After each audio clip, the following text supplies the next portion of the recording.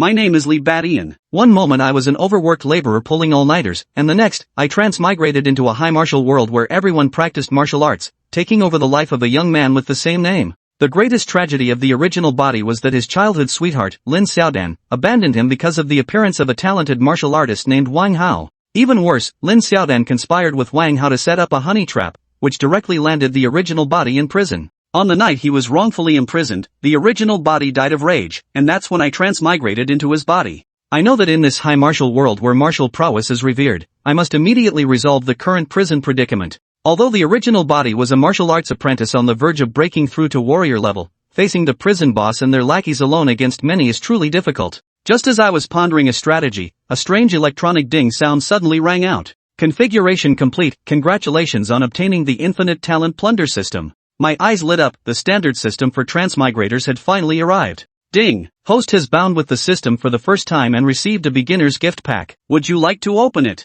Open. Ding! Congratulations, host, you've obtained the top-tier talent explosive growth. The system interface appeared. Host, Lee Badian, talent, Berserk Seed, when enraged, enters a 10-minute rampage state with tenfold power increase, followed by a 10-hour period of weakness. Power increased tenfold. This is practically like becoming a Super Saiyan. Although it only lasts for 10 minutes, it's enough to turn the current situation around. More importantly, the true benefit of this system lies in its ability to let me plunder the talents of defeated enemies. 9527, come out. The prison guard's voice rang out. Sure enough, it was time to be sent back to the cell. I licked my lips and smiled expectantly. I was dragged out of the solitary confinement cell by the prison guard and thrown into a public cell. Inside lay a multitude of prisoners clad in gray uniforms, their expressions hostile. I ignored it and started twisting my neck to warm up. Newcomer alert! The prisoners, like awakened beasts, cast malicious glances their way. Soon, a bald, obese man old Zhu came over. His eyes lit up, and he licked his lips with a flirtatious tone. As the vicious fat pig closed in, I wasted no words, directly assuming a combat stance, gathering strength, and delivering a swift uppercut. Boom! With a violent shudder, Old Pig's face erupted in pain as he collapsed to the ground with a miserable scream. Old Pig was knocked down with one punch. The prisoners erupted in uproar. Then, two more people rushed forward. I steadily advanced, utilizing my practiced oxhorn fist technique to defeat them after more than a dozen exchanges. After successively knocking down 3 men, I temporarily intimidated the prisoners, but the crowd parted to reveal a middle-aged man with a scar over his left eye. Kid, you must be a proper martial arts apprentice, top-tier skills. With an appreciative look, he said, join me. They call me Scar. I'm the boss of Cell Block 7. I chuckled wryly and changed the subject, but what can I do? I want to be the boss too. Scar's face darkened as he sneered and walked over. Then let me show you what real power looks like. Kid, I'll fight you with one hand tied behind my back. True to his word, he actually placed one hand behind his back. I stomped forward fiercely and threw a bullhorn straight punch. My fist collided violently with Scar's fist. Boom! Scar's expression remained unchanged, but my wrist trembled violently as I staggered back 3 steps. The boss is a natural-born martial artist. The surrounding sounds of admiration came. With an innate talent like strength of an ox, the boss was already more than a martial artist without even being one. So that's how it is, it's about innate talent. But suddenly, a faint smile curled at the corner of my lips. Talent, huh? I have one too. I forcefully flung my shirt to the ground, revealing my toned upper body. Recalling the original body's tragic experiences, a surge of anger instantly rose, transforming into a furious roar. Super Saiyan. Visible to the naked eye, my upper body became engorged and flushed red, my skin turning crimson as wisps of steam rose from it. My hoarse voice echoed like a demon's whisper. Come on. Either you kill me, or I kill you. The surrounding prisoners instantly turned pale with shock. Scarface's previously smug expression froze in an instant, his pupils violently trembling. A moment later, the warden's office door was abruptly pushed open. Warden, something terrible has happened. Cell number 7 has erupted into a riot. Several people have been beaten to death. Chapter 3, Warden Song Qian and the Shocking Riot. Warden's Office. As the warden, Song Qian was reviewing documents. In his 40s, he wore a pair of glasses for nearsightedness, his face bearing an intellectual and refined appearance. It was hard to imagine this man was the warden of a prison. In fact, Song Qian had been a martial artist in his youth. It was only after sustaining an irreparable injury that he left the military and took up the role of warden. Even as warden, Song Qian took his role seriously and responsibly. At that moment, Song Qian glanced at a document and suddenly raised his eyebrows. It was the file of an inmate placed in solitary confinement. Typically, when an inmate was placed in solitary confinement, a written report would be sent to him, allowing him to keep track of the entire prison's activities. But this time, the inmate in solitary confinement seemed rather unusual. Lee Badian, still a high school senior? Song Qian's expression shifted. He immediately pulled out the file and began flipping through it. The more he read, the more astonished his expression became. While 18-year-old inmates were common in prisons, it was extremely rare to find one who had made it to senior year at a martial arts high school. More importantly, Li Beixian's chi blood value was surprisingly high, already exceeding 9 points. Such a score would absolutely qualify him for martial arts university, and his future as a martial artist seemed practically guaranteed. How could such a promising talent have ended up committing a crime? Song Qian scanned Li Beixian's incarceration reason and quickly furrowed his brow. Archery with a woman? After a brief glance, Song Qian quickly sensed something amiss. Li Beixian's incarceration stemmed from violating a woman's consent. But the case file revealed something else. He and the victim had once been in a romantic relationship. How could a romantic relationship turn into this? Song Qian keenly sensed something fishy. As the prison warden, he had seen far too many cases of people wrongfully imprisoned. For most people, he wouldn't bother nor could he do anything about it. But this Li Beixian? He genuinely stirred Song Qian's compassion. After a moment's thought, Song Qian summoned his subordinate and handed over Li Beixian's file. Go. Investigate this Li Beixian. Find out why he committed the crime. Is there any hidden story behind it? Yes, sir. Song Qian decided to investigate. If it wasn't a case of wrongful conviction, then so be it. If he truly was wronged, then lending a hand wouldn't hurt. With the nation's front lines under immense pressure, wasting a martial artist's combat potential here would be a crime in itself. Even if he was only a future martial artist. But before the investigation into Li Beixian could be completed, an unexpected incident erupted. Warden, trouble. Cell Block 7, a riot has broken out. Several people have been beaten to death. Another subordinate rushed in breathlessly. What did you say? Song Qian jumped to his feet, slamming his hand on the desk. Has the riot been suppressed? Have the prisoners involved been subdued? Regaining his composure, he demanded urgently. The subordinate quickly replied, the riot has been suppressed, the prisoners are under control, and the injured inmates have been taken for treatment. However, 3 have died, and 1 is critically injured. Song Qian's expression darkened. Just then, another subordinate approached with more detailed information. Warden, the incident has been investigated. The riot occurred in Cell Block 7. A new prisoner was returned from solitary confinement today. Since he was new, Scar and the others followed their usual practice of trying to teach him a lesson. It escalated into a fight.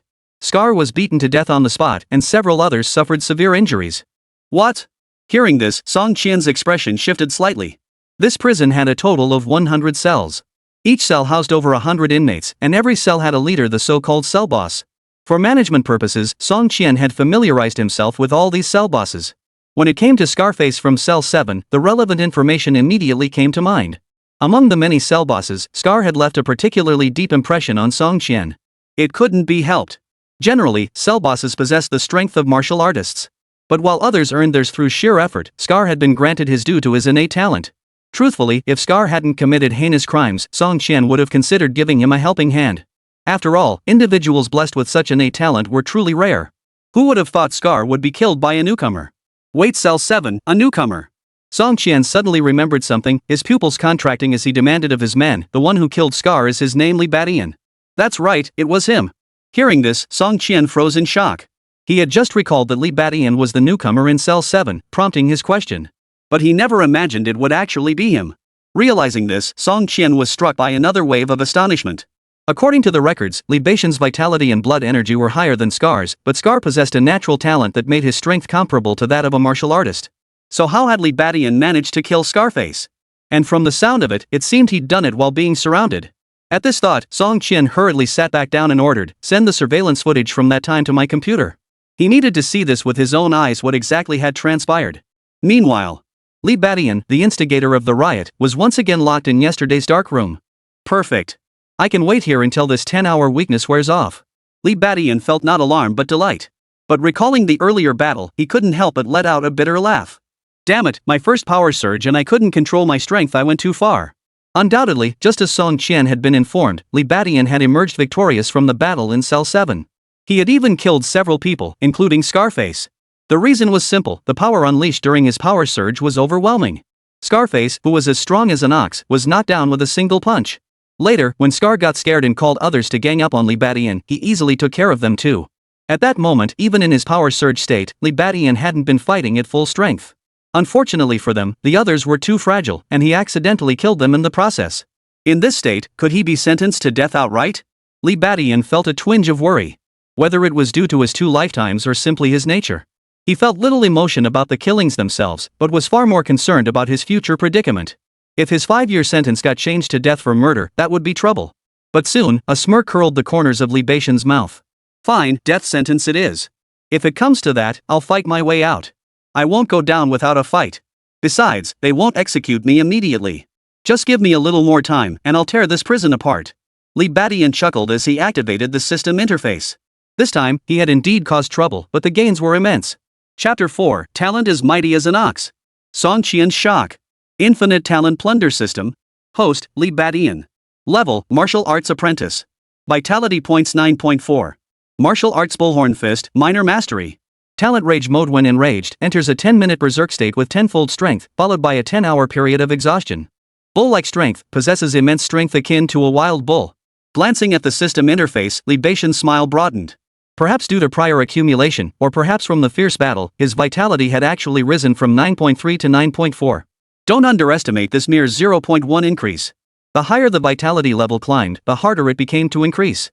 Especially the leap from 9 to 10. After all, 10 vitality points equaled the vitality of a martial artist. Thus, Li Beixian now stood at the threshold of breaking through the martial artist bottleneck. At this stage, every single point of vitality is exceptionally hard to gain and incredibly precious. Thus, advancing from 9.3 to 9.4 signifies Li Beixian taking another step toward becoming a martial artist. Of course. The greatest gain from the previous battle wasn't the increase in vitality, but talent. At this very moment, Li Beixian's talent panel now prominently displayed an additional entry alongside his original explosive breed. Strength of an Ox. This very talent originated from Scarface. Indeed, after defeating Scarface, Li Beixian had successfully seized his opponent's innate talent. Thus, even in his weakened state, Li Beixian felt little physical exhaustion. His current strength, though not at its peak, still reached about 50% of his usual level. His combat prowess hadn't completely faded. Clenching his fist and silently gauging his strength, Li Beixian felt even more confident. He never imagined that the bull-like strength talent could partially counteract the aftereffects of the explosion. This was a completely unexpected delight. Of course, what thrilled him most was the combined power of the bull-like strength talent and his explosive power. With this bull-like strength talent, his power was likely now fully comparable to that of a martial artist. What kind of power would he wield if he triggered explosion again then? Whoa! Just imagining it filled Li Beixian with dread. Such a prospect naturally gave him the confidence to break free from his current predicament. Even if he were sentenced to death, so what? At worst, he'd blow this prison to smithereens. Oh, and maybe I'll get a chance to settle the score with that pair of bastards later. He wasn't sure if it was the influence of his past self or his own thoughts. At that moment, he suddenly thought of Wang Hao and Lin Xiaodan, that pair of bastards. If he didn't have the strength, he'd just let it go. But now, he clearly possessed the capital for his rise. He'd likely surpass that pair soon. Even Wang Hao, a gifted martial artist, wouldn't stand a chance against him. Given this, not seeking revenge would be inexcusable. Whether to erase the lingering obsession of his former self or to achieve his own peace of mind, Li Beixian felt this grudge must be settled. With this resolve, Li Beixian felt no lethargy. He immediately stood up and began practicing the ox horn fist. His cultivation was somewhat hindered in this state. Fortunately, the impact was minimal, and Li Beixian could still continue his cultivation. His fists struck like ox horns, his feet kicked like shooting stars.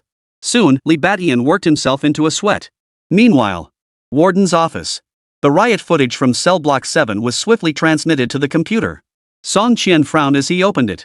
The footage began with Li Beixian standing behind the cell door, facing a crowd of inmates alone. What followed was the same ritual every cell block performed for newcomers. The inmates of cell 7 were ready to teach Li Beixian a lesson to make future management easier. Old Pig, the first to step forward, was instantly knocked down by Li Beixian's single punch. Seeing this, Song Qian couldn't help but nod to himself. Impressive. Solid foundation. From the way Li Beixian threw that punch, Song Qian could tell with his experience that the man possessed profound martial arts cultivation. Just as the records indicated, among martial arts apprentices, he ranked among the top performers. What followed seemed to confirm this assessment. 2 other inmates possessing martial prowess emerged, only to be effortlessly defeated by Li Beixian in a 1-against-2 confrontation. This display finally drew out the leader of cell block 7, Scarface. At this point, Song Qian understood that the main event of the entire riot was about to begin. Sure enough. After a few heated exchanges, Scar launched his attack. True to his reputation as a gifted fighter, he gained the upper hand immediately, forcing Li Beixian back. Witnessing this, Song Qian grew even more curious. Scar clearly had the upper hand, and his strength should have surpassed Li Beixian's. Then why, in the end, was it Scar who died? The answer was revealed in the next instant. In the video, Li Beixian suddenly stripped off his shirt, revealing his muscular upper body. With a furious roar, his entire body flushed crimson, even emitting wisps of steam. What? Song Qian gasped in shock at the sight. With his years of martial arts experience, this didn't seem like any known technique. This was most likely a natural talent. Li Badian is also a natural talent. Song Qian suddenly understood. If that was the case, then Li Badian's ability to turn the tide of battle made perfect sense. So he was a natural talent too. And judging by the video footage, his talent is exceptionally powerful. At the very least, it surpasses Scarface's bull-like strength. Thus, when they fought again, he crushed Scarred Man like crushing rotten wood. Even when the prisoners launched a coordinated assault afterward, it was all for naught. Realizing this, Song Qian's eyes lit up. He had always believed that Li Badian, possessing such achievements at such a young age, was an exceptional martial arts prospect. To let such talent go to waste in prison would be a tremendous loss. Now, that conviction only grew stronger. Because he actually possessed innate talent. Yet amidst his excitement, Song Qian was also deeply puzzled. After all, Li Badian had undergone the martial arts assessment before. If he truly possessed innate talent, why hadn't it been detected during that test? Ah well, maybe it just didn't show up back then. Song Qian didn't dwell on it further. After all, talent was an elusive thing. Some talents were so deeply hidden that they simply couldn't be detected. They required specific environments or certain conditions to manifest. Li Badian was likely one such case. So, how should one handle someone like Li Badian? Song Qian found himself torn. Had the riot not occurred, he would have undoubtedly protected Li Badian outright. But now, just as Song Qian was wrestling with this dilemma, the subordinate he had dispatched to investigate Li Badian's case returned with news. The case wasn't complicated and was quickly resolved. Sure enough, just as Song Qian had suspected, Li Badian had been framed. Upon hearing this news, Song Qian suddenly made up his mind. Chapter 5, Prison Martial Arts Selection? Serving the Nation. Inside the small black room, Li Badian continued to practice the ox horn fist over and over. The next moment, the cell door suddenly swung open. Li Badian froze, instinctively looking up.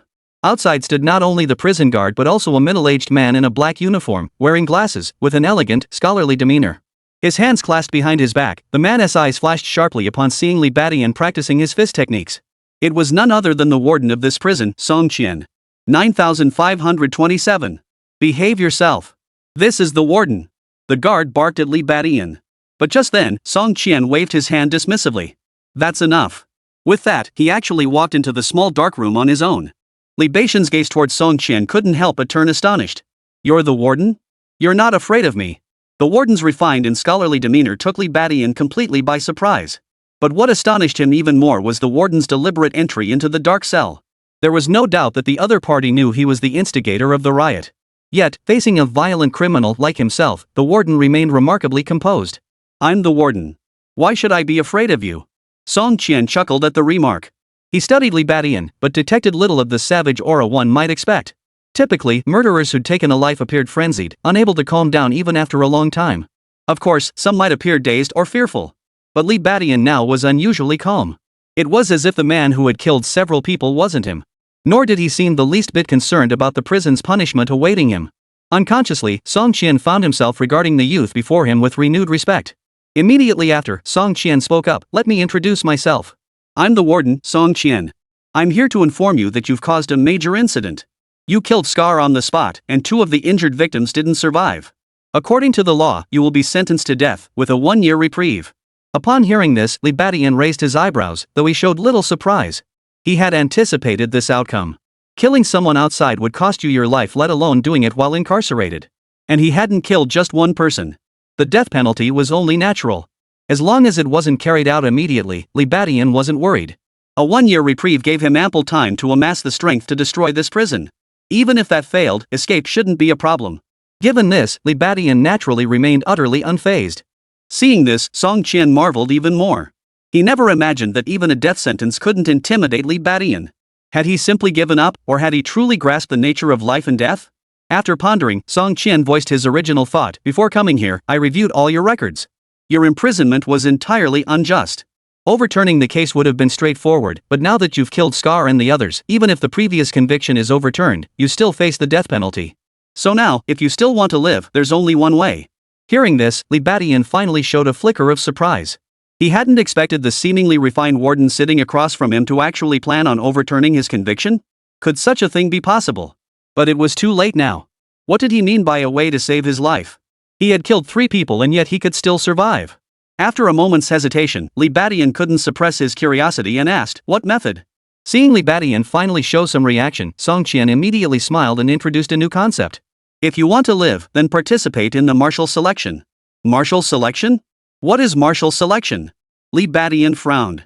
Searching his past memories, he found no knowledge of such a thing. Seeing Li Badian's puzzled expression, Song Qian wasn't surprised and immediately began to explain. It turned out that, even within the prison walls, martial arts examinations existed. Here, however, they were called the martial selection. Simply put, selected inmates could participate in martial combat tournaments within the prison. Victors could rise above the rest, earning opportunities to serve the nation. By undertaking certain missions, they can reduce their sentences or even have their death sentences commuted. Of course, these missions are extremely dangerous. After hearing Song Qian's explanation, Li Badian couldn't help but marvel. So this is the martial selection? Before this, he truly had no knowledge of such a thing. Of course, most decent people wouldn't know about the martial selection either. After all, it was a system unique to prisons. In fact, the prison system in his previous life had a similar system. Prisoners who achieved significant meritorious deeds could receive sentence reductions, for instance, making major inventions. Only in this martial arts world, it had transformed into the martial selection, rich with martial arts characteristics. Coming to his senses, Li Badian finally understood why Song Qian had personally sought him out. "You want me to participate in the martial selection?" He stared at Song Qian, his eyes flickering. Originally, if sentenced to death, Li Badian had planned to either blow up the prison or escape. But that would inevitably lead to him being hunted down. That would be a huge hassle. After all, Li Badian couldn't be certain whether he'd have grown powerful enough by then to challenge the state apparatus. If there was a way to leave prison with dignity, that would be the best option. Of course, the mission was so dangerous that dying on it before he could exact his revenge would be a poor trade-off. Still, merely participating in the prison tournament should carry minimal risk. He could easily prepare for both outcomes. First, win the competition to secure the mission assignment. If the mission proved too perilous, he could simply abandon it and continue pursuing escape.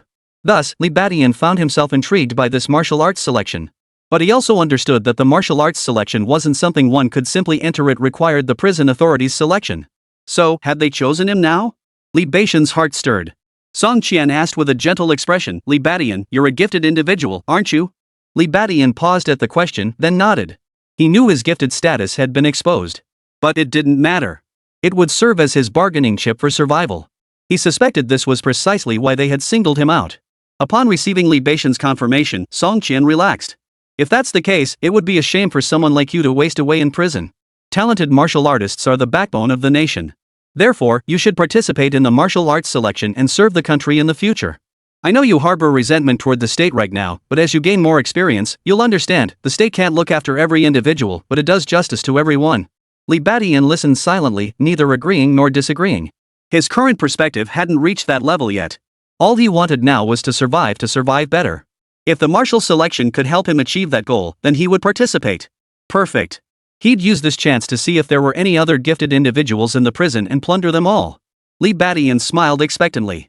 Chapter 6, One-Handed Headshot, the new cell block boss. Li Badian agreed to participate in the martial arts selection. But the military selection was not something that could be held whenever desired. Generally, martial arts competitions are held only once a year. This year's martial selection, however, would not take place for another month or so. And so, the next day, Li Badian was sent back to cell number 7. Thud. The guard slammed the door shut and left, not even bothering to speak this time. Li Badian stood behind the door, gazing once more at the inmates inside cell number 7. This time, the situation had reversed. Yesterday, Li Badian had stood here like a lamb led to the slaughter. But now, he seemed to have transformed into a ferocious tiger. Wherever his gaze fell, every prisoner cowered like quails, averting their eyes and trembling. A smirk curled the corners of Li Badian's mouth as he strode forward. But just then, a bulky figure burst forward. None other than Old Pig, the very man who had first picked a fight with Li Badian yesterday. Only now, Old Pig bore none of yesterday's arrogance, his face twisted with fear and terror. The moment he reached Li Badian, he crashed to his knees with a thud. "Boss. I was wrong. Please spare me. I didn't recognize a mountain when I saw one." As he spoke, Old Pig raised both hands and began slapping his own face repeatedly. Li Badian paused, withdrawing his fist just as it was about to strike. He watched the fat pig's performance with a faint, mocking smile.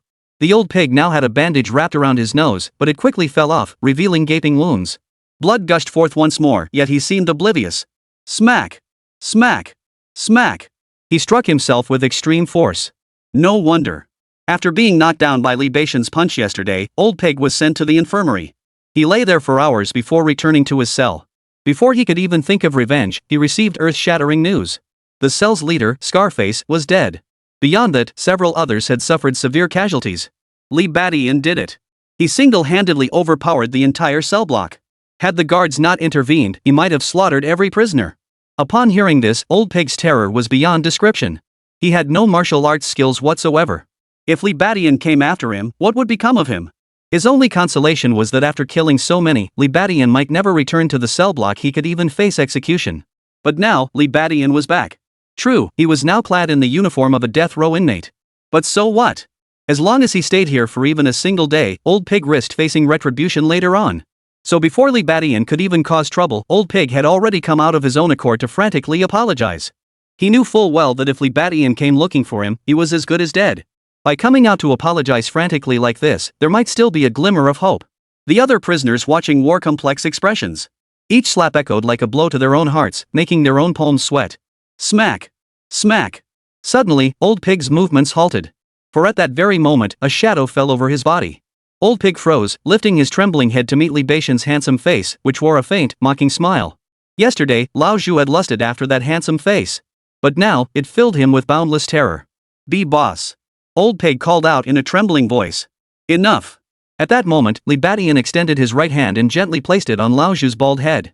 The gesture was gentle, as if forgiving himself. Old Pig felt a surge of joy. But then, he heard Li Beishan's final words. "Just be a little more careful in your next life." What? Old Pig's eyes widened in shock. An indescribable, overwhelming force erupted from his head. In a mere second, bloodshot veins filled the pig's wide eyes. Then, his entire rotund head exploded like a shattered watermelon. Put! The entire scene fell silent. Every prisoner's face turned ashen. Old Pig's head had been crushed by Lee Badian with a single hand. Countless eyes widened in shock. Some tried to scream, but clamped their hands over their mouths in shock. Others broke out in cold sweat. Some began to tremble uncontrollably. Some even felt an overwhelming urge to urinate. Lee Badian merely shook his hand, as if he'd done something utterly insignificant. Still, deep down, he felt quite satisfied. Truly, strength like an ox. Combined with my own power, even a hard skull can be crushed. Not bad, not bad. His gaze then turned coldly toward the assembled prisoners. His magnetic voice carried an icy chill. "From now on, I'm the boss of this cell. Any objections?" The words had barely left his mouth. Thud! One prisoner immediately dropped to his knees. Then, as if triggered by a chain reaction. Thud, thud, thud.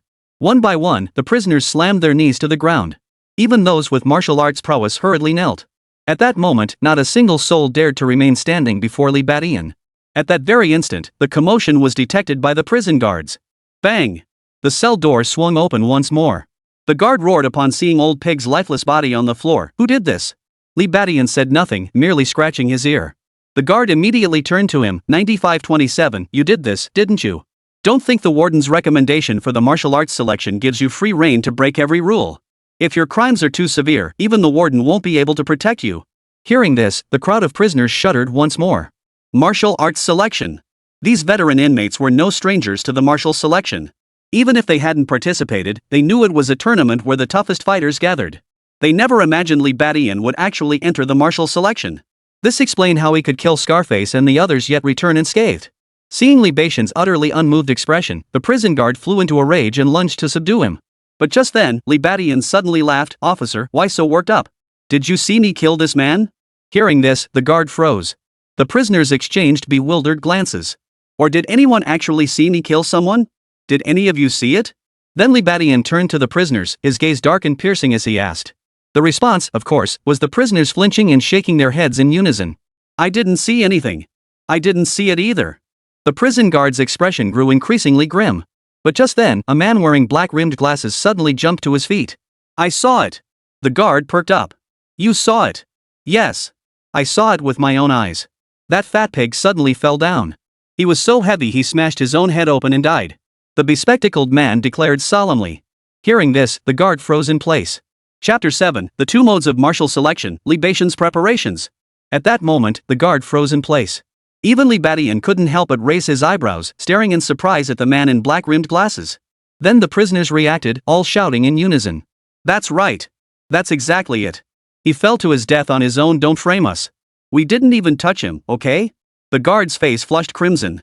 "Shut up." He bellowed, glaring fiercely at the inmates before turning his vicious gaze toward Li Badian. You just wait. I'm reporting this to the warden. Whatever. Li Badian shrugged. The guard immediately dragged Old Pig's body away. Oh. The prisoners erupted into cheers, as if they'd won a victory. But when Li Badian's gaze swept over them, the noise abruptly died down, as if someone had pressed pause. Li Badian's gaze settled on the bespectacled man from earlier. My name is Li Badian. What's yours? Startled by the question, the bespectacled man snapped back to reality, his voice trembling. Brother Tian, my name is Chen Fan. Everyone calls me Skinny Monkey. Skinny Monkey? Li Badian's lips curved slightly as he appraised the man's frame, even more frail than his own. That nickname was certainly fitting. But he was certainly a sharp one. From now on, I'm the boss here. You're number 2. Really? Thank you, Brother Tian. Thank you, Brother Tian. Chen Fan's face flushed crimson with excitement. He never imagined that his quick-witted defense of Li Badian would land him the second in command position. After all, he possessed no martial arts prowess whatsoever. In Cell Block 7, his frail physique had always kept him at the bottom of the pecking order, constantly bullied. A sharp mind was useless here, only fists mattered. Yet now, he had become Li Badian's top lieutenant. The surrounding inmates watched in envy so intense it felt like their livers were aching.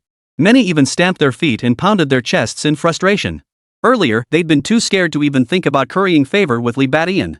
Look at that skinny monkey, just because he reacted a split second faster, he's suddenly riding high. Damn it! A guy they could take down with a single punch was now going to lord it over them. Though everyone seethed with jealousy, not a soul dared defy Li Badian in the slightest. Back when they provoked Scarface, the worst they faced was being pranked or punished. But if they crossed Li Badian, they could genuinely be beaten to death. Come here. Li Badian beckoned with a wave. Where's my bed? Chen Fan hurriedly led the way. Li Badian's bed wasn't the previously assigned number 50, but rather Scar's bed, which he had directly inherited. Like everyone else's, Scar's was a bunk bed, but he had it all to himself. Moreover, the bedding and pillows were exceptionally thick, and there were piles of fruits and snacks. Li Badian paid no mind to these luxuries. Sitting down, he asked Chen Fan, how long have you been here? Reporting to Brother Tian, I've been here for 5 years. 5 years? Not bad. You should know about the martial selection, right? Tell me about it. Chen Fan hadn't expected Li Badian to ask him about the martial selection. But he naturally answered truthfully, launching into a detailed explanation. Through Chen Fan's explanation, Li Badian finally gained a clearer understanding of the martial selection. Previously, from Song Qian, he had only known of the competition's existence, but the detailed rules remained unclear. It turned out, the martial selection's competition rules were also unique. Simply put, there were 2 formats. One was the standard tournament, a one-on-one elimination to determine the ultimate champion.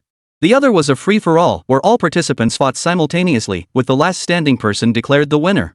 These 2 modes are randomly selected based on the number of participants. With fewer participants, the standard tournament format is used. When the number of participants is large, the free-for-all mode is adopted. Upon learning this rule, Li Badian frowned. There are actually 2 modes. He had no worries about a standard tournament. With his current strength, he could even take on a true martial artist. He could even emerge victorious. That was assuming a one-on-one duel. But if it turned into a free-for-all, that would be trouble. His power surge lasted only 10 minutes. If he couldn't eliminate all opponents within that time, he was finished. Li Badian suddenly felt a twinge of relief. Thankfully, he'd done his homework beforehand. Otherwise, he'd have been caught completely unprepared if the martial arts selection started in free-for-all mode. But now, knowing ahead of time, he could prepare. This preparation, of course, meant continuing to enhance his strength. But at this moment, whether it was his vital energy or martial arts cultivation, he had reached a stage where further improvement was difficult. A month wouldn't yield any significant progress. The only way forward was to grow stronger by plundering talents. In truth, Li Badian's earlier killing of the old pig stemmed from this very reason. Testing the power of his ox-like strength was merely secondary. The primary purpose was that if he were to plunder others' talents, conflict would inevitably arise, potentially leading to more killings. Therefore, he intended to gauge Song Qian's reaction through Lao Zhu's death. If it merely meant extending his sentence, that would be no issue. But if it meant immediate execution, that would be a problem. This incident would perfectly serve as a test for Li Badian to gauge Song Qian's true stance. To be honest, he didn't fully trust the other party. After all, they weren't related by blood or marriage. Why would the other party give him a chance to live? Was he genuinely intent on using his abilities to serve the nation? Was he truly that selfless? Or was it merely a temporary measure to stabilize his own position? Was the goal merely to keep him quiet before the actual execution? Of course, given that the martial selection was indeed taking place, Song Qian likely genuinely intended for him to participate. If that was the case, Li Badian had even more reason to prepare himself. Whether it was to save his own life or meet the others' expectations, he should strive his utmost to pass the martial selection. If there wasn't enough time to participate directly, that would be one thing. But now, there was still a month left. Therefore, Li Badian resolved to spend this month gathering intelligence on any potential gifted individuals within the prison. He would seize their talents to bolster his own bargaining chips. With this in mind, Li Badian began inquiring with Chen Fan about the leaders of other prison cells. Typically, the leaders of the major cells were the most likely candidates to possess talents. Meanwhile, after the guards removed Old Pig's body, they did report the incident. There was no choice. Prison deaths could be a major or minor incident. But when Warden Song Qian learned that Old Pig had also been killed by Li Badian, he said nothing. He merely silently increased Li Badian's sentence. Li Badian remained unaware of this development for the time being. Nevertheless, he had already begun plotting his next move, targeting the leaders of other prison cells. Chapter 8, Martial Artist Level Inmates. The Cell Block's Top 100 Ranking. Get out! Get out! Time for labor! After familiarizing himself with the martial selection rules, Li Badian began inquiring with Chen Fan about the other cell bosses. If anyone possessed the greatest potential, it was undoubtedly these leaders. As for Song Qian's attitude, Li Badian chose to ignore it for now. He didn't need to. After all, even if he didn't participate in the martial selection, he would still proceed this way. Talents seized could be applied not only to the martial selection but also to escape. But just as Chen Fan was about to make the introduction, the prison guard's calls echoed from outside once more. The other prisoners immediately turned to Li Badian with pitiful looks. They hadn't dared to stand up while Li Badian and Chen Fan were talking. Seeing this, Chen Fan immediately explained, "Looks like it's time for labor." Brother Tian, why not let them get up for labor first? Whatever you want to know, I'll tell you later. Hearing this, Li Badian nodded. Get up. The prisoners breathed a huge sigh of relief, many shooting grateful glances at Chen Fan. If the guards had come to discipline them, they would have been caught between the guards and Li Badian, caught in the middle.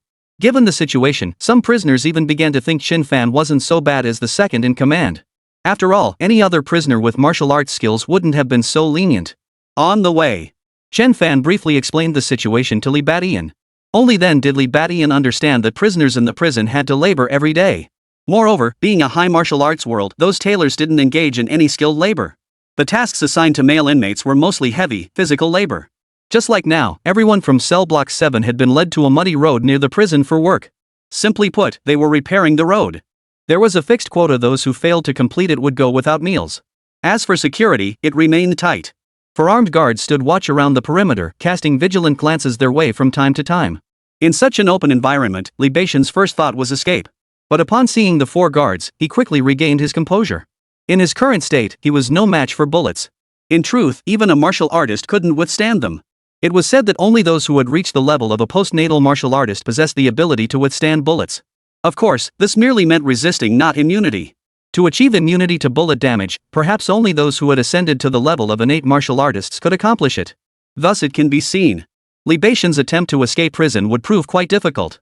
But if it ever came to that, he wouldn't go down without a fight. Upon reaching the roadside, Chen Fan was about to get to work, but Li Badian pulled him over and sat down beside him. Alright, leave it to them. What are we doing here anyway? Chen Fan paused, then broke into a cheerful grin. Right, he was the second in command now. Why should he be doing manual labor? This road repair labor required effort, not manpower, so slacking off was still an option. Of course, only the boss had that privilege. Seeing Li Badian and Chen Fan, the others worked even harder, afraid they might not meet the labor quota and catch Li Badian's eye. Skinny monkey, you seem pretty sharp. You must know the other cell leaders too, right? Hearing Li Badian's question, Chen Fan quickly nodded. Being so frail, he had to keep tabs on all the key figures in prison. If he accidentally provoked the wrong person, he'd be in big trouble. Brother Tian, are you trying to scout your opponents ahead of time? Chen Fan instinctively assumed Li Badian's inquiries were for the martial arts selection. Of course, that wasn't wrong. After all, his opponents in the martial arts selection would likely be other cell block leaders. Seeing Li Badian nod, Chen Fan immediately smiled and said, "Brother Tian, you've come to the right person for this. I know the top 100 ranking inside out." The top 100 list? What top 100 list? The top 100 list refers to the leaders of the 100 cells here. Chen Fan explained enthusiastically. Some board folks put together a list ranking all the cell bosses. There are exactly 100 of them, hence the name top 100 list. But there are differences in strength among the bosses, so a ranking emerged. Some cell bosses even fight over their rankings. Oh. Li Badian perked up with interest. Keep going, keep going. The top 50 on the 100 strong list are all martial artists. The top spot is rumored to be held by a postnatal martial artist. Upon hearing this, Li Badian was utterly stunned. What? So many martial artists? and a postnatal martial artist. If all these individuals participated in the martial selection, wouldn't that mean they were all formidable rivals to him? At this thought, Li Baishan's brows furrowed deeply. It seemed like Song Qian had set him up. A free-for-all would already be troublesome enough, but if all his opponents were martial artists, the difficulty of winning might rival breaking out of prison. So many martial artists, how could he possibly fight them all? And there are even post-heaven martial artists. Even if he activated his explosive mode now, he'd likely still be no match for them. But as this thought crossed his mind, Li Badian was struck by another question. With so many martial artists, why isn't the state utilizing them? Why aren't they being put to use? Hearing this, Chen Fan paused, then smiled. Brother Tian, are you referring to the martial selection? The martial selection is indeed a channel for the state to harness powerful martial forces, but those forces must be controlled. Uncontrolled martial power only brings disaster. That's why the martial selection requires prisons to select prisoners to participate. It's not about choosing whoever is strongest. I see. Li Badian finally understood, secretly letting out a sigh of relief. He had nearly forgotten this crucial point. Indeed, it seemed that participants in the martial selection also needed integrity, or rather, the potential for control. If they were purely vicious individuals, selecting them would only cause trouble. Given this, the number of martial artists he would face during his selection should be manageable. And that top-ranked martial artist who cultivated his abilities through cultivation should not be participating either. Otherwise, given his strength, he would have been selected long ago, wouldn't he? Come to think of it, what rank did Scar get? At that moment, Li Badian suddenly recalled the deceased Scarface. Chen Fan replied, Brother Tian, Scar was ranked 49th before. Now that you've taken his place, you're the 49th on the top 100 list. 49th? Barely making it into the top 50. Li Badian nodded. Though Scar wasn't a martial artist, his innate strength, as powerful as an ox, granted him combat prowess on par with a martial artist. Snapping back to attention, Li Badian immediately pressed on, now tell me about the people on this top 100 list. Especially those who are particularly formidable or possess unique talents in certain areas. Chen Fan nodded and proceeded to recount everything he knew. Soon. From Chen Fan's account, Li Badian zeroed in on 3 individuals. Chapter 9, The Martial Artist Feasts, 3 targeted individuals. Dinner's ready. Dinner's ready. At noon, the prison guards came shouting. Brother Tian, it's time to eat. Let's go. Chen Fan's eyes lit up as he said to Li Badian. Li Badian nodded, he was hungry too. A group of inmates was escorted by the guards to the cafeteria. This time, inmates from over 100 cells gathered together. Over 1,000 people made a racket, but the guards maintained order. During the meal, Li Badian scanned the crowd, hoping to spot someone from the top 100 list. But the crowd was too dense, and he couldn't spot anyone yet. This food isn't bad. Soon, Chen Fan arrived carrying 2 trays, including Li Baishan's meal. Returning to the dining area and sitting down, Li Badian looked at the food on the tray with some surprise. 2 large white steamed buns, 7 or 8 chunks of braised pork ribs with meat, a big mound of rice, plenty of greasy cabbage, and an orange for dessert. The quality of this meal was surprisingly decent. Come to think of it, Li Badian had been fed while in the detention cell, but the quality and quantity were clearly inferior to what he had now. This was precisely what Li Badian resented most. Martial artists naturally had hearty appetites. If they couldn't eat their fill, forget about cultivation, they wouldn't even have enough energy to sustain their daily activities. It seems the rations in the detention cell have been cut back. But then again, it made sense. After all, confinement in the punishment cell was meant as punishment. If the food were good, prisoners would likely flock to it. Li Badian stopped dwelling on it and immediately tucked in with gusto. Not bad at all. The taste was surprisingly decent. Still, it fell short compared to the meals at his original school. Sometimes, the cafeteria at Martial Arts High even served demon beast meat. Beast meat was a great way to boost one's chi and blood.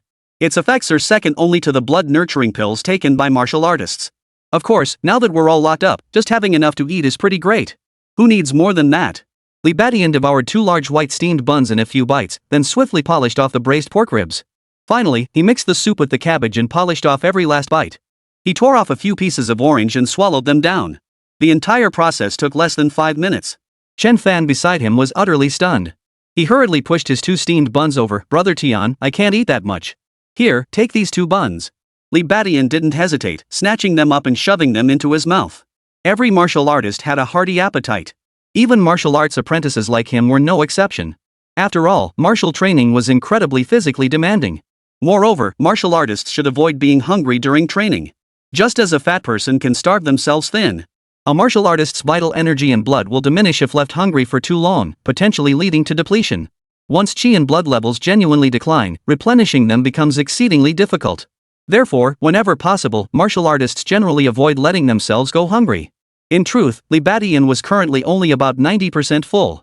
But given the circumstances, this is all he can manage for now. You must be a starving ghost reincarnated. Just then, a mocking voice rang out from nearby.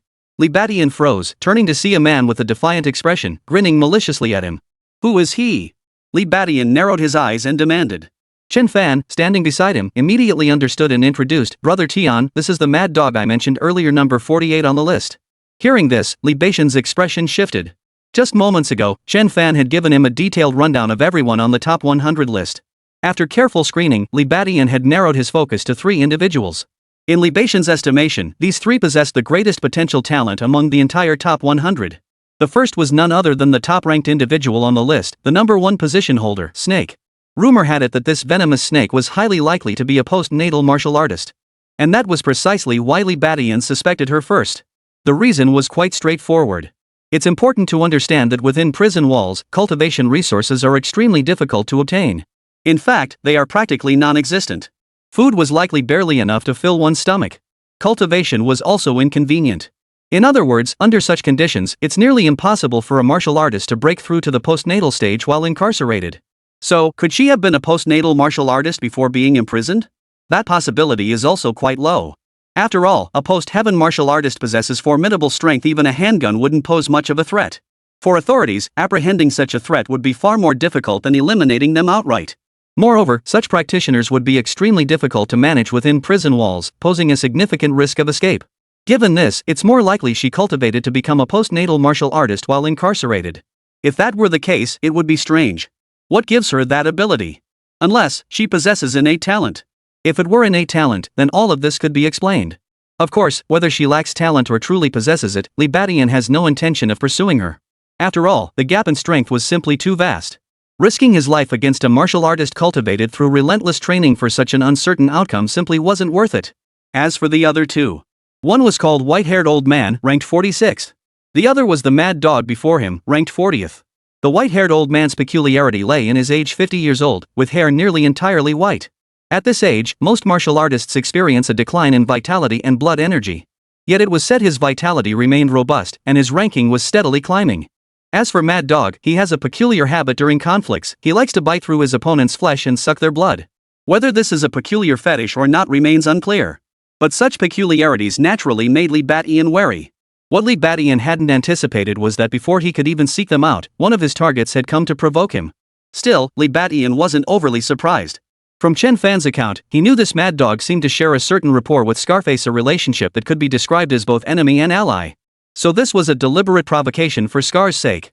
Li Badian raised an eyebrow and immediately turned to Mad Dog, asking, "You intend to avenge Scar?" Mad Dog froze at the question, clearly caught off guard by Li Badian's directness. But as he snapped back to his senses, he suddenly let out a defiant laugh, revealing teeth that were a bit sharp. "Scarface's death is none of my damn business. I just find your delicate, smooth skin rather interesting." "Does he want to suck my blood?" Li Badian narrowed his eyes and grinned back. "Fine. Since that's the case, let's set a time to settle this." Chen Fan's face instantly drained of color. The prisoners nearby who heard this exchange all looked stunned. Ranked 48th, Li Badian was actually challenging the Mad Dog, ranked 40th, to a fight. Mad Dog froze for a moment, but snapped back with a savage grin. Bloodshot eyes gleamed from beneath his hooded gaze, making him look exceptionally vicious. "Looks like taking out Scar has made you forget your place. I hope the taste of your blood won't disappoint me." Chapter 10, Martial Artist. Late middle school years. When the fight starts, I bet on myself to win. After finishing their meal, it was back to labor. The inmates from Cell Block 7 returned to repairing the road section. Only this time, the prisoners' gazes toward Li Badian held a peculiar edge. Chen Fan understood exactly what those looks meant. Walking beside Li Badian, he urged anxiously, "Brother Tian, you're being reckless. That Mad Dog is ranked 40th among the strongest. His Mad Dog fist is fast and ferocious, even Scarface couldn't stand up to him." Hearing this, Li Badian burst out laughing. "Mad Dog fist? There's such a fist technique?" Chen Fan nodded solemnly. "Brother Tian, you can't underestimate Mad Dog. He's a martial artist, and because of his Mad Dog fist and his temperament, even fighters ranked higher than him don't dare provoke him." Chen Fan then proceeded to share more details about Mad Dog, particularly his Mad Dog fist. Li Badian gained a deep understanding of this Mad Dog fist. Simply put, Mad Dog fist featured wildly chaotic techniques that defied conventional boxing. Beyond fists, its attacks incorporated claws and even teeth. No wonder that guy's teeth are so sharp. Li Badian nodded thoughtfully. Seeing Li Badian still wearing that indifferent expression, failing to grasp the gravity of the situation, Chen Fan grew anxious. Brother Tian, you really can't take this lightly. I know you're strong too, but the rankings on the top 100 list aren't arbitrary. Every spot on that list is based on solid grounds. While the gap between neighboring ranks might not reflect huge differences in strength, your current position is 8 spots below Mad Dog's. That's a massive chasm. Everyone's waiting to see how you handle this. Hearing this, Li Badian shot Chen Fan an amused glance. Alright, it seems you know Mad Dog pretty well, but you still don't know me very well. Was Li Badian challenging Mad Dog a suicide mission? Of course not. Li Badian knew his own limits. Against a martial artist of the Hotian realm, his chances of victory were slim. But against martial artists? He's not afraid at all. Even though he isn't a martial artist yet. But a single burst of power had amplified his strength tenfold.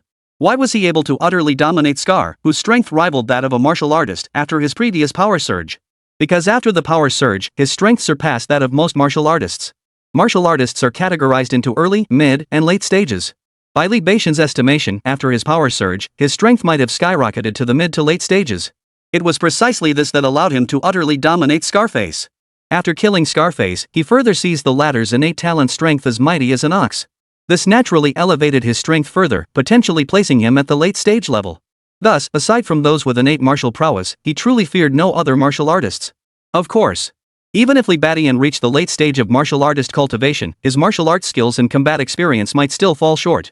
There was still a gap between him and a true late stage martial artist. But Mad Dog was merely a lower ranked martial artist. His strength likely didn't even reach the mid-stage martial artist level. Given that, how could Li Badian possibly be afraid? It should be Mad Dog who's afraid. But this works to our advantage. Letting Mad Dog grow complacent will make dealing with him later all the easier. Hey, Skinny Monkey, if Mad Dog and I start fighting, will the guards intervene? Is there any hidden spot around here?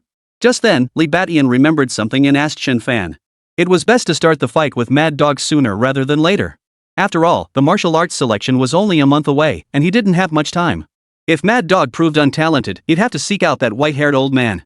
If even the white-haired old man was unavailable, things would get complicated. In any case, getting the fight settled quickly couldn't hurt. As for whether he had talent, that could be determined later.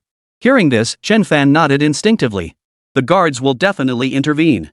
But there's a designated fighting spot in the prison and alleyway. That's where fights between cells usually happen. If you don't want the guards interfering, you can bribe them. Oh, good. Then I'll leave this to you. See if you can arrange a fight with him tonight. We'll settle it tomorrow. Li Badian nodded decisively. Chen Fan hesitated upon hearing this. Brother Tian, you really want to fight Mad Dog? Are you confident? Of course I'm confident. I'm a man who's going to participate in the martial selection.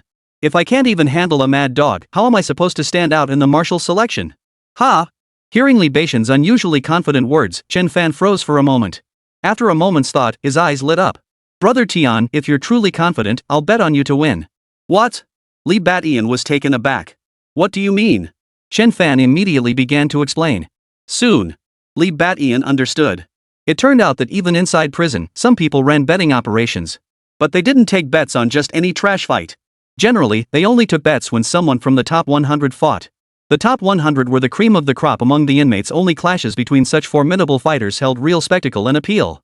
Understanding this, Li Badian's mind stirred. He asked, what are the stakes? Anything, those cigarettes, drinks, but usually it's money. Chen Fan replied, his tone suddenly turning mysterious. Brother Tian, money is a precious commodity in here. It can buy you anything: cigarettes, betel nuts, drinks, and all sorts of emotional services. Li Badian couldn't help but look surprised. Cigarettes and betel nuts were one thing. But all kinds of emotional services? Li Badian's mind immediately conjured up all sorts of scenarios. But naturally, he had no interest in those. The only thing that piqued his interest was, what about food? Can I buy food here like beef, milk, that sort of thing? Li Badian's eyes flashed as he asked. The prison rations were barely enough to fill his stomach, but they certainly wouldn't suffice for martial arts training. If he could buy food here, he could train without restraint. Chen Fan nodded immediately. Yes, but it's 3 times more expensive than outside. That's outrageous. Li Badian frowned. What are the odds for Mad Dog? What about mine? Chen Fan shook his head. Not sure yet, but based on rankings, Mad Dog's odds are probably 1 to 0.8. Yours should be around 1 to 1.5. 1.5 is fine. Alright, then bet on me to win. Also, lend me some money, I'm betting on myself too. Hearing this, Chen Fan perked up instantly. Brother Tian, you're really that confident? Of course. I'm putting my life on the line here. You tell me if I'm confident. Chapter 11, the fight begins must kill the gifted. Night fell. After finishing their meal, Li Badian, Chen Fan, and the others returned to cell number 7. It was worth mentioning that earlier that afternoon, they had already arranged with Mad Dog to settle their fight tomorrow at the exercise yard. Upon returning to the cell, Chen Fan wasted no time and immediately approached the other inmates. He had some money on hand, but not much, only about 20,000 yuan. Even if he bet it all on Li Badian, he wouldn't win much. Upon learning this, Li Badian simply told Chen Fan to borrow money from the entire cell block. Whether borrowed or stolen, he was determined to make a killing off this opportunity. Li Badian knew such a golden opportunity would only come once. Once he defeated Mad Dog, odds like these would vanish. Such trivial matters were naturally beyond Li Badian's concern. Though many prisoners didn't hold much hope for Li Badian, some even believed Mad Dog would kill him. But none dared provoke him at this critical juncture. When Chen Fan asked to borrow money, everyone agreed. Seeing Chen Fan's smooth progress, Li Badian retreated to a corner of the solitary cell block and began practicing his bullhorn fist technique. Tomorrow he would face Mad Dog in a fight, and training now would naturally yield little effect. However, Li Badian realized that since gaining the bull-like strength talent, he struggled to control his power effectively. Thus, his primary purpose in boxing now was to fully familiarize himself with and master his current strength. The power surge had a similar effect, but its long cooldown made it impractical for practice at the moment. At that moment, news of Li Badian and Mad Dog's impending fight gradually spread throughout the prison. Haha, a top 50 fighter from the 100-strong list finally throwing down again after so long. What's the deal with that Li Badian? He actually took down Scarface. Heard he's pretty young. Yeah, young and reckless. Fresh blood doesn't fear tigers, otherwise, why would he provoke that Mad Dog? Heh, looks like we're in for a show. Has that guy opened the betting yet? Might as well place a few bets for fun. Countless inmates were thrilled. After all, prison life is unbearably dull. So bored, in fact, that they'd even created a top 100 ranking. Now, a showdown between the top-ranked fighters was bound to be a major spectacle. The news even reached Song Qian. What? That kid. He really never stays out of trouble. Song Qian frowned. Killing Scarface and Old Pig over here was one thing, but now he's picking fights with other cell bosses over there. Warden, should we intervene? The reporting guard inquired. If it were ordinary inmates fighting, it wouldn't be a big deal, the guards could easily suppress them. The guards possessed martial arts skills, subduing ordinary inmates posed no challenge. But cell bosses weren't ordinary inmates, especially those ranked in the top 50 of the 100-strong list. Therefore, in such a situation, the decision could only be left to Song Qian. Song Qian had initially intended to intervene, but upon reconsideration, he declared, let them fight. Just try to avoid any fatalities. Originally, Song Qian had planned for Li Badian to stay quiet for a month and participate in the martial arts selection. But it suddenly occurred to him that someone like Li Badian, who came from an academic background, likely had limited combat experience. So, should he seize this opportunity to let Li Badian gain more combat experience? That way, he'd be better prepared for the martial selection later. Truthfully, Song Qian genuinely valued Li Badian, especially after discovering his innate talent. Once Li Badian became a true gifted martial artist, he would undoubtedly make significant contributions to the nation. But the kind of gifted martial artist Song Qian wanted to cultivate was absolutely not someone weak and incompetent, all bark and no bite. Therefore, he felt he shouldn't interfere too much. With this thought, Song Qian no longer tried to stop him. And so it was. The night passed without incident. By noon the next day, a prison guard, feeling perfectly justified, pocketed the bribe and led Li Badian and the others to the exercise yard. 15 minutes of yard time. No trouble. With that perfunctory warning, the guard walked away. Meanwhile, at the exercise yard, a group had already gathered in anticipation. None other than the inmates from cell 17, the very cell where Mad Dog resided. Mad Dog glared over, baring his teeth. Seeing Li Badian appear as promised, he grinned widely. You're Li Badian, huh? What a domineering name. I hope your strength matches it. Li Badian didn't bother with small talk, striding straight toward the alley beside them. Go for it, brother Tian. Behind him, Chen Fan's encouraging shout echoed. A faint smile touched Li Badian's lips. Earlier that morning, the prison guard had come to inform him that his sentence had been extended once more. Clearly, the punishment for killing Old Pig had arrived. But the fact that he himself had escaped unscathed clearly demonstrated Song Qian's stance. And now, Li Badian knew that Song Qian couldn't possibly be unaware of this prison-wide brawl. Yet since the other party hadn't stepped in to stop it, it meant he tacitly approved. With that, he could proceed without restraint. Even if he beat this Mad Dog to death, it wouldn't matter, right? At this thought, Li Badian's eyes flashed with a murderous glint as he stared at Mad Dog. In truth, he didn't have to kill the man. After all, according to the system's rules, defeating it was sufficient to seize its innate talent. But in Li Badian's view, killing it outright was preferable if possible. Because once the talent was plundered, the opponent would lose it. What would those who lost their talents do? Thinking about it now, it was fortunate he had killed Scarface earlier. Otherwise, upon discovering his talent vanished, wouldn't he have gone mad? If that exposed his ability to plunder talents, it would be disastrous. Without exaggeration, at that point, every gifted martial artist in the world would likely view Li Badian as a thorn in their side, a bone in their throat, desperate to eliminate him. His ability to plunder talents meant he was locked in a life or death struggle with those gifted warriors from the moment he was born. Truth be told, Li Badian only suddenly grasped this reality yesterday. Therefore, if Mad Dog truly possessed innate talent, he simply couldn't be spared. Facing Li Badian's eyes, filled with murderous intent and savage glare, Mad Dog's maniacal grin suddenly froze. Strangely enough, he was genuinely startled. But as he snapped back to his senses, Mad Dog erupted in fury. "Kid, what kind of look is that? I'll gouge your eyes out." With that, Mad Dog lunged forward, arms splayed wide, charging like a rabid beast. Seeing this, the savage glint in Li Badian's eyes nearly solidified. He thrust out his middle fingers, forming bullhorn fists, and charged savagely toward Mad Dog.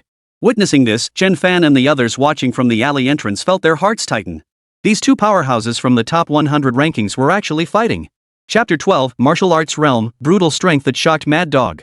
Two powerhouses from the top 100 rankings were fighting. Chen Fan and the others felt their hearts tighten. Facing the charging Mad Dog, Li Badian wasted no time, unleashing his bullhorn fist to meet the attack head-on. Brutal Bull Charge. The bullhorn fist comprised 9 distinct techniques. All were fist techniques, each emphasizing different aspects, allowing for flexible application in any situation. Now, as both sides charged toward each other, Li Badian unleashed his bull charge. In that instant, he lunged forward with his upper body, both fists driving straight ahead. At first glance, it truly resembled a wild bull lowering its head and charging with its horns. Mad Dog narrowed his eyes at the sight. He instantly grasped the core of Li Badian's technique. Leveraging the momentum from his charging stride to amplify the force of his punches. Realizing this, Mad Dog's eyebrows shot up. He knew that in combat between martial artists, strength wasn't determined by raw vitality alone. For while vitality conferred a fixed measure of strength, martial arts transformed that very power. Each martial art provided vastly different enhancements and the potential power one could unleash. Thus, a martial artist of superior skill could challenge opponents of higher ranks without issue. Yet vital energy levels remained crucial during martial cultivation. For instance, a non-martial artist would become breathless and unable to continue after only a few training sessions. Martial artists, however, possess robust vitality and can train far more frequently. This naturally creates a common pattern. Martial artists generally possess higher martial arts prowess than martial arts apprentices. Postnatal martial artists surpass martial artists in skill, and so on. Yet now, Li Badian, a mere martial arts apprentice, had managed to kill Scarface, whose strength rivaled that of a martial artist. To say Mad Dog didn't care about this at all would be impossible. He was Mad Dog, not a dumb dog. Even before the fight began, he had specifically sought out intelligence on Li Badian. Unfortunately, all the inmates in Cell 7 were under Li Badian's control, so he couldn't get any useful intel. But the mere fact that Li Badian could kill Scarface proved he was no pushover. Mad Dog suspected Li Badian's martial arts might be exceptionally formidable. Otherwise, how could he have defeated opponents far above his level? But now, Mad Dog frowned. Li Badian's fist techniques appeared extraordinary, but in reality, they were clearly only at the minor accomplishment level. Martial arts cultivation is divided into 3 realms: entry level, minor mastery, and major mastery. Most martial artists at the minor mastery level possess abilities like this. It was even common for some martial artists to achieve minor mastery in multiple skills simultaneously. Given this, Li Badian's minor mastery was hardly remarkable. So how exactly did he defeat Scarface? His mind raced, yet Scar's reaction was swift. As Li Badian closed in, he planted his hands and feet, propelling himself forward with momentum. He lunged like a predator, aiming to sink his teeth into Li Badian's throat. Unable to figure it out, he decided to put it aside for now. After all, as a martial artist, his advantage was still significant. Of course, he needed to finish this quickly. Otherwise, it would be laughable for a martial artist like him to be entangled in a fight with Li Badian, merely a martial arts apprentice. A fierce glint flashed in Mad Dog's eyes. Li Badian saw this and chuckled inwardly. He knew that after their brief exchange, Mad Dog had inevitably underestimated him. This played perfectly into Li Badian's hands. For the true power behind his bull charge technique didn't lie in his modest martial arts cultivation. Rather, it was the strength of an ox talent he had seized from Scarface. Li Badian suddenly realized this talent harmonized perfectly with his martial arts. Or rather, the bullhorn fist executed with this innate power was the true bullhorn fist. Strength like a wild bull. In the blink of an eye. Under the watchful eyes of Chen Fan and the others, Li Badian and Mad Dog's figures collided violently. At that moment, Chen Fan and the others all wore expressions of concern. Despite Li Badian's overwhelming confidence, they couldn't bring themselves to truly trust him. That was Mad Dog. A genuine martial artist. And among the martial artists in prison, he wasn't exactly at the bottom of the pile. Li Badian was merely a martial arts apprentice. Defeating Scarface was one thing, but how could he possibly stand a chance against Mad Dog? Mad Dog's men thought the same. They stood by with arms crossed, smirking coldly. They seemed to already envision Li Badian being beaten bloody by Mad Dog. But the next second, something utterly unexpected happened. At the moment of impact, Mad Dog's eyes bulged wide, his expression twisting in shock. His body froze abruptly, then launched backward like a cannonball. Li Badian, on the other hand, merely stumbled heavily before steadying himself firmly in place. This was their first exchange, and Mad Dog, a martial artist, had been knocked flying by Li Badian, merely a martial arts apprentice. Thud! Mad Dog slammed into the wall, immediately coughing up a mouthful of blood. Chen Fan and the others were stunned by the sight. What? Mad Dog got knocked flying. And he's coughing up blood. Mad Dog's men exchanged bewildered glances, convinced they were seeing things. How could this be possible? Mad Dog wasn't just knocked back, he was actually injured. At that moment, Mad Dog's eyes widened as he stared fixedly at Li Badian, horror welling up in his gaze. He finally understood why Scar had lost to Li Badian. It turned out Li Badian possessed astonishing brute strength too. But how could that be? Scar possessed incredible brute strength because of his innate talent. But Li Badian? You're gifted too. Mad Dog suddenly gasped. Li Badian's lips curled slightly. He knew Mad Dog had just realized his own bull-like strength. The clever part was, Mad Dog wasn't the one who possessed it. Even if he guessed he possessed astonishing brute strength, he wouldn't have imagined it was stolen from Scarface. With that realization, Li Badian could proceed with complete confidence. He suddenly realized that with this bull-like strength talent, even without activating his explosive power, he now possessed the ability to fight martial artists. Of course, this wasn't surprising. After all, Scar had been on par with martial artists before, and now that Li Badian had inherited his talent, the same applied to him. Moreover, with the element of surprise on his side, Mad Dog had already been wounded. This made dealing with him all the easier. Ignoring Mad Dog's question, Li Badian clenched his fists into two bullhorn-like claws and charged toward Mad Dog once more. Bullhorn thrust. At such close range, he no longer needed to charge forward. Yet even so, amplified by his bull-like strength talent, his bullhorn punches struck like cannonballs. Boom! Boom! Mad Dog startled, swiftly sidestepping. Bang! Bang! Two indentations instantly appeared on the wall. Cracks began to form around the indentations. The sheer power of that fist was beyond imagination. Seeing this, Mad Dog's scalp tingled with fear. He suddenly crouched low and bolted away, fleeing like a defeated dog in retreat. Chen Fan and the others watched in stunned silence. Chapter 13, Mad Dog scrambles about, who says I lack speed? Explodes again. Are you kidding me?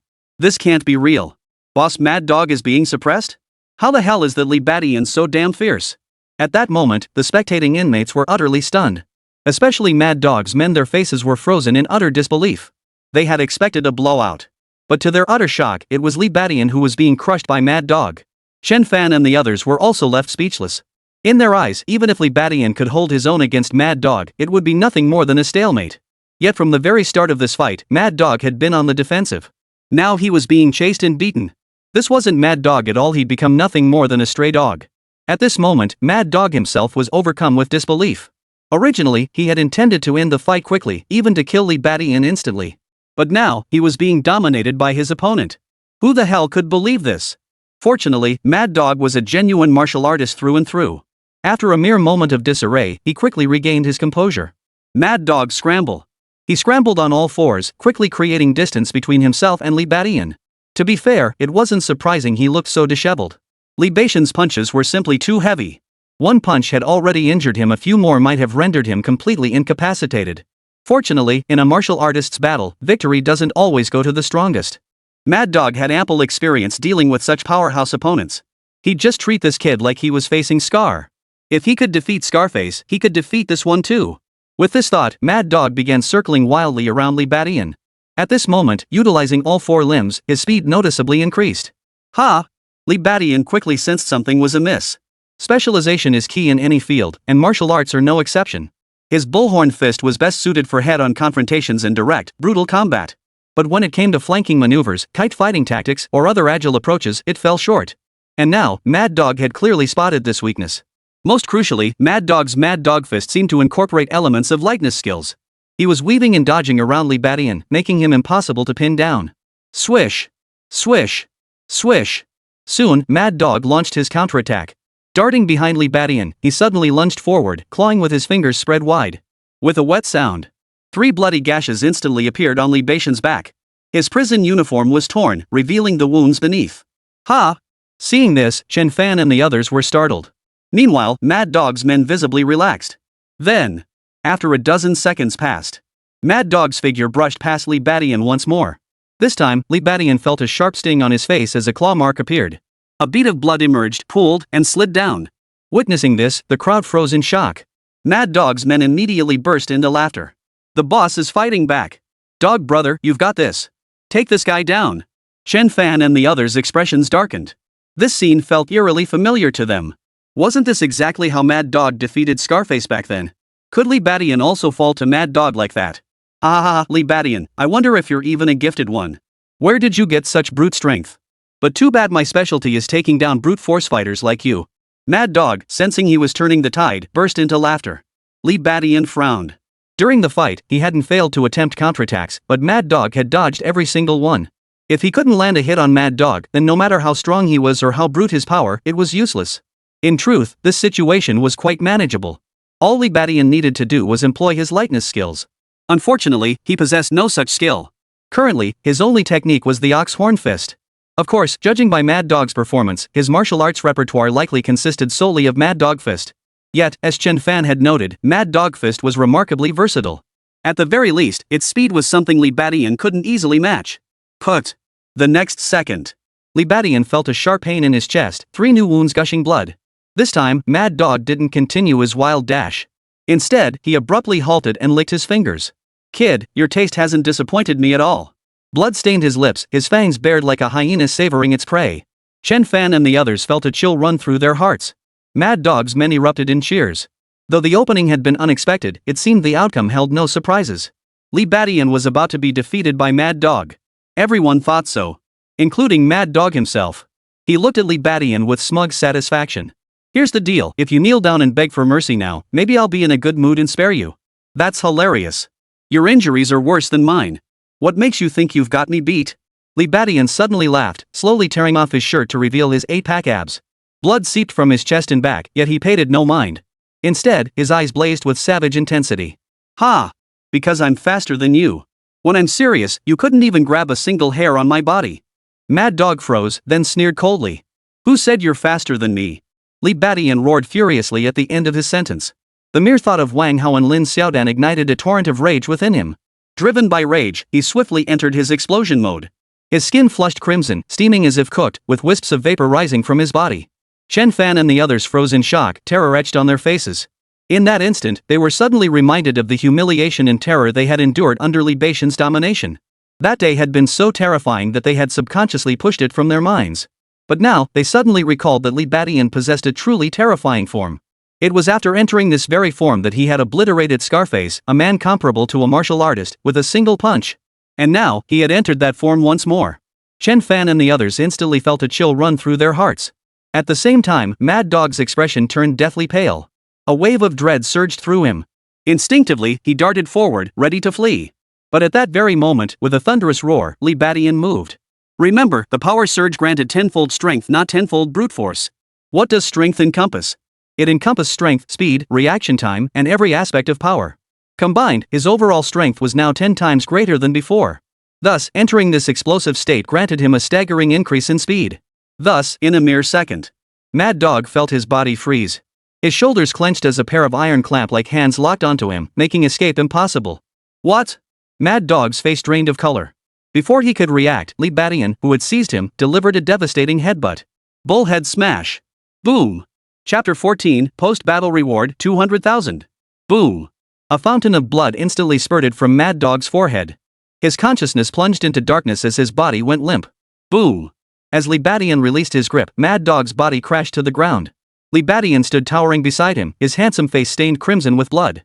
Combined with his steaming, flushed body, he resembled a demon god. Sunlight streamed down, freezing the scene in time. For a moment, the entire arena fell silent. The next second, a deafening roar erupted. Ah! He won! Brother Tian won! Brother Tian, you rock! Chen Fan and the others shouted wildly. Especially Chen Fan, his face flushed crimson as he jumped up and down in sheer excitement, as if he himself had won the fight. And no wonder. For this fight between Li Badian and Mad Dog, he'd bet everything he owned plus a hefty sum borrowed from other inmates all on Li Badian. Over 100,000 yuan. Given Li Beixian's odds, this win could net him at least 200,000. Of course, his excitement also stemmed from Li Beixian's victory. After all, Li Badian defeating Mad Dog meant his strength far surpassed Mad Dog's. Following such a boss meant boundless prospects. Meanwhile, Mad Dog's men wore expressions of utter disbelief, their faces grim. Their boss lost. Are you kidding me? Mad Dog was a martial artist. And he lost to Li Badian, who's just a martial arts apprentice. What kind of monster is that guy, anyway? Quiet down. Silence. Just then, the prison guard appeared at the perfect moment. Everyone back to your places. What's wrong with that man? Get him to the infirmary immediately. Mad Dog's men snapped out of their trance and rushed to carry him away toward the infirmary. Chen Fan and the others, naturally smiling, surrounded Li Badian and escorted him away. Li Badian had now returned to his normal state. Yet he still frowned, seemingly far from pleased. Brother Tian, what's wrong? Cheer up. We made a killing this time, at least 20 grand. Chen Fan gestured excitedly with 2 fingers beside him. Li Badian, however, kept his frown. The reason was simple. He had anticipated the outcome of this battle long ago. With his explosion talent, the odds of him losing to Mad Dog were slim.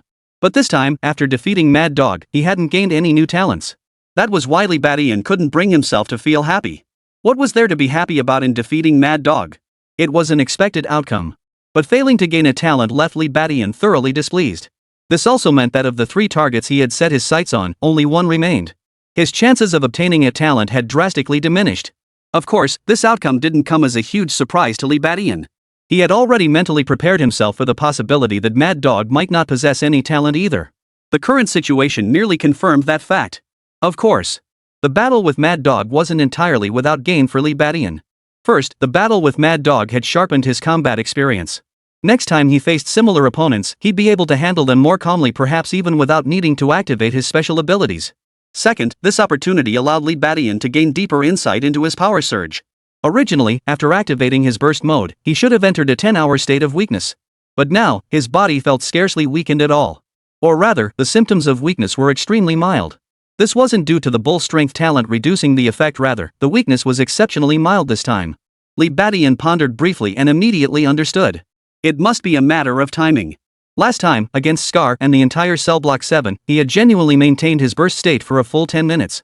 But this time, he had been in overdrive for less than a minute before taking down Mad Dog. Thus, it made perfect sense that he hadn't felt much weakness. The burst mode clearly drained his body's reserves to unleash astonishing power.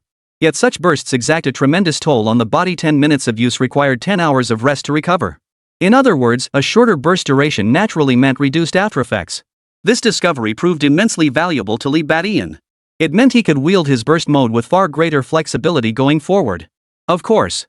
The greatest gain this time, however, was undoubtedly the 200,000 Chen Fan had mentioned. At this thought, Li Beixian's frown vanished, replaced by a smile.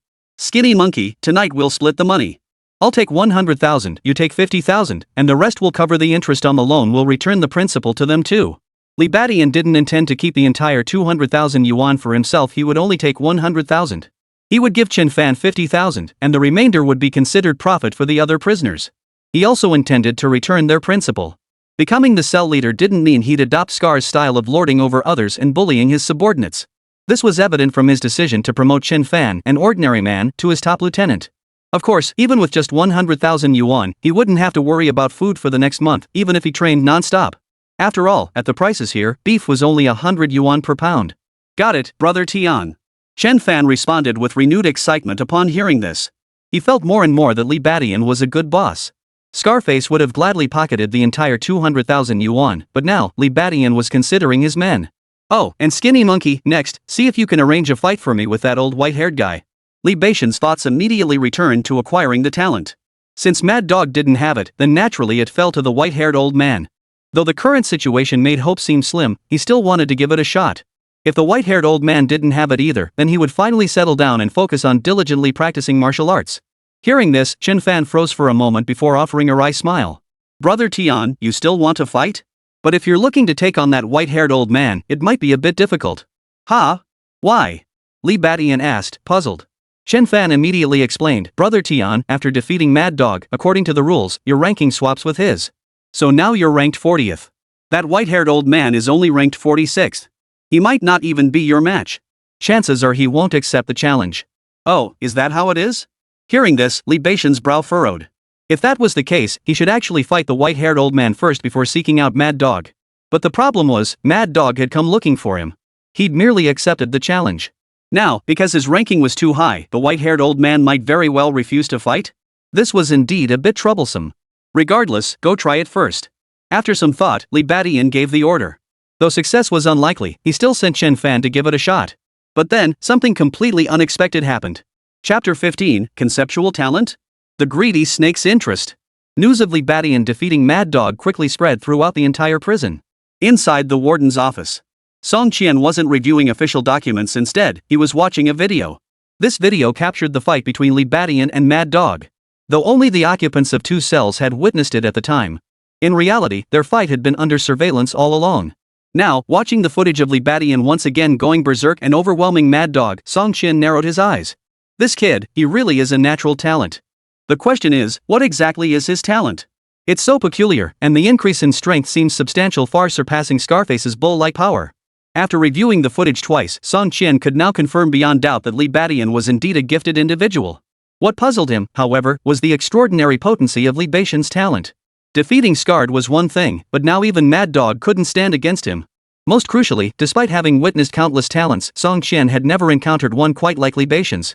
As a martial artist who had fought for half his life, Song Qian knew that talents were categorized into distinct series. Talents among martial artists fell into 4 distinct categories: supernatural, animal, elemental, and conceptual. Ranked in ascending order of power, supernatural was the weakest, while conceptual was the strongest. Could it be that Li Badian's talent belonged to the strongest category concept? If that's the case, this guy isn't just worth exploiting, perhaps he could even be cultivated? At this thought, Song Qian's expression shifted slightly. Meanwhile, the cells began to stir with commotion. That Mad Dog actually lost. Damn it, heard he got beaten like a dead dog and is lying in the infirmary. He probably won't be able to get up for 10 days or half a month. Damn it, I bet on him to win. Now I'm down tens of thousands. Though the inmates didn't have access to the surveillance footage, they had their own channels of information. Especially Cell 100, where the bookie was based.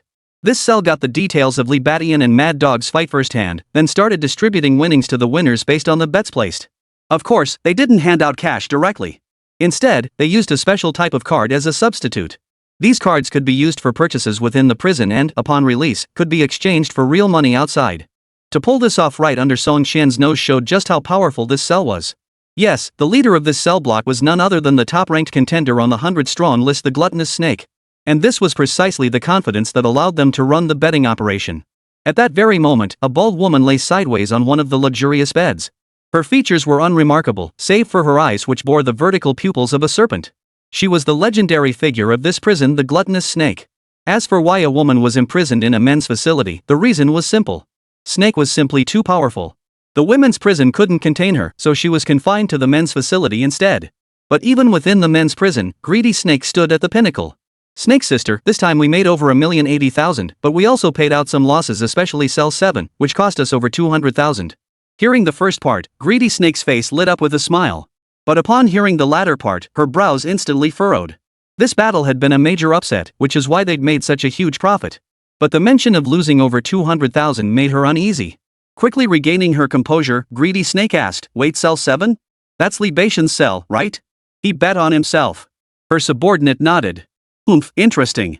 Seems he was confident all along that he could defeat Mad Dog.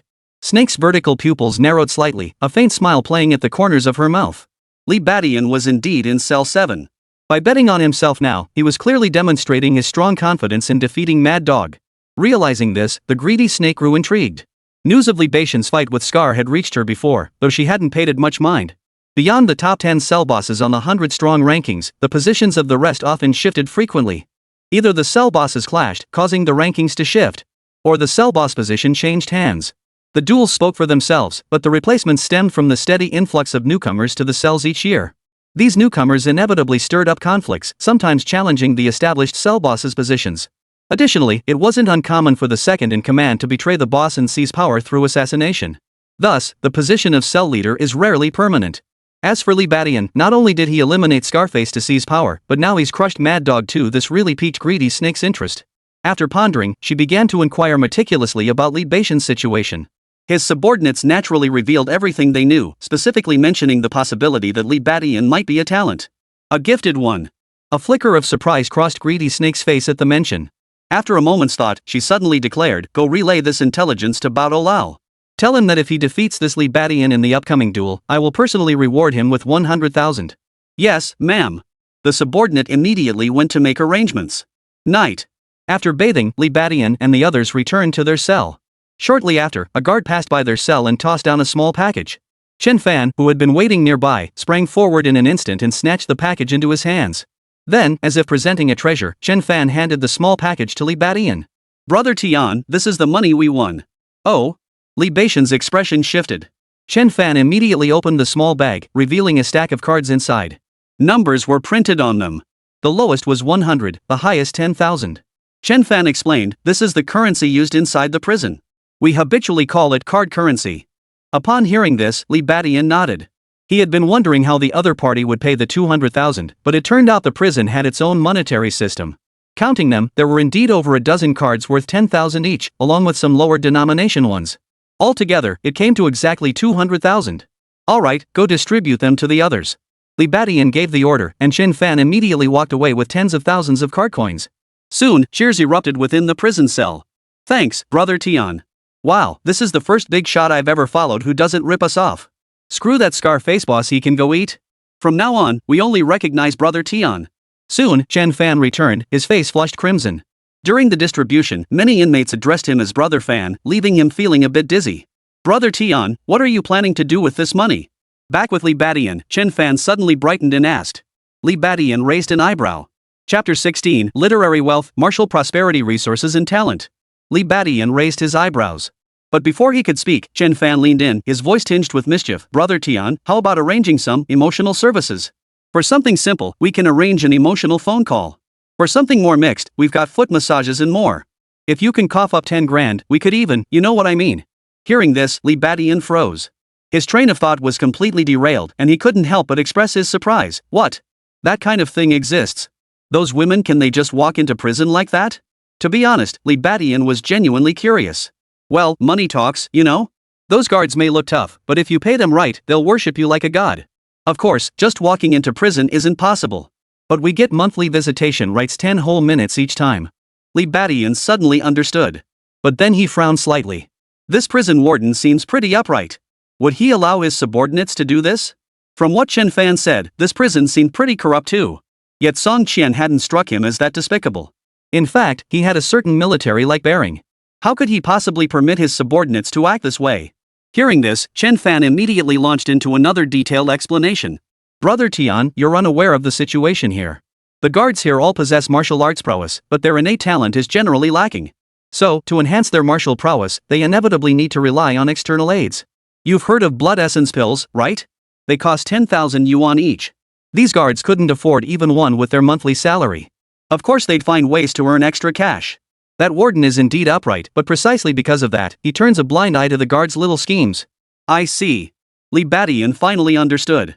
He could understand it now. Even those with exceptional talent would see twice the results with half the effort if they had ample resources. Wait, so even if I wanted to splurge, 10,000 yuan would only buy me 10 minutes? Just then, Li Badian suddenly realized a serious problem and frowned as he asked. Chen Fan froze, then replied blankly, yeah, 10 minutes. Isn't that enough, Brother Tian? Get lost. You think I'm like you? Li Badian snapped irritably. He instantly dismissed the idea. As martial artists, they possessed robust physiques and boundless energy. He didn't mind letting off steam occasionally. In fact, it could even be beneficial. But now, with prices so exorbitant that it barely lasted 10 minutes, he wasn't about to waste money like that no matter how rich he was. Besides, he only had 100,000 yuan. With that thought, Li Badian dismissed any further notions and got straight to the point. I want to buy some food. How much beef can I get? Beef? Chen Fan paused, then quickly grasped Li Badian's meaning. Though not a martial arts apprentice himself, he knew practitioners required substantial nourishment for cultivation. He did a quick calculation and replied, at current prices, you can only get about 500 pounds. But if you buy 100,000 yuan worth at once, you might get a discount. Li Badian nodded, but after a moment's thought, he suddenly asked, by the way, do you sell demon beast meat here? Yes, we do. But it's very expensive. How much? Even the most common cuts go for 30,000 yuan per gene. Damn it! Li Badian's face darkened. By that calculation, it seemed demon beast meat was just like other foods 3 times more expensive than outside. Originally, getting 100,000 yuan had made Li Badian feel like he'd struck a small fortune, but now it seemed he was still dead broke. Scholars are poor, warriors are rich. It seems the greatest hurdle for martial artists isn't talent, but resources. Li Badian pondered for a moment before saying, in that case, buy me half a pound of demon beast meat. Use the rest of the money to buy beef. He'd already done the math on this. Spending 100,000 on beef would last him a month. Better to buy half a pound of demon beast meat and see if it could boost his chi and blood levels. Martial arts apprentices with the means typically trained by consuming demon beast meat. This was because demon beast meat contained trace amounts of vital energy, making it far more potent for boosting chi and blood than ordinary meats like beef. Moreover, demon beast meat is remarkably filling. Often, a single small piece equaled half a pound or even more of beef. Alright. Chen Fan readily agreed. Then I'll buy it for you. The beef will be added to your daily meals. How would you like the portions arranged? Li Badian realized then that purchasing goods came with extra perks. Getting beef incorporated into his meals? That was pretty decent. After a moment's thought, he replied, spread that beef evenly across my meals for the next month. As for that pound of demon beast meat, have it made into jerky and give it to me tomorrow. The martial selection was in a month. By then, who knew if he'd even be alive? Saving the beef until then might mean it went bad before he could eat it, so Li Badian naturally planned to consume it all within the month. If divided across 3 meals, consuming over 20 pounds a day wouldn't be excessive. Besides, demon beast meat was too precious to divide. He intended to keep it all to himself for the time being. As for jerky, it wouldn't spoil. That was that. The next day, Li Badian's meal came with not only a lavish spread but also an extra 7 or 8 pounds of beef. Wow, it's even been carefully cooked. Tastes great. Li Badian once again tucked in heartily.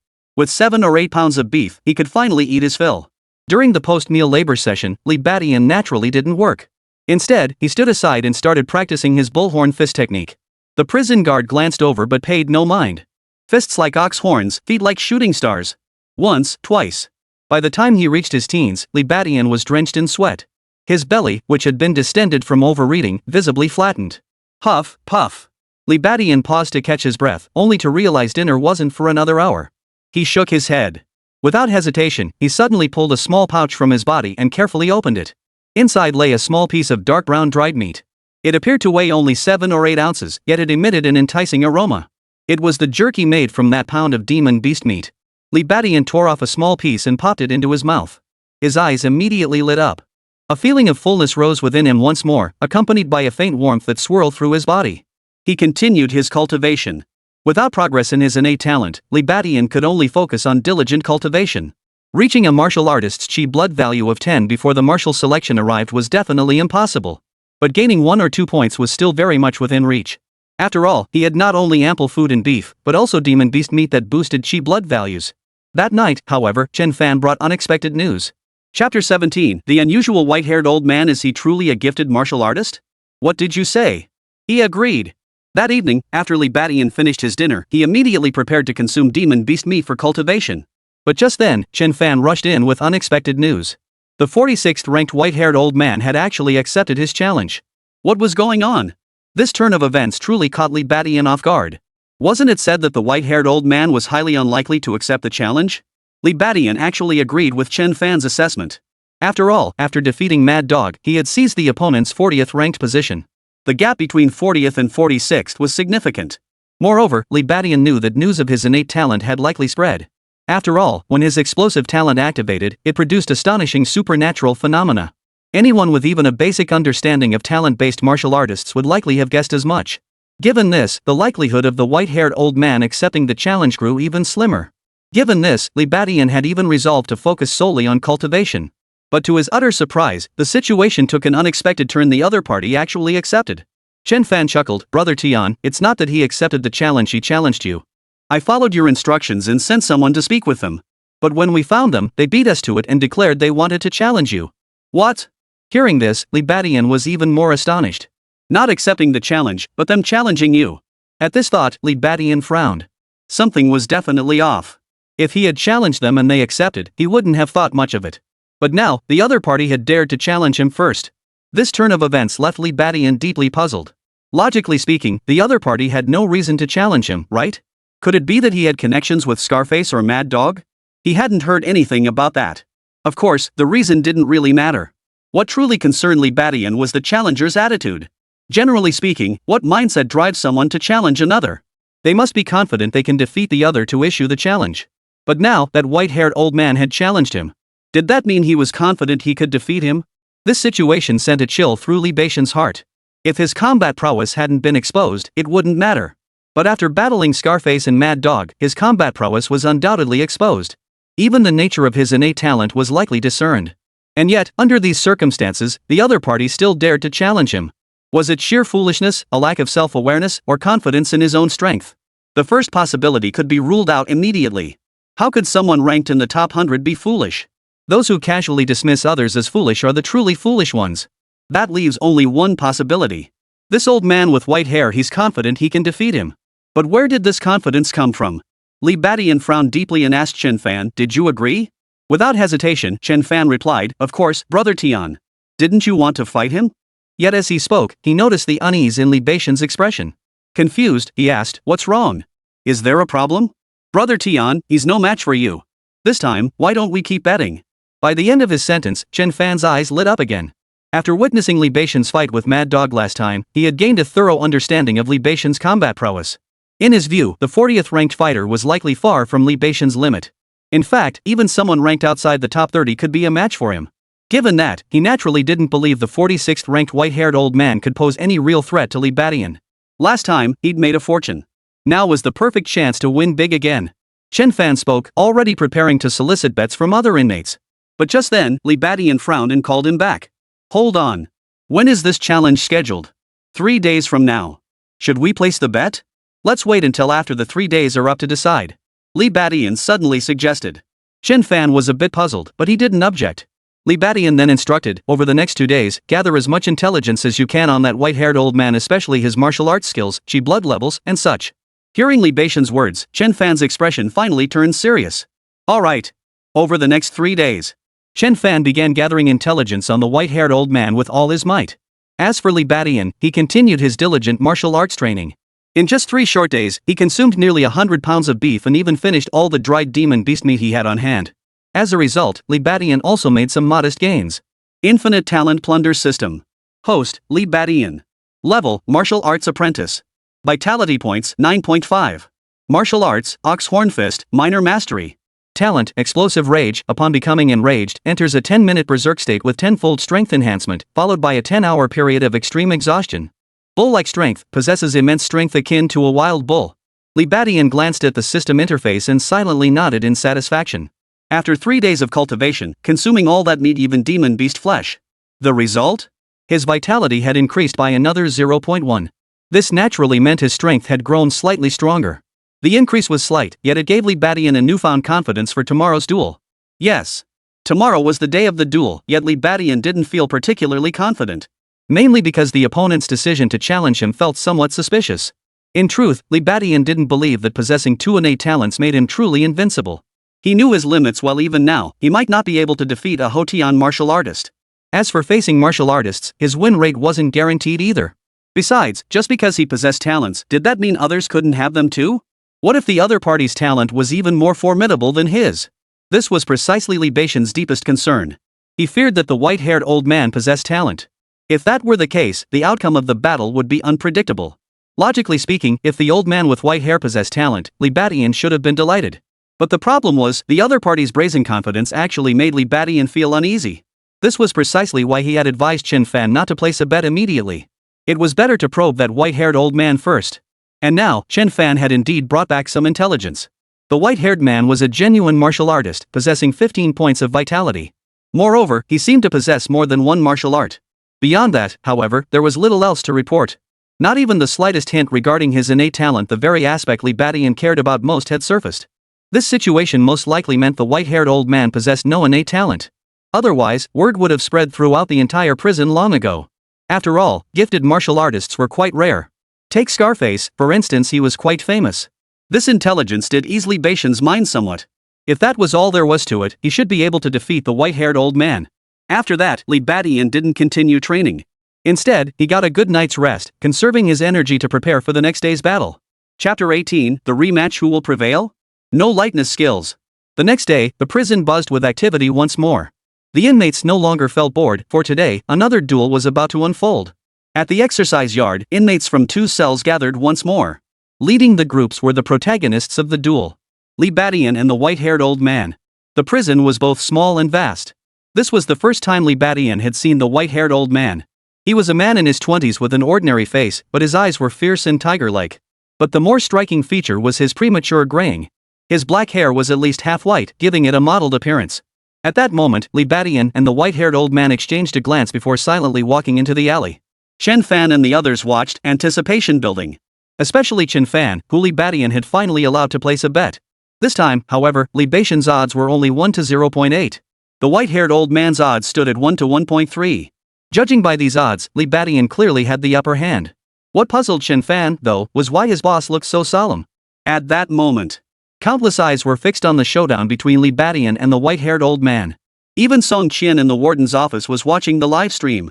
The footage in his hands clearly showed the situation in the alley.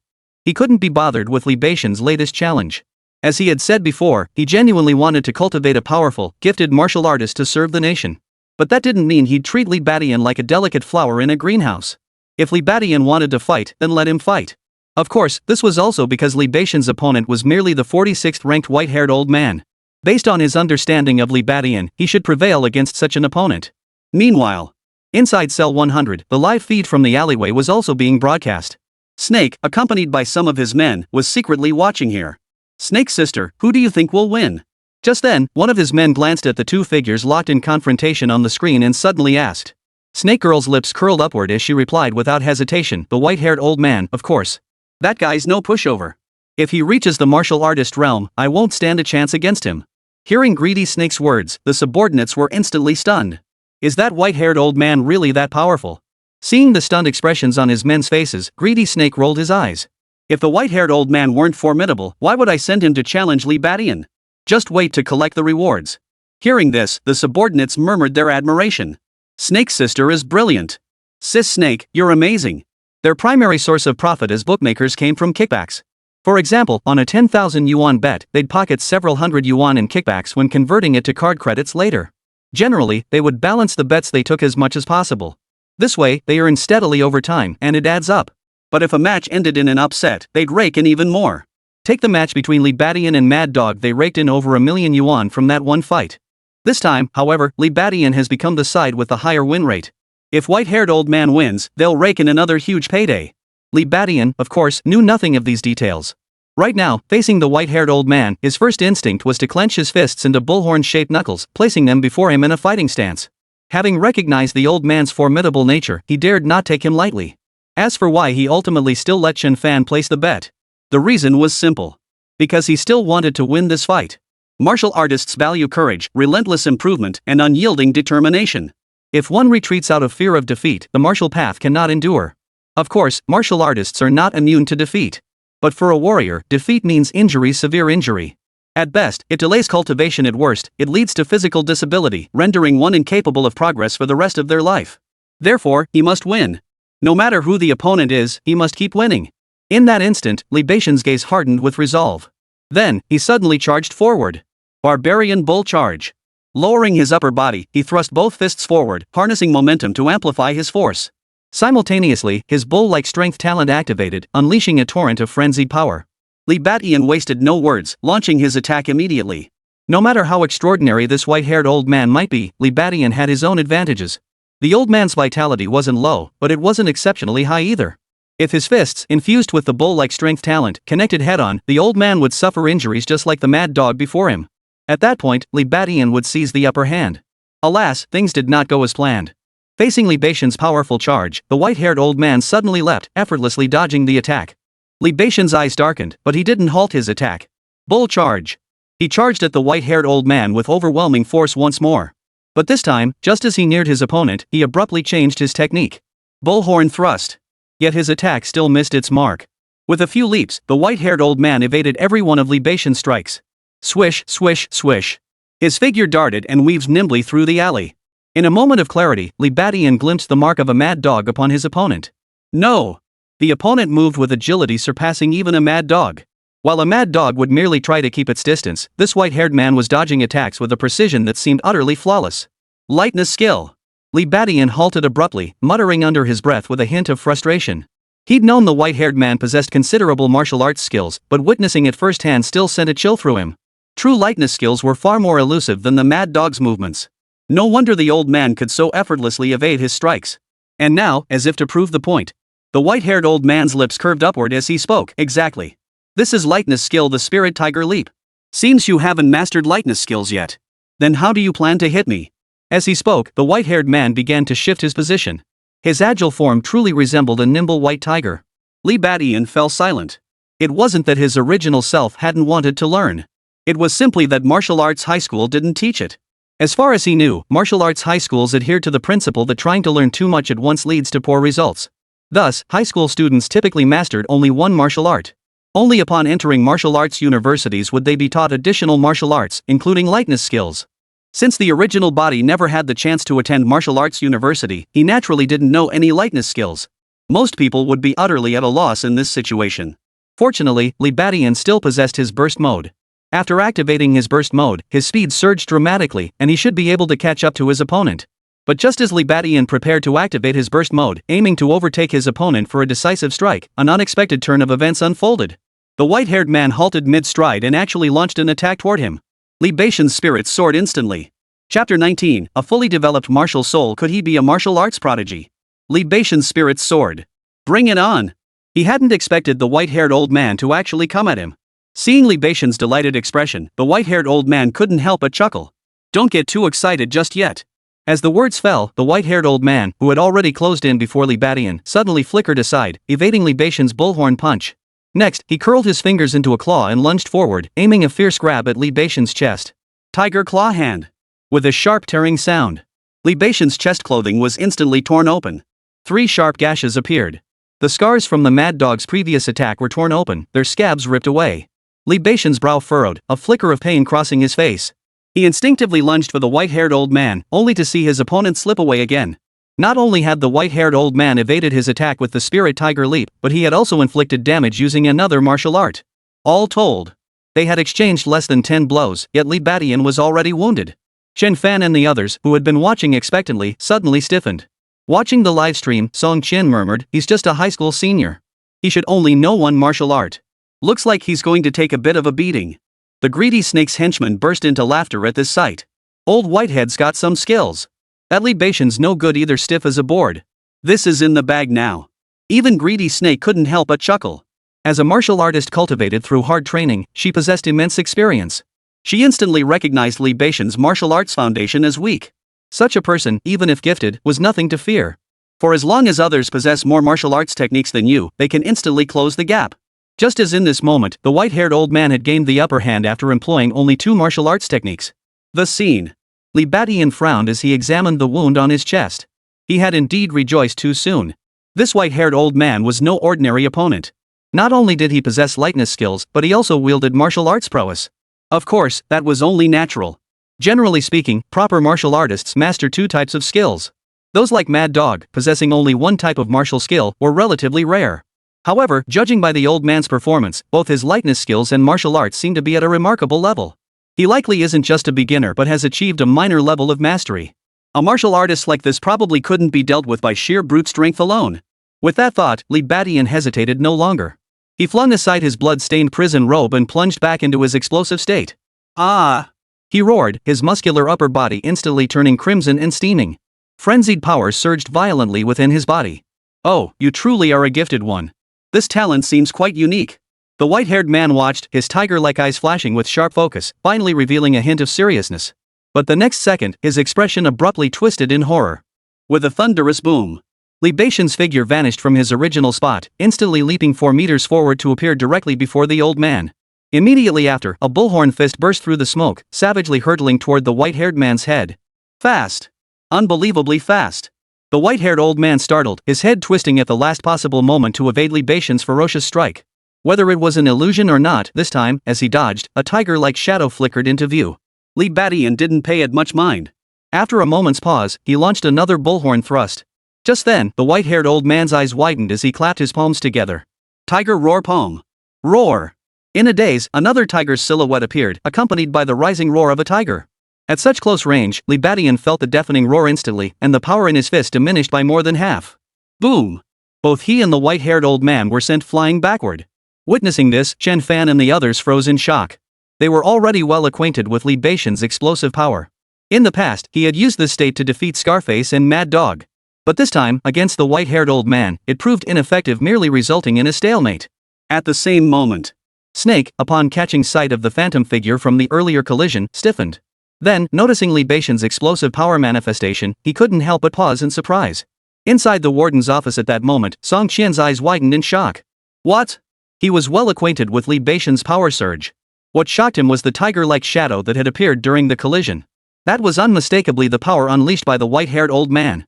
If he hadn't misidentified it, it was actually the legendary martial soul. At that moment, Li Beixian stared at the white-haired old man across from him, who was evenly matched in strength, and couldn't help but feel astonished. The power of his burst mode had actually been blocked. No, more accurately, the power of his burst had been weakened. It's that tiger's shadow.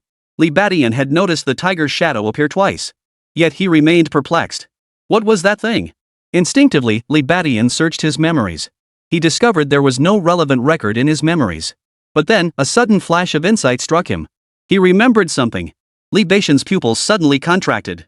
Staring at the white-haired man in shock, he gasped, "Your martial arts have reached the pinnacle." All martial arts are divided into 3 realms. Entry-level, minor mastery, and the legendary grand mastery. Entry-level martial arts are merely superficial, routine techniques. Minor mastery signifies true grasp and proficiency. Yet legend speaks of a 4th realm, the pinnacle. This is the realm where martial arts are cultivated to their ultimate perfection, to complete mastery. At this level, martial arts transcend form and intent, reaching a divine realm.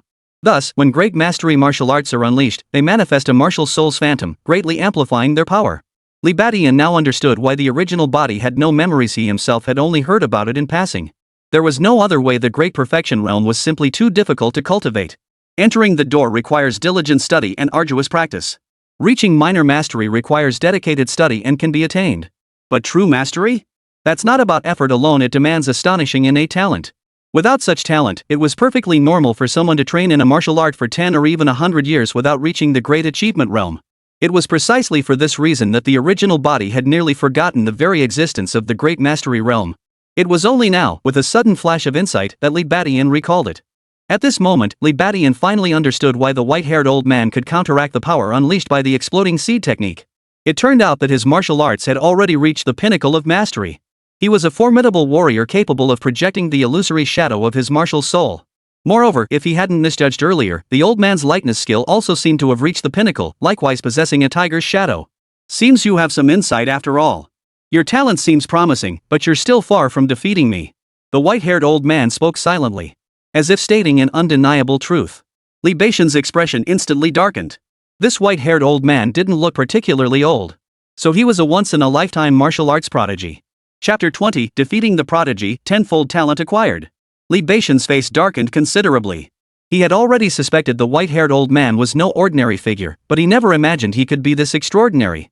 By now, the man had already demonstrated 3 distinct martial arts techniques. Excluding that claw technique, both his lightness skill and palm technique had reached the pinnacle of mastery. Given this, whether that claw technique had reached perfection or not no longer mattered. In short, this white-haired old man was incredibly powerful. Martial arts at the pinnacle level, who knows how much more devastating they become? He's only at the early stage of martial artists now, but even late-stage martial artists probably can't match him. If that's the case, things get a bit troublesome. The speed and strength gained from his power surge don't seem to hold much advantage anymore. This guy doesn't look that old either. Could this old man with white hair be a martial arts prodigy? At this thought, Li Beixian froze. Is this talent? Or perhaps, a kind of innate talent? The thought made Li Beixian's heart skip a beat. Some people's aptitude truly made them more suited for martial arts training. But as far as he knew, rare talents could also achieve this effect. So, could this white-haired old man's ability to master 2 martial arts at such a young age be attributed to innate talent? If not, then so be it. But if it was, a fierce killing intent suddenly flared in Li Beixian's eyes. If it was talent, then no matter how tough this bone is to crack, he'll crack it. Boom! Realizing this, Li Beixian's figure surged forward once more. With all his might unleashed, he transformed into a blur, charging toward the white-haired old man. Witnessing this scene, Snake Eater shook his head inwardly. This Li Beixian, can't he tell that's the realm of great martial arts mastery? Still refusing to admit defeat? Doesn't he fear being beaten to death? At the same time, in the warden's office, Song Qian's expression darkened. I never imagined this white-haired old man possessed such formidable talent. Anyone capable of projecting a martial soul phantom is a powerhouse who can challenge opponents above their level, even fight beyond their tier. This is bad. Li Badian is in danger. Realizing this, Song Qian hurriedly dialed a number, ordering the guards to intervene and stop the duel. He certainly didn't want Li Badian to come to harm. Moreover, upon discovering the white-haired old man's martial arts had reached the pinnacle of mastery, he felt a surge of admiration for such talent. Perhaps after further evaluation, he could even send the white-haired old man to participate in the martial arts selection. He had only recently taken charge of this prison and never imagined it harbored such hidden talents. In the alleyway, seeing Li Badian charging toward him once more, the white-haired old man froze, his expression turning peculiar. In the past, any enemy who learned of his mastery of martial arts would look as though they'd seen a ghost, then either surrender or beg for mercy. But what was going on with Li Badian? He clearly recognized him, yet still dared to attack. A young bull fears no tiger, eh? Then I'll teach you a lesson. With a cold sneer, the white-haired old man believed he had read Li Badian's mindset. Spirit Tiger Leap. A tiger's silhouette suddenly materialized around the white-haired old man, advancing toward Li Badian instead of retreating. The distance between them rapidly closed. Barbarian Bull Charge. Tiger Roar in the forest. The white-haired old man unleashed a fierce double palm strike. His martial soul manifested once more, revealing a tiger's form that opened its gaping maw like a roar echoing through the mountains. Roar! The white-haired old man's attack was overwhelming in scale. Yet compared to it, Li Badian now radiated an unstoppable momentum. His face was resolute and cold. The next second, Li Badian's body trembled once more. The tiger's roar deafened him, causing the qi and blood within his body to feel chaotic. But gritting his teeth, he still unleashed a fierce double punch. Boom! A thunderous explosion echoed. Li Badian and the white-haired old man both recoiled violently once more. What? The white-haired old man startled, instinctively glancing at his clothes. 2 fist-shaped indentations had appeared on the surface of his clothing. The bones beneath ached faintly. Of course. Li Badian wasn't faring much better. 2 purplish-black welts now stood out starkly across his bare upper body. But he didn't even glance at them. With a thunderous stomp, he charged toward the white-haired old man again at astonishing speed. Ha ha ha ha. So this is the pinnacle of martial arts?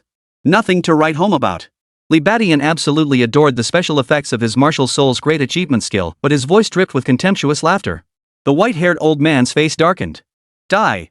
He shifted his form, palm and claw clashing. Tiger shadows flashed forth one after another. It turned out the white-haired old man had mastered not 2, but 3 great martial arts. The claw strikes, enveloped in tiger shadows, effortlessly tore through Li Badian's flesh. But the white-haired old man wasn't unscathed either. Li Badian's power after his explosive transformation was no joke. Especially with the added boost of strength as mighty as an ox. Combined, the 2 could rival a true late-stage martial artist. Thus, after 7 or 8 exchanges, the white-haired old man spat blood, his aura fading. Ha ha ha ha. Feels good. Let's go again. Li Badian, covered in blood, roared with maniacal laughter. The white-haired old man, however, had shed his earlier indifference and arrogance. The look he now fixed on Li Badian betrayed intense apprehension. This guy was a ing madman. He was trading injury for injury, risking his life for every blow. Of course, if that were all, the white-haired old man wouldn't fear him. The problem was, after all these exchanges, his stamina was running dangerously low. Though martial arts at the Great Perfection realm possessed peerless power, they were not without flaws. Mastery-level martial arts were incredibly taxing on one's stamina. For a late-stage martial artist, it might be manageable. But he was merely a martial artist and a novice at that. This severely limited his endurance. At this moment, he was practically at the end of his rope. As Li Badian charged forward again with frenzied ferocity, the old man's eyelid twitched. He immediately contemplated conceding defeat. If the fight continued, he might win, but it would damage his very foundation. After all, as a prodigious martial arts talent, his future was limitless. The only thing holding back his progress now was resources. His decision to heed Greedy Snake's advice and challenge Li Badian stemmed from the desire to earn 100,000 yuan to purchase resources. But risking his foundational cultivation for a mere 100,000 yuan? That would be utterly unworthy. Just as the white-haired old man was about to concede defeat, an unexpected turn of events occurred. 2 prison guards rushed to the exercise yard, bellowing, "Stop! Stop right now!" The old man with white hair turned his head and instantly brightened, a huge sigh of relief escaping his chest. This meant he wouldn't have to concede defeat, and perhaps he could still get his hands on the 100,000 yuan. But the sight of the guards sent a fierce glint flashing through Li Badian's eyes. Though he didn't know why the guards had intervened, he refused to end the fight. After fighting this far, whether his opponent was a gifted martial artist or not, he wouldn't let him live. If he couldn't finish him off now, the opponent might rise to power completely, and he might never be able to catch up. Therefore, the white-haired old man must die. Charging bull. In that instant, Li Badian's qi and blood surged to their peak within him. Compared to the white-haired old man, who was nearly spent, his stamina remained remarkably abundant. This was primarily because the explosive breed transformation burned his vital energy, concentrating all his physical strength into a 10-minute burst. During this period, his stamina was virtually limitless. Thus, Li Beixian's strength remained unyielding. In a mere instant, his power surge activated to its peak, granting him strength like an ox. Every ounce of his might poured into this single strike. Taking advantage of the white-haired man's distraction by the prison guard, Li Beixian roared with fury, unleashing his ultimate strike. Boom! Completely unprepared, the white-haired old man was sent flying over 10 meters before crashing to the ground like a broken sack. His body lay twisted at an unnatural angle, eyes bulging wide in shock. He never even realized what had hit him before death claimed him. You bastard! What are you doing? The two guards froze, then rushed forward and pinned Li Beixian to the ground. Their rough handling aggravated Li Beixian's injuries, sending waves of excruciating pain through him. Yet in that instant, Li Beixian burst into laughter. Ding!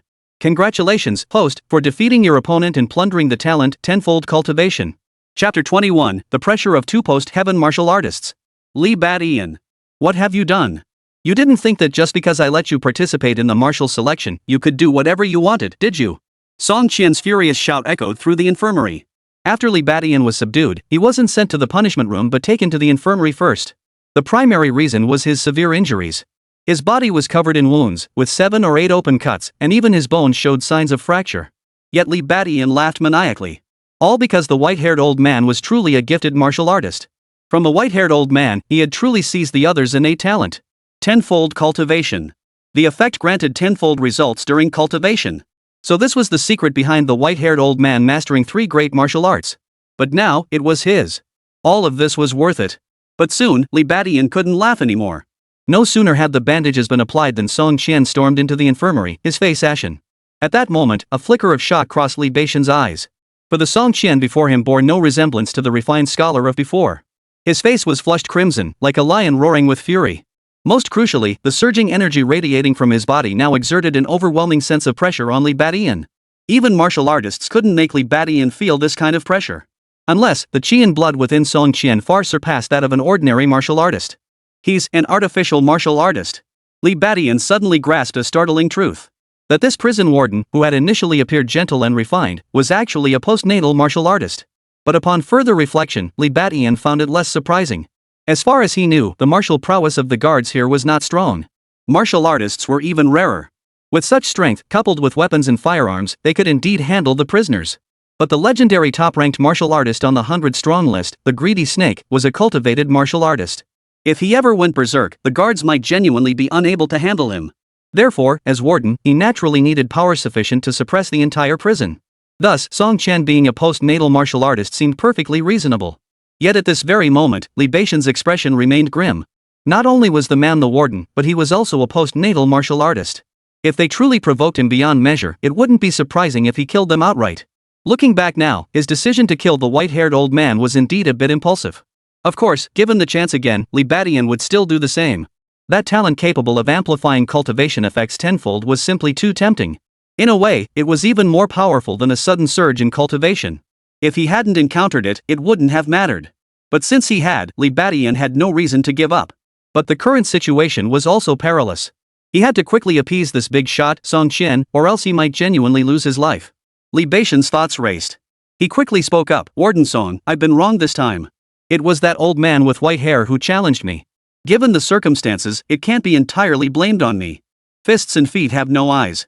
In martial arts sparring, accidentally killing someone is a common occurrence." Hearing this, Song Qian's brow remained deeply furrowed. "Oomph.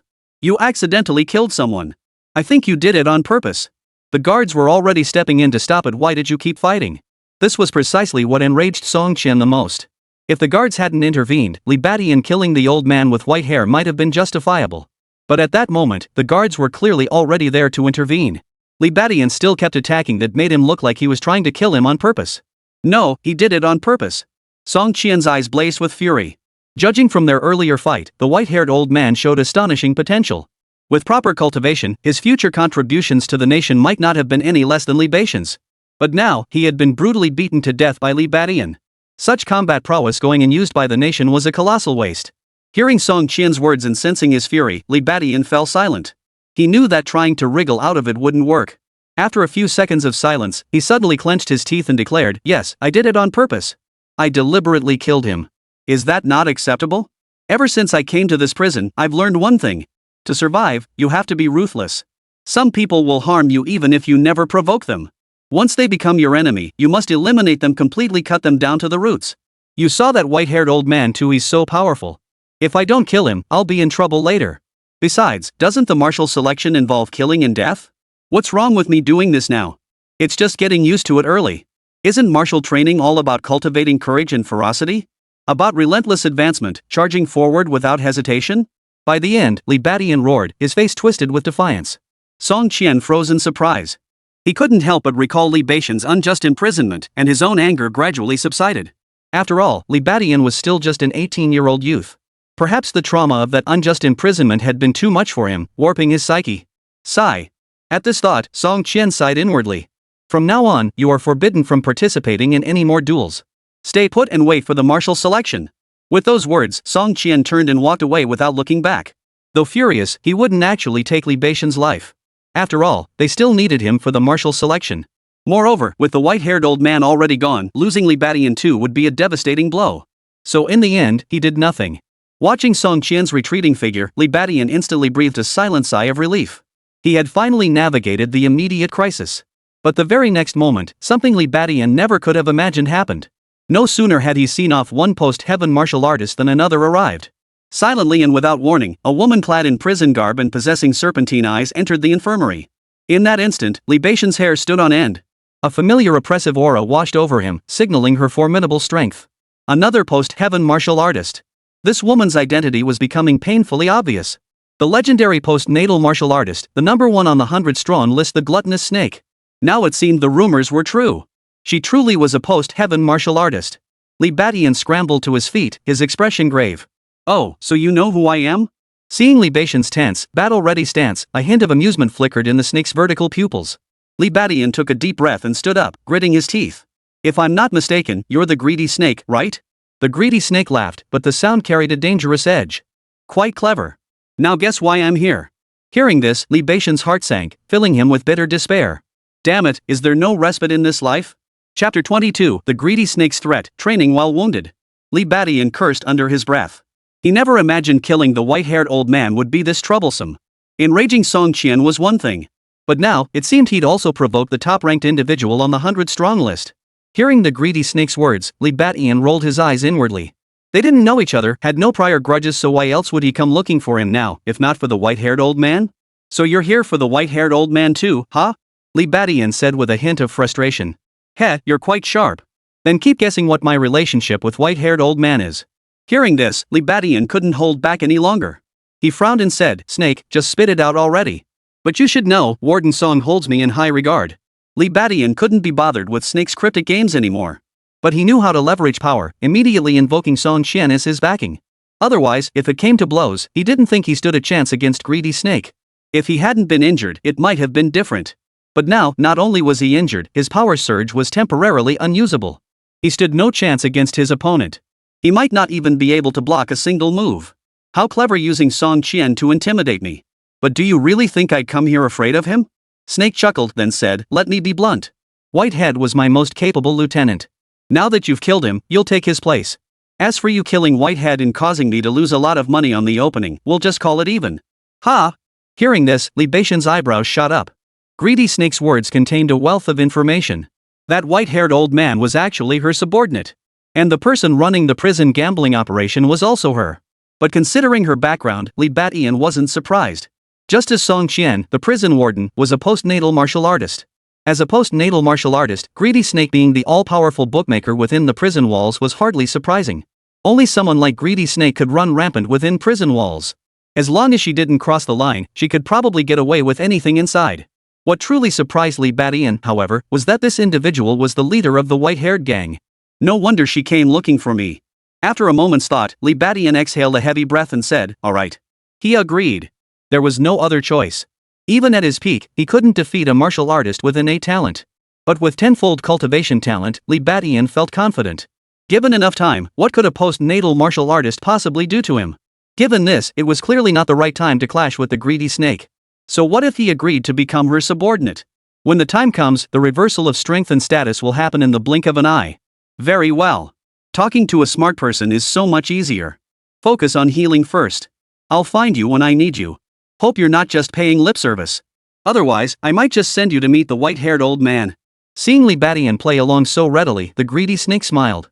But as she finished speaking, she licked her lips, like a venomous snake choosing its prey. Satisfied with the response, the greedy snake slipped away silently. Phew! Li Badian exhaled deeply, collapsing back onto the bed. The pressure from a late-stage martial artist was still too much for him at this stage. After all, there was a gap of 2 major cultivation realms between them. He must cultivate and grow stronger as soon as possible. After staying in the infirmary for only 2 days, Li Badian departed. His recovery was remarkably swift. Youth and robust constitution were key factors.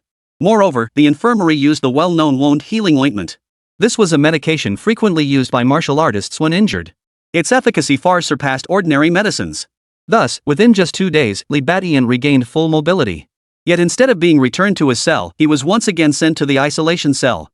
Song Qian likely intended for him to remain in the isolation cell until the martial selection. Surprisingly, Li Badian breathed a sigh of relief at this. Within the dark room, he felt safer. Here, no one else could reach him except Song Qian, not even the greedy snake. With no threat to his life, he could finally focus on cultivation. Tenfold cultivation, just how mind-blowing is that? Let's find out now. Though his injuries hadn't healed, Li Badian couldn't wait to begin his cultivation. The small dark room wasn't too cramped, he could still execute the ox horn fist. Fists like ox horns, feet like shooting stars. Whoosh! Soon, Li Badian sucked in a sharp breath. Not because the cultivation effects were astonishing, but because the movement aggravated his wounds, sending waves of excruciating pain through his body. But Li Badian refused to give up. Now was far from the time for him to lie back and relax. Not to mention the 2 postnatal martial artists breathing down his neck. The martial selection alone was no walk in the park. Less than a month remained until the martial selection. If he couldn't strengthen himself further within this time frame, the outcome would be truly uncertain. So despite the agony, Li Badian gritted his teeth and pushed through, training relentlessly. By the end of the day, Li Badian was drenched in sweat and utterly exhausted. Instinctively, he opened the system interface to check if his vitality had increased or if his martial arts had progressed. Infinite Plunder System. Host, Li Badian. Level, Martial Arts Apprentice. Vitality, 9.5. Martial Arts, Oxhorn Fist, 59% Mastery. Talent, Rage Burst, upon becoming enraged, enters a 10-minute berserk state with tenfold strength enhancement, followed by a 10-hour period of extreme exhaustion. Bull-like strength, possesses immense strength akin to a wild bull. Tenfold cultivation, gains 10 times the experience during cultivation. Li Badian glanced at it and shook his head. Seems his vitality hasn't increased. Come to think of it, that made sense. Even with the tenfold cultivation effect, he was still in the injured state. Even if his vitality had increased, it wouldn't show. As for the ox horn fist, it clearly wasn't that easy to advance either. Li Badian then prepared to withdraw his focus. But just then, he suddenly noticed something peculiar. The status of the ox horn fist seemed to have changed. Wasn't it only at the minor achievement stage before? How did a percentage appear afterward? Li Badian was utterly astonished. He distinctly remembered that the bullhorn fist had never displayed percentages before, only the basic minor achievement status. Now a percentage had suddenly appeared. Could it be because of the tenfold cultivation talent? If so, did this mean that once he reached 100%, he could elevate his minor achievement bullhorn fist to the major achievement stage? At this thought, Li Badian's eyes lit up, and he immediately resumed his cultivation. He was truly relentless. He trained for a day while injured. He trained for 2 days with injuries. Then, the tenfold effect of his cultivation finally manifested. Chapter 23, Mastery of the Ox Horn Fist, Lightness Skill 7 Star Steps. Li Badian trained for 2 days despite his injuries. The tenfold effect of his cultivation finally manifested. The bullhorn fist's mastery level, previously at 59% minor mastery, suddenly jumped to 60%. Though it was only a 1% increase, Li Badian was overjoyed. Tenfold cultivation truly lives up to its name. It was well known that once martial arts reached minor mastery, further advancement became exceedingly difficult. As mentioned before, reaching the great mastery stage in martial arts depended entirely on innate talent. Of course, there are those with immense perseverance who, through decade-long, unwavering dedication, forcefully cultivate a martial art to its pinnacle. This scenario frequently appears in martial arts novels. As far as Li Badian knew, real-world examples were not uncommon in this world. But those who spend 10 years, or even decades, honing their martial arts to perfection are truly living proof that hard work pays off. It has little to do with innate talent. Undoubtedly, Li Badian's innate talent itself had not increased. Gaining tenfold cultivation talent merely amplified the experience gained during practice. Yet even so, it had allowed him to achieve the effect of heaven-rewarding diligence. Practicing the ox horn fist once yields the effect of 10 repetitions. Practicing it 10 times yields the results of 100 repetitions. Thus, his minor mastery of the ox horn fist has indeed advanced, though the path to mastery remained long. But at this moment, Li Badian could clearly see the hope of mastery.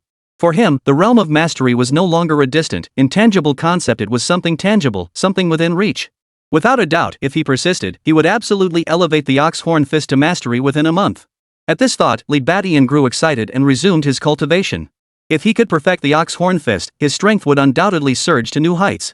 The resulting power increase might not be any less than that of someone with the ox strength talent. Realizing this, Li Badian grew even more satisfied with his tenfold cultivation talent. This talent didn't directly boost combat prowess, but in the long run, its growth potential far surpassed even the bull's massive talent. Perhaps only his initial talent explosion could be considered comparable. Recognizing this, Li Badian's training fervor grew day by day.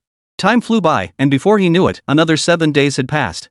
By this point, Li Badian's injuries had fully healed. His practice sessions with the bullhorn fist increased considerably as a result. This, in turn, accelerated the rate at which the bullhorn fist gained experience. By now, the bullhorn fist's experience level had reached 70% of minor achievement. Mastery was imminent. Li Badian felt even more driven. What once felt tedious now held a newfound appeal. 7 days passed, followed by another 7 days. At the beginning, training with injuries, he could only gain 1% experience every 2 days. But later, he could gain 1% in a single day. Later still, with his injuries healed and practicing day and night, he could gain as much as 2% in a single day. And so it went. 20 days after Li Badian was confined to the small dark room. In the dimly lit chamber, a shadowy form of a wild bull suddenly materialized. Boom! The air itself seemed to explode with the sound of a blast. Li Badian exhaled a long breath of stale air, retracted his bullhorn fists, and excitedly opened the system interface. Infinite Plunder System. Host, Li Badian. Level, Martial Arts Apprentice. Health points 9.8. Martial Arts, Ox Horn Fist, Mastery. Talent, Rage Burst. When enraged, enters a 10-minute berserk state with tenfold strength enhancement, followed by a 10-hour period of exhaustion. Bull-like strength, possesses immense strength akin to a wild bull. Tenfold cultivation, gains 10 times the experience during cultivation. Li Badian's eyes lit up as he glanced at his martial arts stats, now completely transformed from before. His bullhorn fist had reached perfection. The martial soul's phantom form was the ultimate proof. At that moment, power surged wildly within Li Badian's body, causing his vital energy and blood to surge dramatically. This was no illusion. After 20 days of cultivation, his vital energy had increased by a full 0.3. This was no ordinary increase, it was a dramatic surge in vital energy triggered by his martial prowess advancing. Li Badian's vital energy now reached an astonishing 9.8, just a hair's breadth away from the threshold of a martial artist. At this realization, a sharp gleam flashed in Li Badian's eyes. With the martial arts exam just a week away, perhaps I should devise a way to boost my chi blood value within this week. To become a true martial artist. The standard for becoming a martial artist was mastering a martial art and cultivating it to the minor accomplishment realm. Additionally, one must attain a vitality level of 10 points. Li Badian had long fulfilled the first requirement, all that remained was the vital energy. Therefore, once his chi and blood met the requirement, he would fully become a true martial artist. But raising his chi and blood by 0.2 points within a week was still a bit rushed. Yet, there was a way. With this thought, Li Badian immediately called out to the guards outside. Is anyone there? I need to see the warden. Not long after, Li Badian returned to cell 7. Brother Tian. The moment Li Badian reappeared, the cell erupted with excitement. Brother Tian's back. Holy crap, Brother Tian, are you okay? Brother Tian. One by one, the prisoners jogged over to greet him. Chen Fan didn't even have time to put on his black-rimmed glasses before rushing over to Li Badian, scrutinizing him from head to toe. Li Badian's lips curled into a smirk. I'm fine. Absolutely fine. In truth. Even if Li Badian hadn't said anything, Chen Fan and the others had seen it. 20 days ago, Li Badian had been carried away covered in blood, his face swollen and bruised. But now, he had reappeared fully recovered from his injuries, looking even more fierce and radiating an intimidating aura. Dismissed. Skinny monkey, come with me. Li Badian dismissed the others, then led Chen Fan back to his own bed. Brother Tian, I'm so glad you're okay. But I heard you were supposed to stay in the black room until the martial selection. Why did you come back early? Chen Fan had been thoughtful enough to inquire about his situation. Li Badian couldn't help but smile. Song Qian had indeed intended to keep him detained until the martial selection. But before that, he had proactively sought out Song Qian to request a transfer back. At the time, Song Qian had flatly refused him. Yet upon learning that he was about to ascend to martial artist status, he had relented. Li Badian's reasoning was that by returning to his cell, he could focus on formally advancing to martial artist status before the martial selection. If he could achieve martial artist status before the selection, his chances of passing would naturally increase significantly. Song Qian saw no reason to refuse this request. So he sent him back. Moreover, there was an unexpected bonus. With that thought, Li Badian pulled a small notebook from his robe. The cover bore 3 bold characters. 7-star steps. Song Qian had actually gifted him a lightness skill manual. Chapter 24, Timely Lightness Skill, Troublesome Snake. 7-star steps. Seeing the lightness skill manual in his hands, a smile spread across Li Badian's lips. He never expected Song Qian to bestow such a grand gift upon him. This lightness skill manual was like a pillow delivered just when he needed it most. After all, his ox horn fist had already reached perfection. Further cultivation wouldn't yield any greater refinement. Now, with lightness skills, his tenfold talent wouldn't go to waste. He could channel it into mastering these new techniques. Moreover, agility had always been one of Li Badian's greatest weaknesses. He had fully realized this during his battle with the white-haired old man. While his speed could be boosted through bursts of power, the side effects of this talent were simply too severe. It wasn't sustainable either. After using it several times, Li Badian didn't develop a dependency on burst mode. Instead, he grew wary of it. Simply put, he avoided it whenever possible. The rush during burst mode was exhilarating, but the subsequent vulnerability was equally perilous. Take this instance, after taking down the white-haired old man, had he not been weakened afterward, even if Song Qian and Greedy Snake truly intended to kill him, he would have had some fighting strength left. In his weakened state, his strength was greatly diminished. A martial artist of the Hotian realm could truly kill him in an instant. This situation made Li Badian realize he couldn't rely too heavily on burst mode. Otherwise, victory gained through burst mode could just as easily lead to defeat by burst mode. A martial artist's defeat was rarely a simple loss. It could mean severe injury, crippling disability, or even death. Li Badian was unwilling to endure any form of such failure. Thus, acquiring lightness skills now resolved his most pressing need. Li Badian immediately resolved to master the 7-star steps before the martial selection commenced. Of course, there was another crucial matter beyond this. That was enhancing his chi and blood. Cultivating martial arts was, in fact, one way to enhance chi and blood. But proper nourishment was equally essential. Without sufficient nourishment, practicing martial arts alone could even cause chi and blood levels to decline rather than rise. Only through balancing both can a positive enhancement effect be achieved. But with the martial selection approaching, relying solely on his previous diet wouldn't be enough to elevate Li Badian to warrior level chi and blood. And this was precisely why he requested to be transferred back to the prison cell. Yes, Li Badian's early return was to devise a plan to improve the quality of his food. It's worth noting that even during his confinement in the dark cell, his food portions hadn't been significantly reduced. The beef he'd purchased was also delivered to the dark cell. Thus, Li Badian had maintained adequate sustenance throughout this period. But relying solely on beef wasn't quite enough. Thus, he returned here intending to find ways to improve the food quality, ideally securing some demon beast meat. Only then would he have a chance to advance to martial artist before the martial selection.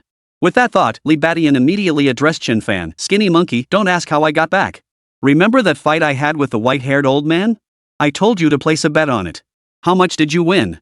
Hearing this, Chen Fan nodded and replied with a smile, "Brother Tian, we won 12,000. We haven't spent a single coin. It's all saved up for you." "Oh? You didn't take any for yourselves?" Li Badian looked puzzled. Chen Fan immediately explained with a smile. After winning this time, he had indeed planned to follow Li Badian's previous method and share a portion with the other inmates. But the other inmates all refused, saying it should be kept for Li Badian. It turned out that Li Badian's brutal killing of the white-haired old man had terrified them all. Facing such a leader, they felt both awe and fear. Now, they were all scrambling to curry favor with Li Badian. As for Chen Fan, needless to say, he too intended to give all his winnings to Li Badian. He understood that Li Badian was immensely powerful, and he needed to prove himself to stay closer to him. After hearing this, Li Badian didn't beat around the bush. He immediately said, "Alright, skinny monkey, go exchange all the money for demon beast meat. Also, go find the gluttonous snake in cell 100 and arrange for her to meet me at the exercise yard at noon." 12,000 yuan would only get him a little over 3 pounds of demon beast meat. But it still wasn't enough. Chen Fan and the others still had some money, but Li Badian didn't plan to take it mainly because his own deficit was too large.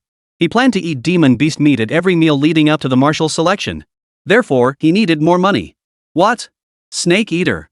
Chen Fan hadn't reacted much to Li Badian's earlier words, but upon hearing the latter part, he was immediately taken aback. "Brother Tian, you're not seriously planning to fight her, are you?" "Don't. She's almost certainly a postnatal martial artist." Though he believed Li Badian was formidable, Chen Fan didn't think he could defeat a postnatal martial artist. Hearing this, Li Badian chuckled. "What are you talking about? That's not going to happen. Just help me arrange a meeting with her. You can manage that, right?" "Well, I suppose I can manage that." Relieved that Li Badian wasn't planning a fight, Chen Fan breathed a sigh of relief. As for contacting Snake Eater, that shouldn't be a problem. Sure enough. During the noon break, Li Badian spotted Greedy Snake once more. The meeting spot remained the same alley near the break area. What do you want with me? Snake Eye's serpentine vertical pupils fixed on Li Badian, a hint of confusion in his gaze. She hadn't expected that even though she hadn't sought out Li Badian, he had found her first? What the hell was this about? Li Badian opened his mouth with a startling demand, lend me 500,000. Put. The Greedy Snake staggered, the cold indifference on her face vanishing, replaced by utter shock. What did you say? I said, lend me 500,000. Yes, that was the reason Li Badian sought out Greedy Snake. If he wanted to feast on demon beast meat every meal, only Greedy Snake could help him pull it off. Since she was running the game, she must be loaded. So he'd borrow from her. Snake Eater snapped back to her senses, narrowing her vertical pupils as a dangerous glint flashed in her eyes. Are you kidding me? Judging by her expression, it seemed Li Badian would have to offer an explanation or risk her taking action. Li Badian shrugged helplessly. What can I do? You're my boss now. When I'm in trouble, you're the only one I can turn to. Greedy Snake's face darkened instantly. She gritted her teeth and snapped, when I made you my subordinate, I meant for you to work for me, not to bother me. Hearing this, Li Badian chuckled inwardly. My increased strength should be more useful to you, right? Besides, you know I'm about to take the martial selection soon. But I'm stuck at the pre-martial artist stage. All I need is a batch of demon beast meat to officially advance to martial artist. Only by becoming a martial artist can I survive the martial selection. Otherwise, what good is it for you to take me as your subordinate? Hearing this, Greedy Snake's expression finally softened slightly as he frowned at Li Badian. You're about to become a martial artist? Chapter 25, The Gluttonous Snake Borrows Money, 7 stars steps in. Absolutely true. Li Badian replied, then activated his chi and blood. In an instant, the aura emanating from his body intensified dramatically. An ordinary person standing before him would feel an immense sense of oppression. But for a late-stage martial artist like the Greedy Snake, it felt like a refreshing spring breeze. Yet within that aura, Greedy Snake distinctly sensed Li Badian's vital energy approaching that of a martial artist. A flash of calculation crossed Greedy Snake's eyes.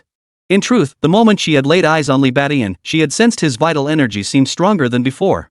As the vital energy of a mere martial arts apprentice, she naturally paid it little mind.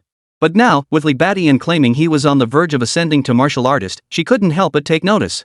In truth, this was precisely why she sought to take Li Badian under her wing. Not only had Li Badian defeated the white-haired old man, but he had done so while still merely a martial arts apprentice.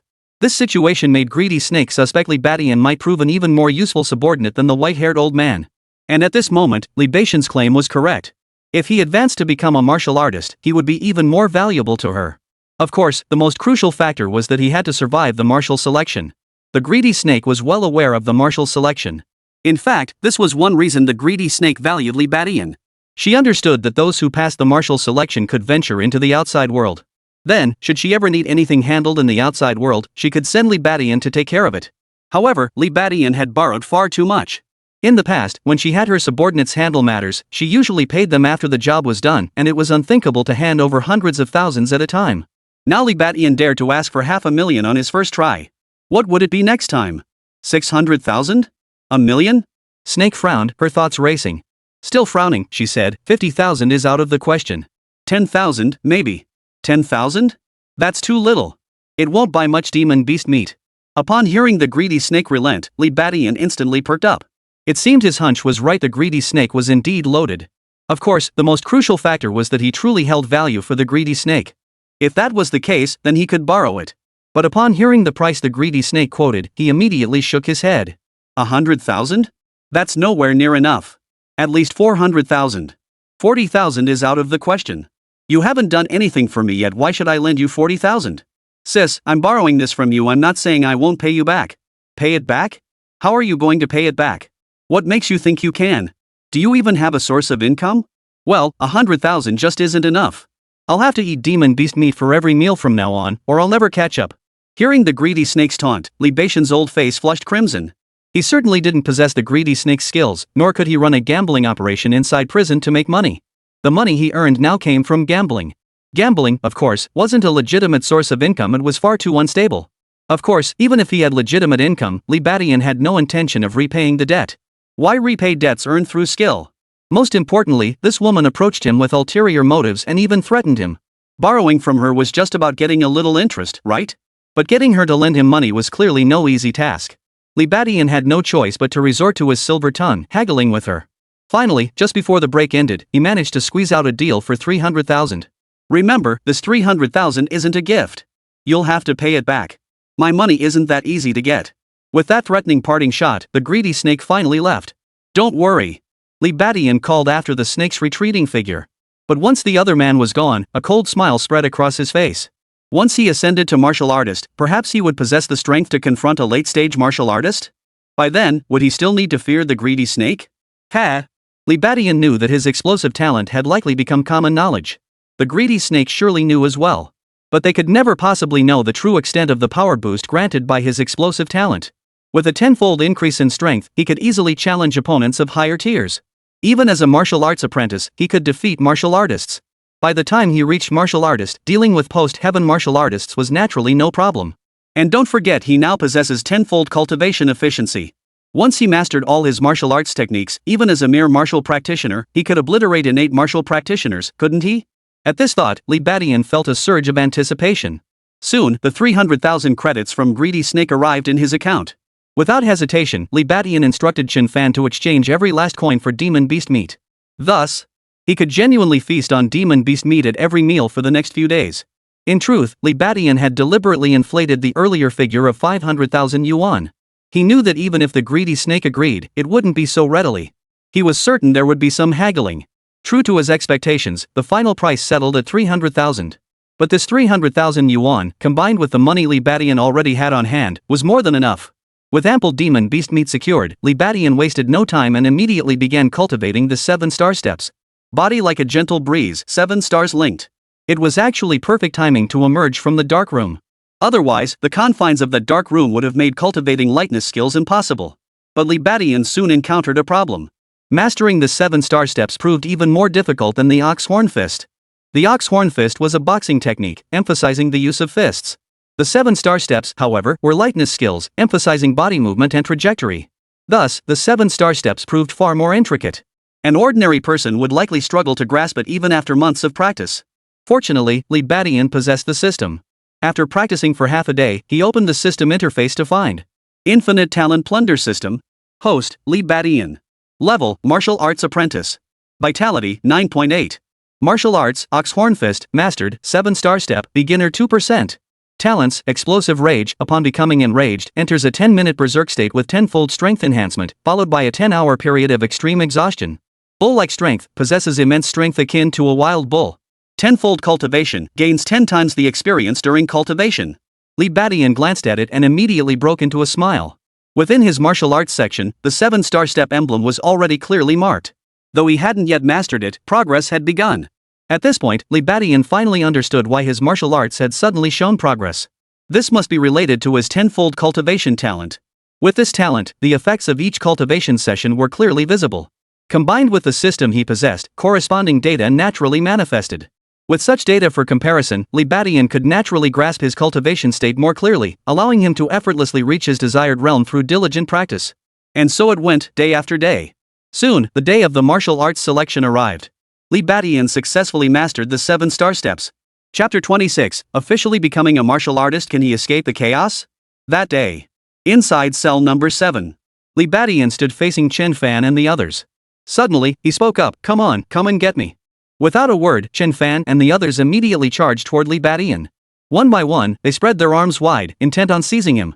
Chen Fan, leading the charge, had already touched the hem of Li Badian's robe. But at that very moment, Li Badian moved. He took a single stride forward, his figure flickering as he deftly evaded Chen Fan's grasp. Next, a burly man lunged forward, only to be dodged by Li Badian once more. His feet shifted rhythmically, his form drifting and shifting like a phantom. Had any skilled martial artist been present, they would have noticed that Li Badian's footsteps now followed a unique trajectory. When connected, these patterns vaguely formed a mysterious 7 star diagram. For a moment, Chen Fan and the others couldn't lay a finger on Li Badian. With no other choice, more men closed in to surround him. It took a full 5 minutes before Li Badian was finally captured by Chen Fan and the others. Even so, Chen Fan and the others were left gasping for breath. Brother Tian, you're way too hard to catch. Is this what lightness kung fu is? It's incredible. He wasn't like this just a couple days ago. Chen Fan and the others all exclaimed in astonishment. This situation was not the first time it had occurred. To hone his lightness skills, Li Badian frequently called upon them to assist in his training. Just a few days ago, they had easily captured Li Badian. This time, however, even with a coordinated ambush, it took them 5 minutes. Those with martial arts prowess fared better, but those like Chen Fan, lacking such skills, were utterly exhausted. Li Batian chuckled upon hearing this. The reason he was so difficult to capture today was, of course, because he had mastered the basics of the 7 star steps. Li Batian was thoroughly pleased with this outcome. Though he'd only evaded for 5 minutes, this was against 100 pursuers. To endure such relentless pursuit for that duration spoke volumes about the mastery of his lightness skills. Once he reached even a modest level of mastery, let alone true mastery, Chen Fan and his men might struggle to even touch the hem of his robe. Still, Li Batian was thoroughly satisfied with this initial breakthrough. For anyone else attempting this cultivation, it might take months just to break through the initial barrier. The extraordinary nature of tenfold cultivation revealed itself once more. Of course, the demon beast meat also played a role. Otherwise, he'd exhaust his stamina after just a few sessions. How could he accumulate experience? The importance of abundant resources for martial artists became increasingly apparent. But what was truly noteworthy was that mastering the 7 star steps wasn't Li Batian's greatest achievement in those few days. With that thought, he activated the system interface. Infinite Plunder System. Host, Li Batian. Level, Martial Artist. Vitality, 10. Martial Arts, Oxhorn Fist, Mastery, 7 star step, Beginner 1%. Talents, Explosive Rage. Upon becoming enraged, enters a 10-minute berserk state with tenfold strength enhancement, followed by a 10-hour period of extreme exhaustion. Bull-like strength, possesses immense strength akin to a wild bull. Tenfold cultivation, gains 10 times the experience during cultivation. Li Batian's smile broadened as he glanced at the list. Indeed. His greatest gain was successfully enhancing his chi and blood, officially advancing to become a martial artist. From this day forward, he was a true martial artist. And a gifted martial artist at that, a rare talent. As this thought crossed his mind, Li Batian suddenly felt a wicked amusement. I wonder what that Lin Xiaodan would think if she knew this. Li Batian found himself anticipating the look on that Lin Xiaodan's face when they met again. Would it be shock? Or regret? But one thing was certain, he'd be thoroughly enjoying himself then. Of course. Revenge wasn't the priority right now. Next up was the martial selection awaiting him. Speak of the devil. Suddenly, the prison guard's summons echoed from outside. 9527, come out. Hearing this, Li Batian's eyebrows shot up. Finally, the martial selection was about to begin? Soon, Li Batian met Song Qian at the prison gate. Ha! Your chi and blood, you've truly advanced to a martial artist. The moment they met, Song Qian sensed something off about Li Batian's aura. Then, as if realizing something, his expression brightened. Hee, I owe my successful advancement to Warden Song. Li Batian replied with a smile, his expression amiable. He harbored no goodwill toward greedy snake. But toward Song Qian, who genuinely valued and sought to cultivate him, he naturally felt a measure of respect. Over time, he had come to understand that Song Qian genuinely intended to nurture his growth. The gift of the 7 star steps was the best proof of that. Very good. With this, your chances of passing the martial selection have greatly improved. Song Qian nodded, having also noticed Li Batian's attitude toward him. This amiable demeanor was precisely what he hoped to see. Only then could he win Li Batian over and persuade him to serve the nation. As for the matter with the white-haired old man, he no longer held it against Li Batian. After all, the dead couldn't be brought back to life. Moreover, Li Batian had successfully advanced to become a martial artist. The contributions he could make to the nation in the future should be no less than those of the white-haired old man, and might even be greater. Next, Li Batian saw 10 more prisoners dressed in identical prison uniforms being led in by the guards. They were likely the other martial candidates selected by Song Qian. Among them, 1 or 2 faces looked vaguely familiar to Li Batian. They were likely the leaders of other prison cells. Just 10 people, and that was it. Seeing this, Li Batian felt a surge of quiet delight. Based on what he knew about the martial selection rules, if there were few candidates, they would adopt a one-on-one arena format. If that were the case, passing the martial selection shouldn't be difficult, it might even be quite easy. But just as Li Batian was thinking this, an unexpected turn of events unfolded. The guards began shackling each prisoner with heavy handcuffs and leg irons, then herding them one by one onto a large bus parked at the prison gates. What? Warden Song, wasn't this martial arts selection supposed to be held inside the prison? Li Batian was taken aback and hurriedly asked Song Qian beside him. Who told you it was being held inside the prison? We're heading to a location where the martial arts selection will take place. Song Qian shot Li Batian a glance, his tone tinged with amusement. With that, he walked to the front jeep and personally led the way. One by one, armed prison guards boarded the bus, closely guarding Li Batian and the others. As the vehicles began moving outward, Li Batian was dumbfounded. A martial arts competition held by the prison wasn't taking place inside the prison walls, but outside? The only explanation for this situation was... Li Batian suddenly grabbed the guard beside him and demanded, this martial arts competition, is it against people from other prisons? Yes. Prisons from several surrounding cities will each select a group to participate. Is there a problem? The guard replied casually. Li Badian was stunned. No wonder there's a free-for-all mode.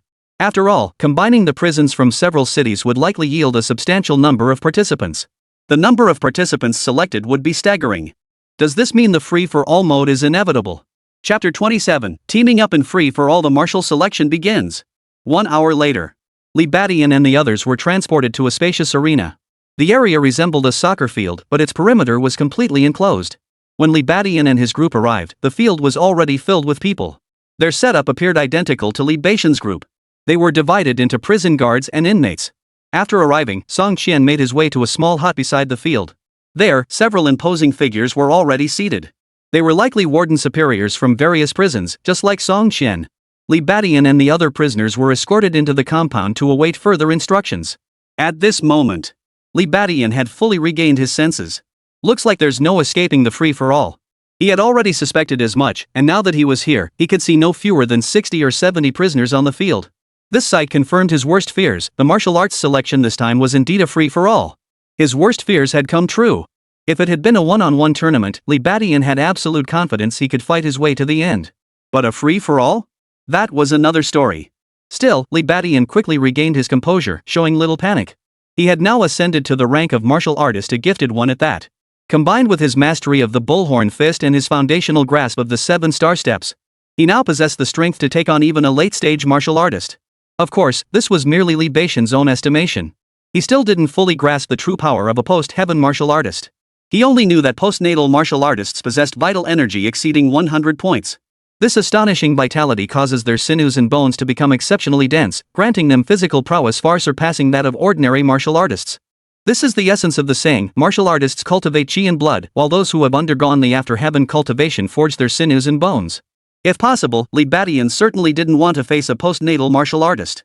Fortunately, before his arrival, Li Badian seized the opportunity to pry more information about the martial selection from the prison guards. Thus, he knew that among the numerous prisoners participating in the martial selection, all were martial artists. The highest ranked were late-stage martial artists, with no late-stage practitioners present. Realizing this, Li Badian felt reassured. Without any postnatal martial artists, as long as he wasn't surrounded by dozens of martial artists, he shouldn't face too much trouble. Hello, you must be Li Badian, ranked 40th. Just then, a greeting reached Li Badian's ears. Ha! Li Badian turned to see who had spoken and recognized the prisoner from the same prison.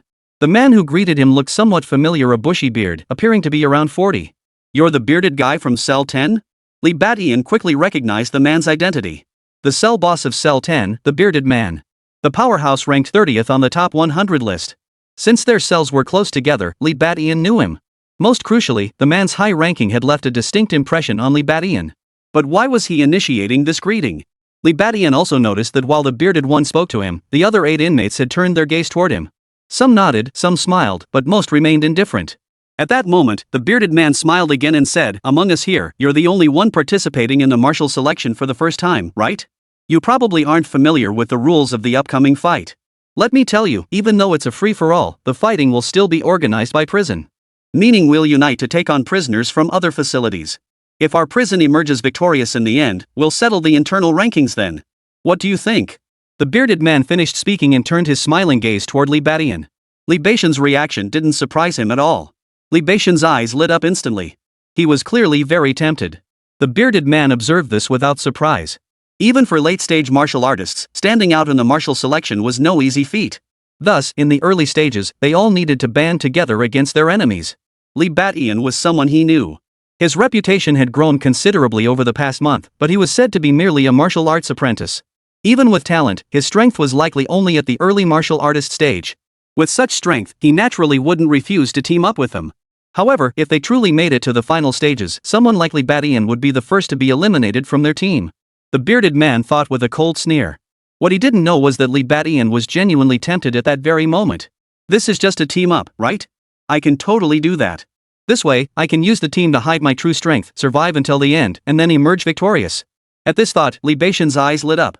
He understood the bearded man's scheme perfectly. But it suited him perfectly. If he could join a team, the chances of others targeting him would be much lower. By then, when others realized his strength and tried to gang up on him, it would be too late. Then he could effortlessly sweep aside the remaining few and claim victory in the martial selection. With this thought, Li Badian smiled and replied, "Great idea. I was thinking the same thing, a free-for-all with so many people is too risky. Teaming up definitely boosts our odds." The bearded man nodded in agreement and continued, "In that case, let me introduce the others to you first. We don't want any mix-ups later." With that, he began introducing the others to Li Badian. "This is number 20, Bald Chang. This is Brother Haonan, ranked 25th. And this one here, ranked 38th, Lu Sandao." Sure enough, the other inmates were all ranked higher than Li Badian. However, the issue of mistaking someone for another prisoner, as mentioned by the bearded man, did not exist. After all, prison uniforms differed from facility to facility. Of course, in martial combat, anything could happen. If someone's uniform got knocked off, it wouldn't be surprising. Take Li Badian himself. When activating his explosive mode, he preferred shedding his top. The main reason was the rising steam. Wearing clothes would make them damp, which could affect his performance. Removing his shirt eliminated that problem. And the terrifying aura he projected even carried an inherent intimidating effect. During the bearded man's introductions, Li Badian noticed 2 or 3 individuals carrying cold weapons. Take Lu Sandao, for instance. He wielded a gleaming broadsword in each hand and even clenched another between his teeth. Li Badian didn't find this particularly strange. After all, martial arts encompassed more than just fist techniques and palm strikes. There were also numerous cold weapon disciplines, such as swordsmanship and broadsword techniques. Therefore, before entering the arena, specialized personnel distributed weapons to these martial artists. Armed with weapons, these fighters clearly held an advantage in combat. Of course, the disadvantages were equally apparent. If their weapon was knocked from their hands, their entire martial prowess would be severely diminished. As Li Badian pondered these matters, 2 more prison guards arrived swiftly. The next moment, a voice boomed across the entire arena through the loudspeaker. "The martial arts selection begins." Chapter 28, The Free-for-All begins. Li Badian takes advantage of the chaos. "The martial arts selection begins." A voice boomed through the loudspeaker, echoing across the entire arena. Li Badian's expression instantly hardened. The atmosphere across the entire arena abruptly grew tense and grim. The brutal martial arts selection free-for-all officially commenced. "Li Badian, you'd better be careful. While we'll assist you along the way, we can only do so much. Ultimately, you'll have to rely on yourself. That's right. If you really can't win, just run. In the chaos, they won't be fixated on you. Of course, if you choose to surrender, just head straight for the exit." At that moment, the other prisoners all chimed in with their warnings to Li Badian. Among the prison team, he ranked lowest in both vitality points and standing. Thus, the others were worried he might slow them down. Of course, at the beginning, they wouldn't stand by and watch Li Badian die. After all, they needed to stick together to survive until the end. Otherwise, as their numbers dwindled, other prison teams would inevitably target them first. Li Badian heard this and didn't argue. Instead, he nodded. There was no point in arguing. They'd see who had the last laugh. But at that moment, he couldn't help but glance toward the entrance. The entrance remained open, not closed. Those who surrendered could pass through it directly, leaving the grounds and abandoning the martial selection. Of course, few who came to the martial selection were forced to participate. It was safe to assume everyone present here sought to change their fate through this very path. "Be careful." Just then, the bearded man's voice rang out. Li Badian looked in the direction of the voice and immediately spotted a prison team charging toward them. The leader was a man with a fleshy face, a bulky frame, and astonishing vitality. "Damn it, he might be a late-stage martial artist." Someone cried out in alarm. The expressions of everyone present darkened. Even Li Badian was no exception. For among their group, there was no late-stage martial artist. The highest ranked among them was only a mid-stage martial artist, with a vitality level around 60. Late-stage martial artists, however, typically possessed vitality values exceeding 70. "I'm Fat Dragon, the Demon Silver Hand. Come feel the weight of my might." The man charged toward the group, grinning savagely as he spoke. Among them, the bald-headed leader and another man steeled themselves and stepped forward. Both were mid-stage martial artists. Facing a late-stage martial artist, they could only attempt a 2-on-1 fight.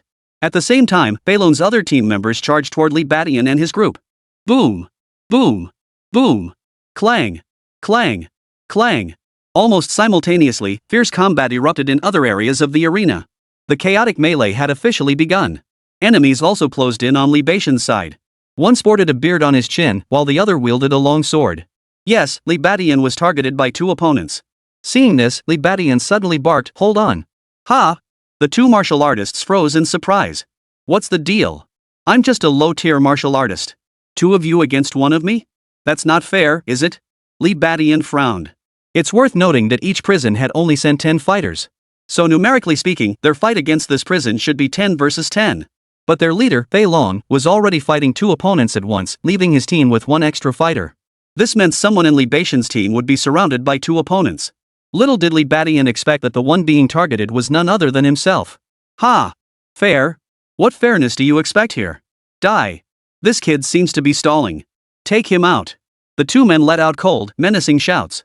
One from the left, one from the right, they charged at Li Batian once more.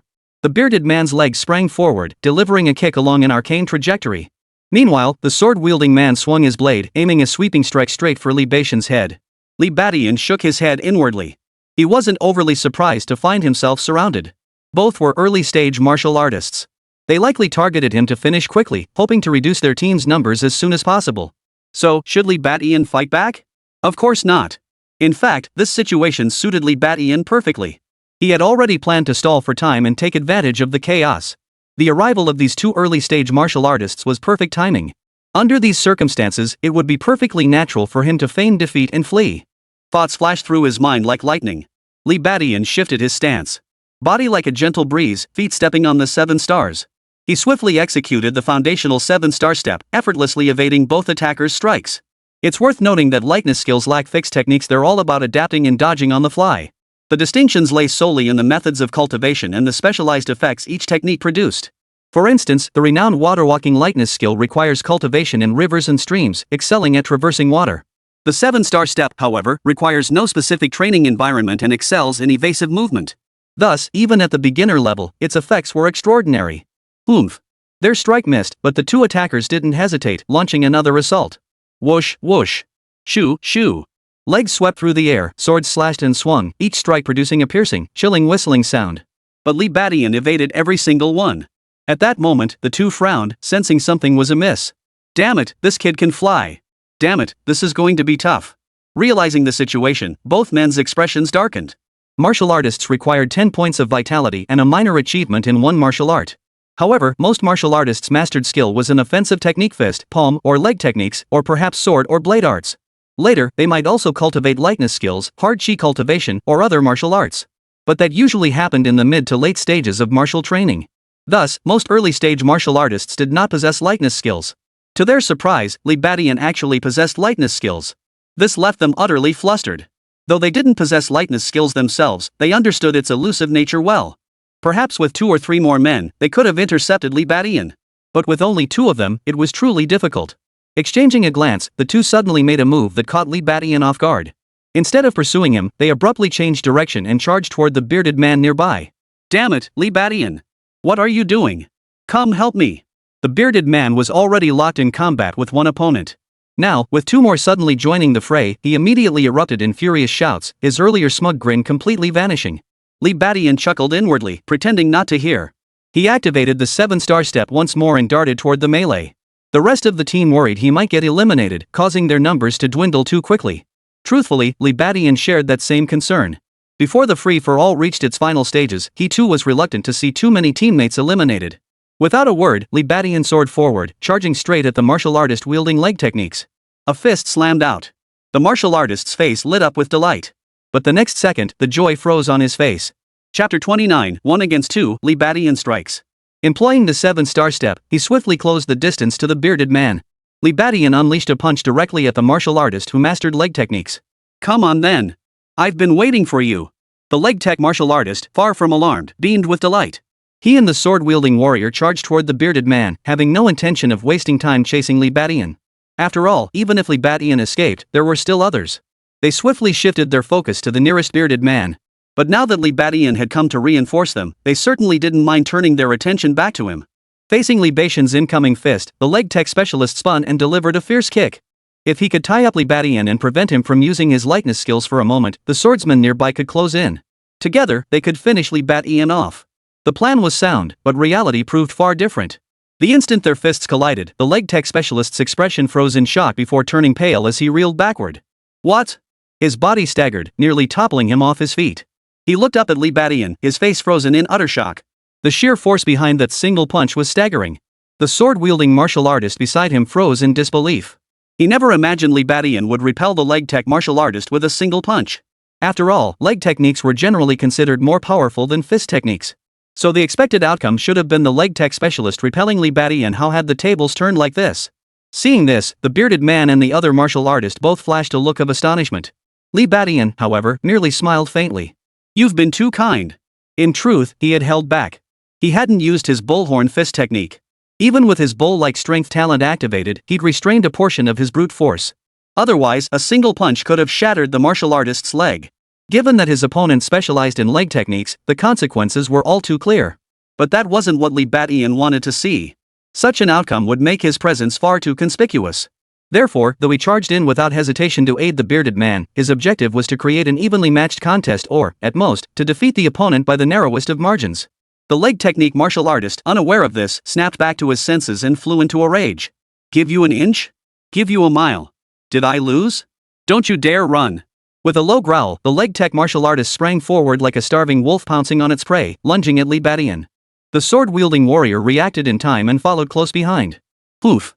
Li Batian sneered coldly, no longer evading. Instead, he employed the 7-star step to engage both opponents in fierce combat. After witnessing the earlier exchange, he realized escape was futile. The best course was to engage them in a protracted struggle. This way, he could buy time. 1 minute, 2 minutes. The expressions of the leg tech martial artist and the long sword martial artist darkened once more. What the hell is wrong with this guy? Damn it, why can't we hit him? As time passed, the two began to understand Li Batian a little better. First, Li Batian possessed immense strength.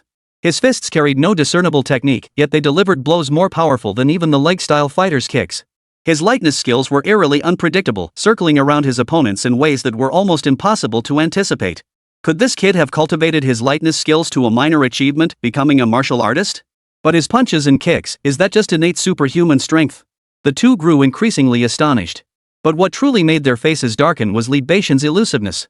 He never engaged the sword martial artist head-on, relying primarily on evasion. When facing martial artists skilled in leg techniques, he would exchange 1 or 2 blows before swiftly separating. This pattern left the two fighters feeling increasingly frustrated. After all, martial artists rarely engaged in prolonged grappling, especially in chaotic free-for-alls like this. Typically, combatants would give their all to end the fight as quickly as possible. This approach conserved energy, allowing them to better prepare for subsequent engagements. Yet here they were, unable to defeat Li Batian even after several minutes. Consider that the other combat groups had already begun determining victors. At this realization, both men's expressions darkened. After all, they too had a mission. Their mission was to swiftly reduce the numbers of Li Batian's team, first the early-stage martial artists, then the mid-stage ones. If they could work together to take down 3 or 4 members, their team would be assured of victory. But they never imagined they'd get stuck on Li Batian. Damn it, let's go. Realizing they couldn't defeat Li Batian or that it would take far too long, the leg art martial artist and the long sword martial artist immediately prepared to shift their focus elsewhere. The fight isn't over yet? But how could Li Batian let them leave? With a twist of his 7-star step, he intercepted them once more. Now it wasn't the two of them attacking him, it was him attacking the two of them. Damn it! What the hell do you want? Get the hell out of my way! Both men were enraged, charging at Li Batian with frenzied attacks. But it was all for naught. While entangled with the two, Li Batian even had time to glance at the other battle groups out of the corner of his eye. The bearded man was still locked in combat with that martial artist, but in the other battle groups, victories were being decided one after another. Lu Sandao had slain his opponent. The dashing brother Hanan, however, lay fallen in a pool of blood. Overall, however, the battle remained evenly matched. But then, upon seeing the battle group involving Fat Dragon, Bald Chang, and another man, Li Batian couldn't help but frown. Was it because he was a late-stage martial artist? This magic silver hand Fei Long was truly formidable. Fighting 2 opponents alone, he was actually gaining the upper hand. Bald Chang and the other prisoner were gradually showing signs of exhaustion. Seeing this, Li Batian couldn't help but sigh inwardly. Looks like I'll have to step in a bit. Otherwise, if that late-stage martial artist defeats Bald Chang and the others, it'll be a real headache. With that thought, Li Batian's figure suddenly froze. The leg tech specialist and the long sword martial artist charged at Li Batian once more. Both gritted their teeth, seething with rage. But to their astonishment, Li Batian didn't dodge. Instead, he stood his ground and stepped forward to meet them. Good. Die for me. The pair instantly rejoiced. But the next second, Li Batian moved.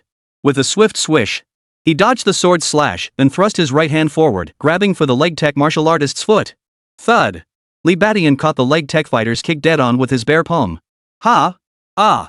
The leg tech martial artist froze, then let out a piercing scream. Li Batian's right hand tightened, gripping the foot with brutal force. A primal force, far stronger than before, erupted with a thunderous roar. The leg tech martial artist's right leg instantly went limp. But his reflexes were lightning fast. Planting his left foot firmly, he launched a ferocious kick straight at Li Batian. A cold gleam flashed in Li Batian's eyes. He lunged forward, seizing the leg technique martial artist's entire right foot with a fierce grip. The sudden surge of immense force shattered the leg tech martial artist's technique. Ha! Li Badian roared, yanking the leg tech martial artist's body midair and hurling him with brutal force toward the sword tech martial artist standing beside them, who stared in stunned silence. In that instant, the leg tech martial artist's body transformed into a human flesh hammer, crashing down with brutal force onto the sword tech martial artist. Thud! The entire ground shook. The bearded man nearby looked over in astonishment, witnessing the shocking scene. Chapter 30, Team Victory, continuing the joint operation. Boom! A shocking scene unfolded. The two martial artists who had just faced off against Li Badian lay sprawled on the ground, foaming at the mouth. Li Badian had taken on two opponents alone and won? What? The bearded man froze in shock, and the martial artist facing him stared wide-eyed. Those nearby couldn't help but turn their heads in astonishment. Defeating two martial artists of equal rank in one fell swoop, such a sight was rarely seen. Huff! Li Badian exhaled a long breath of stale air, yet he remained unfazed. The brute strength granted by his ox-like strength talent allowed martial arts apprentices to possess power rivaling that of martial artists. Even after advancing beyond the martial artist stage, this brute strength remained exceptionally effective. While it might not be effective against martial artists who cultivated their skills through cultivation, it still held a significant advantage when facing opponents of the same rank. Thus, after unleashing his fury, he effortlessly disposed of the two martial artists. Good. Come help me. The bearded man snapped back to his senses and let out a cheer. Li Badian, hearing this, wasted no words and flew toward the battle group on the bearded man's side. The martial artists on the opposing side instantly felt the pressure mount.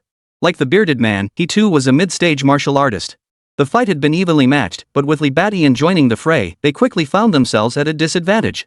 Even though Li Badian was only displaying early-stage martial artist strength. Soon, the warrior gritted his teeth, determined to eliminate Li Badian first. Yet Li Badian proved elusive, slipping away with the 7-star step, refusing to engage in direct combat. As the bearded man charged at the warrior, Li Badian circled back to harass and support from the flanks. Within a minute, the tide of battle turned dramatically. The martial artist panicked, shouting frantically to those around him, "Someone help me!" No one responded. The reason was simple: the defeat of two fighters had instantly put their team at a numerical disadvantage. Meanwhile, Li Badian's side was riding high on morale, relentlessly pinning down their opponents. Even the bald warrior facing the late-stage martial artist and the other warrior fought desperately, striving to hold back Fei Long.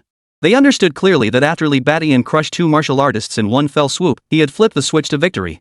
If they could just hold on a little longer, the opposing team would topple like dominoes, one after another. And indeed, that's exactly what happened. Another minute passed, and Li Badian teamed up with the bearded man to take down the remaining martial artist.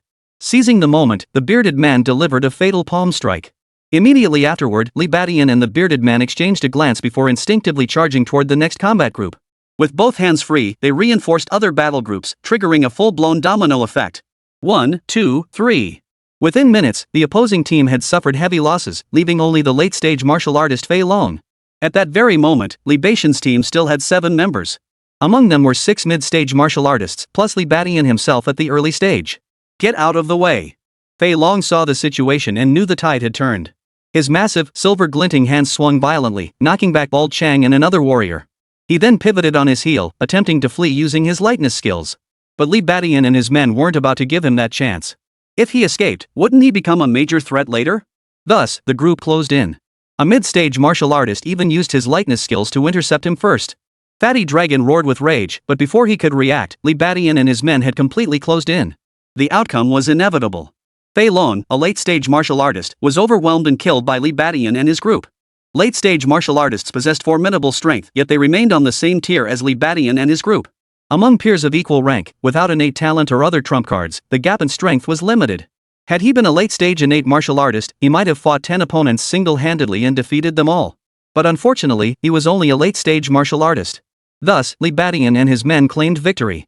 Li Badian, you're something else. After taking care of Fei Long, the bearded man immediately slapped Li Badian on the shoulder with a look of excitement.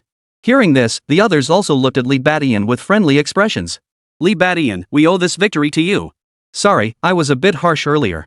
You're quite the character, kid, even know some lightness kung fu. Bald Chang, Lu Sandao, and the others all burst into laughter. At first, they had looked down on Li Badian, who was only at the early stage of martial arts cultivation. Little did they expect that in this battle, Li Badian would become the pivotal figure in their victory. It wasn't that the others hadn't defeated their opponents. Take Lu Sandao, for instance. He dealt with his opponent, only to be immediately entangled by another foe, leaving him no chance to assist others. Only Li Badian had taken out 2 martial artists at once, then supported the bearded man, ultimately turning the tide of battle. Defeating a late-stage martial artist team was undoubtedly a victory of the underdog. It's nothing. I just did what I was supposed to do. Li Badian waved his hand dismissively. Securing a narrow victory was precisely the outcome he had sought. Li Badian said little more, for soon enough, other teams began closing in. Though they defeated one team, the free-for-all was far from over. At this moment, other battle groups were either settling their victories or still locked in combat. The approaching team was clearly another victorious group, much like Li Badian's own. Their numbers were dwindled, with only 5 members remaining. Nevertheless, Li Badian and his group dared not underestimate them. For the leader radiated an exceptionally powerful aura. Another late-stage martial artist. A burly, imposing figure, both physically and mentally imposing. As he approached, he immediately clasped his fists in greetings, brothers. I'm Zhang Tiniu. Interested in joining forces? Oh. Hearing this, Li Badian and the others all flinched. The bearded man smiled and asked, brother, how do you propose we team up? Zhang Tiniu grinned widely and stated bluntly, based on how things are going now, 5 more teams will emerge victorious. I plan to team up with 2 groups, then use our numbers to bully the others and take on the remaining 2 teams. After that, there probably won't be many left standing. Then we'll just have a free-for-all to decide the winner. Hearing this, the bearded man's eyes lit up. He turned to Li Badian and the others and asked, what do you think? The others exchanged glances and nodded in agreement. This strategy was essentially an extension of their earlier team formation, merely taking it a step further. All right. I'm in. Let's do it. Li Badian naturally had no objections to this. Outnumbering the enemy gave them the upper hand. 3 teams against 2 meant their odds of victory were quite high. By the end, there probably wouldn't be more than 10 survivors left. At that point, he could unleash his true power and crush them completely. Chapter 31, Conserving Energy, Revealing Hard Qigong. Alright, Iron Ox, we'll do as you say. The bearded man consulted Li Badian and the others before quickly replying to Zhang Tiniu. Zhang Tiniu nodded. Then let's go find the other team. The 2 groups then joined forces and approached another nearby team. This team also had only 5 members left. Upon learning Li Badian's purpose, the 5 agreed without hesitation. Of course. After all, refusing would likely invite an attack from Li Badian and his group. Besides, they didn't have time to try to unite the other 2 teams. Rather than risk being surrounded, they naturally chose to join forces, becoming one of the 3 teams to bully the other 2. Alright. Let's go. As a late-stage martial artist, Zhang Tiniu had quietly assumed the demeanor of a team leader. He led Li Badian and the others in a swift charge toward the remaining team. One of the remaining teams had already settled their battle, leaving 6 members. The other battle group was still locked in combat, though victory was imminent. Li Badian and his group charged straight toward those 6. Seeing Zhang Tiniu and his men charging toward them with overwhelming force, the 6 combatants were instantly terrified. Among them, a late-stage martial artist named Ma Chao immediately turned pale. Run! With that cry, he charged toward the remaining combat group. The other 5 followed closely behind. Brothers over there, stop fighting. They've joined forces. If we don't unite, we're finished. Ma Chao bellowed from a distance. His shout instantly startled the members of that battle group. What's going on? They turned toward the sound and witnessed a shocking sight. Nearly 20 men were chasing after just 5 or 6 others, sprinting madly toward them. Seeing this, how could they not react? Damn it, stop fighting. Let's defend together. Someone shouted immediately. The battle group now numbered 9. Their expressions flickered with complexity before they halted their actions. Their roles were reversed. One moment they were fighting for their lives, the next they were comrades in arms. But there was no time for second thoughts. They joined forces with Ma Chao and the others, charging straight toward Li Badian and his men. Kill! Zhang Tiniu, their leader, did not retreat. Instead, he charged forward with increasing speed, then lowered his shoulders and slammed into the enemy with fury. His tall, sturdy frame transformed into a freight train hurtling through a storm. Iron Mountain collision. His target was none other than Ma Chao, also a late-stage martial artist. But Ma Chao proved to be all show and no substance. Zhang Tiniu's charge sent him flying backward, spitting blood. What? Seeing Zhang Tiniu's ferocious display, the men on this side instantly paled, their hearts sinking. As for Li Badian's men, their morale soared. They followed Zhang Tiniu as he charged forward. Boom! Boom! Boom! Clang! Clang!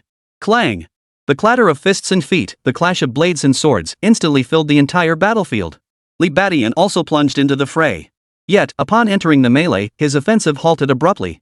Instead, he shifted to the 7-star step, maneuvering toward the battlefield's edge to avoid combat as much as possible. Previously, it might have been different, but this time, conserving his strength was paramount. He had no choice.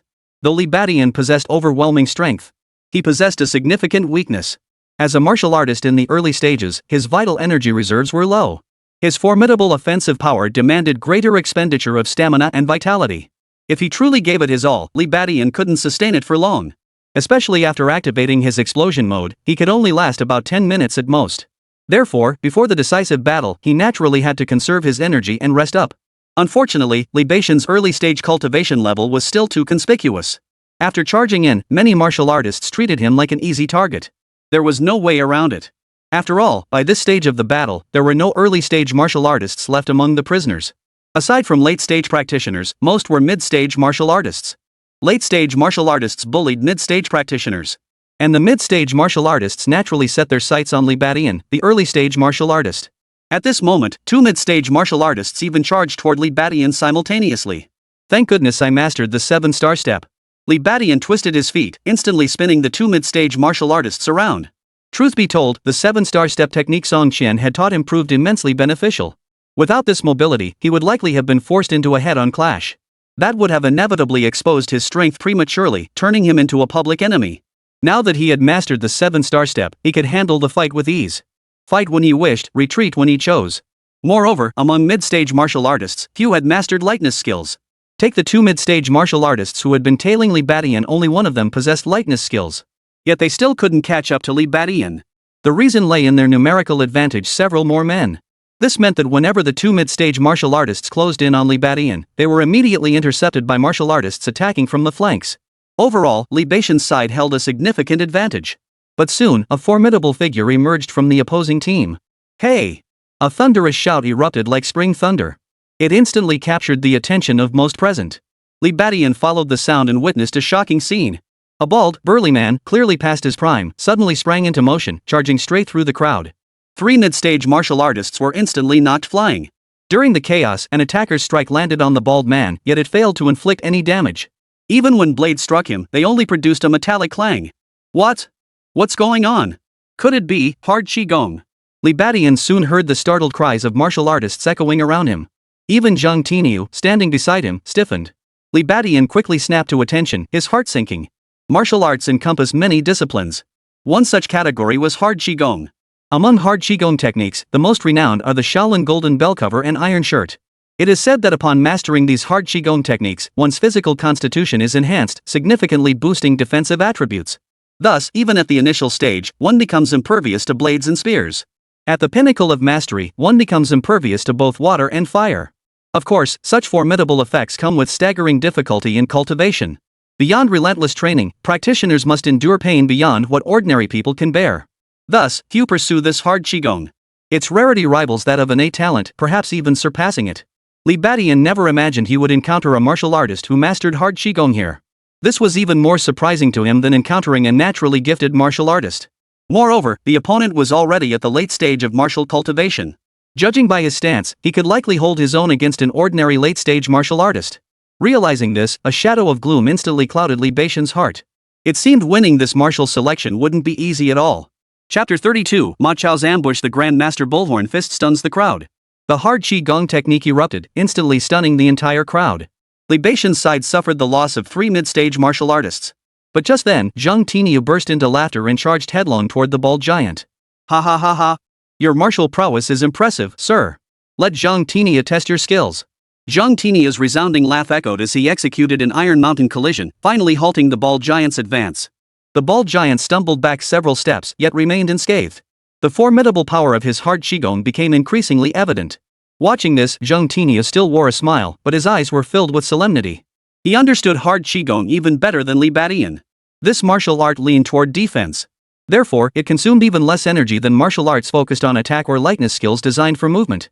Zhang Tiniu understood clearly that if this bald giant were allowed to run rampant, even if he knocked down all the other martial artists, his stamina would likely remain unbroken. That would completely erase the numerical advantage he had worked so hard to establish. Naturally, Zhang Tiniu could not allow this to happen. By then, victory would be impossible. The only option now was to stall the bald giant until the others could free their hands. Then, they could all join forces to surround and attack him. Only then would they have a chance at victory. As far as he knew, while hard Qigong was formidable, it had a fatal weakness. Attacking that specific point could temporarily disable the hard Qigong. But executing this required more than just one person. As Zhang Tianyo pondered this, the bald giant spoke indifferently, "My name is Lu Meng. Your Iron Mountain palm isn't bad, but it still lacks the finishing touch. With that, he lunged fiercely at Zhang Tianyo. Two late-stage martial artists immediately engaged in fierce combat. Seeing this, the surrounding martial artists finally breathed a sigh of relief. Both Lu Meng and Zhang Tianyo possessed formidable strength, and no one present wished to face either of them. Now that they were locked in combat, everyone naturally felt a bit more at ease. Li Badian, however, frowned. A late-stage martial artist with hard qigong has appeared out of nowhere. This is getting troublesome. Originally, he had assumed that barring any surprises, his final formidable opponent would be Zhang Tianyo. This Zhang Tianyo was both courageous and strategic. His Iron Mountain lean technique, combined with his lightness skills, made him a formidable opponent. Therefore, if their three teams could successfully eliminate the other two teams, the greatest threat in the final chaotic battle would likely be Zhang Tianyo. But now, a seemingly even stronger hard qigong master, Lu Meng, had appeared. This development forced him to revise his strategy. Li Beixian's next thought coincided with Zhang Tianyo as they planned to exploit their numerical advantage to surround and attack Lu Meng. With this in mind, he abandoned any thought of conserving his strength and immediately lunged at a mid-stage martial artist. But at that very moment, an unexpected turn of events occurred. As Li Badian passed a figure lying on the ground, that figure suddenly sprang up, striking out with a palm strike toward Li Badian. Mountain-shattering palm. With a whoosh, the palm strike unleashed unparalleled ferocity. A torrent of powerful qi and blood surged outward. What? Li Badian was startled.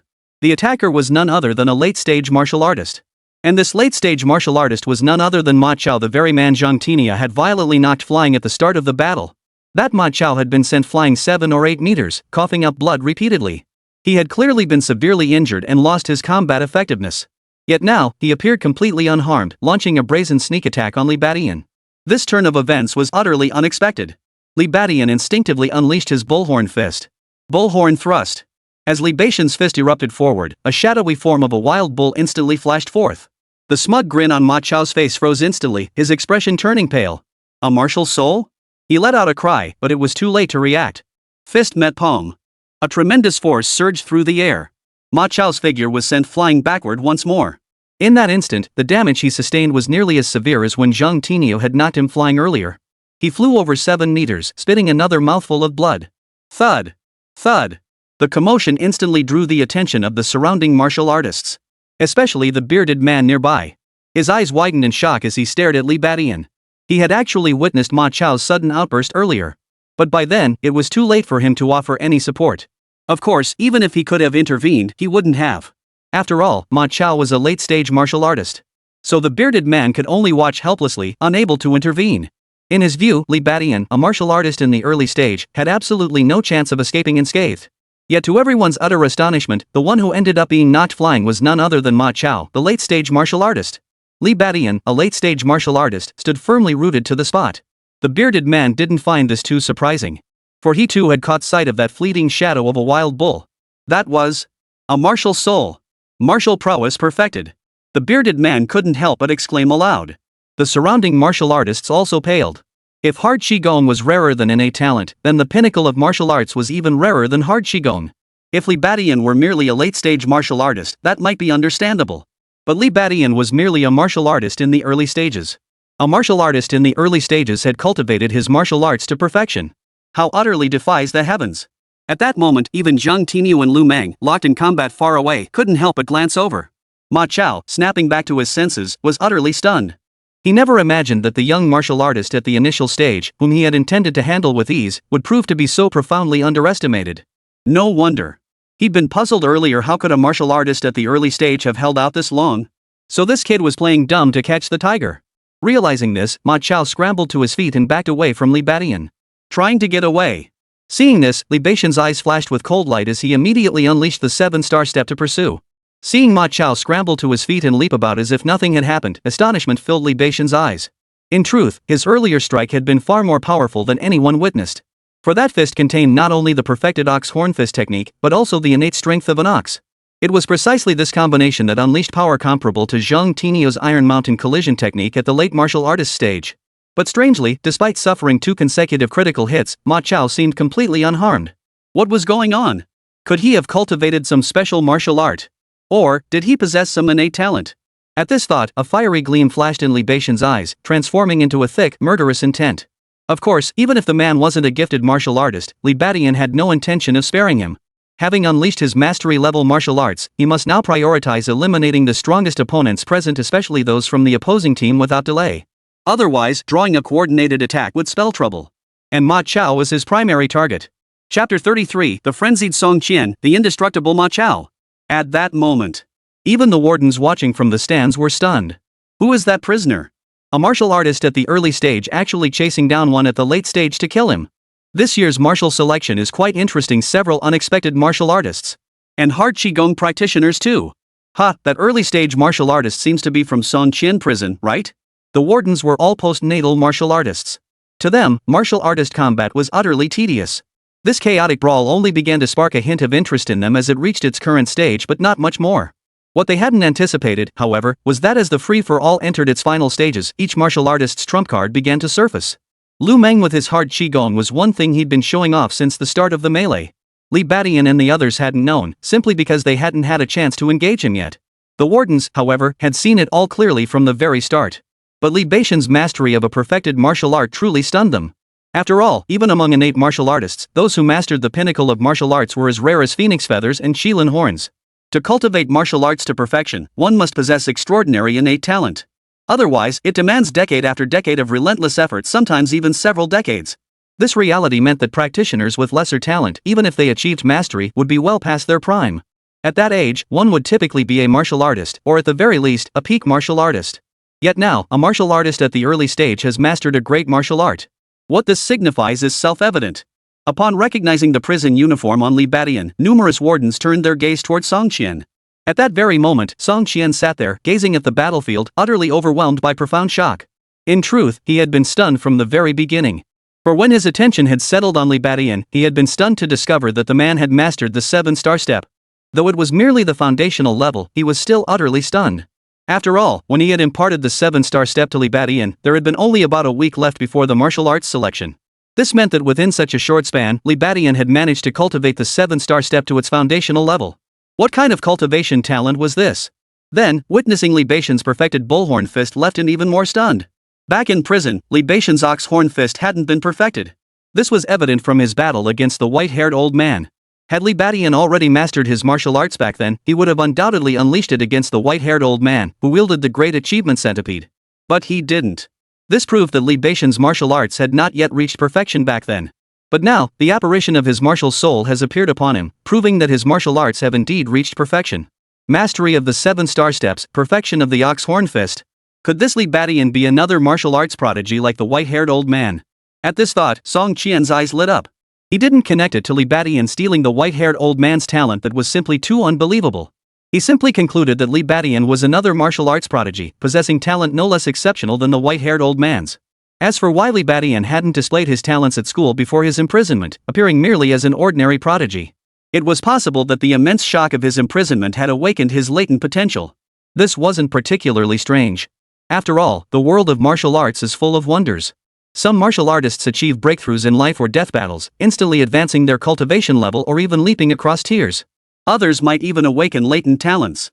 Thus, it's perfectly natural for immense stress to unlock latent potential. So this is how Li Badian did it. At this thought, Song Qian suddenly felt a surge of anticipation toward Li Badian. After all, he knew Li Badian was also a gifted martial artist. Even now, that terrifying talent of his had yet to be fully displayed. Could it be, this kid might actually pass the martial selection? The thought stirred a flicker of excitement within Song Qian. Originally, his expectations for Li Badian were merely that he survived the martial selection. That way, he could gain experience. By next year, if he cultivated to the mid to late stages of martial artist, he might truly stand out. After all, the victors of the martial selection were typically late-stage martial artists. Though Li Badian possessed terrifying explosive talent, even Song Qian couldn't predict whether he'd make it through. But now, witnessing Li Beixian's performance, a glimmer of hope flickered within him. Perhaps he wouldn't even have to wait until next year. This unassuming youngster might just pass the trial this very time. With this thought, Song Qian's gaze toward the battlefield brimmed with anticipation. On the battlefield, Li Badian erupted with overwhelming force, stunning all who witnessed it. Ma Chao, a late-stage martial artist, fled in disarray. As an early-stage martial artist, Li Badian pursued relentlessly. Martial artists along the path instinctively made way. Late-stage martial artists were never ones to be trifled with. As for a formidable figure like Li Badian, clearly, they couldn't either. Thus, a miraculous open space appeared in the midst of the battlefield. Sha! Ma Chao cursed under his breath, immediately pushing his entry-level waterwalking skill to its absolute limit. Yes, he too possessed lightness skills, the renowned waterwalking technique. But his waterwalking was merely entry-level, matching Li Beixian's own rank. Crucially, waterwalking excelled at traversing water, not at swift land-based dashes. Moreover, his speed was now diminished by injury, far from his peak. Thus, in less than 10 seconds, Li Beixian caught up to Ma Chao. Die! Savage Bull Charge. The moment Li Beixian caught up, he charged without hesitation.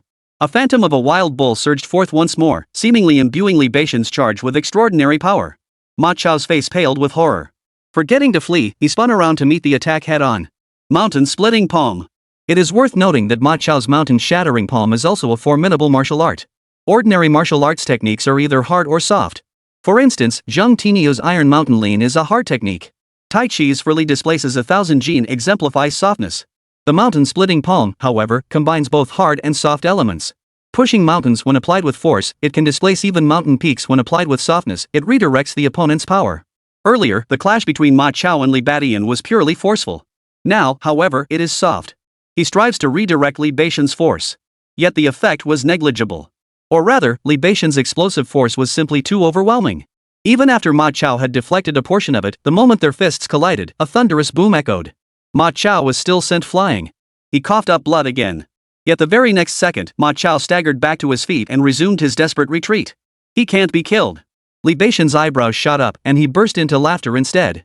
His body moved like a gentle breeze, his feet stepping on the 7 stars. In the next instant, Li Beixian closed in on Ma Chao once more, his eyes blazing with intensity. Die for me. Chapter 34, Li Beixian's weakness? One punch blows Ma Chao away. Die for me. In the next instant, Li Beixian closed in on Ma Chao once more, unleashing another punch. His gaze fixed on Ma Chao, burning with intensity. If his earlier suspicions were mere conjecture, then at this moment, he could be utterly certain. This Ma Chao was undoubtedly a gifted martial artist too. Otherwise, as a martial artist who had trained his sinews and bones, how could he be so resilient? This was the only explanation. Immediately afterward, as if to confirm Li Beixian's suspicion, Ma Chao was sent flying once more. Yet he remained combat ready, bursting into laughter instead. Boy, your vital energy must be running low, right? So what if you've mastered great martial arts? With your early-stage martial artist's vitality, how much longer can you keep this up? Li Beixian paused, his brow furrowing. Yes. At this moment, he too faced the same predicament of depleted vital energy as the old man with white hair had before. The pinnacle of martial arts was actually best suited for the late stage and innate martial artists. At this stage, martial artists possessed robust vital energy. Even when unleashing the full power of their martial arts, which demanded significant expenditure, they could endure the strain. But Li Beixian was only in the early stages of martial cultivation, and his vital energy reserves were far from durable. This was precisely why Li Beixian had previously needed to conserve his stamina. It could be said that this was Li Beixian's greatest weakness at present. Ma Chao clearly understood this, and now he grew even more reckless. Go ahead and strike. You won't kill me. Once your vital energy runs dry, it'll be my turn to turn the tables on you. With that, Ma Chao rose from the ground and stopped fleeing. So young, yet you've mastered martial arts at such an early stage. Your talent must be truly extraordinary. Killing you would be quite the treat. Ma Chao regarded Li Beixian with leisurely composure, even licking his lips. His blood-stained face only added to his savage appearance. The surrounding martial artist's eyes lit up at his words. Indeed, Li Beixian had the weakness of insufficient vital energy. Even if he had mastered his martial arts, he still seemed far from terrifying. Simply put, he was a paper tiger. Once his true nature was exposed, he held no terror. Even Zhang Tinio and Lu Meng secretly breathed sighs of relief upon hearing this. Indeed, martial artists at their level, even those who had only achieved minor mastery, often suffered from insufficient vital energy. Li Beixian was even more so. When they saw Lian Tian unleash his fully mastered centipede technique, they had actually felt some apprehension. They'd feared Li Beixian might become their most formidable opponent. But now it seemed they had overthought it. Meanwhile, over on the spectator platform, most of the warden's attention was focused on Li Beixian and Ma Chao. This late-stage martial artist is formidable. He instantly identified the greatest weakness of early-stage martial arts. That's right, while mastered techniques are powerful, they consume immense energy. If one can withstand them for even a short while, the tide of battle can turn. But most people can't withstand more than a few hits from a master-level martial artist. Does this late-stage martial artist have some kind of special talent? How can a martial artist be so resilient? That early-stage martial artist is in trouble. He might just lose. The prison wardens all chimed in with their assessments. They too had noticed Ma Chao's unusual abilities. They too understood the situation. Though Li Badian currently held the upper hand, if he couldn't defeat Ma Chao, he'd eventually be forced into a disadvantage and suffer defeat. Song Qian's brow furrowed. Yet he remained largely unconcerned. For he knew Li Badian still held a trump card. The explosive talent it hadn't been used yet. Sure enough. The next second, Li Badian ripped his shirt open, revealing a well-defined upper body. His skin was fair, yet defined by 8 distinct abdominal muscles, with the contours of his back muscles faintly visible beneath. Ha! Seeing Li Badian's action, Ma Chao was puzzled. But then, something even more astonishing happened. Li Badian let out a loud cry, clenching his fists tightly as his skin flushed crimson. A cloud of steam rose, enveloping his handsome features in a haze that made them appear faint and indistinct. Without a doubt, Li Badian had entered his explosion mode. In truth, having fought the white-haired old man, how could he not know that early-stage martial artists were ill-suited to unleashing fully mastered techniques?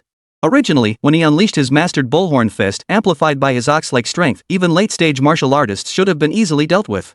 But he hadn't expected to encounter Ma Chao, a late-stage martial artist with such incredible resilience. With that, there was no need to hold back any longer. Li Badian unleashed his full power, determined to crush Ma Chao with overwhelming force. As long as it was brief, it wouldn't cause too much harm. Of course, if it dragged on too long, Li Badian might also fall into a weakened state, unable to hold out until the end. But so what? Why did Li Badian enter the martial selection? To reduce his punishment, of course. But why reduce his sentence? Wasn't it to survive? But if his strength increased, he could easily break out of prison. Of course, increasing strength isn't that simple. Martial artists typically require relentless, day and night cultivation to build up their strength gradually. But Li Badian is different. Possessing the limitless talent plunder system, his strength can advance by leaps and bounds in a single day. The prerequisite? He must be able to plunder talents. Or rather, that talents were available for him to plunder. And right now, Ma Chao standing before him was clearly a gifted martial artist. This way, as long as he could seize his innate talent, failing the martial selection wouldn't matter at all. With this realization, Li Badian hesitated not a moment longer and activated his explosive breed. You think you can take a beating, huh? Wonder how many of my fists you can withstand. Pulling his thoughts back, Li Badian turned to Ma Chao, whose face was frozen in astonishment, and flashed a cold, sharp smile. Boom!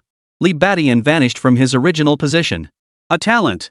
Ma Chao snapped out of his daze, his expression turning pale. Gone was his earlier composure. He spun around once more and fled in panic. In that instant, an overwhelming sense of foreboding gripped his heart. He had thought Li Badian's mastery of the great achievement martial arts was already astonishing enough. But he never imagined Li Badian would have a hidden card up his sleeve. Judging by the situation, it was most likely a natural talent. Though he didn't know what kind of talent it was, Li Badian's confident expression made it clear it was no ordinary gift. Run! If I don't escape, I'll die. Ma Chao was overcome with terror, even breaking into a run toward the entrance. He actually chose to surrender. But how could Li Badian possibly let him surrender? Escape was impossible for Ma Chao. Li Badian, mastering the 7-star step, was already faster than Ma Chao to begin with, let alone after activating his burst mode. With a whoosh, Li Badian, enveloped in a cloud of smoke, appeared before Ma Chao. It looked as though Ma Chao had willingly walked straight into his grasp. Then, a pale crimson bullhorn fist slammed brutally toward Ma Chao's chest. Bullhorn thrust. Thud. A bulge instantly protruded from Ma Chao's back.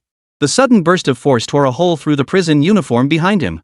Ma Chao's figure froze in place, his chest visibly caved in, revealing a terrifying fist imprint. You!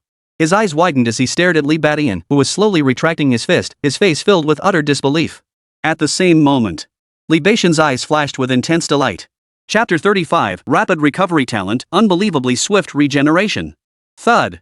Ma Chao's figure collapsed lifelessly to the ground, his eyes wide open in death. No matter how resilient he was, he couldn't withstand Li Badian's punch at that moment. This was the fully mastered ox horn fist, amplified by the ox-like strength and explosive talent, and absolutely devastating strike. He was dead. At that very moment, Li Badian was suddenly overcome with delight. With a thought, he opened the system interface. Infinite Talent Plunder System. Host, Li Badian. Level, Martial Artist. Health points, 10. Martial Arts, Ox Horn Fist, Mastery, 7-star step, Beginner 1%. Talents, Explosive Rage, upon becoming enraged, enters a 10-minute berserk state with tenfold strength enhancement, followed by a 10-hour period of extreme exhaustion. Bull-like strength, possesses immense strength akin to a wild bull. Tenfold cultivation, gains 10 times the experience during cultivation. Rapid recovery, unbelievably swift healing ability. Li Badian's eyes lit up at the sight. Ma Chao was indeed a natural-born martial artist. Thus, after slaying his opponent, he seized that innate talent. And this talent did not disappoint Li Badian. It was the ability to regenerate. Rapid recovery. Li Batian murmured to himself, first withdrawing his explosive breed, then silently sensing this rapid recovery ability. He began to understand. No wonder Ma Chao was so resilient. It really was a matter of innate talent. This rapid recovery likely allowed the opponent to swiftly heal wounds after being injured. So as long as he wasn't killed outright, he could rely on this talent to recover at lightning speed. This is essentially self-healing, but now it belongs to me. Li Batian's face broke into a broad smile. On the viewing platform, the prison wardens were stunned once more. What's happening? That late-stage martial artist was just killed in one blow. This anomaly. Could this early-stage martial artist actually be a gifted martial artist? Holy crap, old Song, you've hit the jackpot. Seeing Li Batian instantly defeat Ma Chao, the wardens were all stunned. Just a moment ago, Ma Chao had pointed out Li Batian's weakness. The next moment, he was dead. Li Batian's weaknesses still existed, but they no longer mattered. He won. Of course, the wardens understood that Li Batian's victory likely stemmed from his current abnormal state. This anomaly was even more pronounced than Ma Chao's display. Thus, they quickly realized that Li Batian, a martial artist who had mastered his skills, was also a rare natural talent. Subsequently, all the wardens cast envious glances towards Song Qian. Their primary duty as wardens was to oversee the rehabilitation of prisoners. But in this high martial arts world, they had another crucial metric. Beyond rehabilitation, could they harness the prisoners' martial prowess for the nation, enabling them to contribute to the state? Who could contribute to the nation? Outstanding martial artists, of course. And now, Li Batian's performance had clearly surpassed this standard by a wide margin. Facing the envious stares of other wardens, a faint smile slipped onto Song Qian's refined face. Although he had anticipated that Li Batian, after his explosive breakthrough, should be able to defeat Ma Chao.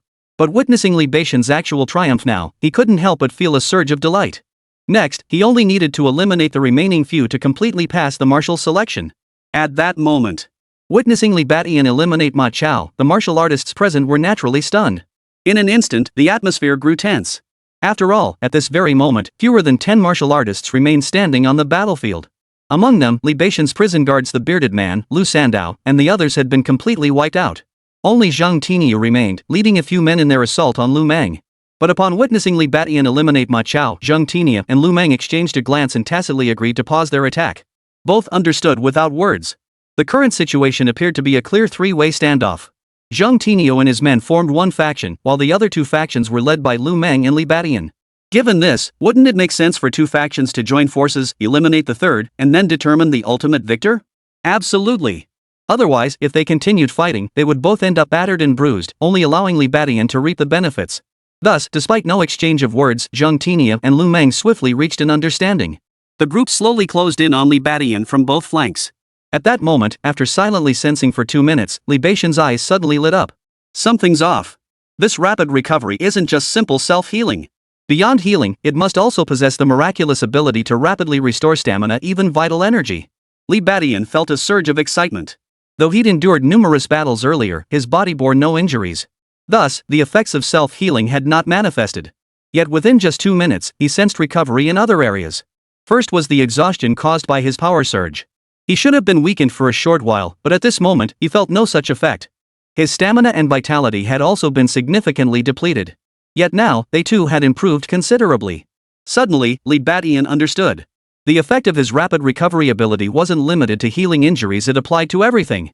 Stamina, vitality, whatever was depleted would recover at an astonishing speed. This was the true effect of the rapid recovery talent. It was precisely because of this that he could effortlessly eliminate the effects of the power surge and recover both stamina and vitality within such a short time.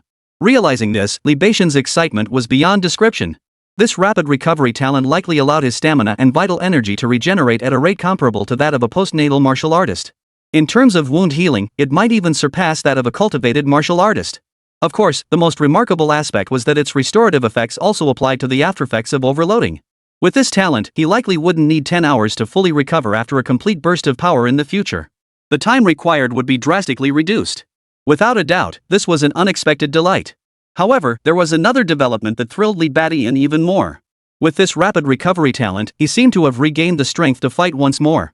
After all, when he activated his burst mode to confront Ma Chao, Li Batian had mentally prepared himself to be left weakened and unable to pass the martial selection. After all, Zhang Tiniu and Lu Meng were no pushovers. Without being at his peak, taking them on would be incredibly difficult. But now, with this rapid recovery ability, the exhaustion that should have hit him within 10 seconds of activating his burst mode was completely negated, as if it had never happened at all. Moreover, his stamina and vitality were rapidly replenishing. This meant he could continue fighting at peak strength. This situation was simply perfect. Li Badian let out a sigh of admiration, then turned to face the advancing Zhang Tinio, Lu Meng, and the others with a smile. At this moment, there was no need for him to keep up any pretense. Come on, let me send you all on your way together. Li Badian grinned, revealing his fangs in a savage smile. Chapter 36, Consecutive Defeats in Late Martial Artist Realm, a prodigy emerges. Come on, let me send you all on your way. As Zhang Tinio, Lu Meng, and the others closed in, Li Badian grinned, revealing his true, savage nature. He had been surrounded after all. But at this point, it no longer mattered. Having seized Ma Chao's extreme speed recovery ability, Li Badian no longer cared whether he passed the martial selection or not. But now, with this new talent, he seemed to have regained the strength to fight. Given that, he certainly didn't mind claiming victory once more. There was no need for pretense anymore. In this moment, Li Badian's confidence and arrogance were laid bare. Zhang Tinyu and the others all darkened in expression. Though Li Badian was clearly only at the early stage of martial cultivation, he now radiated an overwhelming sense of pressure. Attack together. Kill him. This bastard has been holding back all along. Zhang Tinyu and Lu Meng joined forces completely, their feet moving as they charged forward in a frenzied rush. Bring it on! Li Badian roared with laughter. He wasted no time, activating his explosive breed once more with a single thought. His skin flushed crimson once more. His handsome features were once again shrouded in mist, appearing and disappearing, an astonishing sight. Iron Mountain Lean. The sight of Li Badian's exploding seed did not deter Zhang Tinyu and his men. Zhang Tinyu, leading the charge, let out a low growl and slammed his shoulder forward. In a daze, it felt like a charging rhinoceros. Facing such an assault, Li Badian merely ducked his head, his fists surging forth like coiling dragons. Barbarian Bull Charge. The sheer force of his attack far surpassed Zhang Tinyu's. As his fists erupted, they tore through the air with a piercing whistle. Amidst swirling smoke, the shadowy form of a wild bull materialized. Zhang Tinyu's expression instantly turned grim. The force of his charge was swiftly neutralized. An unparalleled colossal force sent him flying backward. Immediately after, Lu Meng and the others arrived. Yet, aside from Lu Meng who cultivated hard qigong, the other 3 or 4 mid-stage martial artists couldn't withstand Li Badian's assault. He sent each of them flying with a single punch, as if they were mere children. The shadow of the wild bull flickered incessantly. With each flash, another martial artist screamed and flew backward. Boom! Boom! Boom! For a moment, Li Badian slaughtered all 3 sides, unstoppable. The wardens watching from the stands were visibly shaken. This young man is a natural-born martial artist. His talent is too strong. That attack power is almost on par with a late-stage martial artist. Mastery of martial arts, extraordinary talent. This isn't just a genius, it's a prodigy. How did such a prodigy end up in prison? What happened to him outside? They had already been stunned when they saw Li Badian kill Ma Chao, a late-stage martial artist. Now, witnessing Li Badian overwhelming Zhang Tinyu and Lu Meng despite their combined efforts, they were utterly stunned. Such a prodigy could only be called a demonic talent. A martial artist like this should be under strict protection outside. Even if he did commit a crime, someone would likely cover for him. So why was he in prison? The prison wardens were utterly perplexed. Song Qian, the only one privy to the truth, merely smiled without comment, his heart swelling with the intense satisfaction of having uncovered a hidden gem. When other wardens asked him about Li Badian's information, he wouldn't say a word. Are you kidding? If the other wardens pulled strings to have Li Badian transferred, wouldn't he be the one to lose out big time? On the field. Before Li Badian, every martial artist except Lu Meng lay defeated on the ground. Not even Zhang Tinyu was spared. Remember, Zhang Tinyu wasn't Ma Chao. So even though he was also a late-stage martial artist, after being struck by Li Badian's fist, he couldn't avoid being severely injured. Of course, he had already sustained minor injuries earlier, and now Li Badian's punch had dealt him a devastating blow, leaving him critically wounded. He didn't get back up, instead lying on his side, his gaze complex as he watched Li Badian and Lu Meng face off before him. Zhang Tinyu knew he hadn't lost unfairly. Li Badian possessed unparalleled offensive power. As for Lu Meng, he mastered the formidable hard qigong, excelling in defense. In such a chaotic battlefield, one might coast through the early and mid stages. But those who fought until the very end were undoubtedly the strongest. So, who would emerge victorious in the end? Under Zhang Tinyu's complex gaze, Li Badian stomped his foot, unleashing a terrifying momentum as he charged toward Lu Meng. Lu Meng roared in fury, veins bulging on his forehead. Had he removed his shirt, one could see every muscle in his body taut and knotted. This was the ultimate manifestation of hard qigong pushed to its limit. Bullhorn thrust. A crimson fist, shrouded in mist and the phantom of a wild bull, charged forward. A thunderous crash echoed. Lu Meng's face flushed as he stumbled back 3 steps. Hard qigong truly had something to it. Even Li Badian's full power strike at this moment could only push Lu Meng back. But that didn't mean Li Badian's fist was useless. The next instant, A crimson streak appeared at Lu Meng's mouth as blood trickled out. After taking 2 consecutive hard hits from Li Badian, even his hard qigong had suffered internal injuries. There was no way around it. Xiao Cheng's hard qigong was indeed impervious to blades and bullets. But that only applied to surface-level defense.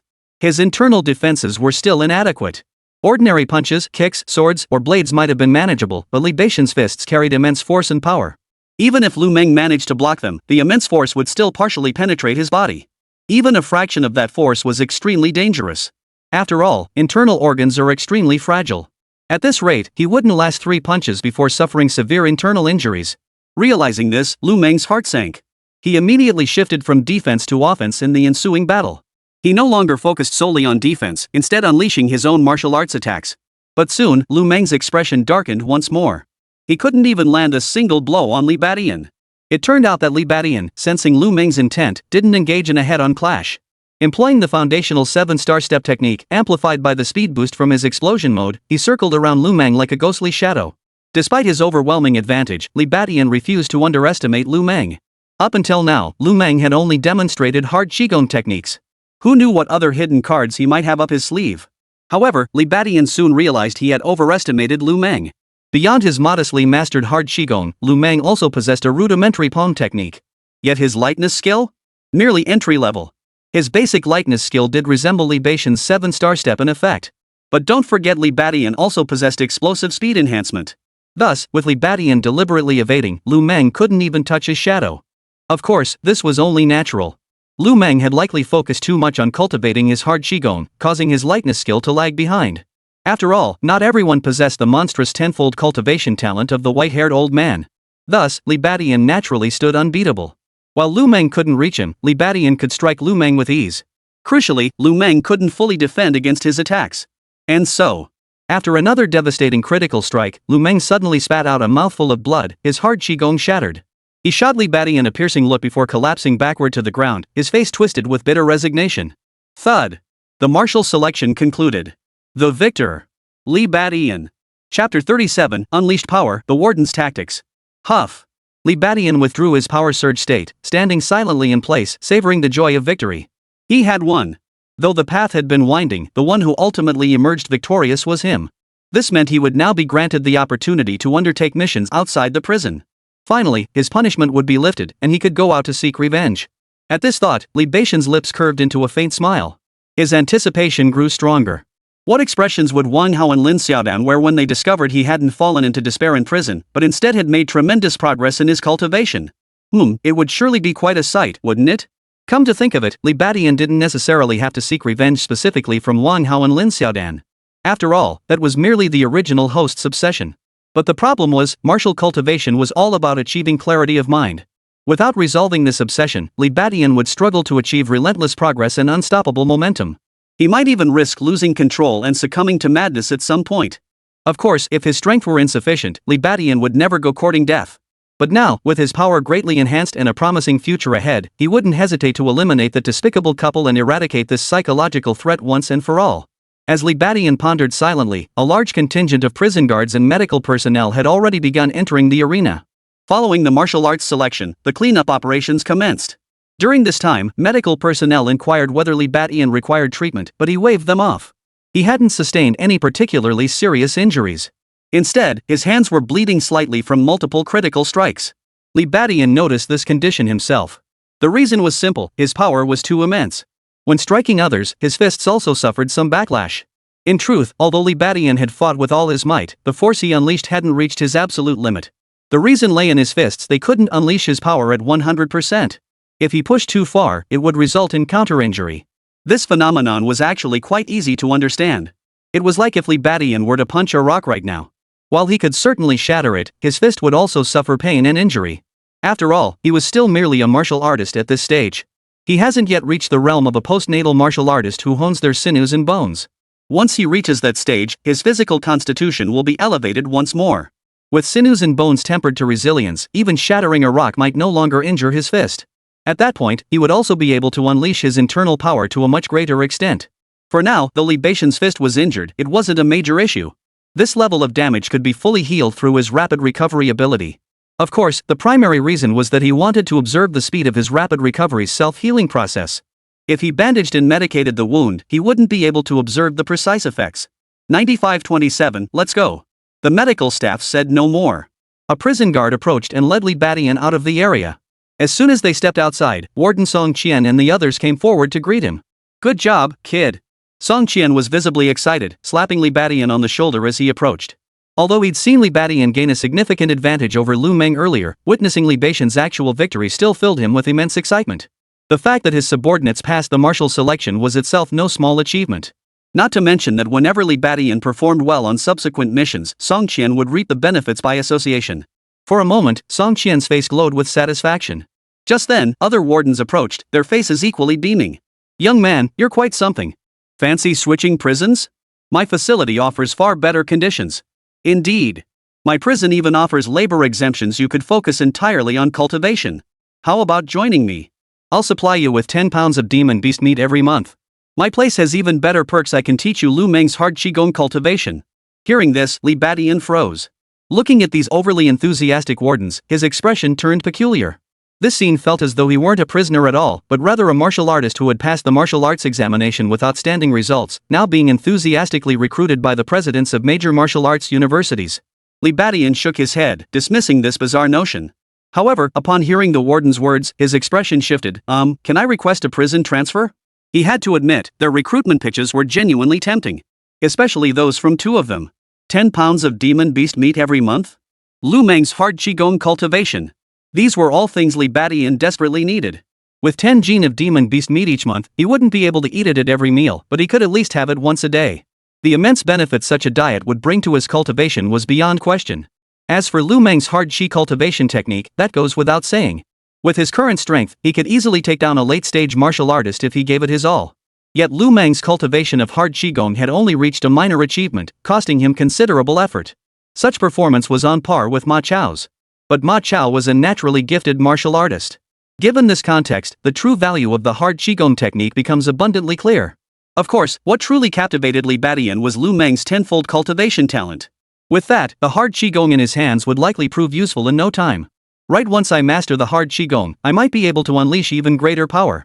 At this thought, Li Badian suddenly felt a surge of excitement. His previous power couldn't be fully unleashed. Pushing it further would only lead to injury because as a martial artist, his physical conditioning was insufficient. But with hard qi cultivation, things would be different. Then, he should be able to unleash even greater power without fear of backfiring. Clearly, the hard qi technique was exceptionally well suited for him. Li Badian hadn't expected such a precious hard qigong technique to be offered so readily. He was genuinely tempted. But just then, Song Qian's expression darkened abruptly. Get out! Get out! Get out! What are you all talking about? After passing the martial selection, he's bound to my prison. Without my approval, none of you can transfer him. Song Qian's words instantly silenced the other wardens. Well, they knew the rules too. Prisoners who hadn't passed the martial selection could be transferred. All it took was an application to higher-ups. But why would they even bother with prisoners who hadn't passed the martial selection? Seeing the wardens cease their recruitment efforts, Li Badian felt a wave of disappointment wash over him. He hadn't anticipated such a rule existed. This meant he couldn't obtain the hard qi technique after all. At this thought, Li Badian's brow furrowed. But soon, his frown smoothed out. For at that very moment, Song Qian spoke another sentence to him. Alright, kid, come back with me. You'll get your share of the benefits. Hearing this, Li Badian suddenly realized. Although he couldn't be recruited by other wardens, it seemed he could use this situation to gain some benefits from Song Qian. The thought made Li Badian smile, his mood lifting once more. Chapter 38, Shadow Organization's Heavenly Enemy negotiates with Song Qian. 2 hours later. Li Badian returned to the prison. Song Qian led him directly back to his office. Have a seat. What would you like to drink? We have black tea or green tea. Li Badian sank into the plush sofa. Hearing Song Qian's offer, he casually replied, black tea, please. He disliked anything green. Song Qian immediately boiled water and rinsed the teaware. After a few deft motions, he handed Li Badian a cup of fragrant black tea.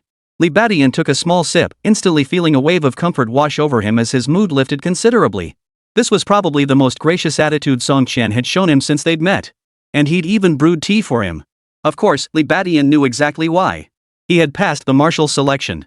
Otherwise, he certainly wouldn't have received such treatment. To put it bluntly, it was because he now possessed formidable power. The strong are respected everywhere. This situation only strengthened Li Badian's resolve to forge ahead with courage. Given a second life in this martial arts world, he would carve out his own realm with his own hands and experience the pinnacle of glory. Song Qian took a sip of tea, then poured more for himself and Li Badian before speaking. Li Badian, now that you've passed the martial selection, you are officially a member of the Shadow Organization. The Shadow Organization? Yes, the Shadow Organization. Though you'll be serving the nation in a sense, it's ultimately not something that can be brought into the open. So you people are the shadows lurking in the dark, that's why the organization is called Shadow. Li Badian didn't care about the name. Shadow it was. What mattered to him were the perks and benefits. So what perks and benefits came with joining this Shadow Organization? Just as he was about to ask, Song Qian continued, when carrying out missions, members of the Shadow Organization must conceal their identities and use codenames. Would you prefer to choose your own, or have the organization assign one for you? A code name? Li Badian inwardly rolled his eyes. This Shadow Organization seemed rather mysterious. But he didn't dwell on it. After a moment's thought, he simply said, then I'll go with T-on-cho. T-on-cho. Song Qian's eyebrows shot up, surprise flashing across his face. Li Badian's lips curled into a smirk. Heaven naturally referred to his name. And enmity signified vengeance. His very journey through time seemed rooted in a grudge. Participating in the martial selection and subsequently serving the nation were also driven by the desire for vengeance. Thus, this codename was the most fitting choice. Li Badian was quite satisfied. Song Qian gave Li Badian a deep look but said nothing more. Next, Song Qian shared more details about the Shadow Organization. For instance, Shadow Organization missions must not be disclosed to other prisoners. Or, quite simply, prisoners were forbidden from discussing the Shadow Organization at all.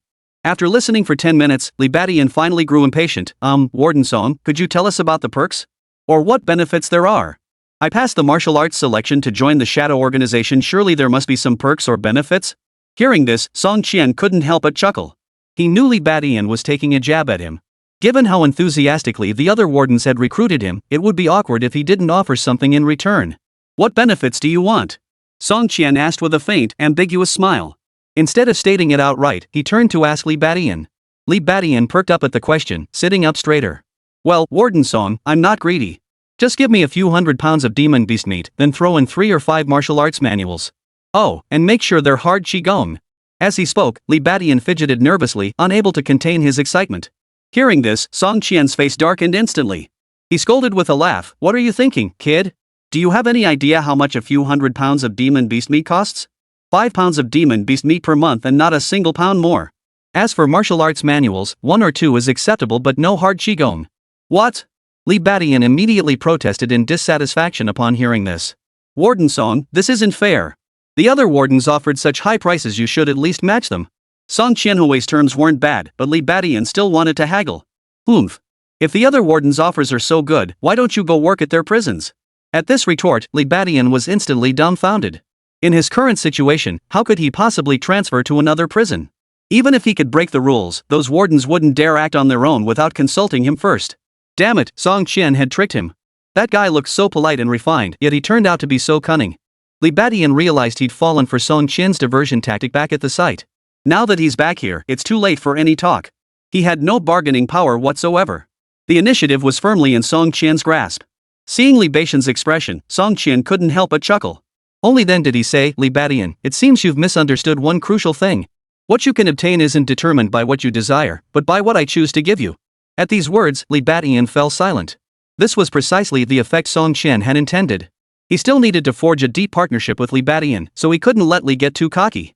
Still, after delivering a blow, he needed to offer some incentive. With that thought, Song Qian continued, you'll only get 5 pounds of demon beast meat each month. But when it comes to martial arts training, I can consider your specific requests.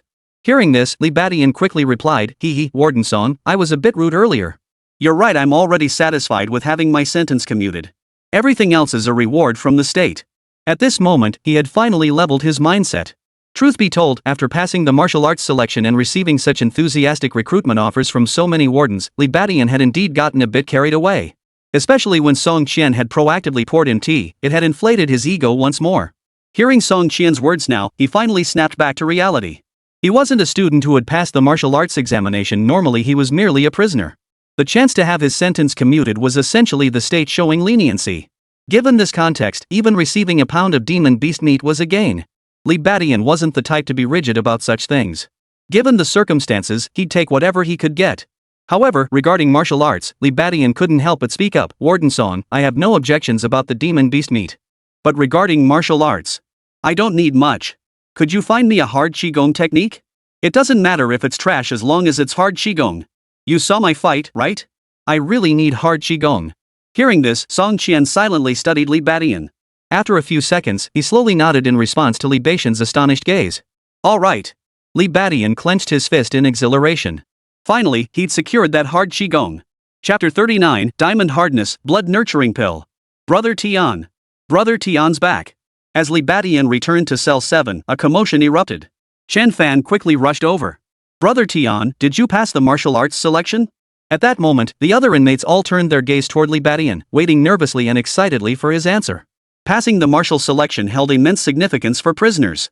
Those who succeeded not only avoided imprisonment or execution but also gained recognition as powerful martial artists, earning the state's esteem. Simply put, it meant boundless prospects. No longer prisoners awaiting rehabilitation or death. Li Badian's lips curled upward. A mere martial arts selection? Bring it on! Chen Fan froze for a moment before erupting into cheers. Wow! That's incredible! Hearing this, the other prisoners' eyes widened as they roared in excitement. Brother Tian is the man. He really passed. Unbelievable. Beyond sheer delight, the prisoners were also stunned. They knew full well that those who passed the martial selection were usually late-stage martial artists. But now, Su Bai, merely at the early stage of martial cultivation, had passed the martial selection. What this signified was self-evident. In that moment, the gaze many prisoners cast upon Li Badian changed completely. Previously, Li Badian was merely someone who made their prison life a little more bearable. But now, Li Badian had passed the martial selection. This meant he not only had a chance to leave prison but could also make a name for himself outside. Perhaps the Li Badian before them was the only big shot they would ever encounter in their entire lives. Realizing this, many prisoners were itching to grovel at Li Badian's feet right then and there. Alright, you lot. Li Badian couldn't help but laugh bitterly. After much effort, he finally shook off the crowd and returned to his own bed. Skinny monkey, take these snacks and share them around. Let everyone have a little treat. With that order, Chen Fan immediately set off with the snacks, happily distributing them throughout the cell. Immediately, murmurs of thanks, Brother Tian, filled the air once more. Li Badian shook his head and smiled, then turned his attention to the book in his hands. Vajra Power. This was precisely the hard Qigong technique obtained from Song Qian. It was worth mentioning that Song Qian didn't possess Lu Meng's hard Qigong, but he himself had another form of hard Qigong. This very diamond force. Back here, Li Badian eagerly began flipping through the pages. He quickly grasped the cultivation method for the diamond force. Yet as he continued reading, the smile on Li Badian's face faded, replaced by a look of solemnity. Hard Qigong is indeed difficult to cultivate. After a cursory glance, Li Badian closed the book and sighed. Just as he had heard, hard Qigong was not easy to cultivate. Take this diamond force technique as an example. The techniques involved all carried self-inflicting attributes. Additionally, one must undergo endurance training to withstand blows. In short, this was a self-torture technique. After reading it, Li Badian finally understood why even a modest mastery of hard Qigong could grant one the formidable physical prowess and formidable defenses of a postnatal martial artist. The reason lies entirely in this cultivation method. As is widely known, martial artists cultivate qi in blood, while postnatal practitioners forge their sinews and bones. The physique of a postnatal martial artist isn't built through active training, but by increasing qi and blood levels. Once qi and blood levels surpass 100, that accumulated energy undergoes a qualitative leap, spontaneously hardening tendons and reshaping bones. As for hard Qigong, put simply, it involves actively training the tendons and bones. This approach naturally enables practitioners to attain the physical prowess and defensive capabilities of a postnatal martial artist at an earlier stage. Of course, achieving this requires immense effort and enduring tremendous pain. But this did not deter Li Badian. He resolved on the spot to cultivate this diamond force to its ultimate perfection. By then, he would undoubtedly be able to truly stand toe-to-toe with a postnatal martial artist. In truth, Li Badian felt that in terms of raw strength alone, he was already on par with those who had cultivated their martial prowess through innate talent. However, his physical constitution lagged considerably behind. Even with the boost from his power surge, it still fell short of a true postnatal martial artist. Therefore, it was highly likely that a single strike from a postnatal martial artist could severely wound him. This realization naturally led Li Badian to consider enhancing his defensive capabilities. Hard Qigong was the optimal solution. As for boosting his qi and blood to elevate his cultivation to the level of a postnatal martial artist, that was certainly another option. But this path consumed far too much time. It would be far more efficient to cultivate hard Qigong instead. With tenfold natural talent, his cultivation speed should not disappoint him. At this thought, Li Badian's gaze sharpened. Yet he didn't rush into cultivation immediately. Instead, he pulled a small red object from the collar of his prison uniform. Huh, what's this, Brother Tian? How come you've got a little snack stashed away? Just then, Chen Fan returned after distributing the snacks. Spotting the item in Li Beixian's hand, he couldn't help but look puzzled. The small red food resembled a chocolate ball, no bigger than a thumb, its surface glistening with oil yet distinctly crimson. Hearing Chen Fan's words, Li Beixian chuckled softly. This isn't a little snack, it's a blood-nurturing pill. What? A blood-nurturing pill? Chen Fan stared at the blood-nurturing pill in Li Beixian's hand with surprise. This was his first time seeing a blood-nurturing pill. Legend had it that this was a specially crafted pill for martial artists' cultivation, with remarkable effects. Brother Tian, where did you get this blood-nurturing pill? If you wanted to buy one, it'd cost at least 30 to 50,000. Chen Fan examined the blood-nurturing pill, asking in astonishment. Li Beixian froze upon hearing this. 3 or 5,000? Isn't that just 10,000? Chen Fan immediately explained, the official price for blood-nourishing pills is indeed 10,000 yuan, but they're scarce and rationed. Even 10,000 yuan isn't enough to buy them, you also need connections. That's why blood essence pills on the market usually sell for several times the price. If you tried to buy one in our prison, even 100,000 yuan probably wouldn't be enough. Upon hearing this, Li Beixian suddenly understood. No wonder Song Qian looked so pained when he handed over that blood-nurturing pill earlier. Yes, this blood essence pill also came from Song Qian. It wasn't until the final moments of their negotiation that Li Beixian finally understood. The 5 caddies of demon beast meat each month were the benefits granted for joining the shadow organization. As for the diamond strength technique and this blood essence pill, they were personal gifts from Song Qian. Consider it a reward for passing the martial selection. The Vajra strength was manageable, but when he handed over the blood-nourishing pill, Song Qian had clearly been reluctant, visibly pained. Li Beixian had assumed Song Qian was stingy, haggling over a blood-nourishing pill worth 10,000 coins. In his view, the blood-nurturing pill was worth a mere 10,000 yuan, roughly equivalent to a pound of demon beast meat. Was it really worth such heartache? Little did he know the blood essence pill was actually worth 35,000 yuan, and in prison, it fetched 100,000. In that light, Song Qian was actually quite generous. This guy was worth dealing with. Li Beixian chuckled, his eyes gleaming as he stared at the blood-nourishing pill in his hand. He wondered how effective this pill, shrouded in such mystique, would truly be. Chapter 40, Cultivation Role Model, The Astonishing Effects of the Blood-Nurturing Pill. Blood-nurturing pill. Li Beixian murmured, abruptly leaping to his feet from the bed. Brother Tian? What are you doing? Chen Fan froze in surprise. Cultivate. Li Beixian declared before striding toward the adjacent corridor. It was already nighttime, but that didn't stop him from continuing his cultivation. He hadn't sustained any injuries during the martial arts selection. Though he had unleashed his explosion mode, the passage of time and rapid recovery had fully restored him. Uninjured and still at peak condition, now possessing new techniques and elixirs, how could he possibly sleep? Without a second thought, Li Beixian immediately began his cultivation. However, he did not cultivate the diamond force. Instead, he continued refining the 7-star step. It would be too hasty to cultivate the diamond force now. Therefore, he planned to focus on the 7-star step tonight, primarily to test the effects of the blood-nurturing pill. Body like a mighty wind, feet treading the 7 stars. After practicing for a short while, achieving a warm-up effect, Li Beixian stopped. He then retrieved the blood-nurturing pill once more. Its surface was a smooth, blood-red hue. Up close, one could faintly detect a subtle fragrance. Without hesitation, Li Beixian swallowed the blood-nurturing pill. The pill melted instantly upon entering his mouth, requiring no chewing, like warm chocolate dissolving. Li Beixian swallowed again, sending the pill completely down his throat. 1 second, 2 seconds. Li Beixian felt nothing unusual. After a moment's thought, he simply resumed his cultivation practice. Once, twice. Just then, Li Beixian's movements abruptly halted, a sharp gleam flashing in his eyes. It's coming, it's coming. He could feel it. A warm current seemed to surge within him. Under the stimulation of this warmth, his qi and blood were fully activated and mobilized. Li Beixian's spirit surged, and he immediately resumed his cultivation. Soon, the warmth intensified, transforming into a fiery current that spread throughout his entire body. At that moment, Li Beixian felt an overwhelming urge to vomit, prompting him to accelerate his cultivation once more. Once, 5 times, 10 times. After practicing the 7-star steps over a dozen times, the heat within his body finally began to subside slightly. A thought flashed through Li Beixian's mind, and he silently resumed his cultivation. Not far away, Chen Fan watched Li Beixian start practicing without a word and couldn't help but feel a bit stunned. The other prisoners were also somewhat surprised. But they quickly snapped back to reality. Only such diligence could possibly pass the martial arts selection, right? Realizing this, the crowd was deeply moved. Before long, several prisoners began cultivating martial arts as well. These prisoners had all possessed martial prowess in the past. But they never showed this kind of dedication to training before. Usually, they just practiced casually when they felt like it. In their eyes, being stronger than the average prisoner was sufficient. But now, Li Badian had ignited their motivation. Indeed, while other prisoners could just coast along waiting to die, they could choose a different path entirely. Through dedicated cultivation and honing their martial prowess, perhaps they too could carve out a place for themselves like Li Badian. Wasn't Li Badian just a martial arts apprentice before? And now? Not only had he become a martial artist, but he had also passed the martial selection. His future is limitless, full of promise. Couldn't they achieve the same?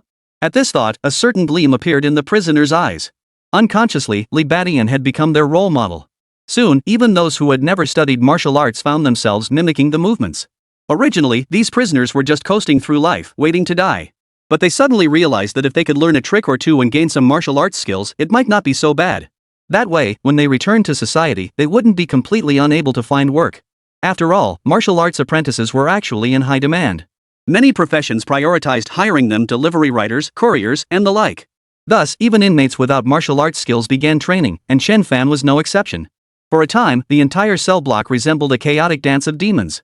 Li Badian naturally noticed this, but he merely shook his head with a smile before immersing himself back in his training. 1 hour passed, then 2. Chen Fan and the others without martial prowess soon stopped, panting heavily. Then another 2 hours passed. Even the martial arts apprentices could no longer endure. Yet Li Badian showed no signs of stopping, repeating his cultivation over and over, seemingly untouched by fatigue. Good heavens, Brother Tian is still training. He's a freaking monster. Doesn't he ever get tired? No wonder he became a martial artist. No wonder he passed the martial selection. You just have to admire him. While the rest of them were exhausted and collapsed, Li Badian continued training as if nothing was wrong. Witnessing this scene, the prisoners couldn't help but marvel. At that moment, they understood more clearly than ever why Li Badian had passed the martial arts selection. Was this a fluke? No. It was inevitable.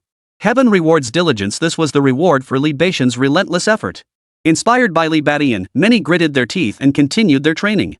But soon, one by one, they collapsed from exhaustion, and before long, snores filled the air. Tonight's snoring was particularly loud.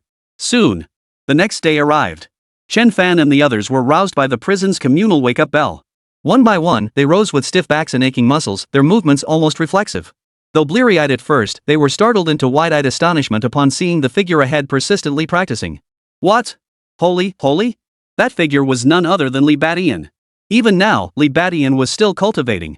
Meaning he'd practiced all night long. Finally, under the stunned gazes of Chen Fan and the others, Li Badian completed his final movement, exhaled a long breath of stale air, and concluded his practice. Yes, he had cultivated all night long, from dusk until dawn. After finishing his practice, Li Badian paid no attention to Chen Fan and the others.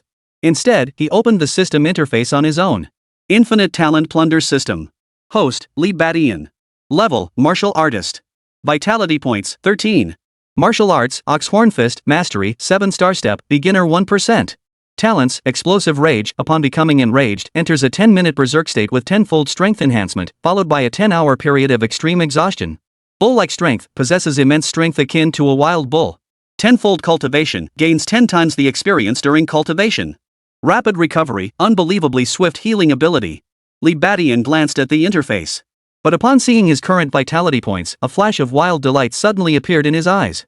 Yesterday, his vitality had clearly been only 10 points. But now, it was 13 points.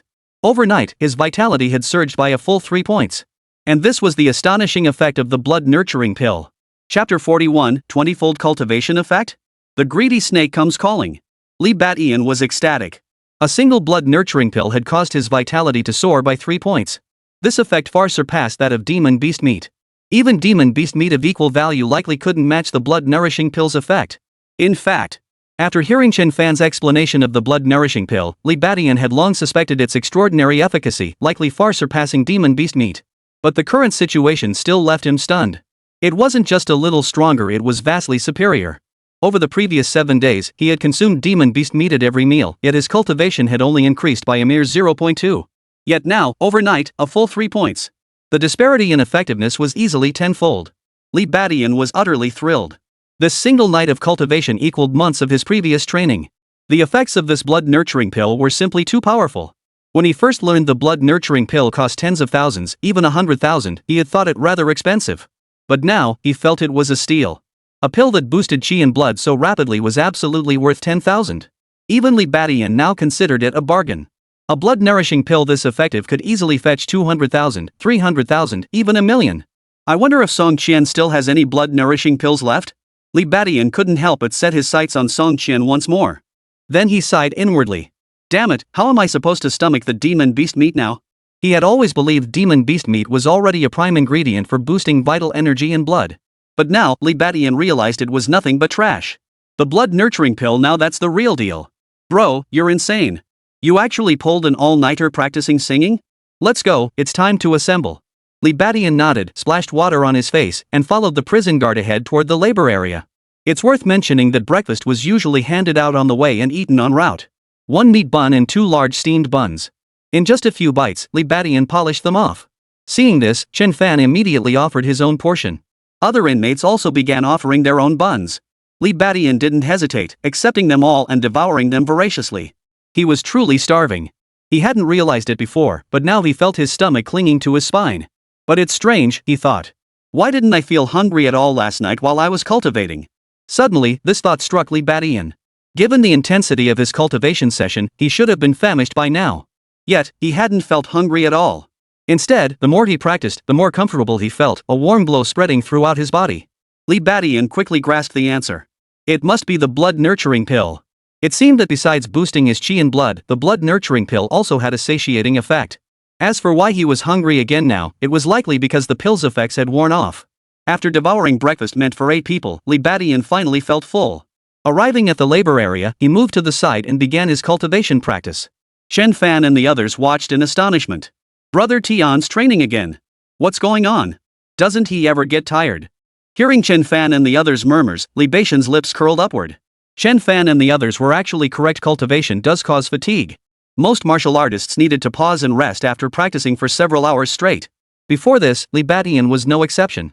But now, he could cultivate for extended periods without issue. Why?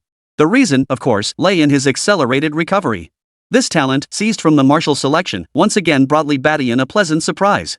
Last night, when Li Badian tested the blood-nurturing pills, their potency proved so overwhelming that he had no choice but to cultivate to expel their effects. The result? He ended up cultivating for several hours straight. Yet during that time, Li Badian made a remarkable discovery: he didn't feel particularly tired. Initially puzzled, he soon grasped the reason. Rapid recovery. Yes, it was due to his rapid recovery ability. This extraordinary recovery ability allowed him to heal wounds, replenish stamina, and even restore vital energy during combat.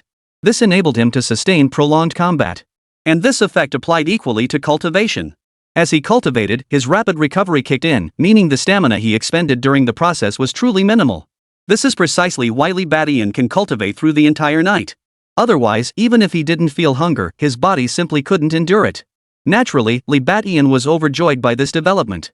For it meant his cultivation time could be greatly extended. Where others cultivated for 8 hours a day, he could cultivate for 10, 12, or even double that time. With this advantage, the effect of his tenfold cultivation talent seemed to increase accordingly.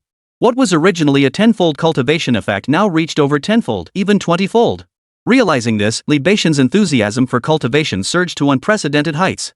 Next, Li Badian retrieved the text on diamond hardness and began studying it intently. He was preparing to formally cultivate this hard Qigong technique. Of course, Li Badian had no intention of abandoning the 7-star step. Instead, he planned to advance both martial arts simultaneously. Others, often spreading themselves too thin, typically focused on mastering only one martial art at a time. But such limitations were naturally non-existent for Li Badian. Given his exceptional aptitude, cultivating not just 2, but even 3 martial arts simultaneously posed no significant challenge. Even if his innate talent fell short, he could force his way through and elevate his martial arts realm. After careful study, however, Li Badian set aside the diamond force and began cultivating the 7-star step first. The primary reason was that the surrounding environment was not particularly conducive to cultivating the diamond force. With no other choice, Li Badian reluctantly set it aside for the time being. Before long, the morning passed. It was time for lunch again. This time, however, Li Badian didn't need to eat Chen Fan's food. His own provisions were sufficient to satisfy his hunger. Notably, the demon beast meat Song Qian had mentioned began to materialize. Li Badian's meal contained a small amount of demon beast meat. Not bad, not bad. Li Badian nodded to himself. Meat to eat, cultivation to practice. Life like this was quite pleasant indeed. As Li Badian ate contentedly, the surrounding area suddenly fell silent. Next, Chen Fan, sitting at the same table, gaped in astonishment. Snake! A snake! Li Badian froze, then felt a powerful surge of vital energy bearing down on him. A woman with serpentine vertical pupils sat down beside him, tray in hand. If it wasn't the greedy snake, then who else could it be? Snake gave Chen Fan a glance. The latter instantly paled, feeling as though he'd fallen into an ice cave. He abruptly shifted his seat to the side, wisely avoiding her presence. Li Badian frowned. Why had this greedy snake suddenly come looking for him again? What does she want? Chapter 42, Coercive Challenge, Cultivating Diamond Hardness. Oof. Li Badian, I hear you're quite formidable. The greedy snake's vertical pupils fixed on Li Badian with keen interest. Li Badian's eyebrows shot up. It seemed the greedy snake already knew about his martial selection results. He must have heard it from other martial selection candidates. With that thought, Li Badian replied casually, not bad. Heh, it's not just okay, it's beyond exceptional. They say your strength is already catching up to that of a post-heaven martial artist. Greedy snake flashed a sly grin. Li Badian's survival in the martial selection meant the hundreds of thousands she'd lent him hadn't gone down the drain. Moreover, the stronger Li Badian became, the more useful he would be. Enough. If you have something to say, just spit it out. Li Badian couldn't be bothered with the greedy snake's nonsense. Hearing this, the greedy snake showed no anger, her lips still curving slightly. Now that you've passed the martial selection, it's time you worked for me. And that 300,000 of mine? It won't be so easy to get back. Hearing this, Li Badian suddenly understood, so this was a debt collection. Just as expected. Next, I'll arrange a duel for you. Snake declared, leaving no room for argument. This was blatant coercion. After the duel, will the 30,000 be forgiven? Li Badian didn't take it lying down. Instead, he fired back with a counter-question. You wish. We'll only offset 100,000, no haggling, and you have to win. 100,000 is too little. I'm risking my life here. 200,000. No, it's 100,000. Take it or leave it. You are going to work for me anyway. Getting paid at all is already generous. Snake's tone turned icy. Li Badian remained undeterred. Fine, but give me the 100,000 now. We'll discuss the other 300,000 later. I can't refuse anymore. You should know that after becoming a martial artist, I need a lot of money to buy resources. Hearing this, greedy snake shot Li Badian a glance and sneered coldly, don't think I don't know. After passing the martial selection, that bastard Song Qian probably gave you some benefits, didn't he? Besides, serving the state and completing missions should earn you more than just reduced punishment. Don't play poor with me. But this time, I'll give you 100,000 yuan. Next time, I'll start deducting it. Hearing this, Li Badian narrowed his eyes, a sharp gleam flashing in them. Truthfully, with his current strength, he no longer needed to fear the greedy snake much. For him, a post-heaven martial artist was no longer an unattainable, distant existence. But after a moment's thought, Li Badian restrained himself. He would wait until he mastered the hard chi technique and advanced his martial arts further before confronting a post-heaven martial artist. It was not yet the right time to turn against greedy snake. Moreover, arranging a duel would greatly benefit him. First, it would test his martial prowess. Second, he could arrange the match to ensure his own victory and secure some funds. His haggling with greedy snake stemmed solely from Li Badian's refusal to be led by the nose. Having secured the 100,000 yuan, he sees no need to press the matter further. Seeing Li Badian's tacit approval, the greedy snake finally departed with satisfaction. Brother Tian, what did the greedy snake want with you? Once the greedy snake had departed, Chen Fan cautiously approached again. Fear of the greedy snake still lingered on his face. As an ordinary person, one might barely withstand the aura of a martial artist. But the aura of a martial artist of that caliber felt like a mountain to an ordinary person. Nothing much. She just wants to arrange a sparring match for me. Li Badian replied, then added, when she sets up my opponent, you find out everything you can about them for me. Though at present, aside from greedy snake, he feared none of the other cell bosses. Caution was still warranted. If he got injured in a duel, even with his rapid healing, it would inevitably delay his cultivation to some extent. Knowing the opponent's background beforehand could help prevent that from happening. With this in mind, Li Badian added, oh, and greedy snake too, find out as much as you can about her. There was no doubt he would eventually clash with greedy snake. And that day wouldn't be too far off. Gathering intelligence on greedy snake now would prove invaluable when the time came. Hearing Li Badian's words, Chen Fan was startled, then nodded firmly. In the afternoon, Li Badian continued practicing the 7-star steps. But that evening, upon returning to his cell, he suddenly summoned several individuals with martial prowess. You lot, attack me. He made a peculiar request. Ha! Brother Tian, what does this mean? The others were stunned. Who asks others to hit them? They'd never heard of such a request before. Li Badian chuckled. What's with the Just hit me when I tell you to. I'm cultivating martial arts. Yes, the reason Li Badian had this peculiar request was precisely because he was cultivating martial arts. And this martial art, naturally, was the hard qigong technique known as Diamond Force.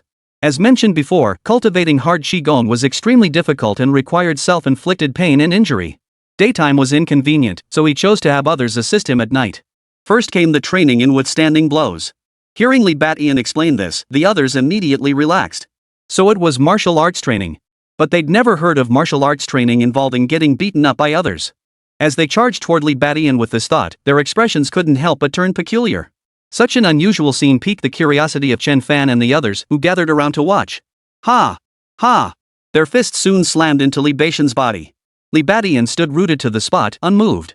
Each of them landed a single punch before stopping, not even exerting full force on their initial strikes. Li Batian frowned.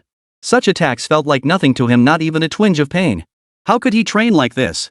His expression darkened as he ordered, "Hold nothing back. Don't stop. Keep hitting me until I call it off." Hearing this, the others exchanged glances before gritting their teeth and launching another assault at Li Batian. Thud! Thud! Thud! This time, they finally struck with full force. Yet Li Batian still felt nothing. In truth, martial artists possessed far superior physical conditioning compared to martial arts apprentices. Moreover, many martial arts apprentices hadn't even mastered basic techniques, remaining at the beginner stage. Such attacks inflicted very limited damage on a martial artist's body. Fortunately, the others then unleashed their full power.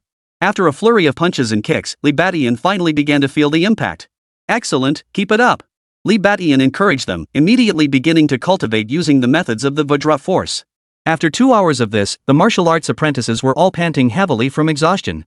Of course, Li Batian was injured too, but his eyes shone brightly. Chapter 43, Endurance Training, Terrifying Cultivation Speed. At that moment, Li Batian's eyes lit up. To be honest, even as a martial artist, standing still and taking blows from a martial arts apprentice for 2 hours was unbearable. In reality, it wouldn't even take 2 hours. Most martial artists couldn't last half an hour. Though martial arts apprentices lacked raw power, their relentless attacks could easily wear down and kill a martial artist. Fortunately, Li Batian was no ordinary martial artist. His innate ability of extreme recovery granted him monstrous regenerative powers. Thus, as he sustained injuries, he simultaneously rebuilt himself at an astonishing rate. Thus, Li Batian endured for a full 2 hours. Only when the martial arts apprentices grew weary and ceased their assault did he finally falter. Otherwise, he could have endured even longer. Witnessing this, Chen Fan and the others were utterly horrified. It was already strange that Li Batian had allowed the martial arts apprentices to attack him, but now that they had collapsed from exhaustion before him, it was even more bizarre. This turn of events greatly invigorated Li Batian. It seems that rapid recovery also amplifies cultivation speed when practicing hard Qigong. Li Batian murmured, his eyes gleaming with understanding. Though he had only just begun cultivating the diamond force of hard Qigong, he instantly understood why hard Qigong was so difficult to master. One reason was the need to endure pain. The other was the issue of injury. It was well known that injuries hindered cultivation progress. This principle held true for hard Qigong as well. Consider this, after undergoing impact resistance training, doesn't a person need a period of rest before continuing their cultivation? This is undeniable. Because for striking resistance training to be effective, it must reach the point of injury. According to the principles of diamond hardness, this involves repeatedly striking various parts of the body to toughen and harden them. Over time, this significantly enhances defensive capabilities. To achieve this, injury is necessary, repeated injury, in fact. But after injury, one must obviously recover before resuming training. The cycle of repeated injury and recovery consumes an incalculable amount of time. But now, with Li Batian's accelerated recovery, this timeframe can be drastically shortened. Take the present moment as an example. Where other martial artists might be gravely wounded, he sustained only minor injuries, the kind that allow him to resume cultivation immediately. Thus, the advantage this gave him in cultivating hard Qigong was undeniable. When you put it that way, the only real obstacle left for Li Batian in cultivating hard Qigong is the pain. But what is a little pain compared to that? Consider being wrongfully imprisoned. Think of being coerced. Think of facing formidable foes yet being powerless to resist. What is mere pain compared to that? Practice. Li Batian immediately beckoned to the martial arts apprentices. Ah! The martial arts apprentices let out another cry as they charged toward Li Batian. The next day, Li Batian rose with renewed vigor. Without the blood-nurturing pill, he didn't continue practicing martial arts all night. Everything in moderation. A balance between work and rest was indeed essential. While Li Batian was bursting with energy, the martial arts apprentices who had beaten him yesterday were all suffering from aching backs and sore muscles. Today, they struggled with their tasks, performing worse than ordinary people. Li Batian wore a peculiar expression. It seemed that while he could train his hard Qigong without rest, those assisting his practice actually needed frequent breaks. This won't do. I intend to master the diamond force as soon as possible. Li Batian pondered as he practiced the 7-star step. Without martial arts apprentices to assist him, he could only resort to banging his head against walls or other self-punishing methods. But such methods were nowhere near as effective as having others help him. This method not only accelerated his progress but also transformed his body more comprehensively. Yet these martial arts apprentices clearly couldn't continue. With their daily labor duties, they'd likely need several days of rest just to recover. So who would assist him in his training during this period? Li Batian instinctively thought of Chen Fan and the others. But Chen Fan and the others were ordinary people, their attack power simply wasn't up to par. Got it.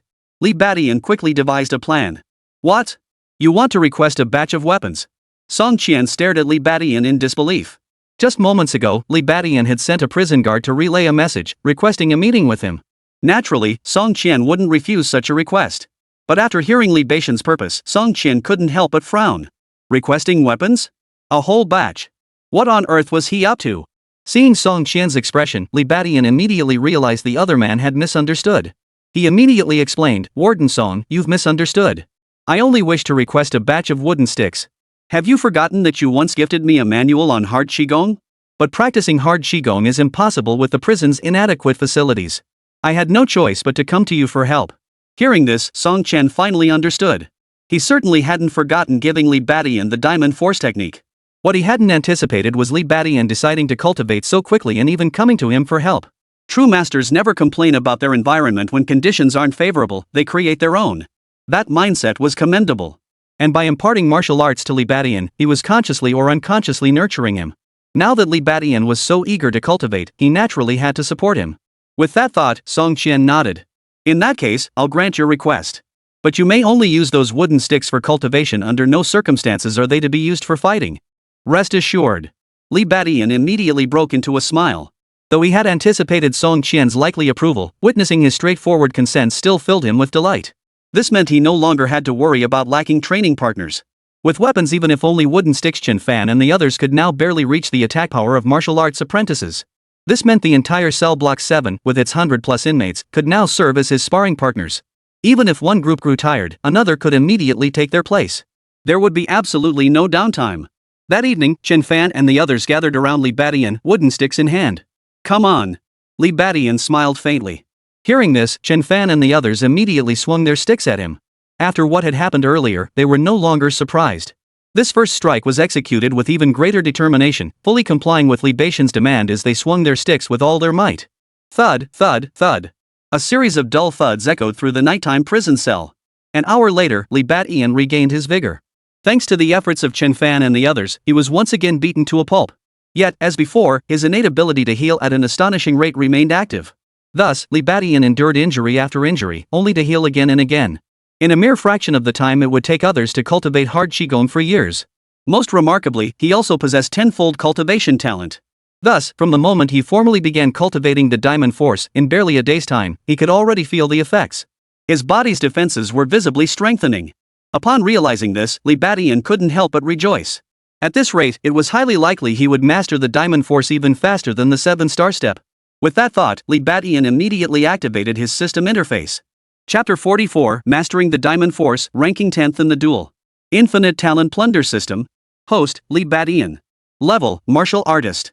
Vitality, 13. Martial Arts, Oxhorn Fist, Mastery, 7-star step, Beginner 10%, Diamond Force, Unmastered 15%.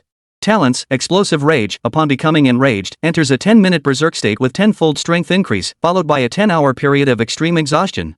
Bull-like strength, possesses immense strength akin to a wild bull.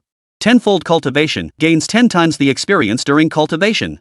Rapid recovery, unbelievably swift healing ability. Glancing at the system interface, Li Batian's spirit soared. The progress of the Diamond Fist technique had indeed begun to show. And it wasn't low either, it had already reached 15%. It seemed it wouldn't be long before the Diamond Force reached the beginner level. Additionally, the beginner level 7-star step was rapidly improving, currently at 10%. It was almost catching up to the progress of the Diamond Force. The reason for this was simple, he had devoted more time to cultivating the 7-star step. There was no other way since it was inconvenient to cultivate the Diamond Force during the day, this arrangement was necessary. Nevertheless, this rate of martial arts progress left Li Batian thoroughly satisfied. Where martial arts cultivation once required years of gradual accumulation, it now progressed with astonishing speed. With progress this rapid, what more could he possibly want? Soon. 5 days passed. That evening, Li Badian, as usual, had Chen Fan assist him with his cultivation. He had removed his upper garment, revealing his well-defined torso. As Chen Fan and the others struck him with wooden sticks, crimson welts began to appear across his pale skin. Waves of pain surged through him, yet Li Badian gritted his teeth, not uttering a single sound. After 10 minutes, the first group of 4 or 5 finished, and the second group took their place. The rotation continued. The crimson marks on Li Badian's torso multiplied, the agony surging through him, overwhelming his nerves. But then, strangely enough, the pain vanished. The brutal blows landing on Li Badian suddenly ceased to hurt. Instead, they felt more like a massage. Ha! Li Badian froze. Then, as if something occurred to him, his eyes lit up. With a sudden surge of thought, he opened the system interface. Infinite Plunder System. Host, Li Badian. Level, Martial Artist. Vitality, 13. Martial Arts, Oxhorn Fist, Mastery, 7-star Step, 50% completion, Diamond Force, 1% completion. Talents, Explosive Rage, upon becoming enraged, enters a 10-minute berserk state with tenfold strength enhancement, followed by a 10-hour period of extreme exhaustion. Bull-like strength, possesses immense strength akin to a wild bull. Tenfold cultivation, gains 10 times the experience during cultivation. Rapid recovery, unbelievably swift healing ability. Li Badian immediately scanned the martial arts section. Sure enough, Vajra power had advanced from never begun to begun. Indeed, at this very moment, his Vajra power had reached the foundational stage. And it had only been 5 days since he began his cultivation. The Diamond Force had truly surpassed the 7-star step in speed of mastery. Li Badian was overjoyed. He instantly understood why those staff attacks had become ineffective. With the mastery of the Vajra force, his physical prowess had surged, and his defensive attributes had greatly increased. Attacks at the martial arts apprentice level were naturally ineffective. So when those clubs came crashing down, they felt like a massage to him, powerful but harmless. Stop! Li Badian suddenly barked the command. The surrounding prisoners halted immediately, looking at Li Badian with confusion. Li Badian offered no explanation, merely gesturing excitedly to a few individuals. You lot, come beat me. These men were the martial arts school within the prison cell. Without hesitation, these martial arts apprentices grabbed wooden sticks and swung them at Li Badian. It's worth noting that, while ordinary people wielding weapons could achieve the attack power of martial arts apprentices, these martial arts apprentices wielding weapons naturally had an edge, barely reaching the attack power of martial artists. Thud! Thud! Thud! Such blows landed on Li Badian, instantly causing another wave of pain. Yet Li Badian felt a surge of delight. For at this moment, the effectiveness of these martial arts apprentices' attacks had diminished significantly compared to before. He had been struck by their clubs before. But the damage he was now sustaining was clearly much less. Undoubtedly, this was yet another benefit of mastering the foundational Golden Fist technique. Even attacks from martial artists could be drastically reduced. Once he reached the minor achievement realm, he would likely be able to ignore most martial artist attacks, just like that Lu Meng from the martial selection. Alright, that's enough training for today. Everyone, go rest. Li Badian called out with a smile once more. The group collectively sighed in relief before dispersing. Only Chen Fan remained, escorting Li Badian back to his designated bed. Brother Tian, why do you look so happy? Did you make progress in your martial arts? Chen Fan was sharp. He'd picked up on something from Li Badian's demeanor. MHM. Li Badian nodded with a smile. Chen Fan's eyes lit up instantly. Does that mean you're even more confident about tomorrow's duel? Hearing this, Li Badian's lips curled upward. It was worth noting that the greedy snake faction had also moved swiftly. In just 5 days, they had already arranged a duel for Li Badian. His opponent? None other than 9-pattern dragon, ranked 10th on the top 100 list. Chen Fan had gathered quite a bit of intelligence on this 9-tattooed dragon. His martial art was the renowned dragon claw hand, while his likeness skill was the floating duckweed step. Of course, the most crucial point was that he was a late-stage martial artist. The formidable strength of a late-stage martial artist was self-evident. Nevertheless, Li Badian remained confident in his victory and had already instructed Chen Fan to place another wager in advance, betting on his own triumph once more. Chen Fan had complete faith in Li Badian and staked his entire fortune on the bet. But 9-tattooed dragon was, after all, a late-stage martial artist with a formidable reputation. Moreover, the odds were stacked against Li Badian. His payout rate was significantly lower than 9-tattooed dragons, nearly half the odds. This situation meant that, in the bookmaker's eyes, Li Badian's chances of winning were significantly lower than 9-tattooed dragons. This left Chen Fan feeling somewhat uneasy. Learning now that Li Badian's martial arts had made progress finally eased his mind somewhat. This naturally increased Li Badian's chances of defeating 9-tattooed dragon. Seeing Chen Fan's anxious and indecisive expression, Li Badian chuckled silently. He patted Chen Fan on the shoulder and said, "Relax. Being my little brother won't leave you at a disadvantage. I've noticed you've been training quite diligently lately. Are you planning to become a martial artist?" Li Batian offered reassurance before suddenly asking. Though immersed in his training, he remained aware of his surroundings. These past few days, Chen Fan seemed to have changed somewhat. Chen Fan froze, then scratched his head awkwardly. Brother Tian, seeing how formidable you are, I want to become a martial artist too. Honestly, who in this world wouldn't want to be a martial artist? It's just that before, I simply didn't have the means here. Now, thanks to you, I want to see if I can become one too. But I'm already 32, isn't it a bit late? By the end, Chen Fan sounded uncertain. Li Batian immediately laughed. Ever heard the saying? The best time to plant a tree was 10 years ago, and the second best time is now. As long as you're determined, it's never too late. Ask me anything you don't understand. Of course, martial cultivation relies heavily on resources. Don't worry, I'll win big for you this time, so you'll have money to buy demon beast meat too. Thanks, Brother Tian. Chen Fan's eyes lit up, a newfound determination clearly shining within them. That something was the longing of a martial artist. Chapter 45, The Duel begins, a grinding stone for late-stage martial artists. The following day at noon, the prison yard bustled once more as two groups gathered at the alley entrance. One group was led by Li Batian and Chen Fan. The other group, naturally, was Li Batian's dual opponent, the 9th Patterned Dragon, ranked 10th on the 100-strong list. 9 Tattooed Dragon was a stocky, compact middle-aged man. A striking tattoo of 9 dragons covered his upper body. Intricate and intricate, it covered nearly half his upper body, adding a touch of ferocity and imposing presence. As Li Batian sized up 9 Tattooed Dragon, the latter was doing the same to him. Who'd have thought it's just a kid who hasn't even grown a full set of facial hair yet? I hear you're only ranked 40th. Who gave you the guts to challenge this old man? Upon seeing Li Batian's appearance, the 9 Tattooed Dragon couldn't help but look down on him. Li Batian was simply too young. Youth meant low cultivation. Youth meant lack of experience. A look of intense confidence spread across 9 Tattooed Dragon's face. Li Batian froze at the words. Then, a peculiar expression flickered across his handsome face. Didn't they know they passed the martial selection? Wait. Not many survived the martial selection. Could it be that snakes sealed their lips? Possible. Otherwise, ordinary late-stage martial artists wouldn't treat him like this. After all, those familiar with the martial selection knew that even late-stage martial artists found it difficult to stand out through it. Even in the arena format. But this situation worked in Li Batian's favor. Li Batian certainly wouldn't mind a situation that increased his chances of victory. Enough talk. Let's go. Li Batian said indifferently, then took the initiative to walk toward the alley. Go for it, Brother Tian. Chen Fan and the others immediately shouted encouragement from behind. At the same time, the 9 Tattooed Dragon's crew began shouting as well. Brother Lone, that kid's acting cocky. Beat him to a pulp. Let him see what the 9 Tattooed Dragon can do. 9 Tattooed Dragon clenched his fists and strode toward the alley. When he arrived, he saw Li Batian with his fists clenched, middle fingers extended, forming 2 bullhorn fists as he assumed his starting stance. Oomph, all show. So what if you get to strike first? 9 Tattooed Dragon snorted coldly. Fine. Li Batian's eyebrows shot up. Without another word, he stomped his foot. Whoosh. His 7-star step unfolded, propelling him swiftly before 9 Tattooed Dragon. A single, unadorned fist shot forward. At that very moment, 9 Tattooed Dragon curled his fingers into a claw and lunged toward Li Batian's fist. Dragon Claw Hand.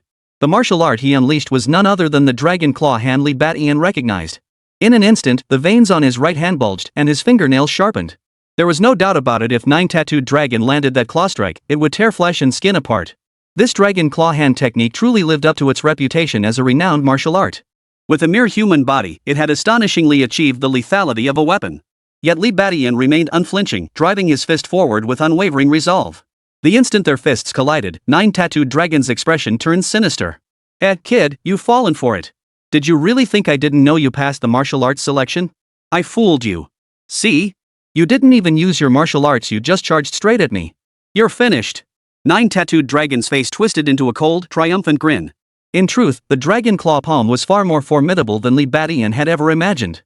If this strike connected solidly, it wouldn't just tear flesh and skin, it would completely cripple Li Batian's entire right arm. With his right hand crippled, no matter how formidable Li Batian was, he would be at 9 Tattooed Dragon's mercy. Yet when 9 Tattooed Dragon spoke, Li Batian's expression remained unchanged, only a flicker of scorn passing through his eyes. Noticing the mockery in Li Batian's eyes, Jaimunlong froze. He sensed something amiss, but it was already too late. Crash! Fist met claw. Before Jaimunlong's Dragon Claw could unleash its full power, a tremendous force surged through it.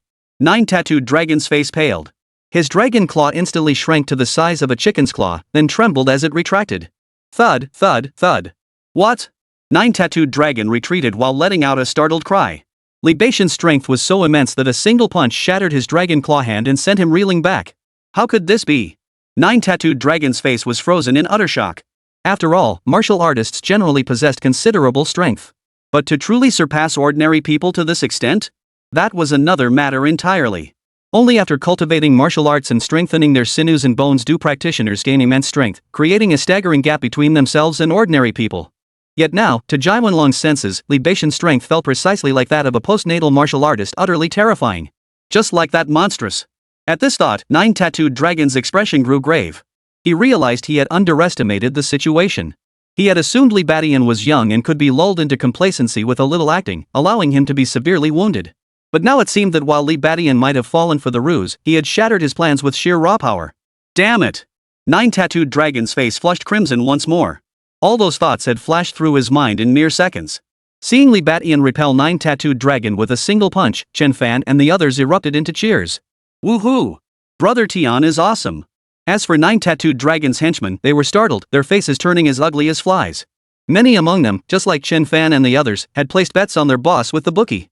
Now, seeing Nine Tattooed Dragon fail to demonstrate any advantage and get knocked back by Li Beixian's single punch, their hearts sank. At that moment, Li Beixian clenched his fist and continued his assault on Nine Tattooed Dragon. In truth, he hadn't let his guard down. The reason he hadn't unleashed his full power from the start was that Li Beixian intended to gauge the gap between his current self and a late-stage martial artist. Without triggering his explosive potential, could he truly stand against a late-stage martial artist? Of course, in the past, Li Beixian would never have done this. After all, martial combat was extremely dangerous. Without giving his all, one careless move could lead to severe injury. To fail because of that would be laughable. But now, Li Beixian possessed the confidence to do so. His rapid recovery talent allowed him to heal swiftly even when injured. Combined with the newly acquired Diamond Force, which greatly enhanced his defensive capabilities, Li Beixian felt even more confident. Even if he ultimately couldn't defeat this Nine Tattooed Dragon, he wouldn't suffer a humiliating defeat. No matter what, he'd still have a chance to trigger his explosive potential and turn the tables. But in Li Beixian's estimation, even without unleashing his explosive potential, he was now absolutely capable of holding his own against a late-stage martial artist. 3 martial arts techniques were no joke. Especially with the inclusion of hard qigong. Combined with his ox-like strength and lightning-fast recovery talent. Therefore, the Nine Tattooed Dragon before him could only serve as his sharpening stone. Li Beixian's lips curled slightly. Chapter 46, The Power of Diamond Hardness, The Treacherous Nine Tattooed Dragon. Li Beixian charged at Nine Tattooed Dragon once more. He still only unleashed an ordinary bullhorn fist. This punch carried no martial arts enhancement whatsoever. Yet due to his immense strength, comparable to that of an ox, it remained devastatingly powerful. Nine Tattooed Dragon's face darkened. He had become completely subdued, no longer daring to underestimate Li Beixian. In truth, his earlier words of contempt had been feigned. But in truth, he still underestimated Li Beixian. To assume he could lull Li Beixian into complacency, was that not itself a form of underestimation? The result? Li Beixian taught him a lesson with a single punch. At this point, Nine Tattooed Dragon dared not resort to any tricks, instead honestly deploying his dragon claw fist. However, having witnessed the destructive force of Li Beixian's fists, he avoided direct confrontation. Instead, he executed the duckweed step to evade Li Beixian's punches, then launched counterattacks from all directions. Whoosh, whoosh, whoosh. Thud, thud, thud. In the blink of an eye, they had exchanged over a dozen blows. Now that Nine Tattooed Dragon was taking it seriously, he finally displayed the prowess befitting a late-stage martial artist. Li Beixian's body soon bore the marks of injury. The dragon claw technique was truly extraordinary. His fingers formed razor-sharp claws that swiftly tore Li Beixian's prison uniform to shreds. Blood oozed from the claw marks, making it look as if he had been mauled by a wild beast. But Nine Tattooed Dragon wasn't faring much better. A trickle of blood had appeared at the corner of his mouth at some point, and one of his eyes was already swollen shut. Li Beixian's fists pounded into him, clearly inflicting significant damage. Both men were wounded. Yet their expressions could not have been more different. A faint smile remained frozen on Li Beixian's lips. In contrast, Nine Tattooed Dragon's face darkened to an extreme, tinged with a hint of disbelief. How can this kid have such high defense? The more Nine Tattooed Dragon fought, the more alarmed he became. Though he had wounded Li Beixian, he was profoundly shaken. Li Beixian's immense strength was one thing. The real shock was that he couldn't sense the power of the dragon claw hand technique emanating from Li Beixian. Indeed. When the dragon claw palm struck Li Beixian, its power seemed significantly weaker than usual. Typically, his dragon claw hand, though not yet perfected, could easily slice through flesh and bone without breaking them. Thus, a single strike would usually either tear flesh apart or leave wounds deep enough to expose bone. But now, landing on Li Beixian, it only caused some insignificant claw marks, barely drawing any blood. What was going on? Nine-patterned dragon was utterly astonished. At the same time, the surrounding crowd was utterly stunned. Chen Fan and his companions' eyes gleamed with excitement. As for Nine Tattooed Dragon's henchmen, they were utterly dumbfounded. They had expected Nine Tattooed Dragon to dominate once the real fight began. But in reality, the two were evenly matched. A late-stage martial artist like Nine Tattooed Dragon going toe-to-toe with an early-stage martial artist like Li Badian? Are you kidding me? If this kept up, wouldn't their bets go down the drain? At that moment, inside the prison, many were also watching this battle unfold. For instance, Warden Song Qian. In truth, Song Qian held little interest in this fight. In his view, Li Badian had passed the martial selection by defeating several late-stage martial artists. Now he was merely challenging the late-stage martial artist Jai Wenlong to a duel. The outcome was obvious. There was no need to watch at all. Li Badian was certain to win, and might even take down Nine Tattooed Dragon in a single strike. Yet upon actually witnessing the fight, Song Qian was utterly astonished. Li Badian did not overwhelm Nine Tattooed Dragon with an overwhelming advantage. Instead, the battle had developed into an evenly matched contest. Yet the more Song Qian watched, the more astonished he became. He knew all too well about Li Beixian's explosive talent. Once activated, Li Beixian's attack power would surge to levels even late-stage martial artists cultivating hard qigong couldn't withstand. But now, Li Badian hadn't activated his explosion talent. He was fighting Nine Tattooed Dragon in his normal state. And yet, they were still locked in a stalemate. Song Qian's interest was instantly piqued, and he began watching closely. His scrutiny quickly revealed the issue. The Dragon Claw technique's damage output has decreased? Song Qian froze. He was well aware of the Nine Tattooed Dragon's Dragon Claw hand. This martial art was highly renowned, capable of wielding the power of blades and swords through bare hands and feat a technique of immense destructive force. A single grab from it could cripple most martial artists in their early stages. Yet now, Li Badian had taken several claw strikes head-on and was still jumping around like nothing happened. Song Qian initially thought the Dragon Claw hand's damage had diminished. But he quickly snapped out of it. No, something's wrong with this kid. His defense. Could it be due to the Vajra power? Song Qian quickly grasped the crux of the matter. Li Beixian's defense was highly unusual. His mind immediately flashed back to the diamond force he had bestowed upon Li Badian. Could this be because of the Vajra strength? But the question was, how long had it been since then? Had Li Badian already mastered the basics of the diamond force technique? Are you kidding me? This kid, could he be a martial arts prodigy too? Song Qian was stunned, recalling how Li Badian had swiftly mastered the 7-star step before. Back then, Li Badian mastering the 7-star step within a week was one thing. But now, with the even more difficult hard chi cultivation, he'd mastered it in just a few days. Meanwhile, Snake, who was also watching the livestream, was equally stunned. Her vertical pupils couldn't help but narrow. That Li Badian, perhaps his combat prowess truly rivals that of a postnatal martial artist.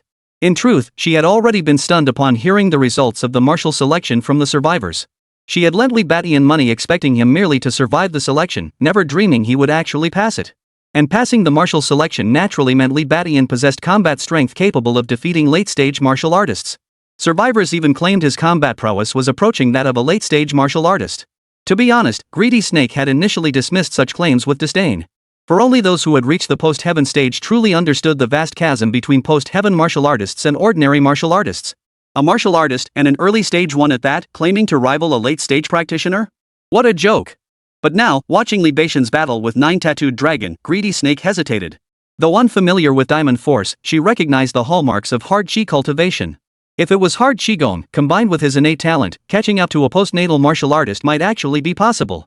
Even now, though his innate talent remained unactivated, his spirited exchange with Nine Tattooed Dragon was already astonishing.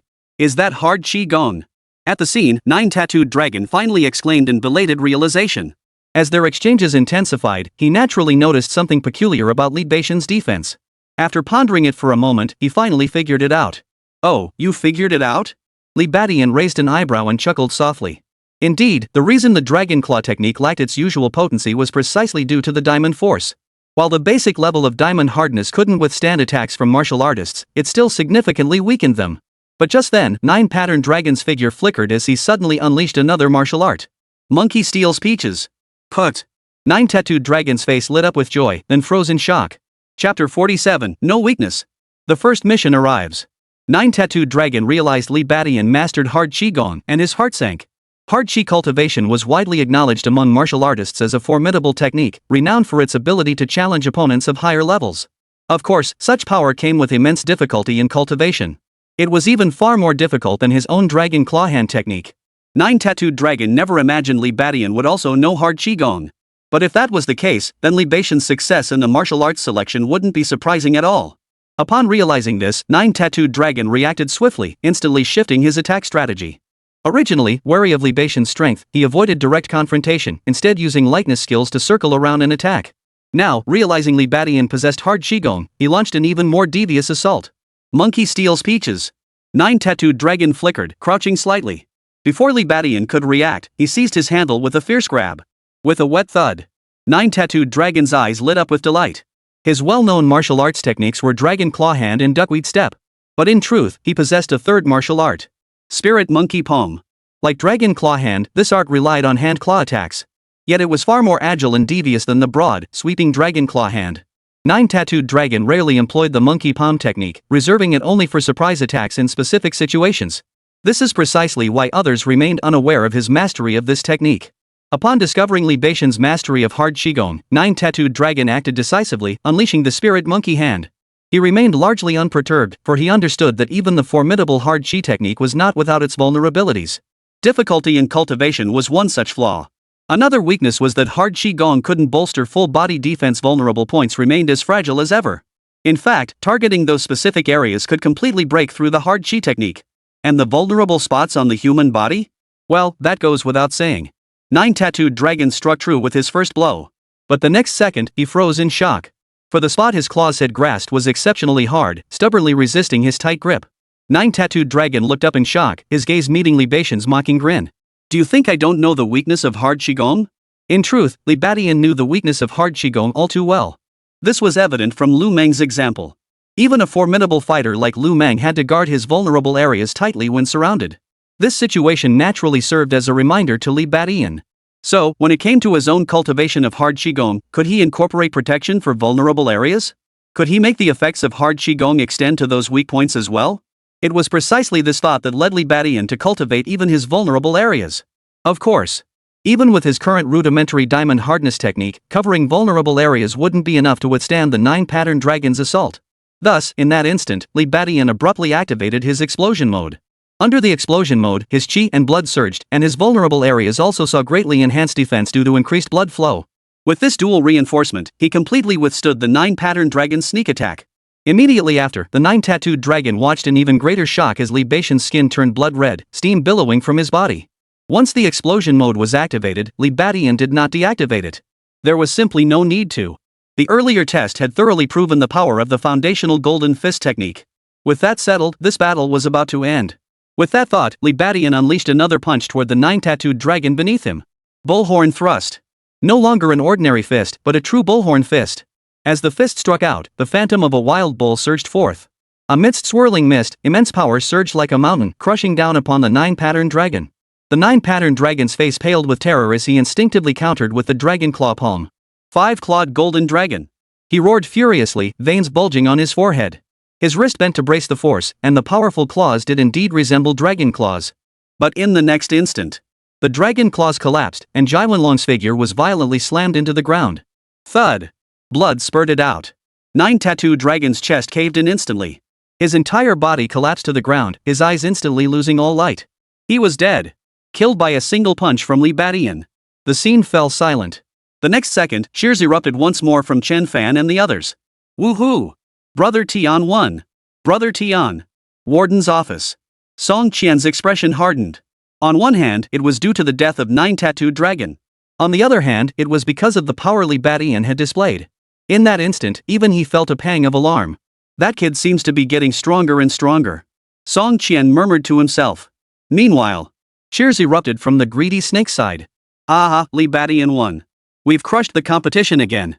How much did we win this time? Quick, let's count it up. As the house, they'd cleaned up big time. Yet greedy snake's expression grew grave. If she had only suspected earlier that Li Badian's combat prowess rivaled that of a late-stage martial artist, she now had definitive confirmation. After all, only a late-stage martial artist could slaughter late-stage martial artists so decisively. This kid actually possesses such power. A sharp gleam flashed incessantly in greedy snake's eyes. This time, though she'd won decisively, she felt little joy. Instead, a shadow of unease settled over her heart. She had been certain she had Li Badian in the palm of her hand, but now, she was no longer so sure. Li Badian. Come evening, Chen Fan grinned as he presented a pile of card coins to Li Badian. Brother Tian, I really did get to eat some demon beast meat. This time, with the 2:1 odds, they'd bet 200,000 on Li Badian and won a whopping 400,000. Additionally, there was another 100,000 yuan, the agreed upon reward between Li Badian and Greedy Snake. Of the 500,000, Li Badian took only 300,000, letting Chen Fan distribute the rest. Soon, cheers erupted in waves throughout Cell Block 7. Many shouted, "Long live Brother Tian." Li Badian chuckled to himself, though he was also thrilled. With 300,000, he could buy another batch of resources. 10 minutes later, Chen Fan returned after distributing the funds and immediately smiled at Li Badian. Brother Tian, a lot of people asked me to help them buy demon beast meat. Looks like everyone wants to become martial artists. Oh, and what about you, Brother Tian? Should I use this money to buy you some demon beast meat too? Hearing this, Li Badian chuckled and replied, "Get me 2 blood nurturing pills first, then use the rest for demon beast meat." He had already planned how to spend that 300,000. Blood nurturing pills were so effective. If he couldn't afford them, that was one thing, but with money in hand, he absolutely had to stock up. As for demon beast meat, he needed that too. The Shadow Organization's monthly quota of 5 caddies was nowhere near enough to cover his consumption. Next, Li Badian once again immersed himself in cultivation. With these resources, his progress accelerated rapidly. A month later, he made significant breakthroughs once more. However, at this point, Li Badian also received his first mission since joining the Shadow Organization. Chapter 48, Protecting Military Personnel Mission, Li Badian grows stronger. That day, Li Badian reappeared in the warden's office. Song Qian had summoned him here. It couldn't be trivial. Indeed. Song Qian's opening words made Li Badian's pupils contract. Li Badian, the Shadow Organization has issued your first mission. Prepare yourself, you're departing tomorrow. Li Badian's expression hardened. So the mission had finally arrived? Truthfully, these days in prison had been quite pleasant for Li Badian. If no mission had ever been assigned, that might have been fine too. But he knew that was impossible. Come to think of it, it had been a little over a month since he passed the martial selection. The mission arriving now was actually quite timely.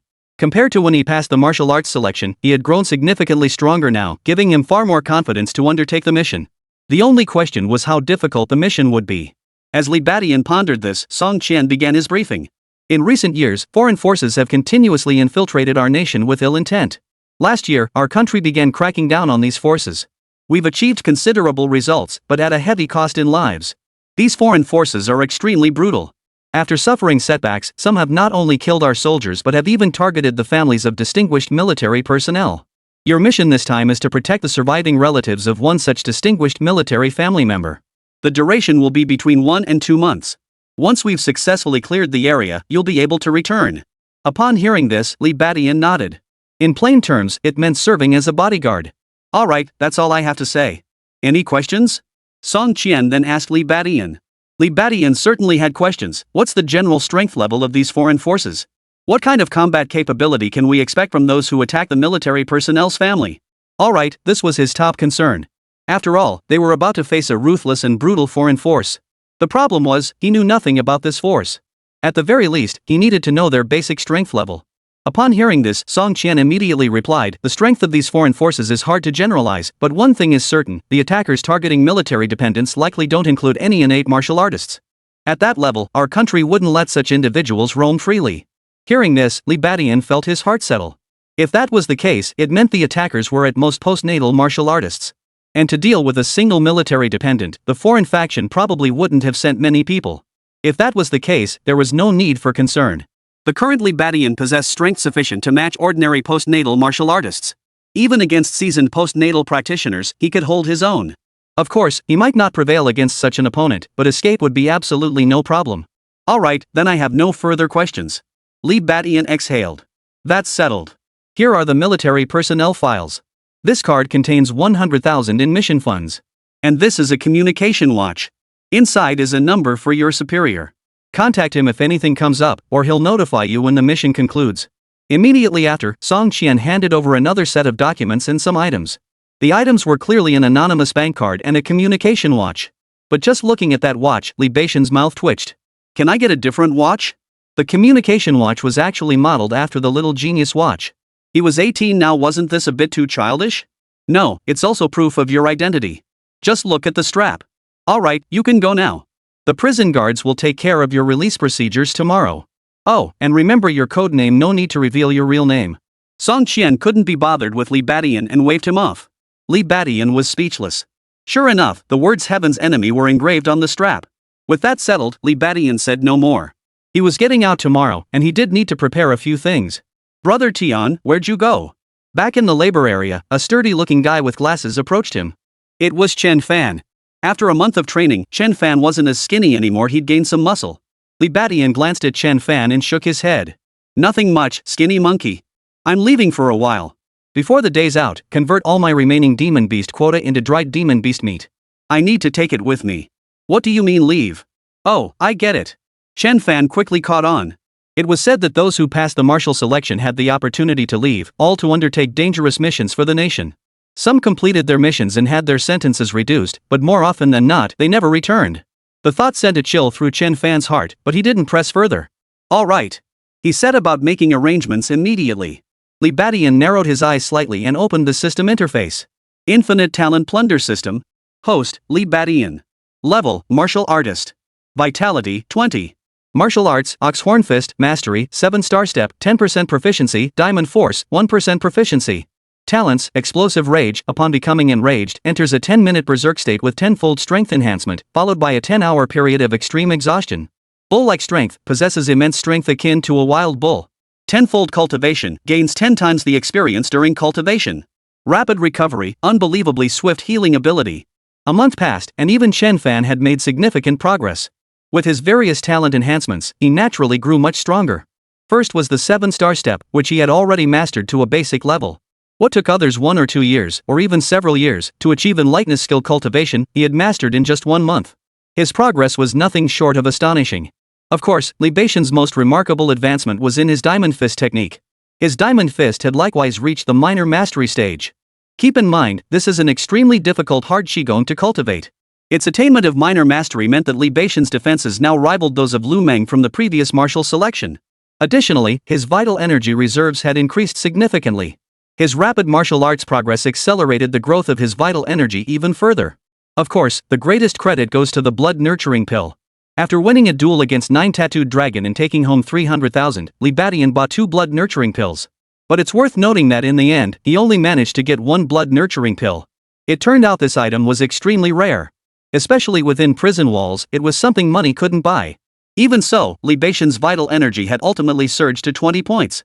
Though still in the early stages of martial cultivation, this represented a 2-fold increase from his initial advancement.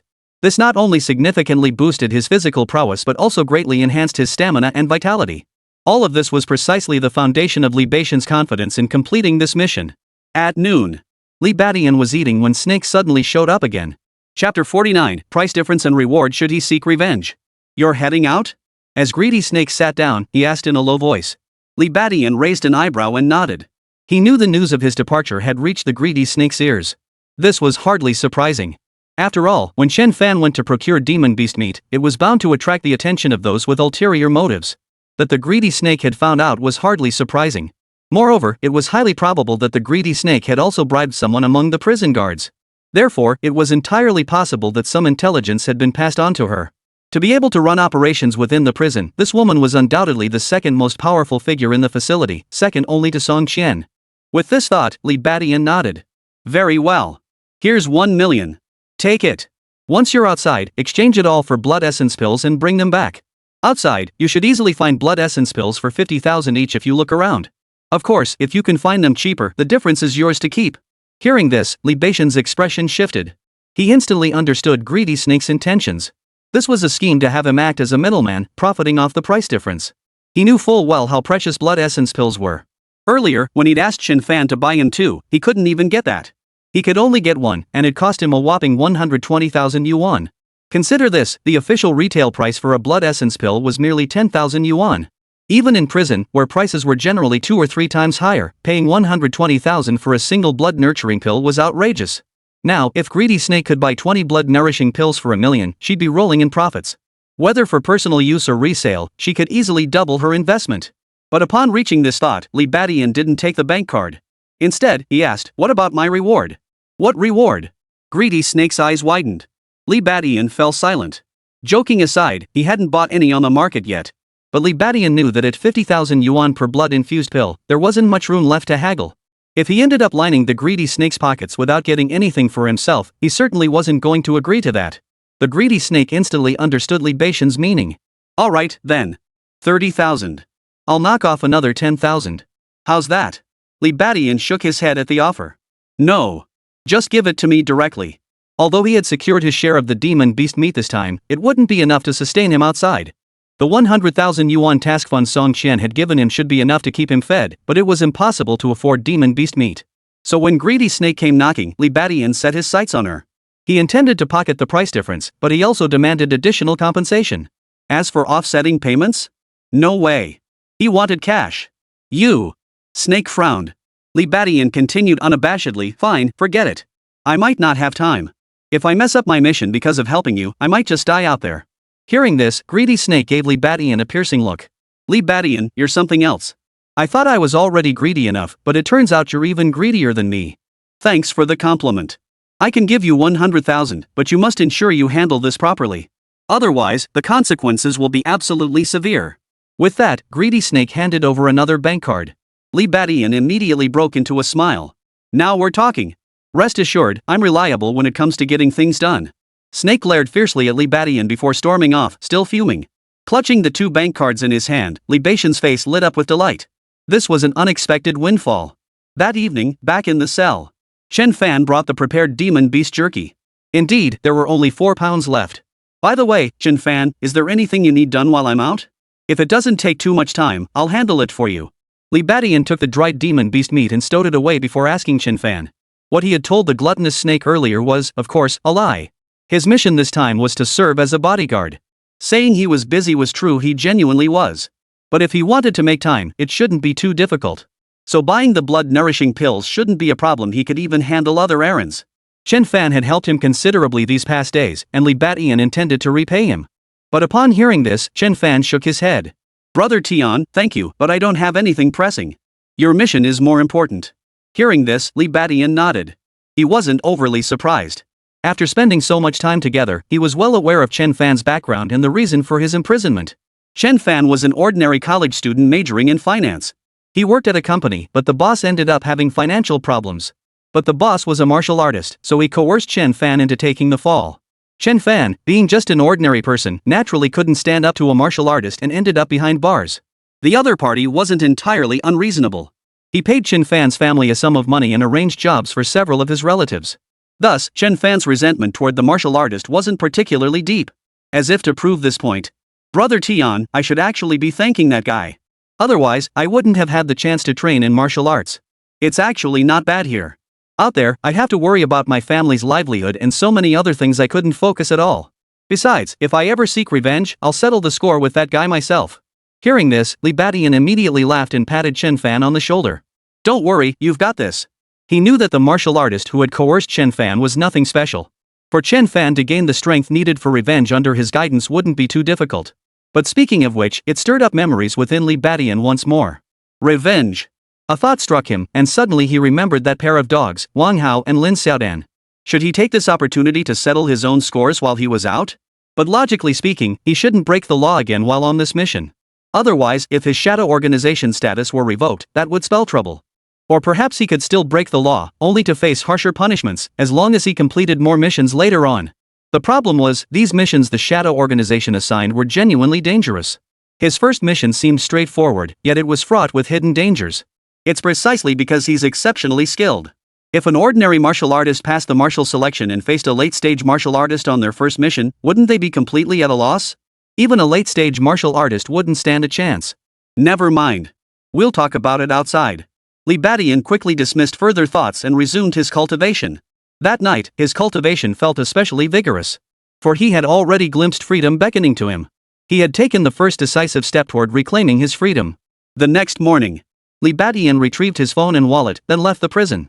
His first mission had begun. Chapter 50, Warrior World invulnerable to blades and bolts, subduing thieves. Bang! The prison door slammed shut behind him. Li Beixian gazed out at the vast expanse beyond, drew a deep breath, and exhaled heavily. This is the taste of freedom. A smile spread across Li Beixian's handsome face. After breathing in the fresh air to his heart's content, he finally withdrew his gaze from the distant horizon. Glancing down at his clothes, Li Beixian frowned. My clothes don't quite fit anymore? He shook his head as he examined his attire. Earlier, caught up in excitement, he hadn't noticed. Now, out in the open and calmer, it immediately struck him. These clothes, of course, were what he'd worn before going to prison. But over the past few days, Li Badian had not only become a martial artist, his vitality points had even reached 20. This had caused his physique to bulk up considerably, primarily due to his muscles becoming much more defined. Consequently, his old white t-shirt now felt a bit tight. His pants seemed a bit too narrow as well. Let's head home first. I need to buy some clothes and such. Li Badian immediately decided to head home first to buy some clothes that fit properly. Additionally, he needed to acquire some disguises and accessories for camouflage. But how am I supposed to get home? Li Badian stared at the quiet highway, his mind drifting off again. Prisons were typically built in remote locations, and Yangcheng Prison was no exception. Outside the prison gates, it was dead quiet. For several minutes, not a single car passed by. Li Badian felt too exhausted to even complain. That bastard Song Qian couldn't even bother to arrange a ride for me. Forget it. I'll just run. Li Badian muttered under his breath before breaking into a run. Given the situation, he'd have to walk further to see if there were any public buses or the like. Fortunately, for a martial artist, running a few kilometers was a piece of cake. Li Badian treated it as exercise. Sure enough. He pulled out his phone for navigation and ran for 3 kilometers before spotting a bus stop. Nanjing Road Station. At the bus stop sign, 2 elderly people were waiting. They appeared to be an old couple. Li Badian slowed his pace as he approached, his previously hurried breathing soon settling into a steady rhythm.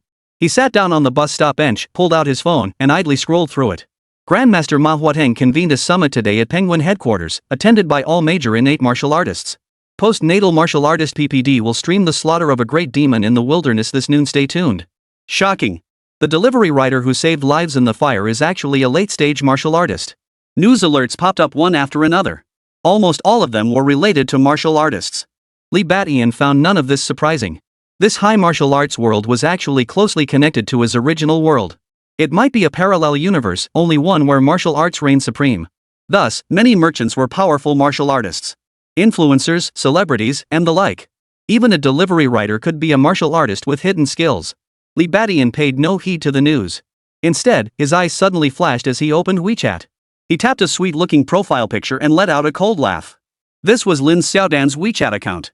He tried sending a message and, sure enough, received a red exclamation mark. The other party had clearly blocked him. Looks like I'll have to pay her a visit after all. Li Badian sighed. He decided to go find Wang Hao and Lin Xiaodan after all. The reason was simple: even if he couldn't exact revenge just yet, he needed to scare them.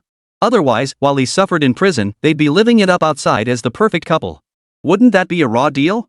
When they found out he hadn't succumbed to despair behind bars but had instead risen to become a martial artist, how would Wang Hao and Lin Xiaodan feel? Anxious? Uneasy? Or worry?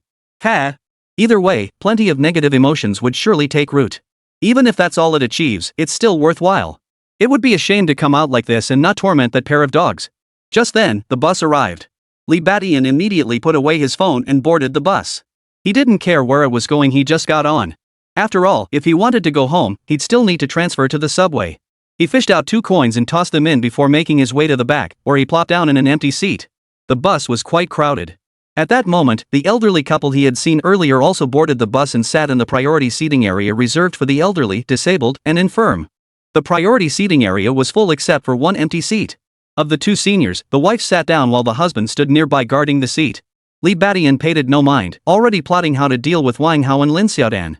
If he couldn't eliminate them, things would get complicated. Just then, Li Badian suddenly furrowed his brow. He caught sight of a young man wearing a mask approaching the elderly man and reaching out to grab something. The old man's wife noticed, but the young man glared at her, his eyes filled with malice. The elderly man noticed too, but he dared not move a muscle. The thief's other hand held a dagger, glinting in the light. The old man's wallet was about to be snatched away. At that very moment, Li Badian strode forward and grabbed the thief's wrist. The thief's eyes widened as he abruptly turned to glare at Li Badian. Interrupted by Li Badian, his theft came to an abrupt halt. The thief pointed the dagger in his other hand at Li Badian. Seeing his high school student-like appearance, he instantly flew into a rage. Kid, wanna be the one to stick your neck out? What the hell got into you? Before the thief could finish his curse, he let out a piercing scream. Li Badian applied a slight squeeze, instantly forcing him to kneel and scream in agony. The dagger slipped from his grasp and clattered to the floor. Damn it, go to hell. But just then, another young man wearing a mask swung his dagger, lunging forward. The young man was too close, striking with sudden ferocity. Li Badian barely had time to dodge. He didn't dodge either, just stood rooted to the spot. The dagger pierced his back, yet it clanged against something solid, unable to penetrate further. Li Baishan's lips curled slightly. The most obvious sign of mastering hard qigong was becoming impervious to blades and spears. Not just a dagger, even a warrior's sword or blade might fail to harm him. The thief's accomplice froze in shock at the sight. He couldn't comprehend what was happening. But soon, as if remembering something, he let out a startled cry. "You're a martial artist. Enough talk." Li Badian delivered a sudden elbow strike, knocking the thief's accomplice unconscious. Then, under the stunned gaze of the first thief, he delivered a crushing punch. Both thieves were easily subdued by Li Badian. This sequence, though complex to describe, unfolded in mere seconds. People immediately erupted in gasps. "Thieves! Holy crap, he took them down.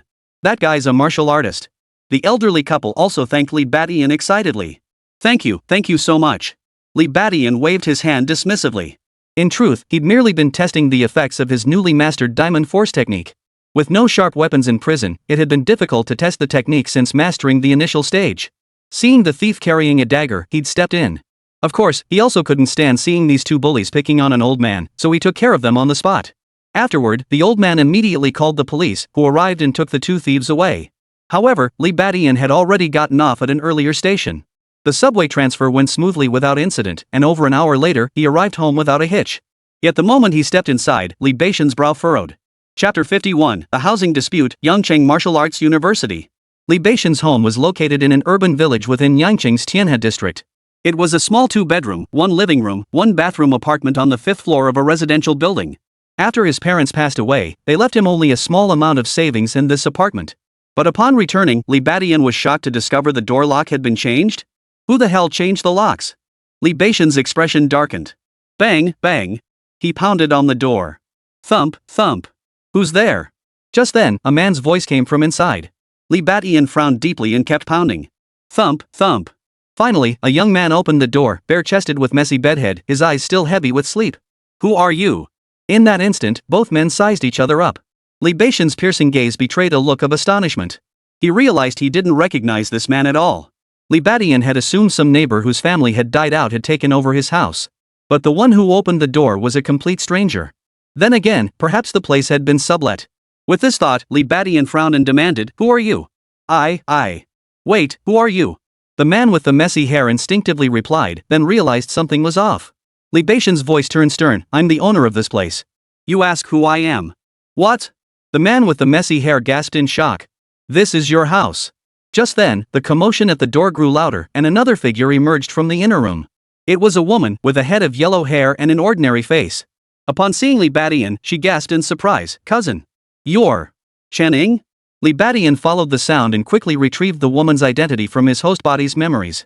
She was his cousin. The person occupying his house was actually her. Can you explain what's going on here? Li Badian snapped back to his senses, his expression turning cold as he demanded. Chen Ying's expression instantly turned awkward. But quickly, she forced a smile. Cousin, you're out of prison? I should have come to pick you up. Oh, so she even knew he'd been imprisoned? Li Badian recalled being arrested directly without trial. Had the armed police department notified his relatives? It must be so. Otherwise, how else would she know he was incarcerated? With that thought, Li Badian brushed aside the messy hair and strode inside. But the moment he stepped inside, his expression darkened further. The original occupant had been quite tidy even though it was just a man living there, he kept the place clean. But now, the place was piled high with clutter. The sink was filled with unwashed dishes, and the corners were littered with takeout boxes. Both bedrooms were in a state of utter disarray. Seeming to sense Li Baishan's anger, Chen Ying offered a sheepish smile. Sorry, cousin. I thought you'd moved in, and it seemed wasteful to leave this place empty, so I came to stay for a while. You don't hit someone who's smiling at you. Li Badian frowned. I'll give you 1 day to restore this place to its original condition, clean it thoroughly, and hand over the new door locks to me. Any problems? Hearing this, Chen Ying hesitated. Just then, the guy with the messy hair beside them seemed to finally snap out of it. Earlier, Li Badian had shoved him, which had already rubbed him the wrong way. Hearing this demand now, his rage boiled over. He snapped, Kid, I'm giving you face by calling you cousin. If I didn't, who do you think you are? I heard you were in prison for several years. How come you're out after just a few months? You didn't escape, did you? Get out of here now, or I'll report you to the police station. Hearing this, Chen Ying's eyes lit up. She'd been startled earlier. Li Badian was right. Her family had received a notice from the Armed Police Bureau sent to their registered residence, stating that Li Badian was in prison. They'd inquired and learned Li Badian would be locked up for at least several years. Since Chening happened to be working in Yangchang, she decided to move here permanently. And this messy-haired guy was her boyfriend, Wu Nian. Hearing Wu Nian's words, Chening suddenly realized. Right, wasn't Li Badian supposed to be locked up for years? How did he get out so suddenly? Could he have escaped? If that's the case. But just as Chening was pondering this, Li Badian let out a cold laugh. Go ahead and report me, armed police department. I walked out here with my head held high, what's there to fear from them? But you're right to report to the armed police department now, because I'm about to have another life on my hands. As the words fell, Li Badian suddenly struck. Chening was, after all, family and a woman at that. Li Badian couldn't bring himself to harm her, but this Wu Nian. Poof. Li Badian sneered coldly as his massive hand clamped down on Wu Nian's throat. What? Wu Nian's expression changed. Chening, however, watched with anticipation. She knew full well that Wu Nian was merely a martial arts apprentice. Wasn't Li Badian courting death by picking a fight with him now? But this was fine too. Originally, she'd felt uneasy when Li Badian appeared. But now that a fight had broken out, if they could drive Li Badian away, wouldn't it mean they could completely take over this place? At this thought, Chen Ying's eyes lit up. At the same time, Wu Nian also wanted to teach Li Badian a lesson.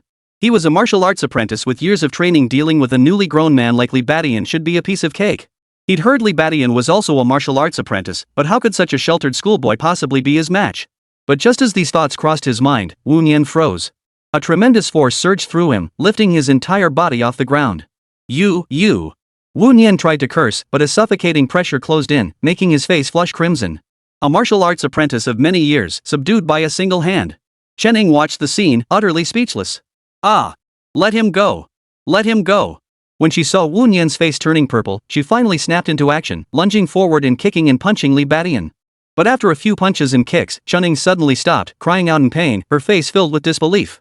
She'd been hitting Li Badian, yet it was hurting her instead? Li Badian, on the other hand, seemed completely unharmed. But just then, Li Badian glanced at Wu Nian, who was nearly suffocating. He finally loosened his grip and flung him away. Wu Nian slammed into the wall and couldn't get up for a long time. Wu Nian! Wu Nian! Are you okay? Chening rushed over, crying out in panic. Wu Nian coughed violently before catching his breath. But when he looked at Li Badian again, his eyes were filled with terror, as if he'd seen a ghost. I'll say it again. Clean this place up. If it's not restored to its original state when I return tonight, you'll face the consequences. Of course, you could just run away. But if I catch you, I won't hesitate to beat you to death. With that, Li Badian turned and walked away without looking back. He hadn't expected to encounter such a disgusting situation the moment he returned home. After all, Li Badian didn't have much time. He had only 2 days to handle personal matters before heading to his target's location for close protection. After issuing a strict order to Chening and Wu Nian, he headed straight for a nearby shop. After changing into looser clothing and purchasing a hat and mask to wear, Li Badian proceeded directly to his next destination. Yangcheng Martial Arts University. This was the martial arts university where Wang Hao and Lin Xiaodan were enrolled. Chapter 52, Class 9, The Gifted Martial Artists Wang Hao and Lin Xiaodan. Standing before the gates of Yangcheng Martial Arts University, gazing up at the imposing plaque, Li Badian felt a pang of melancholy. If Wang Hao and Lin Xiaodan hadn't framed him, wouldn't he be a student here now? Of course, if that pair of scoundrels hadn't framed his original self, he wouldn't have had the chance to cross over here. But regardless, the grievances of his former self must be settled. Li Badian shook off his thoughts and strode inside. His primary purpose this time was to confirm whether Wang Hao and Lin Xiaodan were enrolled here. That much was certain. After all, their original choice of university was Yangcheng Martial Arts University. Therefore, it was highly probable they were here now. As he walked along, Li Badian took in the unique sights of the university campus. Across the expansive campus, joggers and exercisers were everywhere. Many others darted and leaped among the park's lawns and trees, shifting and flickering. They were practicing lightness skills. Others engaged in sparring matches within small designated areas. Those wielding swords and blades were far from rare. In this realm of martial arts, the spirit of combat truly ran rampant. Hello, student. Do you happen to know the freshmen Wang Hao and Lin Xiaodan? Just then, Li Badian stopped a male student and asked. The boy gave Li Badian a puzzled look and asked, Aren't you a student here? Li Badian froze for a moment before nodding. But how did you figure that out? He was puzzled. Though he had concealed his face, his attire wasn't particularly out of place. Many people at this university dressed similarly. What was the problem? How did the other guy instantly know he wasn't from Yangcheng Martial Arts University? The boy chuckled. We don't have freshmen or sophomores here. You think this is some ordinary school? This is a martial arts university. All students are in the same grade, just different classes. I don't know Wang Hao or Lin Xiaodan. You'd better ask which class they're in first. Alright, thanks. Watching the boy walk away, Li Badian suddenly understood. It seemed martial arts university truly differed from ordinary universities. They didn't have grades at all, just different classes. This meant that even knowing Wang Hao and Lin Xiaodan were freshmen, it wouldn't be easy to find them. But it wouldn't be too difficult either. After a moment's thought, Li Badian opened WeChat and sent an inquiry to a classmate. This classmate hadn't blocked Li Badian and even informed him of Wang Hao and Lin Xiaodan's class. They were in class 9. At that very moment, in class 9 of Yangcheng Martial Arts University. The classroom was suddenly filled with the homeroom teacher's excited voice. Everyone, let's give a warm round of applause to Wang Hao for successfully advancing to the martial artist rank. As the homeroom teacher's words fell, the classroom erupted in enthusiastic applause. A boy with long hair and a horse-like face became the center of attention. It was Wang Hao. That's amazing. He's only been enrolled for a short time, and Wang Hao has already advanced to a martial artist. No wonder it's Wang Hao, he's truly a gifted martial artist now. The students buzzed with excitement. Listening to the murmurs below the stage, a sweet-looking girl beamed with pride. She was Lin Xiaodan. At that moment, Lin Xiaodan gazed at Wang Hao with utter admiration. A martial artist, a gifted martial artist. This was the man she could entrust her future to. Unlike Li Badian, who didn't even possess any innate talent. Right now, he must be suffering terribly in prison, right? Lin Xiaodan thought this, a faint smile curling her lips. But then, she suddenly sensed something amiss. Her gaze darted toward the window. At that glance, she froze in her tracks. Outside the window, a man had appeared without warning. Tall and well-built, he wore a hat and mask, revealing only a pair of indifferent eyes. What? Lin Xiaodan's expression changed instantly. Those eyes. They were Li Badian's eyes. How could he be here? Lin Xiaodan's eyes widened. Just then, as if sensing her gaze, those eyes turned toward her, locking gazes with Lin Xiaodan before taking on a faint, ambiguous smile. As if saying, I'm back. It really was Li Badian. A wave of intense dread instantly washed over Lin Xiaodan. Then, as if to confirm her thoughts, the figure pulled down its mask, revealing a strikingly handsome face. If it wasn't Li Badian, then who else could it be? Lin Xiaodan's pupils dilated in shock, her entire body going rigid. Li Badian had truly returned. How could that be? Just then, Li Badian waved at Lin Xiaodan before turning and walking away. Lin Xiaodan stood frozen in place. It wasn't until after class, when Wang Hao approached her with a smile, that Lin Xiaodan suddenly snapped back to reality. Li Badian! Lin Xiaodan suddenly shouted, grabbing Wang Hao excitedly. Wang Hao, Li Badian! I just saw Li Badian. He was right over there. She pointed out the window. What? Wang Hao froze, then looked astonished. How could that be? Li Badian is in prison, isn't he? How could he be here? You must be mistaken. Wang Hao frowned. I didn't see wrong. It's definitely him. I saw him clearly. That face is so handsome, how could I possibly mistake him? Lin Xiaodan was still visibly shaken, even a bit unnerved. It was no wonder. If she had merely abandoned Li Badian, it would have been one thing. But what she had done before was utterly destroy Li Badian. Not only had she ruined his path as a martial artist, but she'd also sent him to prison. Originally, Lin Xiaodan felt little to no pressure. After all, after several years inside, Li Badian might have been broken. Meanwhile, they would be advancing their martial arts training at Yangcheng Martial Arts University, assured of becoming martial artists themselves. If Li Badian didn't show up then, all well and good. But if he did appear, he certainly wouldn't be a match for them. But now, Li Badian had reappeared. He was undoubtedly here for revenge. Yet they still lacked the strength to fully withstand him. Upon hearing this, Wang Hao's expression darkened. His ugly appearance had always been his greatest source of frustration. He felt particularly jealous whenever he encountered handsome men. And that was likely why he tried to poach Li Badian.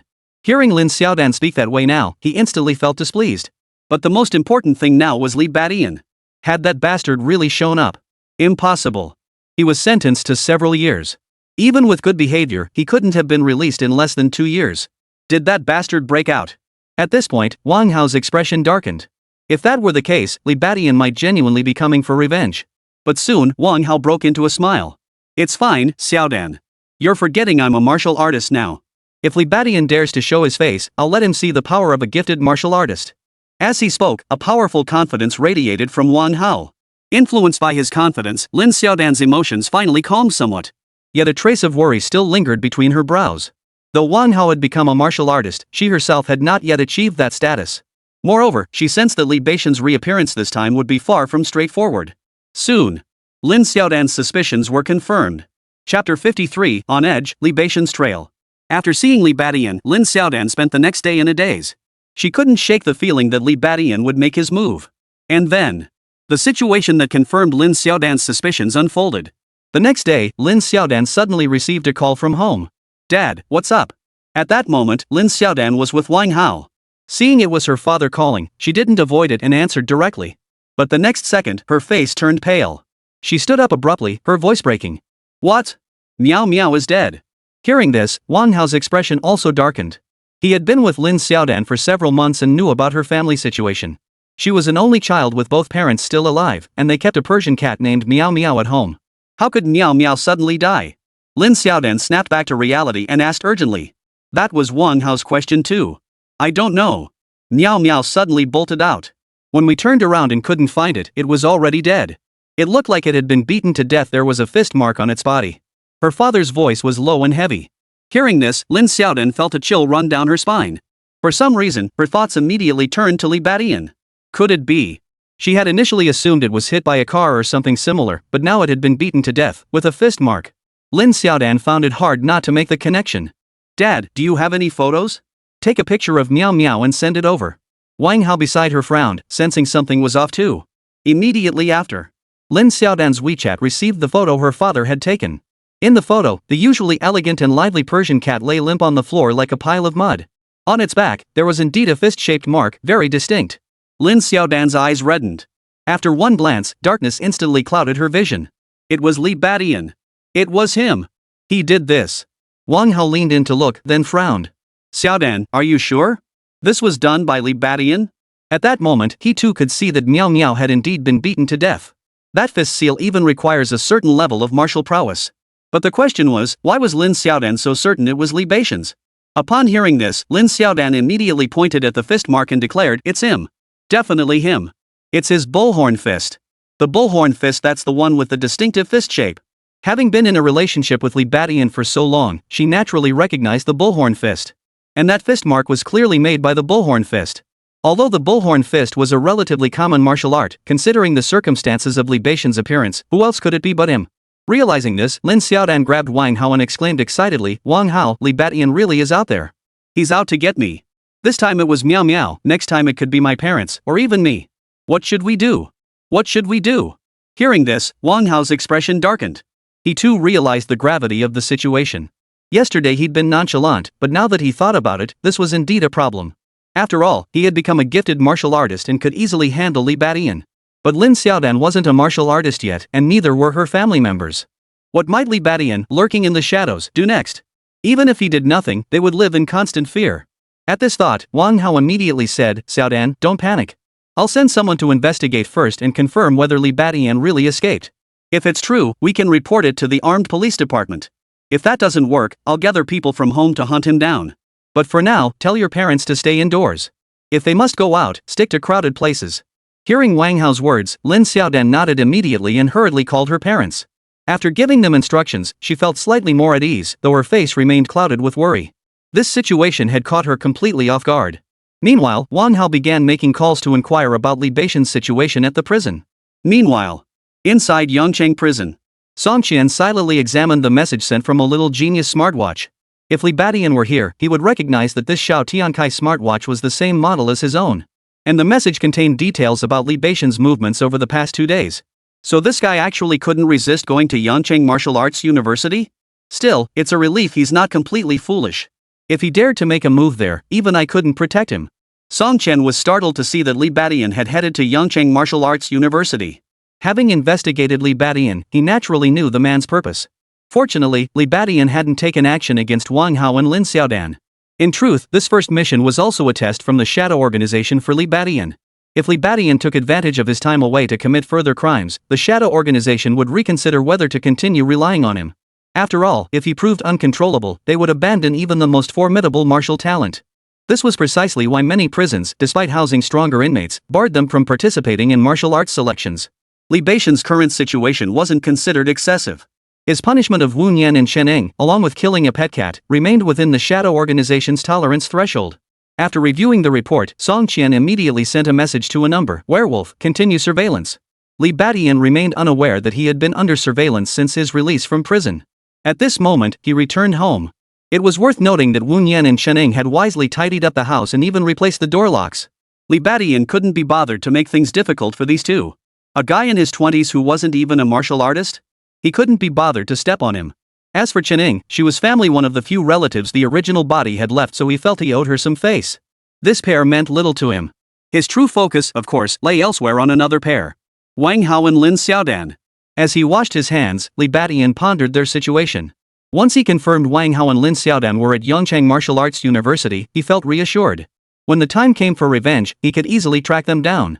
Of course, he hadn't let Lin Xiaodan off easy either. Back in Class 9, he had already startled her, but that wasn't enough. He went to her home and killed her beloved pet cat. This way, Wang Hao and Lin Xiaodan would surely live in constant fear because of him. Of course, he'd heard Wang Hao's family wielded considerable influence, and they might resort to other means to deal with him. But what could they possibly do inside prison? At this thought, Li Badian chuckled. His goal of intimidating that pair of dogs, Wang Hao and Lin Xiaodan, had been achieved. Now it was time to get down to business. That was that. The next day, Li Badian finally headed to the area where his target was located. It was still within the Yongcheng area. Without much effort, he located the target for this mission. You're Bai Ningning? Upon seeing the target, Li Baixian's expression turned peculiar. Chapter 54, Mission Target Bai Ningning. Bai Ningning. Age 14, height 160 centimeters, weight 35 kilograms. Junior high student at Yongcheng No. 1 Middle School, excels in both academics and conduct. Resides in Baiyun District, Yongcheng. The above constituted all the information Li Badian had obtained regarding the mission target. There was also a photo of a sweet-looking young beauty with long hair. But when Li Badian went to find her, what he saw was a goth girl with purple short hair and heavy smoky eye makeup. Li Badian was dumbfounded. Who are you, old man? Bai Ningning turned her head, her eyes outlined in black eyeliner, looking at Li Badian with confusion. Her companion, another edgy girl, also looked over in surprise, asking, Ningning, do you know him? Li Badian snapped back to reality and let out a long sigh. That nickname confirmed that the girl before him was indeed Bai Ningning. And though Bai Ningning's face was heavily made up, a closer look revealed traces of her original sweet and innocent beauty. Having confirmed his target, Li Badian felt no disgust. After all, he wasn't here for a blind date. What did her looks matter? But girls like this usually had stubborn personalities. Directly stating he was assigned to protect her would clearly be unwise. Then she'd either refuse to cooperate, or after cooperating, treat him like a protective talisman to commit all sorts of misdeeds. So what should he do? Li Baixian's gaze instinctively darted around the surroundings. It was worth noting that, when he found Bai Ningning, it wasn't at her home, but on a main street near her residence. This location was right in front of a milk tea shop. Bubble tea? Li Baixian's heart skipped a beat as he suddenly recalled a video from his past life. The video featured someone spending $100 or $2 to treat a street girl to a meal, using it as a way to gauge her living conditions. Such videos proved highly effective, viewers found them entertaining, the young women received hospitality, and the content creators gained traffic, a rare win-win-win scenario. And for these girls, such offers of free meals and drinks were usually very welcome. No, or rather, anyone would be welcome, it's just that the spirit girls are more enthusiastic. Could this be the breakthrough he needed to deepen his relationship with Bai Ningning? The thought flashed through Li Baixian's mind, and he instantly had an idea. Hi there. I'm a video blogger looking to film a series about the daily lives of young girls your age. Would you be open to appearing on camera? I'll pay you 200 yuan, you can spend it on whatever snacks or drinks you like, and I'll just tag along with you the whole time. Hearing this, Bai Ningning and the other lively girl, Zhang Xiao, immediately lit up. We've seen it. We've been waiting for this. Zhang Xiao exclaimed excitedly. It's worth noting that this high martial arts world also has video apps similar to Douyin. Martial artists dominated much of the traffic, but ordinary people's content also existed. Still, Bai Ningning looked at Li Badian with lingering doubt and asked, but how did you know my name? Right? Zhang Xiao snapped back to attention and stared at Li Badian with equal bewilderment. The young Bai Ningning was quite sharp, she'd spotted the blind spot. But Li Badian remained unruffled. Your name? How would I know? I was just greeting you earlier, Ninghao, like that. Huh? Is that so? Bai Ningning still seemed hesitant. Zhang Xiao, on the other hand, was clearly the carefree type. She hooked her arm through Bai Ningning's and said, forget it, Ningning. Why dwell on this? Someone's treating us to a free meal. Let's go. Her final words were whispered right into Bai Ningning's ear. But Li Badian, sharp-eared and observant, heard every word clearly. He knew this matter was settled. He had successfully made direct contact with his target. Just as I thought. Bai Ningning nodded in agreement, finding the logic sound. She smiled and suggested, then let's grab something to drink at Milk Snow first? Zhang Xiao, however, teased with a laugh, why bother with Milk Snow? Let's go to Luckin Coffee up ahead, they just opened a new branch there a few days ago. Sounds good. Bai Ningning nodded, then looked expectantly at Li Badian. Shall we go? Li Badian naturally nodded with a smile. Oh, by the way, uncle, where's the photographer? Where's your camera? On the way, Bai Ningning noticed something else unusual. Li Badian immediately explained, this is a hidden camera. You don't need to worry about it. Isn't this better? You won't feel tense either. Hearing this, Bai Ningning nodded again, and Zhang Xiao agreed wholeheartedly. Truthfully, young girls of this age were remarkably easy to deceive. As long as the words had a shred of logic, they'd believe it without question. No wonder they'd been so easily deceived by that punk. Li Badian silently mused to himself as they soon arrived at a new bubble tea shop. Want one, uncle? Bai Ningning and Zhang Xiao excitedly ordered 2 cups of coffee at the counter. Then, as if remembering something, Bai Ningning turned back to ask Li Badian. Li Badian shook his head as he handed over his bank card to pay. No, thanks. He didn't drink bubble tea or coffee. He didn't even smoke. Of course, this wasn't unique to Li Badian, it was the norm for most martial artists. Generally speaking, martial artists avoid junk food. Smoking was even more out of the question, as it harmed the lungs and hindered martial training. Bai Ningning and Zhang Xiao didn't insist. Holding their receipts, they settled in to wait. Let's sit over there and wait. Li Badian immediately seized the opportunity to try and get closer to Bai Ningning. Hearing this, Bai Ningning and Zhang Xiao instinctively followed Li Badian and sat down at a nearby spot. By the way, where are you two planning to go next? Li Badian asked proactively. This question instantly piqued Bai Ningning and Zhang Xiao's keen interest, and the sisters began chattering excitedly. Next, they took Li Badian straight to the nearby shopping district to pick out clothes. Well, how to put it? Those clothes were all pretty eye-catching. They were all in that spiritual little sister's style. Li Badian's mouth twitched as he helped pick out clothes and handled the payments. By noon, the 2 fashionistas dragged Li Badian to a nearby buffet featuring hot pot, grilled meats, and more. Li Badian didn't touch any of it either. Much of it was frozen, near expiration, and utterly devoid of nutrition. But Bai Ningning and Zhang Xiao devoured it all with gusto. It had to be said, these girls were in remarkably high spirits. By the time they finished the buffet, it was already afternoon. After a quick discussion, the two headed straight for a nearby amusement park. Hey, isn't that Bai Ningning? But just as they arrived at the playground, a group of people spotted Bai Ningning and immediately approached her with ill intent. Li Badian, who had been trailing behind carrying clothes, couldn't help but flinch at the sight. Chapter 55, My brother's a martial artist, you're done for. 5 girls, all dressed in the same flamboyant style, suddenly approached with ill intent. Li Badian, trailing behind with the clothes, spotted them immediately and his expression shifted. Truth be told, it was actually quite pleasant to casually follow Bai Ningning around like this. After spending half a day together, they had grown slightly more familiar with each other. He believed that with a few more encounters, he would have sufficient reason to remain by Bai Ningning's side. In truth, Li Badian could also secretly trail Bai Ningning to protect her. But that approach didn't align with Li Badian's objectives. After all, he needed to cultivate his skills regularly. Without cultivation, even with his astonishing talent, his martial arts and vital energy would stagnate. Yet if he were to shadow and protect Bai Ningning, Li Badian would have no spare time for cultivation. Only by remaining openly by Bai Ningning's side could he simultaneously protect her and cultivate his skills. Under normal circumstances, achieving this would require a considerable amount of time. But if some unexpected events occurred, that would be ideal. At this thought, Li Badian looked at the suddenly appearing spirit maid with a hint of anticipation. Ha! Luo Su. Immediately after, Bai Ningning and Zhang Xiao also spotted the 5 figures closing in from ahead, their expressions shifting abruptly. Both of them grew tense. Ha! What a small world, Bai Ningning. To run into you here. This time, you won't escape death. The leader of the group, a young woman with a cigarette dangling from her lips, sneered coldly. Bai Ningning and Zhang Xiao both instinctively took a step back. Luo Su, what do you think you're doing? This is a public place. Bai Ningning tried to scare off Luo Su and his crew. But Luo Su wasn't the least bit intimidated. So what if it's public? Do I need permission to beat you up? You dare steal Sun Yu from me? I'll beat the out of you. Russell sneered coldly as the other 4 closed in on Bai Ningning and Zhang Xiao. Zhang Xiao erupted in fury. Russell, you ing bolter. It's that bastard Sun Yu who's been harassing Ningning. What does Ningning have to do with it? If you can't keep your own boyfriend in line, you should just jump into a pond and drown yourself. Hearing this, Luo Su flew into a rage. You meddlesome busybody, Zhang Xiao. You're always sticking your nose where it doesn't belong. You're next. Zhang Xiao froze, suddenly remembering Li Badian. She shrieked, don't you dare do anything stupid. We're filming this. If we catch you two doing something bad, you're finished. What? Luo Su and the others froze. Their eyes darted toward Li Badian, who was standing a bit behind them. But they saw no camera equipment whatsoever, not even a phone. Zhang Xiao, you dare lie to us?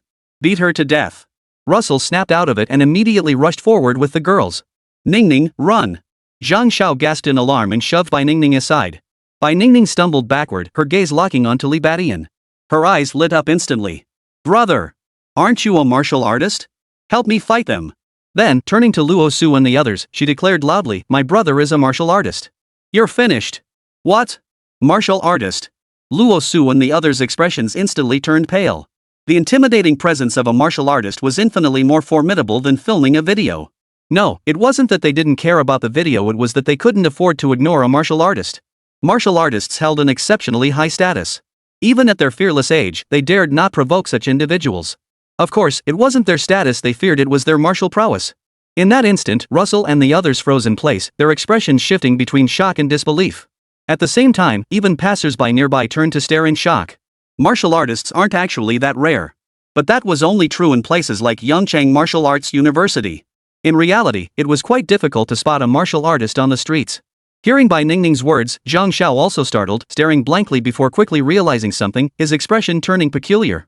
As for Li Badian, his heart skipped a beat before he snapped back to reality, letting out a wry chuckle. He instantly understood that Bai Ningning was just spouting nonsense. Her main goal was to scare off Luo Su and the others. But how to put it?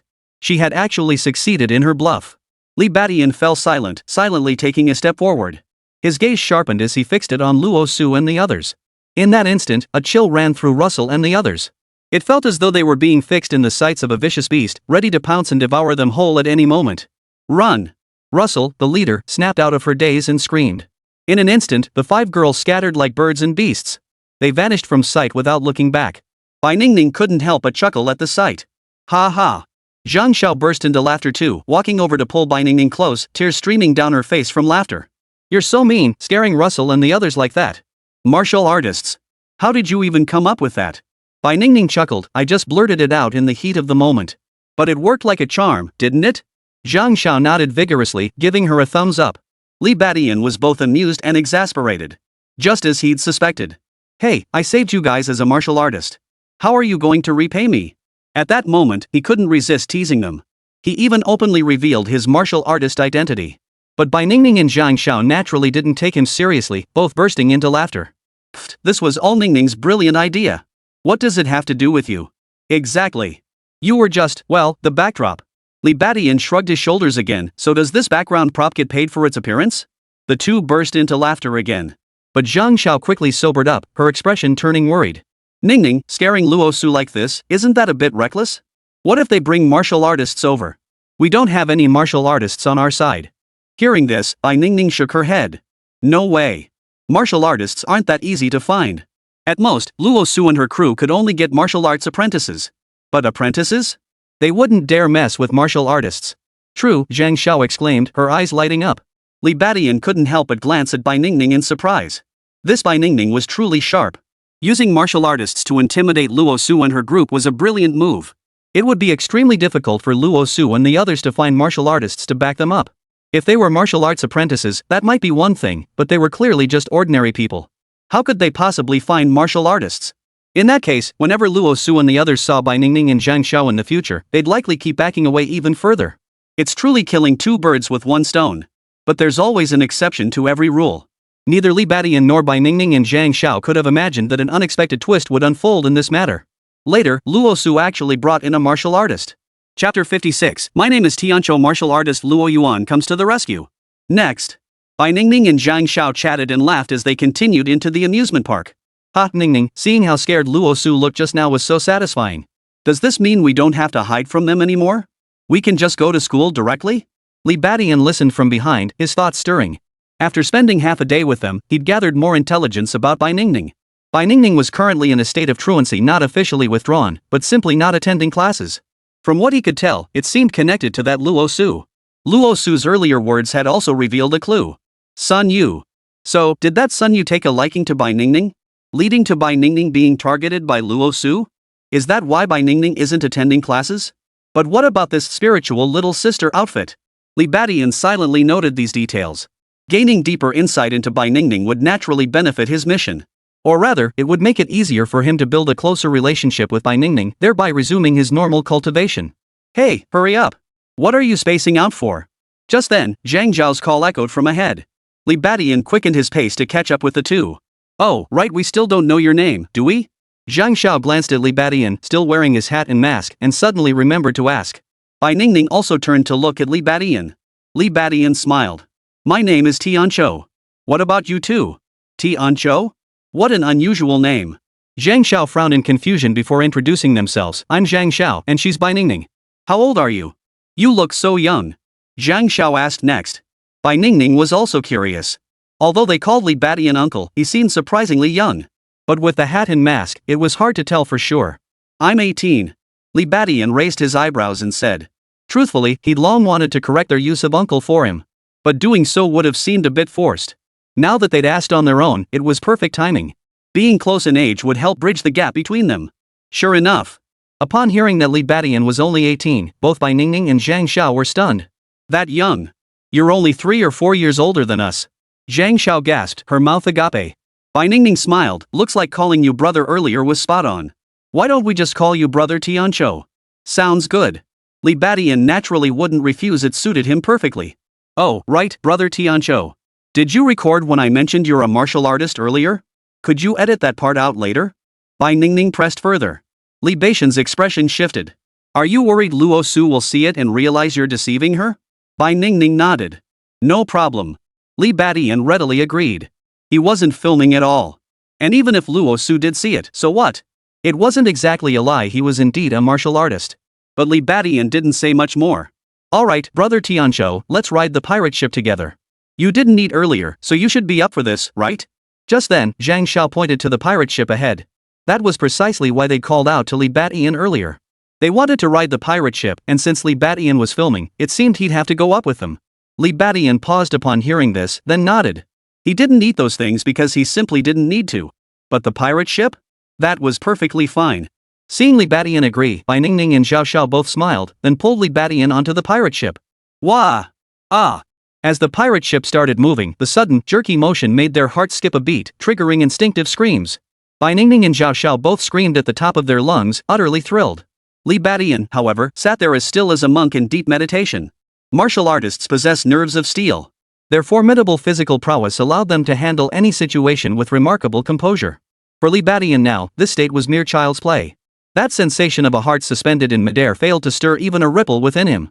While Li Badian was playing with Bai Ningning and Zhang Xiao. Meanwhile, Luo Su and the others, who had scattered to escape, finally regrouped in a small park. Sister Su, what should we do? That Bai Ningning's brother, he's actually a martial artist. That guy is terrifying. Luo Su's face darkened. This turn of events had caught her completely off guard. Even now, her heart pounded like a drum, and her hands and feet trembled slightly. Martial artists were no laughing matter. Even their school's dean of discipline, or even the principal, would likely bow and scrape before a martial artist. But just then, someone asked in confusion, does Bai Ningning have a brother? I've never heard of him. Yeah, that's weird. Could it be she's just trying to scare us? Hearing this, Luo Su's heart stirred. She too considered this possibility. But the moment she recalled Li Badian's piercing gaze, a shiver instantly ran down her spine. She had never seen such a terrifying gaze before. Even if he wasn't a martial artist, he was still someone they couldn't afford to provoke. It seemed she'd have to avoid Bai Ningning whenever she saw her at school from now on. But just as Luo Su was lost in these thoughts, another girl suddenly piped up, Su's sister, didn't you say your cousin is a martial artist? Could you get him to help us take on Bai Ningning's brother? Yeah, get your cousin involved. That way we'll know if Bai Ningning's just bluffing. And even if she is, it doesn't matter, just have your cousin beat that martial artist to a pulp. Another girl chimed in. Hearing this, Luo Su's face darkened instantly. Her cousin, Luo Yuan, was indeed a martial artist. She'd even bragged about him to her friends before. But the problem was, as a weakling like her cousin looked down on her. He wouldn't even give her a glance normally. How could he possibly help her save face now? Luo Su shook her head instinctively, but then a sudden thought struck her. Wait, maybe it could actually work. Luo Su recalled that her cousin Luo Yuan seemed to be a combat maniac. What if she told him she knew a powerful martial artist? Would that pique his interest? Besides, that martial artist had bullied her, he'd probably help out without a second thought, right? At this thought, Russell's eyes lit up. Hold on, I'll make a call to check. Hearing this, the girls froze for a moment before bursting into excitement. They all guessed what Russell was about to call for. Sure enough. A moment later, Russell returned, his face flushed with excitement as he held his phone. It's settled. My cousin said he'll be here soon. This time, Bai Ningning is finished. And her brother is finished too. Chapter 57, The Martial Artist's Overpowered Assault, The Ice Rink Confrontation. Li Badian and the others, of course, had no idea that martial artists were about to attack. They continued enjoying themselves at the amusement park. Li Badian even allowed himself a rare moment of relaxation. Pirate ships, roller coasters, haunted houses. They tried one attraction after another. At this moment, the group approached a stall. "Ningning, let's try this one," Zhang Xiao suggested immediately upon seeing it. The front of this stall featured a fabric wall covered in small balloons, with over a dozen plush toys piled beside it. A small table stood in front of the stall, holding several toy guns. The rules were simple: for 10 yuan, you got 20 bullets. Hit 18 balloons, and you won a stuffed animal. Bai Ningning glanced at one of the little white rabbit plushies and nodded immediately. "Sure." Li Badian, upon hearing this, promptly paid 20 yuan. Me first. Me first." Zhang Xiao was getting excited. Bang! The first shot hit the target. "Wow!" Bai Ningning cheered. Li Badian couldn't help but smile. "Little girl." Zhang Xiao got off to a good start, but she didn't succeed. She managed to hit 8 balloons in the first 10 shots, but only 5 in the next 10. That only added up to 13 balloons. "This won't do. Ningning, you try," Zhang Xiao said helplessly to Bai Ningning. Bai Ningning immediately stepped forward, grabbed the gun, and took aim. Pop! The first shot missed. Zhang Xiao let out an exclamation. Bai Ningning felt a bit flustered. But then, playing it safe, she managed to pop 15 balloons. Unfortunately, it still fell short of the requirement to get the plush toy. Oh well. Bai Ningning and Zhang Xiao both sighed. 20 yuan, just like that, down the drain. Even though it wasn't their money, they still felt a bit disappointed. Seeing this, Li Badian suddenly spoke up. "Why don't I give it a shot? Brother Tiancho, you wanna play? You got the confidence? Don't go wasting our 10 bucks, okay?" Zhang Xiao retorted immediately. She had been keeping track of Li Badian's 200 yuan limit, which was now running dangerously low. Bai Ningning, however, smiled and said, "It's fine, Tiancho, you play too." Li Badian was momentarily speechless. "This round's on me. Plus, if I win, the doll is yours." Sure thing, sure thing." Zhang Xiao nodded with a smile. Bai Ningning felt a bit embarrassed. Li Badian said no more and paid another 10 yuan.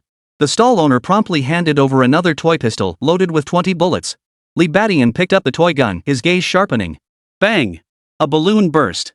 Bai Ningning and Zhang Zhao's expressions shifted. But before they could react further, an astonishing scene unfolded. Bang! Bang! Bang! Bang! The sounds of balloons bursting merged into a continuous cacophony. In the blink of an eye, Li Badian had popped 10 balloons. And he had only fired 10 shots. Bai Ningning and Zhang Zhao's eyes widened instantly. Even the stall owner, who had remained unresponsive until now, looked over at Li Badian in astonishment. He knew he'd encountered a master. Then, sure enough, Li Badian paused briefly before continuing with unwavering confidence. Bang, bang, bang. Another 8 balloons burst. Li Badian fired only 18 shots, each one accurately popping a balloon. He had met the requirement to win the stuffed animal. Wow! That's amazing! Zhang Xiao exclaimed suddenly. Bai Ningning also looked at Li Badian in astonishment. With 2 shots remaining, Li Badian didn't fire again. Instead, he set down the toy gun and said to Bai Ningning and Zhang Xiao, "You two pick your stuffed animals." Okay. Bai Ningning and Zhang Xiao agreed, then excitedly began picking out their prizes. After discussing it, Bai Ningning decided to take the little white rabbit plushie she'd had her eye on all along. Brother Tiancho, thank you. Bai Ningning hugged the little white rabbit plushie and thanked Li Badian. Zhang Xiao smiled and asked, Brother Tiancho, how come you're so awesome? Not bad, I guess. Li Badian gave a slight smile. Boys naturally have an edge over girls in shooting games like this. In his previous life, he played many such games and excelled at them. In this life, he had also become a martial artist, with enhanced physical abilities across the board. Achieving perfect accuracy was hardly surprising now. In truth, with a martial artist's abilities, whether in competitive gaming or any sport, it was akin to a dimension-lowering strike. Thus, Li Badian proceeded to utilize his skills at a ring toss stall, effortlessly landing a small rabbit for Bai Ningning and Zhang Xiao. A live one, at that. This time, he handed it to Zhang Xiao. Bai Ningning and Zhang Xiao were both delighted. After calculating, they had 30 yuan left. The two decided to take Li Badian to the ice rink.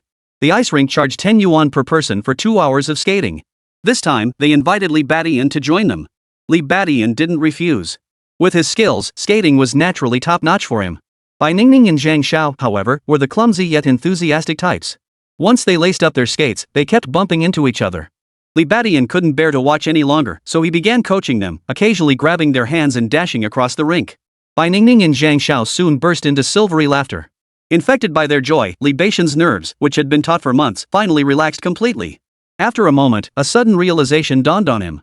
Perhaps sometimes, letting loose like this was actually quite good. Martial artists were perpetually caught up in fighting and killing, or else in relentless, grueling training. Over time, their mental states inevitably became abnormal, even twisted. This, he surmised, was likely the root cause behind many martial artists succumbing to spiritual imbalance. Therefore, such moments of relaxation should help reduce the likelihood of such mental breakdowns. With this thought, a hint of amusement flickered in Li Beixian's eyes. But the next moment, the smile vanished from Li Beixian's eyes. He abruptly halted, his gaze shifting toward the entrance of the ice rink. His keen senses had detected something. "Get out of here! Get out of here if you don't want to die!" Luo Su's voice echoed over. Soon, Bai Ningning and Zhang Xiao also noticed the commotion. Russell! Seeing Luo Su and the others return, both women's expressions changed, filled with shock and suspicion. Hadn't Luo Su been scared off by them? How dare he come back? Li Badian ignored Russell and his companions, instead fixing his gaze on the man beside Russell. This was a man wearing a tank top, sporting long hair and an earring. His features carried a sinister edge, the very picture of a typical thug. Yet the surging vitality radiating from him was even more intense than Li Beixian's. No doubt about it, this was another martial artist. Had Luo Su and his group actually brought in martial artists?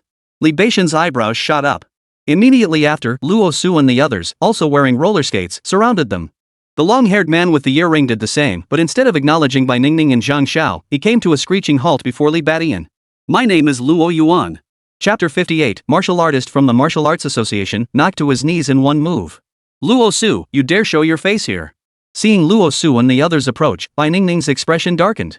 She immediately shouted, her voice harsh but trembling with fear. Zhang Xiao chimed in immediately, "Exactly. Our brother Tianqiu is a martial artist. Are you really not afraid of dying?" The two attempted to intimidate Luo Su once more. Luo Su immediately sneered coldly, "Don't think you're the only ones backed by martial artists. My cousin is one too." "What?" Bai Ningning and Zhang Xiao froze in place. Then they saw a punk with long hair and an earring emerge from behind Luo Su, glide up to Li Badian, and come to a screeching halt. "My name is Luo Yuan." This Luo Yuan clearly wasn't your average thug, he radiated an extraordinary presence. Bai Ningning and Zhang Xiao's expressions turned pale. Could this Luo Yuan actually be a martial artist? But the problem was, Li Badian wasn't a martial artist. This was bad.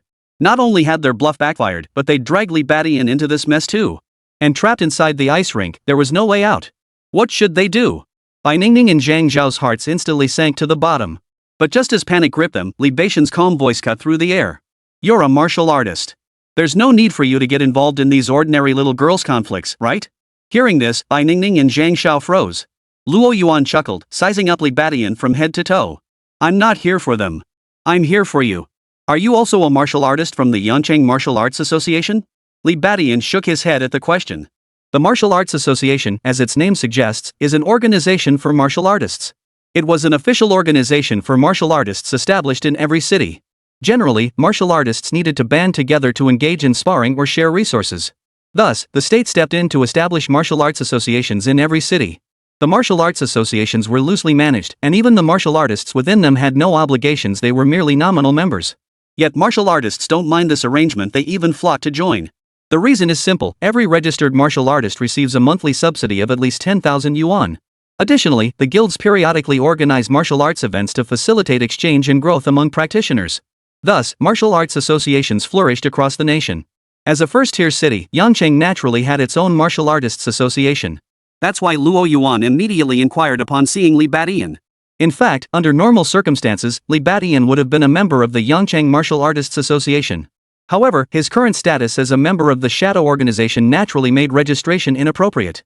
Seeing Li Badian shake his head, Luo Yuan raised an eyebrow, his interest piqued. "You're not with the Yancheng Martial Arts Association? So you're from out of town?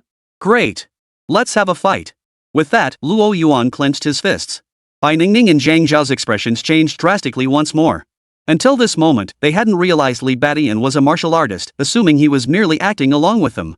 If he actually fought Luo Yuan, they were finished. But before Bai Ningning and Zhang Xiao could speak up to stop him, Li Badian shook his head first. "Forget it. I don't want to fight you."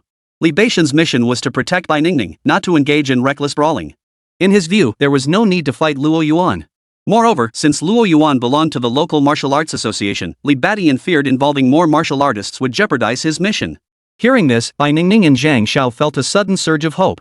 It seemed Li Badian was quite clever after all. If he could placate Luo Yuan, that would be ideal. But the very next moment, a scene unfolded that left Bai Ningning and Zhang Xiao utterly stunned.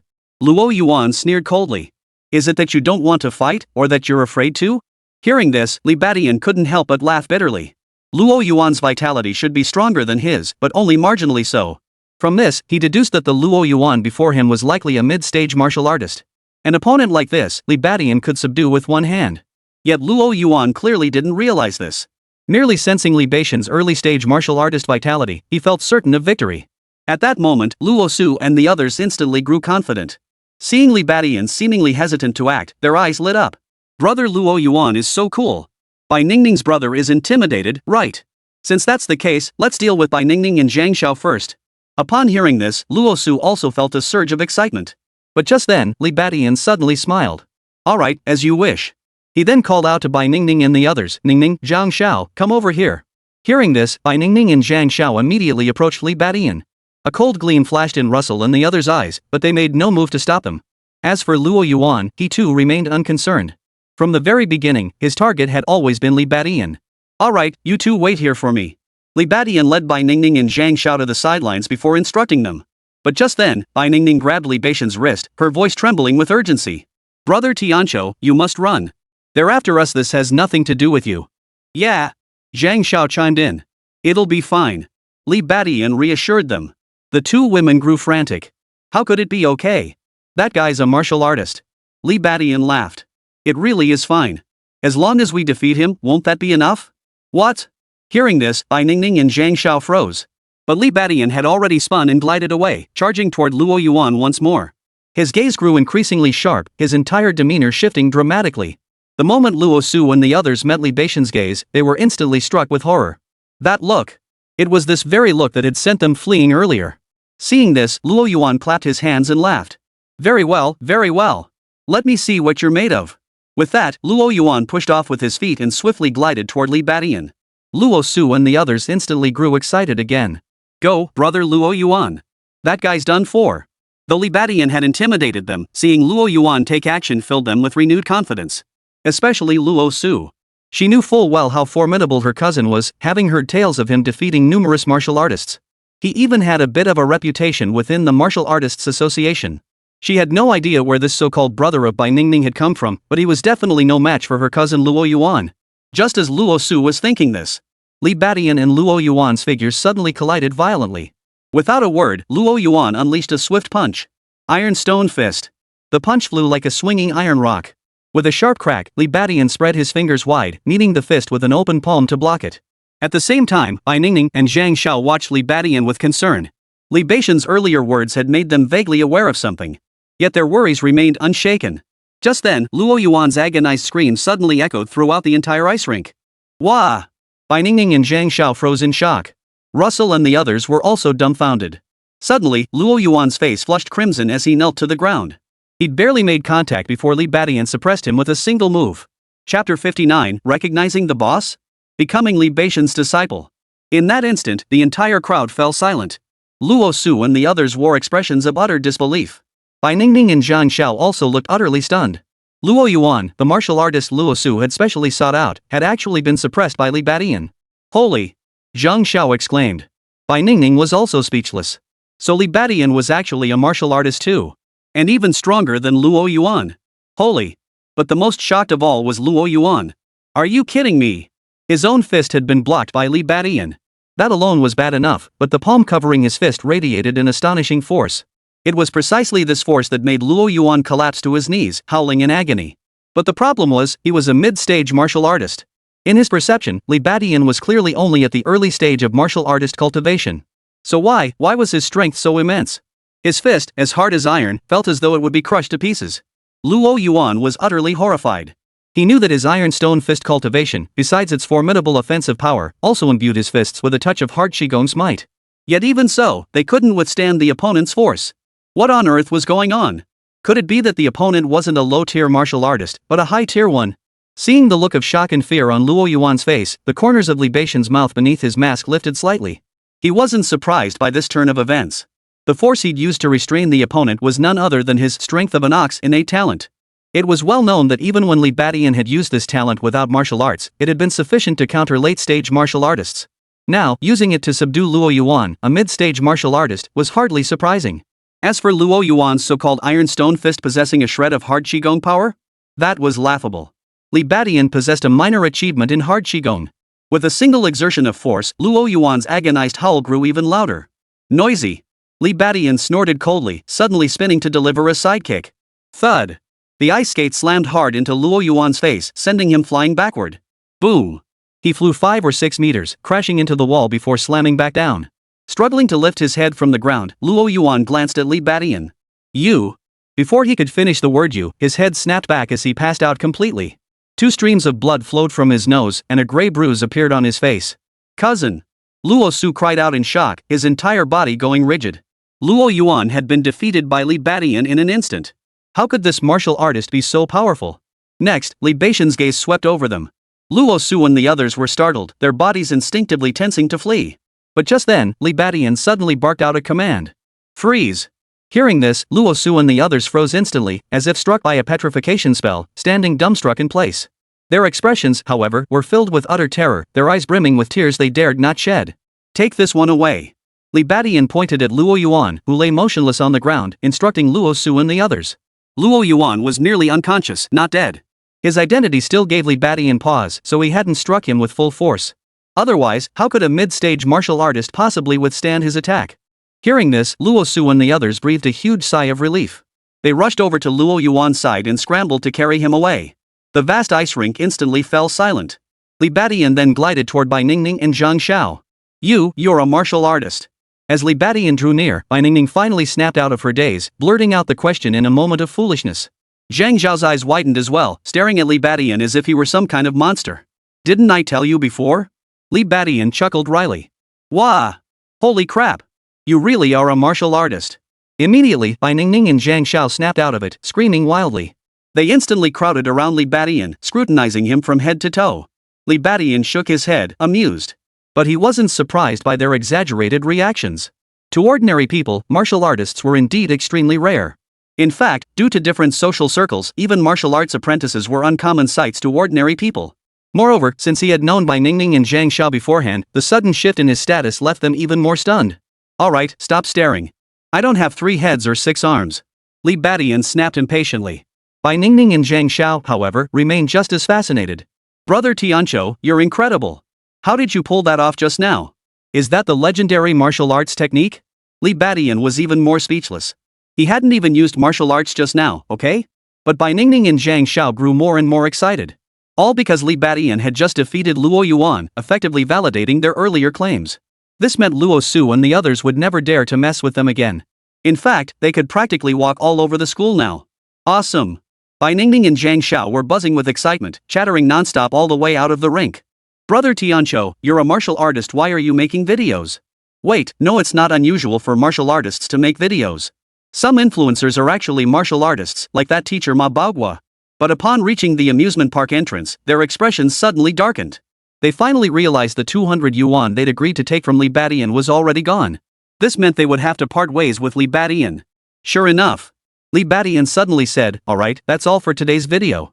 It's been a pleasure meeting you both. I hope we have the chance to meet again next time. With that, he turned and walked away. But as they watched Li Badian's retreating figure, Bai Ningning and Zhang Xiao exchanged complex glances. Instinctively, they followed him in unison. Brother Tianqiu, let's meet right now. Brother Tianqiu, will you be our leader? Brother Tianqiu, will you teach us martial arts? Ha!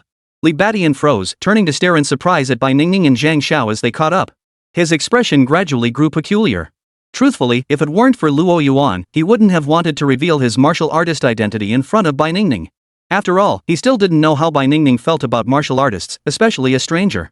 But what he never expected was that after defeating Luo Yuan, he would actually attract the admiration of Bai Ningning and Zhang Xiao. These two actually wanted to recognize him as their leader? Li Badian's expression remained peculiar, yet suddenly shifted. Wait, wasn't this perfect? Truthfully, he hadn't wanted to say goodbye either, but he'd had no reason to stay by Bai Ningning's side just now.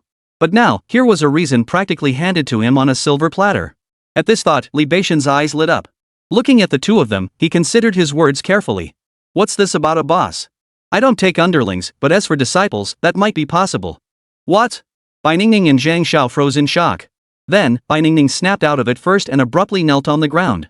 Master, please accept this disciple's bow. Zhang Xiao immediately followed suit, prostrating himself on the ground. Li Badian chuckled inwardly. At last, the mission had made progress. Chapter 60, Luo Yuan's apprehension. Li Badian moves into Bai Ningning's home. Yanqing People's Hospital. Luo Yuan abruptly opened his eyes and propped himself up. Where am I? Surrounded by unfamiliar surroundings, Luo Yuan's brows furrowed deeply. But at that moment, he sucked in a sharp breath. The movement aggravated his injuries, sending waves of sharp pain through his hands and head. Cousin, you're awake. That's great. At that moment, a perky young woman beside him cheered. It was Luo Su. Several other young women stood beside her, all visibly relieved. They were the ones who had carried Luo Yuan away and rushed him to the hospital. Now that they saw Luo Yuan was out of danger, they could finally relax. Otherwise, they couldn't bear the responsibility if something happened to a martial artist. Luo Su. Luo Yuan's voice grew stern as he remembered. He had been knocked unconscious by Li Badian, a mid-stage martial artist crushed by a mere early-stage practitioner. What kind of monster was that guy? The mere thought of Li Badian filled Luo Yuan's eyes with intense apprehension. Was he from the Martial Arts Association in another region? How could he be so terrifying? See cousin, I'm just glad you're okay. I'll call a doctor to check you over right now.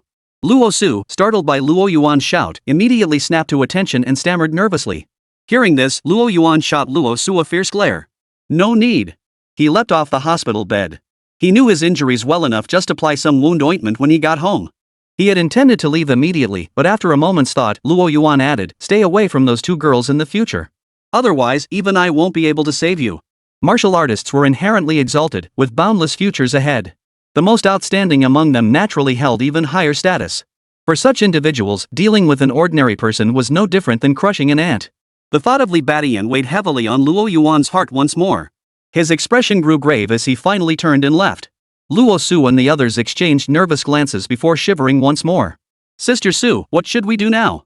Yeah, Bai Ningning's brother really is a martial artist and such a powerful one at that. We're done for. What if she comes after us later? The girls grew fearful once more. Luo Yuan's situation was resolved, but Bai Ningning remained a major problem. The recent events had confirmed not only that Bai Ningning was backed by a martial artist, but that this martial artist was far more powerful than Luo Su had ever bragged about Luo Yuan being. They were finished. Hearing this, Luo Su also panicked. You're asking me? How should I know? Luo Su growled before barking orders. From now on, if you see Bai Ningning, take a detour.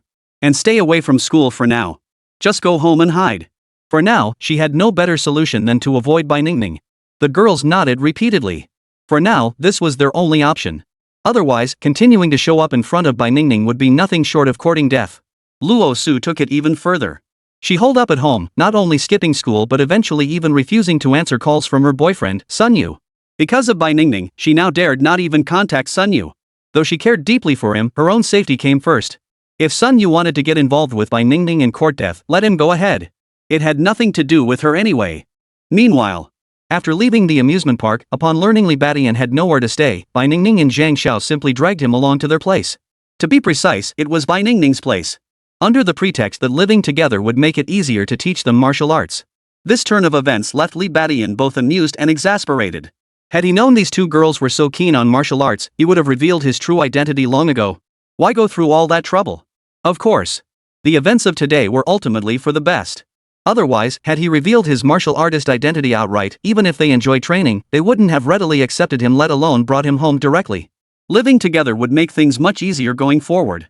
By the way, Bai Ningning and Zhang Xiao, I'm still not quite clear on your family situations. Where do you all live? How many people are in your family? Bai Ningning, my family doesn't mind me staying at your place, right? On the way, Li Badian began asking questions he already knew the answers to.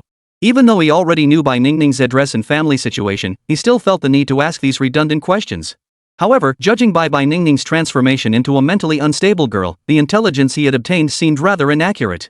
According to the intel, Bai Ningning was an exemplary student with outstanding grades and conduct. Yet here she was, acting like a spoiled brat. This made him wonder if the rest of his intel might be flawed too. Of course, Li Badian didn't just question Bai Ningning, he also brought up Zhang Xiao. Otherwise, the target would be far too obvious. Upon hearing this, the two didn't think twice and immediately started chattering away.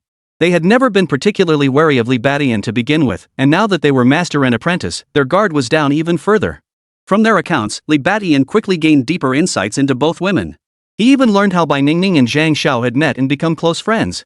Just as Li Badian had known, Bai Ningning was indeed the orphan child of a military family.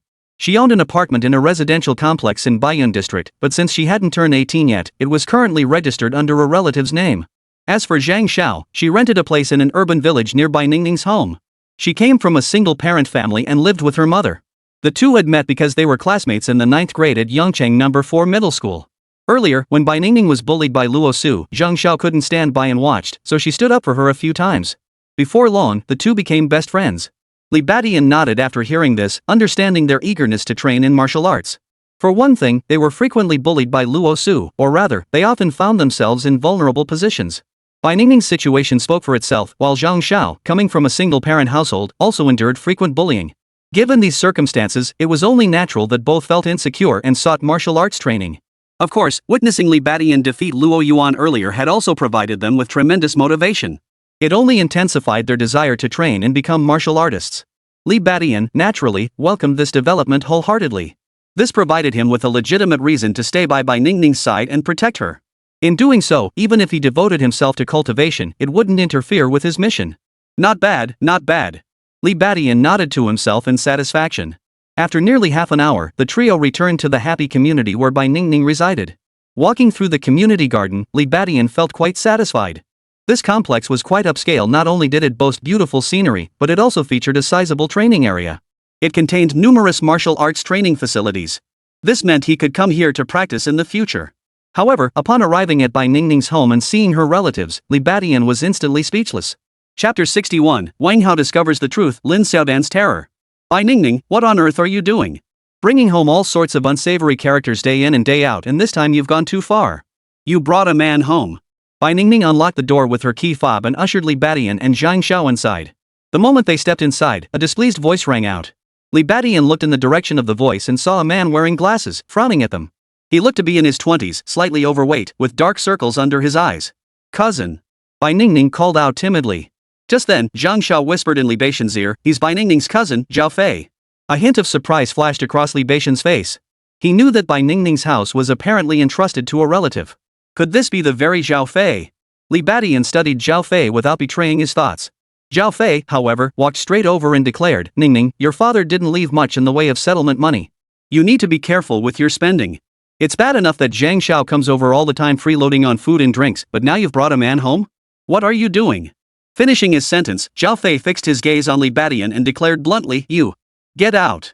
You're not welcome here. Li Badian narrowed his eyes but said nothing. Zhang Xiao couldn't hold back. Zhao Fei, who do you think you are? This is Ningning's place. You live here too, and you eat and drink off Ningning's money. What right do you have to lecture Bai Ningning? You. Hearing this, Zhao Fei's face flushed crimson. He immediately turned to Bai Ningning and demanded, Ningning, say something. Get rid of these two. Bai Ningning wrung her hands, torn with indecision. It wasn't that she didn't want to stand up to Zhao Fei. But over the past year, Zhao Fei had bullied her so often that she'd developed a deep-seated fear of him. Now that he had scolded her like this, she was at a loss for words. Zhang Xiao reminded her, Ningning, what are you afraid of? Master is here. He can't bully you. Hearing this, Bai Ningning's eyes lit up as she turned to look at Li Badian. Li Badian felt both amused and exasperated. It finally dawned on him. It seemed Bai Ningning, like him, had been targeted by relatives. It made sense. Properties in Yangcheng commanded high prices. Even martial artists couldn't just buy them on a whim. For ordinary people, it was undoubtedly a colossal sum.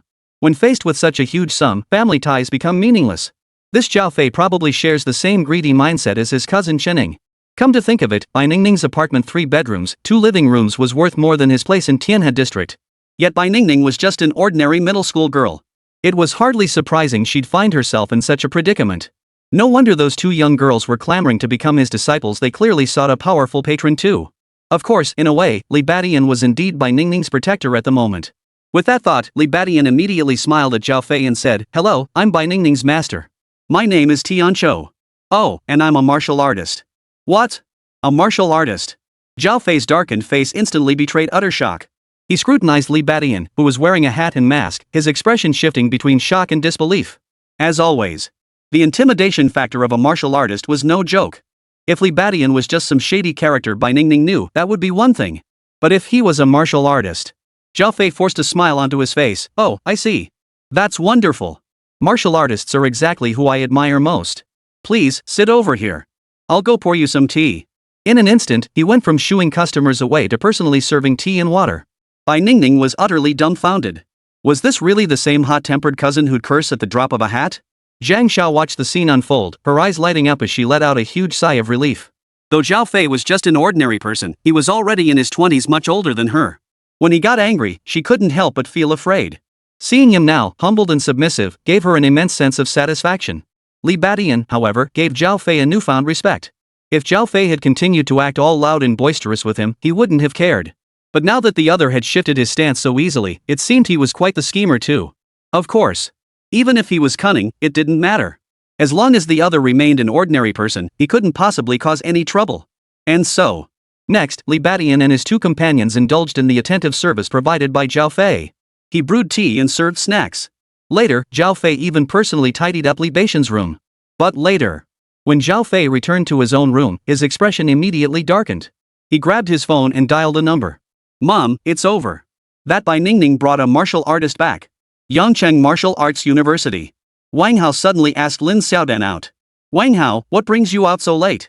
Seeing Wang Hao, Lin Xiaodan looked puzzled. As martial arts students, they usually retired early in the evenings.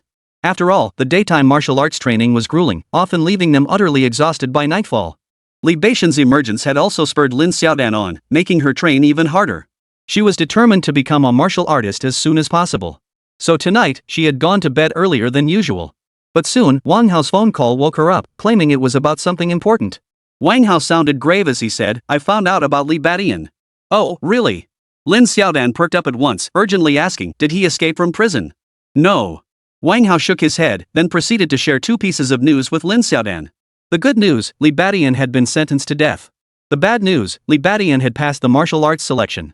Hearing both pieces of news, Lin Xiaodan was utterly stunned and deeply astonished. How could Li Badian suddenly be sentenced to death? And how did he get out after being sentenced to death?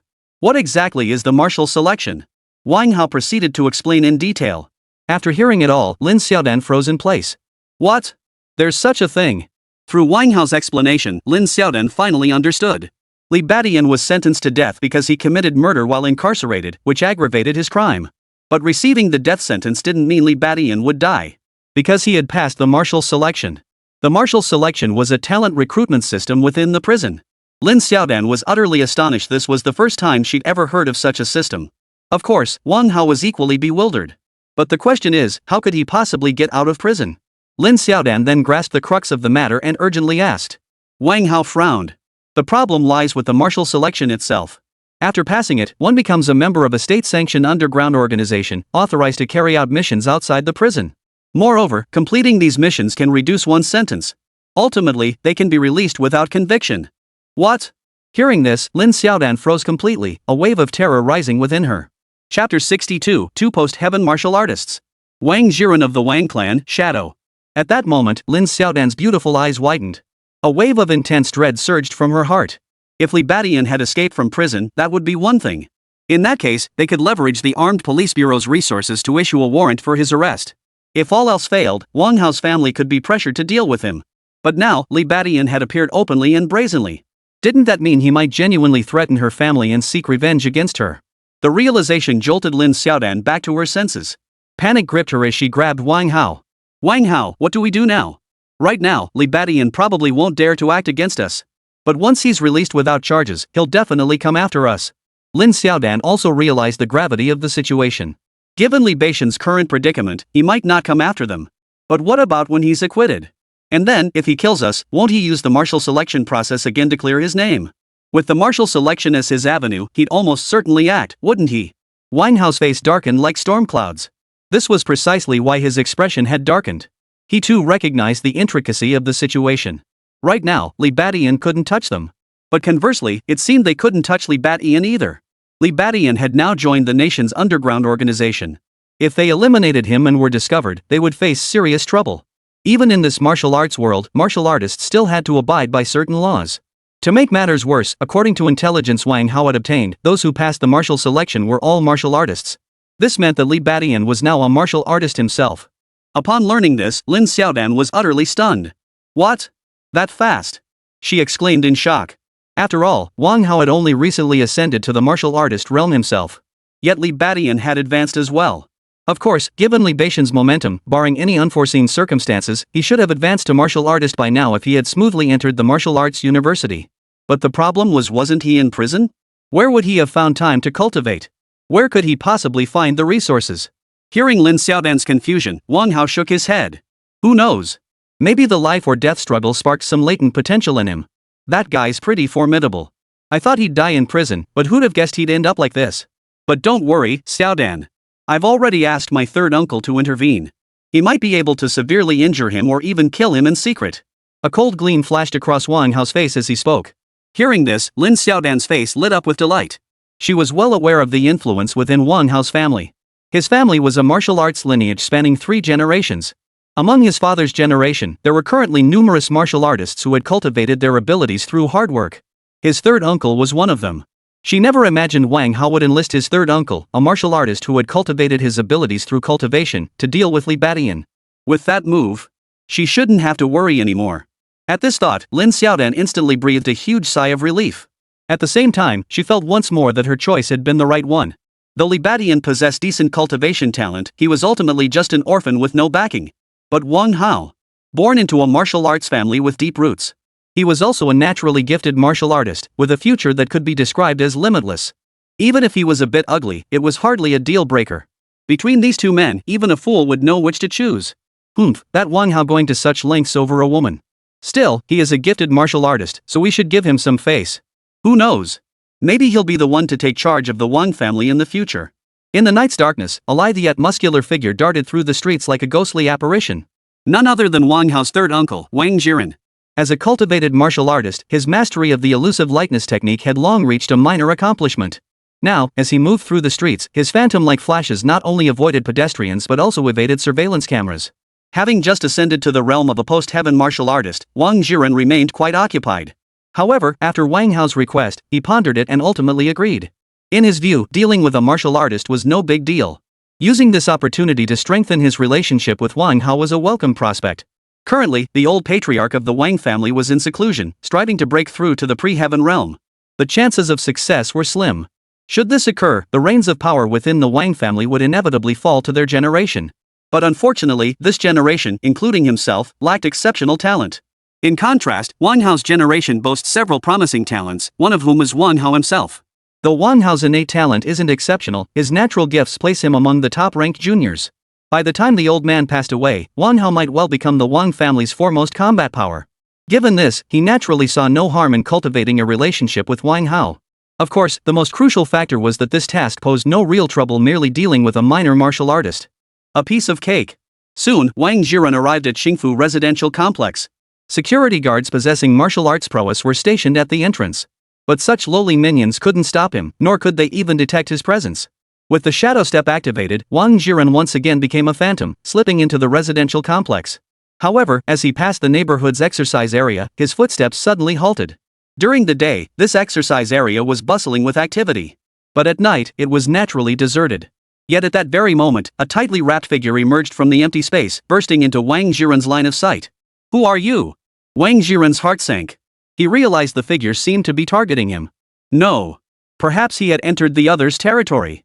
Immediately, an aura slightly stronger than Wang Jiren's washed over him. Wang Jiren's expression changed again. A post-heaven martial artist. This heavily cloaked figure was also a post-heaven martial artist.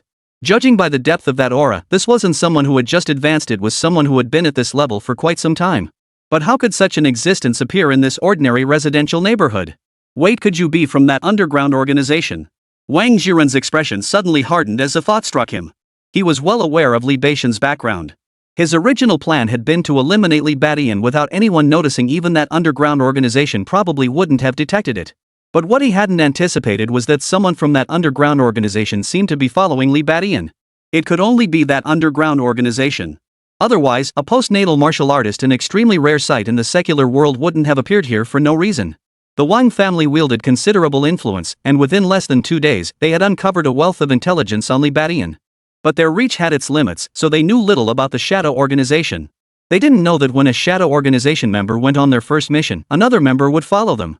Moreover, this member's cultivation level far surpassed that of the newly deployed Shadow Organization agent.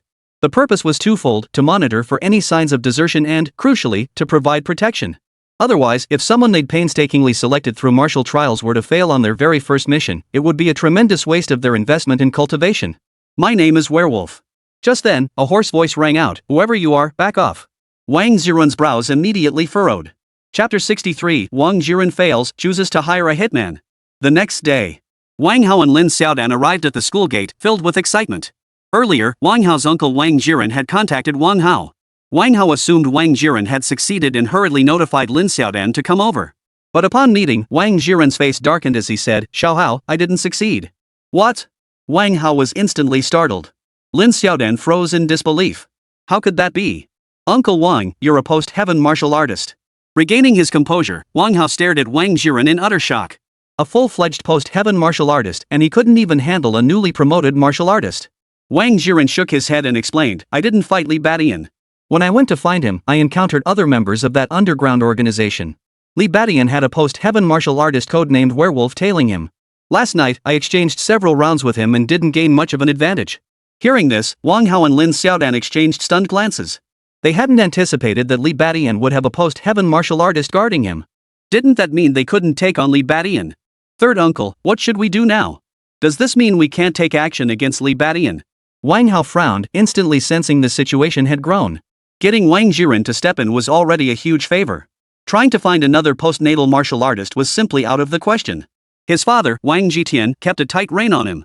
If he found out about this, not only would he refuse to help, but he'd likely try to stop him. You truly want to take on that Li Badian? But upon hearing this, Wang Zhiren asked again. Wang Hao paused, then turned to look at Lin Xiaodan. Truth be told, Wang Hao wasn't particularly afraid of Li Badian. So what if he'd advanced to martial artist? He was a natural-born martial artist. If it came down to a real fight, he was absolutely certain he could defeat Li Badian. That was the confidence of a gifted martial artist. As for whether Li Badian would secretly target his family, Wang Hao wasn't worried about that either. After all, the Wang family was a martial arts lineage. If Li Badian came looking, he'd only be courting death. So to be honest, Wang Hao wasn't in such a rush. It was Lin Xiaodan who was in real danger, both her and her family. Hearing Wang Zhiren's words, Wang Hao couldn't help but feel a stir in his heart, instinctively beginning to consider the matter. Lin Xiaodan gasped, quickly grabbing Wang Hao's hand, her eyes pleading. She knew full well where Wang Hao drew his confidence from. But she had no such confidence. If Wang Hao were to abandon her, she would be in serious trouble. Fortunately, Wang Hao wasn't that heartless. Mainly, Li Badian hadn't yet reached the level where Wang Hao would abandon Lin Xiaodan. So Wang Hao nodded and asked, "Third uncle, I absolutely have to deal with that Li Badian. Do you have any other ideas?" Wang Zhiren watched the scene unfold and silently shook his head. He couldn't help but look down on Wang Hao for going to such lengths over a woman. But considering Wang Hao's talent, he patiently replied, "There is a way. I thought it over last night. He's out on a mission now with guards, but once he's back in prison, he should be unprotected. Meaning, if we bribe some prison staff, taking him down shouldn't be too difficult." Hearing this, Wang Hao's eyes lit up. Right. Why hadn't he thought of that? Wasn't that how it always played out in the movies? Why did some prisoners suddenly drop dead after entering prison? Besides being beaten to death by inmates, it could also be that someone on the outside hired a hitman to take them out. When Li Badian was imprisoned, he had only considered the former possibility, completely overlooking the latter. Of course, that was understandable. Though Wang Hao came from a martial arts family, he was still young and hadn't developed a ruthless disposition. Wang Zhiren, however, was different. When he realized a direct assault wouldn't work, he immediately thought of hiring a hitman. Thanks to his reminder, Wang Hao finally caught on. In truth, he should have done this the moment Li Badian was imprisoned. Had he done so, none of this current trouble would have arisen. Of course, it wasn't too late now. So Uncle San, if we need to bribe someone inside the prison to deal with Li Badian, how much would that cost? I still have some savings here. Wang Hao immediately asked again. Lin Xiaodan's face lit up with excitement. Regardless, as long as Li Badian was dealt with once and for all, she would finally be at ease. Earlier, when she helped frame Li Badian for imprisonment, she had some hesitation. But now, compared to Wang Hao, she actually wanted Li Badian dead sooner. Only then could she and her family live in peace. Wang Zhiren waved his hand dismissively. Enough. How much savings could you possibly have? If you truly wish to proceed, I'll handle the arrangements. He hadn't managed to take down Li Badian, so naturally he intended to make up for it this way. In doing so, he was also doing Wang Hao a solid. Thanks, Uncle San. Wang Hao's face lit up instantly. His savings were indeed meager, so if Wang Zhiren could help cover the costs, it would be ideal. Lin Xiaodan also relaxed instantly. After finalizing the arrangements, Wang Zhiren didn't linger and soon departed. At that moment, Lin Xiaodan breathed a long sigh of relief. Wang Hao gently patted her small hand and reassured her, "There, all set now, right?" Lin Xiaodan nodded eagerly, then leaned in to kiss Wang Hao. "Wang Hao, you're so good to me." Her eyes sparkled with affection. "It's nothing. That guy probably hates me too. What I did just nipped the danger in the bud." Wang Hao felt a surge of satisfaction, then waved his hand dramatically, putting on an air of coolness. Then, gazing at Lin Xiaodan's lovely face, a sudden thought struck him. He leaned in with a mischievous grin and whispered a few words in her ear. Lin Xiaodan's cheeks flushed instantly, and she playfully punched him a few times with her delicate fists. Meanwhile, on the other side, Song Qian naturally received another report from the werewolf. That kid sure knows how to stir up trouble. It's only his first mission, and he's already provoked a post-heaven martial artist. But if it's the Wang family, it's hardly surprising. After reviewing the intelligence, Song Qian chuckled to himself. He was well aware of the feud between Li Badian and Wang Hao. Therefore, he wasn't overly surprised by Wang Zhirun's attack. He soon dismissed it from his mind. After all, though the Wang family was a martial arts lineage, they possessed no innate martial artists, hardly a threat. With the werewolves now blocking their path, they would likely cease their assault on Li Badian. Of course, they might also bribe prison personnel to continue targeting Li Badian. But this prospect worried Song Qian even less. After all, the prison was his domain. Any stirrings would not escape his notice. Even if they managed to conceal it, it wouldn't matter. With Li Badian's influence, attempting to hire someone to kill him inside the prison was nothing short of wishful thinking. What truly piqued Song Qian's interest in this intelligence was Li Badian's method of approaching Bai Ningning. "You've got some nerve, Li Badian taking on an apprentice now." After reading it, Song Qian found himself both amused and exasperated. Chapter 64, The First Step and Key to Martial Cultivation. Just as Song Qian's intelligence suggested, Li Badian used taking on a disciple as an excuse to successfully get close to Bai Ningning. The next morning, he began teaching with all the trappings of a proper master. That's right, hands on hips, stand up straight. Following Li Badian's instructions, Bai Ningning and Zhang Xiao soon assumed the horse stance in the living room, sinking their hips and planting their feet firmly. Yes, the first step in martial arts training was mastering the horse stance. "Master, why do we need to do horse stances? Can't we just start practicing martial arts directly?" Zhang Xiao couldn't help but ask first. Bai Ningning also looked at Li Badian with her big, bright eyes. Li Badian immediately explained, "Martial arts training isn't as simple as you imagine. You must master many foundational skills, horse stances, standing postures, and so on. The reason for this is entirely to build a solid foundation. Only when your lower body is strong and stable can you begin true martial arts training. Otherwise, your punches will be weak and ineffective, unable to harm anyone. Moreover, with a steady base, you won't be easily knocked down, preventing you from fully utilizing your skills." Though merely an excuse, Li Badian wasn't fooling anyone. Every martial artist understands the importance of a solid foundation. Mastering the lower body and generating power from the waist makes punches far more forceful. Leg techniques benefit even more. Moreover, avoiding being knocked down is crucial. For many martial arts techniques are difficult to execute while on the ground. Thus, the moment a martial artist is knocked down often marks their defeat. After Li Badian explained this, Bai Ningning and Zhang Xiao understood immediately and obediently assumed their horse stances. But before 5 minutes had passed, the two were already complaining again. "Master, my legs are killing me." "Me too." Li Badian chuckled helplessly. "That's exactly how it should be. The soreness proves it's working. Or did you think martial arts training was some kind of game?" Martial arts training is about enduring pain, overcoming pain, savoring pain, and finding joy in it. Of course, if you don't want to train, that's fine too. I won't force you. Hearing this, Zhang Xiao was still a bit dumbfounded. Bai Ningning, however, grew serious, her expression set in determined resolve. Seeing their expressions, Li Badian couldn't help but chuckle inwardly. He then strode toward another room and began pounding on the door with all his might. Thump thump thump. Bai Ningning and Zhang Xiao immediately turned to look. Soon, the door swung open. Zhao Fei's face was flushed with anger, but the moment he saw Li Badian, it vanished like smoke. "Hey, big brother, what's up?" Zhao Fei flashed a fawning smile, though inside he was cursing furiously. Last night, he'd called home to complain, and his parents had been utterly shocked. They did indeed harbor thoughts of seizing Bai Ningning's property. After all, they were bullying Bai Ningning, a young orphan. But then a martial artist suddenly appeared. Coming to their senses, Zhao's parents advised him not to act rashly for now. First, they should wait and see. What if Li Badian wasn't a martial artist after all? What if he was just someone Bai Ningning had brought along to intimidate them? Of course, if he was a martial artist, they certainly couldn't act rashly. In short, they would play along for now and wait to see how things unfolded. Zhao's parents would figure out a plan from there. Zhao Fei sighed in resignation, understanding this was the only option for now. Upon realizing it was Li Badian who had woken him, he instantly put on a cheerful expression. "Get up and make some breakfast. We'll be eating soon, so make plenty." Hearing Li Badian's words, Zhao Fei was stunned. "Make breakfast? He'd never made breakfast since moving here. Okay. What's the matter? Is there a problem? Li Badian asked casually. And no. Zhao Fei forced a smile onto his chubby face, but it looked worse than crying. Bai Ningning and Zhang Xiao exchanged a knowing glance at the sight. At that moment, the grueling strain of holding the horse stance seemed to fade considerably. They persevered once more. Meanwhile, Li Badian began practicing his ox horn fist technique nearby. Though the room wasn't small, its space was still limited, making it unsuitable for practicing the 7-star step. As for the Vajra power technique, that was even less feasible. Therefore, Li Badian planned to take Bai Ningning and Zhang Xiao to the training area after breakfast to practice. For now, they'd just warm up with the ox horn fist. Whoa! Bai Ningning and Zhang Xiao let out startled cries upon seeing this. Holding a horse stance like this just feels so pointless. Now, Li Baishan's Neo family fist, when he fights, is full of power and energy, finally letting them see the real appeal of martial arts. This is what martial arts should be. Agile footwork, fists like the wind. Zhang Xiao couldn't help but ask again, Master, when will we be able to practice martial arts like yours? Bai Ningning remained silent, but her beautiful eyes brimmed with anticipation. That depends on the individual. It all comes down to how hard you're willing to work. Li Badian answered briefly while practicing his martial arts. But glancing at their beanpole figures, he silently shook his head. Why are all these girls so skinny? Such physiques clearly couldn't meet the demands of martial arts training.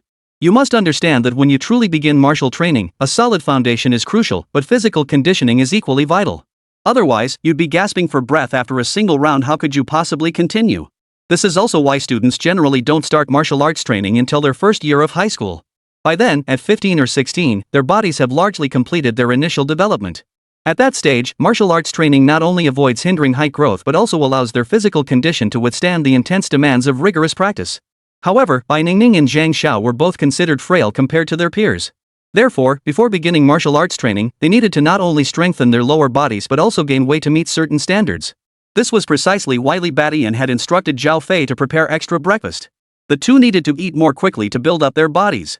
Consequently, the timeline for them to begin martial arts training would naturally be somewhat extended. Of course, with greater diligence, the timeline could be shortened somewhat. But it all depended on their physical condition. Otherwise, pushing themselves too hard could lead to serious injury. That would be ridiculous. Shortly after, Zhao Fei emerged from washing up and spotted Li Badian practicing his fist techniques. Witnessing the fierce, powerful momentum, his eyelids twitched involuntarily. So this overly young fellow really is a martial artist. Even if not a martial artist, he must be a formidable martial arts apprentice. Realizing this, Zhao Fei felt a chill run down his spine. He hurried his pace and brought out breakfast. Master, is breakfast ready? The aroma of breakfast wafted over, prompting Zhang Xiao to ask eagerly. Bai Ningning remained silent, still holding her horse stance with meticulous precision. However, her legs were already trembling slightly, on the verge of giving way. Li Badian smiled faintly. All right, go eat breakfast. He was getting hungry too after warming up. Zhang Xiao cheered and quickly pulled Bai Ningning over to the breakfast table. Li Badian followed suit, but his expression darkened almost instantly. This is all you made for breakfast? Upon seeing the breakfast spread, Li Baishan's brow immediately furrowed. Chapter 65, Subsidy Scam and Li Baishan's Sense of Security. Bai Ningning and Zhang Xiao walked over and immediately dug in with gusto. This was their first time tasting breakfast made by Zhao Fei. The breakfast spread was quite substantial, 6 or 7 fried eggs accompanied by a pot of instant noodles. While Bai Ningning and Zhang Xiao saw nothing amiss, Li Badian frowned. This is all you made for breakfast? Zhao Fei jumped in surprise. What? Is there something wrong with it? He felt like crying as he spoke. He'd already prepared double portions for everyone. Hadn't he perfectly fulfilled Li Baishan's request? What else could be wrong? Li Baishan's expression darkened instantly. Where's the meat? Where are the vegetables? The breakfast portions Zhao Fei had prepared were still insufficient. But what Li Badian cared about most were the meat and vegetables. As mentioned before, proper nutrition is crucial for martial artists' cultivation. It wasn't just about eating enough, it was about balanced nutrition. Only then could the food provide them with better and more energy. Of course, proper nutrition is equally vital for ordinary people. This helps reduce the likelihood of illness and promotes health and longevity. But now, it's just instant noodles with an egg. Zhao Fei didn't know how to respond. Could he say his family didn't have any of that stuff? Those eggs were the last ones left. Instant noodles, on the other hand, were plentiful. Li Badian immediately understood. He frowned and said, from now on, you must prepare meals for 10 people at every meal with meat, vegetables, and soup. Hearing this, Bai Ningning and Zhang Xiao froze, looking puzzled. But just then, Li Badian explained, you too, yesterday was an exception. If you want to train in martial arts, you must give up all that junk food from now on. Eat only nutritious things, and eat heartily. Look at how skinny you've become. Martial artists who are too thin will be looked down upon by others. Hearing this, Bai Ningning and Zhang Xiao suddenly understood. They didn't know that martial artists rarely became excessively thin unless they practiced special martial arts. But at that moment, they felt motivated. Understood. Yes, master. The two bowed their heads and resumed eating voraciously. Zhao Fei stood awkwardly nearby. Big brother, I don't have that much money. Ningning's dad only gets a small monthly subsidy. No money. Li Badian froze. A flash of sharpness flickered in his eyes. He wasn't entirely sure. But given the circumstances, Bai Ningning's allowance shouldn't be that meager. If she were to squander it all on martial arts training, it certainly wouldn't be enough. But for an ordinary person, it should be enough to live comfortably. And now she claims she has no money. With that thought, Li Badian offered a half smile, half sneer. Is that so? Then from now on, I'll go collect Ningning's subsidy myself. I'll cover the living expenses. How does that sound? Hearing this, Zhao Fei's expression immediately darkened before quickly shifting back to a smile. Brother, there's no need to trouble yourself with such trivial matters. They only recognize relatives over there anyway. But you're right, if Ningning's going to train in martial arts, she'll definitely need better food. So let's stick with your plan. I'll prepare 3 meals a day, and I guarantee you'll be satisfied. At the end, Zhao Fei patted his chest emphatically. Li Badian sneered inwardly. From Zhao Fei's reaction, he instantly confirmed his suspicions. This Zhao Fei not only intended to seize the estate but also planned to pocket the state subsidies allocated to Bai Ningning. It must be a substantial sum, otherwise he wouldn't have agreed so readily. But for now, Li Badian chose not to expose him. After all, he, Bai Ningning, and Zhang Xiao would all need plenty to eat going forward. If Zhao Fei were driven away, who would cook meals or handle daily chores like cleaning? As for him pocketing the subsidies? Let him keep them. When the time comes to kick him out, he'll just have to cough it all back up. Go buy some big buns now, 20 meat buns and 10 vegetable buns. Li Badian ordered again. Yes. Zhao Fei dared not refuse, responding eagerly before rushing out to buy the buns. But no sooner had he stepped downstairs than he pulled out his phone and called his mother. Mom, I'm screwed. That guy seems to be a martial artist for real, and… Master, you're so awesome. As soon as Zhao Fei slunk out the door, Zhang Xiao immediately gave Li Badian a thumbs up. Bai Ningning also looked at Li Badian with sparkling eyes. She had always been bullied by her cousin, unable to fight back. But now, watching Li Badian repeatedly overpower Zhao Fei, the image of Zhao Fei as a fierce bully in her mind began to crumble. In contrast, Li Badian's figure grew larger and more imposing. What's the big deal? He's just an ordinary person. If he hadn't done something wrong, I wouldn't have given him the time of day. A martial artist's enemy should be a stronger martial artist. Bai Ningning and Zhang Xiao nodded emphatically at his words. The squatting stance drill had undoubtedly given them a taste of martial training's rigors. Yet now, their determination burned even brighter. Soon, Zhao Fei returned carrying 2 large bags of steamed buns. Though already full, Bai Ningning and Zhang Xiao forced themselves to eat 2 meat buns and 1 vegetable bun. Li Badian nodded approvingly, then devoured all the buns with the speed of a whirlwind sweeping fallen leaves. As for the instant noodles and eggs from earlier? Gone too. His voracious appetite once again left the 3 utterly astonished. Li Badian shook his head and smiled. In truth, he was only about 90% full. However, eating too much wasn't ideal either, mainly because it hindered martial arts training. In prison, it was one thing they couldn't have extra meals anytime. But outside, that wasn't a concern. Leaving a stunned Zhao Fei to clean out the mess, he promptly took Bai Ningning and Zhang Xiao to the neighborhood's martial arts practice area. On the way, catching glimpses of Bai Ningning and Zhang Xiao through the elevator doors, Li Badian couldn't help but remark, "You two really should do something about your hair. It'd be best to cut it short, it'll be much easier to train with." Among martial artists, those with long hair were relatively rare, even among female practitioners. Long hair is difficult to manage and wastes considerable time. Moreover, during combat, excessively long hair could become a liability. Li Badian had expected Bai Ningning and Zhang Xiao to resist the idea. After all, for fashion-conscious girls, hair was quite important. But unexpectedly, upon hearing this, the two exchanged a glance and nodded in unison.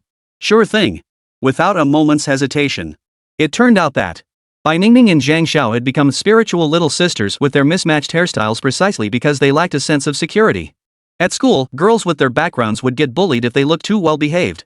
But by becoming spiritual little sisters, this problem was greatly alleviated. Although there were still bullies like Luo Su who targeted them, a significant number of people avoided them altogether. So when Li Badian made his offer, they accepted without hesitation. Next, the three quickly arrived at the training area. Upon arriving, Li Badian's eyes lit up instantly. Chapter 66, The Difficulty of Mastering Hard Qigong. Everyone wants to become his disciple. Arriving at the practice area of Xingfu community, Li Badian's eyes lit up instantly. He hadn't paid much attention yesterday when he first came. But now, upon closer inspection, he realized the training area was quite well equipped. There was also a large open space inside. At this very moment, quite a few people were already exercising, and some were even practicing cultivation. Of course. Since this was a residential complex for ordinary people, even those with martial arts prowess were few and far between. Li Badian glanced over briefly before dismissing it. You too can do your horse stance here.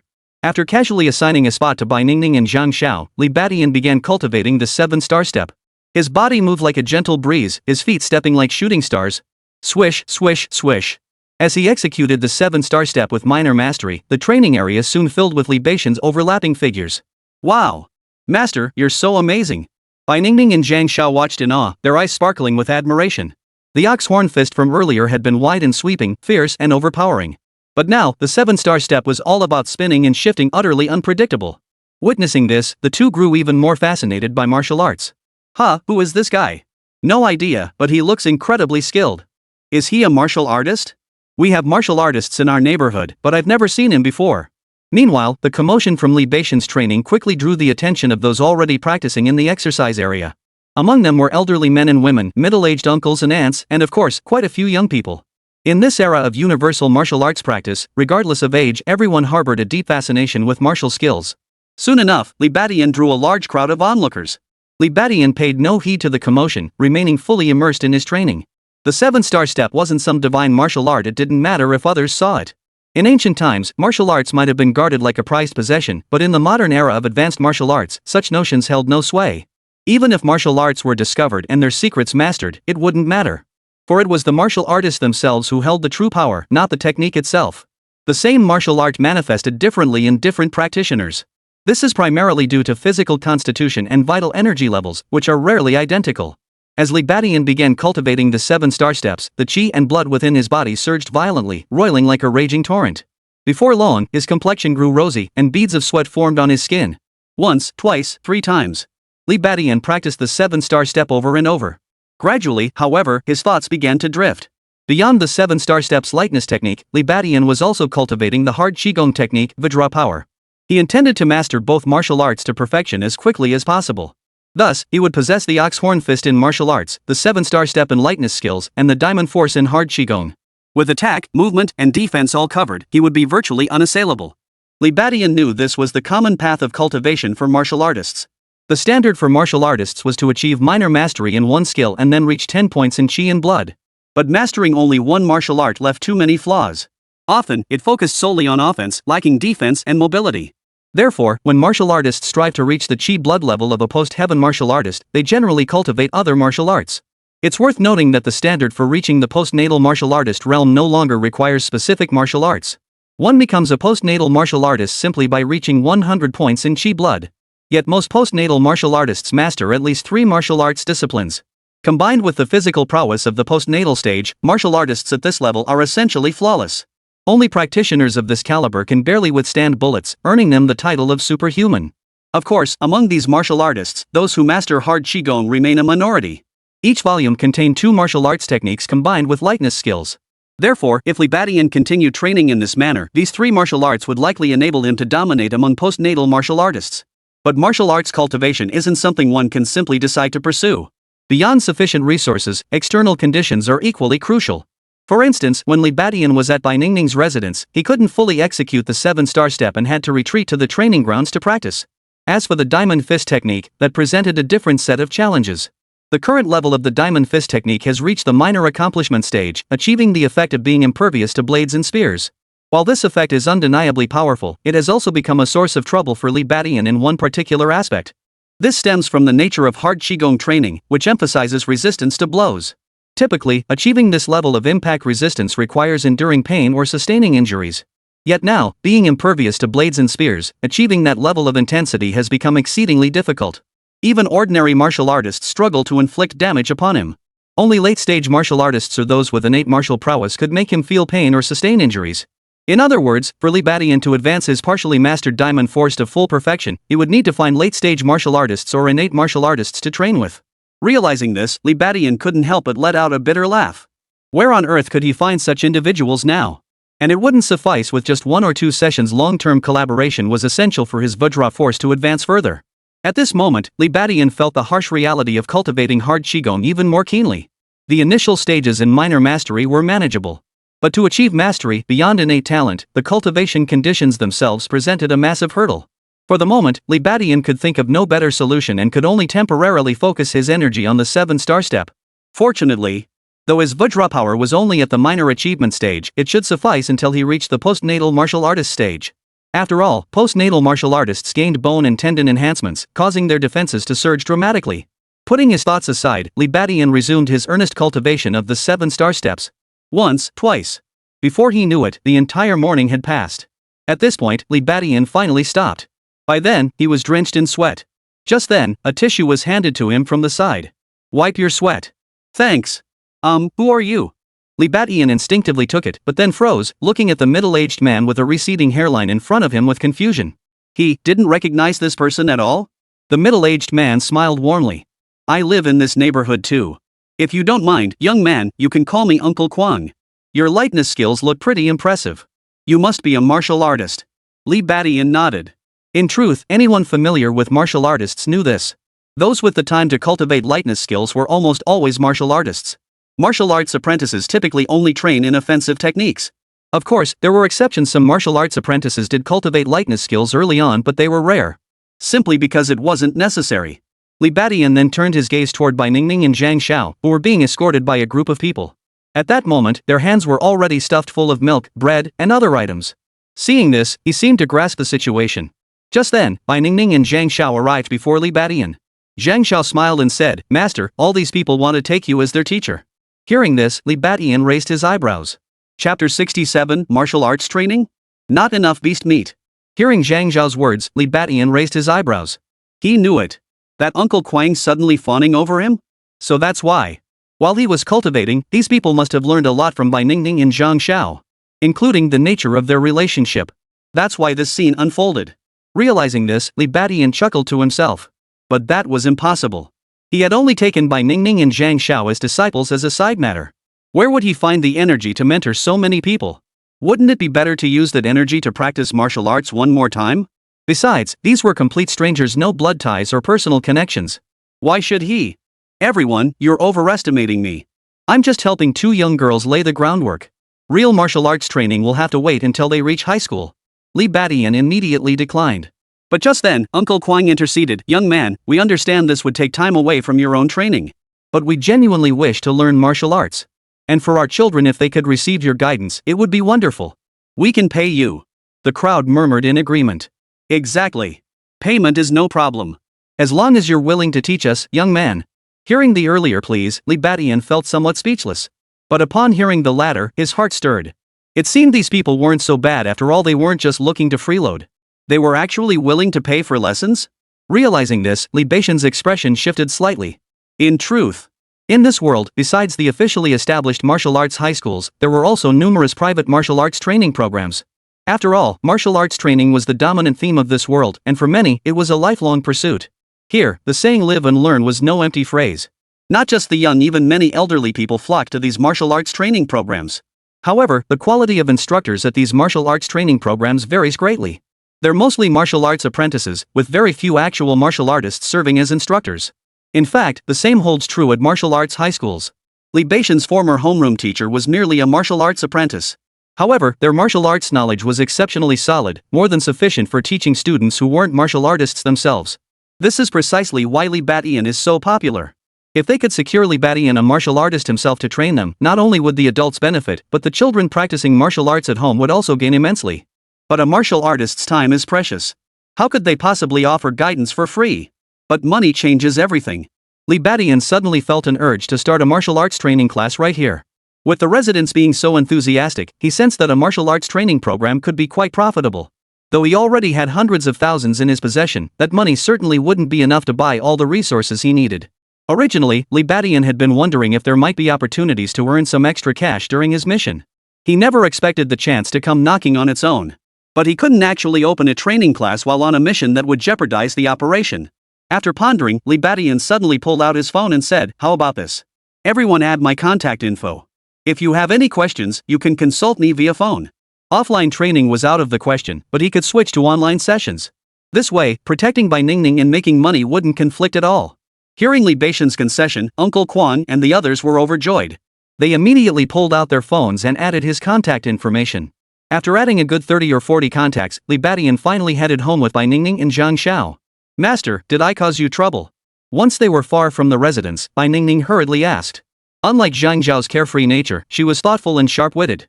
She had realized right away that the residence would cause trouble for Li Badian. But at that moment, caught up in the crowd of residents, she had been powerless to stop it. Li Badian smiled upon hearing this. It was a bit of a hassle, but looking back, it turned out to be a blessing in disguise. I managed to make some money off it. Hearing this, Bai Ningning finally let out a sigh of relief. Zhang Xiao burst out laughing. "Ha, master, you should be thanking us. How about giving us a cut?" She was getting even more demanding. Li Badian promptly gave her a sharp rap on the head. "I haven't even mentioned you yet, and you're already causing trouble." "Wah," Zhang Xiao whimpered, suddenly feeling wronged. After that, she remained in a foul mood. "Alright, here's your reward. Eat up." Seeing this, Li Badian chuckled. He promptly pulled out 2 pieces of what looked like dried meat snacks and handed them to Bai Ningning and Zhang Xiao. "What is this?" Bai Ningning instinctively took one. Zhang Xiao, however, snorted coldly. "No thanks. I've got plenty of snacks of my own." Saying this, she waved the snacks the residents had just handed her. But just then, Bai Ningning exclaimed, "What is this, master? It's so delicious, even better than beef jerky." Hearing this, Zhang Xiao froze. Li Badian chuckled, "It's dried demon beast meat. How could it not be delicious?" He then turned to Zhang Xiao and asked, "Do you want some? If not, I'll take it back." "What? Demon beast?" Bai Ningning gasped in shock. For ordinary people, the intimidating presence of a demon beast was on par with that of a martial artist. Zhang Xiao snapped back to his senses. "I want it!" she yelled, snatching it away in a flash. The thumb-sized piece of dried meat was immediately stuffed into her mouth. Upon hearing it was demon beast meat, she instantly realized its extraordinary nature. But as she ate, she couldn't help but snort coldly, "Humph, giving me just a tiny piece. Fine." Li Badian chuckled silently. It wasn't that he was stingy, it was that these demon beast jerky pieces were fine for Bai Ningning and Zhang Xiao to eat a little. Eating too much would make them burst. Sure enough. Before they even reached home, Bai Ningning and Zhang Xiao felt the effects of the demon beast jerky. At that moment, it felt like a warm current flowing through their bodies. The soreness in their legs and feet, caused by holding the horse stance for too long, was noticeably relieved. "This stuff. It's amazing." Bai Ningning and Zhang Xiao exchanged glances, both realizing the marvelous properties of the demon beast meat. "Master, where did this demon beast meat come from? Do you have any more? Give us some more." Zhang Xiao quickly asked Li Badian with a shameless expression. Bai Ningning's eyes also flashed with hope. Though Li Badian hadn't explicitly stated it, their bodies' reactions made them vaguely understand that this demon beast meat could likely aid cultivation. Li Badian spread his hands helplessly. "There is more, but I can't give it to you. It's not good for you to eat too much, and I don't have enough for myself anyway." On this point, he wasn't lying. Given Bai Ningning and Zhang Xiao's current physical constitutions, a small amount might be tolerable, but consuming more would definitely be detrimental. The nutrients contained within the dried demon beast meat were extraordinary, generating vast amounts of vital energy. If this qi and blood could be channeled through martial arts practice to refine and dissipate, it would be manageable. But right now, Bai Ningning and Zhang Xiao weren't even martial arts apprentices, they were mere novices at best. Naturally, they couldn't consume too much. Moreover, Li Baishan's current supply of demon beast meat was indeed insufficient. It seemed he'd have to make a trip to the martial artist market soon. He needed to buy more demon beast meat, and also start figuring out how to procure blood-nourishing pills for the gluttonous snake. Chapter 68, A Martial Artist's Money-Making Channels Off to the Martial Market. Upon returning home, the aroma of cooking immediately filled the air. Zhao Fei had already prepared a sumptuous meal. Seeing Li Badian and the others return, he greeted them with a smile, "You're back. Dinner's ready. Come eat." Bai Ningning and Zhang Xiao couldn't help but smile at the sight. Li Badian glanced at the dishes and silently nodded in approval. He knew Zhao Fei must be annoyed by being pushed around like this. But he'd have to swallow it. When he couldn't hold it in anymore, Li Badian would put him back in his place. It was that simple. Zhao Fei was merely a minor player. Li Badian couldn't be bothered with him. With Bai Ningning and Zhang Xiao in tow, he immediately began to feast heartily.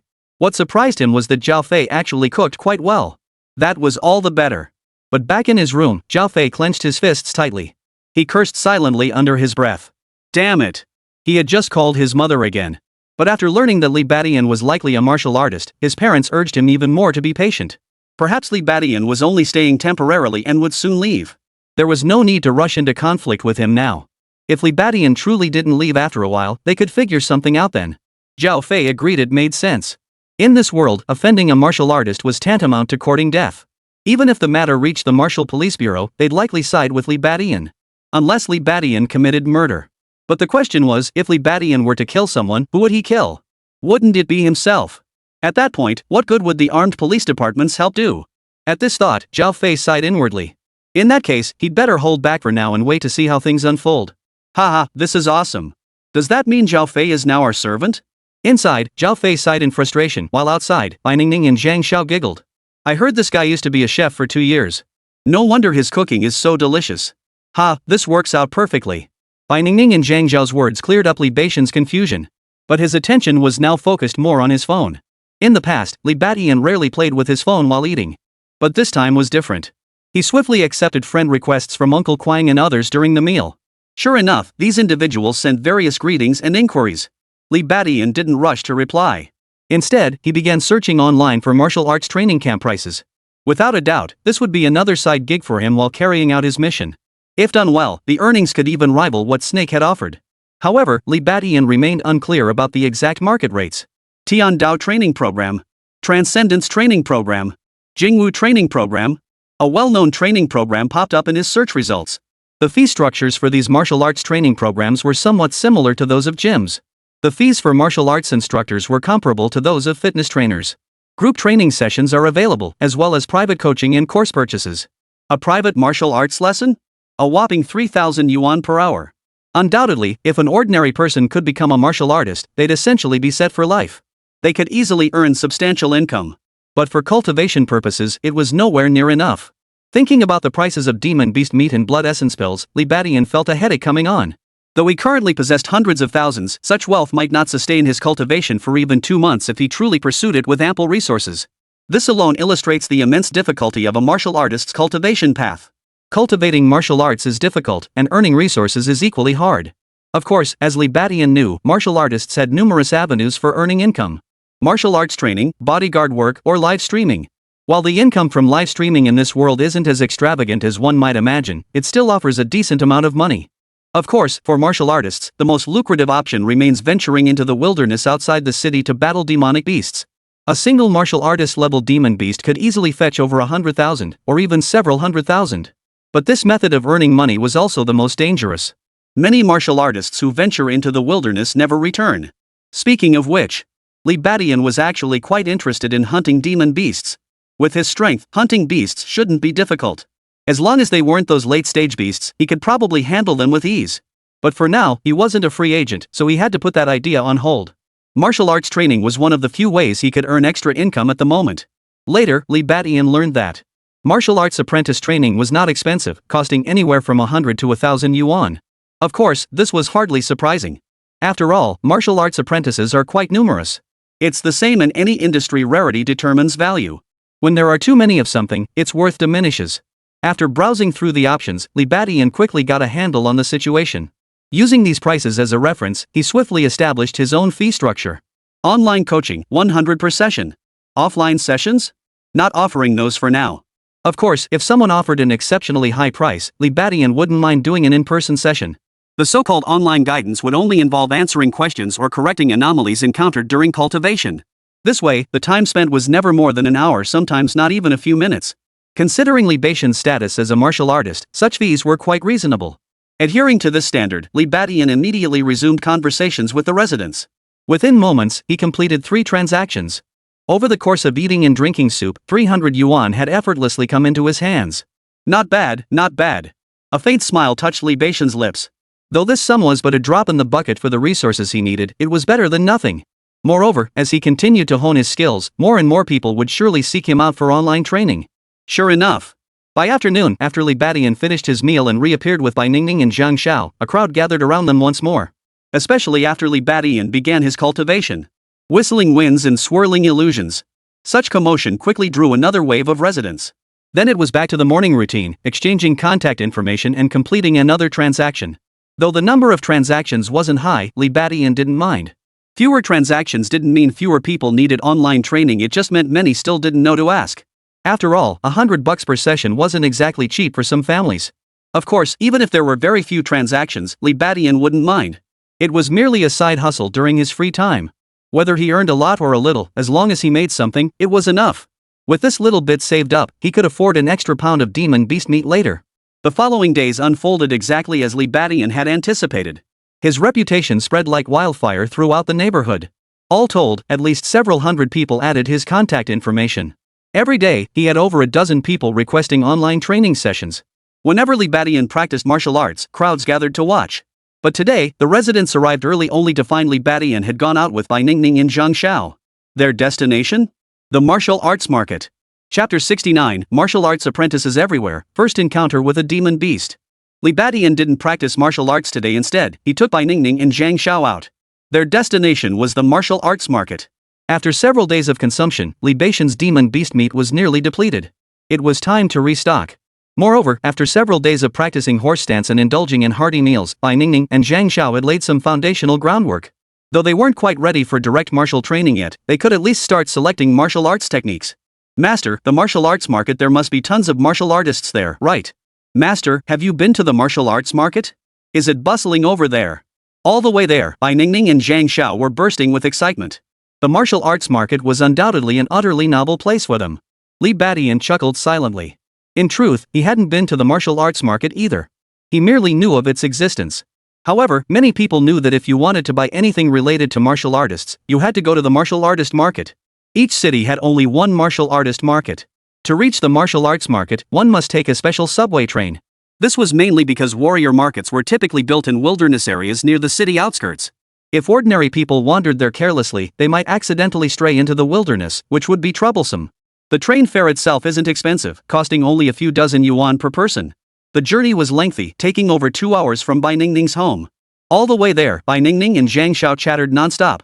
Ningning, has that son you been bothering you again? Suddenly, Zhang Xiao mentioned a name. Bai Ningning's delicate brows furrowed before she replied, yeah, he keeps texting me, but I haven't responded. Zhang Xiao was puzzled. Didn't that busybody Luo Su tell Sun Yu you have a martial artist backing you? Why is he still bothering you? Bai Ningning shook her head. I have no idea. What's going on? Hearing this, Li Badian's interest was piqued. He needed to get to the bottom of Bai Ningning's situation. Without Bai Ningning needing to speak, Zhang Xiao blurted out everything upon Li Badian's inquiry. It was much the same as what had been mentioned before. Sun Yu was Luo Su's boyfriend.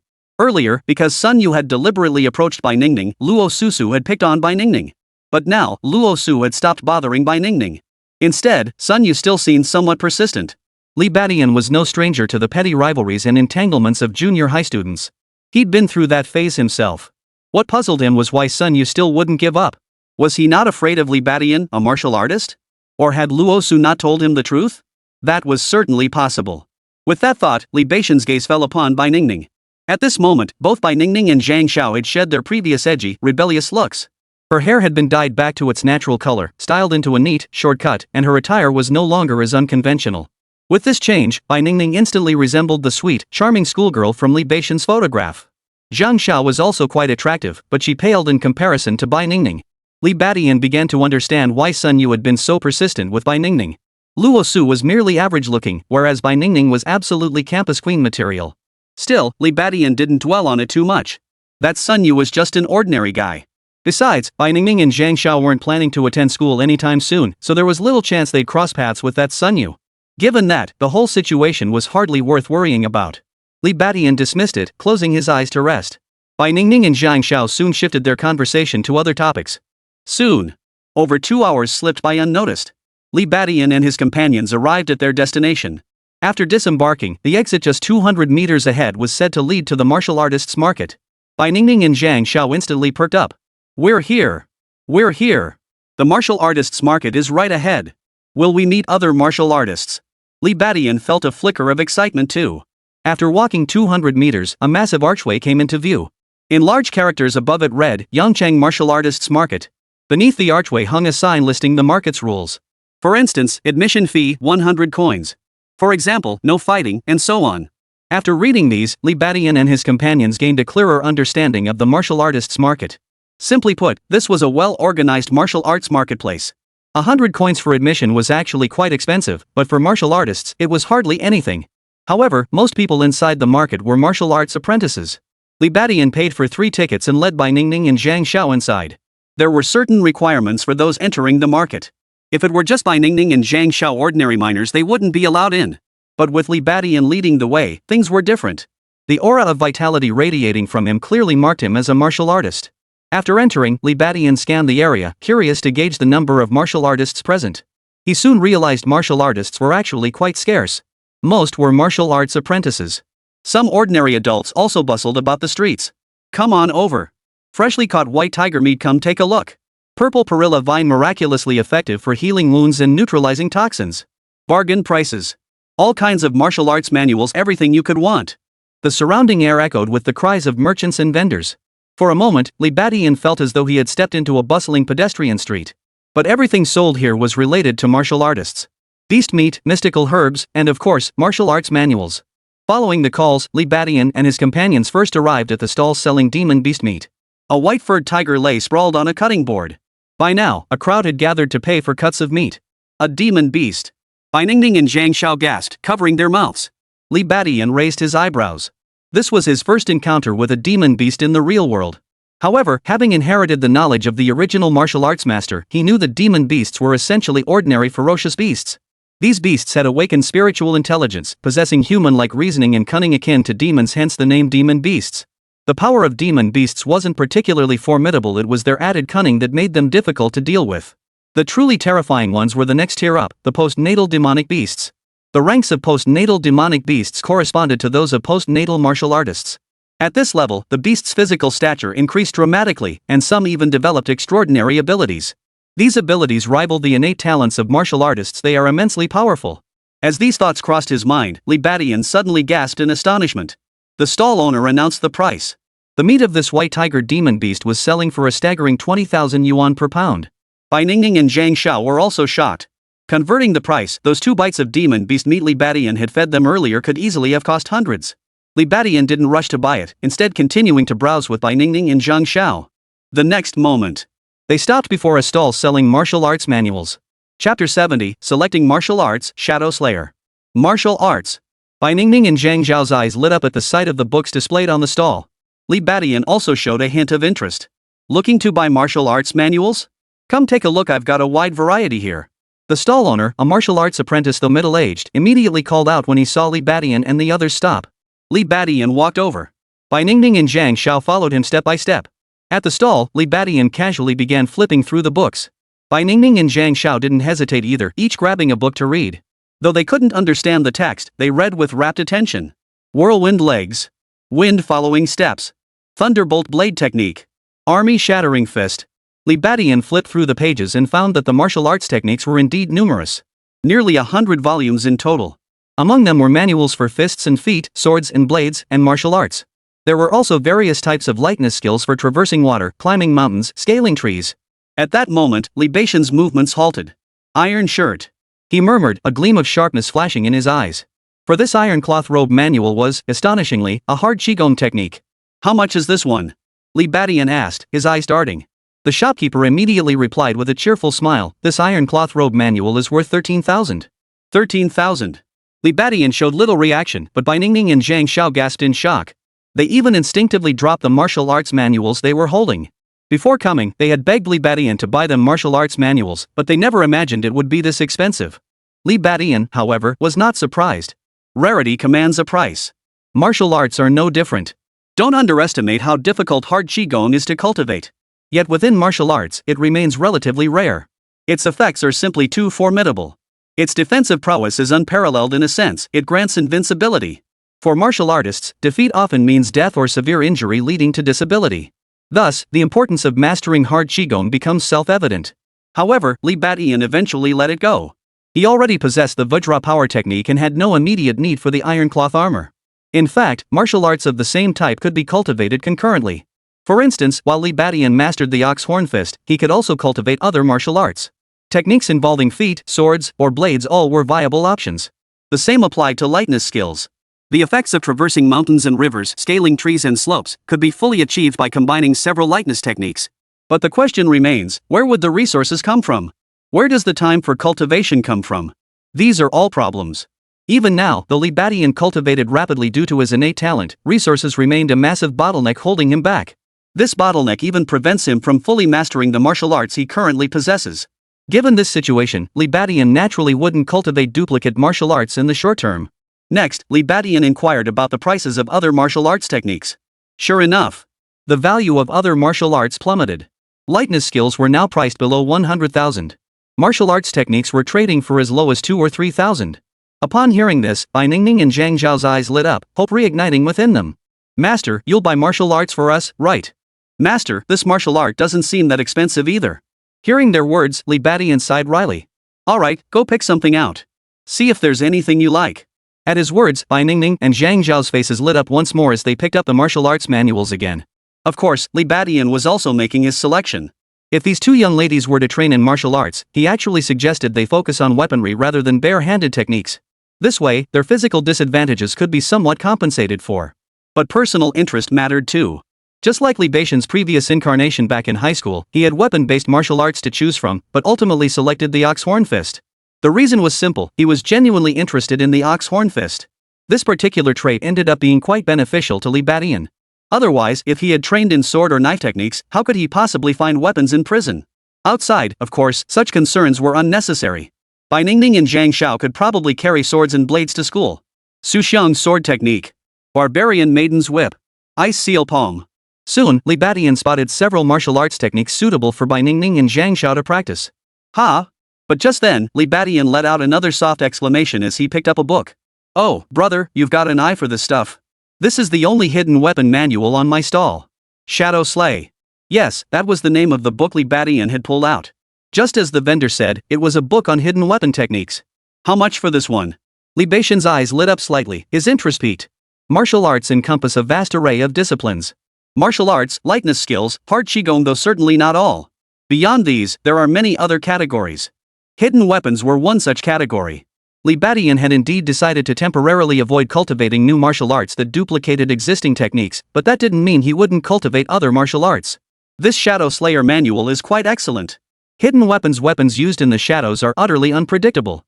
This martial art also falls under ranged combat, perfectly addressing Li Beixian's lack of long-range offensive capabilities. Moreover, hidden weapons were a form of area of effect martial arts, offering limitless possibilities. Of course, with such formidable effects came considerable difficulty in mastering them. Though not as demanding as hard qigong, it is undoubtedly far more challenging than martial arts or lightness skills. Yet Li Badian paid it no mind whatsoever. For him, the difficulty of cultivation was insignificant. As long as it wasn't a matter of resources, he could overcome any obstacle. The most crucial element in mastering hidden weapon techniques was clearly practice. Practice makes perfect. As long as his power and accuracy improved, he would master it. This posed no difficulty for Li Badian. Moreover, with this martial art, Li Badian could even practice it at Bai Ningning's home. This Shadow Slayer manual is priced at 80,000. The shopkeeper quoted a price. Alright, I'll take it. Li Badian snapped it up decisively. Bai Ningning and Zhang Xiao watched Li Badian purchase the 80,000 yuan martial arts manual without batting an eye, and their spirits lifted once more. Without hesitation, they turned to the shopkeeper. Sir, what about these two books for us? Li Badian paused, glancing over. Seeing their choices, his eyebrows shot up. Bai Ningning had chosen the white snake leg. Zhang Xiao had chosen the willow leaf leg. Both were leg techniques. In truth, he had already briefed them beforehand on the tricks and details of selecting martial arts techniques. To his surprise, neither had chosen sword or blade techniques, opting instead for fist and foot styles. And specifically leg techniques. Leg techniques actually held an advantage over fist techniques. First, they pack more power. Second, once mastered, leg techniques also grant a certain acceleration effect. These two manuals weren't expensive either, costing only between 20 and 30,000. Li Badian naturally paid for both. Bai Ningning and Zhang Xiao immediately tucked the martial arts manuals away with delight. These items don't come in digital versions, primarily to prevent other countries from gaining too much insight into martial arts techniques that could be used against their own people. After swiping his card to settle the bill, Li Badian casually inquired, "Hey, boss, do you happen to know where I can buy some blood-nourishing pills around here?" But the shopkeeper's reply caught him off guard. Chapter 71, Blood-Nourishing Pills Graded, one pill hard to come by. If you're looking to buy blood-nourishing pills, you're too late. We hold an auction here every month on the 10th, and you'll find plenty of blood-nourishing pills there. Additionally, the authorities release a batch of blood-nourishing pills each month, but they're all reserved by the bigwigs. If you're really determined, try your luck at those few herbal shops over there. The stall owner pointed towards several shops nearby. This response surprised Li Badian somewhat, yet it didn't entirely catch him off guard. Before coming here, he had already known how rare blood-nourishing pills were. Now, it seemed his suspicions were confirmed. Thanks. He didn't say much either, just gave a quick thanks before leading Bai Ningning and Zhang Xiao toward the few herbal shops. Though the chances were slim, it was still worth asking. Still, he hadn't come away entirely empty-handed. At least he'd learned about the auction from the stall owner. Li Badian hadn't known about this monthly auction held on the 10th. But if it was an auction, the price of the blood-nourishing pill would surely be beyond his means. Master, what exactly is a blood-nurturing pill? On the way, Bai Ningning couldn't help but ask. Zhang Xiao was also curious. Li Badian chuckled upon hearing the question. Truth be told, during his time in prison, he hadn't known much about the blood-nurturing pill. But after cramming a round of knowledge later, he finally understood the blood-nurturing pill thoroughly. Hearing Bai Ningning's question, he immediately explained, the blood-nurturing pill is a type of pill that can help martial artists significantly enhance their chi and blood. It's made from the meat of demonic beasts and some precious medicinal herbs. Blood-nurturing pills are categorized into low-grade, mid-grade, and high-grade. Low-grade pills are effective for martial artists, mid-grade for those with acquired cultivation, and high-grade can even benefit those with innate cultivation. At this point, Li Badian couldn't help but let out a bitter laugh. Yes, blood-nurturing pills had tiers, and he only wanted to buy the low-grade variety. But as things stood, even the low-grade version was incredibly hard to come by. Bai Ningning and Zhang Zhao's eyes lit up instantly. Over the past few days, they had gained some understanding of martial artists and learned about the concept of chi blood values. Who would have thought such miraculous elixirs existed? A massive boost to chi and blood. If Li Badian had extra on hand and shared some with them, wouldn't they be able to become martial artists much faster? But soon, Bai Ningning and Zhang Xiao realized they were getting ahead of themselves.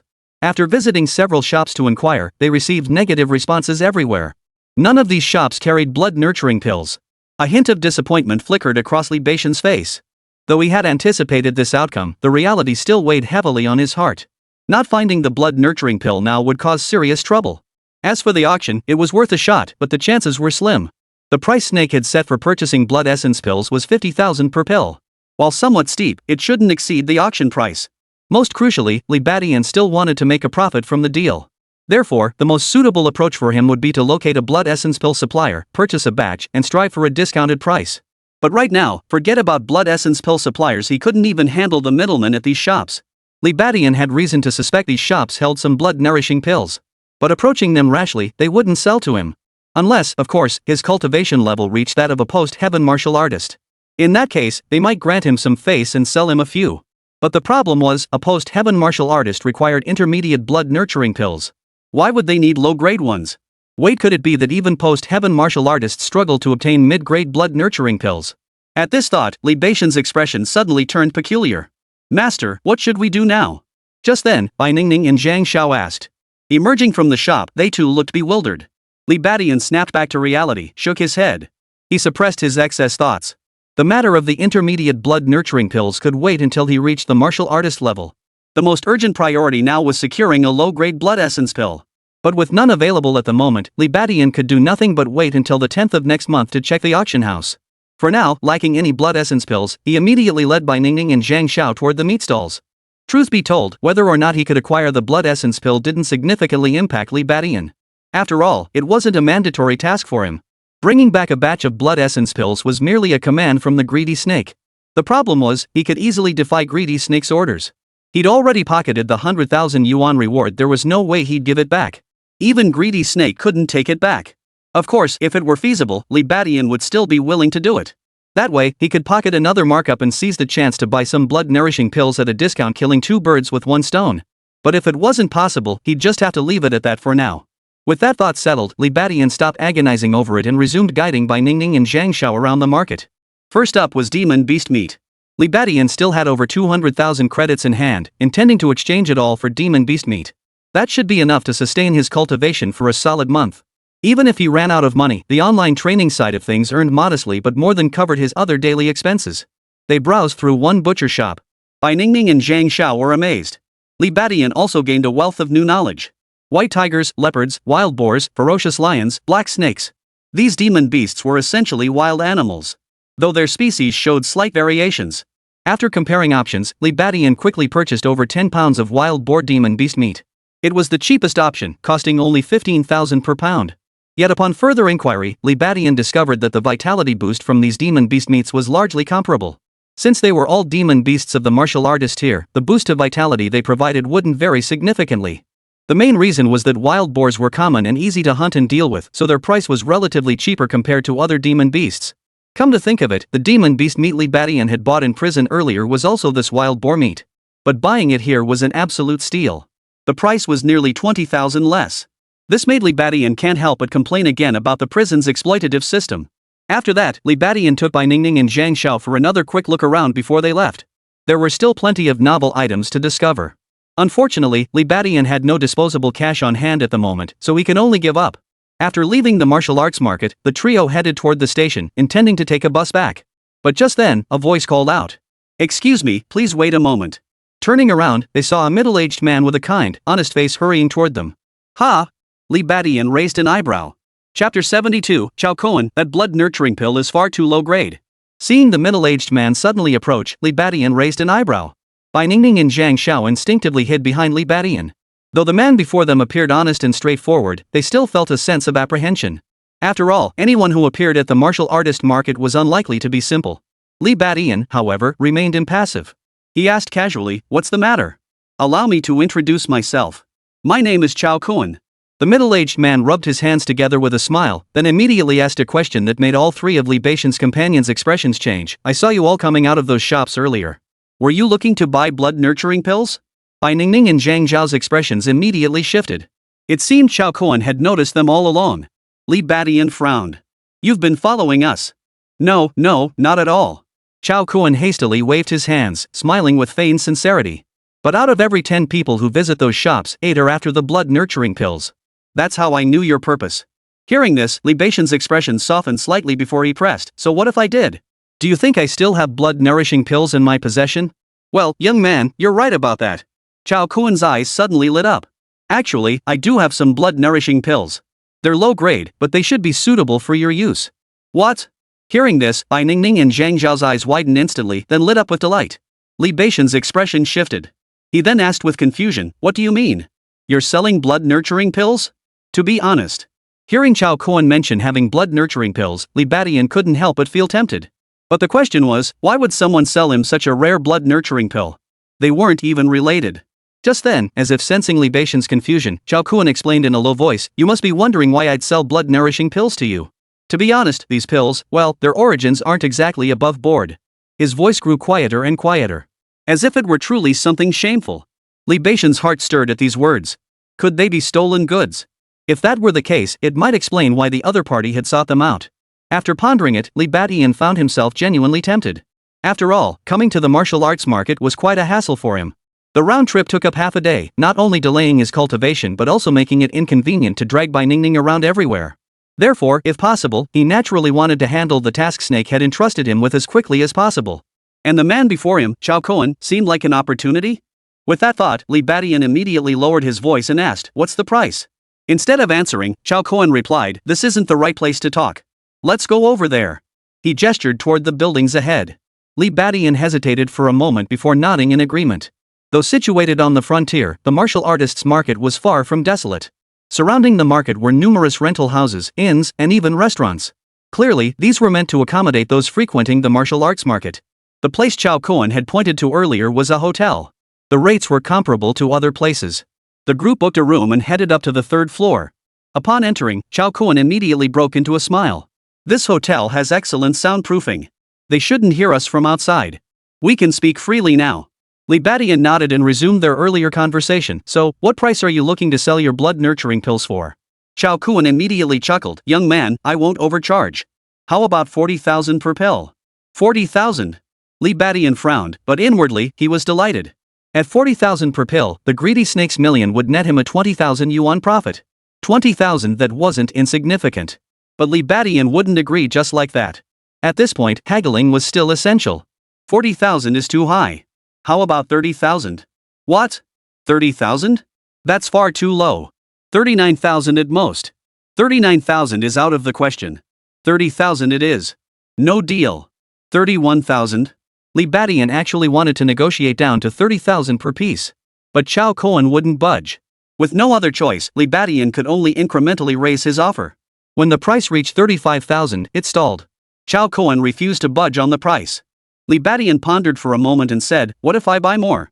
At this, Chao Koan's expression shifted. "How many do you want?" Li Badian held up one finger. 1 million. 1 million. Chao Koan froze, then his expression brightened. He furrowed his brow in deep thought before finally gritting his teeth. 1 million? I'll sell you 33 pieces. That's the absolute lowest price. If you try to haggle any further, forget it. With that, Chao Koan looked utterly resolute. Upon hearing this, Li Badian immediately understood that this was likely the absolute lowest price the other party could offer. Converted, that meant 33,333 per blood essence pill. This price was actually quite reasonable. After all, Li Badian only needed to deliver 20 blood essence pills to the greedy snake. That meant he could pocket the difference of 10 blood essence pills. Such a deal was undoubtedly a huge profit. Suppressing his excitement, Li Badian nodded indifferently. Alright, let's proceed with this deal. How will the transaction proceed? Cash on delivery, of course. Chao Koan spoke as he pulled a small pouch from his robe. Instantly, a potent aura of vital energy surged forth. It carried a faint, refreshing fragrance. He opened the pouch, revealing at least 50 pills inside. Then, in front of Lian Tian, Chao Koan separated 33 of them and placed them into another pouch. Bai Ningning and Zhang Xiao had been listening quietly nearby, but upon seeing the blood-nurturing pills, their eyes lit up. These are the blood-nurturing pills. What a pleasant scent. Li Badian, observing the scene, suddenly interjected, "May I inspect the goods?" At these words, a flicker of unease crossed Chao Koan's eyes before he smiled and handed over a blood-nurturing pill. Of course. Li Badian promptly took the pill. Taking a deep breath, he confirmed it carried the distinct scent of the blood-infused pill. Its surface was smooth, with a faint blood-red hue, no issues there. But in the next instant, Li Badian made a startling move. With a flick of his wrist, he swallowed the blood-infused pill. What are you doing? Chao Koan's expression instantly darkened as he shouted. Bai Ningning and Zhang Xiao froze, momentarily unsure of what was happening. Li Badian, having swallowed the blood-nurturing pill, silently began to sense its effects. But soon, he let out a cold laugh. Chao Koan, this blood-nurturing pill of yours is way too low grade. You dared to deceive me with a fake blood-nurturing pill. Li Badian's eyes narrowed sharply. In truth, he had never let his guard down. After all, Chao Koan's approach had been far too deliberate. And with a transaction worth millions at stake, Li Badian's caution was only natural. On the surface, Chao Koan's blood-nurturing pills showed no abnormalities. Their color and scent were identical to the genuine ones Li Badian had consumed before. But after ingesting it, the difference was stark. That sensation of surging vital energy never materialized. Thus, Li Badian realized this blood-nurturing pill was fake. This Chao Koan was nothing but a fraud. Chapter 73, Late-Stage Martial Artist Chao Yang, Flesh and Blood Blocking the Blade. Upon hearing Li Badian's words, Chao Koan's expression instantly darkened. He hadn't expected Li Badian to break from the script. That's right. His blood-infused pill was fake. But Jiade himself is very real. And that's precisely why he dared to use it for his schemes. In truth, he'd succeeded quite a few times. Because ordinary people verify goods solely by smell and sight. With only these senses, it's impossible to distinguish genuine from counterfeit. What he hadn't anticipated was that Li Badian would actually swallow the blood-infused pill outright. This, of course, exposed him. Yet after the exposure, Chao Koan sneered coldly, "Who says it's fake? I say it's real." The middle-aged man shed his earlier honest demeanor, glaring fiercely at Li Badian. "You took one. There are 32 left here. Pay up 1 million. Hearing this, Bai Ningning and Zhang Xiao were instantly stunned. They finally realized the truth: this blood-nurturing pill was fake. But what was going on now? This middle-aged man was actually trying to force a sale. Seeing Chao Koan's reaction, Li Badian couldn't help but pause. Shouldn't a con artist, once exposed, flee in panic? Why was this Chao Koan, after being exposed, acting so brazenly, trying to force a transaction? The problem was, in Li Badian's earlier perception, the Chao Koan before him possessed only the cultivation level of a martial arts apprentice. And that was precisely why Li Badian had followed Chao Koan to the hotel. But now, the situation was truly baffling. A martial arts apprentice actually dared to challenge him, a martial artist. Of course. There were those with extraordinary talent who could match martial artists even as martial arts apprentices. But this Chao Koan was clearly not one of them. Judging by his age, if he possessed such extraordinary talent, he would have advanced to martial artist long ago. How could he still be merely a martial arts apprentice, swindling people here? Interesting. Li Badian suddenly chuckled. You have an accomplice, don't you? Bring him out. At that moment, it dawned on him. Chao Koan's confidence didn't stem from himself, so it must come from an accomplice. Sure enough. Chao Koan sneered coldly at the remark. You're pretty sharp for a kid, but you're too young and lack real-world experience. Today, I'll teach you a lesson. Chao Yang. As soon as Chao Koan finished speaking, the door burst open. A burly man who bore a strong resemblance to Chao Koan, though much taller and more muscular, burst in. He carried a gleaming large knife in his hand. Here I am, boss. How's the deal going? Chao Yang grinned, revealing a row of pearly white teeth. But Bai Ningning and Zhang Xiao screamed in terror. Ah! What are you doing? Chao Yang's imposing stature and the massive broadsword in his hands sent them into a panic. Li Badian also showed a hint of surprise. This Chao Yang, summoned by Chao Kuan, was clearly a martial artist. And a late-stage martial artist at that. But soon, he burst into laughter. So this is what you've been hiding up your sleeve. Good. Very good. Ha! Seeing Li Badian's reaction, Chao Kuan froze in surprise. Chao Yang also grew puzzled. In the past, whenever they targeted prey, the mere sight of Chao Yang appearing would send them into a panic, their faces turning ashen. Even martial artists were no exception. Unless they were late-stage martial artists. But they never provoked late-stage martial artists. In short, they'd only target Li Badian's group because they seemed easy prey. After all, Li Badian was only at the early stage of martial arts cultivation. As for the two young girls, they were even less of a threat. But now, Li Badian's reaction had greatly surprised them. He wasn't afraid. How could he not be afraid? Chao Kuan frowned, then suddenly sneered coldly, "Kid, don't think you can bluff your way out of this. Hand over the million, or don't even think about leaving here unscathed." Exactly. This kid's just putting on a show. We'll beat him until he begs for mercy on his knees. Hearing Chao Kuan's words, Chao Yang snapped out of it, glaring at Li Badian with vicious intent. Bai Ningning and Zhang Xiao were instantly petrified. Though they'd witnessed martial artist Luo Yuan's attack before. This time was entirely different. The Chao brothers clearly weren't pushovers. Especially Chao Yang, that gleaming broadsword made their hearts race with fear. Master, should we report this to the armed police department? Yes, I'll call them. Bai Ningning quickly suggested, while Zhang Xiao trembled as she pulled out her phone. But upon hearing this, Chao Kuan burst into laughter as if he'd heard the biggest joke in the world. Go ahead, report it. See if the armed police department will bother with this sort of thing. You two little girls probably don't know this, but the armed police department turns a blind eye to martial artists' affairs. My brother's already in the late stages of martial cultivation. Even the head of the armed police department has to give him some face. Go ahead and report it if you like. Chao Kuan roared with laughter.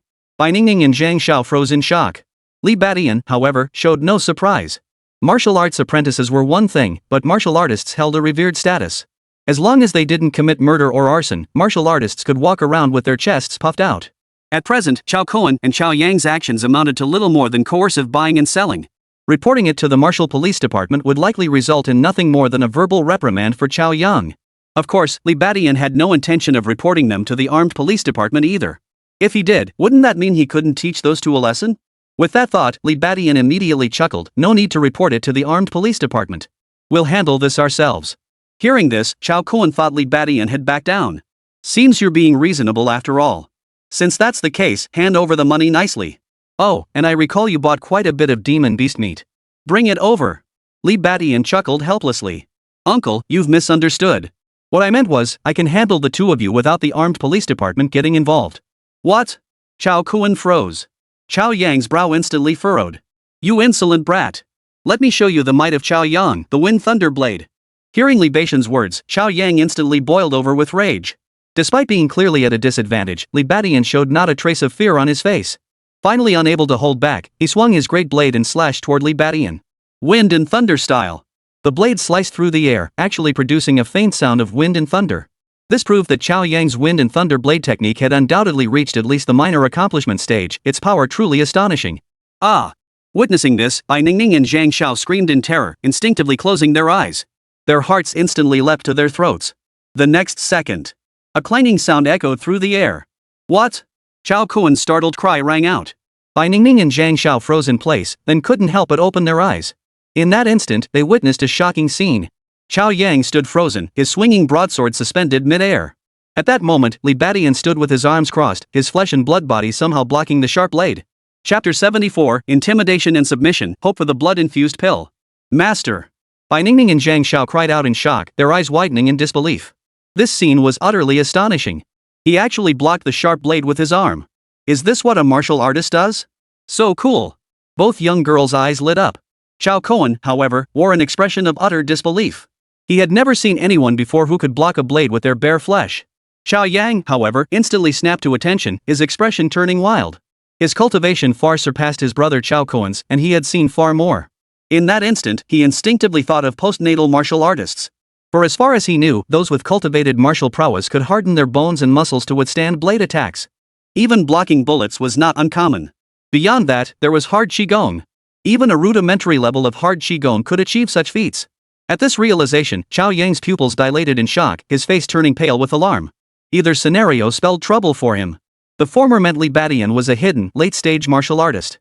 The latter, however, revealed that Li Badian possessed strength far surpassing that of early-stage martial artists at the same cultivation level. Compared to the first possibility, the second scenario was even worse. For such an existence held limitless potential. You! Chao Yang snapped back to his senses. Feeling Li Badian's early-stage martial artist aura, he recoiled as if seeing a ghost. He instantly realized that he and his brother had hit a brick wall this time. They had assumed he was merely an early-stage martial artist they could easily handle, but now they discovered he was a hidden force to be reckoned with. Yes, a formidable opponent. Those who cultivate hard qigong are all ruthless. Brother! Chao Yang's expression shifted rapidly as he lunged toward Chao Kuan, intending to drag him to safety. But at that very moment, Li Badian pounced like a ferocious tiger. You come and go as you please, huh? Charging bull.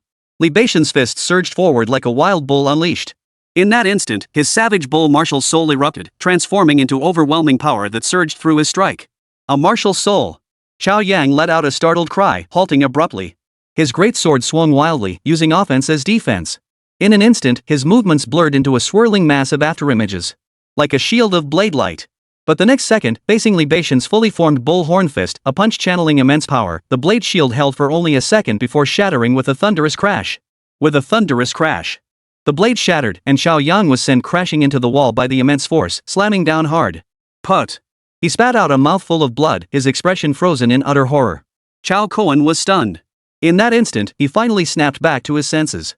Even if he couldn't recall the hard chi technique, he couldn't possibly mistake the illusory form of a martial soul.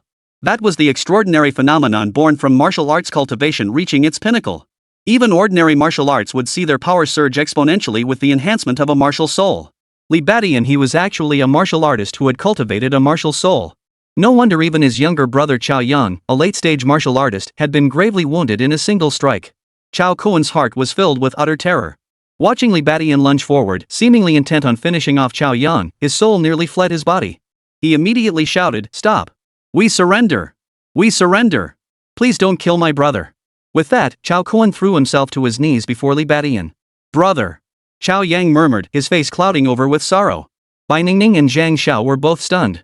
Just moments ago, the situation had been perilous. How could it have reversed so suddenly?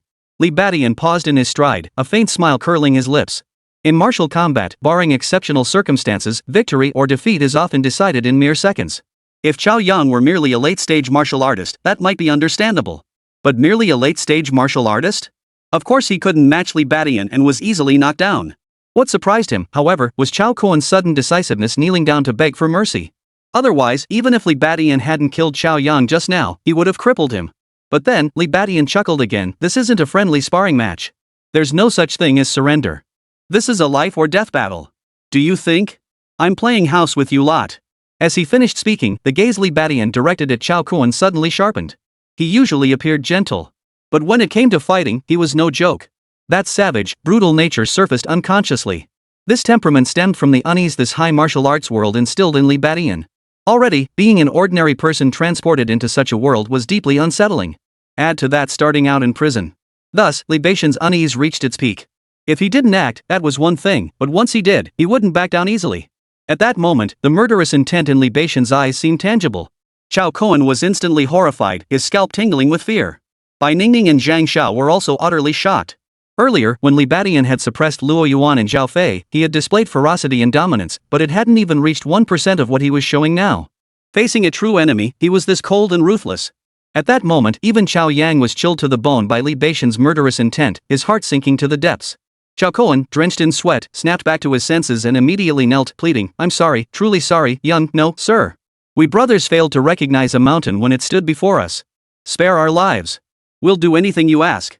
Just don't kill us. Oh, right. You were looking for the blood-nurturing pill, weren't you? We can help you find it." Chao Kuan suddenly remembered something and blurted out. Li Badian narrowed his eyes. This Chao Kuan had finally hit the nail on the head. If he intended to kill them, Chao Kuan's kneeling pleas wouldn't stop him. The main reason, however, was that Li Badian had other motives. "You have the blood-infused pill," Li Badian demanded upon hearing Chao Kuan's words. "No." Chao Kuan replied awkwardly. He and his younger brother Chao Yang relied solely on each other for survival. But lacking any connections, they could only resort to shady schemes like scams in the martial artist market. The resources he'd managed to obtain through deception were all given to Chao Yang, who had better aptitude. This allowed Chao Yang to advance to the late stage of the martial artist realm. Precisely because of this, there were no spare resources left, and the blood nurturing pill was also unavailable. A loud thud echoed. Li Badian instantly kicked Chao Kuan flying. Are you mocking me? Chao Kuan scrambled to his feet and knelt again. No, big brother. I wasn't mocking you. We really can get the blood nurturing pills, just give us a little time. Hearing this, Li Badian didn't question him. These two brothers were able to run their shady business here, so they must be familiar with the place or have some connections. For starters, that fake blood-nourishing pill wasn't something ordinary people could get their hands on. This alone showed these two had some real skill. So, could he trust them to procure blood-nourishing pills for him? It should be possible. Li Baishan's mind stirred, and an idea took shape. Chapter 75, Heavenly Enmity means thinking of revenge every day. Seeing Li Badian deep in thought, Chao Kuan seized the moment like a drowning man clutching at straws. He hurriedly said, "Brother, trust us. We Chao brothers have a bit of a reputation around here, a bad one, sure, but we get things done. How about this? We'll get you 33 blood-infused pills. Consider them payment for buying our lives." Deal. Chao Kuan knew that Li Baishan's deep contemplation meant they still had a chance. Otherwise, they were truly finished. Of course, Li Badian might not dare to kill them outright. But crippling them? That was entirely within his power. Even if the matter reached the armed police department, they wouldn't stand up for them. For crippled martial artists were no longer considered martial artists. They'd be worse off than ordinary people. In that case, death would be preferable. So now, their only hope was that Li Badian would recognize their value. To save their lives, Chao Kuan was even prepared to offer Li Badian a blood-nurturing pill worth $1 million. But upon hearing this, Li Badian burst into a cold laugh. "Oomph. Do you even have that kind of money?" Even if they did, Chao Kuan probably wouldn't be willing to part with it. Having lived 2 lifetimes, Li Badian understood human nature all too well. Don't be fooled by his sweet talk now, he'd likely renege the moment he left. After all, the two brothers could simply leave. There were martial artist markets in other cities too. But he genuinely needed these two to secure blood-nurturing pills for him. With that thought, Li Badian continued, "I don't want your dirty money. All I need is for you to find me a source for blood-nourishing pills. Within a month, I need to buy 1 million blood-nourishing pills, the cheaper, the better." "Big brother." "No problem. Absolutely no problem." Chao Kuan nodded frantically at the words. Truthfully, even he didn't know if he'd change his mind later. After all, 1 million blood essence pills represented a colossal sum for them. But now, Li Badian had said he didn't need them to pay.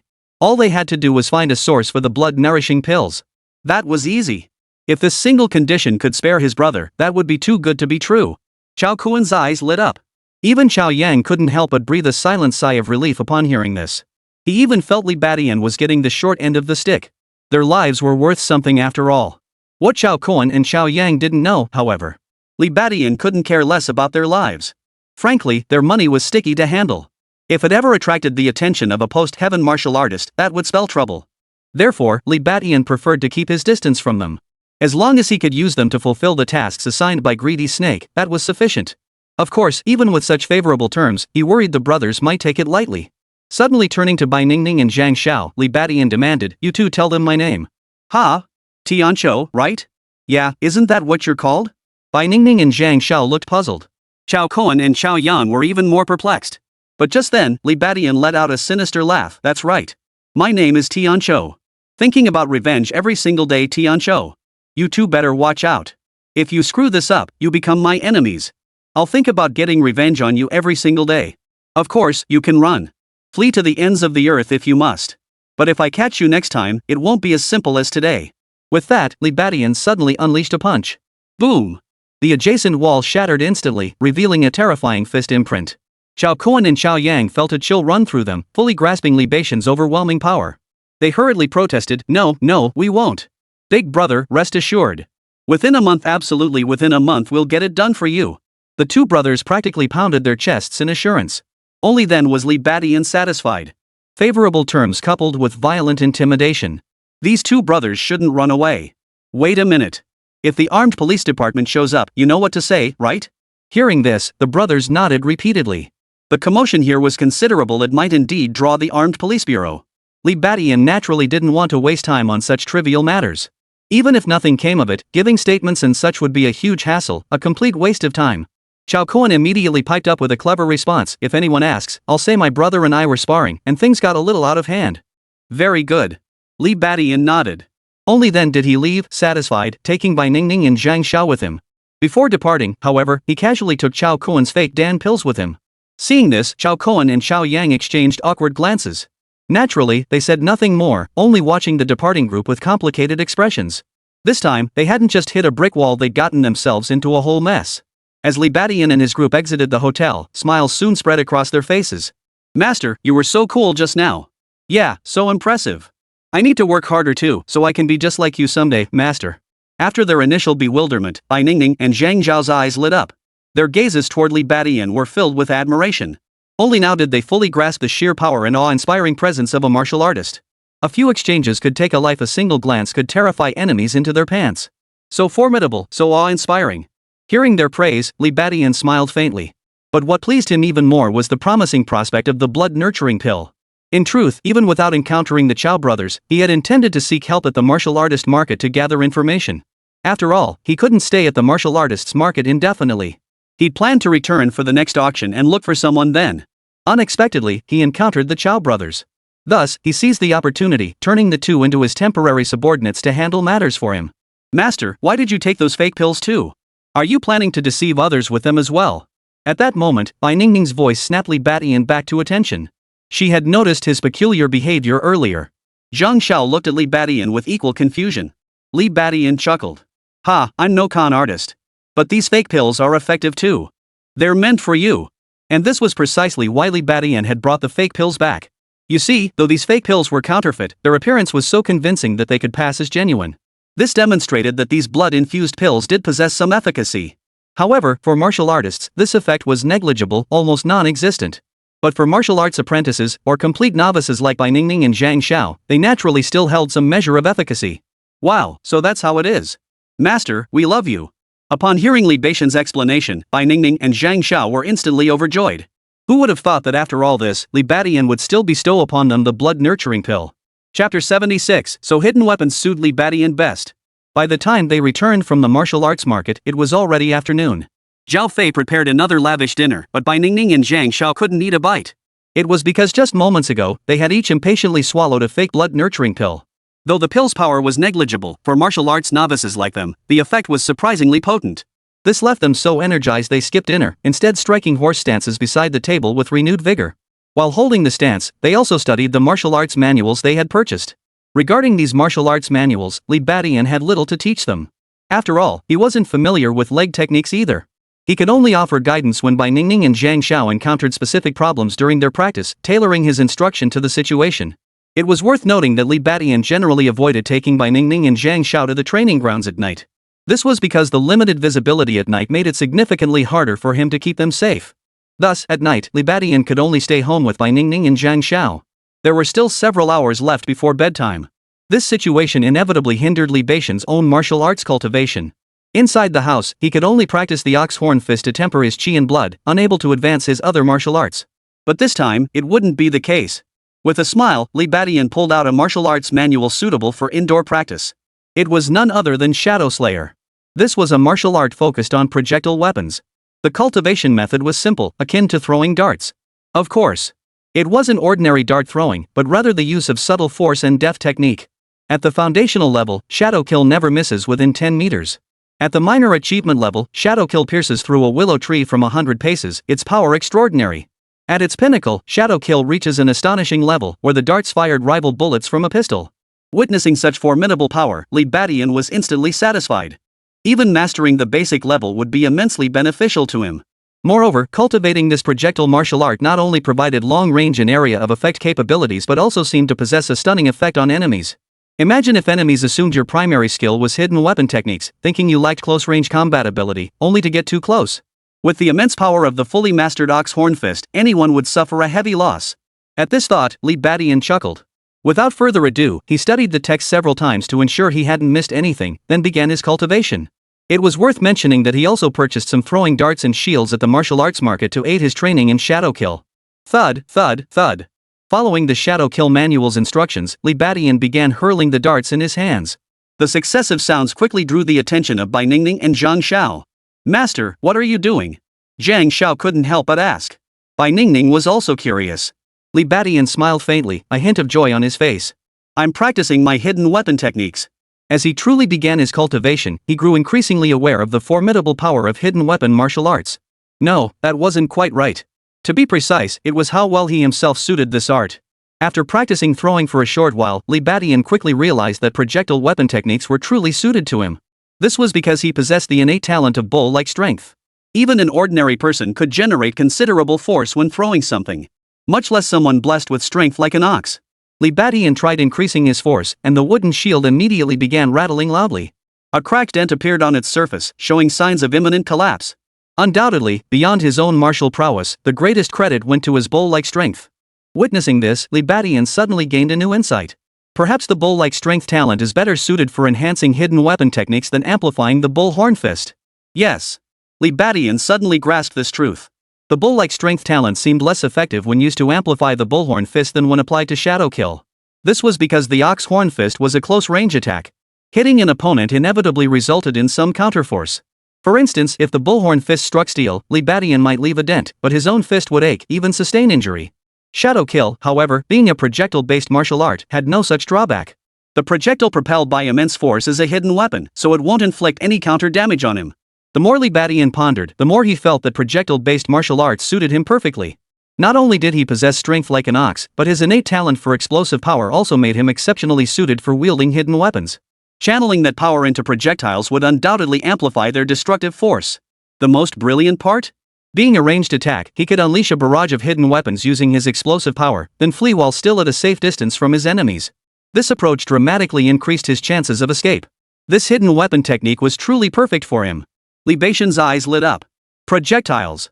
Hearing Li Baixian's words, Bai Ningning and Zhang Zhao's eyes also lit up. Master, is this also a martial art? Can we practice it too? Bai Ningning couldn't help but ask. Zhang Zhao quickly chimed in, yeah, master. This leg technique is way too hard, it leaves me completely confused. Bai Ningning shared the same frustration. Martial arts manuals were somewhat obscure and difficult to grasp for them. Despite the illustrations and text, they found it incredibly difficult to grasp as first-time readers. Li Baixian's projectile weapon techniques, on the other hand, seemed surprisingly straightforward. Hearing Bai Ningning and Zhang Zhao's comments, Li Badian shook his head and smiled. No, if you want to practice projectile weapons, you should wait until you've mastered leg techniques first. Practicing projectiles now won't benefit you. On this point, Li Badian wasn't trying to scare them. Most martial arts novices wouldn't choose hidden weapons when starting their training. Instead, they would choose fists and feet, or broad sweeping swords and blades, or spear and lance techniques. Hardly anyone ever made hidden weapons their primary martial art. The reason was simple: while throwing weapons required considerable physical exertion, their efficiency in enhancing chi and blood flow was significantly lower compared to other martial arts. Thus, while projectile weapons are easy to master, even considered a shortcut, they are still regarded as a fringe discipline in this world. Take Li Baixian's ox horn fist, for instance. Practicing this style boosts chi and blood rapidly. The bullhorn fist's techniques cover the entire body, and practicing them provides a full body workout that exercises every muscle. Projectile weapons, however, rely solely on the hands. Therefore, most practitioners do not prioritize hidden weapon techniques as their primary martial art. Only after achieving proficiency in other disciplines do they dedicate effort to mastering them. Just as Li Badian was doing now. Upon hearing Li Baixian's explanation, Bai Ningning and Zhang Zhao suddenly understood. They no longer mentioned cultivating hidden weapon skills. At their current cultivation levels, they were still far from being able to practice hidden weapon techniques. Seeing that the two had abandoned their lofty ambitions, Li Badian silently nodded to himself. In truth, very few people could ever become martial artists. However, with diligent cultivation, almost anyone could become a martial arts apprentice. Chapter 77, Secret Weapon Fundamentals and Minor Achievement, Advancing to Mid-Stage Martial Artist. Soon, it was 10 o'clock at night. Bai Ningning and Zhang Zhao went to bed. Li Badian continued his training. But the target he aimed at had been replaced with a pillow. Thwack, thwack, thwack. The sounds grew fainter. Li Baixian's expression grew increasingly focused. The darts in his hand kept flying out. The pillow featured a rabbit design. Li Badian aimed precisely at that rabbit pattern, firing dart after dart. Time slowly passed. During this time, Zhao Fei came out to grab a bottle of water. But upon seeing Li Badian practicing with such a serious expression, he quickly retreated back into the room, inwardly amazed. Thwack, thwack, thwack. Soon, it was midnight. Li Baixian's throwing motion suddenly halted. Finally, I've broken through. He exhaled deeply, a hint of joy flickering in his eyes. Immediately afterward, Li Badian opened the system interface. Infinite Plunder System. Host, Li Badian. Level, Martial Artist. Vitality, 25.3. Martial Arts, Ox Horn Fist, Mastered, 7-star Step, 30% Mastered, Diamond Force, 1% Mastered, Shadow Kill, Beginner. Talents, Explosive Rage, upon reaching Rage, enters a 10-minute berserk state with tenfold strength increase, followed by a 10-hour period of extreme exhaustion. Bull-like Strength, possesses immense strength akin to a wild bull. Tenfold Cultivation, gains 10 times the experience during cultivation. Rapid Recovery, unbelievably swift healing ability. Yes, Libadian had just mastered the basics of shadow slaying. Witnessing this, any other martial artist would find it utterly unbelievable. For while there are tales of quick mastery in hidden weapon arts, most practitioners require at least 10 days to half a month to reach the foundational level. But Libadian? He mastered it in a single day. Of course, this wasn't entirely surprising. After all, with his tenfold experience boost, mastering it in a day was hardly remarkable. Yet this development greatly energized Libadian. Because the shadow kill technique could be mastered so quickly meant he wouldn't need long to reach a basic level of proficiency. By then, it would prove immensely useful, potentially even becoming Libation's primary offensive technique. Though he hadn't tested it yet. In Libation's estimation, once shadow slaying reached a minor mastery level, combined with his ox-like strength talent, it should be capable of handling all martial artists below the Hotian realm. By then, he wouldn't need to go through the trouble of using the fully mastered Ox Horn Fist. For Libadian, the only drawback of Shadow Kill was its minimal boost to vital energy. Consider this, before his recent cultivation session, Libation's vital energy level hovered around 25.3. In other words, after a night of cultivation, his chi and blood had not increased at all.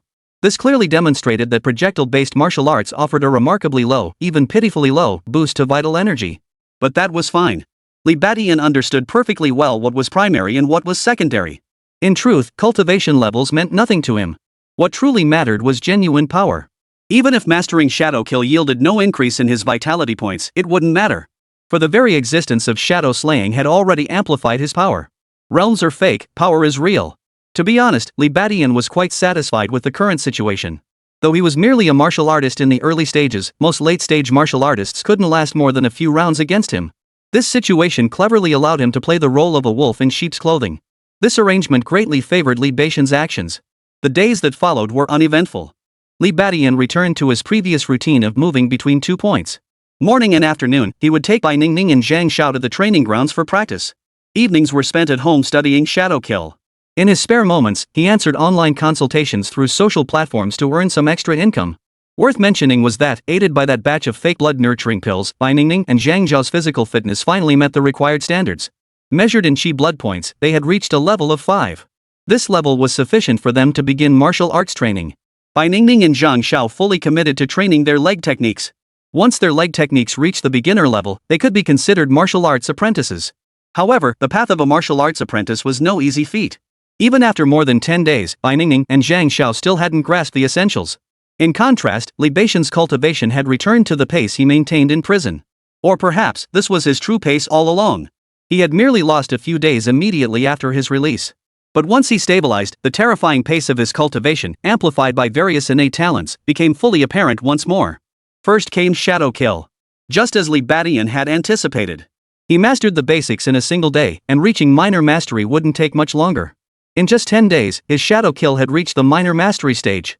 At this point, the darts he launched could pierce a willow leaf from 100 paces. Within 50 meters, his accuracy was nearly flawless even against moving targets. Of course, the range could extend even further, given Libation's innate strength as powerful as an ox. He had tested it himself, his darts could fly over 100 meters. However, accuracy and impact power diminished significantly with distance. Moreover, within 50 meters, the dart's impact power was approaching that of a bullet. This was clearly the effect of mastery, but Libadian, bolstered by his innate talent, had achieved it prematurely. By the time he truly mastered it, his projectiles might even rival sniper rifles. This thought filled Libadian with immense excitement. He even began envisioning the pinnacle of Shadow Kill. After all, having achieved minor mastery so swiftly, advancing to grand mastery seemed a natural progression. It was highly possible he could master Shadow Kill at its peak before even returning to prison. The mere thought of such a scenario sent shivers of excitement down Libation's spine. Judging by the current situation, once Shadow Kill reached its pinnacle, it would undoubtedly leapfrog even the Ox Horn Fist as a more powerful offensive technique. The extent to which it would enhance his combat prowess was beyond doubt. Besides the minor success with Shadow Kill, there was another matter these past few days that had Libadian feeling quite pleased. That was, thanks to the continuous supply of demon beast meat and his diligent training without slackening, his vital energy had steadily increased, reaching over 33 points. This level of vitality marked the mid-stage of a martial artist. Though not an advancement in realm, merely a step up within his current tier, it was more than enough to fill Li Badian with immense delight.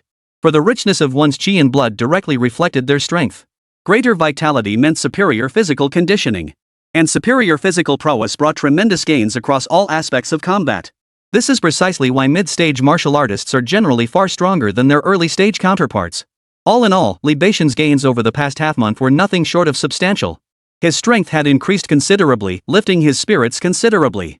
So much so that when Zhang Xiao suddenly suggested going out for fun that evening, he didn't refuse. Yet once outside, Li Badian quickly realized the situation was far from simple. Chapter 78, Lying Low, Striving Hard, Following Your Heart by Ningning's Birthday. Where are we going? Li Badian looked at Zhang Xiao, who was leading the way, and asked Bai Ningning in confusion. I don't know either. Bai Ningning shook her head. It was still early, only 8 o'clock in the evening. As a first-tier city, Yangchang was naturally ablaze with lights at this hour. Wah, I really want a cup of milk snow. Passing by a bubble tea shop, Zhang Xiao couldn't help but sigh. Hearing this, Bai Ningning swallowed hard too. Lately, training with Li Badian, they hadn't even touched snacks. Their meals were always nutritionally balanced. While healthy, it was incredibly bland. Li Badian chuckled at her words. If you want some, you can go buy it. Ha? You're letting us drink? Zhang Xiao froze in surprise. Bai Ningning also looked at Li Badian in confusion. Why was Li Badian allowing them to eat snacks? Was it because he was in a good mood today? They had also vaguely sensed Li Badian's increased strength. After all, over the past few days, the effects of the projectiles he threw had grown more and more astonishing each day. Sure, just don't drink too much. Li Badian chuckled wryly. Martial artists shouldn't eat junk food, but it wasn't set in stone. In fact, martial artists could eat junk food, they were even the most suited to it. Their robust physiques and formidable constitutions meant that anything less than truly toxic junk food posed little threat. However, over time, the toxins accumulated in their bodies could significantly hinder their cultivation. In other words, martial artists could consume junk food in moderation. As long as it's not excessive in quantity or duration, it won't cause problems. Of course, the reason Li Badian allowed Bai Ningning and Zhang Xiao to snack was precisely because he didn't expect either of them to achieve great heights in martial arts. After spending so much time with them, he knew perfectly well whether Bai Ningning and Zhang Xiao possessed the aptitude for martial arts. If these two girls were willing to put in steady, diligent effort, becoming martial artists should be within their reach. But advancing beyond that level would be difficult. Li Badian took them in primarily for the convenience of protecting them. He never truly intended to cultivate them into martial artists. In truth, Bai Ningning and Zhang Xiao had already achieved something remarkable by becoming martial arts apprentices. With that as their sole goal, they naturally didn't need to be overly strict with themselves. Once Zhang Xiao confirmed Li Badian wasn't joking, she let out a cheer. Ningning, let's grab a cup of honey snow to celebrate. She grabbed Bai Ningning's hand, her eyes sparkling as she asked. Hearing this, Bai Ningning hesitated. She really wanted one too, but after a few seconds of hesitation, she said, maybe, let's skip it. Why not? Zhang Xiao was utterly baffled. Li Badian also shot Bai Ningning a surprised look. Bai Ningning explained, my cultivation progress is already slow enough. I don't want a cup of milk tea to make it even slower. I still want to become a martial artist. Ah! Zhang Xiao's mouth fell open in shock. Li Badian's eyes lit up. He hadn't expected Bai Ningning, who was usually sharp, to be so clear-headed about this too. Indeed, compared to her future prospects, what was a mere craving? Of course, everyone has their own way of living. It wasn't necessarily true that pursuing martial arts was always the right path. Nor could one say that indulging in food cravings, like drinking bubble tea, was wrong. But in this world, martial artists reign supreme. Whether you choose to drift aimlessly, forever mired in society's underbelly, or strive to become a martial artist towering above it all, changing your fate is entirely up to you. If you choose to lie flat, then lie flat. If you choose to strive, you can certainly strive. The brilliance of life lies in how different choices lead to different outcomes. Whichever path you choose, you'll likely have regrets. But as long as you don't regret your choice at the moment of decision, that's what matters. Truthfully, Li Badian had no right to criticize Bai Ningning and Zhang Xiao. For in his past life, he too was a slacker youth. He just wanted to give it his all in this new world. Ugh, what a buzzkill. Zhang Xiao didn't dwell on it much. Seeing Bai Ningning refuse to drink, she lost interest too. She shot Bai Ningning a disgruntled look. We rarely get to go out like this, and even Master gave us permission to drink. Why are you such a killjoy? Fine, but when we get to that place next, you better not be a killjoy again. With that, Zhang Xiao didn't buy the milk tea either. She grabbed the other two and headed toward the bus stop ahead. Then it was time to transfer to the subway. After half an hour of transit, they arrived at their destination. To be precise, it was Zhang Xiao who led them there. Seeing the vibrant, colorful sign, Li Badian and Bai Ningning both couldn't help but look surprised. Rainbow KTV. The place Zhang Xiao had brought them to was actually a KTV. Bai Ningning, however, grew anxious at the sight. Oh dear, Xiao Xiao, why did you bring us here? Master probably won't like this place. She shot Zhang Xiao a reproachful look. Back in the day, she and Zhang Xiao used to come here often. But now. Ha! Zhang Xiao froze upon hearing this. She then turned to Li Badian and asked, Master, is it okay to play here? Li Badian casually nodded. Sure, why not? He was in a good mood, it didn't matter where they played. In truth, when Li Badian brought Bai Ningning out, he still needed to keep an eye on her safety.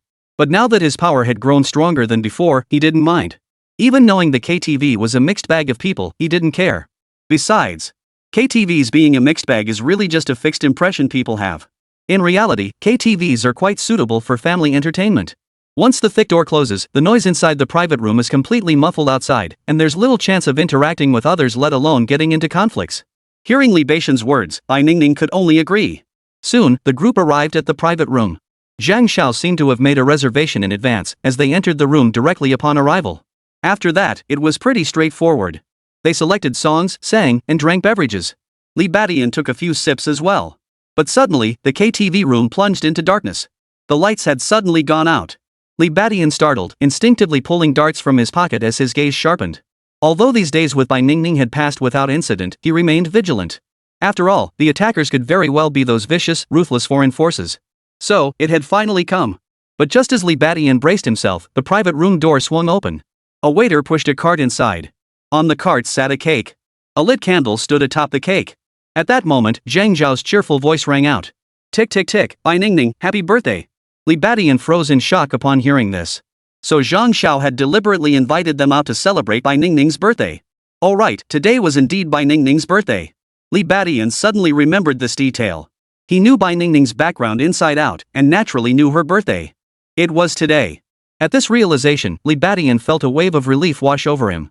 But just then, an unexpected turn of events occurred. Chapter 79, Foreign Organization Strikes, Hidden Weapons Prove Deadly. Zhang Xiao, you. The sudden darkness startled Bai Ningning as well. Then, seeing Zhang Xiao cheer, her face instantly broke into a smile. She had completely forgotten that today was her birthday. Ningning, surprised? Hee hee, come make a wish first. Zhang Xiao pulled Bai Ningning toward the waiter. Li Badian relaxed upon seeing this.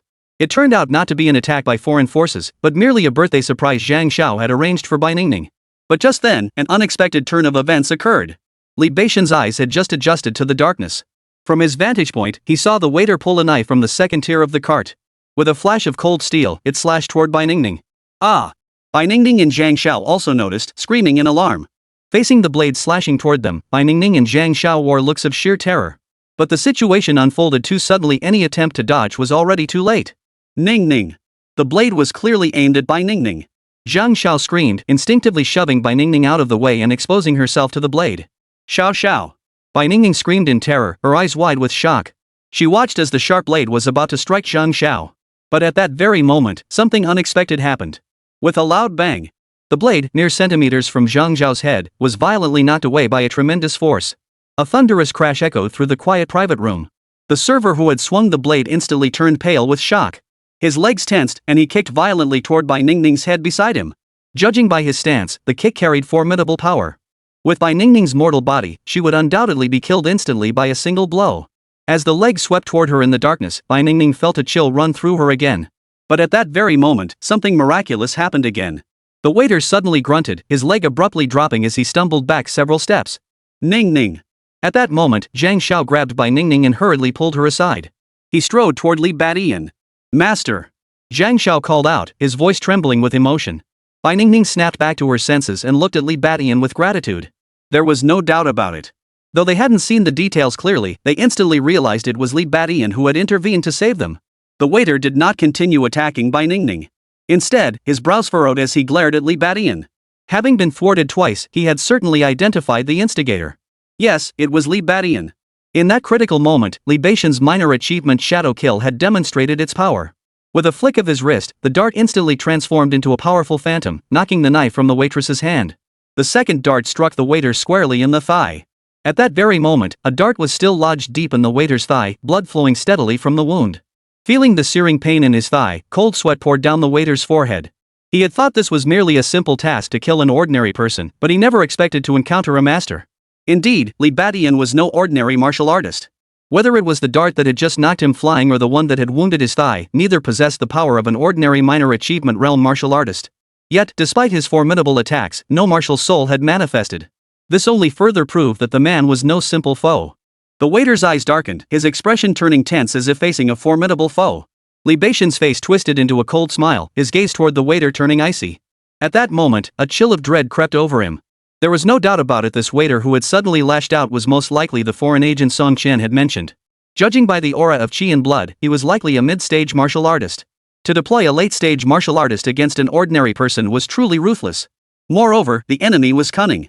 Judging by the current situation, the enemy had been tracking them for far longer than just a day or two.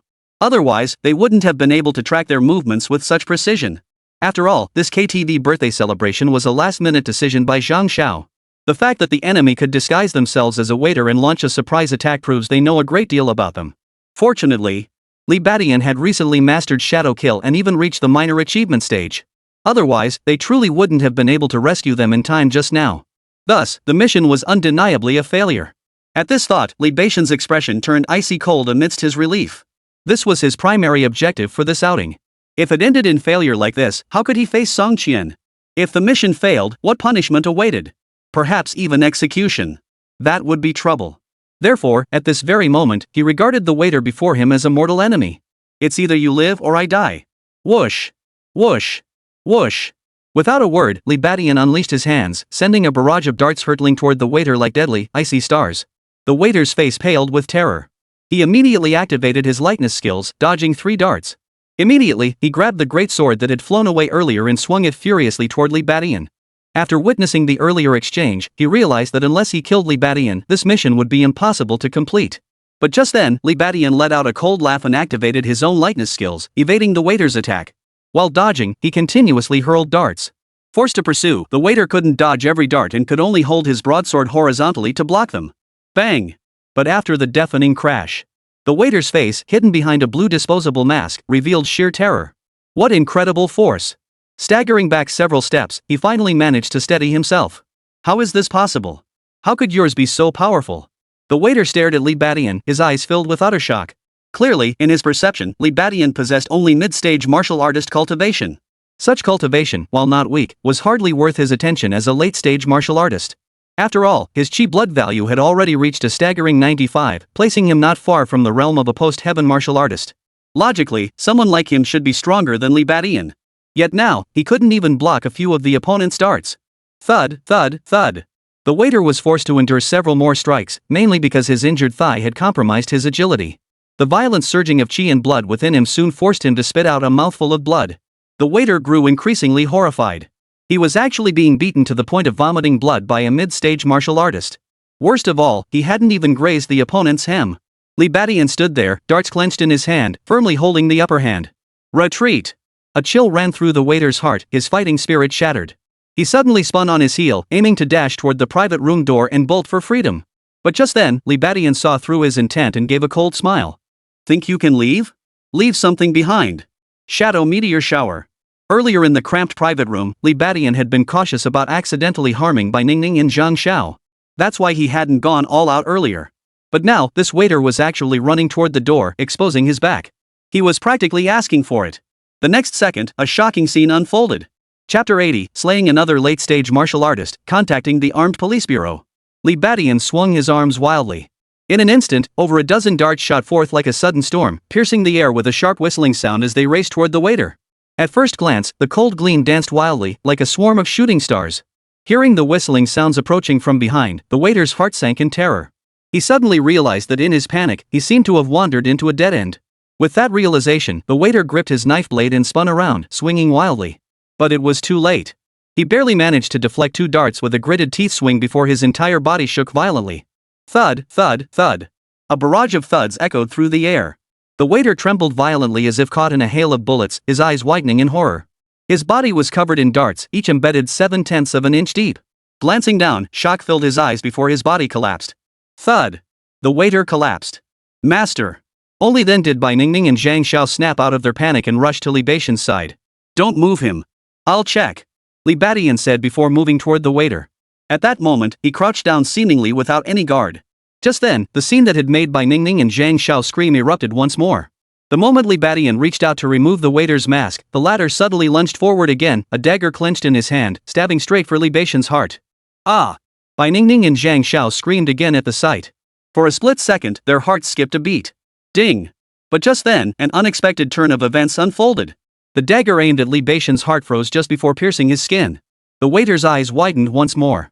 At that very instant, a large hand seized his arm and wrenched it violently. In an instant, the waiter's arm bent backward, and the dagger plunged into his own heart. This time, the waiter's body convulsed violently, his pupils completely blurring. He gave a bitter laugh. I admit defeat.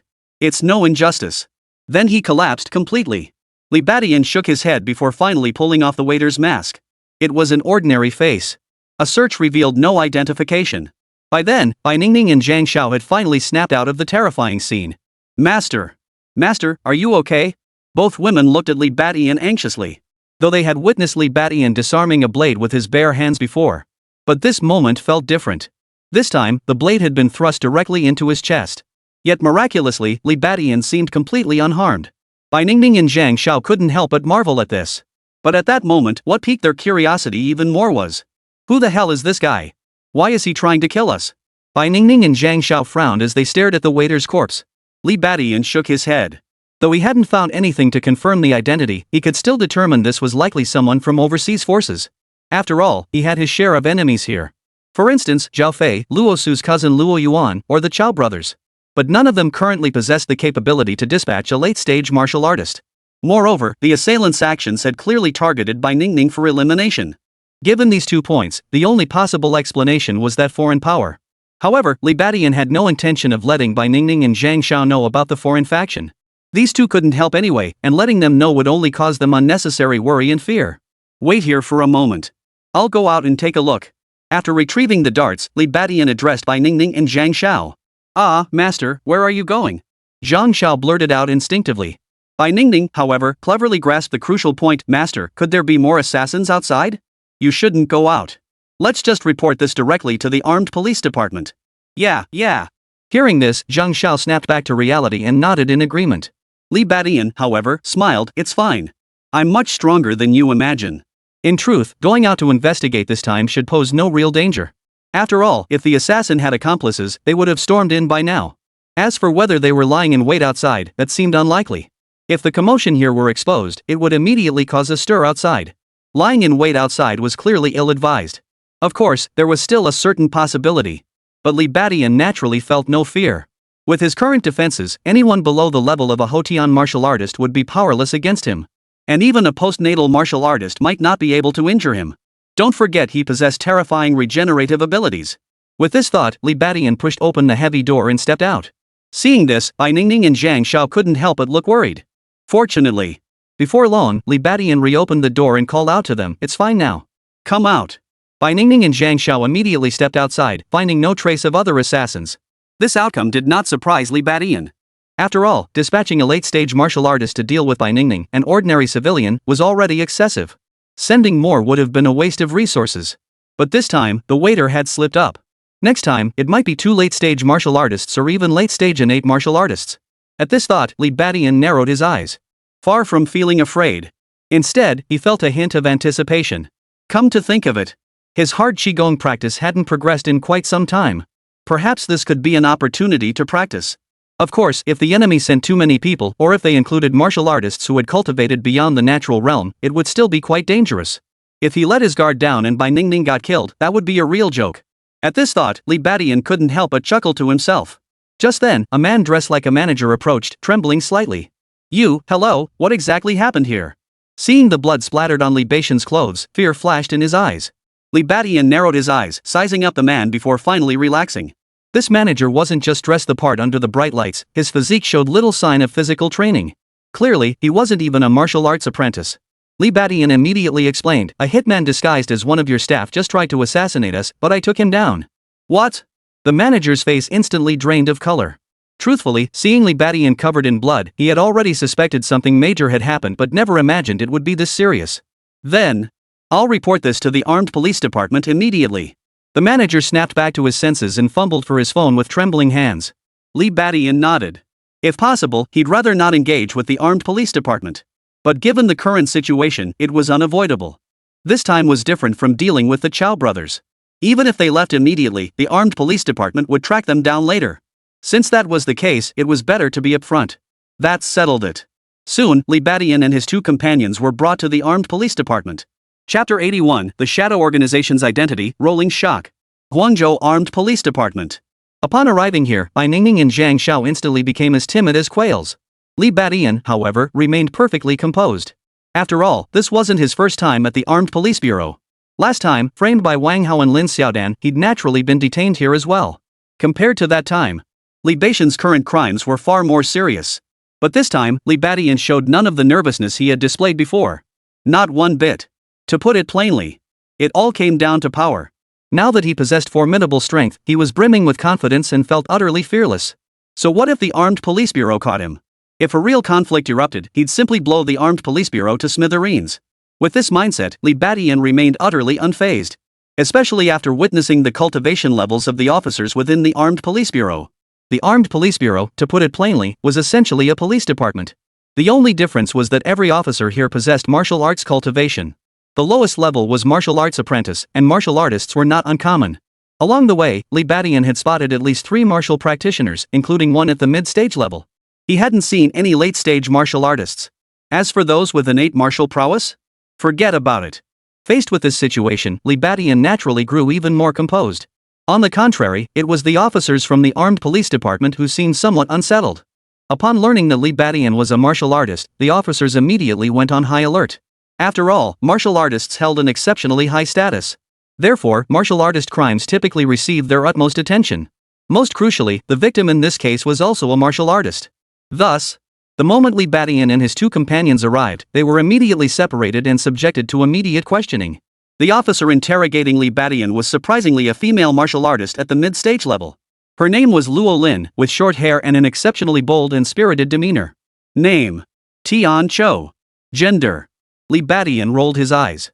Enough with the formalities. I'll just tell you straight, I'm with the Shadow Organization. Tiancho is my codename.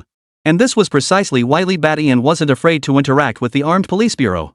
Song Qian had previously warned him to avoid exposing his Shadow Organization identity whenever possible. But if it was for mission purposes, it wouldn't matter if the Armed Police Department found out. After all, both sides were part of the same system. Both were armed forces serving the nation. Oh, and before this, Li Badian had already reported the current situation to his superiors via that genius watch. He was confident the Armed Police Department had received corresponding instructions. The Shadow Organization. Upon hearing this, Luo Lin's delicate brows shot up. A look of astonishment and suspicion flashed across her face. She had heard of the Shadow Organization before. After all, its members were selected through martial arts trials within prisons. This meant that when Shadow Organization members operated outside, they might encounter the very officers who had imprisoned them. To avoid misunderstandings, officers at the martial artist level and above were generally aware of this covert organization. At this thought, the chill on Rolling's face softened considerably. If the killer was a martial artist, he couldn't be let off lightly. But if it was someone from the Shadow Organization, that was different. Their killings were highly likely mission-related. Very well, please wait here. I'll report this to our director first. If the circumstances are confirmed, you'll be released shortly. With that, Luo Lin strode out with her long legs, moving with decisive efficiency. Soon, Luo Lin arrived at the director's office. Director Luo Changfeng was a middle-aged man in the late martial arts cultivation stage. His square face exuded an air of authority and solemnity. Upon seeing Luo Lin arrive, Luo Changfeng immediately said, "Luo Lin, you're just in time. I was looking for you. We've apprehended 3 murder suspects at the bureau. Release them immediately." Hearing this, Luo Lin froze. "Director, you know too? That Tian Cho is actually a member of the Shadow Organization?" she asked in astonishment. The director nodded. He had already received contact from Song Qian beforehand. Under these circumstances, there was no reason to make things difficult for Li Badian. Understood. Seeing this, Luo Lin naturally had no further objections and immediately turned to leave. And so it was. Less than half an hour had passed since Li Badian and his 2 companions entered the Armed Police Department. They were escorted out again without incident. "We can leave already." "Really?" Standing at the entrance of the Armed Police Department, Bai Ningning and Zhang Xiao still couldn't believe it.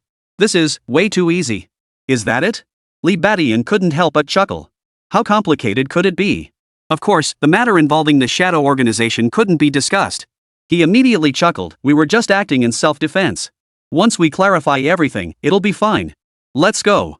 Bai Ningning and Zhang Xiao finally looked relieved upon hearing this. The three then hailed a taxi and headed straight home. At the armed police bureau window, Luo Lin watched Li Batian and the others depart. Just then, a colleague suddenly delivered several documents.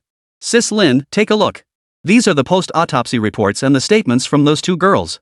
Luo Lin took them, glancing through them absent-mindedly. Since the case had already been classified, these documents naturally held little importance. She glanced through them casually. The two girls' statements were identical. Both described the killer appearing suddenly, followed by Li Batian fighting back. But as she examined the autopsy report, Luo Lin's expression shifted to one of astonishment. While the autopsy couldn't immediately identify the body, it did reveal the cause of death and the individual's cultivation level prior to death. He had been gravely wounded by hidden weapons before being fatally stabbed with a dagger. Yet this individual possessed late-stage martial cultivation. Seeing this cultivation level, Luo Lin's pupils contracted.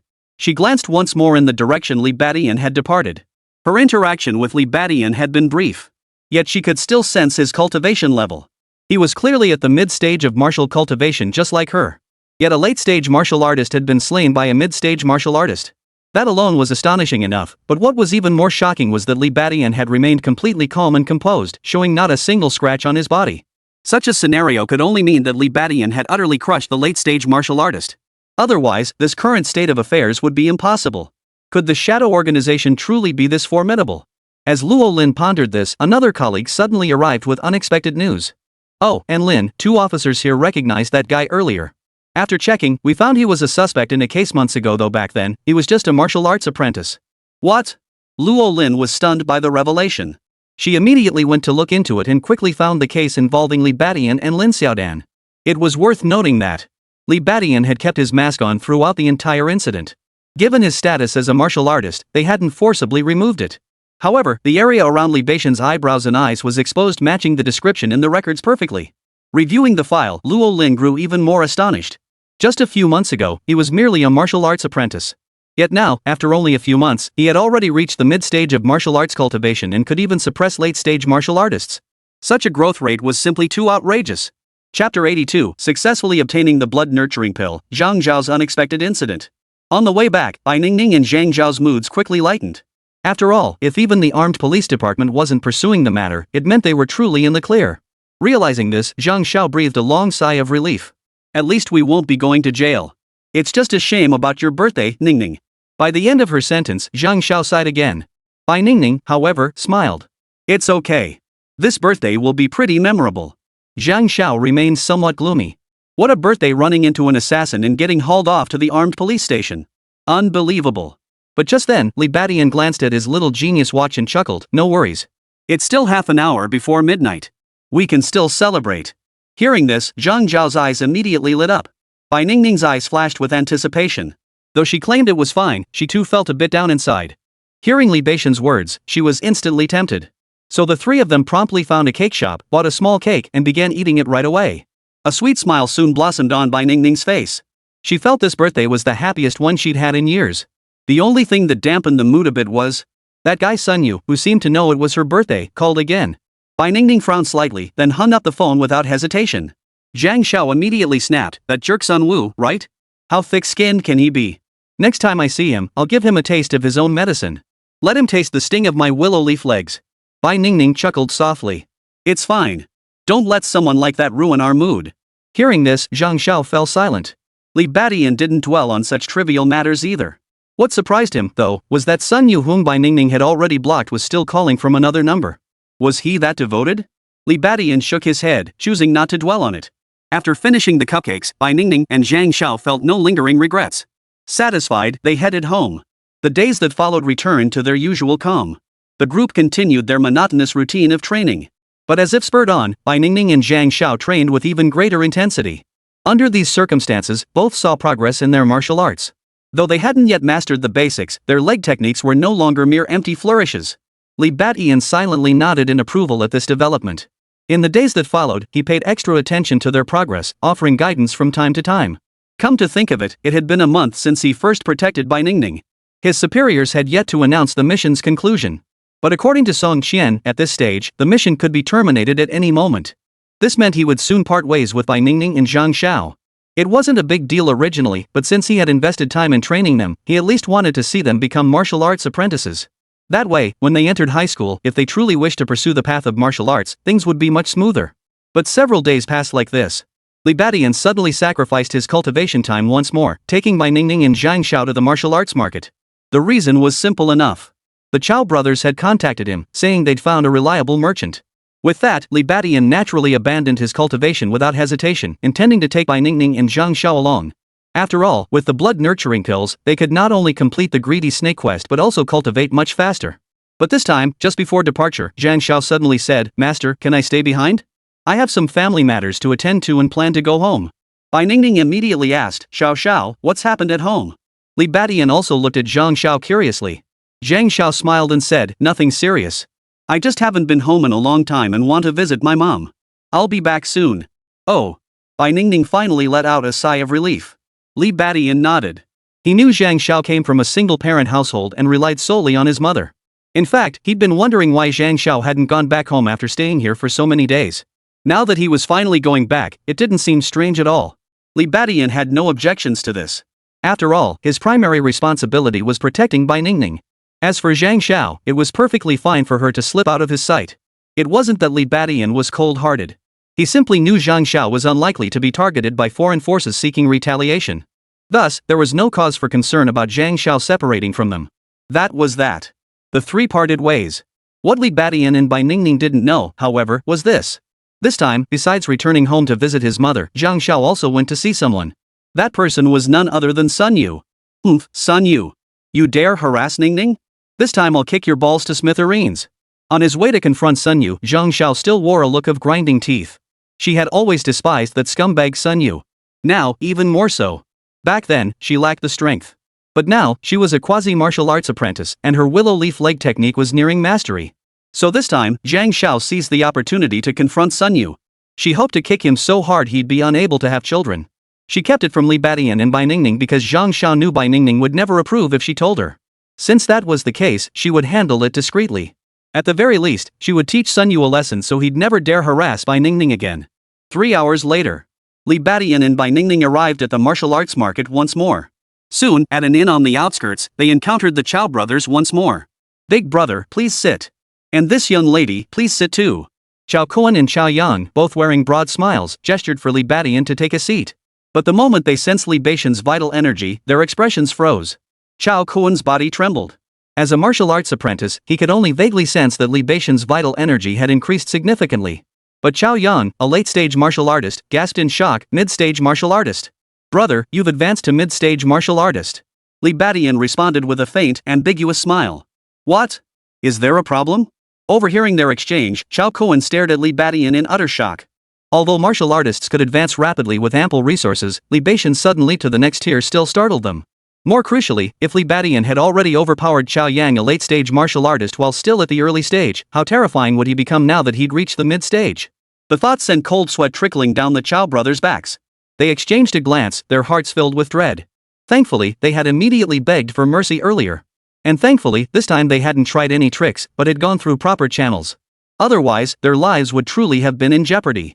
Of course, they could have fled. But given Li Badian's rapid advancement, he was certain to become a post-heaven martial artist in the future. The mere thought of incurring the wrath of a post-heaven martial artist sent shivers down both their spines. The subsequent transaction proceeded smoothly. Li Badian successfully purchased 30 blood-nurturing pills from the supplier introduced by the Chow brothers at a price of 33,000. The transaction went exceptionally smoothly. Of course, this was only natural, given that his martial prowess was already comparable to that of a postnatal martial artist. It would be strange indeed if a late-stage martial artist purchasing low-grade blood-nurturing pills were to encounter trouble. Previously, it might have been different, but now that Li Badian's strength was fully demonstrated, neither the Chow brothers nor the supplier could harbor any ulterior motives. However, while things went smoothly on their end, unexpected trouble arose for Zhang Xiao. Chapter 83, Martial Arts Apprentice Sun Yu, Zhang Xiao in trouble? Willow leaf flying kick. Zhang Xiao shouted as he lunged at Sun Yu. Sun Yu had a greasy, powdered face and a spiky hairstyle, the classic look of a scumbag. After being invited out by Zhang Xiao, he felt somewhat suspicious. But he quickly maneuvered the meeting to a secluded KTV. What Sun Yu hadn't anticipated was that upon meeting, Zhang Xiao launched an attack without warning. In that instant, Sun Yu's eyelid twitched, revealing a look of astonishment. Zhang Xiao had just told him to stop harassing Bai Ningning, and he certainly wasn't going to agree to that. But what he hadn't anticipated was Zhang Zhao's flying kick coming straight at him. You know martial arts. Sun Yu gasped in shock, then deftly stepped back. He actually dodged Zhang Zhao's flying kick. What? Zhang Zhao's kick missed, landing on the ground, leaving her stunned and doubtful. She had clearly launched that kick when Sun Yu wasn't paying attention. How could Sun Yu, an ordinary person, have dodged it so easily? Soon, Zhang Xiao realized what had happened. Ah! After evading the attack, Sun Yu spun around and delivered a whipping kick. Caught off guard, Zhang Xiao was sent crashing into the KTV room sofa, letting out a pain scream. You! Zhang Zhao's eyes widened in shock. You know martial arts too. From that whipping kick alone, she suddenly realized something. Sun Yu chuckled coldly. Zhang Xiao, I wonder where you picked up those half-baked skills, thinking you could take me on. Well, that makes what I'm about to do all the more justified. Hearing this, Zhang Zhao's brows furrowed in anger. Who do you call a half-baked martial artist? If it were just him being belittled, that would be one thing. But Sun Yu's words clearly implied a slight against Li Badian as well. Zhang Xiao flew into a rage. Her master, Li Badian, was incredibly formidable. After all, she couldn't possibly bring shame upon his reputation. With that thought, Zhang Xiao let out a fierce shout and kicked toward Sun Yu once more. Willow leaf kick. Her right leg delivered a flurry of kicks, clearly targeting Sun Yu's lower body. Sun Yu's eyelid twitched. Damn! Seeing Zhang Zhao's target, Sun Yu's anger flared. He deftly dodged Zhang Zhao's attack once more, then seized an opening to kick her flying again. This time, Zhang Xiao was kicked so hard she couldn't get back up. You're a martial arts apprentice? Lying on the ground, Zhang Xiao finally snapped out of it, staring at Sun Yu in shock. The Sun Yu he knew before had always been a pretty boy type, usually protected by Luo Su. But what Zhang Xiao never expected was that the seemingly weak and incompetent Sun Yu was actually a martial arts apprentice. The leg technique Sun Yu had just used was clearly beyond the basics. He definitely mastered the fundamentals. There's plenty more you don't know. Hearing Zhang Zhao's words, Sun Yu gave a cold laugh, suddenly moving closer and pulling a handkerchief from his chest. What? Zhang Xiao gasped in shock, but as the handkerchief covered his nose, he quickly lost consciousness. Another one taken care of. This way, I can become a martial artist even faster. Seeing the unconscious Zhang Xiao, Sun Yu's face twisted into a sinister grin.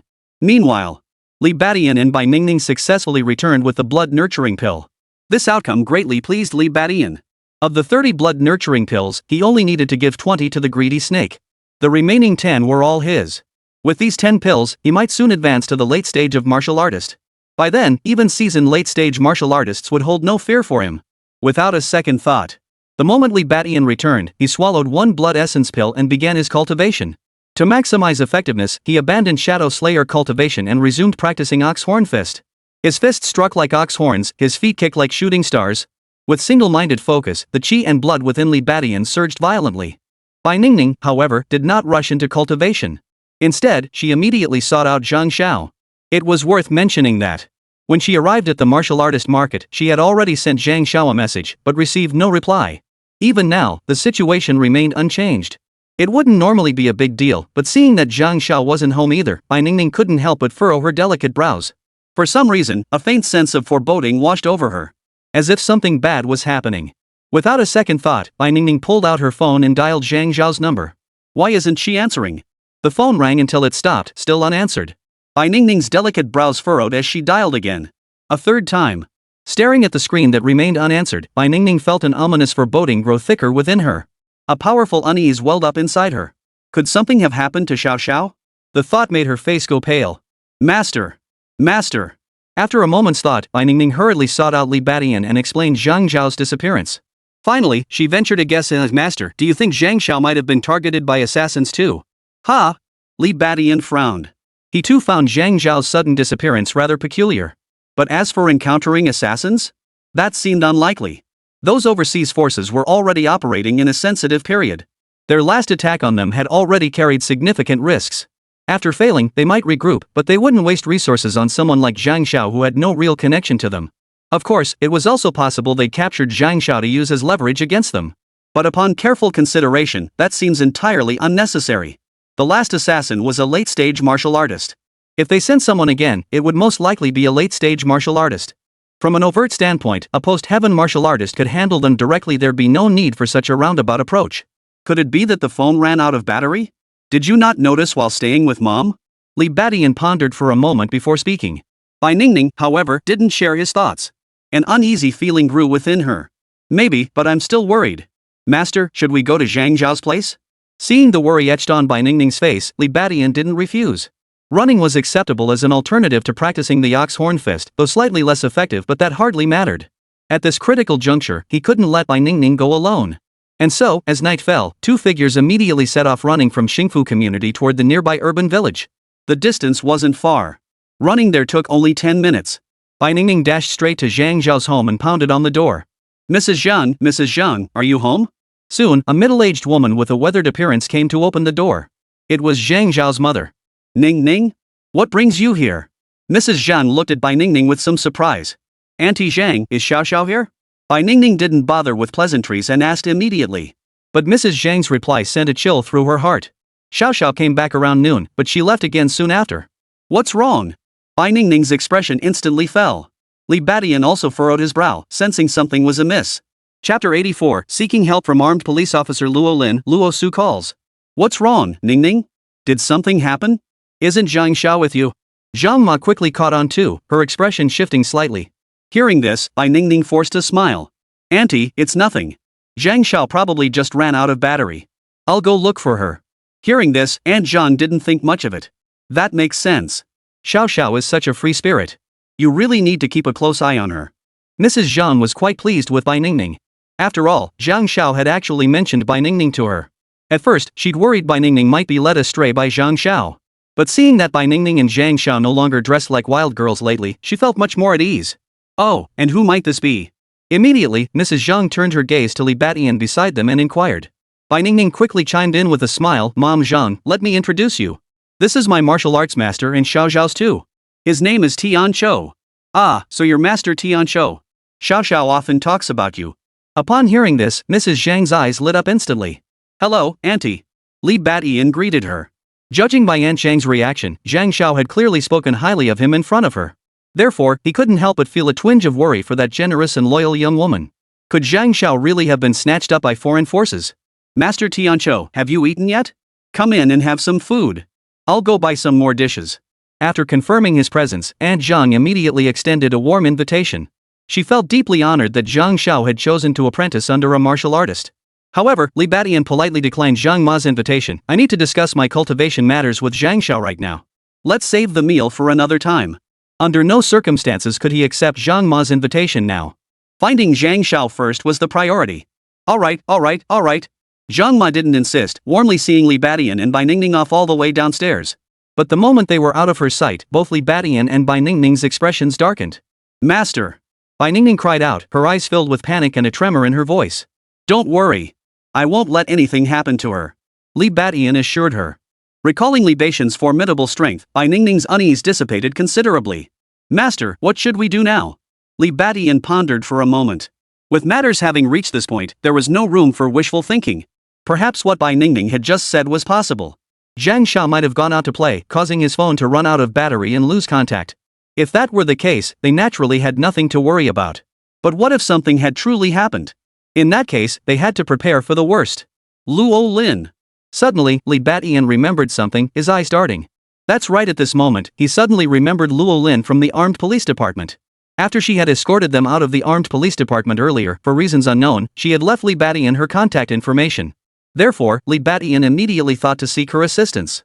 Given Zhang Zhao's status, going missing for only half a day meant the Armed Police Department would likely pay little attention to a routine inquiry. But approaching Luo Lin was different. Given her standing, if he could persuade her to help, he might be able to mobilize some resources from the Armed Police Department. Even if she couldn't mobilize a large number of officers to search for Zhang Zhao's whereabouts. At the very least, she could review surveillance footage near Zhang Zhao's residence. That would be one way to proceed. The thought crossed Li Badian's mind, and without hesitation, he immediately dialed Luo Lin's number on his phone. Hello, this is Tian Chou. I wonder if you remember me. On the other end of the line. Luo Lin glanced at the number and couldn't help but show surprise. Receiving a call from Li Badian took her completely by surprise. As for whether she remembered Li Badian, needless to say, her impression of him was anything but faint. I remember. What's this about? Without hesitation, Rolling replied. She knew Li Badian wouldn't call out of the blue. Here's the thing. One of the two girls who went with me to the Armed Police Department last time, the one named Zhang Xiao, you should remember her too. She's been missing for half a day now. I suspect her disappearance is connected to the assassin from last time. What? Luo Lin gasped. They had been investigating the previous assassin, but had found nothing substantial. Unexpectedly, this time they had received a lead from Li Badian. Of course. This was all nonsense Li Badian was spouting. After all, to draw attention to Zhang Zhao's disappearance, they had to steer the narrative toward the most serious possibility. So even though Li Badian still doubted Zhang Zhao had been abducted by foreign forces, he had no choice but to pin it on them. Sure enough. Luo Lin immediately took notice. Tell me exactly what happened. Give me all the details. Li Badian recounted the entire incident. He didn't forget to remind her to start checking surveillance footage from Zhang Zhao's residence. Got it. I'll handle it. We'll retrieve the surveillance footage and dispatch officers to investigate. Keep your phone accessible, we'll stay in touch. Li Badian naturally had no objections. Next, they decided to wait near Zhang Zhao's residence.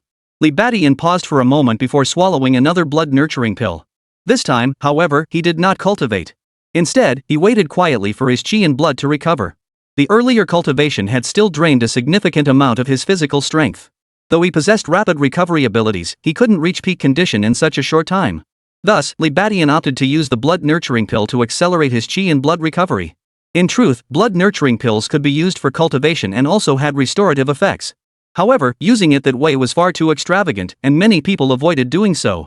But at this critical moment, Li Badian had no time to think about conserving resources. If the worst-case scenario unfolded, he might face terrifying foreign forces at any moment. In such a situation, returning to peak condition as quickly as possible was clearly the best course of action. In less than half an hour, Li Badian's vital energy and blood had fully recovered to its peak, and a radiant light shone in his eyes. At that very moment, whether by coincidence or not, his phone rang. But it wasn't Li Badian's phone ringing, it was Bai Ningning's. Ha! Li Badian froze. Bai Ningning was equally puzzled. The caller ID displayed an unfamiliar number. Still, she answered it immediately. Maybe it was Zhang Zhao borrowing someone else's phone to call her. Hello, who is this? Bai Ningning hurriedly answered and demanded. But soon, confusion crept into her voice. Luo Su. Li Badian frowned. Luo Su? Was it that leader of the crazy girls? What was she calling for at this hour? Could it be related to Zhang Zhao? Almost as if to confirm Li Badian's thoughts, Bai Ningning gasped in surprise. What? You know where Zhang Zhao is? Li Badian's eyes widened instantly. He hadn't expected any leads from Luo Lin's side, but found a clue through Luo Su instead. Could it be that Luo Su had kidnapped Zhang Zhao? But when they finally tracked down Luo Su, they discovered the situation was far more complicated than they'd imagined. Chapter 85, The Power of the Armed Police Department, The Werewolf Returns. What? You say Xiao Xiao went to find Sun Yu? What the hell is going on? When Li Badian and Bai Ningning tracked down Luo Su, she did indeed provide clues about Zhang Zhao. But to their surprise, this matter had nothing to do with Luo Su, she was merely an informant. The trail actually led back to Luo Su's boyfriend Sun Yu. Bai Ningning was utterly astonished upon learning this. Li Badian frowned. Noticing Li Badian's frown, Luo Su's face instantly paled. It's worth mentioning that Luo Su was accompanied by her cousin, Luo Yuan.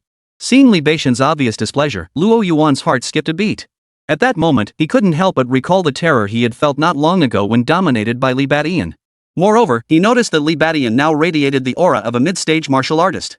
A chill gripped Luo Yuan's heart. He immediately snapped at Luo Su. What are you dawdling for?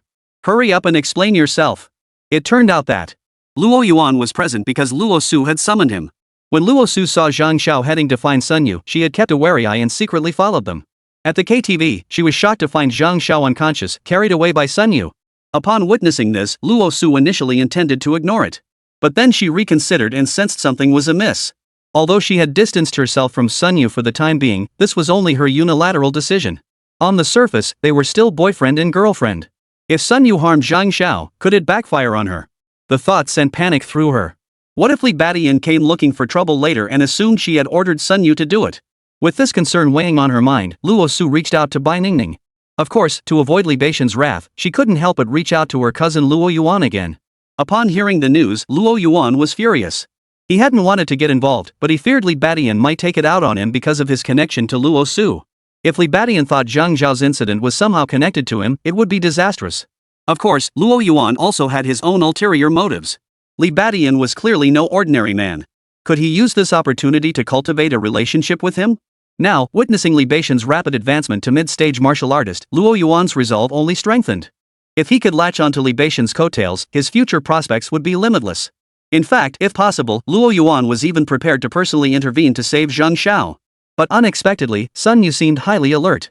After receiving Luo Su's contact, he completely ignored it. After failing to reach him, Luo Su had no choice but to reluctantly dial Bai Ningning's number. Thus, the current scene unfolded. Hearing Luo Yuan's sharp rebuke, Luo Su's body trembled. She immediately began explaining in greater detail. After listening, Li Badian and Bai Ningning finally understood everything. After Zhang Xiao left home earlier, she must have met with Sun Yu. For some reason, she had sought out Sun Yu. But in any case, Zhang Xiao's current predicament was undoubtedly connected to Sun Yu. Ningning, try calling this Sun Yu number. Li Badian said immediately. At least now they had a lead on Zhang Xiao. Some progress had been made. Next, if they could just get in touch with Sun Yu, they should be able to figure out what happened. Judging by the current situation, Sun Yu had drugged Zhang Xiao, perhaps intending to do something improper? Such incidents weren't exactly uncommon. But why was Zhang Xiao so completely unprepared? How could he not handle Sun Yu, an ordinary person? Li Badian found it puzzling. Upon hearing this, Bai Ningning immediately dialed Sun Yu's number on her phone. She had previously blocked Sun Yu's number but had just unblocked it.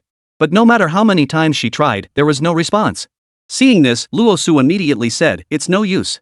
Sun Yu seems to have activated some kind of mode. His phone is completely unreachable right now." Bai Ningning felt a wave of panic wash over her. Master. Li Beixian's expression darkened. Could it be that Sun Yu had actually taken Zhang Xiao somewhere and was already doing something? Was he avoiding calls to prevent interruptions? With that thought, Li Badian immediately decided to take a few people to the KTV where Zhang Xiao had been taken, intending to search nearby hotels and inns. If Sun Yu was indeed up to that sort of thing, he'd likely handle it nearby. But before he could speak, an unexpected turn of events unfolded. Li Beixian's phone suddenly rang. Ha! Li Beixian's expression shifted. He pulled out his phone and answered it quickly. It was Luo Lin calling. "Tianqiu, we found the girl you mentioned. She was taken by a guy, but the location is strange. It's in the suburbs of Yangchang." The moment the call connected, Luo Lin delivered news that stunned Li Badian. He hadn't expected Luo Lin to be so efficient, or perhaps the armed police department had considerable influence.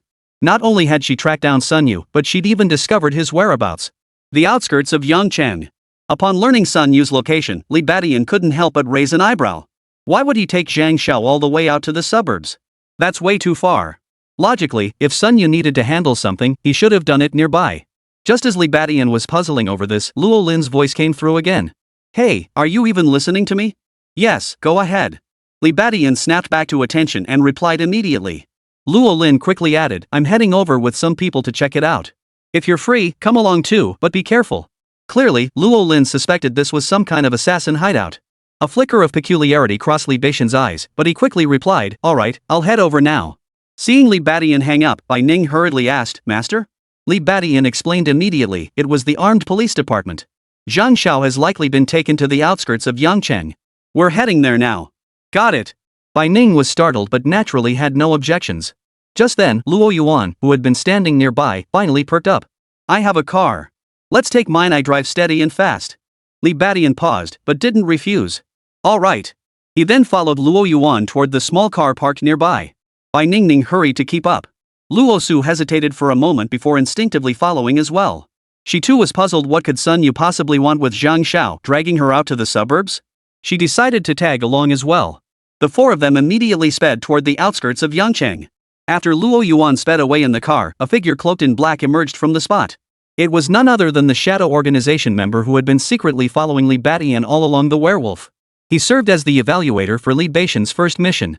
But now, as he watched the direction Li Badian and the others had departed, a dark shadow flickered in his eyes. The outskirts. Could it be there? Muttering to himself, Werewolf pulled out a phone. Chapter 86, Organ Trafficking Syndicate, Rolling Fires. Suburbs of Yangchang. A vehicle from the armed police department arrived at the location. Immediately afterward, a female officer at the mid-stage of martial arts cultivation emerged from the vehicle, accompanied by 3 police officers possessing the strength of martial arts apprentices. It was Luo Lin's group. Is this the place? Luo Lin surveyed the remote surroundings. This area is already considered suburban countryside. Deserted and uninhabited. Especially at night, the silence was eerie. The small village ahead resembled a sleeping beast lurking in the darkness, waiting to pounce on its prey.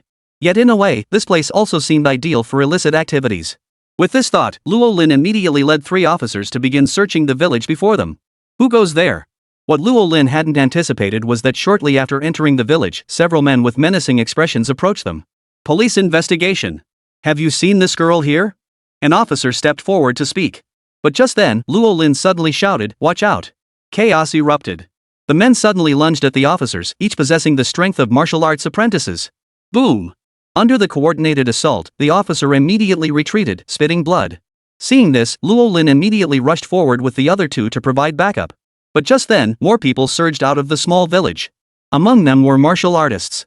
Luo Lin's heart sank. This place was no ordinary place. Bang! Bang! Bang! A fierce battle erupted.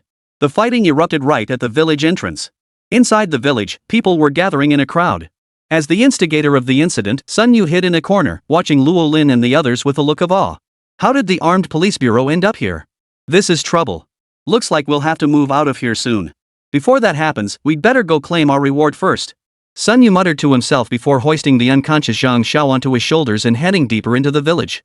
This village, seemingly just an ordinary hamlet on the outskirts of Yangchang, was in fact a hub for organ trafficking. Yes.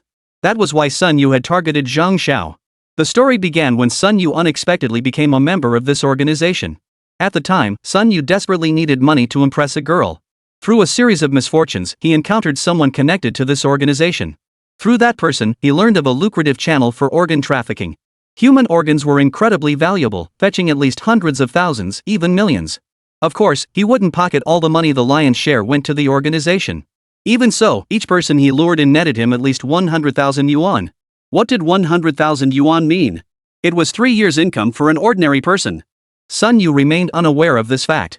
All he knew was that by exploiting this channel, after deceiving several people, he not only covered his daily expenses but even had surplus funds to purchase resources for martial arts training. That's right. This was precisely why Sun Yu had become a martial arts apprentice. Here, he earned a substantial amount of money, which he used to buy meat and martial arts manuals. Thus, even before entering high school, he possessed the strength of a martial arts apprentice. Sun Yu was immensely excited about this. He could already envision himself becoming a martial artist with boundless prospects. And this was also why Sun Yu had set his sights on Bai Ningning. Originally, Sun Yu had set his sights on Luo Su, but upon learning that her cousin was a martial artist, he naturally dared not make a move. He dared not break things off either, so he could only drag things out. But he still needed to make money, so he turned his attention to Bai Ningning. Truth be told, someone like Bai Ningning was the perfect target for him. Such individuals were isolated and alone. Even if they vanished suddenly, no one would notice. What Sun Yu hadn't anticipated was that targeting Bai Ningning wouldn't go smoothly. First, Bai Ningning rejected him. Then Zhang Xiao intervened. Later, even getting a single meeting with Bai Ningning proved difficult. Given these circumstances, Sun Yu had actually prepared to abandon his pursuit of Bai Ningning. But what he never could have imagined was that the situation would take a dramatic turn, that Zhang Xiao, that meddlesome busybody, would actually reach out to him. So Sun Yu decided to play along with her scheme and shift his focus to Zhang Xiao instead. He even planned to seduce Zhang Xiao first, then use her phone to lure Bai Ningning into a trap. But then, when Sun Yu brought Zhang Xiao to the organization's leader to claim his reward, he was kicked to the ground. Chief Ho! You!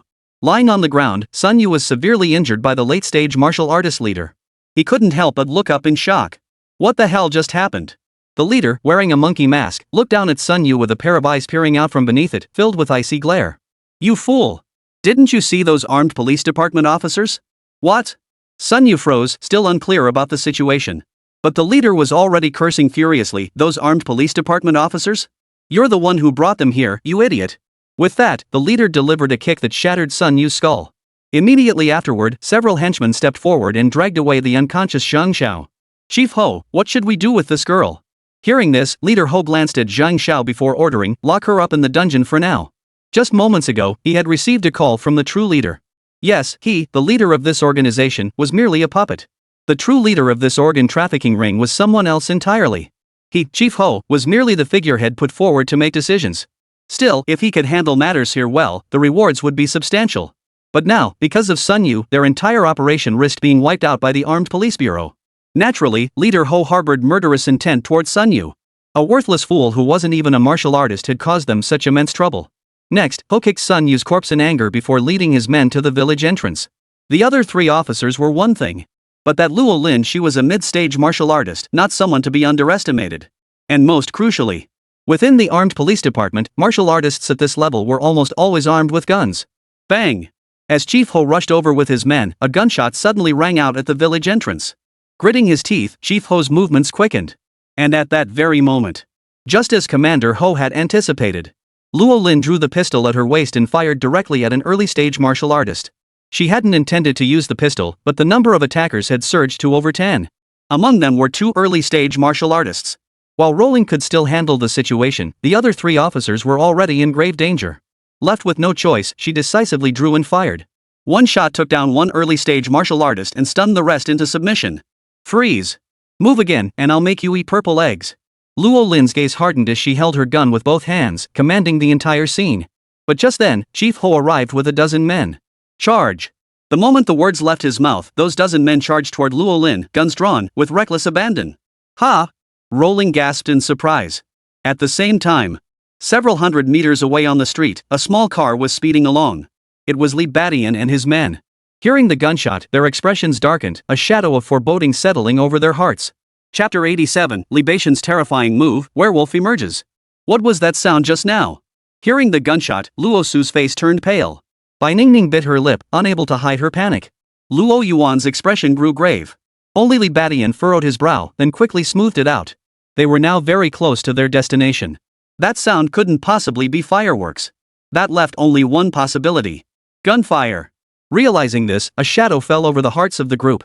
Not even Li Badian was spared. After all, a handgun was a weapon capable of threatening even a martial artist of the Hotian realm. And this gunshot, whether fired by the Armed Police Bureau or others, didn't bode well. If it came from Luo Lin and the others of the Armed Police Bureau, it meant the situation was far more serious than they had imagined. Otherwise, Luo Lin and the others would never have resorted to using handguns. If it wasn't them, then the situation was even more dire. Because it would also mean that Sun Yu, or someone working with Sun Yu, had a gun. Realizing this, everyone's expressions darkened. Only Li Badian quickly regained his composure. A handgun might pose a threat to him, but not a significant one. For beyond his modest mastery of the golden fist technique, he possessed the ability of rapid recovery. In other words, as long as he wasn't hit in a vital spot, it wouldn't be a major problem for him. The distance of several hundred meters rapidly closed as the expressions on everyone's faces shifted slightly. The next moment, Li Badian and his men abruptly arrived at the scene. Luo Lin. Li Badian swiftly opened the door and leaped out, his voice echoing through the air. Luo Yuan, Bai Ningning, and Luo Su followed closely behind. They immediately saw the brawl at the village entrance. At that moment, Luo Lin was being surrounded and attacked by over a dozen people. Almost all of them were martial artists. What the hell is going on? Luo Yuan and the others were all startled. Li Badian's expression darkened. They never imagined that one Sun Yu could involve so many martial artists. Could it truly be foreign forces? With that thought, Li Badian wasted no time, immediately dashing toward Luo Lin. Upon seeing Li Badian appear, Luo Lin felt an immense wave of relief wash over her. The situation had been extremely perilous moments ago. After drawing her pistol, she had initially intimidated those men. But she never imagined that after that whole leader stepped forward, he immediately led over a dozen men charging straight at her, showing no fear of the gun whatsoever. What Luo Lin didn't know was this. Those dozen men were almost all core members of the organization, its staunchest defenders. Not just a pistol, even if it were a bomb, they would charge forward without hesitation. Thus, Luo Lin's pistol was swiftly seized. This, too, was the pistol's flaw. While it could threaten martial artists, one careless move could turn it into a massive threat to oneself. Fortunately, sensing the danger earlier, Rolling had immediately unloaded all the bullets. Otherwise, with the gun taken and surrounded by so many attackers, she would have been dead already. Still, her situation remained dire. The leader Ho hadn't intervened personally, merely ordering his men to surround and attack her. Yet those subordinates were mostly martial artists, some even at the mid-stage level.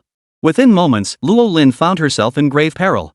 Seeing Li Badian appear, she finally breathed a sigh of relief, though it was brief. Be careful, they're strong. Luo Lin immediately warned. These men were undoubtedly desperate criminals. Daring to block bullets, they fought with extreme ferocity in combat, willing to trade injuries for injuries, lives for lives. Though Li Badian's past victories were impressive, Luo Lin still feared he might be caught off guard and suffer a setback. Moreover, the most powerful leader, Ho, hadn't even made his move yet. But just as Luo Lin's worries deepened, a startling scene unfolded. Li Badian did not advance fully. After closing to within several dozen meters, he abruptly halted and waved his hand. Shadow kill. Shadow meteor shower. Black darts streaked across the sky, hurtling toward the group of martial artists. A deafening whistling filled the air. Projectiles. Take cover. Chief Ho's heart sank at the sight, and he immediately shouted the warning. The martial artists, unable to continue their assault on Luo Lin, scrambled to dodge. But in the rush, two still couldn't dodge in time. Two others chose to take the hits head-on. The result was that the darts, carrying immense force, tore through their skin and sank deep into their bodies. The two who failed to dodge instantly trembled, their eyes glazing over. With two thuds, they collapsed to the ground, becoming lifeless corpses with eyes wide open. At the same time, the other two who had chosen to endure the blow let out agonized screams. One had his stomach slashed open, blood gushing everywhere, while the other suffered a broken wrist, retreating in terror. Libation's first strike claimed 2 lives and left 2 others wounded. Among the wounded was even a mid-stage martial artist. What? Chief Ho's face drained of color, shock etched into his eyes. Luo Lin was also stunned. She knew Libation's strength and was even aware he used hidden weapons.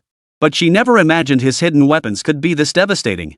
Typically, hidden weapons only proved effective when launched from the shadows. After all, at greater distances, their potency becomes limited and they are easier to evade. Yet now, these weaknesses seemed entirely absent from Libation. The hidden weapons he hurled were not only swift, deadly, and precise, but also incredibly fierce. A mid-stage martial artist was struck down instantly. This was simply terrifying. A look of horror flashed in Luo Lin's eyes, yet a hint of joy appeared on her beautiful face. Libation was so powerful, perhaps he could help her turn the tide against the odds. If she and Libation could eliminate these martial artists and then join forces against Chief Ho, they might just have a chance. But just then, an unexpected turn of events unfolded once more. Behind them, Luo Yuan, seeing Libation strike, was instantly startled. Just as he was about to step in to help and make a name for himself, a dark figure lunged forward, delivering a direct palm strike. Before Luo Yuan could react, he was sent flying by the force of the blow. Thud! Luo Yuan was knocked unconscious once again. At the same time, Chief Ho's eyes lit up as he led his men straight toward rolling. Caught off guard, Luo Lin was knocked unconscious. Libation, however, had no time to intervene. His expression turned alarmed as he abruptly turned to stare at the shadowy figure who had knocked out Luo Yuan. It was a figure clad in a black robe. The hood concealed his face, making his features indistinguishable. Yet the aura emanating from him was exceptionally powerful. It was now on par with Greedy Snake and Song Qian, a post-heaven martial artist. Libation's heart sank. At this point, he could confirm beyond doubt. This place was the hideout of foreign forces. Otherwise, how could a post-heaven martial artist possibly appear here? But just as he was thinking this, a hoarse voice emerged from beneath the black cloak. Hello, Tianqiu. I am the werewolf. As he spoke, a hand reached out, lifting the hood of the black cloak, revealing a sinister, male face. But what caught Libation's attention even more was the small genius watch worn on that very hand. You're from the Shadow Organization. Libation's pupils contracted sharply, and he froze in place. What the hell was going on? Chapter 88, Werewolves in the Shadow Organization, an invitation to join forces. What the hell is going on? Libation froze in place. Heh, is it hard to grasp the situation right now? Just then, the werewolf spoke up with a laugh. His sinister face bore a faint, bitter smile. Then he began speaking to himself. The path of the martial artist is arduous indeed. The saying poverty favors scholars, wealth favors warriors is no joke. It's difficult for an ordinary family to support a martial artist. Even if they manage to do so, the martial artist will only be at the very bottom. So how does an ordinary person become a martial artist and climb higher? They must be ruthless and cunning. That's why, back when I was just an ordinary person, I turned to robbery. Making money without capital, it really pays off. Sadly, it didn't last.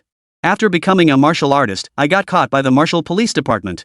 To my surprise, they gave me a martial selection opportunity since it was my first offense. After standing out in the martial selection, do you know what I was thinking? That I had to become stronger and more ruthless. Only then could I avoid repeating my mistakes and getting caught again. So during my missions, I secretly established an underground organization. What's a secret organization? It's about secretly growing, secretly getting stronger, secretly taking control of your life. Of course, to put it bluntly, it's organ trafficking earning insane profits. The lives of ordinary people are worth so much. Their sacrifices are valuable because they allowed me to become a postnatal martial artist. And I'll keep pushing myself to become a natural martial artist, even a grandmaster. By this point, the werewolf's face was consumed by fervor. Only now did Li Bagai finally grasp the werewolf's origins. This guy was indeed part of the Shadow Organization. He too had risen through the martial selection trials, even achieving the rank of postnatal martial artist. So, it seemed he had inadvertently become entangled in the werewolf's business dealings. Just as expected. The werewolf continued, "You're also part of the Shadow Organization. You should understand it's not that I'm overly ruthless. It's just that relying on the scraps of demon beast meat the Shadow Organization throws our way, there's simply no way to make any real progress. Advancing to become an after-heaven martial artist is already difficult enough, let alone aspiring to reach the before-heaven realm. But I also understand this is the nation's method of controlling its subordinates. They want us to advance slowly, so we'll serve them for the long haul. Too rapid advancement would undermine their control. So where there's policy, there's countermeasure. I founded the Shadow Organization to earn resources for myself. Is that wrong?" Huff. Libation exhaled a heavy breath, finally grasping the full picture. Zhang Zhao's predicament stemmed entirely from being targeted by this underground organization profiting from organ trafficking. He didn't judge the werewolf's actions, only asked quietly, "What about Zhang Xiao? You didn't harm her, did you?" "Of course not. We're colleagues, after all." The werewolf chuckled at this, then gestured toward Bai Ningning, who stood unharmed beside him. "And this girl? I didn't touch her either. So, how about it? Interested in deepening our collegial relationship?" The werewolf's tone dripped with temptation. "I know you. You must be short on cash too, right? All that trouble for just a few 100,000 a month? Not enough, is it? Partner up with me. I guarantee you over $1 million a month. With that kind of money, given your talent, advancing to a post-heaven martial artist shouldn't be too difficult, right? 1 million a month." To be honest, Subai was tempted. $1 million would guarantee he could feast on demon beast meat every single meal for an entire month. Even a low-grade blood essence pill could be consumed daily. Such an amount was incredibly extravagant for a martial artist. But Li Badian sighed. What if I say no? He was genuinely tempted by such a high reward. But to ask him to commit such an unconscionable act? Frankly, he couldn't bring himself to do it.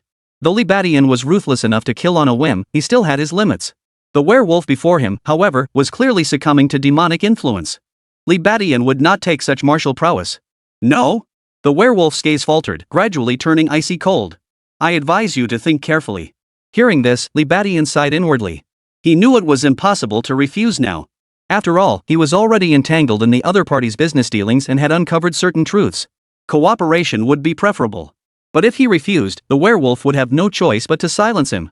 They wouldn't let Li Badian walk away. Otherwise, if Li Badian reported it, it would spell annihilation for the werewolves.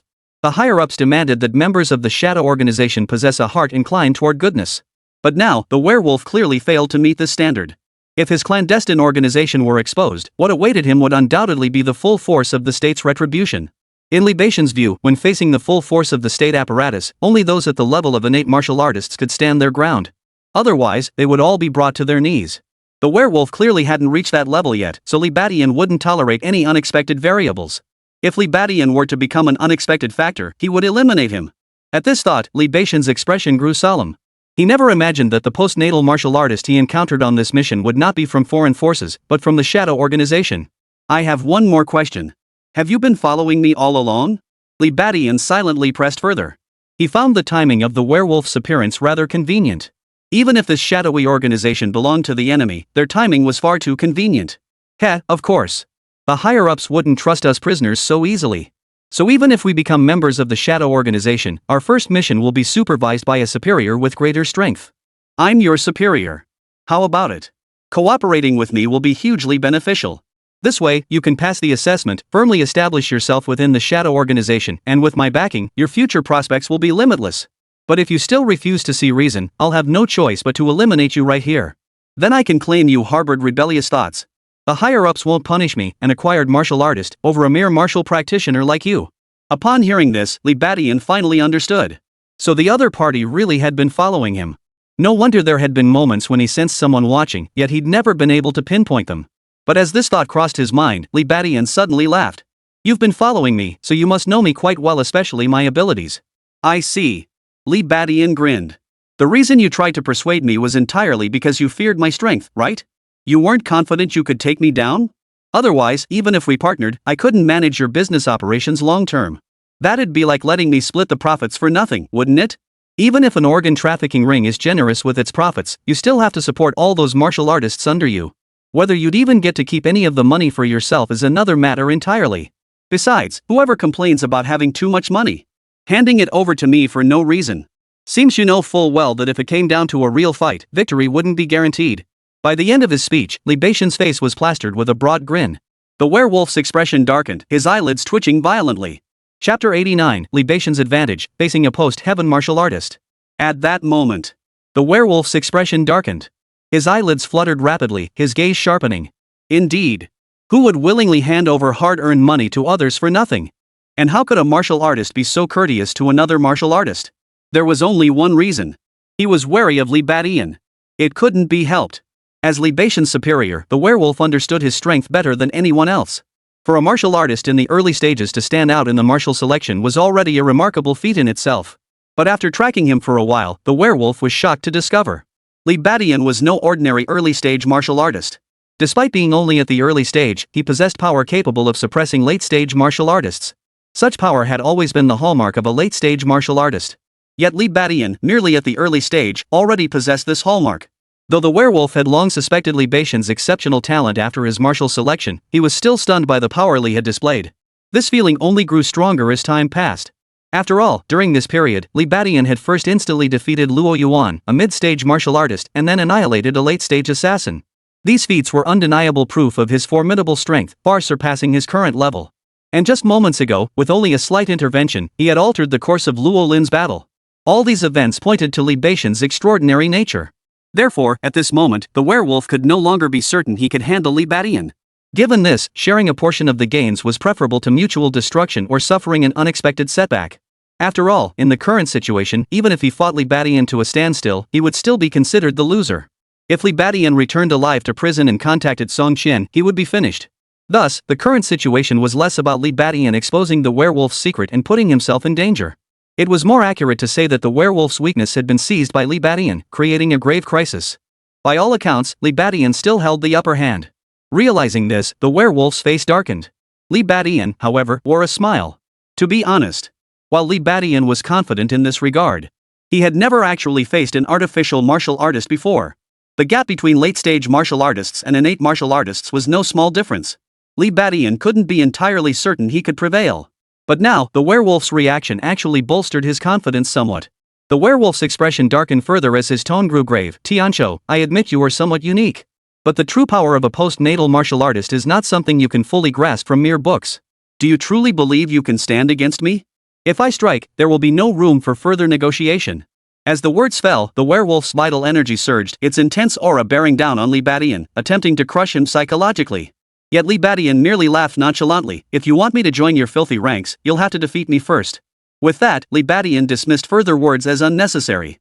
He flicked his wrists, sending several more darts hurtling toward the werewolf. Truth be told, ever since becoming a martial artist, Li Badian had longed to test his skills against a natural-born martial artist. Possessing talents like bull-like strength and explosive power, it would be utterly pointless to keep bullying martial artists of the same rank. Defeating foes far beyond his expectations was precisely the thrill that drove martial artists to push themselves to new heights. Shadow meteor shower. A piercing whistle cut through the air. The werewolf's expression darkened. The next instant, his black cloak billowed violently.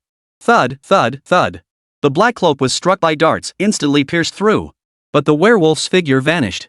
Immediately, a dark shadow flickered into view, circling around and lunging at Li Badian from the side. Whoosh, whoosh, whoosh. Li Badian fired several more darts into the air. But this time, they missed their mark once more. The werewolf dodged the darts once more, closing the distance to Li Badian even further. Impressive lightness kung fu. Li Badian chuckled, then thrust forward to meet him. He knew the werewolf's lightness skills were no ordinary feat, undoubtedly reaching the minor mastery level. But such agile and swift speed couldn't be attributed to lightness skills alone. Beyond that, it was likely bolstered by the physique of an acquired martial artist. After all, when martial artists advanced to the post-heaven realm, it primarily enhanced their sinews and bones, but their overall physical constitution also received a comprehensive boost. Thus, martial artists who reached the Xiantian realm also gained a certain boost to their speed. Wolf Howl Claw. Closing in on Li Badian, the werewolf swung his right hand, striking out with a flash of cold light. Faint wolf howls echoed faintly, their terrifying momentum palpable. At this point, the shadow kill technique proved ineffective due to the close proximity. Li Badian narrowed his eyes slightly, yet he did not seem overly surprised. His shadow kill might be effective against multiple martial artists, or even bully late-stage martial artists. But against a post-heaven martial artist, it proved largely ineffective. Even if it could hit its target. Even if it did, it likely wouldn't inflict significant damage. Of course, if perfected, that would be a different story. Unfortunately, Li Badian's shadow kill remained only at the minor mastery level. Facing the approaching post-natal martial artist, Li Badian remained unflustered. A thought flashed through his mind. Instead of countering with an attack, he crossed his arms into a defensive stance. A wet, squelching sound echoed. The next second, the sound of flesh tearing filled the air. A chill ran through Li Badian's hands as several bloody gashes instantly appeared on his arms. What? Having landed the blow, the werewolf let out a startled cry, his expression darkening abruptly. In contrast, the wounded Li Badian's lips curled upward, his smile barely concealed. The attack of a post-heaven martial artist was truly extraordinary. Even Li Badian's body, which had become impervious to blades and spears after mastering the initial stage of the diamond fist technique, had been breached. Yet the breach was remarkably slight. Those 3 blood streaks barely formed proper wounds, merely seeping a few insignificant droplets of blood. With Li Beixian's regenerative abilities, such injuries would heal themselves in an instant. Of course, it was also possible that the werewolf hadn't exerted its full strength. Even so, it was still astonishing. A mid-stage martial artist struck head-on by an acquired martial artist yet suffered almost no injury. The werewolf's pupils contracted. He had long been aware that Li Beixian's physical constitution was somewhat extraordinary. But only now, upon actual contact, did he realize he had underestimated Li Beixian. This level of physical defense was almost on par with that of a late-stage martial artist. So he'd cultivated hard qigong and achieved minor mastery. A look of profound shock instantly flashed in the werewolf's eyes. Li Beixian glanced down and chuckled. Perhaps you could try a bit harder." At those words, the werewolf's face instantly flushed crimson. Wolf Shadow Kill. In that instant, his speed surged dramatically as both hands swung forward. In the blink of an eye, dark shadows whipped through the air, cold gleams flashing everywhere. The might of a post-heaven martial artist was fully revealed. Chapter 90, with the aid of a postnatal martial artist, seizing the opportunity to cultivate the diamond force. The werewolf was enraged. He wielded the wolf fawn claws and executed the wolf shadow leap, unleashing both techniques simultaneously. Instantly, cold gleams flashed around Li Beixian. Phantom-like flashes erupted as the might of the post-heaven martial artist was laid bare. Wounds instantly appeared all over Li Beixian's body, far deeper than the previous ones. He was genuinely wounded. In less than half a minute, he was covered in blood. His clothes were torn to shreds, leaving him looking utterly disheveled. Yet the werewolf's expression grew increasingly grim. For after giving his all, he had indeed wounded Li Beixian. But such injuries were still insignificant. Soon, a faint smile touched Li Beixian's lips. "What are you laughing at? These wounds will accumulate and wear you down until you collapse. Besides, you're only at the mid-stage of martial cultivation. How long do you think your stamina will last?" Hearing Li Beixian's laughter, the werewolf growled in fury, feeling deeply humiliated. He was perhaps the most frustrated late-stage martial artist alive, struggling so fiercely just to deal with a mere martial artist. No, it wasn't that he was inadequate. It was Li Beixian himself, a veritable monster. A martial artist who had actually cultivated the hard qi technique to minor mastery. Such martial prowess was rare even among innate martial artists. First, because postnatal martial artists already possessed dense sinews and bones, making further cultivation of hard qigong somewhat redundant. Of course, if given the chance, postnatal martial artists would gladly cultivate hard qigong. The reason is that hard qigong can fortify a martial artist's defenses to an impregnable level. The problem is, cultivating hard qigong is no easy feat. It demands masochistic training. This makes it easier for martial artists to cultivate, as their defenses are inherently weaker. Yet, during the martial artist stage, those who can divert their focus to cultivate hard qigong, let alone achieve minor mastery, remain exceedingly rare. After all, martial artists struggle to master even basic lightness skills. How could they possibly spare the energy and time to cultivate hard qigong, let alone achieve minor mastery? These factors combined make hard qigong exceptionally rare. Who would have thought that Li Beixian was a martial artist who had achieved minor mastery in hard qigong? At this moment, the werewolf finally understood why Li Beixian had stood out in the martial arts selection. With his mastery of hard qigong, most late-stage martial artists truly stood no chance against him. Of course, the werewolf wasn't entirely without advantages either. As a postnatal martial artist, his stamina far surpassed Li Beixian's. If he couldn't break through the defense, that would be one thing. But now, he had already wounded Li Beixian, causing him to bleed. Given this, it was only a matter of time before Li Beixian would be the first to break down. Upon hearing this, Li Beixian's smile only deepened. If the werewolf thought he could defeat him this way, he was sorely mistaken. With his innate ability to recover at an extraordinary rate, he had no fear of a stamina-draining battle, even against a cultivated martial artist. Truthfully, when it came to the speed of physical recovery, the werewolf might not even match him. As for injuries? That went without saying. His current wounds, though terrifying in appearance, were nothing under the protection of his rapid recovery talent. Moreover, had this been before the deal with the Chow brothers, it might have been different. But now, after the transaction, he still possessed a considerable number of blood-infused pills. In short, the werewolf had no chance of wearing him down. Li Beixian smiled faintly. Just as he prepared to counterattack, a sudden thought struck him. Wait, this seems like an opportunity. Li Beixian noticed the wounds on his body and narrowed his eyes. Suddenly, he recalled the Vajra power. After achieving minor mastery of the Vajra force, his progress had plummeted to a low point, making further advancement nearly impossible. The main reason was that he rarely sustained injuries anymore. Previously, it took at least a late-stage martial artist to barely assist his cultivation. But now, having advanced to the mid-stage martial artist level, even most late-stage martial artists would likely be inadequate. In fact, he now required a post-heaven martial artist. Just like now. Li Beixian suddenly realized, wasn't this the perfect opportunity to cultivate his diamond force? And whether by coincidence or not, the werewolf's attacks weren't concentrated on a single point but spread across his entire body. No need to rush the counterattack. Use this chance to cultivate the diamond force first. Li Badian made his decision instantly. After all, such opportunities were rare. Inside the prison, he might have been able to seek Song Qian's help, but now he was still outside. Besides, whether Song Qian would agree to help was still up in the air. In any case, seizing this chance to cultivate was absolutely worthwhile. With this thought in mind, Li Badian remained impassive, continuing to endure the werewolf's attacks. The werewolf, of course, had no idea Li Badian was bold enough to seize this moment for cultivation. Seeing Li Badian offer no resistance suited him perfectly. Of course, even if Li Badian did fight back, he wasn't afraid. In his estimation, Li Badian's attacks wouldn't stand a chance against him. The battle thus reached a stalemate. 1 minute, 3 minutes, 10 minutes. The expressions of the onlookers by Ningning, Chief Ho, and the others gradually grew peculiar. Especially Ho Sholing and his group. They were no strangers to such scenes and understood the implications of the current stalemate. When they saw the werewolf, the mastermind behind the scenes, step in, they thought victory was assured. But who would have guessed that not only did the werewolf fail to win Li Badian over, but the two ended up fighting each other? That alone would have been bad enough, but what was truly shocking was that even after the fight began, the werewolf, a martial artist of the Hotian realm, couldn't finish off Li Badian in 10 minutes. What the hell was going on? Chief Ho and the others stared at Li Badian, utterly stunned. They had already sensed his extraordinary prowess when they witnessed his astonishing performance earlier. But now it seemed Li Badian was even more powerful than they had imagined. A mid-stage martial artist actually holding his own against a late-stage martial artist. The werewolf's expression darkened once more. Seeing Li Badian still standing, he looked astonished and doubtful. When martial artists' battles intensify, it's no joke. Forget 10 minutes, even 5 minutes left him utterly exhausted. Just as he had been attacking relentlessly for 10 minutes now, he was starting to feel the strain. Yet Li Badian still hadn't fallen. It must be understood that while Hard Qigong was famously strong in defense, it did not necessarily mean it was strong in endurance. Then there was the matter of injuries. Hard Qigong offers no healing properties. After 10 minutes, Li Badian's injuries should have accumulated to a staggering degree. So why hadn't he collapsed? Watching Li Badian remain steadfastly upright, a deep look of concern appeared in the werewolf's eyes. The rhythm of this battle seemed to have slipped from his grasp from the very start. As a martial artist of the acquired realm, he should have dominated the situation with ease. Yet now, it was Li Badian who kept delivering astonishing feats.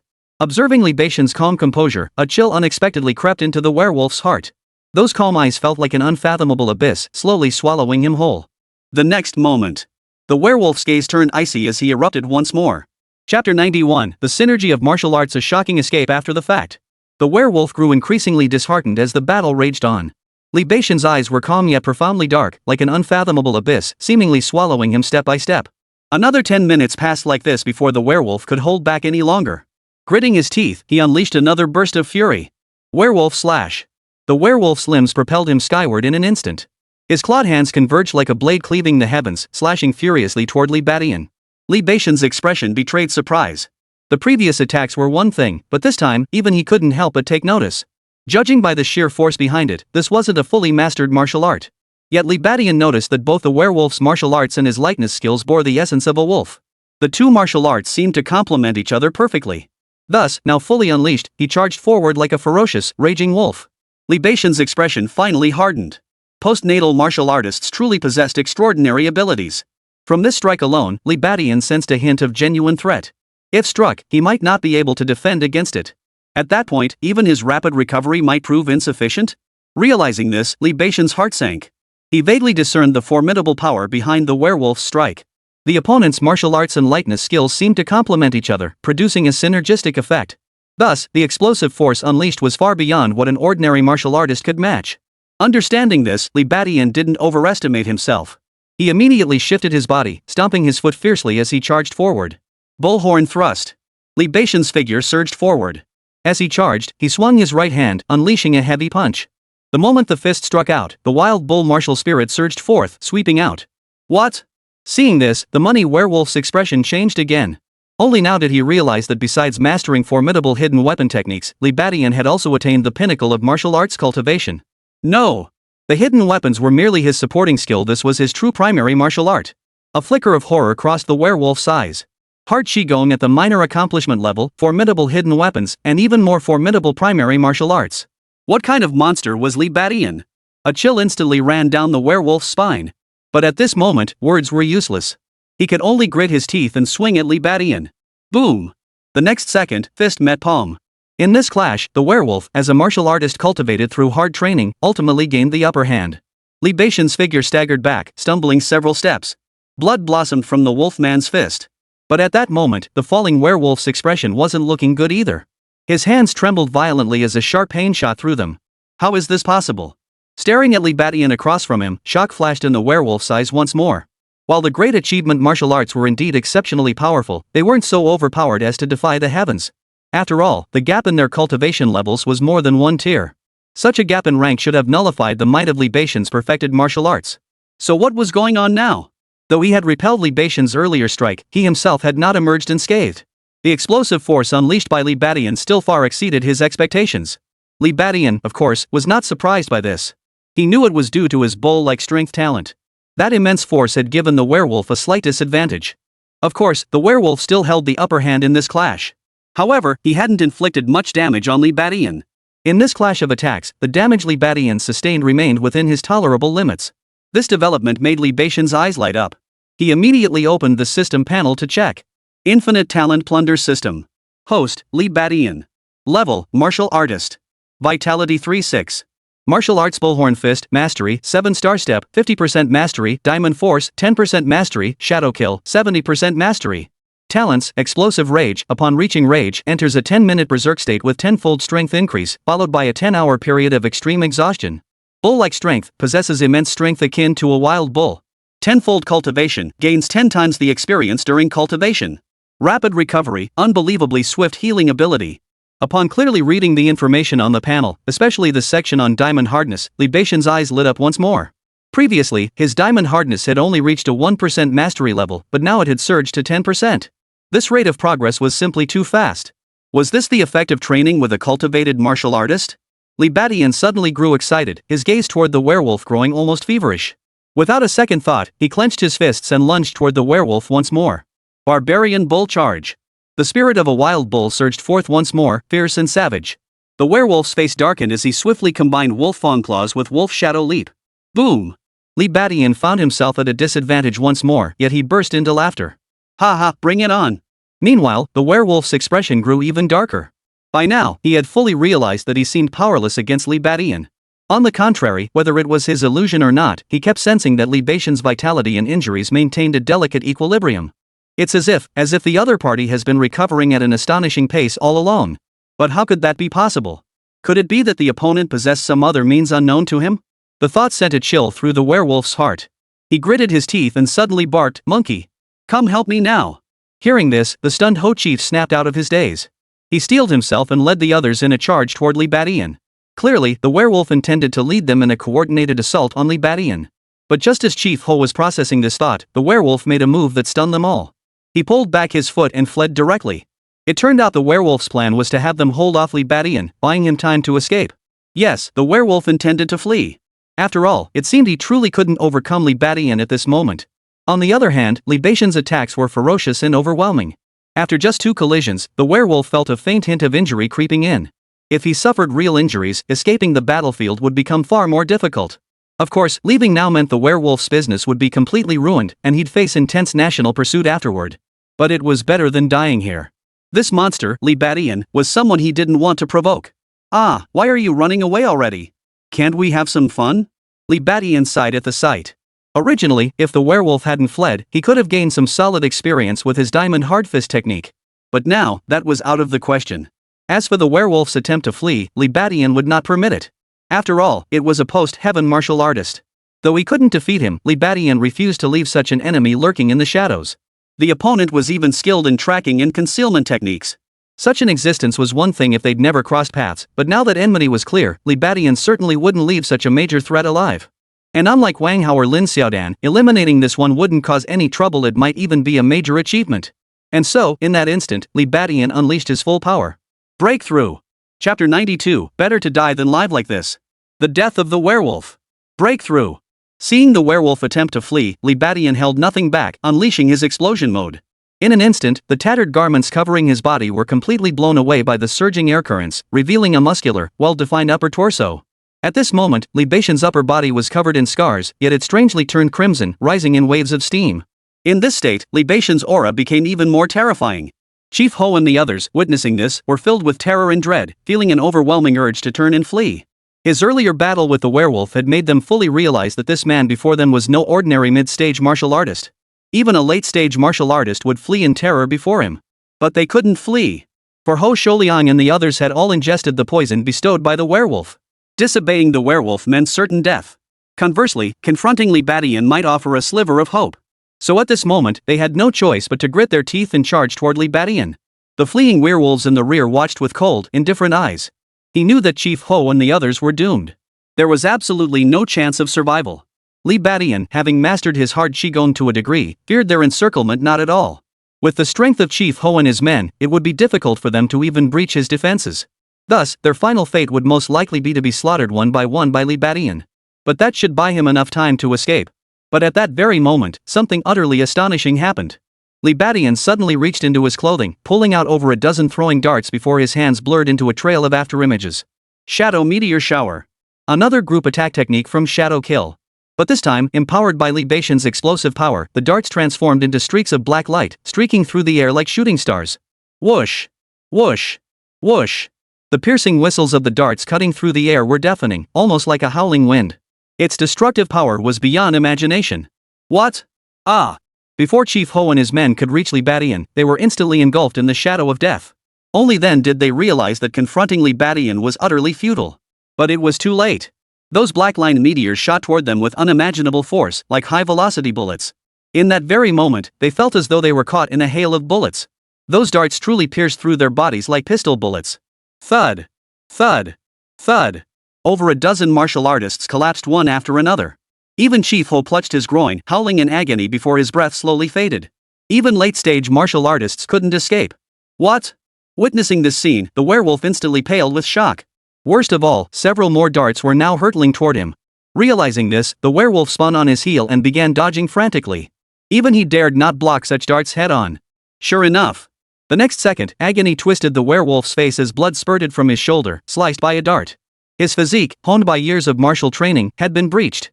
The lethality of these darts was truly comparable to bullets. At that very moment, a figure shrouded in steam shot forward. It was Li Badian. Seizing the moment the darts struck the werewolf, he had already closed the distance in a frenzied pursuit. His mastery of the 7 star steps, combined with his explosive speed, made him move like the wind. That fast. The werewolf's heart skipped a beat in terror, and he immediately activated his lightness skills to evade. But it was utterly futile. Charging Bull. Soon, Li Badian caught up to the werewolf, his martial soul's phantom once again emanating from his body. This time, his attack was far more powerful than before. Werewolf Slash. The werewolf's heart sank with dread. Without hesitation, he unleashed his most powerful strike once more. But at this moment, with Li Badian giving it his all, the werewolf's strongest strike was no longer enough. Boom! The werewolf was violently knocked flying. Mid-air, he somersaulted to land, only to stumble backward, spitting out a mouthful of blood. In that instant, the werewolf stared at Li Badian in utter shock. Just one strike. Just one strike, and he was wounded. Meanwhile, Li Badian stood silently in place. His flushed skin, swirling steam, and body covered in wounds made him look like a demon god. In that moment, terror gripped the werewolf's heart, giving way to a fear he could not deny. Yes, he was afraid. The werewolf spun around, attempting to flee once more. But Li Badian quickly closed the gap, brutally sending him flying. This time, the werewolf was utterly devastated, crashing to the ground, unable to even crawl back up. No, don't kill me. I'll give you the entire underground organization, it's a goldmine. With your strength and financial backing, you'll soar to new heights. Watching Li Badian advance step by step, the werewolf panicked. Spitting blood, he pleaded desperately, his once proud bearing as a martial artist utterly shattered. Witnessing this scene, Li Badian felt a surge of emotion. So this is what a postnatal martial artist is like, huh? No, that's not it. I'm just too strong. Li Badian quickly realized. It wasn't that the werewolf was weak, it was that he himself was too powerful. As a mid-stage martial artist, he could now defeat a postnatal martial artist when giving his all. As for the werewolf, he simply ignored it. He advanced step by step toward the werewolf. Just then, the creature suddenly reached into its cloak and produced a handful of powder, flinging it forcefully at Li Badian. Poison. Seeing this, Li Badian's fists shot out. The shadow of a wild bull surged forward, unleashing a tremendous fist wind that rippled through the air. In an instant, the powder swirled back and Li Badian's fist, brimming with overwhelming might, slammed into the werewolf.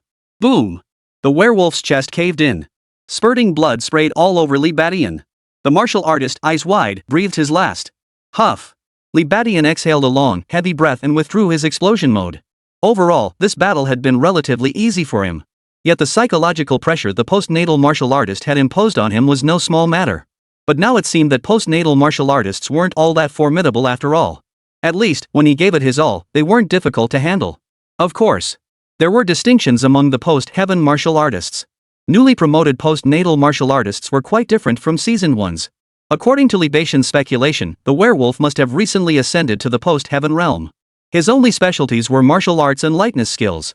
Though their combined techniques possessed considerable power, they still couldn't overcome Li Badian. His vitality and stamina were indeed considerable advantages. The problem was, if he couldn't withstand the attacks, even the strongest vitality and stamina would be useless. Thus, the werewolf, this postnatal martial artist, was inevitably killed by Li Badian. With this, Libation's battle record now officially included a postnatal martial artist. Chapter 93, A Surprising Windfall Intermediate Blood Nurturing Pills. Phew! Li Badian exhaled deeply, then walked over to the werewolf's corpse and began searching it. Now that the battle was over, it was time to claim the spoils. Though Li Badian disdained associating with werewolves, he certainly didn't mind making use of the wealth they left behind. Acquiring this ill-gotten wealth through such means and channeling it into his own cultivation was, in his view, a perfectly righteous act. He felt no psychological burden in using it, thus avoiding any risk of losing control. With this thought, Li Badian quickly grew delighted. The werewolf's corpse yielded few possessions. A bank card, a bottle of unidentified pills, and a bottle containing 3 pills brimming with potent blood energy. Beyond that, there was only his own phone and the Shadow Organization's Genius smartwatch. The latter 2 were insignificant, but the first 3 clearly delighted Li Badian. The possessions of a post-heaven martial artist and the pills of a post-heaven martial artist? Li Badian murmured, his eyes gleaming. He knew that as a member of the Shadow Organization, money was scarce. This was because during missions, the organization only allocated limited operational funds. For instance, Li Badian had only been given 100,000 yuan for this mission. The werewolf was likely in the same boat. But don't forget he was the founder of the Shadow Organization. With control over such an organization, he must have a considerable fortune at his disposal, right? Millions, or even tens of millions. At this thought, Li Badian couldn't help but break into a broad smile. Actually, the werewolf was right. He was already this formidable at merely mid-stage martial artist. With sufficient resources, he could truly soar to new heights. And now, Li Badian could see the possibility of his own meteoric rise. As if to confirm this very point, Li Badian examined the pills and was met with another pleasant surprise. The batch of unidentified pills was one thing. But the last 3 pills? They were clearly blood-nurturing pills. Li Badian opened the bottle of blood-nurturing pills and examined them carefully. He even poured one out onto the palm of his hand. Such rich vital energy. This isn't a low-grade blood-nurturing pill. It's a mid-grade blood-nurturing pill. Libation's eyes lit up. He was quite familiar with low-grade blood-nurturing pills. But these blood essence pills were clearly not low-grade. Their aura was far stronger than that of low-grade pills. The answer was now obvious. These were mid-grade blood-nurturing pills. Realizing this, Libation's spirits soared. Intermediate blood-nurturing pills. Their value was 10 times that of low-grade blood-nurturing pills. The reason was simple. The ingredients for a low-grade blood essence pill came from demon beasts at the martial artist level. But intermediate blood essence pills? They come from postnatal demon beasts that have transcended their natural limits. It must be understood that postnatal demon beasts are formidable creatures possessing supernatural abilities. The flesh and blood of such beasts yield extraordinary effects, establishing the astonishing value of the intermediate blood essence pill. The official price? 100,000 per pill. But to actually acquire one, you'd need at least several 100,000. Like the low-grade blood essence pill, the markup on this item is even more severe. In other words, these 3 intermediate blood-nurturing pills here are worth over $1 million. This guy is seriously loaded. Li Badian snapped back to reality with a sigh of astonishment. He hadn't even checked the bank card yet, and just the value of the pills alone was already over $1 million. Judging by the fact that he carried intermediate blood-nurturing pills with him, these were likely for his cultivation practice. Using mid-grade blood-nurturing pills for cultivation was quite extravagant. Of course, Li Badian knew that once one reached the post-heaven martial artist realm, it was best to take mid-grade blood-nurturing pills. This was because excessive consumption of low-grade blood-nurturing pills gradually diminished their efficacy, becoming particularly ineffective for post-heaven martial artists. For those who could afford it, intermediate blood-nurturing pills were the superior choice. But even among postnatal martial artists, how many could afford intermediate blood-nourishing pills costing hundreds of thousands per pill? This thought made Li Badian acutely aware of the hardships faced by post-heaven martial artists. For instance, greedy snakes seemed to be profiting from running the prison's gambling operations. Yet given her connections and financial resources, she likely couldn't afford intermediate blood-nurturing pills either. It's precisely because werewolves control such lucrative businesses that they can afford it. Thinking this, Li Badian found himself understanding the werewolf a bit more. Honestly, if he were in werewolf's shoes without any special advantages, he might not even be as good as him. At the very least, the werewolf had indeed transcended the martial artist tier through sheer effort, becoming an acquired martial artist. Even at the acquired martial artist stage, he had access to mid-tier blood-nurturing pills. Had he not encountered Li Badian, given more time, he might have truly used that ill-gotten wealth to become a martial artist. Of course, succumbing to chi deviation was also a major trial for the werewolf. It's said that the higher a martial artist's cultivation, the more they become dominated by their mind. For when the body reaches its limits, it is the will that breaks through the barriers. This principle applies equally to martial cultivation. After pushing the body to its limits, the next stage is the cultivation of the mind. Only through the unity of body and mind can one reach the pinnacle of martial arts. But for Li Badian at this moment, such heights remain too distant. He shook his head, refusing to dwell on it further. Master! Master! Just then, a delicate voice interrupted Li Badian's thoughts. It was Bai Ningning. She had been watching the battle all along, but seeing Li Badian kill so many people had filled her with fear. Only now did she gather the courage to approach Li Badian. Master, can we go find Xiao Xiao now? Yes, Bai Ningning still hadn't forgotten about Zhang Xiao. Li Badian naturally nodded. He immediately led Bai Ningning into the village. He hadn't forgotten about Zhang Xiao either. However, he wasn't overly concerned about Zhang Xiao. Judging by the werewolf's earlier behavior, since he wanted to win Bai Ningning over, he probably wouldn't harm Zhang Xiao. Sure enough. Moments later. When Li Badian and Bai Ningning found Zhang Xiao again, she was indeed unharmed. She had just woken up and, upon realizing she was imprisoned in an unfamiliar place, couldn't help but burst into tears. When she saw Li Badian and Bai Ningning appear, Zhang Xiao thought it was a hallucination. Woo, Ningning, master, is it really you? Xiao Xiao, it's me. Bai Ningning hurried over. Li Badian, however, went straight to Zhang Xiao's side. After glancing at the chains binding her, he suddenly yanked them apart with both hands. Now free, Zhang Xiao threw her arms around Bai Ningning and burst into tears. Wah, Ningning, you scared me to death. It's okay now, it's okay. Bai Ningning patted Zhang Xiao's back, comforting her. Li Badian chuckled silently. Earlier, when facing bullying from Luo Su and the others, Zhang Xiao had been very brave. But she was still just a young girl, and now she was clearly terrified. It was hardly surprising. Along the way, Li Badian and Bai Ningning had seen many more imprisoned people. This place was a prison in another sense. Without rescue, their fate would be to have their organs harvested and die in agony. Next, after rescuing Zhang Xiao, it was time to handle the aftermath. Chapter 94, Song Qian's Shock. Aftermath. Yancheng Prison. Inside the warden's office. Song Qian frowned slightly as he examined the little genius smartwatch in his hand. The werewolf was tracking Li Badian, periodically compiling his movements into messages sent to Song Qian. Not long ago, when encountering the assassin, the same had occurred. Upon discovering that foreign forces had indeed targeted Bai Ningning, a military dependent, Song Qian naturally took the matter even more seriously. Later, he simply instructed the werewolf to send daily activity reports. But today, the agreed-upon reporting time had long passed, and the werewolf still hadn't sent anything. So at this moment, Song Qian hesitated, wondering whether to call the werewolf. But just as he was contemplating this, his smartwatch suddenly vibrated. It was the werewolf calling him proactively. Seeing the wolfman's name flash on the screen, Song Qian's expression immediately grew tense. Typically, they communicated via text messages. Only when something significant happened, something too complex to convey in a few words, would they switch to a phone call. So why was the werewolf suddenly calling? Could it be something important? And what followed seemed to confirm this suspicion. After the call connected, a faint, echoing voice came through. This is Tian Shou. Tian Shou. Song Qian's pupils contracted sharply as he froze in place. He glanced at the number and realized it wasn't Li Badian's, it was the werewolf's. Which meant the watch that had answered the call belonged to the werewolf. But how could the werewolf's watch end up in Li Badian's hands? What the hell just happened? How did the werewolf's communicator end up in your hands? Song Qian snapped back to his senses, his brows furrowed as he demanded. A flicker of disbelief he wouldn't admit even to himself crossed his eyes. On the other end of the line, Li Badian laughed upon hearing Song Qian's voice. So the werewolf's superior is you, Warden Song. After rescuing Zhang Xiao, Li Badian naturally began considering the aftermath. In truth, it wasn't difficult. Luo Lin was still at the scene. All he needed to do was wake her up and have her contact the armed police department to handle the situation.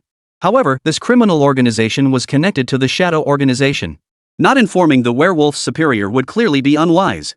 Moreover, Li Badian worried about the potential repercussions of eliminating the werewolf.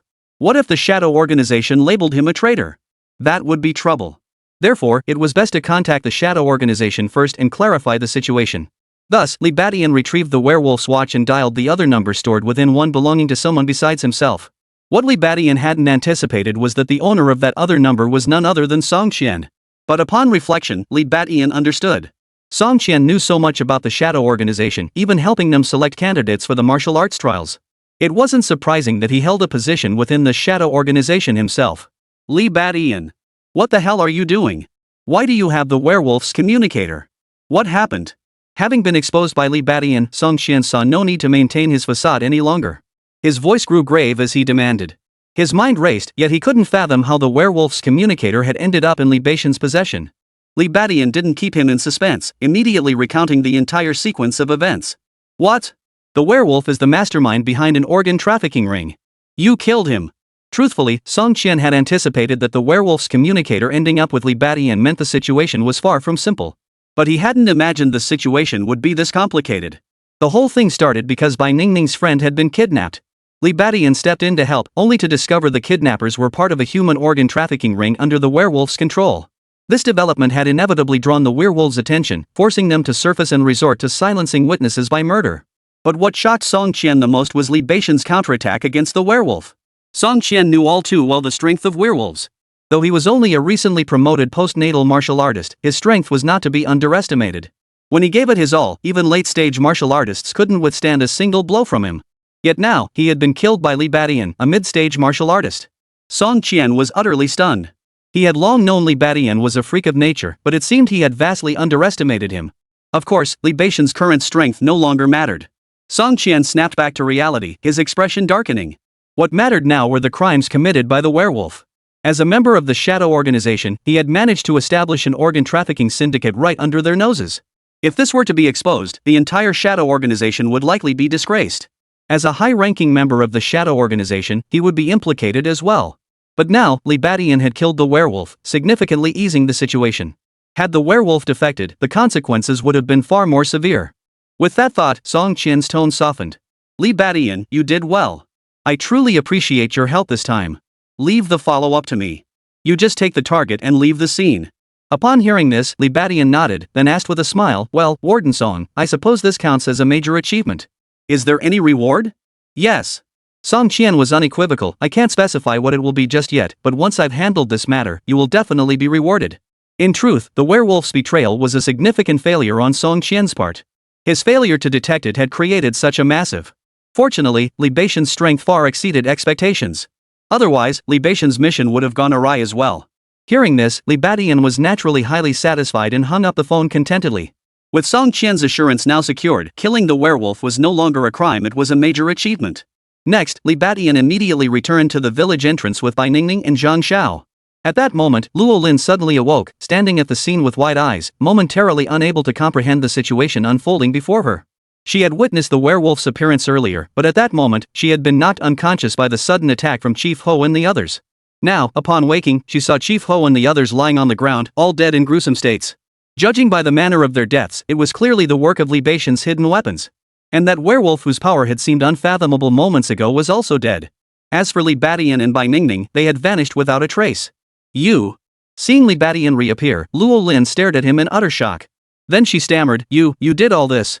Officer Luo Lin, I truly appreciate your help this time. I'll take the two children back first. Leave this to the armed police department. Li Badian said no more, taking Bai Ningning and Zhang Xiao directly to wake Luo Yuan and instruct him to drive them away. He knew the armed police department would seal off the area soon. But Song Qian should have arrangements in place, so he didn't need to worry about that. Chapter 95, Shocking the Armed Police Department, Luo Yuan's Excitement. Moments later. A large contingent of armed police officers sealed off the suburban village. Director Luo, a late-stage martial artist, personally led the team and approached Luo Lin. Luo Lin. Director. Luo Lin stepped forward, her pretty face still bearing traces of shock. She proceeded to report the recent events in detail. Director, should I call Tianqiu over? Her voice trailed off hesitantly at the end. After all, with such a major incident unfolding, Li Badian and the others would likely need to visit the armed police department. Upon hearing this, Director Luo shook his head. No need to contact him. In fact, before arriving here, Director Luo had already received a call from Song Qian. He was already well aware of the situation here. Therefore, the armed police department's presence now was primarily to clean up the mess. Under these circumstances, it was imperative that Li Batian not be implicated. Even arriving here and witnessing this scene left him utterly shocked. Really? Luo Lin heard this and was somewhat surprised, but she quickly understood. Li Batian was part of the Shadow Organization. Given his ties to such an organization, it was best not to make a big fuss. The best course of action was to make a mountain out of a molehill and sweep minor issues under the rug. Understanding this, Luo Lin naturally said no more and began helping to tidy up the scene. A few moments passed. The case became completely clear. This was the hideout of an organ trafficking ring. Dozens of households in the entire village had somehow been bribed. They either turned a blind eye to the organization's activities or simply moved away. The organization had only a few dozen members. Aside from more than half being martial arts apprentices, the rest were almost entirely martial artists. But now, all those martial artists are dead. Only the martial arts apprentices remain. Regarding the deceased martial artists, the armed police department conducted their customary investigation. Their identities were easy enough to trace. Each had a history of prior offenses, classified as troublemakers. As for their cultivation levels, they ranged from early-stage martial artists to late-stage martial artists. But one was an exception. That was the werewolf. Through the autopsy of the werewolf, they discovered a startling truth. The werewolf was, in fact, a late-stage martial artist. In fact, the cultivation level of an acquired martial artist is easier to determine than that of a martial artist. This is because the bones and muscles of an acquired martial artist are exceptionally dense and resilient. Even after death, they undergo minimal changes in the short term. A postnatal martial artist. He was actually a postnatal martial artist. This news instantly caused a sensation within the armed police department. Upon learning this, Luo Lin froze once more.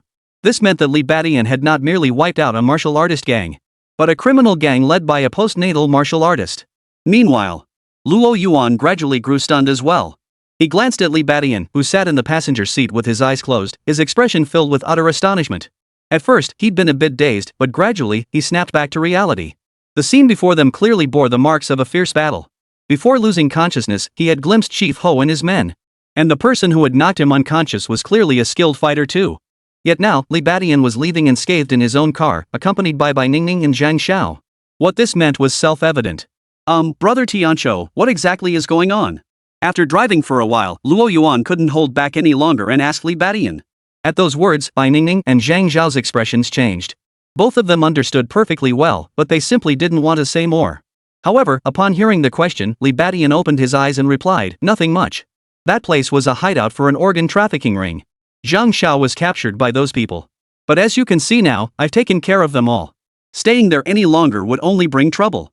It's best to leave it to the armed police department to handle." He couldn't very well ignore Luo Yuan's inquiry.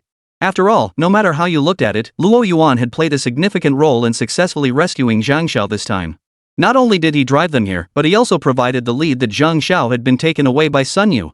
It was precisely because of this that they were able to quickly locate Zhang Xiao. Of course, judging by the werewolf's words, even if they hadn't come looking for him, Zhang Xiao would likely have been fine. After all, the werewolf had been tracking him all along. Had Zhang Xiao gone missing, the werewolf would likely have rescued him in secret. But if that had been the case, this conflict would never have happened. Thinking about it this way, Li Batian's success in taking down the werewolf and reaping significant rewards owed much to Luo Yuan's assistance. With that thought, Li Batian immediately said, "Luo Yuan, thank you. I owe you one for this. If you ever need help with anything in the future, you can count on me." Hearing this, Luo Yuan was overjoyed. Though Li Batian had explained it simply, Luo Yuan could already grasp the complexity and gravity of the situation. Killing over a dozen martial artists, what did that even mean? It was practically invincibility at his level. And it seemed there was an even more unfathomable expert lurking in the shadows. Luo Yuan couldn't even begin to fathom just how powerful Li Batian truly was. But one thing was certain, the man's future prospects were undoubtedly limitless, just as he had imagined. Originally, Luo Yuan had come seeking Li Batian's favor. Now, having secured his promise, he was overjoyed. "Brother Tianqiu, you're too kind." Luo Yuan exclaimed excitedly, but he couldn't wait to pull out his phone and add Li Batian as a friend. Li Batian smiled and immediately accepted the request. After all, befriending Luo Yuan was also beneficial for him. Should he regain his freedom in the future, he might even join the Yangcheng Martial Artists Association. Then, whenever he encountered something he didn't understand, he could ask Luo Yuan. Perhaps getting an introduction through him would also be more convenient. With that in mind, Li Batian casually struck up a conversation with Luo Yuan, starting by inquiring about the Yangcheng Martial Artists Association. Luo Yuan, of course, shared everything he knew. Over an hour later, the car arrived at Xingfu Residential Complex. Luo Yuan got out immediately, escorting Li Badian and the others to the community gate. Brother Tianqiu, take your time. If anything comes up, give us a call. Li Badian waved his hand, saying no more, and led by Ningning and Zhang Xiao into the community. Only after they vanished from sight did Luo Yuan finally let his excitement show. During their casual chat earlier, he had vaguely sensed that Li Badian wasn't actually affiliated with the Martial Arts Association from another region. He seemed more like a martial artist who hadn't joined any association. If that was the case, he might even be able to recruit him into the Yancheng Martial Artists Association. With Li Beixian's presence, he would also reap significant rewards from the association. This made his plan to befriend Li Badian seem even more justified. After a moment's thought, Luo Yuan hurriedly called Luo Su. Luo Su, where are you? Luo Su, who received Luo Yuan's call, was still a bit dazed. But she quickly snapped out of it. Luo Yuan was back. It turned out that Zhang Xiao had been rescued. Her cousin didn't elaborate on the rescue details. He only solemnly urged her to curry favor with Bai Ningning and Zhang Xiao whenever possible. For in his view, their master, Li Badian, was destined to become a formidable figure whose influence would shake the very foundations of Yancheng. Chapter 96, A Fortune in Hand, Intermediate Blood Cultivation Effect.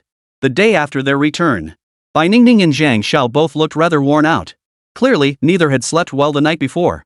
Yesterday's ordeal had been far too perilous and thrilling, leaving both their hearts feeling unsettled.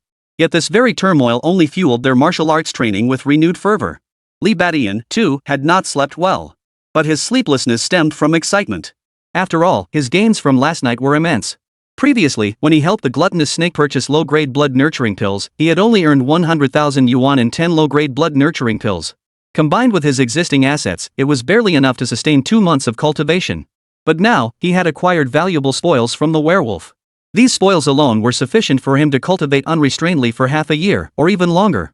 By Li Beixian's estimation, if he could maintain this cultivation pace, he might even ascend to the level of a postnatal martial artist within half a year. Of course, whether it would truly suffice depended on the balance in the werewolf's bank account. Judging by the 3 intermediate blood-infused pills and the werewolf's status as a major figure in the shadowy organization, his bank account balance should easily exceed 1 million. And then, sure enough, when Li Badian took Bai Ningning and Zhang Xiao out for training and casually checked the balance at a nearby ATM. After inserting the card, the screen quickly displayed 7 digits. A 7-digit sum, starting with the number 2. Li Beixian's lips curled upward, and he burst into laughter. 2,800,000. Zhang Xiao gasped beside him, while Bai Ningning's beautiful eyes widened in astonishment. This was the first time either of them had ever seen so much money. Of course, neither had Li Badian. In both his past and present lives, he had never possessed such a colossal sum. Most crucially, this fortune belonged to him alone.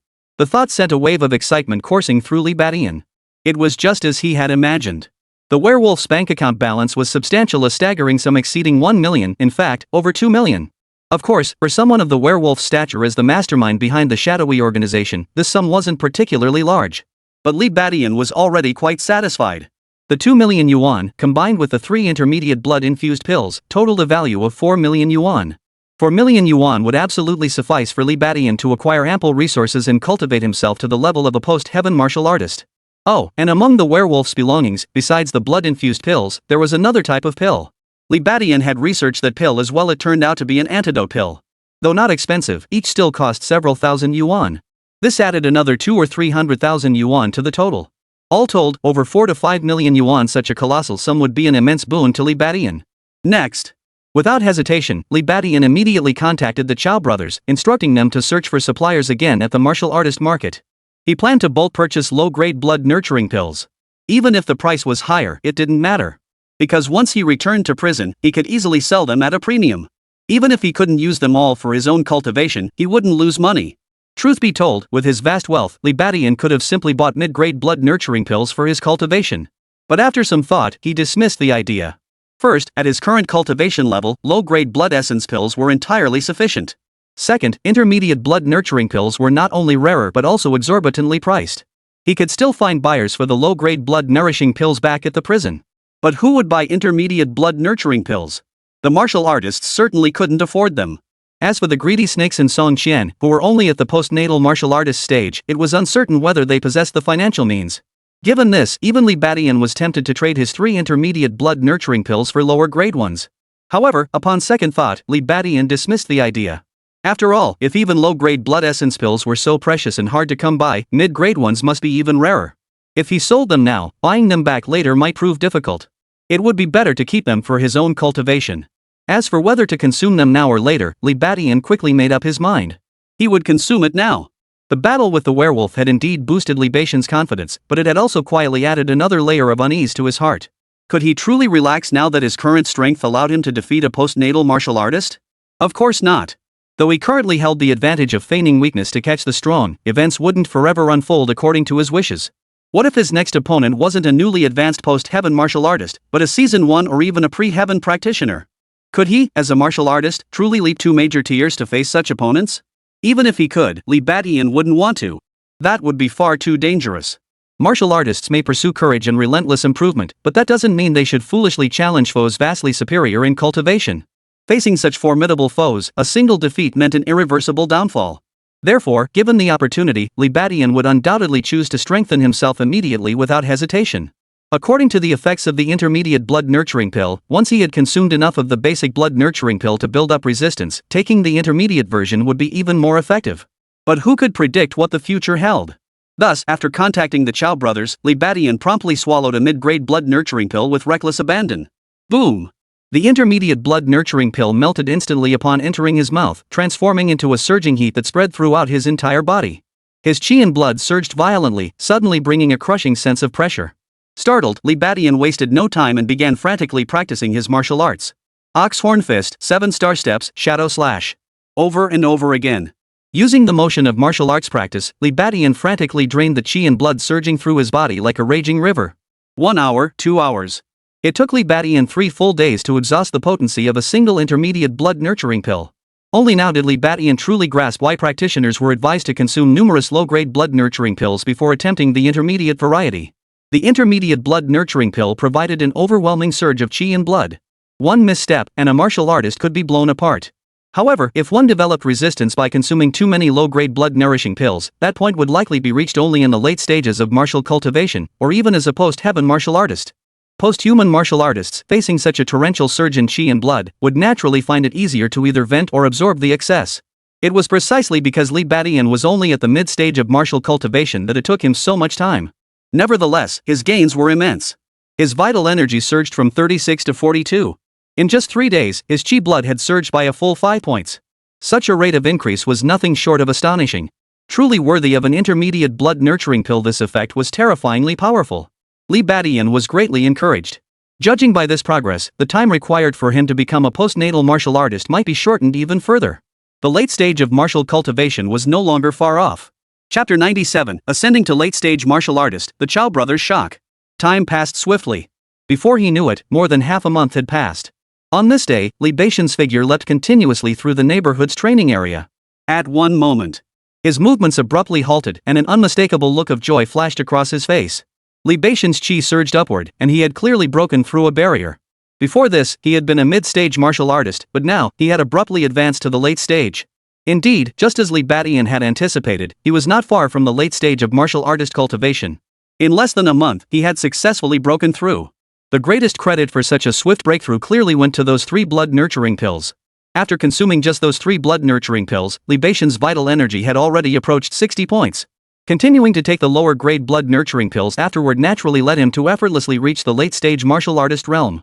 Feeling the increasingly potent chi and blood surging within him, Li Badian clenched his fists in exhilaration. Of course, his progress over the past half-month extended far beyond cultivation alone. This thought stirred something within him, prompting Li Badian to open the system interface. Infinite Plunder System. Host, Li Badian. Level, Martial Artist. Vitality, 67. Martial Arts, Ox-horn fist, Mastery, 7-star step, Mastery, Diamond Force, Minor Mastery 10%, Shadow Kill, Mastery. Talents, Explosive Rage, upon becoming enraged, enters a 10-minute berserk state with tenfold strength increase, followed by a 10-hour period of extreme exhaustion. Bull-like strength, possesses immense strength akin to a wild bull.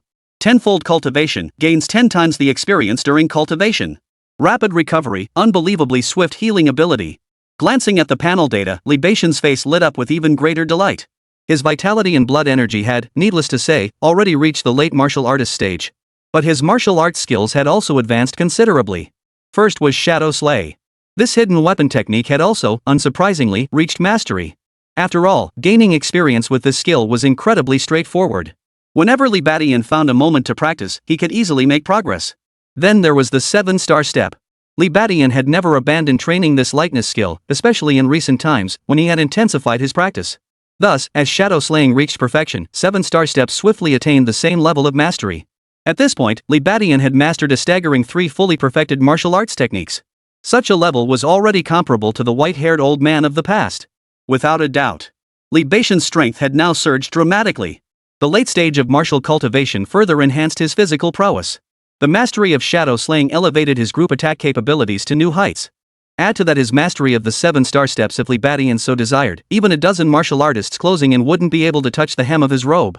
Whether it was the perfected shadow kill or the 7-star step, Li Badian had tested both. Both proved exceptionally powerful. Thus, at this moment, Li Badian felt an unusual sense of anticipation. What's going on? Have those foreign factions stopped sending assassins? Yes, he felt no anxiety about foreign factions' assassination attempts. Instead, he harbored a certain anticipation. In fact, Li Badian even worried that the assassins sent by foreign forces might not be post-heaven martial artists. He now felt utterly fearless against post-natal martial artists. Even seasoned practitioners held no sway over him.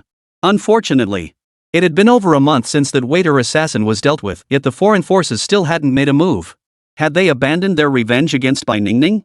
Or perhaps, under the pressure of the state's crackdown, they simply lacked the resources to continue their retaliatory actions. At this thought, Li Badian couldn't help but feel a pang of disappointment. But then, instead of waiting for the overseas forces to make their move, he received contact from the Chow brothers. The other party had once again located a supplier and informed Li Badian that he could proceed to the martial arts marketplace to conduct the transaction. Low-grade blood nurturing pills were still quite rare. Given that Li Badian needed a large quantity this time, the Chow brothers still spent some time sourcing them. Upon hearing the news, Li Badian wasted no time. He immediately took Bai Ningning and Zhang Xiao back to the martial arts market. Truth be told, it was indeed time to visit the martial arts market. With both Shadow Slash and 7-star steps now mastered, Li Badian needed to cultivate new martial arts. Otherwise, his tenfold cultivation talent would go to waste since he couldn't practice the hard Qigong Vajra force in his daily training. The next day, Li Badian, Bai Ningning, and Zhang Xiao reappeared at the martial arts market. The Chow brothers, who had been waiting for them, greeted them with broad smiles. But the moment they sensed Li Badian's late-stage martial cultivation, both brothers looked as if they'd seen a ghost. Big brother, you're already at the late stage of the martial artist realm. Feeling Li Badian's vital energy now comparable to Chao Yang's, the brothers were utterly speechless. Their last encounter with Li Badian, when he had advanced to the mid-stage of the martial artist realm, had already shocked them beyond measure. But they never imagined that this time, Li Badian would have advanced yet again to the late stage of the martial artist realm. After all, it had only been about a month since their last meeting. To achieve another breakthrough in such a short span. Though it wasn't a major breakthrough to a new realm, merely an advancement within his current tier, it was utterly astonishing. Compared to Chao Yang's advancement pace, it was like comparing heaven and earth. After all, it had taken Chao Yang several full years to advance from mid-stage martial artist to late-stage martial artist. At that moment, both brothers wore expressions of utter shock. Yes, is there a problem? Li Badian smiled faintly. His gaze was calm, yet it still exerted immense pressure on the two brothers. Back when he was only at the early martial artist stage, Li Badian could already easily overpower them. Now that he had reached the late stage of martial cultivation, wouldn't he be able to crush them with a single finger? Realizing this, a chill gripped the brothers' hearts. They felt nothing but utter reverence for Li Badian, their defiance completely vanishing. Yet observing their reaction, Li Badian inwardly furrowed his brow. Possessing tenfold cultivation talent, it was unsurprising that he had advanced to the late stage of the martial artist realm in such a short time. Yet now it seemed his ascent was nothing short of astonishing. To the uninitiated, it might pass. To those in the know, it was nothing short of astonishing. The Chow brothers, for instance, were manageable. Having been disciplined, they held no ill will. But what about the others? Seeing him rise so rapidly, might they not start to speculate? For instance, might they speculate that he possesses some sort of cultivation-enhancing artifact or rare treasure? If that happened, it could bring him no end of trouble. Upon this realization, Li Badian silently resolved that when he went to the martial arts market later to purchase new martial arts techniques, he would look for ones capable of concealing his vital energy aura. His cultivation progress was indeed too rapid. It was time to conceal it. First, it would allow him to continue playing the role of a wolf in sheep's clothing. Second, it would help him avoid unnecessary trouble. Frankly, being targeted by martial artists or post-natal cultivators wouldn't be too bad. But if his rapid cultivation progress drew the attention of pre-natal cultivators, that would be trouble. Though his cultivation speed stemmed from innate talent, whether innate martial artists would show him mercy was another matter entirely. What if he failed to find the rare treasures he expected? If a martial artist grew enraged and casually eliminated him in frustration, to whom could he turn for justice? Chapter 98, Purchasing Martial Arts. Again, Lion Roar Technique and Bone Shrinking Technique. The subsequent transactions proceeded smoothly. Through the suppliers introduced by the Chow brothers, Li Batian purchased another 2 million low-grade blood-nurturing pills. However, the price was higher this time, at 38,000 per pill. 2 million yuan could only buy 52 pills. Li Batian remained thoroughly satisfied with this outcome. After all, based on the price Snake had quoted, he stood to profit as long as the cost remained below 50,000 per pill. Besides, he had no intention of selling them. He planned to consume them himself. When it came to cultivation, no amount of money was too much to pay. Of course, the most crucial factor was that this money came from the werewolves. It was practically free money, so Li Batian spent it without a second thought. After purchasing the low-grade blood-nurturing pills, Li Batian bid farewell to the Chow brothers and entered the martial artist marketplace with Bai Ningning and Zhang Xiao. The martial artist market remained bustling as ever. Li Batian immediately waved his hand generously and declared to Bai Ningning and Zhang Xiao, "If you see anything you like, just tell me. I'll buy it for you." He had obtained over 2 million cash from the werewolves. He spent only 2 million on the low-grade blood-nourishing pills. As for the remainder, he had no intention of buying more low-grade blood-nurturing pills. First, the low-grade blood-nourishing pills should be sufficient for his needs. Second, blood essence pills didn't have satiating properties, so Li Batian still needed to eat normally. In this regard, demon beast meat was naturally his top choice. It was both filling and boosted his vital energy. The remaining 80-odd thousand coins would sustain him for quite some time. Even if he returns to prison, it should suffice after all. The Shadow Organization will provide him with a certain quota of demon beast meat. Speaking of which, Li Batian should be returning to prison soon. Judging by the timeline, his assignment should be nearing its end. So before heading back, Li Batian planned to buy some things for Bai Ningning and Zhang Xiao. Hearing Li Batian's words, Bai Ningning and Zhang Xiao's eyes lit up instantly. Wow! That's fantastic! The two cheered, as if they had returned to the moment they first met Li Batian. This time around, Li Batian didn't even browse the street stalls anymore. Instead, he walked straight into the shops. Weapon shops, herbal medicine shops, and so on. After browsing for a while, they eventually entered a shop selling martial arts manuals. What Bai Ningning and Zhang Xiao sought were martial arts manuals. Though they still hadn't mastered the leg techniques they currently possessed, their fascination with martial arts manuals remained intense. Li Batian approved of this situation. After all, mastering just one martial art was far from sufficient. Of course. For martial arts apprentices, mastering a single martial art to a basic level was already a rare achievement. They simply lacked the energy to cultivate a second one. However, considering that he wouldn't be around forever, Li Batian decided to first teach the two of them a lightness skill. That way, even if they truly mastered the martial arts they were currently practicing, they would still have something to continue cultivating. There are so many martial arts manuals here. Martial arts, lightness skills. Upon entering the bookstore, Bai Ningning and Zhang Xiao were immediately awestruck. The variety of martial arts manuals here clearly surpassed even the street stalls. Each volume was displayed like merchandise, neatly arranged in the display cabinets. For a moment, both of them were dazzled by the sheer variety. From Li Batian, they had already learned that for martial artists, the second skill to cultivate was best suited to be lightness techniques. This would allow them to both fight and flee, offering a more well-rounded skill set. But with so many lightness skill manuals here, they couldn't decide.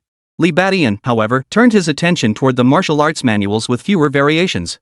After all, he had already mastered the mainstream martial arts and lightness skills. In truth, given Li Batian's current circumstances, he could easily continue cultivating mainstream martial arts.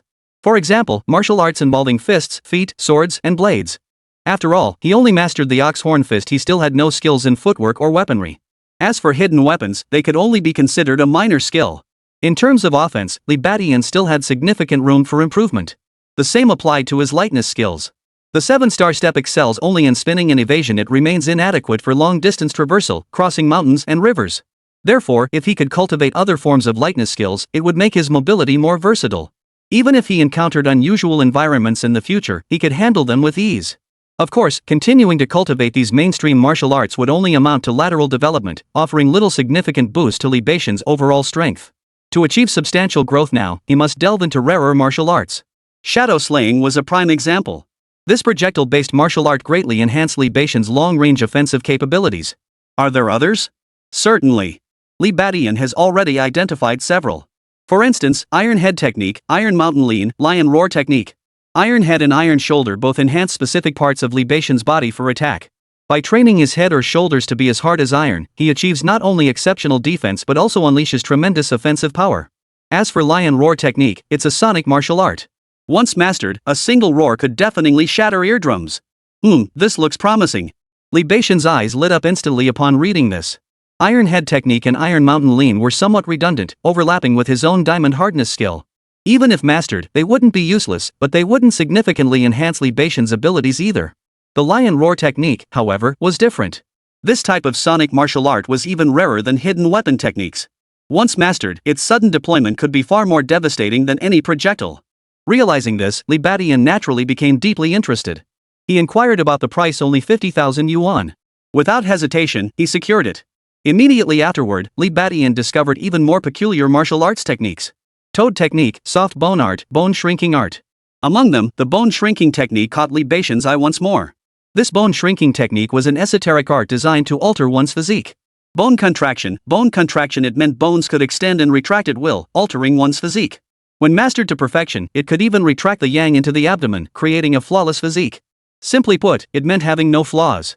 Such an effect instantly stirred Li Beixian's desire once more.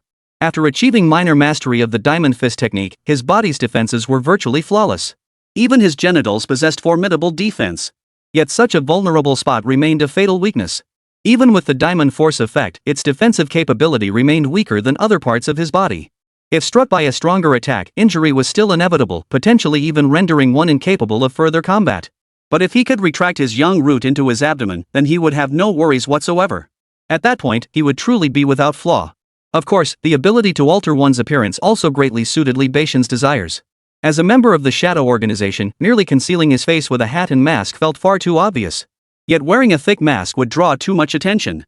The ability to alter one's form and appearance through bone contraction would be far more convenient. This bone shrinking technique cost another 40,000, and Li Beixian snapped it up immediately. With this, he finally gained 2 new martial arts techniques.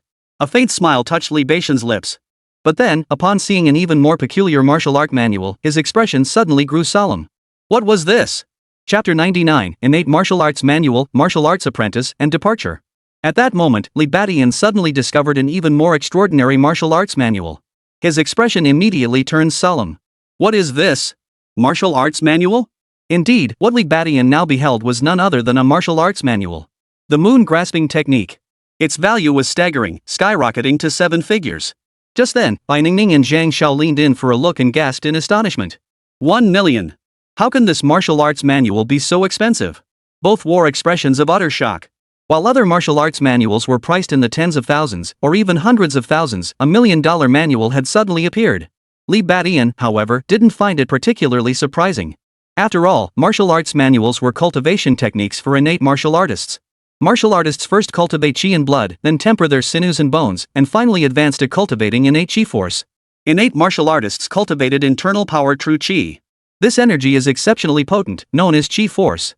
Thus, martial artists at this level all cultivate martial arts manuals to absorb a certain energy from the heavens and earth. The innate chi force is profoundly mysterious, capable of effortlessly shattering the bone defenses of postnatal martial artists. Thus, it is no wonder that a single martial arts manual can fetch over $1 million. In fact, this is already the lowest price. A decent martial arts manual starts at several million at the very least. Undoubtedly, Li Beixian couldn't afford them now. Of course, he doesn't need one just yet. He hadn't even mastered the post-human realm yet. Contemplating the pre-human realm was still far beyond his reach. So Li Beixian merely glanced at it before setting it aside. He then moved on to examine other martial arts manuals. Soon, Li Beixian made another discovery. What caught his interest this time were 2 or 3 sets of martial arts that were clearly designed to complement each other. The martial arts and lightness skills within them were clearly interconnected. These complementary martial arts sets stirred something within Li Beixian. Perhaps I could cultivate a set of coordinated martial arts myself. This thought sparked his interest. In truth, whether it was his ox-horn fist or his 7 star steps, they should have corresponding martial arts techniques. It was simply that his previous limitations had prevented him from doing so. He could only practice whatever martial arts he happened to have. But now, Li Beixian possessed not only tenfold cultivation talent but also wealth. Cultivating complementary martial arts was naturally no problem. With this thought, Li Beixian immediately began searching with purpose. Before long, he actually discovered the complementary martial arts for the bullhorn fist and 7 star steps. The lightness skill associated with the bullhorn fist was none other than the mad bull step. The martial art linked to the 7 star steps was the 7 star sword technique. The mad bull step cost only a few thousand, while the 7 star sword technique commanded a staggering 100,000. This clearly showed that the 7 star step given by Song Qian wasn't some commonplace martial art. It was far more valuable than the bullhorn fist.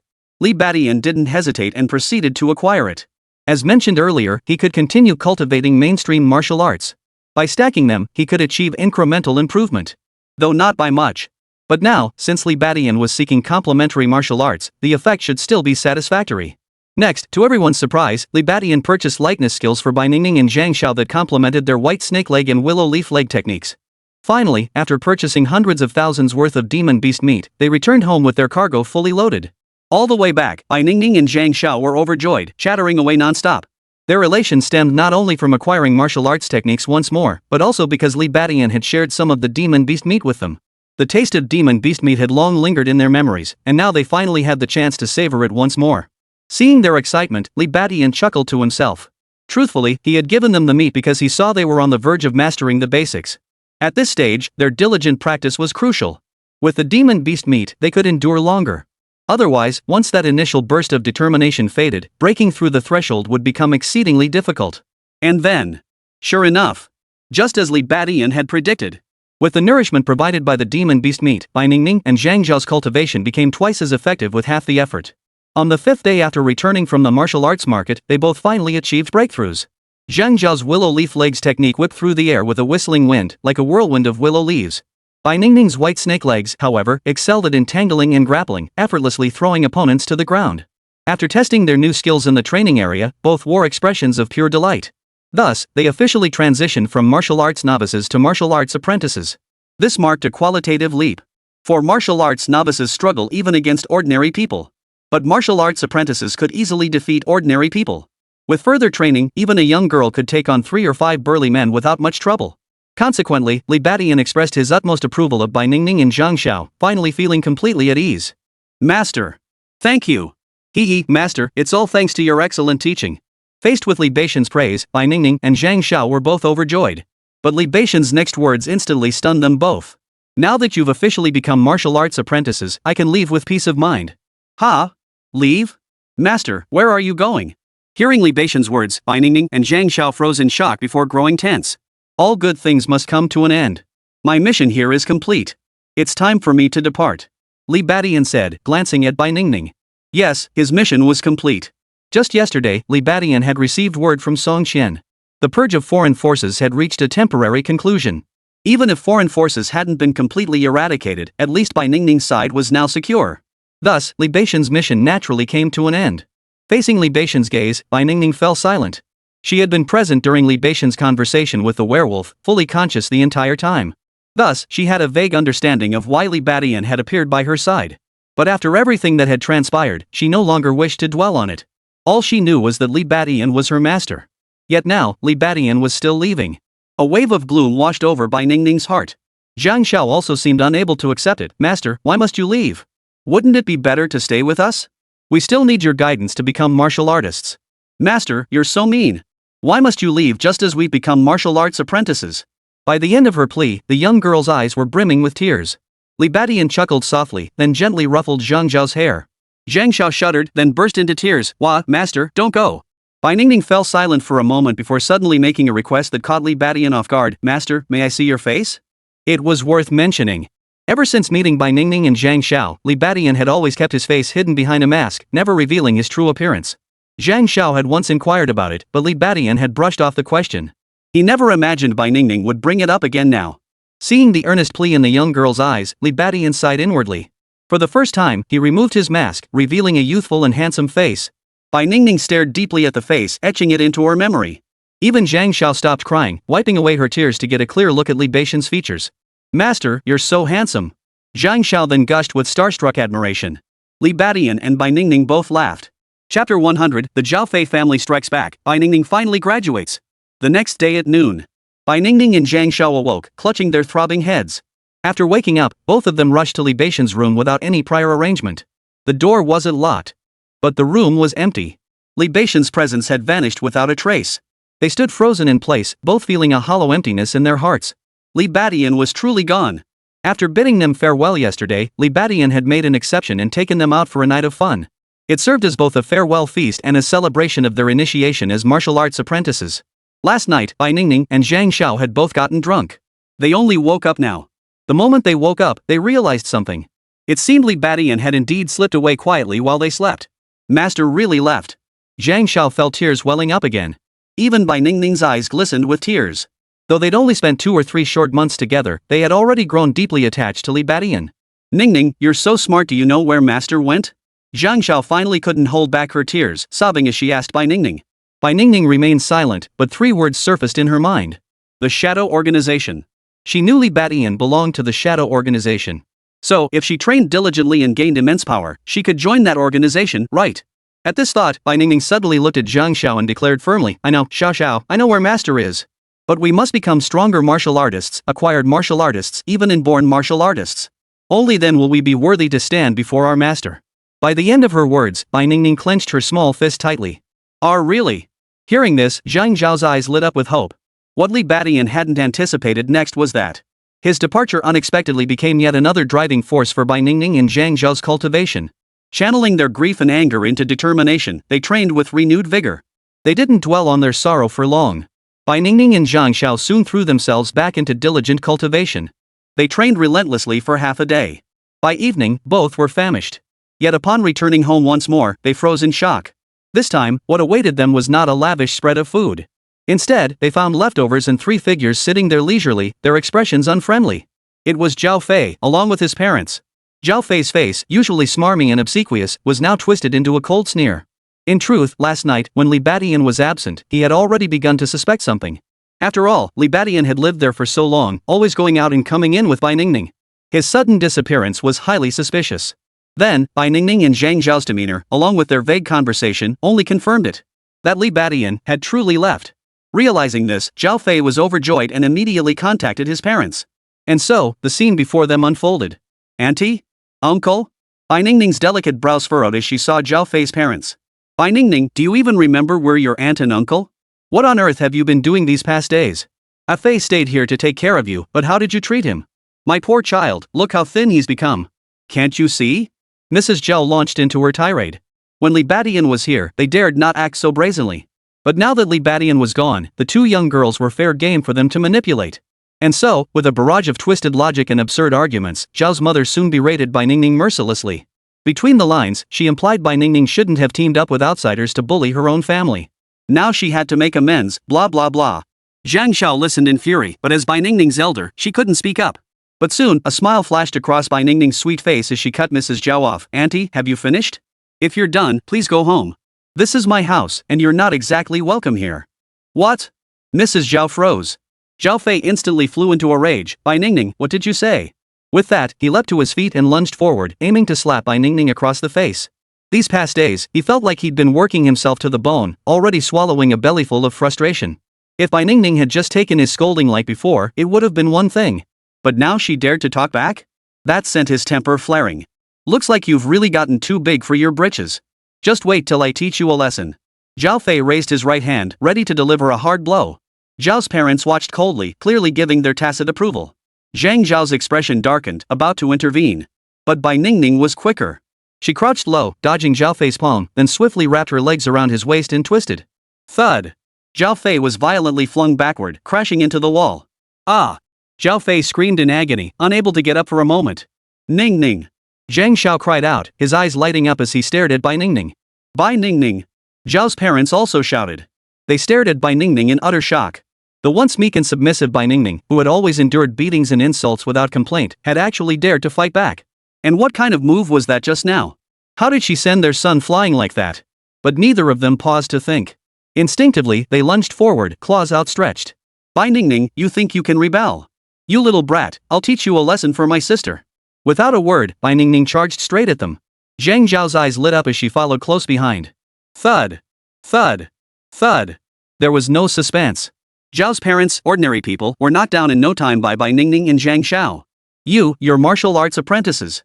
At that moment, Zhao's parents finally grasped the unbelievable truth. That these 2 girls, Bai Ningning and Zhang Xiao, had both become powerful martial arts apprentices.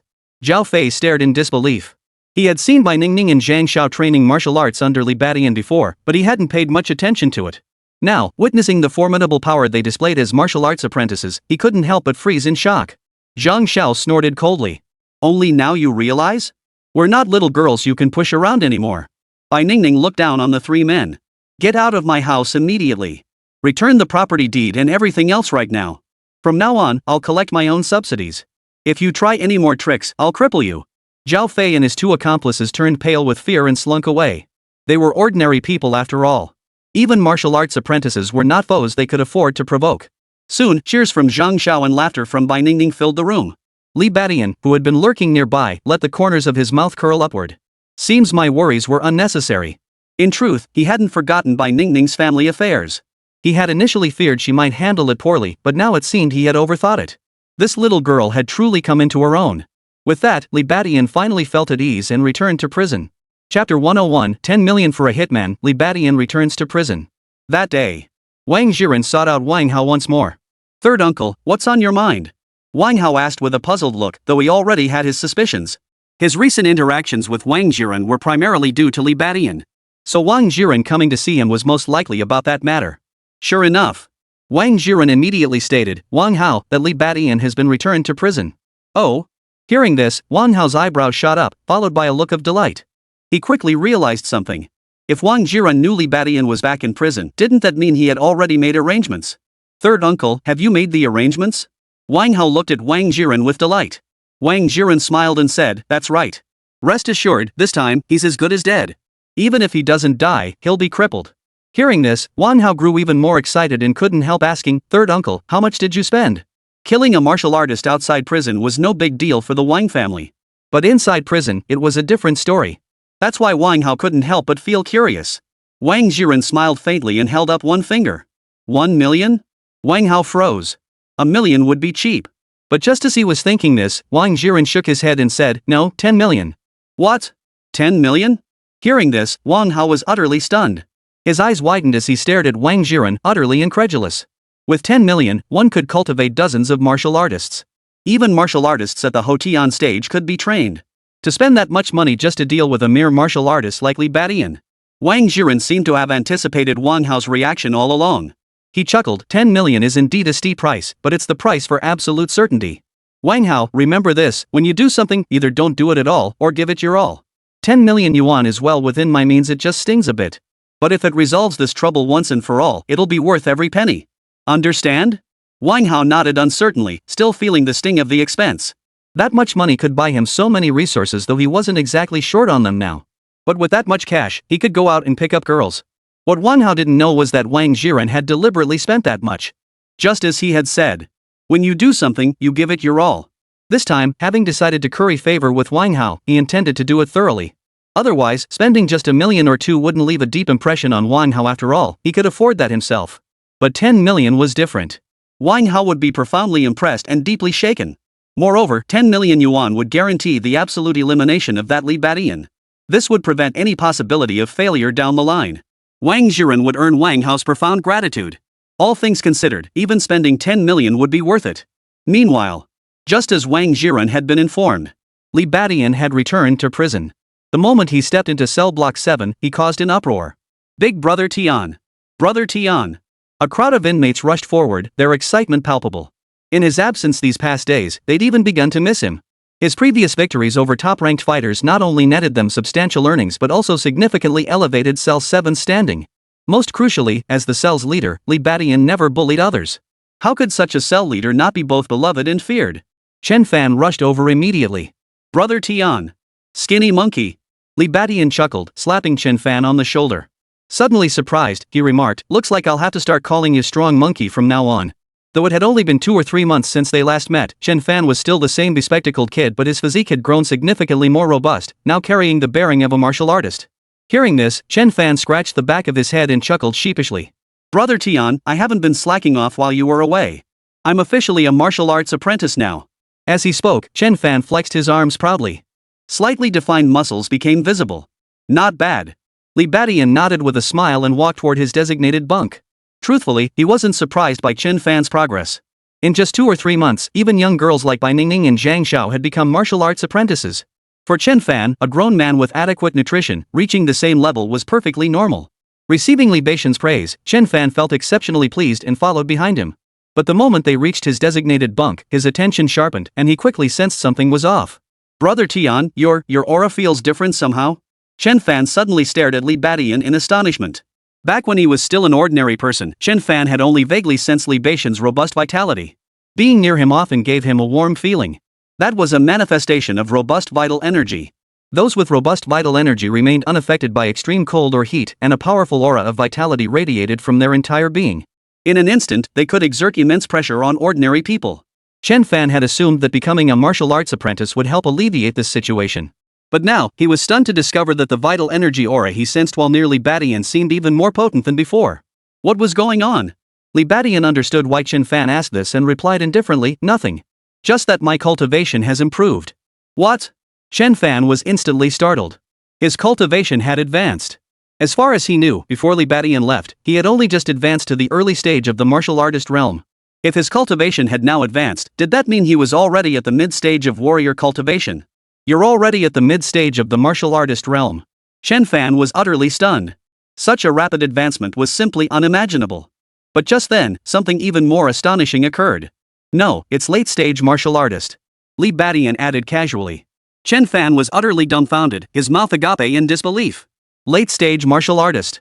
At this moment, Li Badian had actually advanced to the late stage of the martial artist realm. Did that mean he'd advanced 2 entire levels in such a short time? Seeing Chen Fan's utterly shocked expression, Li Badian couldn't help but shake his head inwardly. His cultivation progress was indeed frighteningly rapid. Originally, when he visited the martial arts market last time, he had intended to purchase some martial arts techniques that could conceal his cultivation level. Unfortunately, he hadn't found any such techniques. Instead, he'd heard rumors of certain pills that could temporarily lower one's chi and blood levels, thereby concealing cultivation. But those pills were extremely rare. Thus, Li Badian still had no means to conceal his cultivation level. When Chen Fan inquired about it now, he simply told him the truth. After all, it wasn't exactly a secret to those with discerning eyes. After that, Li Badian chatted with Chen Fan in a scattered manner. Through his words, Li Badian learned about the events that had unfolded in the prison during his absence. For instance, who had challenged whom to a fight, which cell had clashed with which cell, and so on. Just as Li Badian was growing bored, the prison guard's summons echoed from outside. 9527, come out. Hearing this, Li Badian's heart stirred. Chapter 102, Late Martial Artist Stage. Song Qian and the Greedy Snake. Brother Tian, the guard is looking for you. What's going on? Chen Fan asked in confusion. Nothing.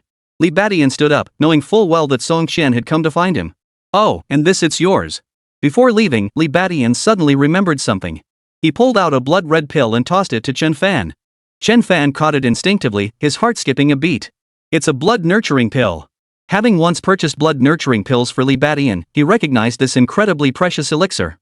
Recognizing it instantly, his eyes lit up. In that moment, as he watched Li Badian's retreating figure, his gaze grew feverish. With the blood-nurturing pill, his strength could be dramatically enhanced. If this keeps up, he might just become the undisputed second in command in Cell Block 7, second only to Li Badian. Meanwhile, Li Badian was indeed escorted by the guards to the warden's office. He saw Song Qian again. Song Qian, of course, immediately sensed Li Badian's cultivation level. No wonder you could take down that werewolf, you've actually advanced to the late stage of martial artist cultivation. Song Qian murmured in admiration, a hint of realization flickering in his eyes. Yet shock dominated his expression. Even he, a late-stage martial artist, was stunned by Li Badian's rapid advancement. He wasn't unfamiliar with prodigies. In fact, he himself was a prodigy. It had taken Song Qian only a few years to progress from a martial artist to an acquired martial artist. Even then, many had hailed him as a prodigy. But now, Li Badian had advanced from early-stage martial artist to late-stage martial artist in just 2 or 3 months. Even if he hadn't yet reached the level of a postnatal martial artist, such speed was terrifying enough. Most crucially, he wasn't cultivating under normal circumstances, he was doing it within the perilous confines of a prison. Song Qian felt that describing Li Badian as a genius was no longer fitting, he was nothing short of a demonic prodigy. Given this, Song Qian found it unsurprising that Li Badian could slay a werewolf, a postnatal martial artist. For he knew Li Badian was also a natural-born martial artist. With such terrifying innate talent, it was no wonder he could defeat foes of higher tiers. Have a seat. Song Qian gestured for Li Badian to take a seat and personally brewed tea for him once more. Li Badian accepted without hesitation, even remarking, "This tea is excellent. Could you spare some for me to take home? I'd like to brew it myself when I have the chance." Hearing this, Song Qian paused briefly before nodding. "Alright, I'll get you half a pound later." His attitude instantly made Li Badian inwardly delighted. Li Badian didn't particularly enjoy tea. His remark was merely a test of Song Qian's attitude toward him. And now it seemed clear, his successful slaying of the werewolf and completion of the mission had indeed changed Song Qian's opinion of him. He had even taken a liking to him. And indeed, that proved to be the case. Song Qian paused thoughtfully before continuing, "Li Badian, I thank you for this. Your completion of the mission has already spared you the death penalty. Additionally, the reward you mentioned earlier is also available. However, your situation seems rather unique. It wouldn't be appropriate for me to issue the reward directly. It's up to you what kind of reward you desire. Hearing this, Li Beixian's lips immediately curled upward. Excellent. With the death sentence lifted, he now had something to strive for. Of course, what delighted him even more was the reward Song Qian had mentioned. This was yet another unexpected windfall. Slaying the werewolf had already yielded him a wealth of spoils. Now, if he could also receive a reward from Song Qian, it would be pure double delight. Li Beixian immediately fell into deep thought. He quickly understood why Song Qian hadn't offered him a reward proactively. Earlier, Song Qian had gifted him the 7-star steps lightness skill manual, clearly a reward tailored to his current martial arts level. At that time, he hadn't even mastered lightness skills yet. But now, Song Qian had little clarity on Li Beixian's current strength or martial arts cultivation. It was clearly inappropriate to act on his own initiative. This suited Li Beixian perfectly. After all, his current martial arts repertoire was already quite comprehensive. If Song Qian were to casually bestow a martial art upon him, it would likely prove of little use. Allowing him to choose for himself was actually preferable. Li Beixian's eyes lit up as he quickly recalled the martial art that concealed one's vital energy. Having found nothing at the martial arts market, could he perhaps obtain it from Song Qian? The more he pondered it, the more feasible this approach seemed. After all, Song Qian was the prison warden and a high-ranking member of the Shadow Organization. The resources and connections he possessed were far beyond what Li Beixian could ever hope to match. With that realization, Li Beixian wasted no time. Warden Song, he said immediately, I do have a reward I'd like to request. I wonder if you happen to have any martial arts techniques that can conceal one's vital energy? At Li Beixian's words, Song Qian's expression shifted. Oh, you wish to conceal your cultivation level? Song Qian's eyebrows shot up as he quickly grasped Li Beixian's intent. In truth, most people wouldn't do such a thing. After all, within the conventional cultivation system, the more one displayed their talent, the greater the rewards. Whether it be martial arts academies, local communities, martial arts associations, or even the state itself, rewards would be bestowed. But Li Beixian's current situation was different. Given his current status, he truly needed to keep a low profile. With that in mind, Song Qian said, I'll look into this martial art and get back to you in a while. Hearing this, Li Beixian couldn't help but smile. It seemed his hunch was correct. Song Qian hadn't refused outright but said he'd look into it, which meant he might actually be able to obtain this type of martial art. Having secured that, Li Beixian tentatively added, Warden Song, thank you. But since nothing is confirmed yet, shouldn't I receive some additional reward? Like increasing my monthly quota of demon beast meat? Hearing this, Song Qian chuckled. I'll raise it to £10 a month. No haggling. Agreed. Li Beixian agreed immediately. Originally, his monthly quota was only 5 caddies of demon beast meat. Now it had increased by another 5 caddies. Though not a huge amount, it still left him thoroughly satisfied. As mentioned earlier, these were all unexpected windfalls. Even if the value was small, it was free money. Li Beixian naturally had no complaints. That settled it. After a bit more small talk, he left the warden's office with a broad smile. Next, he expected the guard to escort him back to cell block 7, but unexpectedly, the guard suddenly led him toward the area housing the isolation cells. Ha! Li Beixian furrowed his brow, his pace slowing. What was going on? But just then, the guard spoke up, don't worry, it's Snake looking for you. Oh. Hearing this, Li Beixian finally relaxed. Seems Greedy Snake was eager to see him too. Sure enough. A short while later, Li Beixian found himself in a small, dark room, face to face with Greedy Snake. In the dim light, the creature's pair of snake eyes flashed with an eerie glow. But the moment it sensed Li Beixian's vital energy, its expression shifted slightly. You've already advanced to the late stage of martial artist. Li Beixian chuckled.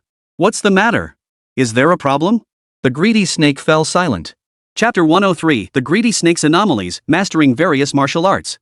What's wrong? Is there a problem? Li Beixian regarded the Greedy Snake with a faint, ambiguous smile. Before, when he was only at the early stage of martial arts cultivation, he had actually been quite wary of the Greedy Snake. But as his cultivation grew stronger, especially after slaying a post-heaven martial artist, Li Beixian naturally gained immense confidence. This shift was evident in his demeanor, no longer tense and reserved. He now faced the Greedy Snake with calm composure.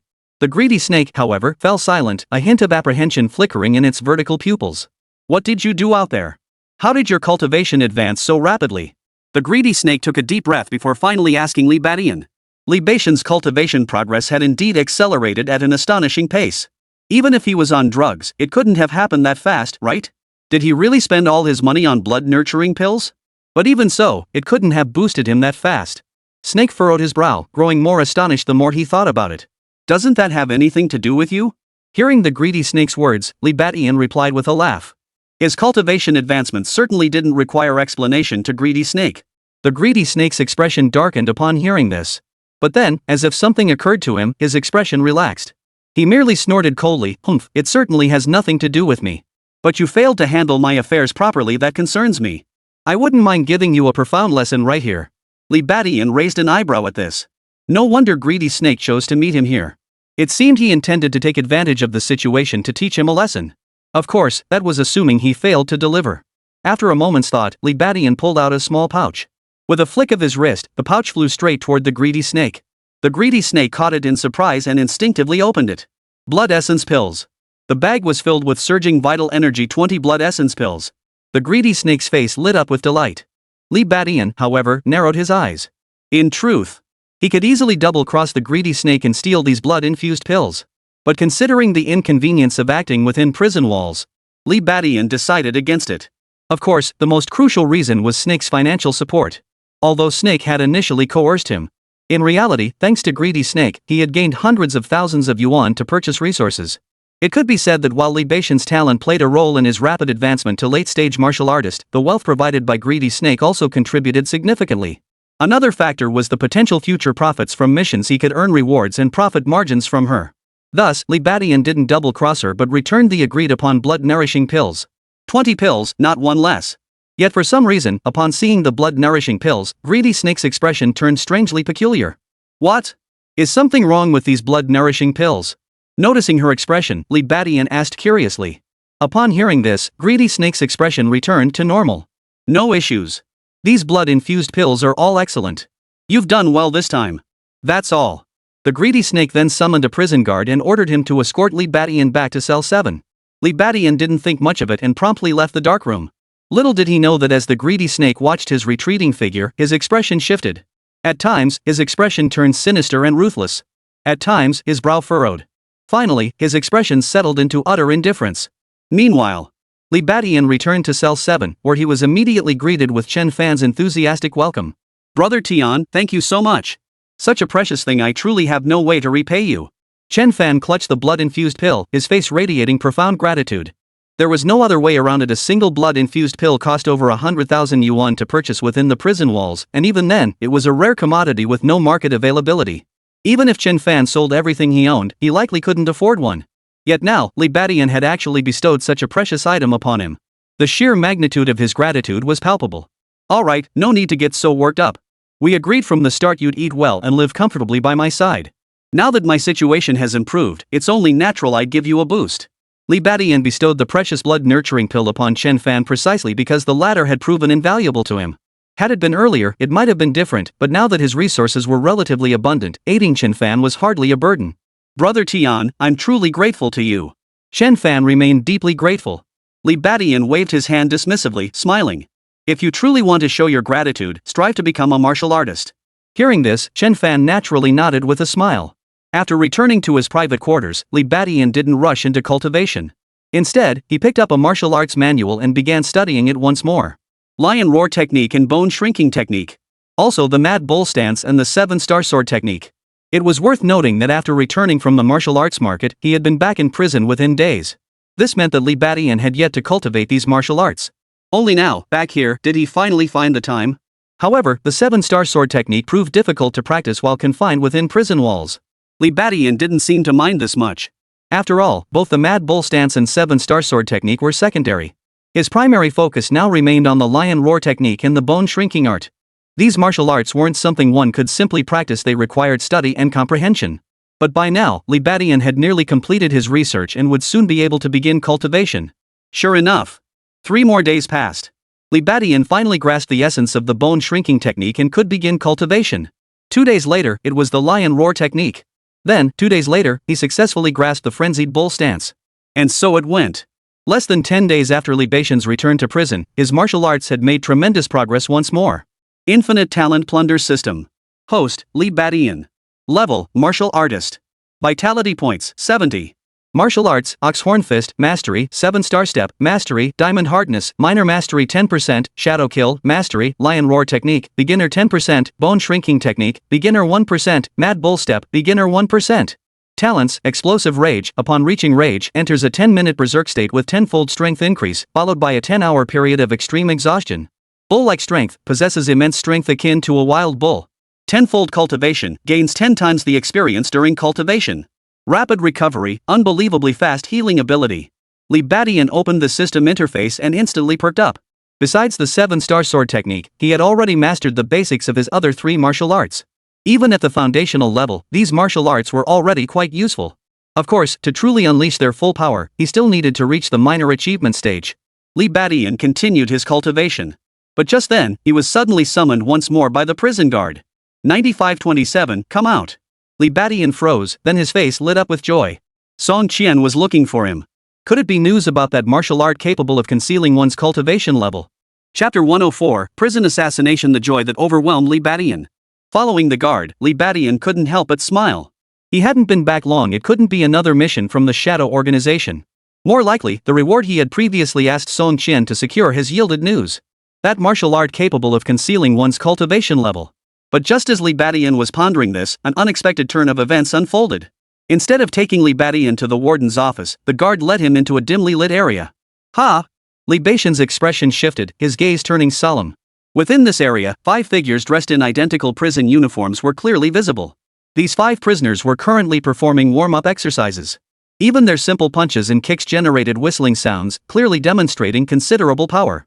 Startled, Libadian looked back at the guard, only to find he had vanished without a trace. He was left alone, facing these 5 prisoners. Most crucially, Libatian's hands were shackled with heavy iron chains.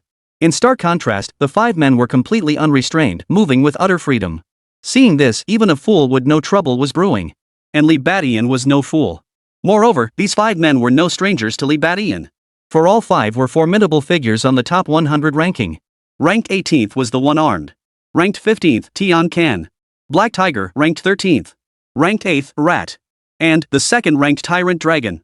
Among these individuals, some cultivated leg techniques, others mastered fist arts, and still others honed their elbow strikes. But they all share one common trait: their cultivation levels are all at the late martial artist stage. 5 late-stage martial artists appeared here, all glaring at Libadian with ill intent. The implication was clear. Libadian snapped to attention, narrowing his eyes as he asked in a flat tone, "Who sent you?" To be honest, Libadian had been quite high-profile in prison. He knew he hadn't been so high-profile as to provoke so many late-stage martial artists at once. Even though he now ranked 10th on the top 100 list. Even if challenged, it shouldn't warrant so many coming after him at once. Especially when among them was the second-ranked Tyrant Dragon. What the hell was going on? Libadian was utterly astonished. "Heh, you must be Libadian, right? Looks like you've got some real talent. So young, and already a late-stage martial artist. He must be a prodigy. The thrill of crushing him will be exquisite. Don't underestimate him." 9-tattooed dragon died by his hand. Instead of answering Libatian's question, Brother Tyrannosaurus and the others grinned widely. The second-ranked Brother Tyrannosaurus didn't speak.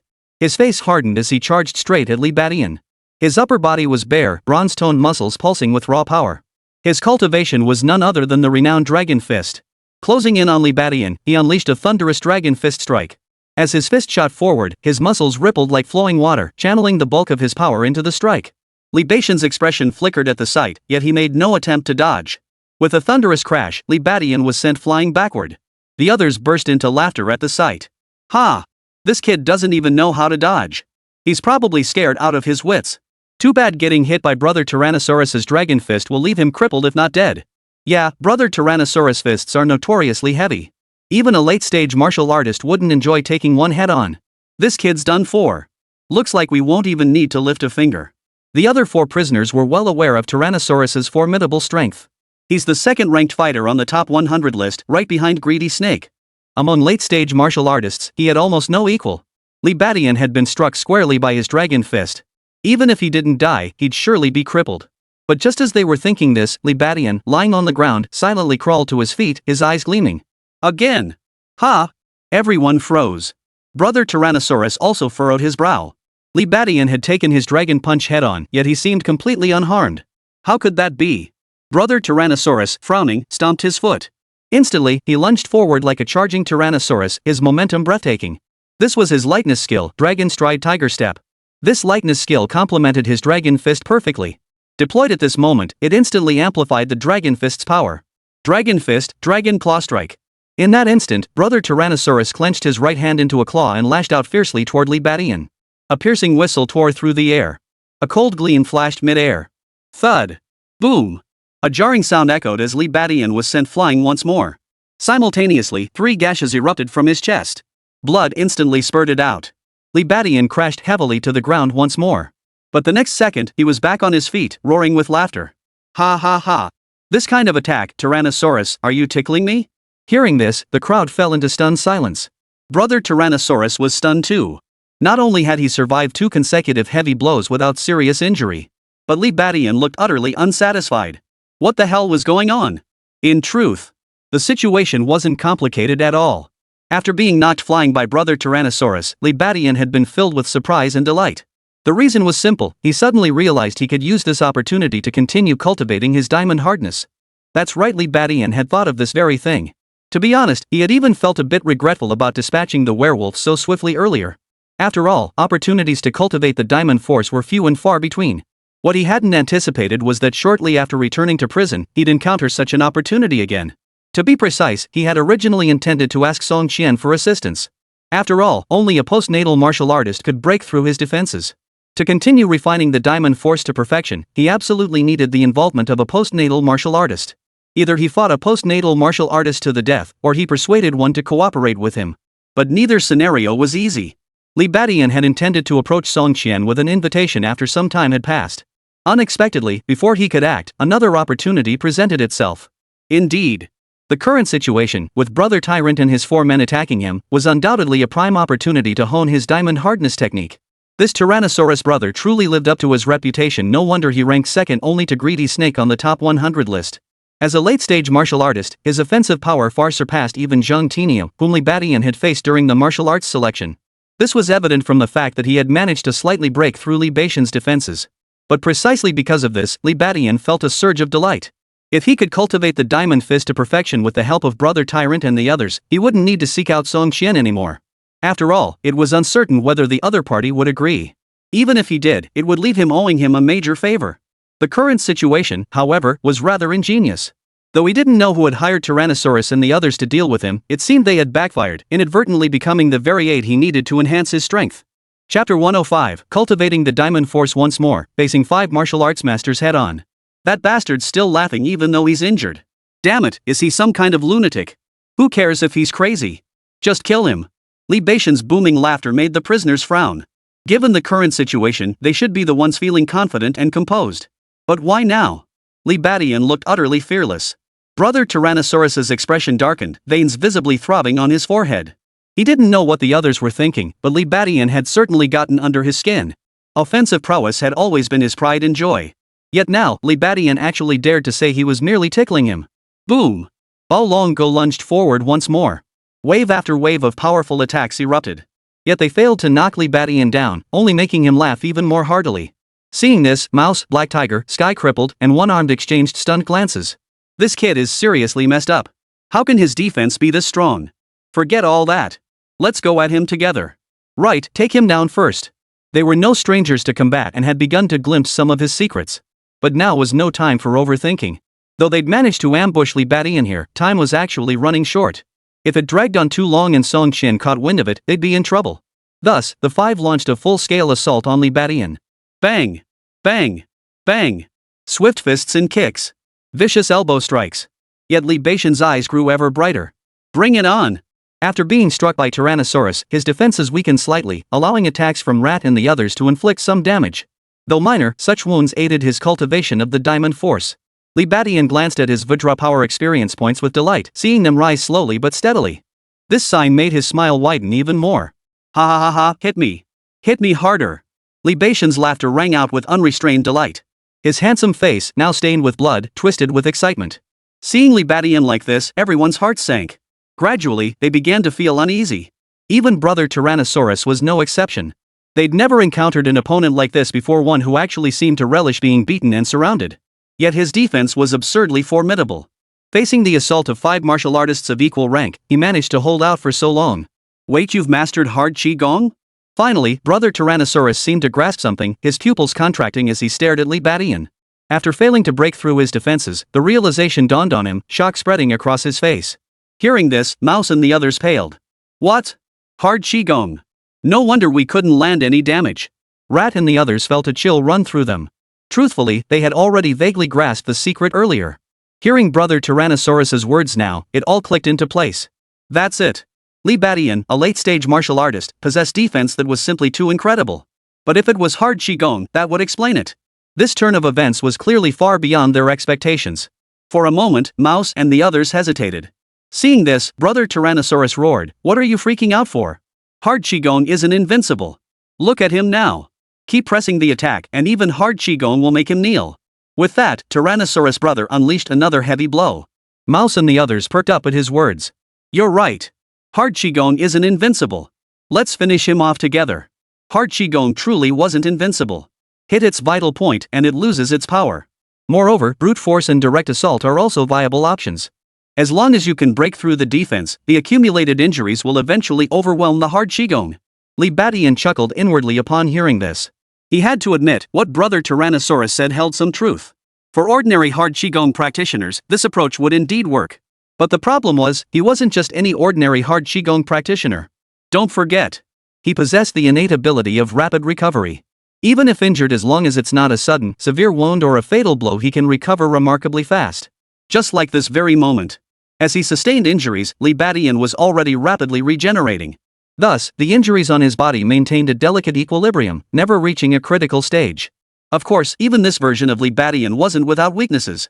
His vital points were one weakness, and his stamina and vitality were another. He guarded his vital point well. However, his stamina and vitality continued to deplete due to blood loss. Fortunately, Li Badian could address this weakness as well. Seizing a moment during the onslaught, he abruptly pulled out a blood-nurturing pill and popped it into his mouth. With the blood-nourishing pill restoring his vitality, he now stood as solid as iron, leaving no openings. Blood-nourishing pill. That bastard has a blood-nourishing pill. Li Badian's actions did not escape the notice of Brother Tyrannosaurus and the others. Seeing the blood-nourishing pill, all 5 of them lit up. Imprisoned, they were even more resource-starved than ordinary martial artists. And the higher their cultivation, the more severe the shortage. In truth, by the late stages of martial cultivation, demon beast meat offered them little more than sustenance to fill their stomachs. Its effect on enhancing chi and blood was negligible. Under such circumstances, they either had to consume higher-grade demon beast meat or take blood-nourishing pills. But these two conditions were extremely difficult for them to fulfill. What they hadn't anticipated was that Li Badian actually possessed a blood-nourishing pill. He even indulged in consuming it on the spot, merely to restore his vital energy and blood. Kill him. Seize that blood-nourishing pill. Damn it, such waste. Hand it over. As they snapped out of their shock, their eyes burned with greed. Even Brother Tyrannosaurus was no exception. In truth, their alliance to ambush Li Badian was driven by self-interest. For profit, for the chance to obtain more resources for cultivation, they had no choice but to send assassins after Li Badian. Even if it meant facing punishment afterward, they were willing to risk it. What they hadn't anticipated was that Li Badian was a real cash cow. Judging by his appearance, he likely possessed more than one blood-infused pill. This meant that eliminating Li Badian would not only net them a hefty reward, but also secure some highly valuable spoils of war, truly killing 2 birds with 1 stone. At that moment, even Brother Tyrannosaurus was overcome with excitement. Yet, facing the frenzied assault of 5 men, Li Badian maintained a steady smile. His figure stood unshakable, like a reef rock battered by the sea's relentless waves. Time ticked by, second by second. The fervor in Tyrannosaurus Brother and his men's eyes gradually faded, replaced by a look of deep dread. After a full several minutes of relentless assault, Li Badian still hadn't been knocked down. Instead, it was they who seemed to be running out of steam, having pushed their martial arts to the limit without restraint. Yet Li Badian only grew more composed. This guy. The Dragon Brothers and the others were horrified. And then, something utterly unexpected happened. Chapter 106, The Appearance of the Greedy Snake, Wang Hao hires an assassin. At this moment, the battle reached a stalemate. But then, an unexpected turn of events unfolded. With a whoosh, a figure suddenly burst onto the battlefield. Bang! Bang! Bang! The attackers surrounding Li Badian were sent flying in an instant. Even Brother Tyrant was no exception. The aura of a post-heaven martial artist surged forth. What? Snake Eater. Brother Tyrannosaurus and the others paled instantly. Li Badian couldn't help but raise his eyebrows. The figure bursting onto the battlefield was none other than Greedy Snake. You're asking for it. Li Badian is under my protection. Snake Gobbler stared blankly at them with snake-like eyes before suddenly launching into action. In that instant, she transformed into a ferocious, venomous serpent, launching a frenzied assault. Thud. Ah! In the blink of an eye, 3 were dead and 1 was injured. Except for Tyrannosaurus, all the other prisoners were instantly killed by Greedy Snake. When a post-heaven martial artist unleashed their true power, ordinary late-stage martial artists were utterly no match. Gluttonous snake, you filthy! Brother Tyrannosaurus's face turned ashen. Seeing the greedy snake lunging toward him, he roared with fury and unleashed his most powerful dragon claw fist. But the greedy snake didn't engage in a direct clash. Like a serpent, she slithered around in front of Brother Tyrannosaurus, dodging his fist with ease. In the next instant, Greedy Snake brought her hands together and slammed them down onto Tyrannosaurus's head. Thud! Brother Tyrannosaurus shook violently, his face flushing crimson. His eyes widened as he forced his head to turn toward the greedy snake, his gaze flashing with resentment and fury. Finally, he crashed to the ground. Tyrannosaurus, this formidable late-stage martial artist, was dead. From the moment Greedy Snake made his move, it took less than a minute for all 5 late-stage martial artists attacking Libadian to be killed. The formidable power of a post-heaven martial artist was now plain for all to see. Seeing this, Libatian's expression grew solemn. Of course. Ordinary late-stage martial artists shouldn't be this strong. If Libatian's guess was correct, Greedy Snake was most likely already a seasoned late-stage martial artist. What exactly is a seasoned postnatal martial artist? It meant a martial artist who had been in the post-heaven realm for a long time, one who was already approaching the pre-heaven realm. The accumulated strength and power of such martial artists far surpasses that of those who have just ascended to the post-heaven realm. What surprised Libadian, however, was just how loyal Greedy Snake was. He actually took out 5 late-stage martial artists without a second thought just for him. But seeing Brother Tyrannosaurus and the others lying motionless on the ground, Libadian couldn't help but let out a bitter laugh. Sis Snake, you really meddled in things you shouldn't have. The situation had clearly been within his grasp. He could have continued to manipulate Tyrannosaurus and the others, forcing them to assist his cultivation.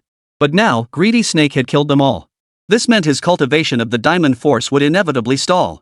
Hearing this, Greedy Snake retorted irritably, meddling? Judging by your state, if I hadn't shown up, they'd have beaten you to death, wouldn't they? As she spoke, Greedy Snake walked toward Libadian, pulling out a key as if to unlock him. Libadian sighed inwardly. He did look rather battered at the moment. But in truth, his injuries weren't severe, they were entirely manageable. Still, to an outsider seeing him suddenly like this, it was easy to mistake him for being gravely injured. No wonder Greedy Snake thought what he did. Besides, the other party meant well. Yet just as Libadian pondered this, an unexpected turn of events unfolded. The Greedy Snake, who had approached him, did not help him break free from the chains binding his hands. Instead, it suddenly leaned in close, pressing its head against his neck. With a wet thud, something pierced the skin between his neck and shoulder. What? Startled, Libadian shoved the Greedy Snake away. The immense force sent the snake, despite being a martial artist, stumbling backward several steps. But she shifted her stance several times, absorbing the force, a cold smile of triumph spreading across her face. Libadian, you're a tough nut to crack. Greedy Snake gazed at Libadian, her smile spreading leisurely. Libatian's brow furrowed tightly. 2 fong marks appeared on his neck. Worst of all, the areas around the punctures were turning faintly black, as if bitten by a genuine venomous snake. A strange sensation washed over him. Libadian suddenly declared, I should have seen this coming. The only one capable of bribing prison guards to this extent inside the facility is you. Brother Tyrannosaurus and his crew are powerful, but they couldn't pull this off inside the prison. Only you could orchestrate this situation. Getting the guards to cooperate, even arranging for 5 late-stage martial artists to ambush me. Hearing this, Greedy Snake raised his eyebrows and laughed. Seems you're quite sharp, you catch on instantly. That's right. I arranged for Tyrannosaurus and the others. But now it seems they're all useless. 5 of them attacking you and still can't take you down? Well, I guess I'll have to handle this myself. Snake admitted Libatian's words without hesitation, his malicious intent plain for all to see. Libadian fell silent, then pressed, why? This was precisely what puzzled him most. To be honest, Libadian had suspected the Greedy Snake earlier. But in his view, the Greedy Snake had no reason to target him. After all, whenever he took on missions and ventured out again, Greedy Snake could commission him for tasks, enabling him to engage in reselling and reap substantial profits. In a way, he was Snake's cash cow. And now the other party had actually targeted the cash cow. What the hell was going on? The Greedy Snake's response immediately cleared up Libatian's confusion. You must be wondering why I target you, given how invaluable you are to me. At this point, the Greedy Snake shook his head and sighed, there's nothing I can do about it. They're just offering way too much. Libadian, someone wants your head, they're offering 10 million for it. Tell me, wouldn't that tempt me? I originally planned to give each of the Tyrannosaurus crew $1 million to take you out. But who knew they'd be such useless trash? They couldn't even finish you off like that. So I guess I'll have to do it myself. Greedy Snake spread his hands, adopting a look of helpless resignation. A sharp gleam flashed in Libatian's eyes. Someone was actually offering 10 million for his life. No wonder greedy Snake was tempted. After all, the commission she'd given Li Badian to procure blood-nourishing pills from outside sources might only net $1 million or $2 million at best. Getting 10 million all at once? Absolutely worth abandoning Li Badian for. As for who would pay 10 million for his life, Li Badian didn't even need to ask. There was only one person who could harbor such a grudge against him and offer that kind of money. Wan Hao. It had to be him. Even if it wasn't him, it was undoubtedly connected to him. At this realization, Li Badian let out a hollow laugh. You're still laughing? Seems you still don't grasp the situation at hand. Snake, seeing Li Batian's expression, couldn't help but tease him. But just then, Li Batian's laughter rang out again. The one who doesn't understand the situation is you, greedy Snake. As the words fell, he suddenly exerted force, snapping free from the iron chains binding his hands. Chapter 107, Snake Venom and Antidote, Grandmaster Shadow Kill. Bang. Clang. The broken chains clattered to the ground. With a single powerful jerk, Li Badian effortlessly tore through the iron chains. Greedy Snake's pupils contracted at the sight. Even she would have struggled to break free from such iron chains. But now, Li Badian had broken free in one swift motion. What truly stunned the greedy Snake, however, were Li Batian's words. She was the one who couldn't see the situation clearly. What on earth did that mean? The greedy Snake frowned, but upon seeing the wound on Li Batian's neck oozing venomous blood, she burst into laughter. Li Badian, you don't seriously think you're my match, do you? Even if you are truly powerful, the strength of a martial artist who has cultivated for 2 lifetimes is not something you can easily overcome. Not to mention, you're now poisoned by my venom. You should be feeling it, right? That numbing, throbbing pain, isn't it growing more intense? As your martial energy circulates, my venom will spread through your body even faster. In this state, how do you plan to fight me? By the end, the greedy Snake chuckled softly, radiating an air of absolute confidence. It was hardly surprising. After all, as a seasoned martial artist cultivated through innate talent, she already held a massive advantage over Li Badian, who was only at the late stage of martial cultivation. Yet, to be extra cautious, the greedy Snake had ambushed Li Badian. She unleashed her secret martial art, a poison technique called Serpent's Fang. Once mastered, Snake Fang rendered her teeth razor-sharp and venomous. This venom induced a paralyzing agony so excruciating it felt worse than death itself. The most ingenious part was this. If Li Badian, after being struck, refrained from using his martial prowess to agitate his chi and blood, it might have been bearable. But if he unleashed martial arts, causing his chi and blood to boil, it would accelerate the poison spread. Given this, the greedy Snake truly couldn't fathom any way Li Badian could turn the tables. Yet upon hearing this, Li Badian let out a cold laugh. Snake venom, huh? Interesting. He could indeed feel the numbness and pain spreading from his neck. The potent venom relentlessly eroded his body, seeking to strip him of his strength. Yet Li Badian remained utterly unfazed. The reason was simple, this snake venom had no effect on him. With that thought, Li Badian reached into his robe and pulled out a small vial. Inside lay several white pills. These pills were precisely the spoils from his earlier slaying of the werewolf.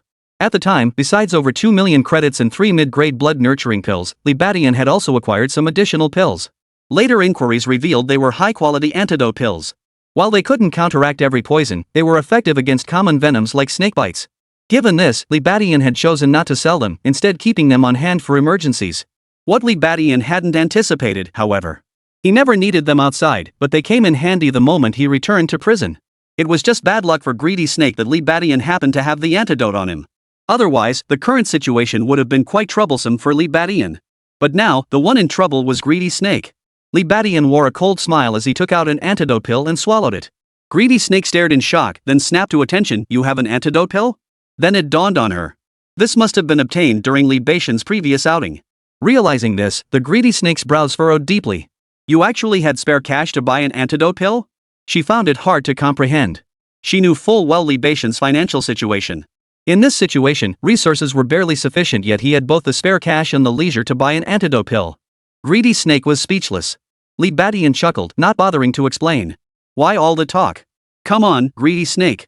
Let me see if I can beat a martial artist like you now." After swallowing the antidote pill, the blood on his neck gradually turned red.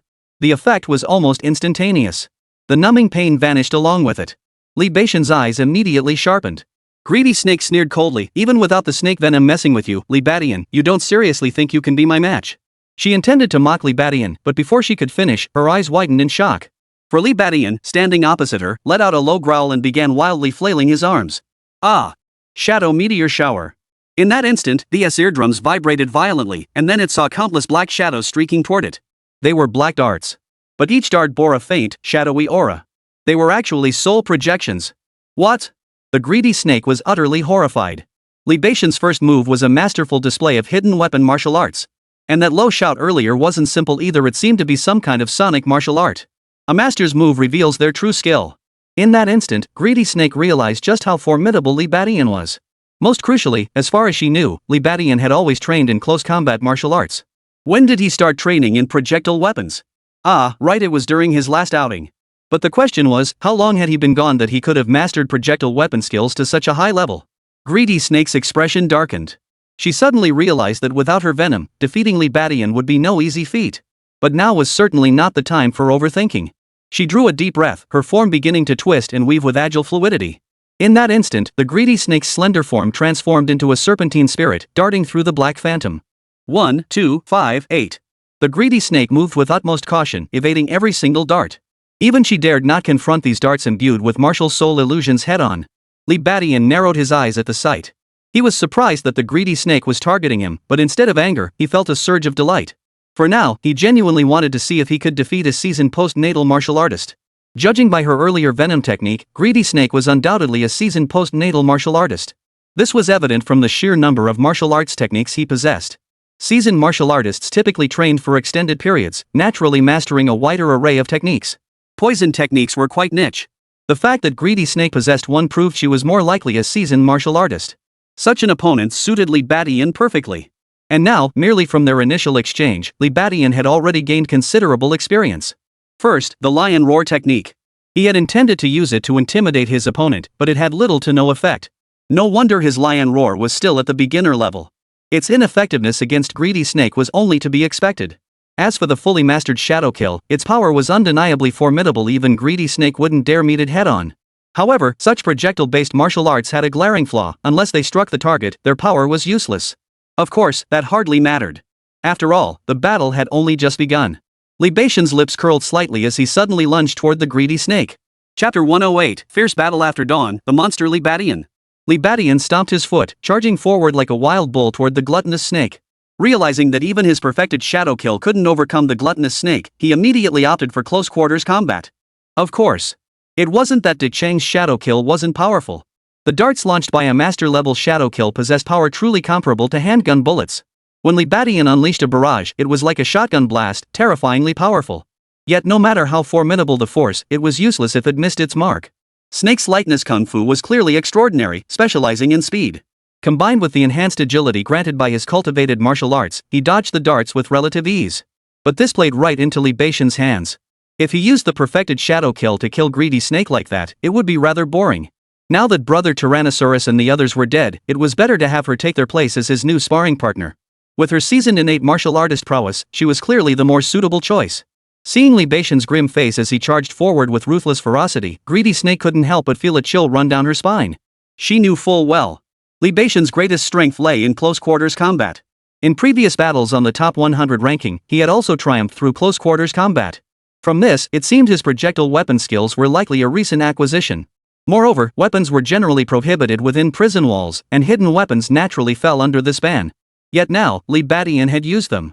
All signs point to him mastering hidden weapon techniques after the martial arts selection. And now, he has perfected it to mastery. The formidable strength of his close quarters combat skills is thus beyond doubt. Snake's heart sank. His previously rock-solid confidence began to crumble. And then, as if to confirm the greedy snake's suspicions, Libation unleashed another earth-shattering attack. Wild Bull Charge. His fists pounded together, unleashing a surging shadow of a wild bull. The very air seemed to tremble under its overwhelming power. The gluttonous snake's vertical pupils suddenly contracted, and he swiftly shifted his stance. Snake Step. In that instant, its form coiled left and right like a serpent darting through water, narrowly evading Libation's charging fist. The next second, the greedy snake's form twisted again, abruptly appearing behind Libation. It curled its fingers into claws and struck viciously. Spirit Fox Claw. A cold gleam flashed, piercing the air with a shrill, piercing screech. Libation's eyebrows shot up as he silently gauged the power of the greedy snake's attack. In a split-second evasion, he twisted his body, attempting to dodge the snake's strike. But he was still a step too slow. The snake's speed seemed to be just a fraction faster. Its razor-sharp claws struck his shoulder, instantly leaving 3 gashes of blood. But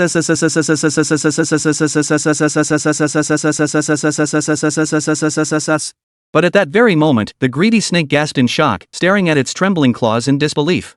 Though it had torn through Li Beixian's defenses, it had also suffered a backlash wound. Damn, he's tough. The greedy snake's delicate brows furrowed deeply. When she had attacked with her fangs earlier, she hadn't fully realized it. Only now did she realize the sheer hardness of Li Beixian's defenses, which were clearly on par with those of a martial artist who had cultivated beyond the natural state. Of course, this difference also stemmed from the specific body part struck. Earlier, Greedy Snake had struck Li Beixian's neck, but now, she had hit his shoulder. Different body parts possessed different defensive attributes. Li Beixian glanced at the bloodstain on his shoulder, a hint of a smile appearing on his face. The Greedy Snake's speed was truly extraordinary. But his reasoning was sound. As a seasoned martial artist, the opponent was indeed well suited for sparring practice. Just like this moment, this injury was tailor-made to provide him with experience for refining his diamond hardness technique. Of course, his opponent was a seasoned postnatal martial artist. Therefore, Li Beixian did not overestimate his abilities. Moreover, sensing the opponent wielded mysterious venom techniques, he avoided direct confrontation. Instead, he chose to advance cautiously, absorbing each strike incrementally. Next, Li Beixian charged toward Li once more, engaging in a relentless exchange. Bang! Bang! Bang! Through repeated encounters, he gradually gained insight into the Greedy Snake's martial arts. Snake Step, Venomous Fawn, Spirit Fox Claw. Lightness Skills, Venom Techniques, Martial Arts. Beyond these, there was another martial art, the Venomous Serpent Kick. This leg technique contained no venom, but its trajectory and angles were exceptionally devious and vicious. After a series of clashes, Li Beixian had suffered the most from the Venomous Snake Kick. Yet through this, Li Beixian gained deeper insight into the Greedy Snake. She had mastered all four of these martial arts, and remarkably, each had already reached the level of minor accomplishment without exception. Among them, the Serpent Step was not merely mastered to a basic level, it was highly likely approaching perfection. Otherwise, she would never possess such astonishing speed. And while Li Beixian was secretly studying the Greedy Snake was also deepening Li Beixian's understanding. Shadow Kill and Ox Horn Fist were martial arts she already recognized. Beyond these, it seemed she possessed a sonic martial art capable of emitting shrieks beyond human vocal range. Oh, and lightness skills. As these thoughts raced through her mind, Snake's heart sank. The number of martial arts techniques Li Beixian possessed now rivaled hers, perhaps even surpassed them. His current display bore a striking resemblance to one who had achieved minor mastery in hard Qigong. Realizing this, Greedy Snake felt a chill run down her spine. What the hell is going on with this kid? Generally speaking, the lower a martial artist's rank, the fewer martial arts they possess. For instance, in the early stages of martial training, practitioners typically master one primary martial art. Only then do they branch out to cultivate skills like lightness techniques. In general, a martial artist would normally possess only 2 martial arts techniques. Those with 3 martial arts techniques are already quite rare. Those with 4 martial arts are exceedingly rare. The reason for this lies in the fact that cultivating chi and blood is also crucial for martial artists. Yet certain martial arts techniques yield minimal gains in chi and blood when cultivated. Li Beixian's shadow slaying technique is a prime example. Moreover, most martial arts require reaching a level of proficiency before they become truly effective. This means that if a martial artist spreads their focus across too many techniques, their chi and blood cultivation slows. The period immediately after ascending to martial artist status is precisely the critical phase for chi and blood to surge dramatically. If one disperses their energy across too many martial arts, even if they achieve mastery in some, the outcome will ultimately be a loss. Over time, this became a fundamental principle in martial arts. Typically, martial artists master no more than 3 martial arts. Only those who reach the level of a postnatal martial artist possess the additional energy and capacity to cultivate more martial arts. But now, Li Beixian, a martial artist, actually cultivated more martial arts than she did as a postnatal martial artist. Who could possibly argue with that? The kicker is, Li Beixian is still young. He's already reached the late stage of martial cultivation, showing no signs of his chi and blood cultivation being hindered by his martial arts training. It's downright infuriating. This guy is a freaking monster. Realizing this, Greedy Snake couldn't help but feel a sinking sensation in his heart. A wave of regret began to rise within her. If only she hadn't coveted that 10 million, would she now be facing this monster, Li Beixian? Chapter 109, The Greedy Snake Wants to Greed. Something's wrong. No. I was right. I will be greedy. I will keep being greedy until I become a. The Greedy Snake's expression hardened instantly, its serpentine eyes glinting with cold malice. Did it regret provoking that monster, Li Beixian? Indeed, there was some regret. But she hadn't done anything wrong. Without greed, how could she progress? Inside the prison, her path to cultivation had grown incredibly narrow, nearly severed altogether. If she hadn't been greedy, wouldn't she have just wasted her time here, only to end up as a pile of bones in the end? What meaning would such a life hold? Therefore, she would be greedy enough to reach the innate realm, greedy enough to carve out a martial path. The assault suddenly grew fierce. Bang! Bang! Bang! Even wielding his perfected ox horn fist, Li Badian was forced back step by step. The greedy snake was actually quite clever. It never engaged Li Badian in direct combat. This meant that neither Li Badian's masterful ox horn fist nor his ox-like strength could make much of an impact. Relying on her profound lightness skills, she continuously launched attacks around Li Badian. The cumulative effect of these strikes soon reduced Li Badian to a bloodied mess, covered in wounds. Seeing this, greedy snake's spirit soared. Li Badian was indeed a monster, but he was not invincible. As this moment proved, she could still suppress him when she gave her all. Yet the greedy snake kept frowning. By now, she had gained a clear understanding of Li Badian's martial arts prowess. Her prior knowledge, combined with this recent confrontation, had brought her understanding to a point of clear comprehension. Yet she still knew little about Li Badian's innate talent. This fact weighed heavily on Greedy Snake's mind. For she had also observed that in Li Badian's previous brawls within the prison, the reason he emerged victorious each time was largely due to his innate talent. That eerie phenomenon, his skin turning crimson and emitting smoke, caused his strength to surge. As for just how much it increased, the greedy snake couldn't say for certain. Of course, Snake wasn't overly intimidated by Li Badian's explosive talent. Though she didn't know its name or full effects, she could make an educated guess based on the manifestation of the power surge. Li Badian's explosive talent was undeniably powerful, but it was clearly the result of unleashing latent potential. In other words, this state couldn't be sustained. Given that, even if Li Badian activated his explosion, she could simply use her lightness skills to evade him from a distance. With this realization, the greedy snake felt reassured. Yet as time ticked by, the greedy snake's expression quickly turned anxious. 10 minutes had passed since she and Li Badian began fighting. In those 10 minutes, every time the greedy snake thought she was about to knock Li Badian down, he would somehow manage to get back up unscathed after each blow. As time dragged on, greedy snake naturally grew increasingly anxious. After all, the time she had to bribe the guards was limited. If Song Qian discovered her, it would spell trouble. But the most critical issue was this: if she couldn't finish Li Badian in one decisive blow now, even if she managed to get past Song Qian later, things wouldn't be easy. After that, attempting another assassination would be difficult, and she might even face Li Badian's retaliation. And judging by the current situation, Li Badian certainly had every reason to come after her. What the hell is going on? How can he be covered in wounds and still not go down? Watching Li Badian still bouncing around energetically, Greedy Snake's left eyelid began twitching violently. Let's just say Li Badian possessed hard qigong. But his hard qigong hadn't completely blocked her attacks. Even if none were fatal, the cumulative effect of such severe injury should have killed him or at least knocked him down. Yet here he was, still standing. What the hell was going on? The snake's vertical pupils were filled with utter disbelief. Li Badian, however, chuckled softly. He opened the system panel and casually glanced at it. Then, to his delight, he discovered that the experience required for the minor achievement of the Diamond Fist technique was already nearing 30%. This progress was undeniably swift. Truly worthy of a cultivated martial artist. Li Badian chuckled, continuing to absorb the attacks without showing any emotion. Of course, he wasn't just defending without attacking like he had against Tyrannosaurus and the others earlier. If he did that, Greedy Snake would surely sense something was off. If she refused to cooperate, that would spell trouble. In that case, he'd truly have no choice but to seek out Song Qian. But another 5 minutes passed. Snake finally snapped out of it. You bastard, are you stalling? Don't count on Song Qian to save you.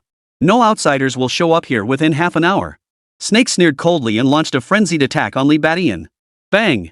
Bang! Bang! This time, Li Badian was struck so hard he spat blood. To be honest, Li Badian was starting to struggle. It wasn't that he couldn't withstand the injuries, but rather that his vital energy was depleting far too rapidly. You see, Li Badian's martial arts relied entirely on vital energy for support. Even his hard qigong. Though hard qigong appeared to consume little energy, after enduring repeated attacks from postnatal martial artists, the depletion was equally significant.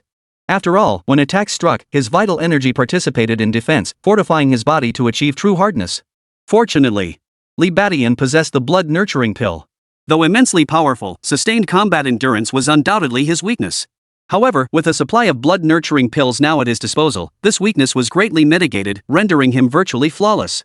Yet upon witnessing Li Badian popping pills, the gluttonous snake's serpentine eyes lit up.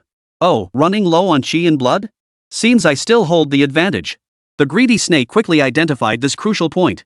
As a postnatal martial artist, her greatest advantage over Li Badian lay in her vital energy reserves.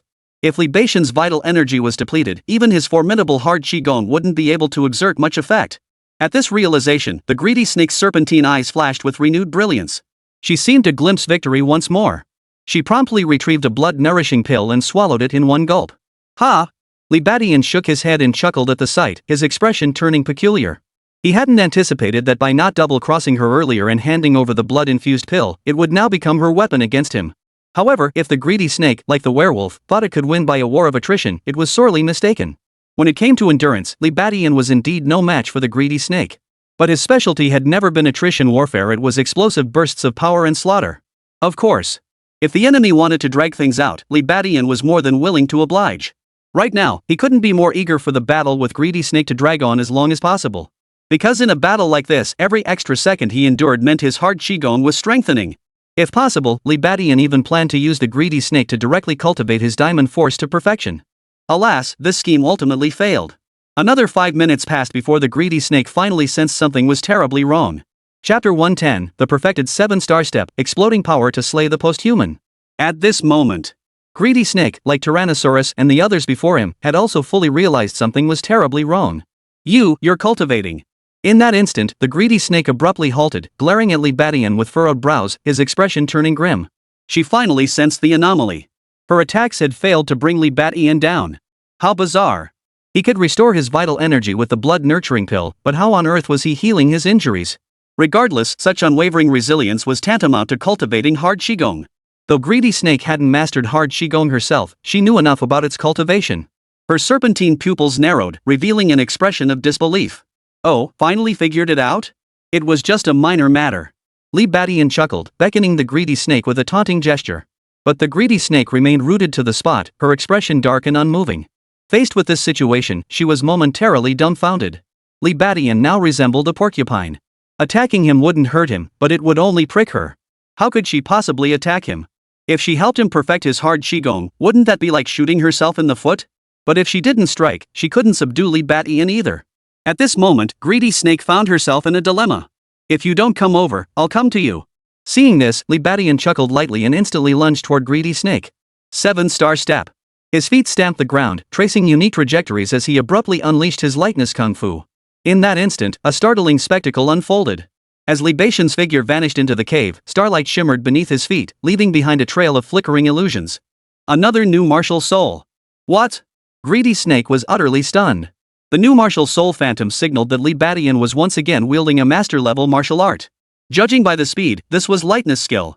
Which meant Li Badian's lightness skill had also reached the Grand Master level. The greedy snake's heart raced with dread. Instinctively, it tried to evade using the serpent step. However, when Li Badian unleashed his mastered 7-star step, the greedy snake's speed no longer held an advantage. Instead, it found itself at a disadvantage. Thus, in less than a minute, the greedy snake was caught by Li Badian, who unleashed a punch.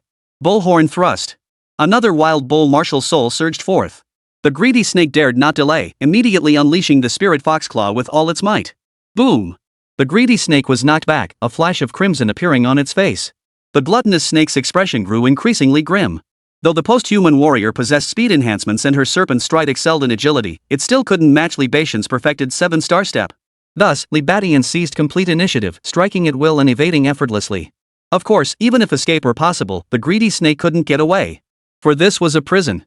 If she truly tried to escape, the greedy snake would only need a quicker death. The situation took a sudden turn for the worse.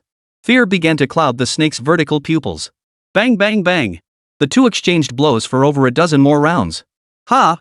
But this time, it was Li Badian's expression that shifted slightly. What's going on? He was astonished to discover that despite being on the defensive, the greedy snake hadn't fallen significantly behind. Her vitality and strength remained at their peak, showing no signs of depletion despite the fierce battle. As time passed, the fear in greedy snake's eyes faded, replaced by a hint of smugness. What? You noticed too? Ha, Li Badian, don't think you're the only one with innate martial talent. I am too. With that, the greedy snake erupted with fury. Swish! Swish! Swish! Spirit fox claws and venomous serpent legs erupted in rapid succession. Li Badian was instantly forced back step by step, blood gushing wildly. The greedy snake gave Li Badian no chance to catch his breath, continuing its relentless assault. In the blink of an eye, Li Badian felt as though he might collapse under the onslaught. The greedy snake's attacks were simply too powerful and relentless. Even his rapid recovery talent struggled to keep up. Even his partially mastered hard qigong could barely hold the line. Of course, the most crucial factor was that the greedy snake's power remained at its peak throughout. In contrast, Li Badian had been bleeding and sustaining injuries continuously. Even with the blood-nourishing pill, his body required time to recover. Yet, caught in the heat of battle, his physical condition steadily deteriorated. The decline was gradual, but it steadily eroded Li Beixian's strength and overall capabilities. As one side weakened and the other strengthened, the greedy snake's attacks grew increasingly fierce and unstoppable. "You're a natural martial artist." Yet at that moment, Li Beixian's eyes flashed with realization. He too found it strange. Though the greedy snake was also consuming blood essence pills to restore its vitality, such rapid recovery shouldn't be possible under normal circumstances. But if the opponent was a natural martial artist, that would explain it. Ha, a gifted martial artist. Ha ha ha ha ha ha. Blood trickled from Li Beixian's lips as he gradually burst into laughter. This abnormal reaction made the greedy snake's heart skip a beat. What on earth was going on? Shouldn't Li Beixian be shocked, even terrified, upon learning he was a gifted martial artist? Why this reaction? Before the greedy snake could process it, a transformation began to manifest on Li Beixian's body. His skin flushed crimson, billowing with waves of steam. The vital energy surging through Li Beixian's body skyrocketed. The greedy snake's heart sank instantly. His figure spun violently, and he delivered a fierce kick. Venomous serpent's whip. His long right leg transformed into a deadly lashing whip. But at that very moment, Li Beixian's lips curled into a faint smile as he swung his fist with brutal force. Bullhorn thrust. His ox-like strength, combined with the power of a late-stage martial artist and the might of his explosive potential, all converged in the perfected bullhorn punch. Boom! A deafening roar echoed. The wild bull marshal's soul burst forth from the smoke, transforming into an unstoppable assault that violently sent the gluttonous snake flying. What? The greedy snake's expression changed drastically. She had long anticipated Li Beixian's explosive talent. But facing it head-on now, she was utterly stunned. It was simply too powerful. That terrifying strike was far beyond anything she could muster. The problem was, she was a seasoned late-stage martial artist. Li Beixian, on the other hand, was merely in the late stage of martial cultivation.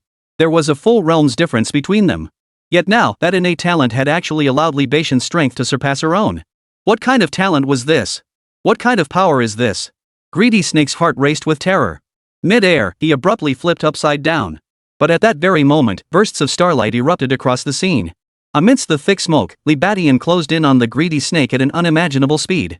His 7-star step already granted him blinding speed, but now amplified by his explosive power, he moved like a bolt of lightning. Thus, the moment the greedy snake touched the ground, an unstoppable fist loomed larger and larger in her serpentine eyes. Boom! A torrent of blood erupted violently. The greedy snake's body trembled. She looked down at her pierced chest, her face frozen in utter disbelief. She lost. Defeated by Li Beixian, a late-stage martial artist. Chapter 111. The greedy talent saves time, effort, and money. Huff. Li Beixian exhaled deeply. This battle hadn't been easy for him either. He'd nearly been outmaneuvered by the greedy snake earlier, almost suffering a crushing defeat. Fortunately, his power surge proved decisive, instantly turning the tide of battle. Of course, if the greedy snake's assault had been any stronger, the outcome might have been different. Still, all things considered, the outcome was favorable. With that thought, Li Beixian slowly withdrew the blood-soaked fist that had pierced the snake's chest. In that instant, the greedy snake before him trembled once more. The look of utter disbelief frozen on its face suddenly solidified. Then, her snake eyes widened as she fell to the ground, her eyes wide open in death. Li Beixian watched silently, his eyes gleaming with intense anticipation. You claimed to be a gifted martial artist. You weren't lying to me, were you? Muttering to himself, Li Beixian gazed at the corpse of the greedy snake. Logically speaking, under those circumstances, the greedy snake had no reason to lie. Sure enough. The next second, a celestial-like system notification chimed. Ding!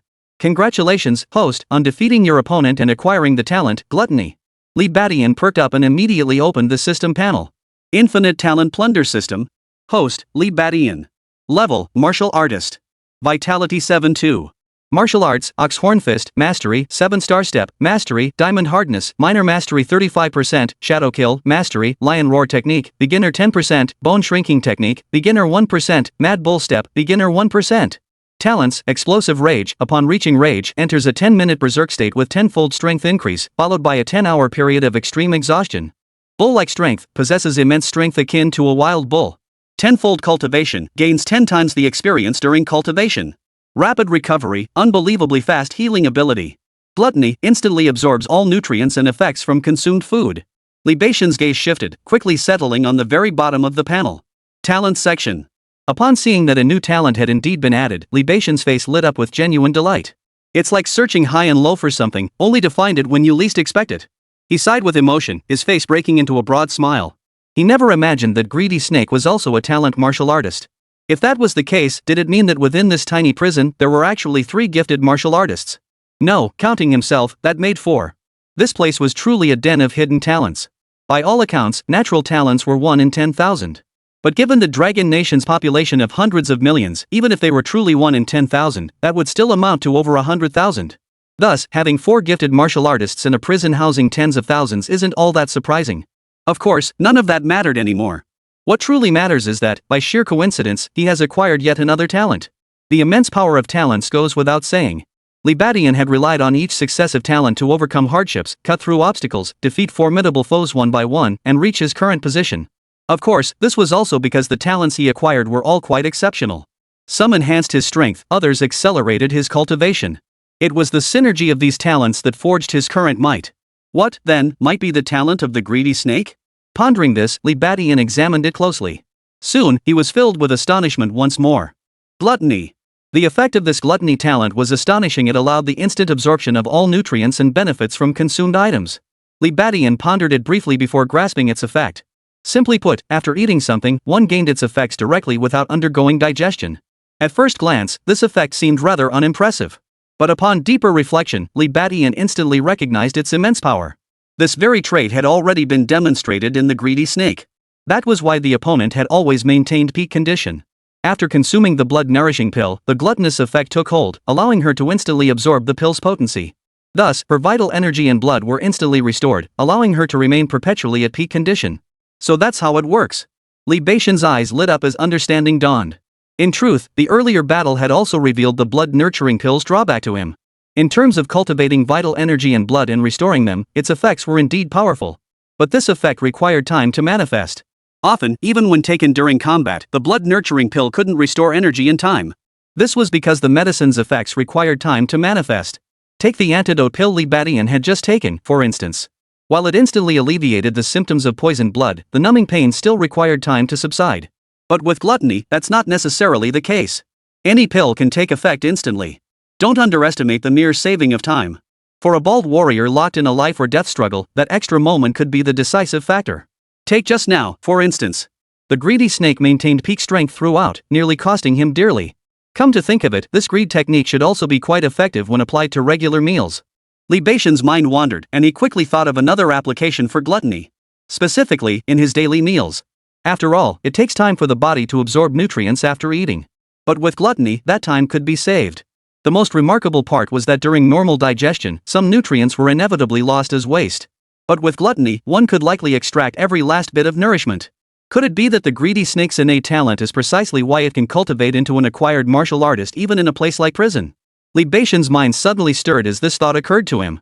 He had previously speculated about the greedy snake's acquired martial cultivation. The snake must have advanced after entering prison.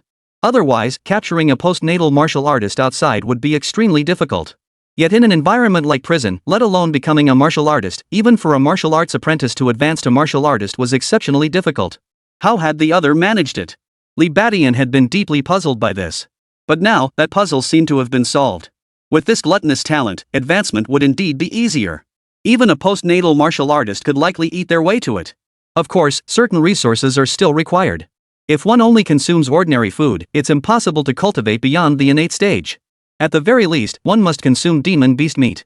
Even so, the advantage is immense. This is because martial artists seeking to cultivate into innate practitioners typically consume vast quantities of blood-nurturing pills. If demon beast meat alone could achieve this effect, it would be a tremendous bargain. At this realization, Libadian was utterly thrilled. This gluttonous talent seemed to offer not just a way to save money, but to save a great deal of it. Given the current situation, this was not only effortless gain but also like a pillow delivered right when he needed it. With this gluttony talent, he felt even more confident about advancing to the post-heaven realm. Chapter 112, Shaking the Prison, topping the top 100 rankings. Huff, huff, huff. This air is damn refreshing. Understanding the effect of gluttony, Libatian's face broke into a broad smile. He spread his arms wide, basking in the sensation. The scene was thick with the scent of blood, yet to him, the air felt like this. For the realm of the postnatal was no longer far from his grasp. Even attaining the realm of innate martial arts was no longer an unattainable dream. If obtaining the Infinite Plunder System had merely offered him a glimpse of immense potential, now, he had clearly embarked upon a broad and prosperous path. The future awaiting him was bound to be a life radiant with brilliance. Libatian's heart raced with excitement, taking a long moment to regain his composure. Without a second thought, he immediately crouched down to loot the corpse. Though he possessed the gluttony talent, resources remained indispensable.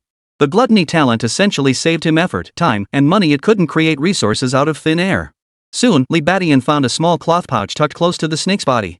Opening it revealed 6 or 7 low-grade blood essence pills. Recalling how the gluttonous snake seemed to have devoured several low-grade blood essence pills during the fight, Li Badian inwardly cursed, what a waste. Yes, it was wasteful. A man on the brink of death, yet he squandered such precious low-grade blood essence pills. If he'd given Chin Fan just one more, the kid would probably have knelt down and called him Godfather. But the greatest waste of all was the greedy snake itself. Originally, Li Badian hadn't intended to kill the greedy snake. After all, with Brother Tyrannosaurus and the others dead, the greedy snake was undoubtedly the best assistant for cultivating his hard Qigong. If he could subdue and tame her, even just venting his chi for 10 minutes a day would allow his diamond hard chi to reach perfection in no time.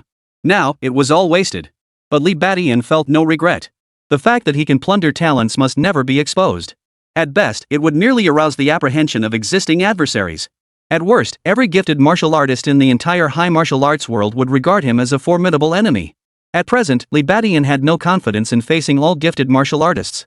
Therefore, at this stage, he must protect the secret at all costs. Even if it meant sacrificing an ally like the greedy snake, it was a price worth paying. Of course. Even without greedy snake, he could seek Song Qian's assistance later. If he were to take over the assets of greedy snake, Tyrannosaurus brother, and the others now, he'd have more than enough to pay Song Qian for his assistance. Ha! But as he rummaged through the items, Li Badian noticed something amiss. Nothing? On greedy snake's body, aside from a few blood-infused pills, there was literally nothing else of value. How could that be? Not to mention the 20 blood essence pills Li Badian had given her earlier. Just her assets and prison currency alone should have been substantial. Otherwise, how could she have run the gambling operation? Li Badian frowned, pondered for a moment, then approached Brother Tyrannosaurus and the others, searching each of them thoroughly. Strangely enough, the Dragon Brothers and their crew also carried little of value. That was clearly impossible too. As late-stage martial artists, Brother Tyrannosaurus and his crew must have had assets. Looks like they hid everything in the cell. Li Badian muttered to himself, not particularly surprised. He himself was no different. He hadn't carried any of that demon beast meat on him either. After all, carrying such items around was far too conspicuous. If some clueless guard snatched it or it got lost, who would you even complain to? At this thought, Li Badian's brow furrowed even deeper. This is getting troublesome. If that was the case, things were getting complicated. After all, just because he could appear here didn't mean he could wander freely through the prison, let alone search each cell one by one. I'll have to go back and figure something out first. Li Badian paused in thought before immediately turning to leave. This area was quite remote. It took him 3 minutes to reach the entrance. Several guards stood watch at the entrance, their expressions tense and anxious. Tap tap tap. The sound of Li Badian's approaching footsteps quickly startled them awake. What? The guards froze in shock upon seeing Li Badian. Having been bribed by greedy snake, they knew exactly what he and his men intended to do. It was simple: ambush and kill Li Badian. Yet now, Li Badian emerged unscathed from within. Snake, Tyrannosaurus, and the others were nowhere to be seen. What the hell was going on? The prison guards snapped to attention, their faces turning pale with disbelief. Seeing Li Badian's bloodied and scarred body filled them with horror. In that instant, they all grasped the truth, yet still found it hard to believe. Alright, stop all the fuss. Take me back. I'm a bit tired. These guards were merely doing their paid duty, and Li Badian couldn't be bothered to argue with them. The most crucial thing was to hurry back and make arrangements, lest the property of greedy snake and the others be stolen. TH. The guard stared in disbelief, finally snapping back to reality at Li Badian's words. An older guard immediately assigned a younger one to escort Li Badian back. The remaining guards exchanged horrified glances before rushing toward the inner cell block. Upon witnessing the bloody scene, greedy snake, Tyrannosaurus, and the others lying motionless on the ground, the guards froze in shock once more. They're all dead. How is that possible? Snake was a post-heaven martial artist. Did Li Badian do all this? What do we do? The prison guards were utterly shocked. Though they had long suspected it, witnessing the gruesome scene firsthand sent a chill down their spines, leaving them utterly shaken. Li Badian had actually killed greedy snake, Tyrannosaurus, and the others. As reality sank in, their faces fell. This was serious trouble. Originally, killing Li Badian or crippling him wouldn't have been a big deal. But now, 6 men were dead, including a post-natal martial artist like greedy snake. This incident had escalated beyond control. There was no way they could cover it up. And so, before long, Song Qian, the prison warden, appeared at the scene with a grim expression. His face was twisted with rage, his complexion ashen. Yet upon seeing greedy snake's corpse, shock spread across his features. All this, done by Li Badian. Is that kid even human? With late-stage martial artist cultivation, he subdued a post-human. And I hear he wasn't even seriously injured. A sharp gleam flashed in Song Qian's eyes. Without a doubt, Li Badian had once again utterly surpassed his expectations. After a moment's thought, Song Qian quickly secured the scene before heading straight to find Li Badian. At that very moment, news of Li Badian's elimination of Greedy Snake, Tyrannosaurus, and others had already swept through the entire prison like a hurricane. Everyone who heard the news was stunned into silence. They suddenly realized that the prison was about to undergo a seismic shift. From that day forward, Li Badian would reign as the prison's undisputed king, the undisputed #1 on the power rankings. Chapter 113, Li Badian, it was just self-defense. Hey, did you hear? Greedy Snake is dead, killed by that Li Badian. What? Greedy Snake? You gotta be kidding me. The #1 ranked Greedy Snake was killed by the 10th ranked Li Badian? No way. Stop joking around. I'm not joking. This rumor's spreading everywhere outside. News like this doesn't get messed up. Plus, I heard Tyrannosaurus and the rest all died at Li Badian's hands too. Holy, is that true? Li Badian had only just returned to cell block 7. News of his slaughter of Greedy Snake and the others spread like a hurricane throughout the entire prison. Li Badian had instructed Chen Fan to spread the word. But Chen Fan barely had to lift a finger, the news spread like wildfire, reaching every corner of the prison. There was no helping it. The news was simply too explosive. The #1 on the top 100 ranking, Greedy Snake, a martial artist of the Hotian realm, was dead. This news was nothing short of astonishing. Most crucially, she hadn't been executed by prison authorities, she'd been killed by Li Badian, the 10th ranked fighter. Add in figures like Tyrannosaurus and the others, news like this was bound to spread like wildfire throughout the prison. In an instant, Li Badian's intimidating presence reached its peak. Everyone realized that Li Badian, who had taken down Greedy Snake, Tyrannosaurus, and others, had now firmly established himself as the prison's undisputed kingpin. The new top-ranked powerhouse in the top 100. And this was precisely Su Bai's objective. He couldn't plunder the spoils from Greedy Snake and the others just yet. If word of their death spread, their possessions would undoubtedly be divided among their cellmates immediately. By then, it would be troublesome for Li Badian to recover them. He couldn't very well go searching for each person individually, could he? Thus, Li Badian swiftly devised this plan. Strike first to intimidate the other prisoners with his reputation. This effectively declared to the prisoners that Snake and the others' possessions were his spoils of war. Anyone who dared to lay a finger on it would be defying him, the undisputed top fighter on the 100-strong list. Given that, even if greed stirred within them, they'd have to think long and hard before acting. Brother Tian, you really killed Greedy Snake. And Tyrannosaurus and the others too. Even as the news spread throughout the prison, Chen Fan and the others in Cell 7 still wore expressions of utter disbelief. Earlier, when Li Badian killed Scarface, they had already considered him formidable. But Li Badian's subsequent actions kept shattering their expectations. Mad Dog, White-Haired Old Man, Nine-Tattooed Dragon. These formidable fighters had fallen one after another at Li Badian's feet. And if that weren't enough, now even the top 2 on the 100-strong list had fallen by his hand. Such a turn of events was utterly unbelievable. Though they knew Li Badian wouldn't joke about such matters, they were still utterly stunned. Li Badian's lips curled slightly as he was about to speak. But at that moment, the prison guard's call echoed from outside. 9527, come out immediately. Everyone froze, then turned to look, their expressions instantly turning pale. Outside the cell, alongside the guard, stood a middle-aged man wearing glasses, his appearance scholarly and refined. None other than Warden Song Qian himself. Li Badian raised his eyebrows, though he wasn't overly surprised. It seemed Song Qian had already learned of the deaths of Greedy Snake and the others, which was why he had rushed over personally to find him. With this thought, Li Badian rose leisurely and walked toward the exit. He felt no fear at the warden's search for him. For he no longer needed to fear. The fact that he could kill Greedy Snake proved that he now possessed the potential to stand toe-to-toe with Song Qian. Even when Greedy Snake had been running rampant inside the prison, Song Qian had turned a blind eye. Now, Li Badian was naturally even more brazen. Let's go to my office. Watching Li Badian walk out with a smile on his face, showing no fear, Song Qian gave him a deep look before turning to lead the way.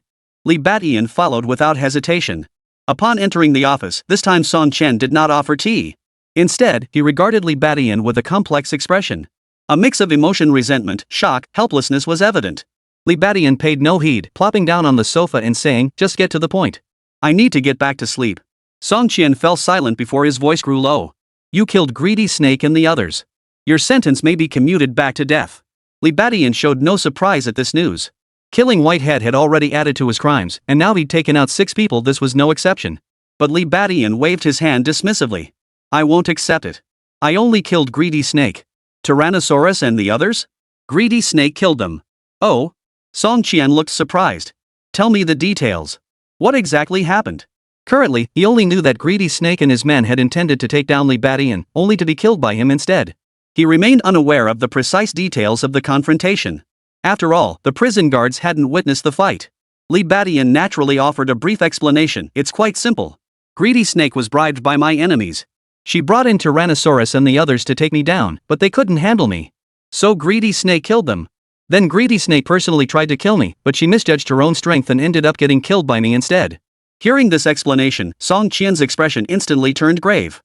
He hadn't anticipated the battle unfolding this way. Truthfully, he'd been puzzled before. Why would Greedy Snake suddenly attack Li Badian? Weren't they supposed to be cooperating? Why did they suddenly start fighting? But if it was a case of being bribed, then it made perfect sense. As for Li Badian's claim that Tyrannosaurus and the others had been killed by Greedy Snake, Song Qian didn't doubt it. After all, if Li Badian was lying, it would be easy to expose him. The wounds on those bodies couldn't be faked. Even if it were possible, it wasn't something Li Badian could pull off in such a rush. So what he said was most likely true. Lost in thought, Song Qian was interrupted by Li Badian's voice. Besides, this was clearly negligence on your prison's part. You lured me there with deception, attempting to ambush and kill me. What I did was nothing but self-defense out of sheer desperation. Listen, old Song, not only should you not increase my sentence, but you should compensate me. Otherwise, I'll hire a lawyer and sue your prison. Hearing Li Badian's words, Song Qian was instantly stunned. He never imagined Li Badian would turn the tables like this. But what he said seemed quite reasonable. At this thought, Song Qian froze in place. Chapter 114, Negotiating with Song Qian to secure millions in assets. You little brat, stop spouting nonsense here. Song Qian snapped back to reality, his stern expression finally cracking as he snapped irritably. Compensation is out of the question. At best, I might not increase your sentence.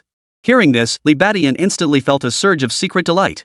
In truth, his earlier words had been partly an attempt to test Song Qian. Now it seemed the other party truly dared not punish him. First, what he said made sense. His ambush by Greedy Snake and the others could be considered a failure of duty, even dereliction of duty, on the part of the prison authorities. Punishing him for this would be rather unreasonable. Moreover, Song Qian likely remembered his previous merit in eliminating that individual during a mission. Of course. The most crucial factor, however, was raw power. Now that Li Badian had slain Greedy Snake, it signified he possessed the strength to confront a postnatal martial artist. Song Qian certainly wouldn't push such an existence too far. Otherwise, provoking a riot would spell trouble. Take the Greedy Snake before many of its actions were outright challenges to Warden Song Qian's authority. Yet even so, Song Qian would never truly turn against the Greedy Snake.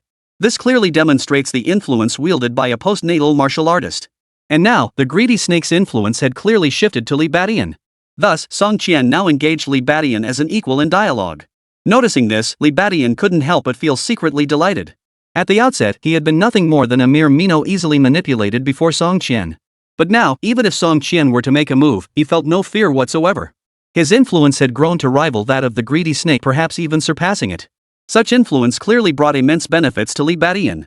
First and foremost was the snake's business. Starting as the house dealer within the prison walls, such an operation must have been quite lucrative. Now, Li Badian was clearly able to take it over. This meant he would have a relatively stable monthly income going forward. At this thought, Li Badian's smile grew even broader.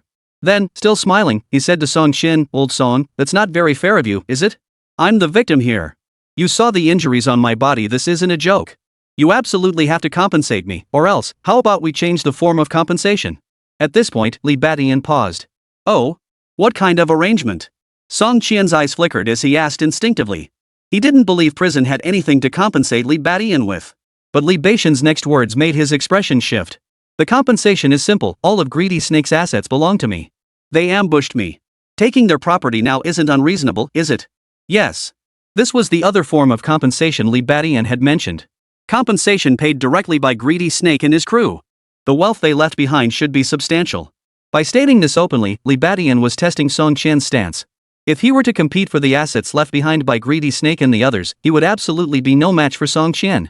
Better to lay it out in the open now, making it awkward for the other party to vie for it. Hearing Li Badian's words, Song Qian's expression shifted several times.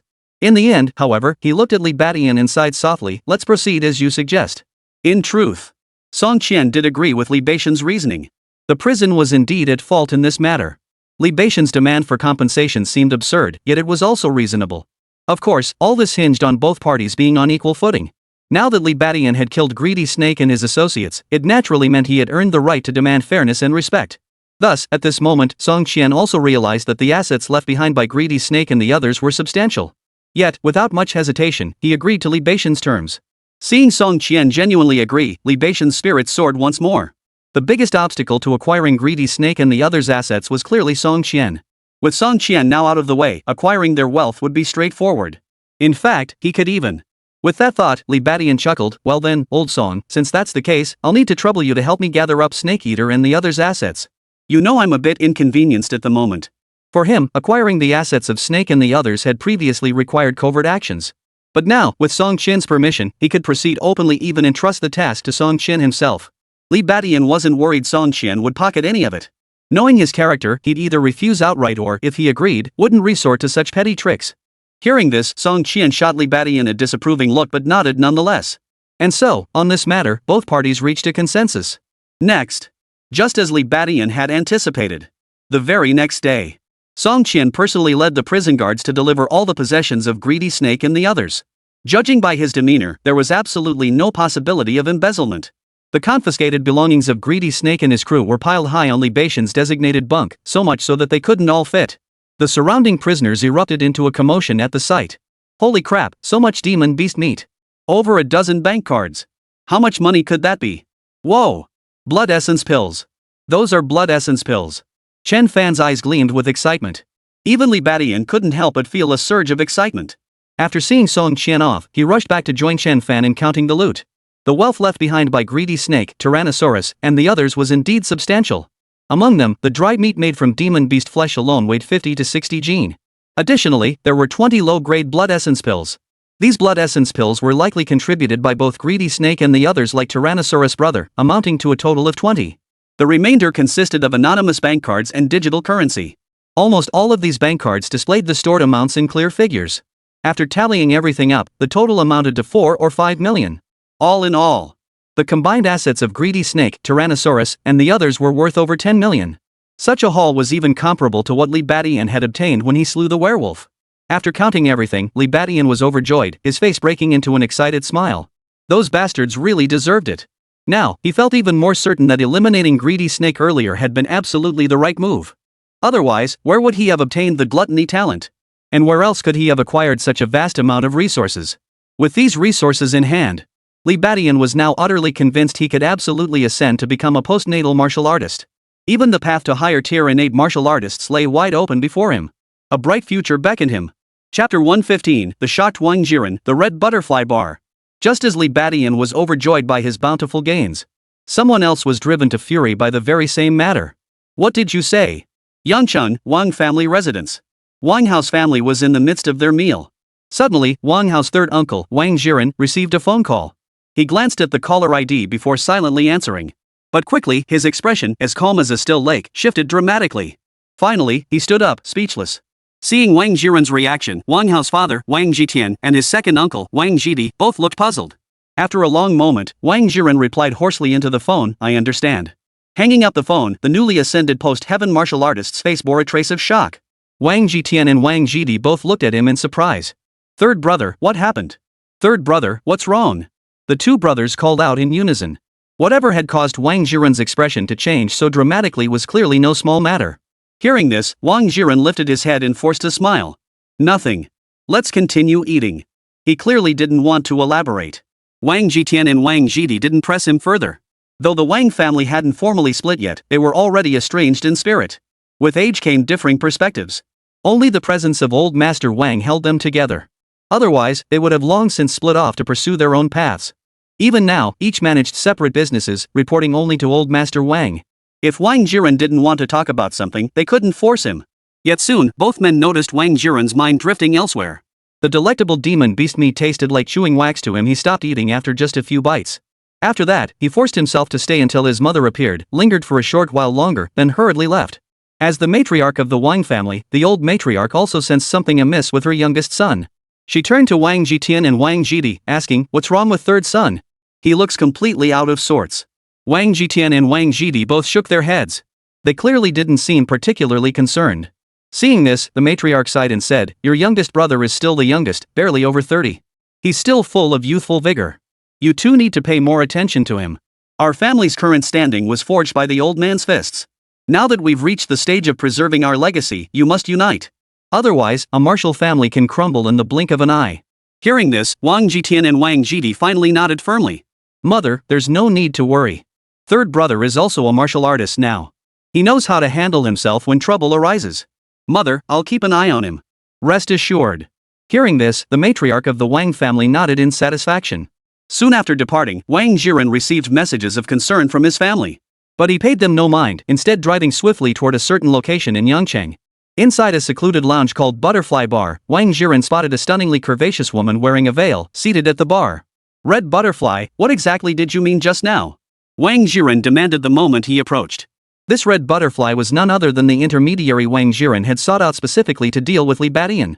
In Yangcheng, Red Butterfly was quite renowned. She not only sold all kinds of intelligence but also took on commissions, even assassination jobs. Her reputation was solid. That's precisely why Wang Jiren had approached Red Butterfly earlier, even spending 10 million to buy Li Badian's head. But just moments ago, Red Butterfly called to inform Wang Jiren that the mission had failed. Given the circumstances at the time, Wang Jiren couldn't ask for details, so he rushed over immediately to inquire personally. It must be understood that mission failure meant Red Butterfly had already dispatched someone to act, yet they had not succeeded. According to the rules here, that 10 million yuan was effectively forfeited. Having spent 10 million without achieving the goal, Wang Jiren's mood was understandable. Red Butterfly seemed unsurprised by Wang Jiren's arrival. She leisurely mixed a cocktail and placed it before him. Don't rush. Have a drink and calm down first. Wang Jiren was panting heavily, but he complied and downed the cocktail. He knew this was no place to lose his temper. The Red Butterfly before him was also a martial artist, and it was clear that a powerful martial arts organization stood behind her. She was not someone to be underestimated. Whether it was the icy refreshment of the cocktail or the clarity of his thoughts, Wang Jiren did indeed calm down considerably. Alright, what's going on here? Wang Jiren asked, exhaling a breath of stale air. Red Butterfly poured him another drink before explaining, the intel you provided was incorrect. The target isn't a low-tier martial artist, he's a high-tier martial artist. And his strength, it's suspected to rival that of a postnatal martial artist. What? Hearing this, Wang Jiren abruptly leapt to his feet again. This commotion drew surprised glances from the other patrons in the bar. Shoo, calm down. Red Butterfly pressed her jade-like finger to her lips, signaling Wang Jiren to quiet down. But how could Wang Jiren possibly stay calm upon hearing this news? He blurted out, what did you say? That Li Badian is a late-stage martial artist whose strength rivals that of a cultivator. Seeing his reaction, Red Butterfly sighed helplessly and whispered, yes, that's why we failed. We had already enlisted a late-stage martial artist to intervene, but that practitioner has since been killed. Hearing this, Wang Jiren was utterly stunned. How could that be?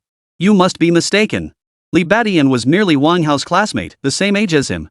Advancing to martial artist was already remarkable. How could he have reached the late stage of martial artist in one go? And to top it off, he's so ridiculously strong that his power rivals that of a late-stage martial artist. Did you guys get it wrong? Wang Jiren snapped back to reality, his expression twisted as he demanded. He could confirm that the intelligence on his side was accurate. Therefore, the problem must lie with Red Butterfly. Upon hearing this, Red Butterfly's expression darkened instantly. Our Butterfly Bar rarely makes mistakes in intelligence. Moreover, this information has been verified multiple times. The current mission stands as is. If you wish to target the subject again, you'll need to pay up and initiate a new mission. Hearing this, Wang Jiren's expression changed instantly. Though he found it hard to believe, he didn't suspect deception. After all, Butterfly Bar's reputation was well established in Yangcheng's underworld. 10 million yuan was no small sum, but they certainly wouldn't risk their reputation over such a payment. So Red Butterfly was telling the truth. That Li Badian was truly a late-stage martial artist and even more terrifying, capable of defeating a late-stage practitioner with sheer strength. The realization sent a chill through Wang Jiren's heart. Suddenly, he realized he might have unwittingly gotten himself tangled up in a major mess. Chapter 116, Trouble Spilling Over to the Wang Family and the One in Seclusion. What? What did you say? After leaving the Butterfly Bar, Wang Jiren's brow remained furrowed. There was no helping it, the information revealed by Red Butterfly was simply too shocking. Li Badian was actually a late-stage martial artist. Are you kidding me? And his strength rivals that of a late-stage martial artist, having even killed one himself. He recognized every single word of this information. But when pieced together, it felt utterly foreign. Unbelievable, even terrifying. Wang Jiren suddenly realized he seemed to have been dragged into a major mess. If that Li Badian was truly that extraordinary, he might very well be pardoned for his crimes due to his outstanding performance. By the time he was released from prison, would Wang Hao still be safe? By then, Wang Hao might have grown incredibly powerful himself. But for now, Wang Hao definitely couldn't match that Li Badian. And who could predict the future? To advance to late-stage martial artists so quickly, even rivaling innate martial artists, what kind of monster is this? Wang Jiren's heart sank. He could already foresee it. If Li Badian truly sought revenge, his fury would likely extend to himself, the one who had helped Wang Hao. No, the entire Wang family was in danger. After all, the Wang family couldn't just stand by and let Wang Hao be killed. They would inevitably clash with him. In essence, this was no longer merely Wang Hao's personal vendetta, it would unleash turmoil affecting the entire Wang family. Wang Jiren wasn't exaggerating in the slightest about this. Li Badian's strength was already on par with that of a post-heaven martial artist. When innate masters are absent, post-natal masters dominate. Those who reach the innate realm are typically reclusive masters who withdraw from the world to cultivate in seclusion. Only those who cultivate through the after-heaven method roam the mortal world, stirring up strife. Yet the power wielded by post-heaven martial artists was already staggering. The pinnacle strength of a martial family is typically at this level. Take the Wang family, for instance. Reaching the innate realm signifies transcending mere lineage to become a hereditary noble house. For innate martial artists possess lifespans exceeding 200 years. Currently, even the venerable old master Wang of the Wang family, who has lived to 100 years, remains only at the post-heaven stage. Even though the second-generation members have attained the post-heaven stage, provoking an enemy of this caliber is absolutely no trivial matter. With that thought, Wang Jiren hurried home. Night had already fallen, and his mother was asleep. The whereabouts of the two Wang Jidi brothers were unknown, but his eldest brother, Wang Jitian, was still practicing martial arts in the spacious backyard garden. When Wang Jiren arrived, Wang Jitian stood with his hands held in a virtual embrace, stirring the leaves into a whirlwind with such force that the spectacle was truly astonishing. This did not surprise Wang Jiren. He knew that Wang Jitian's primary martial art was Tai Chi Pom. Martial arts of the Tai Chi series all share the characteristics of yielding to overcome force and using 4 ounces to deflect 1,000 pounds. When displayed, they often appeared grand and profoundly mysterious. Noticing Wang Jiren's shortcut, Wang Jitian quickly withdrew his martial arts display. Then, with solemn concern, he urged, "Third brother, what exactly happened? Tell me. Mother is very worried about you." Wang Jiren hesitated, words on the tip of his tongue. Seeing this, Wang Jitian frowned, instantly certain that Wang Jiren had indeed encountered trouble. Trouble, even. For Wang Jiren, a martial artist of his caliber, to wear such an expression meant the trouble was likely no small matter. At this realization, Wang Jitian's expression darkened. "Third brother, if you're in trouble, you need to resolve it. If you can't handle it alone, you can always talk to us. We're family. If something's happened, it's best to come clean sooner rather than later, lest it snowball into a major disaster." Hearing this, Wang Jiren sighed inwardly and finally stopped hesitating, laying out the entire situation. What? Wang Hao? Even though Wang Jitian had braced himself, the details Wang Jiren shared still sent a shockwave through him. That ungrateful son for a woman, he actually provoked a post-heaven martial artist. When he regained his composure, Wang Jitian's face flushed crimson. If Wang Jiren had caused the trouble, he wouldn't have been this furious. But to his shock, the one who'd gotten into trouble was his own son, Wang Hao. If it had been a normal conflict, he might have let it slide. After all, martial artists must compete fiercely, valuing courage, relentless improvement, and charging forward without hesitation. Obstacles on the martial path must be ruthlessly swept aside. But the reason for the clash between Wang Hao and Li Badian? It was over some insignificant woman. That woman wasn't even a martial artist now, possessing only average talent and coming from an ordinary family. To provoke a post-heaven expert over such a woman. And this post-heaven cultivator is currently only at the late stage of the martial artist realm and happens to be Wang Hao's classmate.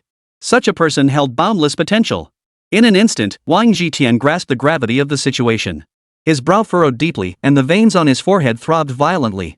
Seeing this, Wang Jiren offered a wry smile and tried to placate him. "Don't be too hard on Xiao Hao. At his age, youthful impulses are only natural. He probably never imagined Li Badian's potential was so terrifying. The guy's practically a monster. Stop making excuses for him. Even if he's young, we've taught him countless lessons since childhood. Cutting the grass at the root is the simplest solution. If he'd finished off that Li Badian the first time, he wouldn't have created such a huge mess now. I suspect that Li Badian must have gained some strange advantage while in prison. This is truly a mess now," Wang Jitian said with a grave expression. If Li Badian were merely a late-stage martial artist, even if his strength rivaled that of a post-natal martial artist, Wang Jitian wouldn't find him troublesome. But now, not only was Li Badian behind bars, he also held a position within the Shadow Organization. This meant that, on the surface, even the Wang family couldn't touch Li Badian. Yet allowing him to grow unchecked would undoubtedly become a grave threat to the Wang family. What to do? For a moment, Wang Jitian felt utterly at a loss. Seeing Wang Jitian's expression, Wang Jiren couldn't help but suggest, "Why don't we inform father?" With his connections, he might be able to resolve this. When it came to the patriarch of the Wang family, Wang Jiren felt both reverence and fear. Even though he himself had advanced to the post-heaven martial artist realm, he still regarded his father as formidable, almost omnipotent. However, upon hearing this, Wang Jitian shook his head. No, father is in seclusion, striving to break through to the pre-heaven realm. If something like this caused him to fail, it would be a loss far greater than any gain. As the youngest of the Wang family's second generation, Wang Jiren wasn't privy to many details. In truth, as martial artists aged, their vital energy and blood would decline. By their 70s or 80s, they would regress to the level of ordinary people. Those who reach the Hotian realm experience a slower decline. But after a century, if one fails to ascend to the innate realm, their chi and blood will still deteriorate to the extreme, leading to the end of life. Therefore, Old Master Wang's current seclusion is practically a life or death retreat. Success or death. At this critical juncture, even provoking a post-human stage powerhouse must not disturb him. Chapter 117, Wang Hao reprimanded, Wang Jitian carries out the task. Smack. The next day, Wang Hao was summoned home for dinner. Little did he know that the moment he stepped through the door, Wang Jitian, his face dark as storm clouds, delivered a powerful punch straight to his nose. Slap. He was knocked to the floor. Clutching his stinging left cheek, Wang Hao froze in shock. He stared at his father, Wang Jitian, in utter shock. As a seasoned martial artist, Wang Jitian showed no mercy whatsoever. The blow left Wang Hao numb with pain, tears welling up in his eyes despite himself. Dad! Why did you hit me? What did I do? Wang Hao cried out in astonishment. What the hell is going on? Wang Hao turned to look at the others. Third uncle Wang Jiren's gaze darted nervously. Second uncle Wang Jidi's gaze was stern. And grandma, who usually doted on him the most, showed little reaction, now only a look of deep sadness. What the hell is going on here? Wang Jitian's face darkened as he shouted, You ungrateful son! How dare you act so wronged? Do you have any idea how much trouble you've caused the Wang family? Hearing this, Wang Hao remained utterly confused. But just then, Wang Jiren interjected, Xiao Hao, I'm sorry. That matter, it went wrong. What? Wang Hao froze, finally catching on. The matter Wang Jiren referred to must have been the plan to deal with Li Badian. Blown. How could that be? Wang Jiren said they spent 10 million on it, it was foolproof. How could it have gone wrong? You're puzzled now, aren't you? Fine, let me explain. Seeing Wang Hao's expression, Wang Jitian said impatiently that Li Badian has already reached the late stage of martial cultivation. Moreover, his strength rivals that of a late-stage martial artist. So the post-natal martial artist you hired has been taken out by him. Is that clear enough for you now? Wang Jitian roared furiously. At that moment, Wang Hao felt as if his ears were ringing. But what shook him even more was his own state of mind. What? How could that be possible? Wang Hao froze in shock. He found this situation hard to believe. But now, with his father speaking with such conviction, coupled with Uncle San's bitter smile, Wang Hao suddenly realized this was the truth. Otherwise, Uncle San, who had been so confident before, would never have reacted this way. It must be that this matter had gone awry, leaving him no choice but to tell his father. But how could this be possible? That guy had only recently become a martial artist, how could he have advanced to the late stage so quickly? And he even killed a late-stage martial artist. Wang Hao felt completely dazed. He wasn't sure if the pain from the slap had caused him to hear things. Or perhaps he was dreaming. Seeing that Wang Hao remained completely out of it, Wang Jitian finally stopped scolding him and sat back down. Seeing this, Wang Jiren gave a wry smile and helped Wang Hao up. Alright, Xiao Hao, let's eat first. But the atmosphere at the table remained heavy and silent. Wang Hao kept his head down, not uttering a word. Grandma, as the matriarch, also remained silent, for she was merely an ordinary person. She handled the household's minor affairs, but matters concerning martial artists were always decided by Old Master Wang. Now that Old Master Wang had entered seclusion, it naturally fell to Wang Jitian, the eldest son, to take charge. Faced with the current predicament, Wang Jitian did not shy away. In fact, upon learning of the situation yesterday, he had already begun devising a response. At this moment, Wang Jitian spoke up. Yesterday, I already sent someone to inquire at Yangcheng prison. That Li Badian truly did slay a post-heaven martial artist.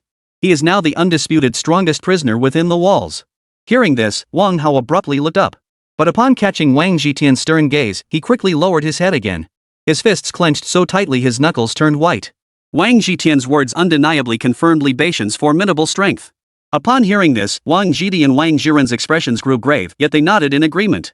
Wang Jitian was right to send someone to investigate further. They couldn't rely solely on Red Butterfly's one-sided account. Though the Butterfly Bar enjoyed a formidable reputation, it was not immune to error. What if this time, it was just false intelligence? But now it seemed almost certain. That Li Badian, though not a post-natal martial artist, possessed strength on par with a post-natal powerhouse.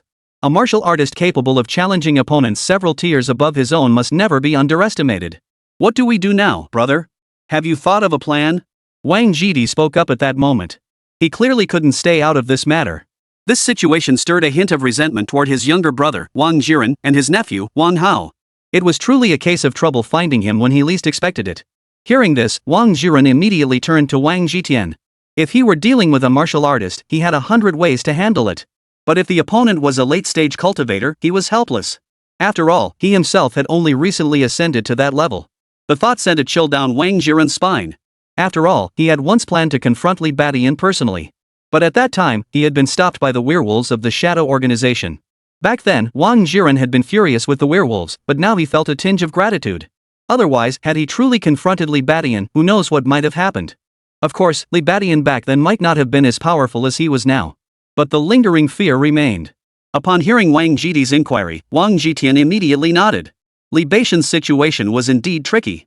He had sacrificed his cultivation time the previous night to think it through and had come up with a solution. Oh. What is it? Wang Jiti perked up at the news. Wang Jiren perked up as well. As for Wang Hao, though he didn't lift his head, he pricked up his ears. His emotions were even more alarmed than Wang Jiren's. After all, Wang Jiren was already a late-stage martial artist, while he was merely a martial artist. Although he should be able to advance to the mid-stage martial artist realm soon. But to say he could match Li Badian's current strength? That was simply impossible. Fortunately, his father had a solution. Otherwise, he would be in dire straits. Whether Li Badian's regained freedom would affect the Wang family remained uncertain. But he would certainly be targeted first. The terror gripping Wang Hao's heart at this thought was palpable. Then, Wang Jitian's calm voice rang out. Actually, dealing with that Li Badian is quite simple. If he stays locked up in prison, even our father might be powerless against him. But since he's still part of the Shadow Organization, it's straightforward, just lure him out, and that's all it takes. Hearing this, Wang Jiti and Wang Jiren's eyes lit up, and they both nodded silently. Wang Jitian's analysis seemed sound. Shadow Organization operatives had to go out on missions they couldn't hide away in prison forever.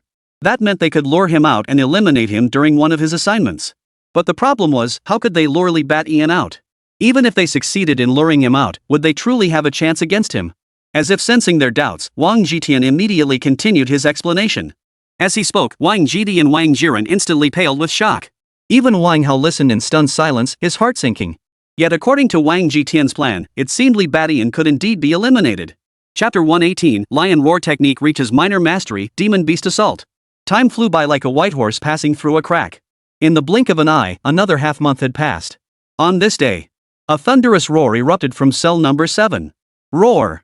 The entire cell shook from the impact. Nearby cells also heard the sound. Prisoners grimaced in pain. He's at it again, practicing his cultivation, isn't he? Yeah, it's bloody noisy. I'd love to file a complaint against him. Does he even let anyone rest? Big deal if he's number 1 on the top 100 list. The prisoners looked utterly helpless. In this world, martial arts flourished. Even the prisoners here were far more vicious than those in the original world. So hot-tempered individuals who resorted to violence at the drop of a hat were a common sight in the prison. Yet now, faced with the constant roars emanating from cell 7, they dared not utter a word. The reason was simple. It was because Li Badian was training. Facing the top-ranked powerhouse on the 100-strong list, they dared only to grumble under their breath. They wouldn't dare complain or cause trouble for him. In fact, not only the prisoners, but even the nearby guards were deeply dissatisfied with Li Badian.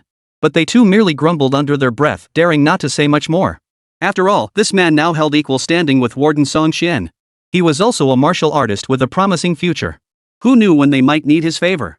How could they dare offend him? It was precisely this atmosphere that allowed Li Badian's Lion Roar technique to progress rapidly. By this moment, he had achieved minor mastery.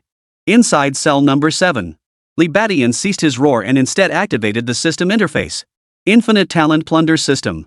Host, Li Badian. Level, Martial Artist. Vitality 88. Martial Arts, Bullhorn Fist, Mastery, 7-star Step, Mastery, Diamond Force, Minor Mastery 37%, Shadow Kill, Mastery, Lion Roar, Minor Mastery 1%, Bone Shrinking Technique, Minor Mastery 1%, Mad Bull Step, Minor Mastery 1%. Talents, Explosive Rage, upon reaching Rage, enters a 10-minute berserk state with tenfold strength increase, followed by a 10-hour period of extreme exhaustion. Bull-like Strength, possesses immense strength akin to a wild bull. Tenfold Cultivation, gains 10 times the experience during cultivation. Rapid Recovery, unbelievably swift healing ability. Gluttony, instantly absorbs all nutrients and effects from consumed food. A glance at Li Badian's handsome face revealed an even deeper glow of delight. Half a month had passed since he defeated the gluttonous snake. During this period, his progress had been nothing short of astonishing. First, the new martial arts he had cultivated were all nearing mastery. Li Badian was thoroughly satisfied with this. He had already tested them in battle. The entry-level martial arts were indeed useless. Even with his formidable physical prowess, certain techniques failed to unleash their full potential. Of course, this was mainly because his opponents were exceptionally formidable. Thus, entry-level techniques proved useless. Against ordinary martial artists, however, entry-level techniques might prove effective. But that would be rather pointless. Thus, Li Badian consciously cultivated the lion roar technique, bone shrinking technique, and mad bull stance until he achieved minor mastery in each. Now, the lion roar technique at the minor mastery level was truly capable of being put to practical use. Released at close range, it would absolutely reverberate like thunder, achieving a stunning deterrent effect. It proved to be a formidable technique, effective in both group engagements and one-on-one combat. As for the bone shrinking technique, it had also brought Li Badian quite a few surprises. At the beginner level, the bone shrinking technique only allowed for minor changes in appearance, primarily focusing on manipulating the bones to make them more flexible and malleable. But at the minor mastery level, this malleability greatly increased. Li Badian could genuinely use this skill to alter his height, facial features, and more. As for the bull's frenzy step, a form of lightness skill, it wasn't entirely useless either. In terms of speed and evasive maneuvers, the minor achievement of Mad Bull Step couldn't match the major achievement of 7-star Step. However, when paired with the Bullhorn Fist, the Frenzied Bull Step proves superior. As a complementary martial art, executing the Mad Bull Step slightly amplifies the Bullhorn Fist. Don't underestimate this boost. Though subtle, when combined with Li Badian's immense strength foundation, it becomes utterly astonishing. All in all, these three martial arts will all bring considerable benefits to Li Badian. In fact, besides these three martial arts, Li Badian also possessed a copy of the 7-star sword technique. However, constrained by the prison environment, he cannot openly practice weapon techniques. As for hidden weapons like darts, Song Qian had already shown considerable leniency. Of course, beyond his martial arts advancement, Li Badian's vital energy was steadily rising. Previously hovering around 70, it had now surged past 80 and was even approaching 90. The late stage of martial cultivation was about to be crossed by him. Observing his progress, Li Badian was thoroughly satisfied. Yet he understood the reason behind his rapid advancement. Talents like tenfold cultivation and gluttony had granted him unparalleled advantages. Of course, the greatest contributor, in truth, was resources. To be precise, abundant resources. The wealth of the greedy snake and others had made Li Badian incredibly wealthy. For the past half-month, every meal had been demon beast meat, and he'd even consumed 2 blood-infused pills daily. With such sustenance, his vital energy surged at an astonishing rate. It was worth noting that upon reaching the late stage of martial cultivation, Li Badian could sense that both the effects of demon beast meat and blood-infused pills had begun to diminish significantly. It was only because of his substantial wealth and the sheer volume of resources that he could compensate. Otherwise, his cultivation progress wouldn't have been so rapid. At this rate of consumption, it was estimated that within another month, Li Badian's resources would likely be nearly depleted. But Li Badian paid it no mind whatsoever. For judging by his current progress, he would ascend to the post-heaven martial artist realm before these resources were exhausted. Once he reached the post-heaven martial artist realm, a world of boundless possibilities would open up for Li Badian. By then, he might even possess the ability to break free from prison entirely without needing state permission and claim true liberty. This thought spurred Li Badian to train with even greater fervor. But just a few days later, his cultivation was abruptly interrupted when he was summoned by Song Qian once more. A thought flashed through Li Badian's mind, and he quickly followed the prison guard to Song Qian's office. Upon entering the warden's office, Song Qian stood there with a solemn expression. Seeing Song Qian like this, Li Badian instantly realized what was happening.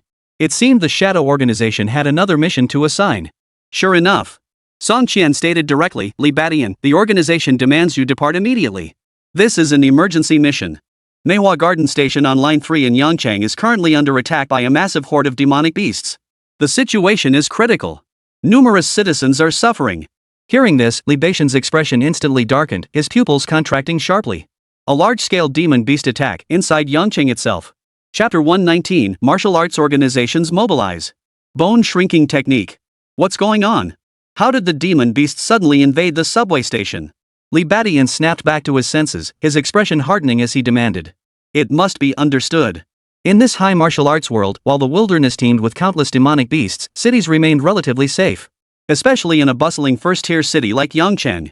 Not only were the borders guarded by countless soldiers and martial artists, but martial artist markets could mobilize large numbers of practitioners at any moment. How did those beasts breach both lines of defense and appear deep within the city center? Song Qian's expression grew grim as he spoke rapidly. The defenses weren't breached. Those beasts came from underground. They likely dug a tunnel and infiltrated the subway system. What? Upon hearing this, Li Batian was startled once more. If that were the case, it would make sense. After all, the border defenses were stationed on the surface, guarding against aerial threats. Who could have imagined the beasts would emerge from underground? Subsequently, Li Batian obtained further intelligence. The passages currently dug by the beasts had been severed by the martial defenders of Yangqing's border. However, due to the delay, a large number of beasts still managed to escape into the city through the underground tunnels. Manhwa Garden Station on Yangqing Metro Line 3 was the hardest hit area. Scattered demon beasts also appeared at other subway stations. Faced with this situation, the city's armed police department was overwhelmed and urgently called for reinforcements. Martial arts associations, clans, and even shadow organizations within the city all received requests for assistance. Thus, as a member of the shadow organization, Li Batian naturally received this urgent mission. After fully understanding the situation, Li Batian boarded the vehicle arranged by Song Qian and sped toward the scene. At this point, besides changing into loose combat attire, Li Batian now held a long sword in his hand. It was a long quan sword, a style Li Batian rather liked. This long sword, naturally, was requested by Li Batian from Song Qian just before his departure. Swordplay is prohibited within prison walls. But outside, naturally, it was permitted. Thus, Li Batian intended to use this opportunity to master the basics of the 7-star sword technique.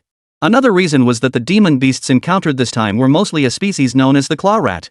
These beasts were giant rats nearly half a man's height, capable of burrowing and possessing venomous claws.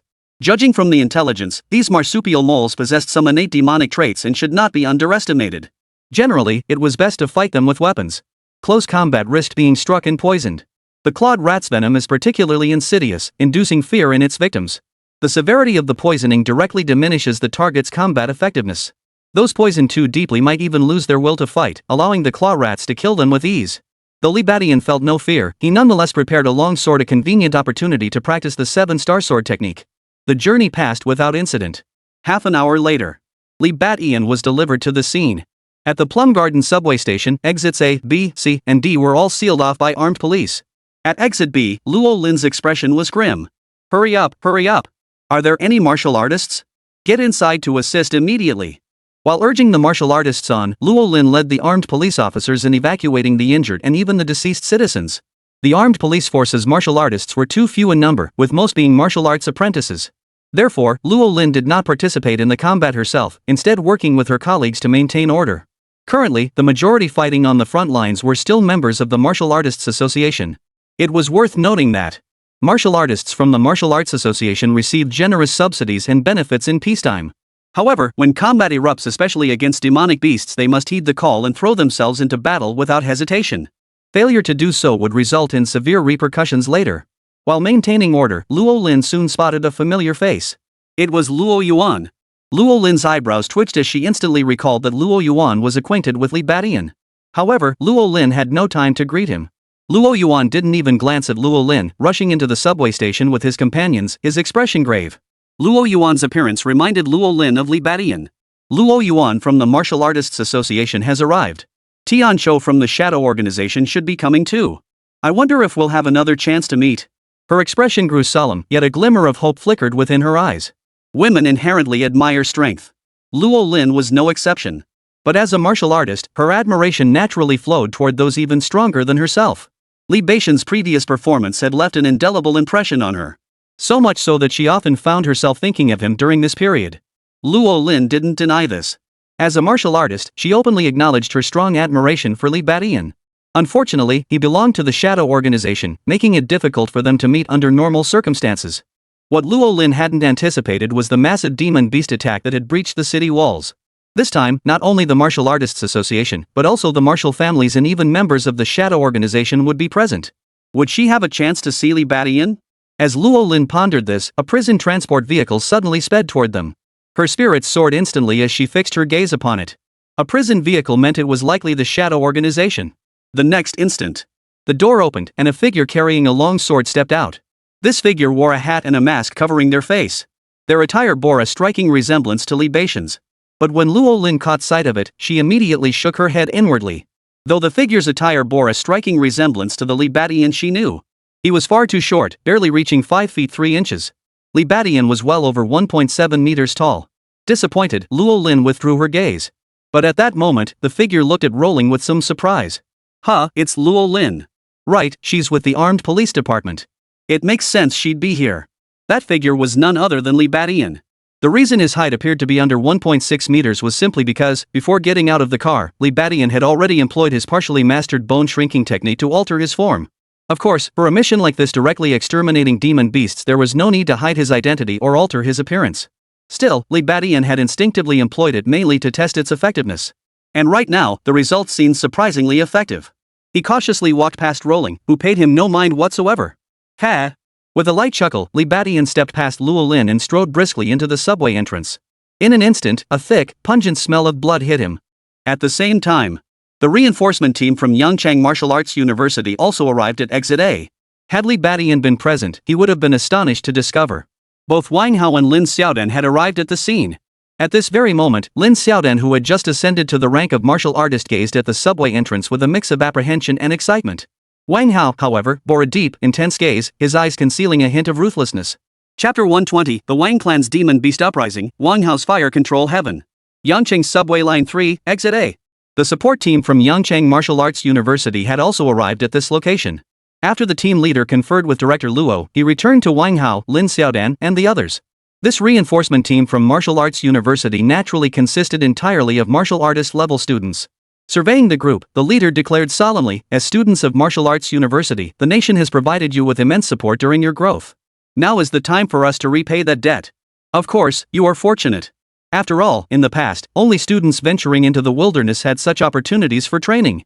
But the wilderness is teeming with beasts of all kinds and levels, beyond our control. Here in this subway station, however, it's almost entirely armadillos. The highest level ones are merely armadillos that have just advanced to the post-heaven stage. The danger level isn't particularly high.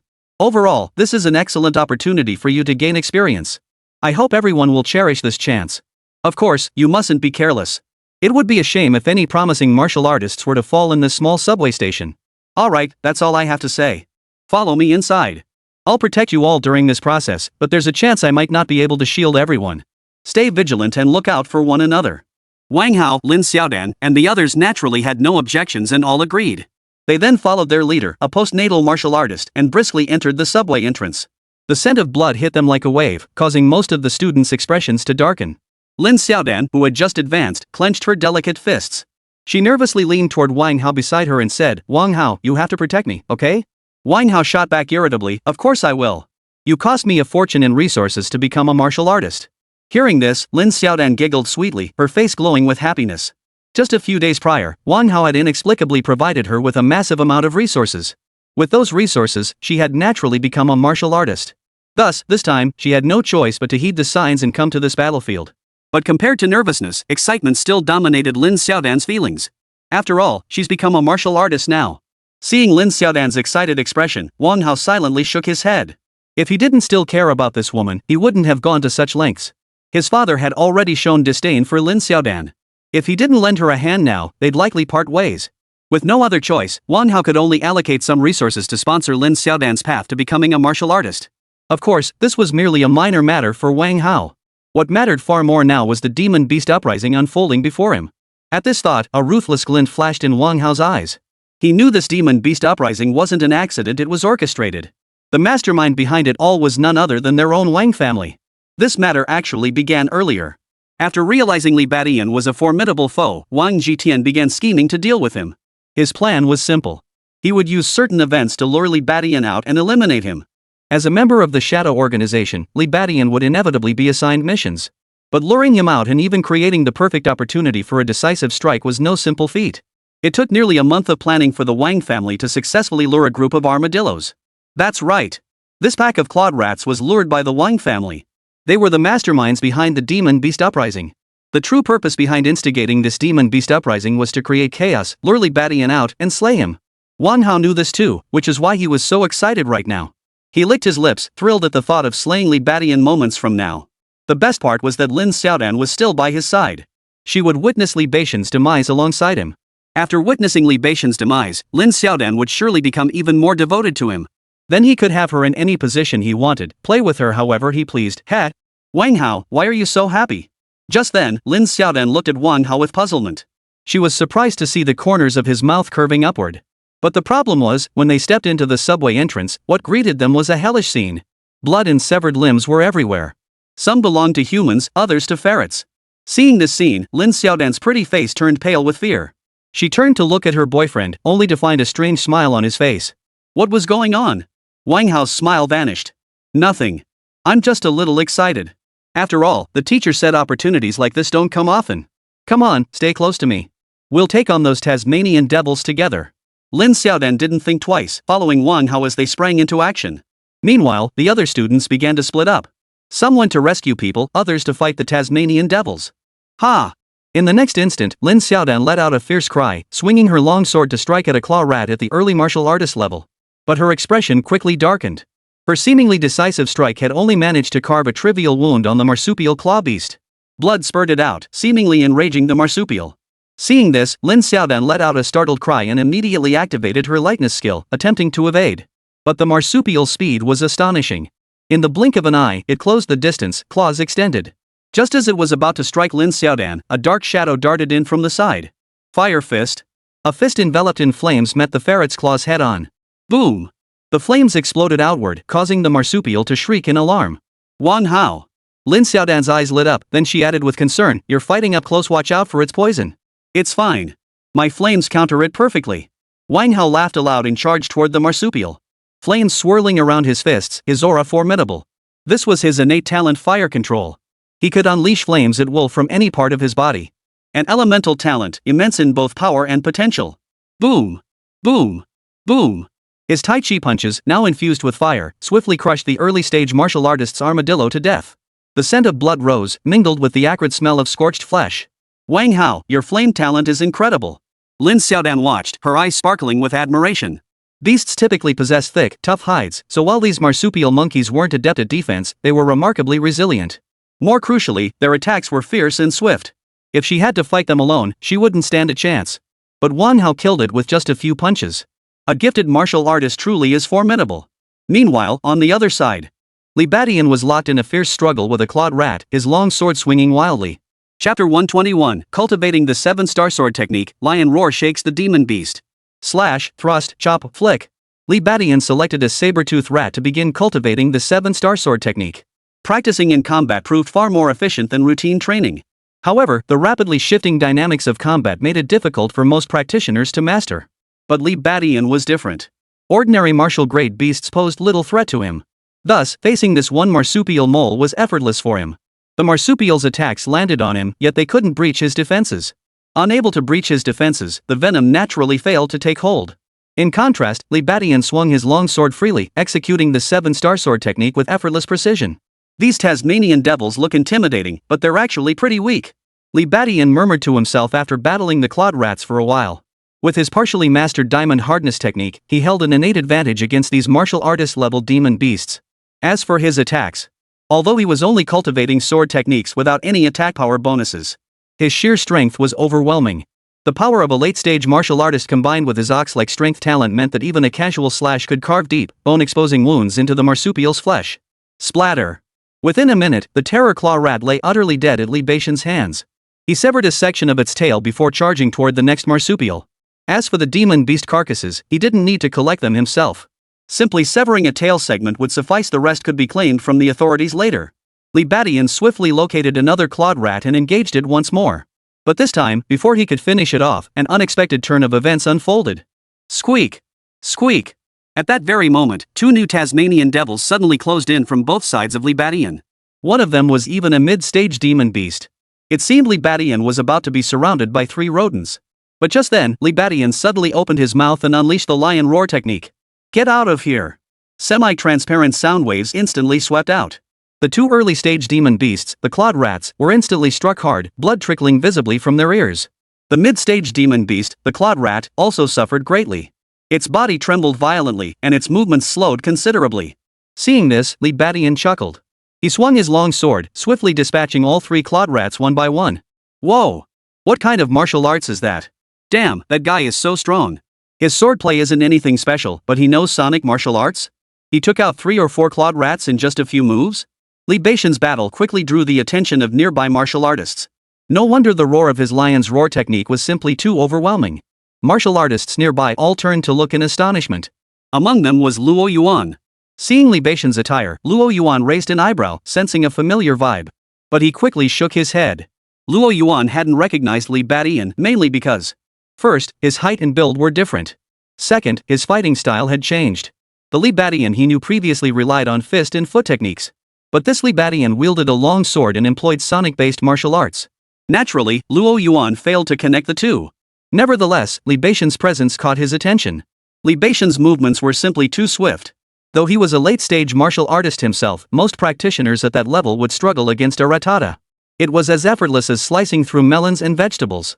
Moreover, his defense seemed exceptionally robust, seemingly able to nullify the clawed rat's attacks entirely.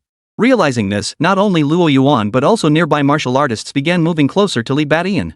With numerous rattata infesting the subway station, the martial artists banded together to confront the threat. There was no doubt that staying close to Li Badian offered far greater safety.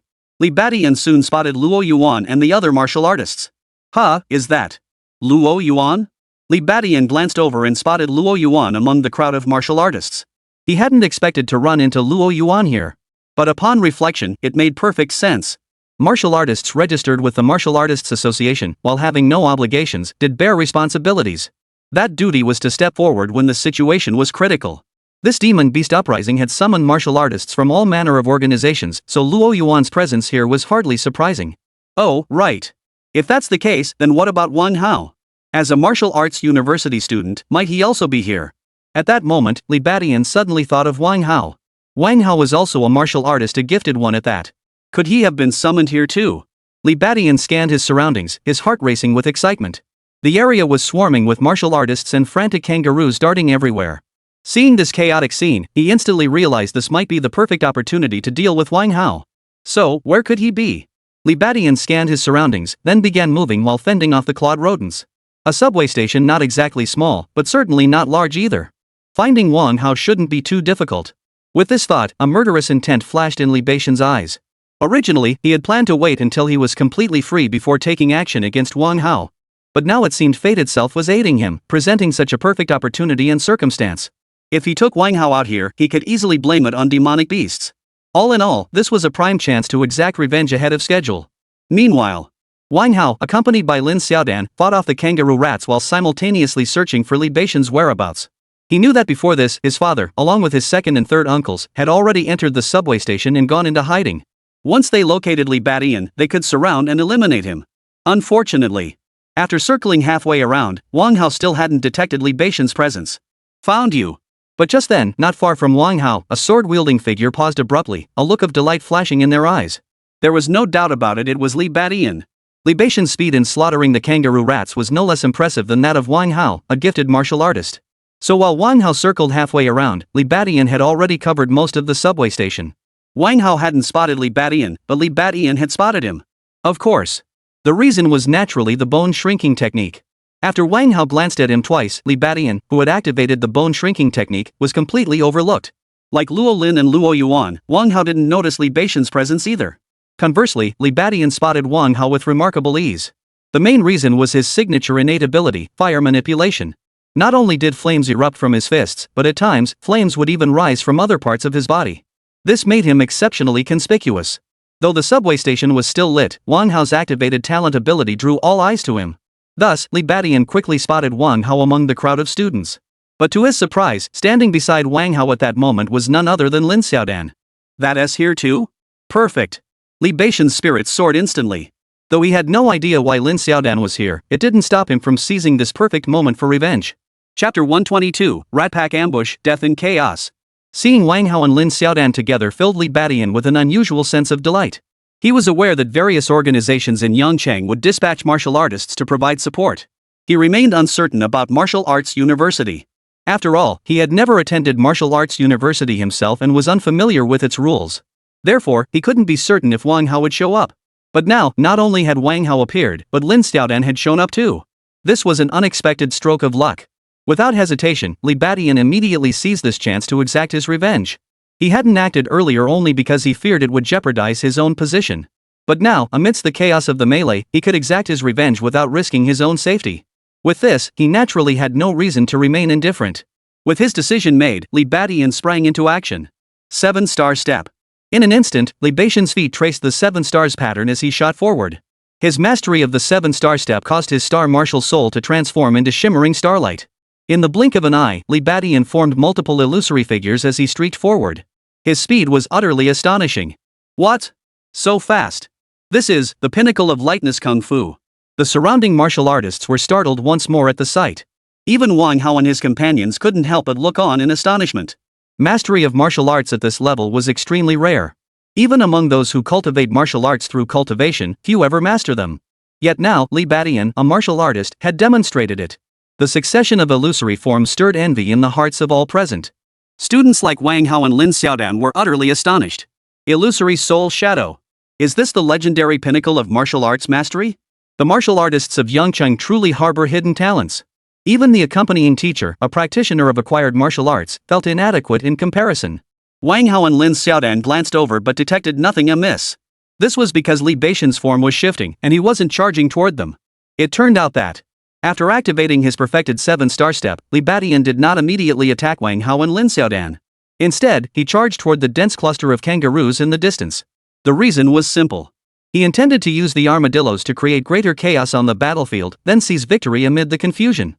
After all, it was inconvenient for him to personally target Wang Hao and Lin Xiaodan. Moreover, Li Badian hadn't overlooked the teachers and students surrounding Wang Hao and Lin Xiaodan. A group of over a dozen martial artists, including one with innate cultivation, would undoubtedly hinder his efforts to eliminate Wang Hao and Lin Xiaodan. Therefore, before that, he planned to lure a group of armadillos to first tie up these people. For Li Badian, accomplishing this was no difficult task. The armadillos were swift and adept at burrowing. But against Li Badian, who had mastered the great achievement 7-star step, they were no match. Thus, wielding a long sword, he thrust here and slashed there. Before long, a swarm of kangaroo rats chased Li Badian. There were over 20 of them. The surrounding martial artists were stunned. Who is this guy? Has he lost his mind? Even with exceptional lightness skills, this is reckless. If they surround him, he's in trouble. Amidst the crowd, Luo Yuan's eyes widened as he recognized Li Badian as the formidable warrior who had just unleashed the lion roar technique. Gratitude once again filled Luo Yuan's eyes toward Li Badian. Just moments ago, 3 armadillos had swarmed his position. As he teetered on the brink of danger, Li Badian suddenly appeared. With a few swift jabs to the armadillo's hindquarters, he lured all 3 away. Now, seeing Li Badian charging left and right amidst the rodent horde, worry crept into his mind. But Luo Yuan's worry was clearly unnecessary. Regardless of the current size of the rat horde, they were no match for Li Badian's perfected 7-star step. Even if they could, these clawed rats, merely at the martial artist level, couldn't break through his defenses. In fact, if there were any demon beast level armadillos present, Li Badian would have lured them over as well. Unfortunately, none had been spotted for the moment. Still, this number should suffice. He immediately turned and charged toward the direction where Wang Hao and the others were. The next moment, Wang Hao and the others' expressions quickly turned to shock. What? So many armadillos? Watch out. The teacher leading the group also stiffened. He immediately shouted at Li Badian, who had led the rodent horde over, "Don't come this way. Lead them somewhere else." Li Badian sneered inwardly, but his voice betrayed panic as he cried, "Help me. I can't hold them back anymore." As he spoke, he truly stumbled and fell backward. Damn it! The teacher leading the group cursed under his breath before charging headlong into the rat swarm. As a post-heaven martial artist, his defenses were formidable, so he wasn't particularly afraid of the rats. But the other students were another matter. Even the slightest contact with the rats would leave them injured. At that moment, even Wang Hao couldn't help but feel a chill run down his spine. "You lot, don't break formation. We can handle this." The instructor struck first, instantly eliminating a demon beast-level kangaroo rat. But more rat-like creatures scattered and surged toward Wang Hao and the others. He quickly called out a warning. Truthfully, they didn't need the instructor's warning. Facing such a swarm of rodents, Wang Hao and the others dared not delay, quickly gathering into a tight circle. This formation made the approaching rat horde seem less terrifying. Yet their sheer numbers instantly plunged everyone into combat. Chaos erupted. Li Badian rolled several times on the ground, then braced against the attacks of 2 Tasmanian devils while surveying the scene. Nearly 20 Tasmanian devils attacked, including some at the mid-stage and late-stage demon beast levels. Even with the guidance of a post-heaven martial artist, Wang Hao and his group were caught in the melee. The instructor leading them was invincible, but he couldn't come to the aid of every student at once. Wang Hao and Lin Xiaodan suddenly found themselves under immense pressure. Facing the assaults of 3 claw-toed rats simultaneously, their situation grew perilous. One of them was even a mid-stage demon beast. Lin Xiaodan was already in grave danger, but Wang Hao was supporting her. However, it was clear that both of them were nearing their limits. If even 1 or 2 more demon beasts joined the fray, their lives would be in grave danger. With that realization, Li Badian wasted no time. He immediately charged toward Wang Hao and Lin Xiaodan, dragging the two clawed rats that were clinging to him along with him. He too had two early stage demon beasts, the clawed rats. If he joined the fray, Wang Hao and Lin Xiaodan would have no chance of survival. In truth, human martial artists were generally weaker than demon beasts of the same rank. Right now, it was only because Wang Hao was a gifted martial artist that he could barely maintain control of the situation. But if the demon beast's power far surpassed his own, even his fire-controlling talent would be of little use. Die! Li Badian charged toward Wang Hao and Lin Xiaodan once more, his eyes flashing with intense murderous intent. He refrained from attacking, knowing that doing so would inevitably draw investigation. If Wang Hao and Lin Xiaodan could perish at the hands of the demon beast, that would be the ideal outcome. Yet what followed was an unexpected turn of events. Chapter 123, Understanding the Full Picture, Confronting the Wang Clan. Li Badian charged toward Wang Hao and Lin Xiaodan once more. A flash of murderous intent flickered in his eyes. Watching Wang Hao swing his fiery fists, Li Badian almost laughed. That talent which had once seemed unattainably lofty now appeared rather ordinary. This fire control talent only allowed Wang Hao to match mid-stage martial artists during his early martial artist phase. In practical terms, that meant he could handle a mid-stage demon beast. But when facing multiple demonic beasts, the lethality of his flames became severely limited. Of course, this was also because Wang Hao was only at the early stage of martial cultivation. Had his cultivation level been higher, the power of his fire control could have increased. But alas, there were no ifs. The two more claw rats he had lured in would become the final straw that broke the camel's back. Wang Hao and Lin Xiaodan would absolutely be unable to withstand them. But just as Li Badian was thinking this, an unexpected turn of events unfolded. A martial artist of the Hotian realm suddenly charged in, swiftly dispatching the two kangaroo rats before Wang Hao with a single punch and kick. With this reinforcement, the pressure on Wang Hao and Lin Xiaodan eased considerably. Ha! Li Badian halted in his tracks. This figure wasn't the instructor leading Wang Hao and Lin Xiaodan, but another postnatal martial artist Li Badian didn't recognize. Yet at first glance, this martial artist bore a striking resemblance to Wang Hao. Dad! Wang Hao exclaimed joyfully upon seeing him. Lin Xiaodan also breathed a huge sigh of relief before sweetly calling out, "Uncle." Li Badian's brow instantly furrowed. The identity of the newcomer was becoming painfully obvious. Indeed. It was none other than Wang Hao's father, Wang Jitian. Just as Wang Hao had suspected earlier, this demon beast uprising had been deliberately orchestrated by the Wang family to eliminate Li Badian. Therefore, the three brothers, representing the Wang family, had arrived at the scene long before.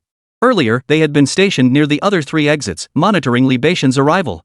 Exit A, however, was Wang Hao's responsibility. This way, as soon as Li Badian arrived, they would be the first to spot him and close in for the kill. The plan was flawless. But starting just now, Wang Jitian had begun to sense something was amiss. As far as he knew, all members of the Shadow Organization should have already arrived. The Shadow Organization's members weren't numerous. Barely 10 individuals, at most. Yet among them, they hadn't spotted Li Badian. Li Badian hadn't come. Impossible. But where could he be? Puzzled, Wang Jitian approached Wang Hao to ask about it. It would be ridiculous if all their efforts went to waste just because Li Badian didn't show up. What Wang Jitian hadn't anticipated was that upon reaching Wang Hao's side, he witnessed Wang Hao in peril. You see? Although there were hundreds of rats inside the subway station, most were scattered about. Small groups like this were actually quite rare. Wang Jitian found it peculiar that Wang Hao and his group had been ambushed by these demon claw rats.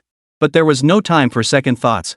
He struck ruthlessly, instantly eliminating two early-stage demon beasts, the Tasmanian devils. The remaining mid-stage demon beast, a Tasmanian devil, sensed the danger and attempted to flee. However, Wang Jitian swiftly closed the distance, easily crushing its skull to death. In the chaos, one of the demon beast's claws struck Wang Jitian, though it proved ineffective. Dad, why did you come over here? Seeing this, Wang Hao approached with a smile and asked. Lin Xiaodan, however, felt somewhat stiff. According to Wang Hao, his father was extremely strict. Sure enough. Wang Jitian frowned and scolded, you can't even handle a few Tasmanian devils and need my help? I came here to ask if you've seen that person. How come neither me nor the second and third brothers saw anyone after waiting at that exit for an hour? What? Wang Hao froze upon hearing this. He knew the person Wang Jitian referred to was none other than Li Badian. What he hadn't expected was that Li Badian hadn't shown up at all. Faced with this situation, he too was momentarily dumbfounded. Then it suddenly dawned on him. Li Badian really hadn't shown up. Otherwise, father and the others would have sent word. But now, with Wang Jitian appearing here, there was still no word from Wang Jidi or Wang Jiren. Could it be that Li Badian hadn't arrived yet? At this thought, Wang Hao furrowed his brow, sensing something was amiss. Lin Xiaodan heard Wang Jitian's words and felt a bit puzzled. Not far away, Li Badian's heart suddenly stirred. He swung his sword, temporarily repelling two clawed rats. Though Wang Jitian hadn't named names, for some reason, a sudden sense of foreboding welled up within him. The presence of Wang Hao's father, Wang Jitian, here was not particularly surprising. As a martial arts family, they had every reason to be here. But their conversation was far too peculiar. Of course. What truly troubled Li Batian more was the earlier incident where the greedy snake had attacked him. At that time, he hadn't questioned the greedy snake about anything, because deep down, he was already certain. Only Wang Hao could harbor such deep hatred toward him and have the influence to bribe greedy snake into acting. Behind him stood the martial arts clan, the Wang family of Yangchang. It was precisely this realization that fueled Li Batian's murderous intent toward Wang Hao, making him eager to kill him the moment they met. What he never could have imagined, however. The current situation held hidden depths. As this thought struck him, Li Batian's mind raced, and he grasped the crux of the matter. So that's how it is. I knew this demon beast chaos was too sudden. It was the Wang family pulling the strings behind the scenes.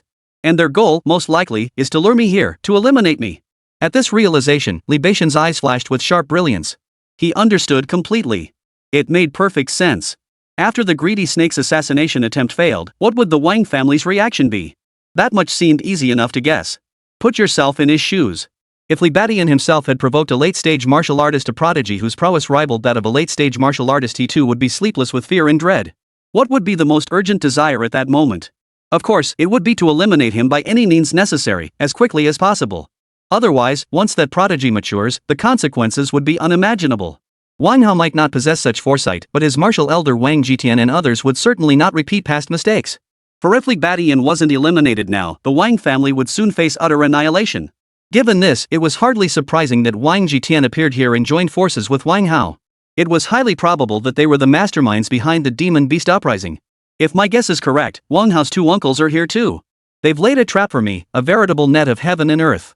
Very well. Then let us settle this once and for all with your Wang family right here. As everything clicked into place, Li Batian's eyes blazed with murderous intent, his battle fervor surging. He knew a thing or two about the Wang family. The Wang family was a classic martial arts clan.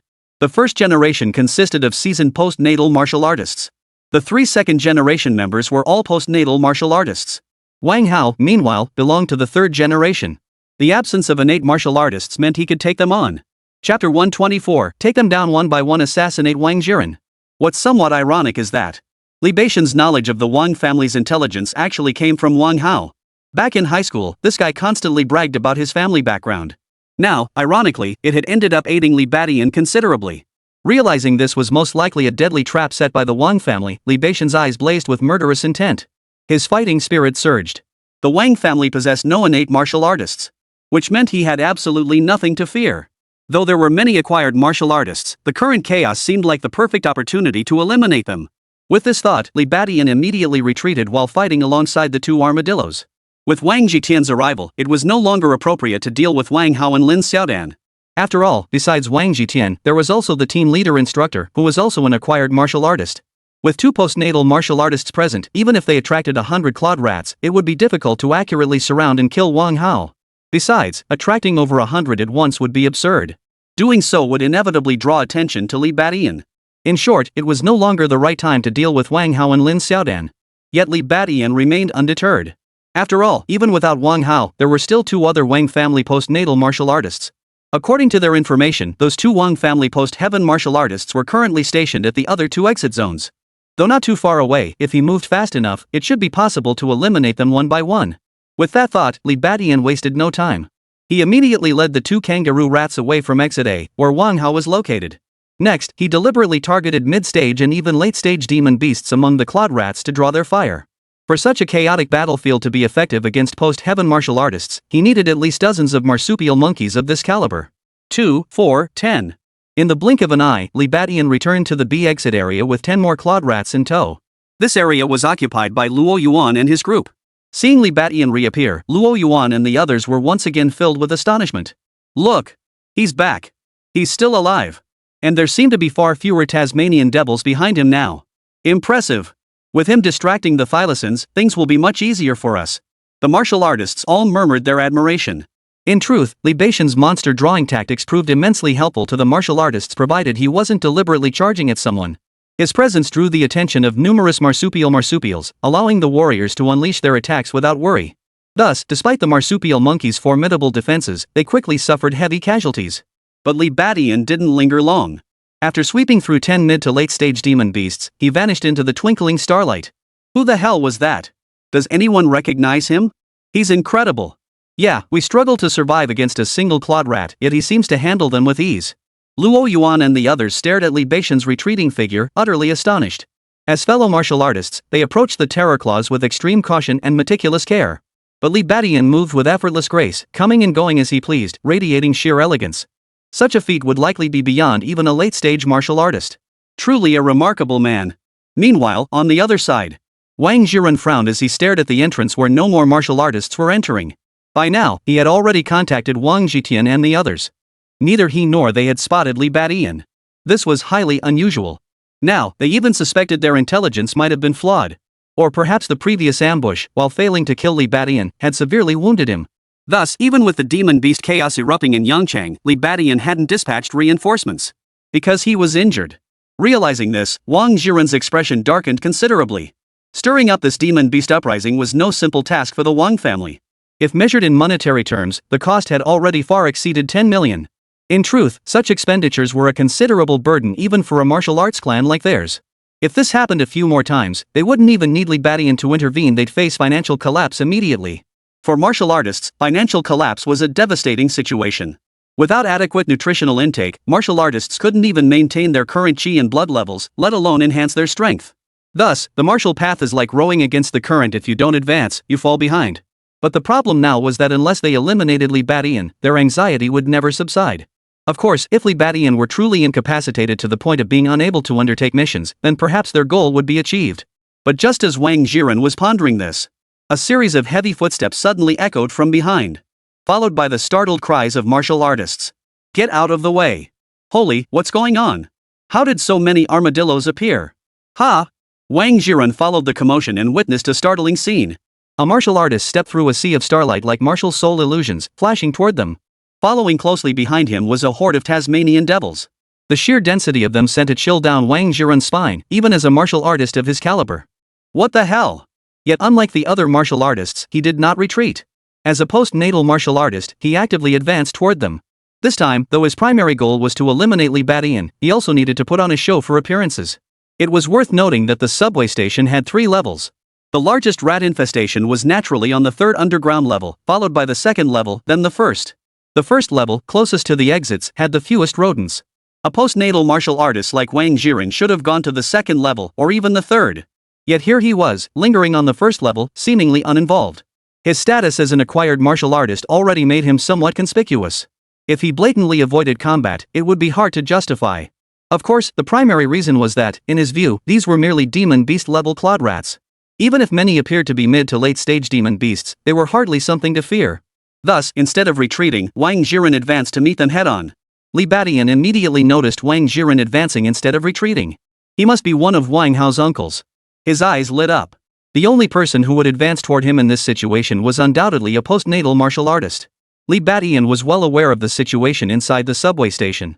There couldn't be many postnatal martial artists remaining on the 1st level of the subway station. Most crucially, Li Beixian saw traces of Wang Hao's resemblance in Wang Jiren's eyes and brow. With that, Wang Jiren's identity became self-evident. As this realization dawned on him, Li Beixian narrowed his eyes and suddenly let out a panicked shout. Get out of the way. Quick, get out of the way. Ha! Wang Jiren froze upon hearing the warning. He clearly hadn't charged toward Li Beixian, instead, he'd kept a safe distance. So why was Li Beixian suddenly yelling at him to get out of the way? The moment Wang Jiren pondered this, a sudden change occurred. Li Beixian, who should have been moving away from him, suddenly shifted his stance and charged straight toward him. Mad Bull step. Charging Bull. In that instant, Wang Jiren's face twisted in horror. Chapter 125, Lion Roar delivers the blow, Wang Jiren's demise. As he closed in on Wang Jiren, Li Beixian's malice became utterly evident. He drew back his long sword, stomped his foot fiercely, and launched a double punch. Frenzied Bull step. Barbarian Bull charge. A savage bull spirit surged forth, unleashing a torrent of overwhelming power. In truth, Li Beixian could still personally attack members of the Wang family. But he couldn't engage in prolonged combat. He must strike and withdraw instantly, ending it swiftly. After all, the subway station was equipped with surveillance cameras. And right now, if Li Beixian merely accidentally bumped into Wang Jiren, it would certainly be plausible. What? Wang Jiren's reaction was nothing short of swift. He saw the different martial soul projections erupt and sensed something was amiss. In that instant, he spread his feet apart and abruptly attempted to activate his lightness skill to evade Li Beixian's attack. Judging by the nature of the attack, he dared not meet it head-on. But just then, something utterly unexpected happened. Li Beixian suddenly opened his mouth wide and roared furiously. "Get out of my way!" A roar like a lion's bellow erupted from his throat. There was no doubt about it, it was Xiao Chang's lion roar technique. At such close range, Wang Jiren, standing directly before Li Beixian, was instantly jolted. His mind went completely blank. His eardrums felt as if they'd ruptured, a piercing pain shooting through them as a trickle of blood wound its way from his ears. Even with Li Beixian's late-stage martial cultivation, Xiao Cheng's lion roar technique could still catch a late-stage martial artist off guard and deal a minor blow. Of course, Li Beixian's primary objective was to disrupt Wang Jiren's ability to evade by using martial arts. Postnatal martial artists possessed remarkable speed. Even with a modest level of lightness skill, they could evade his charge. But if suddenly stunned, that would be impossible. No! The next instant, Wang Jiren's face drained of color. The sudden sonic wave had indeed disrupted his attempt to activate his lightness skill. And so, Wang Jiren was utterly caught off guard and collided squarely with Li Beixian. In that instant, Wang Jiren's eyes bulged. It was as if an ordinary person had been struck head-on by a speeding truck. With a thunderous crash. Without so much as a grunt, Wang Jiren was sent flying backward. Li Beixian didn't pause, continuing his charge. But he didn't attack again.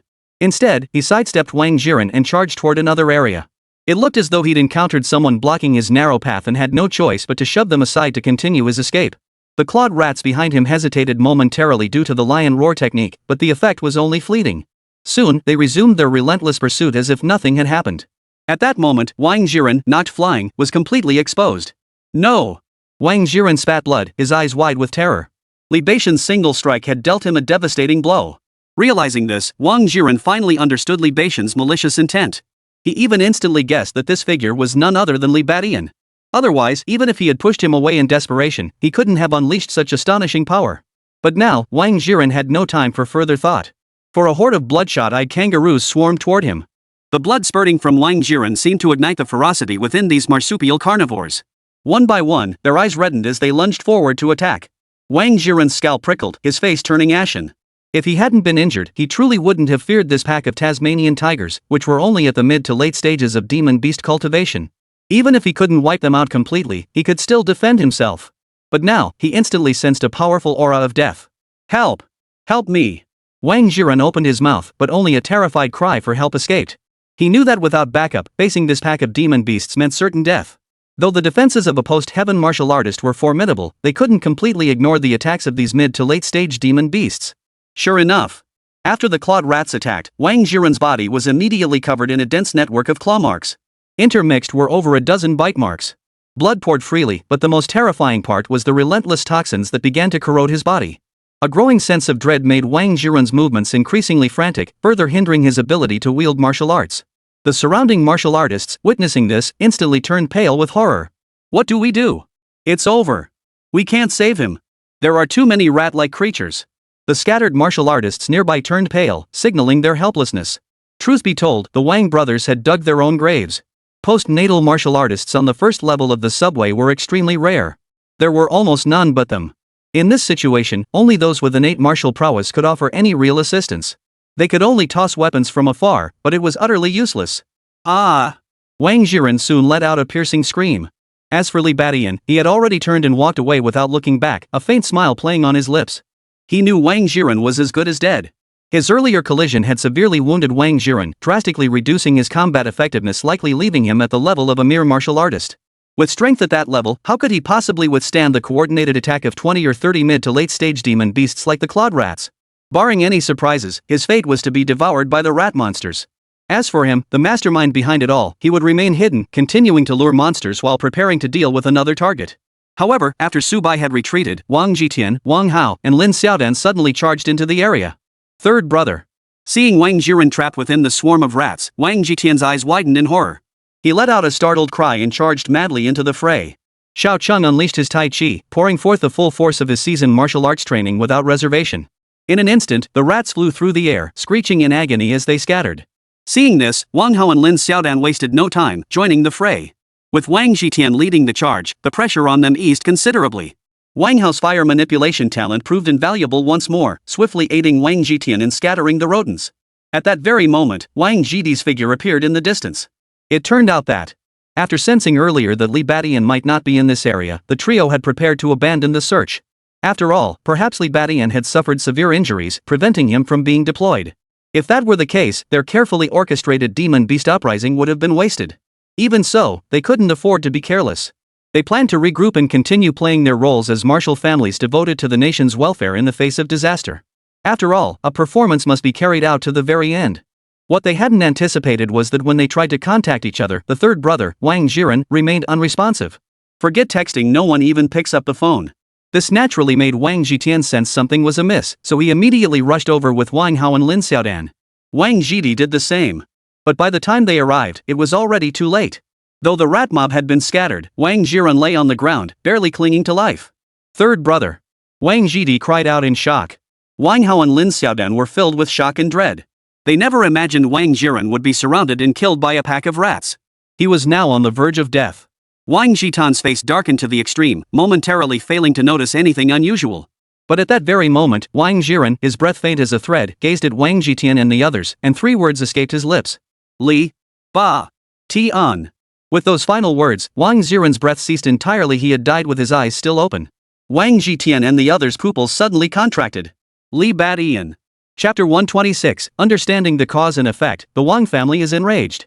In that instant, Wang Jitian and the others paled. Seeing Wang Jiren's state, they had initially assumed it was merely a natural occurrence. After all, Wang Hao's group had also encountered a pack of demon claw rats earlier. What puzzled them was how Wang Jiren, a late-stage martial artist, could fail to handle a mere squad of demon beast-level Tasmanian devils. Even if those clawed rats were all mid to late-stage demon beasts, it was still too strange. Then, at that very moment, they heard the name Li Badian escape Wang Jiren's lips. Li Badian. Wang Jitian's pupils contracted sharply. Wang Jidi's face also twisted in shock. As for Wang Hao and Lin Xiaodan, they were naturally stunned. They all instinctively made the connection. Could Wang Jiren's death be connected to Li Badian?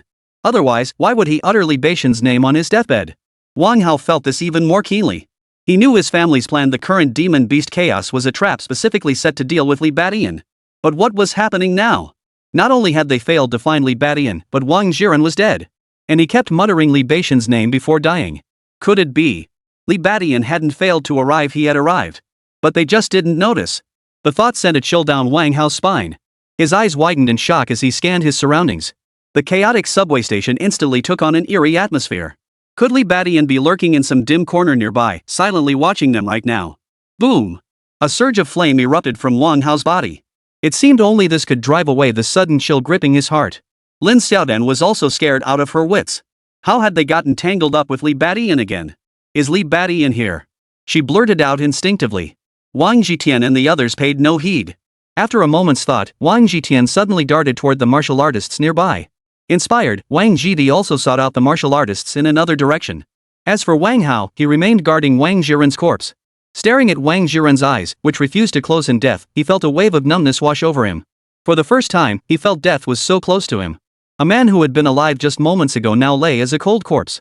Most crucially, Wang Jiren had likely died because of him. And the killer was most likely Li Badian. The chill that gripped Wang Hao's heart at this thought refused to dissipate. Wang Hao, what the hell is going on here? Lin Xiaodan sensed something was terribly wrong and demanded urgently. Wang Hao took a deep breath before explaining the situation to Lin Xiaodan. He had intended to tell her all along. But his original plan had been to stand triumphantly before Li Badian's corpse and explain everything. Now, however, he stood before the corpse of his third uncle, Wang Jiren, his words tinged with fear. Of course, he wouldn't reveal the true source of the demon beast chaos. He merely implied that his family had intended to ambush Li Badian here. Even so, Lin Xiaodan's beautiful eyes widened in utter shock. From Wang Hao's explanation, she vaguely sensed that Uncle Wang Jiren's death might indeed be connected to Li Badian. And then, as if to confirm this very point, Wang Jitian and Wang Jidi both returned one after the other. They had stepped away earlier to inquire among the surrounding martial artists. The results of their inquiries left their faces as dark as storm clouds. What's the situation? Seeing the grim expressions on his father and second uncle's faces, Wang Hao's heart sank as he asked. Wang Jitian glanced at Wang Jidi before speaking first. Third brother was killed by a mob of armadillos. But before that, he was knocked flying by a martial artist and seemed injured. Second brother, what about you? Hearing this, Wang Jidi nodded urgently. That's what I heard too. Some masked guy provoked a pack of rats, but apparently he was in such a hurry he ended up crashing into third brother. At this, Wang Hao and Lin Xiaodan's eyes widened in shock. What? It was him. They had also been attacked by the rats earlier, so they knew exactly who Wang Jidi and Wang Jidi were referring to. That guy had provoked a pack of bandicoots over here too. Both Wang Hao and Lin Xiaodan instantly sensed something was terribly wrong. Such an occurrence happening just once would be one thing. But now, it had happened a second time. And the second time resulted in Wang Jiren's death. I get it now. That bastard is Li Badian. Wang Hao suddenly exclaimed in shock. As the others turned to look at him, he continued rapidly, that masked man is Li Badian. Earlier, Xiaodan and I were also ambushed by a rat swarm. That bastard lured them to us. We didn't think much of it then, but now it seems incredibly suspicious. Why would he provoke so many armadillos for no reason? Was he showing off his mastery of lightness kung fu? That's what I thought at first. But now, Uncle San's ordeal tells me he wasn't showing off, he was using the rodent swarm. Wang Hao's thoughts grew clearer as he spoke. If he is Li Badian, then it all makes sense. Li Badian wanted Xiao Dan and me dead. That rat swarm he summoned earlier, if father hadn't intervened in time, we both would have been finished. He probably realized he couldn't handle us, so he turned his attention to Uncle San instead. He's said to be as strong as a late-stage martial artist, right? Uncle San must have been ambushed by him, which is why he died in that rat swarm attack. It was him. Definitely him. Wang Hao declared with absolute certainty. Still, doubts lingered, but why did Li Badian's form change like that? Hearing this, Wang Jitian and Wang Jidi's eyes blazed with an eerie, terrifying light. Right. That guy must be Li Badian. Changing one's appearance isn't that unusual. Some rare martial arts can achieve that. Damn that bastard. He ambushed third brother to death. I'll make sure he dies a gruesome death. Hearing Wang Hao's words, Wang Jitian and Wang Jidi finally snapped back to reality. It was clear now Wang Jiren's death wasn't an accident, but Li Badian's scheme. As for Wang Hao's confusion, it held little mystery for them. They had seen far more than Wang Hao and knew certain martial arts could alter one's form or even alter one's appearance. Of course, regardless of the details, all that mattered now was confirming that third brother's death was connected to that bastard. Whether he was Li Badian or not no longer mattered. Third brother's death must be avenged with blood for blood. Wang Jitian and Wang Jidi exchanged glances, their eyes blazing with murderous intent. Father, second uncle, what should we do next? Wang Hao asked excitedly. On one hand, he was thrilled to have guessed Li Badian was behind it. On the other hand, he felt even more terrified. For if his analysis was correct, Li Badian was indeed lurking in the shadows right now. He might even be watching them right now. This meant that the trap they had set for Li Badian had now turned dangerous for them as well. They could kill Li Badian, but Li Badian could kill them too. What the hell were they supposed to do now? Chapter 127, Li Badian's location, the second level of the subway. Wang Jitian and Wang Jidi exchanged a glance, their expressions darkening to the extreme. Killing intent boiled in both their eyes, yet they hadn't lost their wits. If that rat-wielding killer who murdered Wang Jiren really was Li Badian, then things would get quite complicated. Just as Wang Hao had suspected. This trap set for Li Badian had now ensnared them in peril as well. What's there to fear? We won't split up again. Once we find him, we'll swarm him together. Then we'll pin his death on the armadillos. Wang Jitian snorted coldly, quickly regaining his composure. In truth, they held significant advantages over Li Badian. For the Wang family was the very source of this demon beast chaos. Consequently, control over the subway station's surveillance systems was firmly in their hands. Within the station, they could act with complete impunity. Even if their killings were recorded by surveillance, they could simply erase the footage. As for Li Badian's ability to counterattack using his rat swarms, it was indeed a threat. But as long as they united, the success rate of eliminating Li Badian remained quite high. In Wang Jitian's view, if Li Badian truly possessed the power to fight back, he wouldn't resort to using the rat swarms. Wang Jitian's words did indeed reassure everyone. Wang Hao and Lin Xiaodan both breathed a silent sigh of relief. The pressure Li Badian exerted upon them grew ever heavier, like a mountain bearing down on them. It was suffocating them. But now, hearing Wang Jitian's words, they suddenly realized that although they had lost Wang Jiren, their combat strength remained formidable, giving them a significant advantage. Yet Wang Jidi hesitated before asking, but is that guy still here? He hasn't escaped outside, has he? Hearing this, Wang Hao and Lin Xiaodan froze, exchanging bewildered glances. Right. After taking down Wang Jiren, had Li Badian already left the subway station? If so, even if they wanted to take action against Li Badian, it would be impossible. But just then, Wang Jitian's tone grew solemn again. He shouldn't have. The scavengers haven't been fully cleared yet. He can't leave, the authorities won't allow it. Besides, this situation is a perfect opportunity for him to exact revenge. He wouldn't give it up so easily. Hearing Wang Jitian's words, Wang Jidi, Wang Hao, and Lin Xiaodan all nodded in agreement. It must be said, Wang Jitian's analysis made perfect sense. The Shadow Organization wasn't a place for free agents. Strict obedience to orders was required. Even stricter than the military. If a soldier disobeys orders, the worst that happens is dismissal from the military. But for members of the Shadow Organization, disobeying orders meant immediate execution. The other reasons are equally compelling. Li Badian undoubtedly harbored intense hatred toward them. Especially after Wang Jiren's death, he would realize this presented a prime opportunity to deal with the Wang family.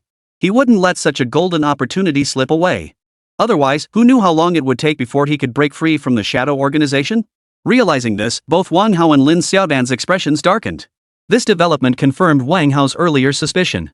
They could kill Li Badian, but Li Badian could also kill them. So could they truly withstand Li Badian's assault and eliminate him right here? A shadow instantly fell over Lin Xiaodan's heart. Her beautiful face paled. The string of events had completely erased the joy she felt from advancing to martial artist. At this moment, Lin Xiaodan even regretted advancing to martial artist so quickly. Otherwise, could she have stayed safely at university waiting for the Wang family to deal with Li Badian? But could the Wang family truly eliminate Li Badian? A look of bewilderment flashed in Lin Xiaodan's eyes. But just then, Wang Hao clenched his teeth and declared with certainty, this is where Li Badian meets his end. He's as good as dead. Yes, he's as good as dead. Hearing this, Lin Xiaodan quickly echoed his words, clenching her delicate fists as if to bolster her own resolve. Wang Jitian and Wang Jidi remained silent, instead leading Wang Hao and Lin Xiaodan to begin searching for Li Badian's whereabouts. Next, they not only kept their eyes and ears open in every direction but also constantly questioned martial artists along the way. In this scene ravaged by the fearsome clawed rodents, ordinary martial artists clearly found it difficult to traverse freely. Most moved cautiously in coordination with their teammates. But Wang Jitian and Wang Jidi were both seasoned martial artists of extraordinary strength, advancing almost like arrows.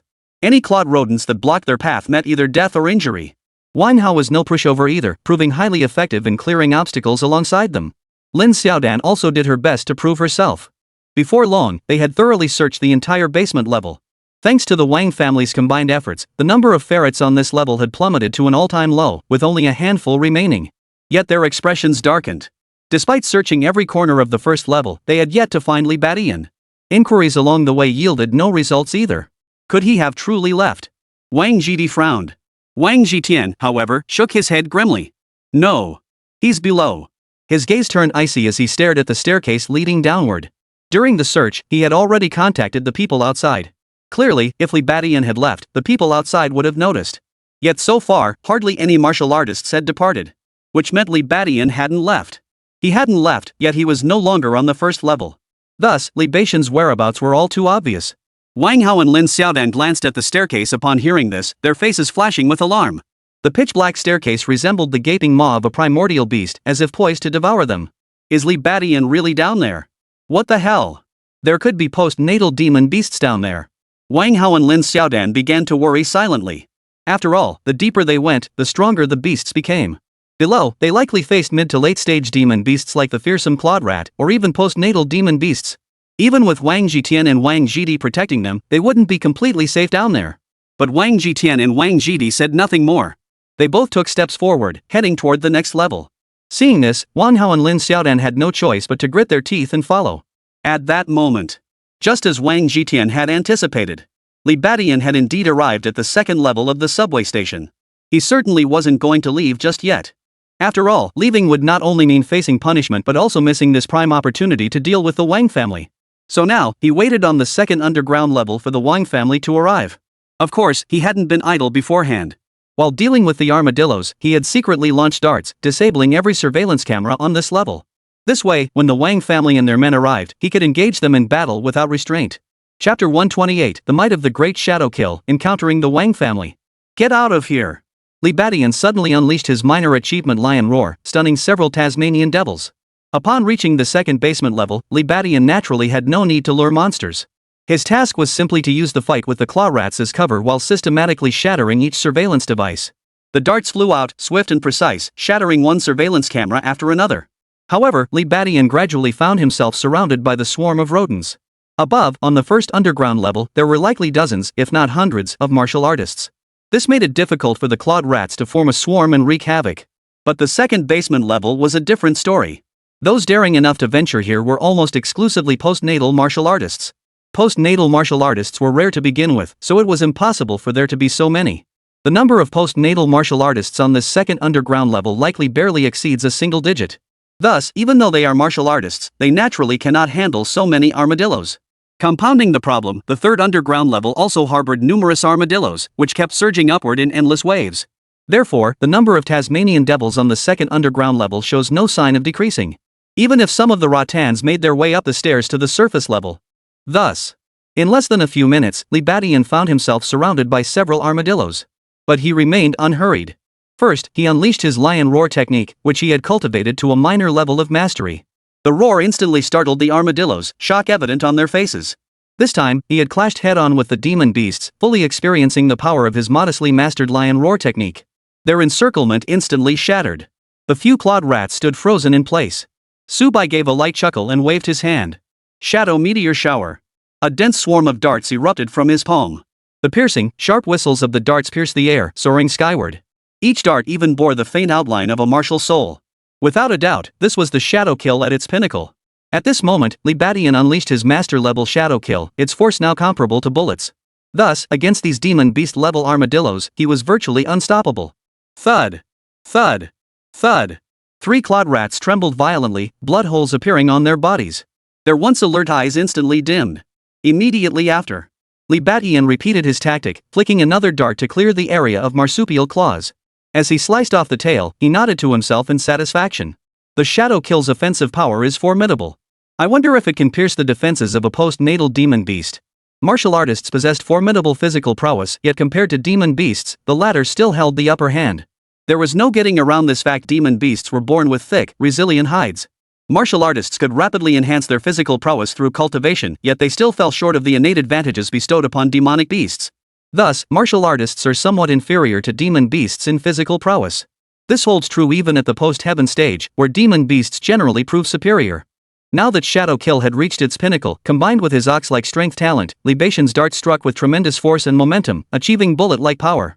However, Libadian couldn't be certain if such power would be enough to overcome a post-natal demon beast. What he could be certain of, though, was that such force should have little trouble piercing the defenses of a post-natal martial artist. A faint smile touched Libatian's lips at this thought. If the Wang family truly pursued him, he would annihilate them with Shadow Slash. In that case, their numerical advantage would mean nothing to him. Of course, this was contingent on the Wang family actually pursuing him. And that, too, was beyond doubt. Now that Wang Jiren was dead, the Wang family had no intention of letting the matter rest. This outcome suited Libadian perfectly. This place would become the burial ground for the Wang family. But he wasn't foolish enough to just wait around. Instead, he seized this opportunity to harvest as many armadillo tails as possible. Fine. Even knowing the Wang family was about to attack, Libadian remained unflappable, even finding time to ponder his mission. This clearly demonstrated that Libadian had truly grown stronger. Even when facing enemies at the post-heaven martial artist level, he could now confront them with composure. Meanwhile, the Wang family members descended to the second basement level. The moment they entered, their expressions darkened. For the moment they stepped inside, they immediately spotted 3 kangaroo rats gnawing away at something. Surrounding them were over a dozen more marsupial carnivores. The moment the Wang family members arrived, all the claw rats turned their heads, gazing at them with eyes filled with icy coldness. What? So many Tasmanian wolves? Are you kidding me? Wang Hao and Lin Xiaodan let out startled cries the moment they arrived, their faces turning pale. Wang Jitian and Wang Jidi's expressions also darkened. They never expected to encounter a rat horde the moment they stepped into the second underground level. Moreover, most of these rodents were mid to late stage demon beasts not to be underestimated. This meant the demon beast population here was even larger. As for whether Libadian might be resorting to his old tricks again, luring the rat horde to attack them, that seemed unlikely. Watch out. They're coming. Wang Jitian planted his foot firmly and charged forward. Wang Jidi followed closely behind. As for Wang Hao, gritting his teeth, he followed along with Lin Xiaodan. There's no turning back once the arrow was released. Having resolved to eliminate Libadian, there was no room for further hesitation. Guided by the 2 seasoned post-heaven martial artists, Wang Jitian and Wang Jidi, Wang Hao and Lin Xiaodan swiftly cut through the rat horde. These armadillos possessed a degree of sentience. Once their casualties reached a certain threshold, they began to retreat on their own. In fact, as long as Wang Jitian and his group did not actively pursue them, the echidnas they encountered along the way would instinctively avoid them. This was because Wang Jitian and his companions were stained with the blood of their own kind. This situation clearly signaled to the bandicoots that Wang Jitian and his companions were not to be trifled with. Oh, these Tasmanian devils are quite clever, aren't they? Soon, Libadian, who was in another location, encountered the same situation. After slaying over 20 of them, whenever he encountered more, nearly all retreated on their own unless they were late-stage demon beasts. The incessant squeaking filled the air. It sounded like the kangaroos were screaming in terror. Seeing this, Libadian didn't pursue them. Instead, he silently began harvesting their tails. Having killed so many, I should be able to turn in the quest now, right? As he gathered the tales, a thought struck Li Badian. Once the task was done, it was time to attend to the main business. With that thought, Li Badian's gaze swept forward, landing on the 4 figures ahead. 3 men and 1 woman. If not Wang Hao and his group, then who else could it be? After circling halfway around the second basement level, the 2 groups finally came face to face. Li Badian. Wang Hao's eyes blazed with fury. Li Badian flashed a faint smile, then retracted his bone shrinking technique, returning to his original stature. Hey, we meet again. Saying this, he waved his hand, seemingly greeting the others. But at that very moment, a piercing whistle cut through the air. A torrent of darts, each carrying the faint shadow of a martial soul, erupted like a sudden storm. Chapter 129, Clash again, overpowering the post-human. Li Badian and Wang Hao's group finally encountered each other.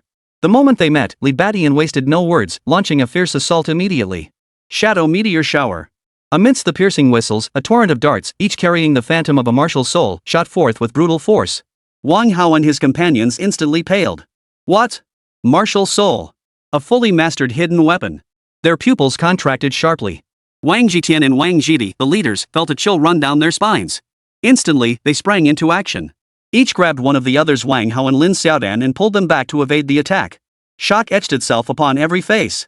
They were aware that Li Badian might possess mastery of supreme martial arts. But they only knew that Li Badian had mastered the pinnacle of lightness skills. Now, however, the masterful centipede technique Li Badian had unleashed was clearly a projectile weapon. Which meant, his hidden weapon skills had also reached the pinnacle. What kind of innate talent was this? A chill gripped both men's hearts. Without a word, they immediately pulled Wang Hao and Lin Xiaodan back. Wang Hao and Lin Xiaodan felt the world spin violently before being pulled away from Li Badian. They took cover behind a wall. The darts did not strike them. But in that instant, a chill gripped Wang Hao and Lin Xiaodan's hearts. They knew full well what master-level projectiles signified. Even if they hadn't known, seeing those darts embedded deep into the wall made everything clear. They both sucked in sharp breaths, utterly horrified. Such darts might be blocked by a late-stage martial artist, but they were absolutely beyond their capabilities. Li Badian's first move stunned the entire crowd. Wang Hao and Lin Xiaodan felt their hearts sink to the depths. They had once looked down on Li Badian with utter contempt. But now they suddenly realized they weren't even worthy of facing him. Sure enough. Upon witnessing the dart's devastating power, Wang Jitian and Wang Jidi's expressions darkened. Wang Jitian immediately ordered in a deep voice, "Stay hidden here. Don't wander off." With that, Wang Jitian and Wang Jidi exchanged a glance before silently splitting left and right, charging toward Li Badian from both sides. Li Badian's mastery of advanced projectile combat techniques took them by surprise. Yet this only strengthened their resolve to eliminate Li Badian. Otherwise, allowing Li Badian to grow stronger would spell utter ruin for the Wang family. Seeing that Wang Hao and Lin Xiaodan were unharmed, Li Badian shook his head. He said nothing further, watching Wang Jitian and Wang Jidi approach from both sides. With a swift wave of his hands, a piercing whistle split the air as darts shot out left and right. Unfortunately, Wang Jitian and Wang Jidi, having prepared themselves, dodged the darts with relative ease. Li Badian's shadow kill seemed to be of no use. Li Badian remained largely unsurprised by this outcome. While the fully mastered shadow kill possessed astonishing power, it was effective against newly advanced post-heaven martial artists but proved inadequate against seasoned ones. Especially not against 2 seasoned post-heaven martial artists. The true advantage of hidden weapon techniques lay in battles where one faced many, or where strength overwhelmed weakness. Against martial artists like Wang Hao, even those with innate talent, they proved utterly devastating. The same principle applied to demonic beasts. Against demonic beasts, Shadow Slash proved exceptionally lethal. Yet when truly facing a demonic beast of the post-heaven realm, it became less effective. Upon this realization, Li Badian felt no discouragement whatsoever. Instead, he smiled. No matter, he thought. My strongest martial art isn't hidden weapons. With that thought, Li Badian withdrew his darts, shifted his stance, and immediately advanced toward Wang Jitian. Seeing Li Badian abandon his hidden weapons, Wang Jitian's spirits lifted instantly. Wang Jidi also felt a surge of joy. While they could dodge them with relative ease, they were far from immune to Li Badian's darts.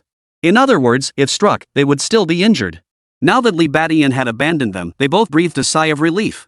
Moreover, Li Badian's abandonment of hidden weapons meant he was relinquishing his own advantage. Fighting with his own weakness played right into their hands. Wang Jitian immediately resolved to close the distance and overwhelm Li Badian in one decisive blow. That was his plan, and that was his execution. Closing in, he unleashed a devastating double punch, one hooking, one thrusting, traversing intricate trajectories. Tai Chi Hook Punch. Facing this attack, Li Badian didn't flinch or dodge. Instead, he met the attack head-on with his own fists, punching straight forward. Excellent. Wang Jidi witnessed this and let out a silent cheer. He knew firsthand just how formidable his elder brother's fists were. Li Badian, merely a late-stage martial artist, actually wanted to clash head-on? That was nothing short of suicide. After this strike, he'll be severely injured if not killed outright. At the same time, Wang Jitian's face lit up with delight, as if he could already see himself sending Li Badian flying. But just as both men were basking in their triumph, a sudden twist occurred. A phantom martial soul surged upward once more, channeling terrifying power into Li Badian's fist. What? Wang Jitian's face drained of color. This time, the martial soul that emerged was neither starlight nor shadow, but a savage, rampaging bull. In that instant, Li Badian's seemingly ordinary fist surged with overwhelming power, leaving Wang Jitian utterly stunned. Tai Chi soft fist. Wang Jitian reacted swiftly in the crisis, immediately executing a Tai Chi technique that harnessed the principle of using 4 ounces to deflect 1,000 pounds. But before he could fully complete the transition, the 4 fists collided with a thunderous crash. In that instant, Wang Jitian's face flushed crimson, his eyes bulging wide. The next second, his entire body was sent flying backward. Ah! Wang Jiti froze in shock. The moment he saw the wild bull martial soul manifest, he knew something was amiss. And now, his suspicions were confirmed. In a head-on clash, it wasn't Wang Jitian, a seasoned late-stage martial artist, who sent Li Badian flying. Instead, it was Li Badian, a late-stage martial artist, who had pushed Wang Jitian back. What the hell was going on? Meanwhile, hiding behind a wall, Wang Hao and Lin Xiaodan both trembled with fear. Lin Xiaodan stared at the wall, now pockmarked with deep holes from the darts, trembling violently. Li Badian, how could he be that strong? What do we do now? Seeing her state, Wang Hao, though equally terrified, tried to reassure her. Xiaodan, don't worry. That bastard Li Badian, no matter how strong he is, he's no match for my father and second uncle. At best, he's just a martial artist. But my father and second uncle are both cultivated martial artists, elite practitioners among them. Together, they'll definitely kill Li Badian. Look, the darts have stopped. At this point, Wang Hao's eyes suddenly lit up. Lin Xiaodan's gaze also shifted. After a moment's hesitation, both instinctively craned their necks to peer toward the battlefield. But what met their eyes next was the scene of Li Badian and Wang Jitian clashing head-on, forcing him back with sheer force. At that moment, Wang Hao and Lin Xiaodan were frozen in shock. Chapter 130, 1 against 2, Post-Heaven Hard Qigong revealed. How is this possible? Impossible. Lin Xiaodan stared at the battlefield ahead, utterly frozen in shock. At that moment, her mouth grew bitter. Her heart was filled with endless regret. What had she done? She had abandoned Li Badian, who was so powerful, and had even managed to thoroughly alienate him. She had chosen Wang Hao, this gifted martial artist. He seemed to have boundless potential, but now, he could only cower with her under the protection of their elders, trembling in fear. Wang Hao's face was equally filled with disbelief. He too was deeply impressed by his father's power. Even seasoned martial artists of the post-heaven realm were no match for his father, Wang Jitian. Yet now, in a direct confrontation, Li Badian had actually driven his father back. How could this be? At that moment, Wang Jiti's face was equally frozen in disbelief. Originally, he and Wang Jitian had charged at Li Badian together. Now, he too halted in his tracks, his face edged with shock and doubt. His strength was second only to Wang Jitian's. Now that even Wang Jitian had been repelled, should he still advance? For a moment, Wang Jiti stood frozen in shock, caught between advancing and retreating. But the most shocked of all was undoubtedly Wang Jitian himself. His hands trembled slightly as excruciating pain surged through him. The shock in his eyes as he stared at Li Badian was impossible to hide. You. Earlier, Wang Jitian had clearly unleashed his Tai Chi soft fist technique, employing the principle of deflecting 1,000 pounds with 4 ounces. Though he hadn't completed the technique, it should have dissipated a significant portion of the force. Yet the problem was, the force transmitted in that instant remained astonishingly immense. Not only had it sent him reeling backward, but it had even caused pain to a martial artist of his caliber. Was this the true power of martial arts at its pinnacle? No, perhaps there was another force at play. Wang Jitian's pupils contracted to pinpoints, his heart instantly sinking with dread. Truth be told, until just now, while he respected Li Badian, he hadn't truly regarded him as a formidable opponent. After all, even if Li Badian had mastered 2 great martial arts, so what? He was still only at the late stage of martial cultivation, a full realm below himself. Such a gap in cultivation levels created a chasm in power that no single mastery could bridge. But now, Wang Jitian's perspective had shifted completely. For Li Badian didn't master just 1 or 2 great martial arts, he had 3, perhaps even more. Among them was martial arts. That instantaneous burst of power made him dare not underestimate him. Why could postnatal martial artists crush martial artists? Wasn't it precisely due to superior physical conditioning and deeper martial arts cultivation? But now, when it came to the depth of martial arts cultivation, Wang Jitian simply couldn't hold a candle to Li Badian. It must be noted that Wang Jitian had mastered quite a few martial arts techniques, yet to this day, he hadn't even perfected a single one. Thus, even with his considerable physical advantages, they were completely nullified by Li Beixian's martial cultivation. In other words, the Li Batian before him was no longer a promising junior but an equal adversary, a formidable one at that. Realizing this, Wang Jitian completely abandoned the hidden contempt in his heart, his expression turning grim as if facing a formidable foe. Number 2, be careful. This guy is no ordinary opponent. If we let our guard down, we might both die here. Immediately after, Wang Jitian twisted his hands to ease the pain while warning Wang Jidi. Earlier, even he had suffered a minor setback due to a momentary lapse in caution. If Wang Jidi let his guard down, he would suffer a heavy loss. This Li Batian was downright unnerving. I know. Wang Jidi nodded solemnly upon hearing this. In truth, even without Wang Jidi's warning, he had fully recognized Li Beixian's formidable strength. At such a young age, he had already mastered 3 great martial arts. To treat such a prodigy as an ordinary late-stage martial artist would be sheer folly. Therefore, at this moment, he too treated him as a formidable enemy, summoning every ounce of his focus. Enough talk. Come on then. You wanted to eliminate me, right? I'm standing right here in front of you. Why all the hesitation? Seeing the two men on high alert, Li Batian chuckled in amusement. He even waved his hand in a taunting gesture. Wang Jitian and Wang Jidi's expressions darkened, then they moved in perfect unison. Swish, swish, swish. Both practiced the whirlwind shift lightness technique, moving with gusts of wind whistling around them, swift as a raging storm. This time, the distance was too close for Li Batian to engage either of them in a one-on-one duel. Of course, the brothers, now fully aware of Li Beixian's extraordinary abilities, wouldn't give him such a chance. Closing in together, they launched a combined assault. Tai Chi straight punch. Tai Chi push punch. Li Batian lunged to strike Wang Jitian once more, but the latter swiftly countered again, deflecting the push and grabbing the punch, somehow managing to absorb Li Beixian's bullhorn straight jab. Thud. Wang Jitian's brow furrowed. But in that instant, an opening was created, allowing Wang Jidi's fist to slam viciously into Wang Jidi's chest. What? Wang Jidi was startled once more, but in the rush, he had no time for words. Wang Jitian pressed his attack relentlessly. Li Batian, naturally, showed no weakness.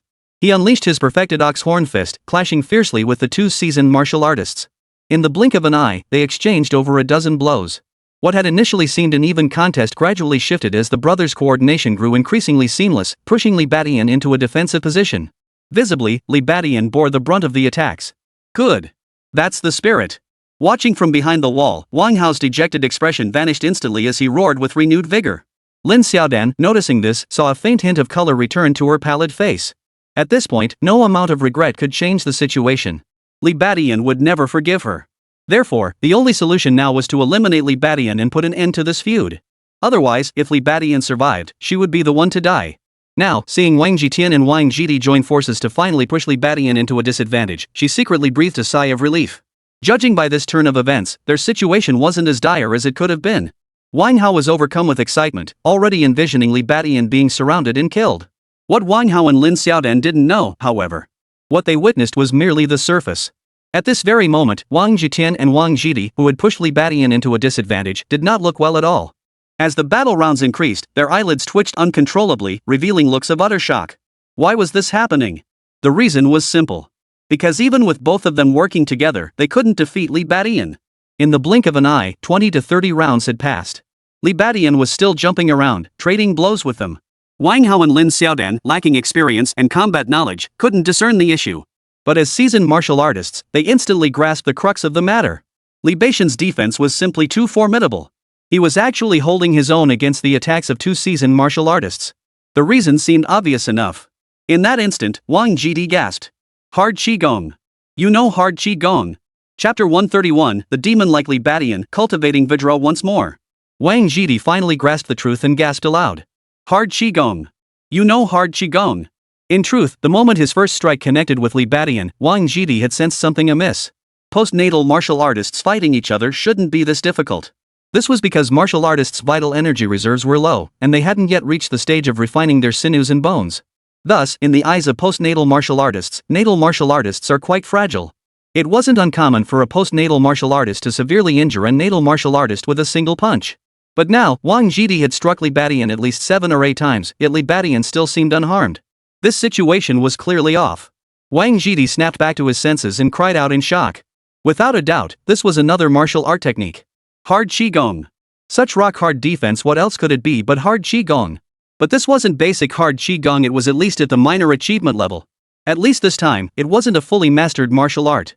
Yet Wang Jidi was still utterly shocked. For the defensive power of minor-level hard Qigong already rivals the physical prowess of postnatal martial artists. The only difference was that martial artists cultivated through external means possessed higher vitality. Even so, it was astonishing enough. What? Wang Jitian was equally stunned upon hearing this. After battling through so many rounds, he too had sensed something amiss. Hearing Wang Jitian's words now, he immediately understood. Hard Qigong. His eyelids twitched violently, and a flicker of unease crept into his heart.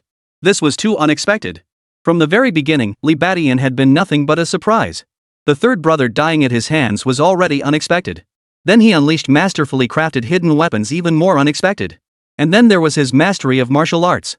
Now he's actually claiming to have achieved minor mastery in the hardest Qigong to cultivate.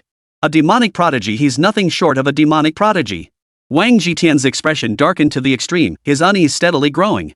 When they first saw Li Badian mastering 3 great martial arts, they were shocked but not overly concerned. For they were all seasoned martial artists with exceptional defenses, capable of resisting even master-level martial arts. That was precisely why he and Wang Jidi later chose to ambush Li Badian together. But now, Wang Jitian felt uncertain. Li Badian's hidden cards were proving stronger than the last. Could they truly defeat such a monstrous martial artist, even if he was only at the late stage of the martial path? What kind of formidable enemy had that ungrateful son, Wang Hao, brought upon the Wang family? At the same time, Wang Hao and Lin Xiaodan froze once more. What? Wang Hao, what did your second uncle say? Lin Xiaodan asked urgently.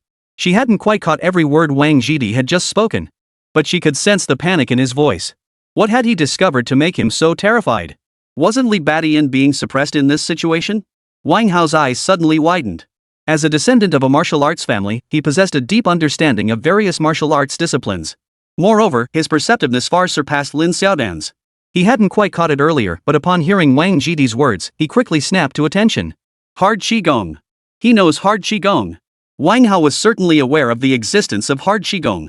He had even considered trying to cultivate it himself. But after catching a glimpse of how grueling it was, he backed down. Such martial arts were simply not meant for humans to practice. While minor achievements could rival the physical defenses of a cultivated martial artist, even mastering the basics was incredibly difficult, let alone reaching minor mastery. Wait. So you're saying Li Badian cultivated hard Qigong? And even achieved minor mastery? A sudden flash of insight struck Wang Hao's mind as he realized this. He finally sensed something was amiss. Right. Why hadn't Li Badian suffered any serious injuries after taking so many punches from his father and second uncle? That's impossible. But if he'd cultivated hard Qigong, it would make sense. Of course, beginners couldn't achieve that level of effect. So, his hard Qigong has actually reached the minor accomplishment stage. How could that be? At this thought, Wang Hao was utterly dumbfounded. Originally, relying on his status as a gifted martial artist, he had always looked down on Li Badian with a superior gaze. After setting his sights on Lin Xiaodan, he'd even tried to steal her away without hesitation. But now, upon discovering Li Badian's monstrous talent, his pride was utterly shattered. He stood there like a lost soul, staring blankly at Li Badian as he stubbornly held off the attacks of 2 post-heaven martial artists. Lin Xiaodan, hearing Wang Hao's words, was also thrown into a panic. She sensed something was amiss, yet found it hard to believe. Meanwhile, the battle raged on fiercely. After sensing Li Badian had mastered the minor achievement hard Qi technique, Wang Jitian and Wang Jidi were shocked, yet their attacks grew increasingly fierce. Though Li Badian had mastered the small achievement hard Qi technique, it did not grant him complete immunity to their attacks. Thus, they still had a chance.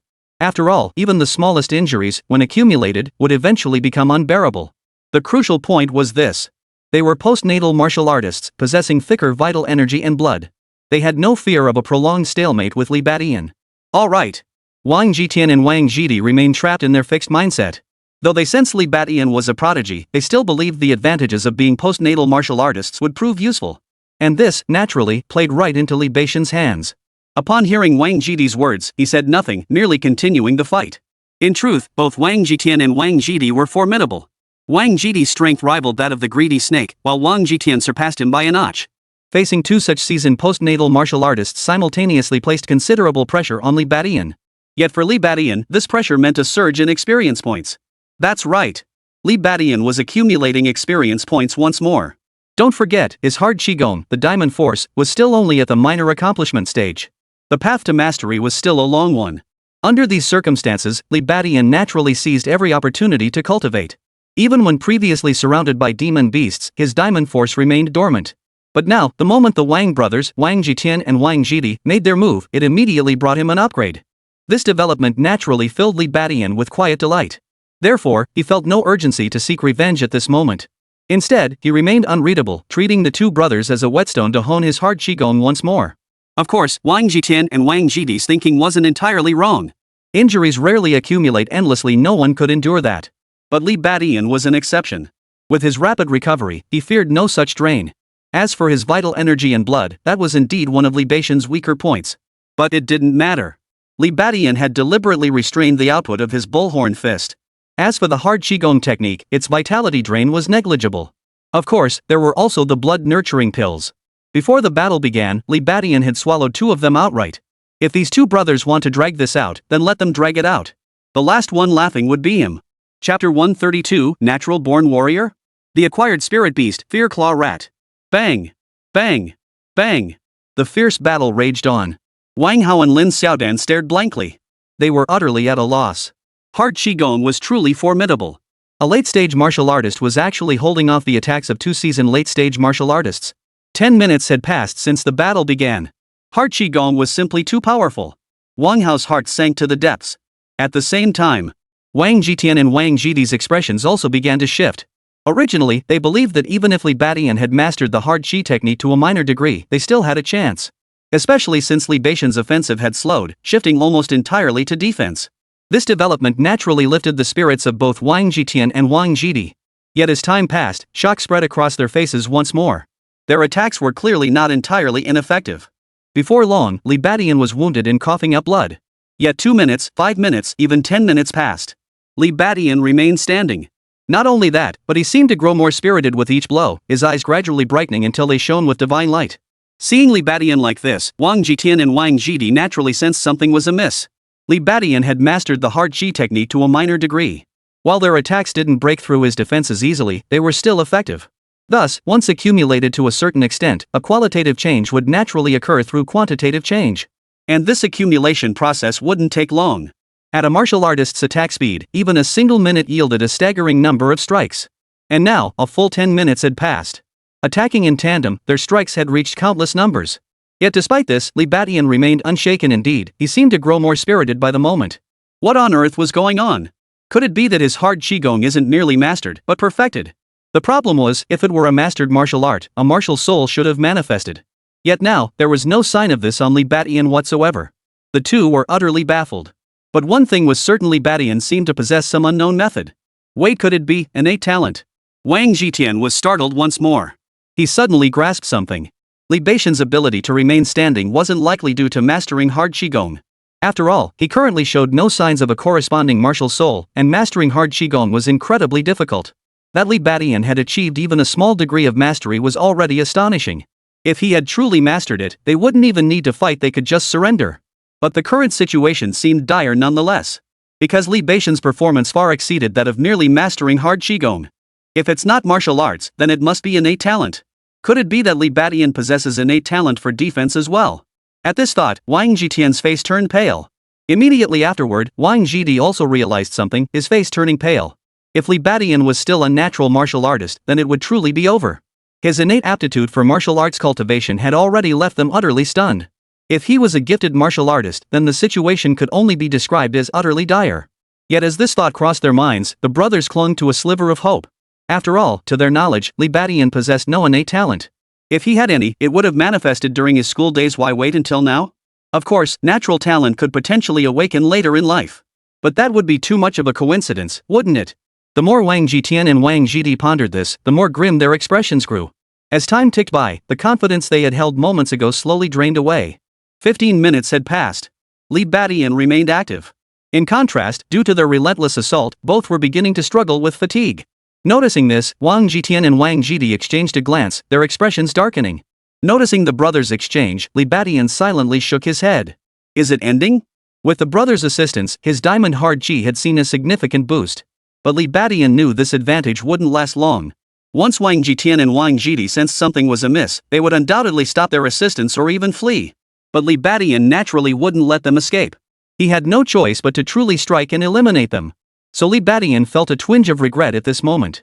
But it didn't matter. After battling the two, Li Badian had gained significantly.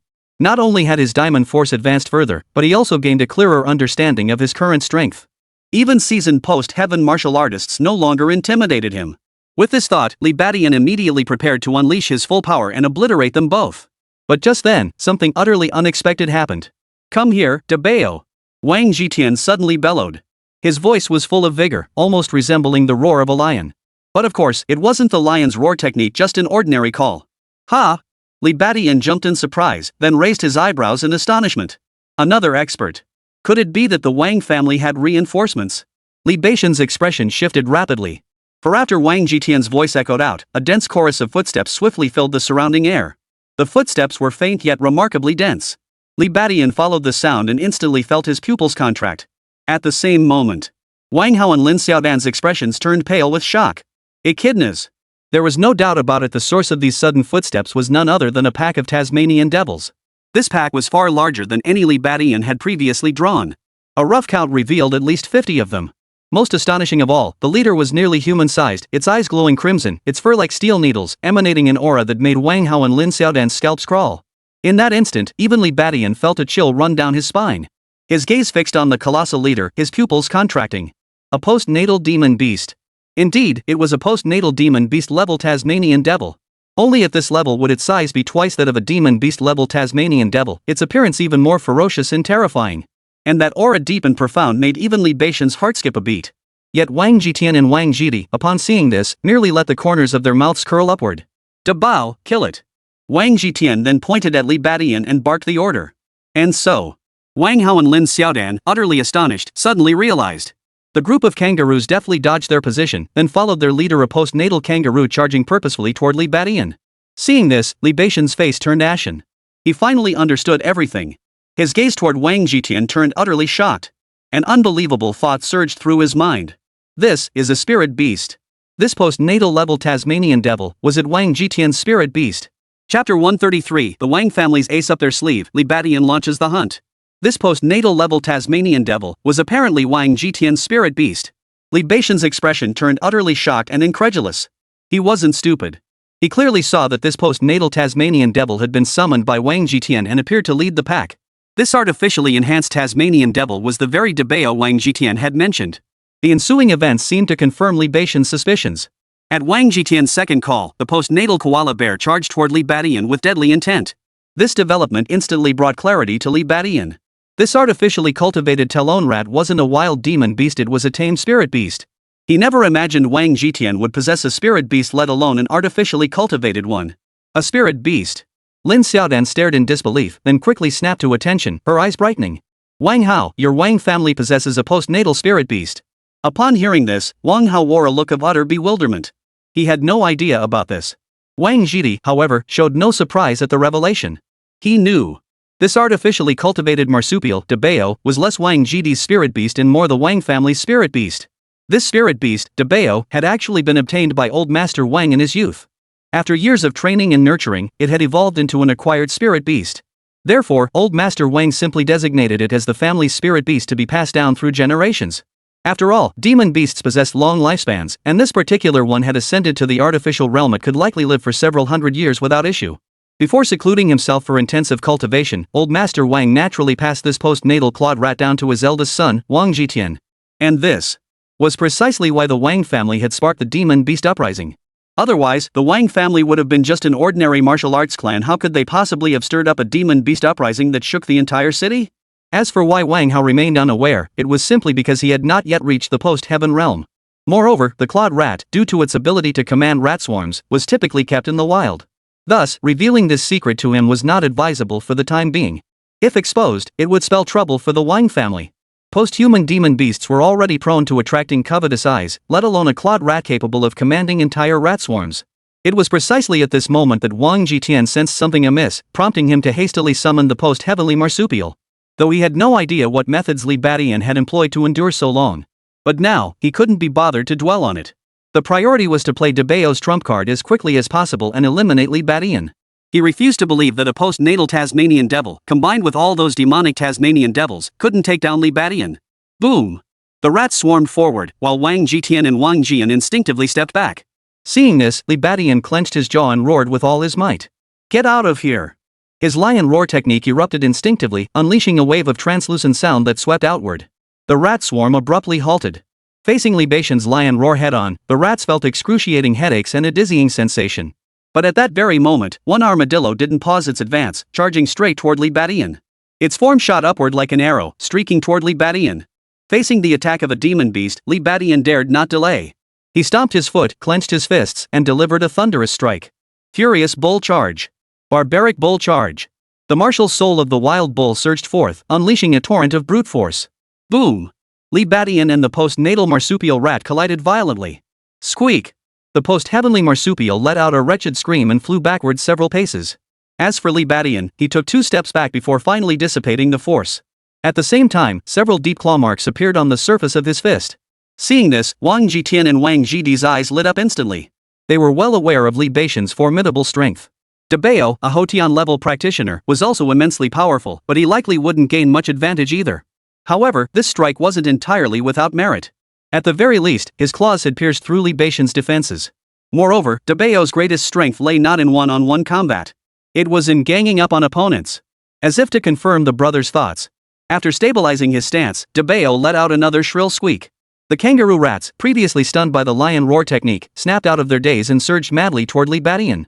In an instant, Li Badian was swamped by a sea of bandicoots. They bit and clawed at him. Li Badian paid them no mind, but a rising sense of unease made his expression shift slightly. Clearly, he had been poisoned. The venom of the artificial Tasmanian devils was evidently far more potent than that of the demonic beasts. For a moment, he actually felt a flicker of panic. Fortunately, Li Badian's hard qigong, the diamond force, required no deliberate activation. Those demon beast-level clawed rats could barely scratch him. But soon, the post-heavenly marsupial moles joined the assault. Moreover, Wang Jitian and Wang Jidi weren't idle either. They immediately coordinated with the rodent horde to continue their fierce assault on Li Badian. This time, Li Badian was clearly at a disadvantage. His accumulated injuries were becoming too much to bear. Seeing this, Wang Hao and Lin Xiaodan's eyes gradually brightened. Especially Wang Hao. At this moment, he too realized that this armadillo horde was on their side. It was highly likely that these were his father's spirit beasts, or spirit beasts belonging to the Wang family. With that, Li Badian was as good as dead. Overjoyed, Wang Hao relaxed completely and smiled at Lin Xiaodan. Of course there are Wang family's spirit beasts. I told you there was no need to worry. Li Badian can't make much of a splash. How could our Wang family be so easily shaken? Hearing this, Lin Xiaodan nodded repeatedly, overcome with excitement. Given the current situation, she truly couldn't see any possibility of Li Badian emerging victorious. At that moment, Wang Jitian and Wang Jidi also felt a slight sense of relief. They could clearly sense that Li Badian's condition had deteriorated since earlier. There shouldn't be any surprises from here on out. Kid, pay for third brother's life. Wang Jidi, sensing Li Badian's weakened state, grew increasingly agitated. Wang Jitian, however, remained steady and methodical, giving Li Badian no openings. However, neither the brothers nor Wang Hao and Lin Xiaodan realized something. The addition of the postnatal scratch rats and the swarm of rats attacking him actually delighted Li Badian rather than alarming him. This allowed him to accumulate more experience in cultivating his golden vigor. Still, the others weren't entirely wrong in their assessment. With the rat horde led by the demon beast, Li Badian's rapid recovery was indeed starting to falter. Finally, surpassing the breaking point, Li Badian hesitated no longer and abruptly activated his explosive talent. In an instant, his skin flushed crimson. Rolling steam billowed upward, and a powerful aura of vitality and blood surged outward. A smirk spread across Li Badian's lips. The hunt had begun. Chapter 134, Dual Talent Warrior? That's too narrow-minded. Ha! In that instant, Wang Jitian and Wang Jidi immediately sensed something was amiss. Li Badian's body was radiating strange phenomena. Most crucially, an astonishing surge of vital energy erupted from his body. That vital energy left even them, seasoned martial artists, feeling a chill run down their spines. What? Take him down. Dabao, go.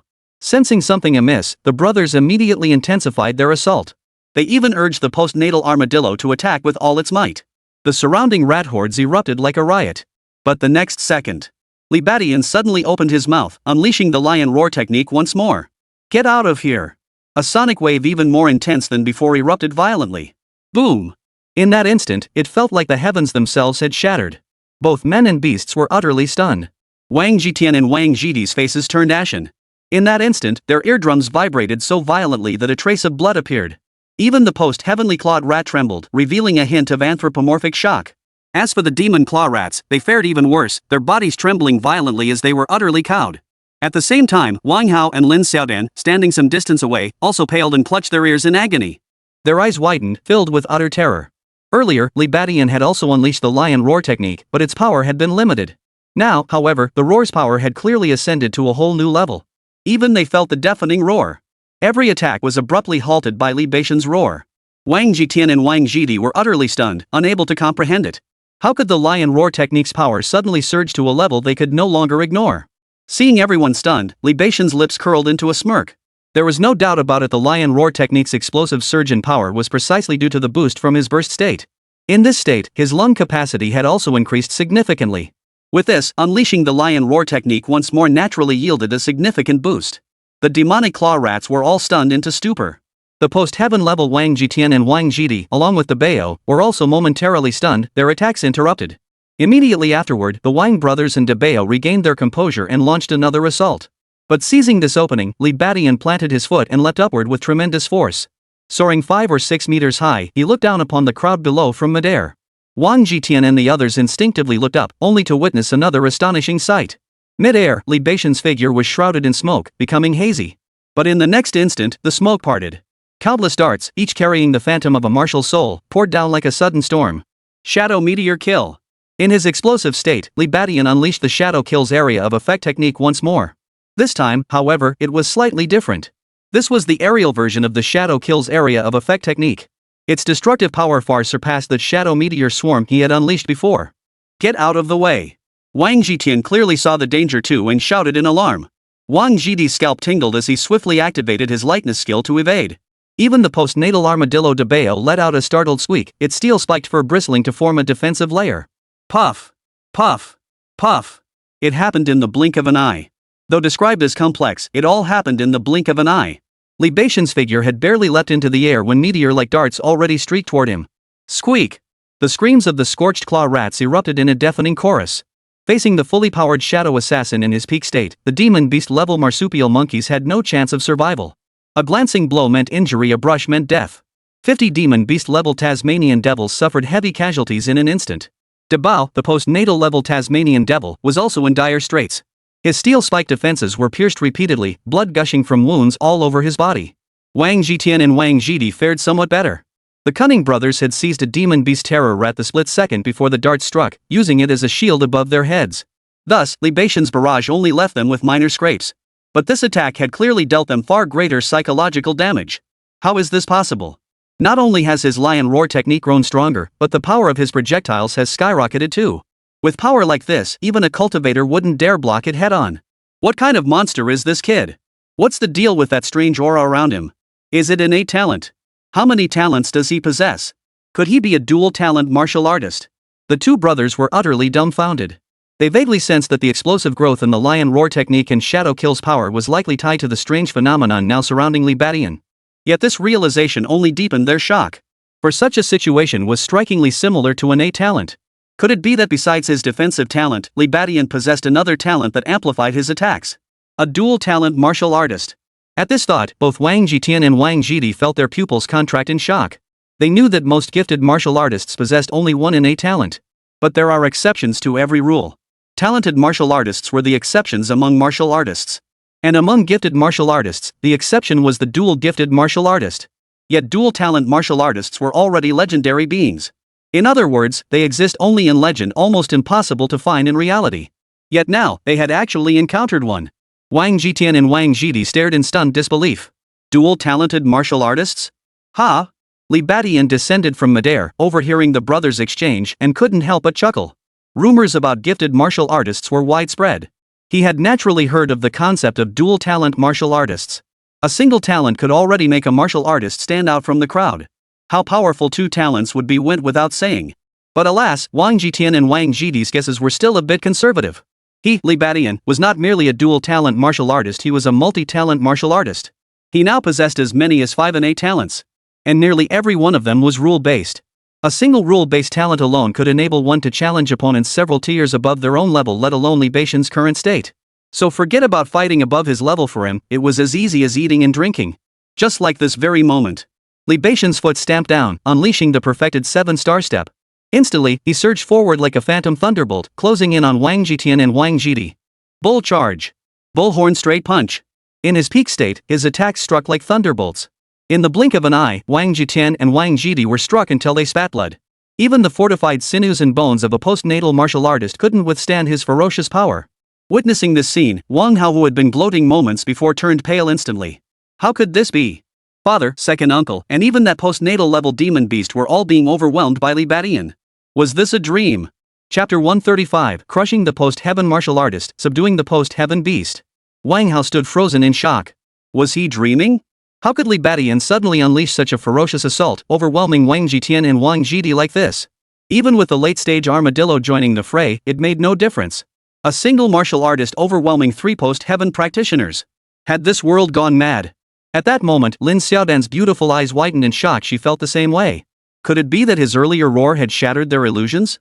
But the voice that rang out next shattered any lingering hope they might have clung to. Run! Son, get out of here! Wang Jitian screamed shrilly. Under Li Badian's assault, his mouth was now filled with blood. As his defenses crumbled, Wang Jitian's heart sank to the depths. Seeing that even after Debao joined the fight, they were still being overwhelmed, he knew this time there was no escape. Without hesitation, he bellowed at Wang Hao. Against Li Badian's masterful lightness kung fu, escape was utterly impossible. But Wang Hao still had a chance. Though Li Badian was formidable, if Wang Hao could escape outside, he might still survive. After all, Li Badian was still part of the Shadow Organization and wouldn't dare kill someone in broad daylight. But over here, Wang Jitian felt an overwhelming bitterness in his heart. Just moments ago, they too had discovered the surveillance system had been sabotaged. At that time, they didn't care. But now, Wang Jitian suddenly realized. If his hunch was correct, the person who sabotaged the surveillance cameras was none other than Li Badian standing before him. The other party had long prepared to silently eliminate him and his companions right here. How laughable that he only understood this now. It was already too late. Now he could only hope that Wang Hao had managed to escape. With this thought, Wang Jitian's expression turned savage as he launched a frenzied attack on Li Badian. At the same time, Wang Jidi's face revealed a deathly resolve. He too grasped the gravity of their situation. Neither he nor his brother could possibly escape now. The only thing left to do was to tie up Li Badian and buy Wang Hao time to flee. Run! Go find grandfather! With these words, Wang Jitian launched a suicidal assault. And you know what? Under their desperate clinging, Li Badian truly couldn't break free. At that moment, hearing Wang Jitian and Wang Jidi's words, Wang Hao snapped out of his daze. Father! Second uncle! His heart pounded violently, and he immediately turned and sprinted away. Fear and reason both screamed at him, run! Escape as quickly as possible. Now, Wang Hao had only one thought, escape. He couldn't even spare a thought for Lin Xiaodan. Wang Hao! Wait for me! Lin Xiaodan screamed in alarm, her reflexes quick as she immediately broke into a frantic sprint. Endless regret flooded her. Li Badian had actually managed to overpower the Wang family. She was absolutely finished. Though she grasped this reality, fear drove her to flee desperately. Li Badian watched her flee, his expression shifting slightly, yet he showed no urgency. Wang Hao was a man he had to kill. Their enmity was irreconcilable. Moreover, he understood the principle of cutting the grass at its roots. Of course, the most crucial factor was Wang Hao's status as a gifted martial artist. Li Badian coveted that fire manipulation talent. While not the strongest rule-based ability, who would ever complain about having more of such talents? As for Lin Xiaodan, he certainly wouldn't let her off either. But Li Badian knew there was no need to rush to kill them both. After all, the real difficulty in eliminating them lay in the Wang family's influence. Now, once he had eliminated all the second generation of the Wang family, manipulating Wang Hao would be a piece of cake. Of course, Li Badian hadn't forgotten that the Wang family still had their first-generation patriarch, Old Master Wang. But as long as he wasn't a martial artist, Li Badian felt no fear. After all, he was now capable of suppressing even seasoned postnatal martial artists. In that case, Wang Jitian and Wang Jidi choosing to fight to the death to buy Wang Hao time to escape suited him perfectly. Otherwise, if those two scattered and fled, even with his great achievement 7-star step, it would be troublesome. Of course, he still needed to pick up the pace. After all, his power surge could only last 10 minutes. If Wang Jitian could hold out for 10 minutes, then it would be his turn to be finished. But Li Badian wouldn't make such a rookie mistake. Next. In less than 3 minutes, he had successively killed Wang Jitian and Wang Jidi. Both seasoned martial artists wore expressions of utter shock as they breathed their last. In all their years of experience, they likely never imagined they'd meet their end at the hands of a martial artist. Squeak! Beastly creatures possessed greater vitality than humans, and the postnatal armadillo held on until the very end. But after Wang Jitian's death, its rationality seemed to take hold. It abandoned its desperate fight, spun around, and attempted to flee. After leaping 10 meters away, its form slanted toward the ground. It actually intended to burrow underground and escape. But how could Li Badian let it escape? The value of a postnatal demon beast to Li Badian at this moment might even rival his fire-controlling talent. Trying to escape?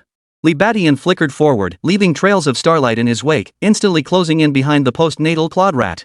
With a powerful slam of his palm, he pinned the postnatal clawed rat firmly to the ground. Squeak!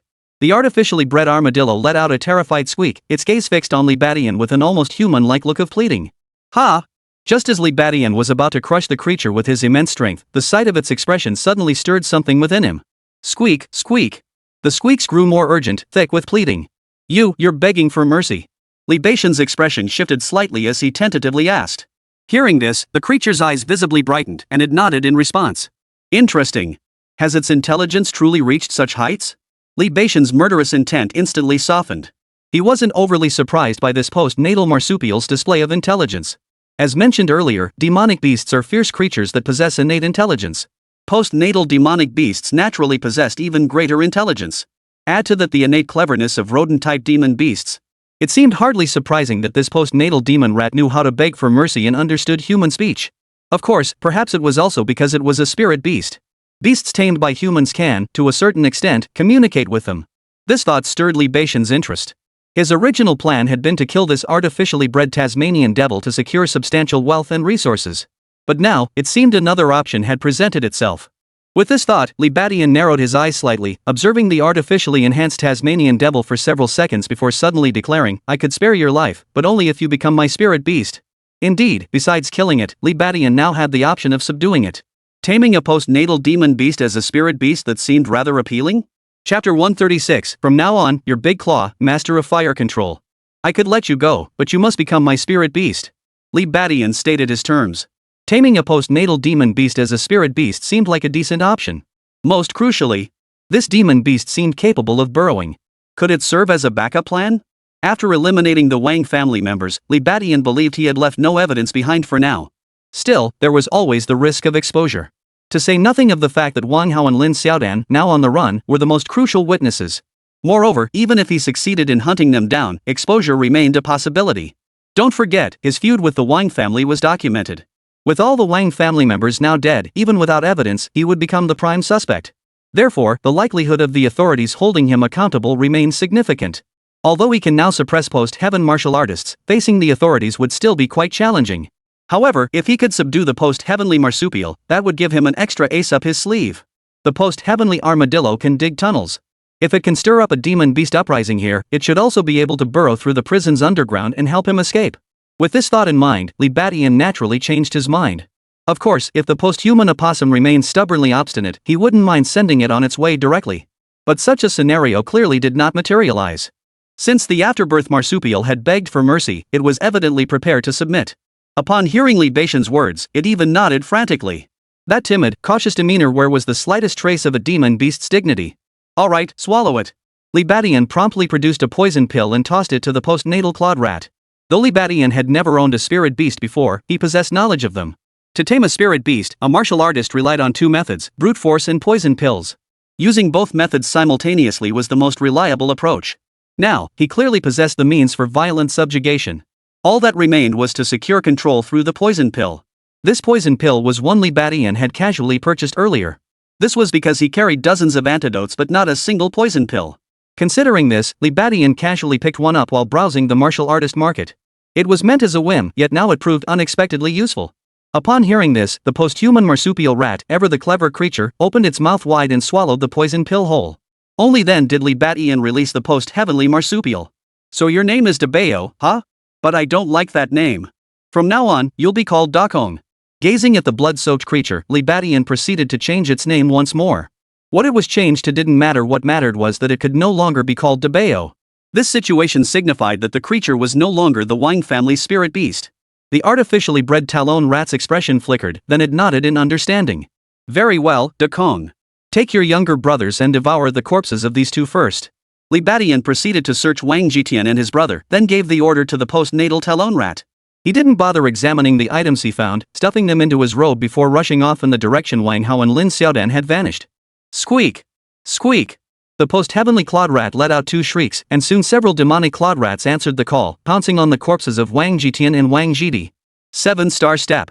On this side, Li Badian executed the perfected 7-star step, pursuing without looking back.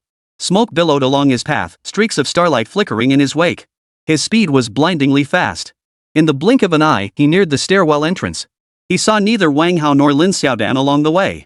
Li Badian remained unconcerned. Wang Hao and Lin Xiaodan had only recently ascended to martial artists. Their speed couldn't possibly be that fast. After all, at their current level, their strength was still weak. They might not even have mastered lightness skills yet. Therefore, they definitely hadn't reached the subway exit yet. However, catching up to them would not be easy either. Keep in mind, this subway station has 4 exits. Which direction would they flee? Even Li Badian couldn't predict that, so he could only take a shot in the dark. Glancing left and right, Li Badian immediately sprinted toward exit D. Along the way, mist swirled and starlight flickered. Even the surveillance cameras couldn't capture Li Badian's figure. To be honest, Li Badian felt a bit apprehensive about this level. After all, the surveillance on this floor hadn't been disabled yet and was still operational. Acting rashly here carried a high risk of exposure. However, thanks to the smoke and the Starlight Soul technique, his face was effectively concealed. This naturally provided Li Badian with the cover he needed to strike on the subway's first level. Oomph. After dashing for over 10 seconds, a faint smile quickly appeared on Li Badian's face. Before him, a figure suddenly appeared, charging forward as if treading on flames. None other than Wang Hao. Ha! Seeing Wang Hao like this, Li Badian was somewhat surprised. The man was clearly using lightness skills, flames dancing around his feet. However, this lightness skill was merely entry level. In Li Badian's eyes, it wasn't much different from crawling like a turtle. What was interesting, though, was his innate talent for application. The bursts of flame noticeably accelerated Wang Hao's speed. Thus, even though his lightness skill was only rudimentary, it was comparable to that of a minor master. Too bad your luck's running out. Realizing this, Li Badian let out a cold laugh.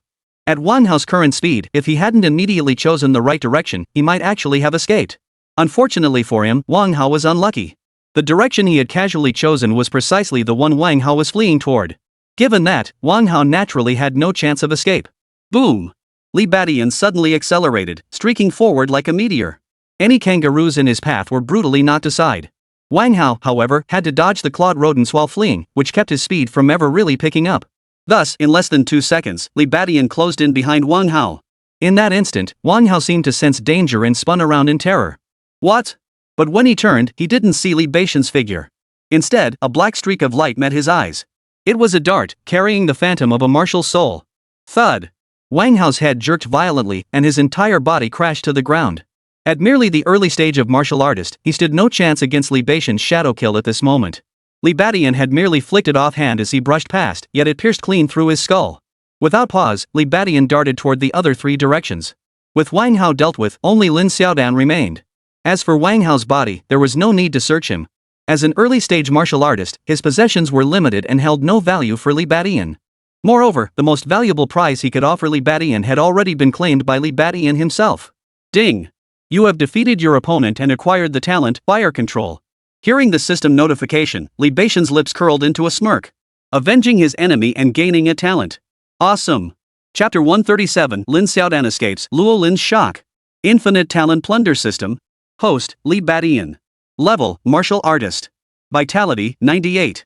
Martial Arts, Oxhorn Fist, Mastery, 7-star Step, Mastery, Diamond Hardness, Minor Mastery 75%, Shadow Kill, Mastery, Lion Roar Technique, Minor Mastery 10%, Bone Shrinking Technique, Minor Mastery 1%, Mad Bull Step, Minor Mastery 3%.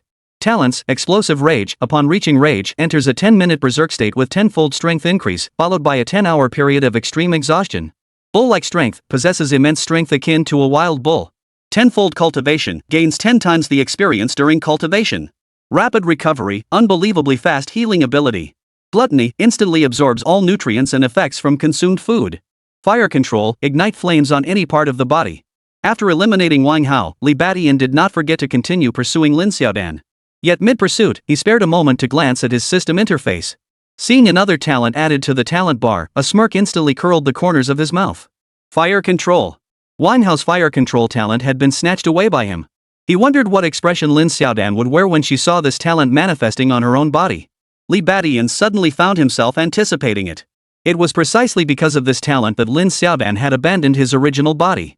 Now that he had seized this Fire Control talent, if he were to display it before Lin Xiaodan, her reaction would surely be priceless. The thought sparked a wicked amusement within Li Badian. Then, he'd use Wang Hao's flames to blast Lin Xiaodan to smithereens. Of course, beyond indulging his twisted pleasure, the primary reason was to divert suspicion. If Lin Xiaodan died in a fiery blaze, Wang Hao would become the prime suspect. Even if Wang Hao were dead, the armed police department would likely investigate him. It might only fool the armed police department for a moment, but it would buy Li Badian some time. It might even reduce his own suspicion. No matter how one looked at it, this plan seemed quite sound. But then, Li Badian was disappointed. After D gate, he raced to a gate, C gate, and B gate in succession. Along the way, he did spot other people, but Lin Xiaodan was nowhere to be seen. That sure has good luck. Given this, Li Badian could only conclude that Lin Xiaodan had better luck than Wang Hao. Lin Xiaodan couldn't possibly possess lightness skills, nor did she have any innate talents like fire control to boost her speed. But now, having failed to find her, Li Badian could only conclude that her luck had been exceptionally good. She must have chosen exit B, the last one he would search, for her escape. No, perhaps she's still inside the subway station, just hiding. But I must consider the worst-case scenario. Immediately, another possibility crossed Li Badian's mind. But he quickly shook his head and charged toward the second level of the subway station. Although Lin Xiaodan might still be hiding somewhere in the station, it was no longer convenient for him to search. Doing so would greatly increase the risk of being caught on camera. Moreover, the time for his power surge was running out. Li Badian couldn't possibly exhaust the entire 10-minute limit. He might face official repercussions next, so naturally, he needed to conserve some strength. With this in mind, Li Badian wasted no time returning to the second level of the subway station to make preparations. Meanwhile, just as Li Badian had anticipated, Lin Xiaodan, panting heavily, had indeed escaped through exit B. She had used every ounce of strength she possessed, even taking a tumble along the way. But luck was truly on her side. She hadn't encountered any squirrel monkeys blocking her path. Quick, someone's injured over here. As soon as Lin Xiaodan burst out, an observant officer spotted her and summoned medical personnel. It was a policewoman with a commanding presence. Coincidentally, it was Luo Lin. Seeing rolling in her police uniform, Lin Xiaodan was overjoyed. She pushed aside the medical staff and exclaimed, "Officer, someone is trying to kill me. Someone's trying to kill me." She charged toward Luo Lin like a madwoman. Only the armed police department could make her feel safe now. No, even the armed police bureau couldn't provide Lin Xiaodan with a sense of security at this moment. Li Badian was simply too terrifying. He was a monster. But for now, Lin Xiaodan had no choice but to turn to the armed police bureau for help. What? Upon hearing Lin Xiaodan's words, Luo Lin froze. Her expression immediately darkened as she sensed something was terribly wrong. The subway station below was now a battlefield between humans and demonic beasts. Logically, human martial artists should be united in fighting the demonic beasts. Could it be that some were actually fighting amongst themselves? This wasn't entirely surprising, given that martial artists were inherently a violent group. Many martial artists had tempers that flared at the slightest provocation. Even if they don't explode, sparring matches between martial artists are commonplace. Given this, it's only natural for grudges to fester between them. But on this battlefield teeming with demonic beasts, who has the energy to deal with enemies? Could it be a postnatal martial artist? These thoughts flashed through her mind as Luo Lin asked in confusion, "What happened? Who tried to kill you? Was it a postnatal martial artist?" She wasn't turning a blind eye. At this critical juncture, even postnatal martial artists couldn't afford internal strife. But Lin Xiaodan's next words sent shockwaves through Luo Lin's expression. It was Li Badian. He's a late-stage martial artist. He's incredibly powerful. He's killed several members of the Wang family. And Wang Hao is probably finished too. Lin Xiaodan blurted out in terror. Though her tone was rushed, her logic remained coherent. Luo Lin understood immediately. Her eyes suddenly widened, pupils constricting sharply. The names mentioned left her utterly stunned. Li Badian. Wasn't this the man she'd been thinking about? Was it him?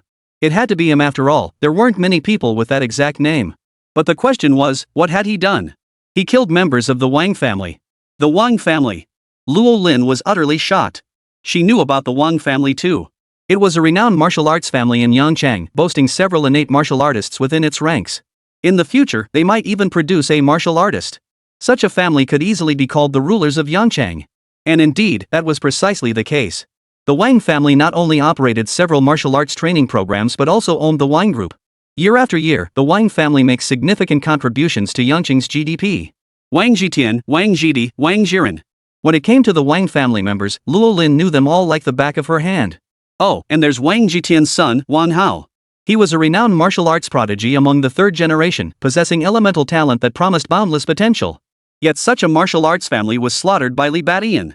Was the Li Badian mentioned by Lin Xiaodan really the same Li Badian she knew? Luo Lin snapped back to reality and fixed her gaze on Lin Xiaodan.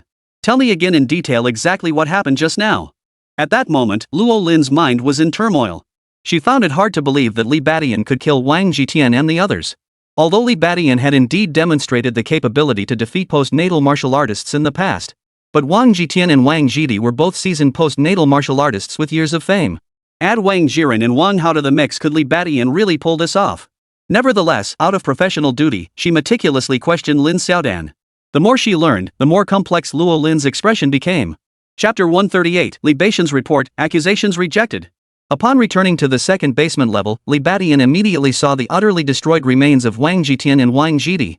Beside them, the post-apocalyptic marsupial rat rested alongside 7 or 8 other marsupial rats. Upon seeing Li Badian approach, the post-apocalyptic Tasmanian devil's body trembled and its eyes snapped open.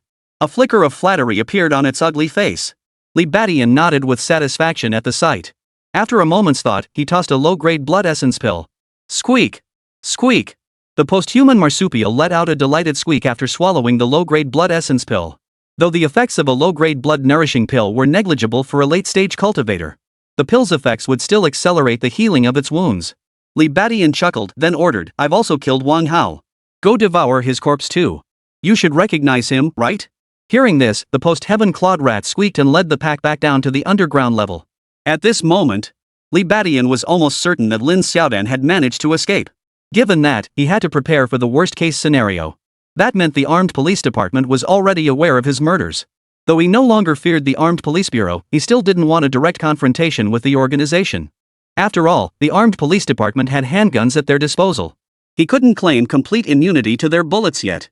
If he provoked a siege by the armed police bureau and other officers, it would be quite troublesome. Of course, beyond that, Li Badian also knew that the armed police bureau was merely the most basic level of the nation's armed forces. Above them stood military martial artists and other armed groups like the Shadow Organization. In short, with his current strength, he still couldn't go up against the state apparatus. So what could be done? First and foremost, dispose of the body and erase all traces. That way, even if Lin Xiaodan reported it to the police, he could shift the blame onto the demonic beasts, leaving no evidence to prove his guilt. Although Lin Xiaodan accused him, there was no physical evidence to prove that the deaths of the Wang family members were connected to him. So he should be able to wriggle out of it. Of course, Li Badian's real fear was that the armed police bureau wouldn't play along and would simply arrest him outright. In that case, his fate would rest entirely in their hands. Naturally, Li Badian was unwilling to face such a scenario. Therefore, he decided to report the matter to Song Qian first. To be fair, Li Badian was actually the one holding the moral high ground. After all, the Wang family was clearly the mastermind behind this demon beast uprising. So what would happen if he informed Song Qian about this? If Song Qian believed him, then eliminating the Wang family members wouldn't be a crime, it would be a meritorious act.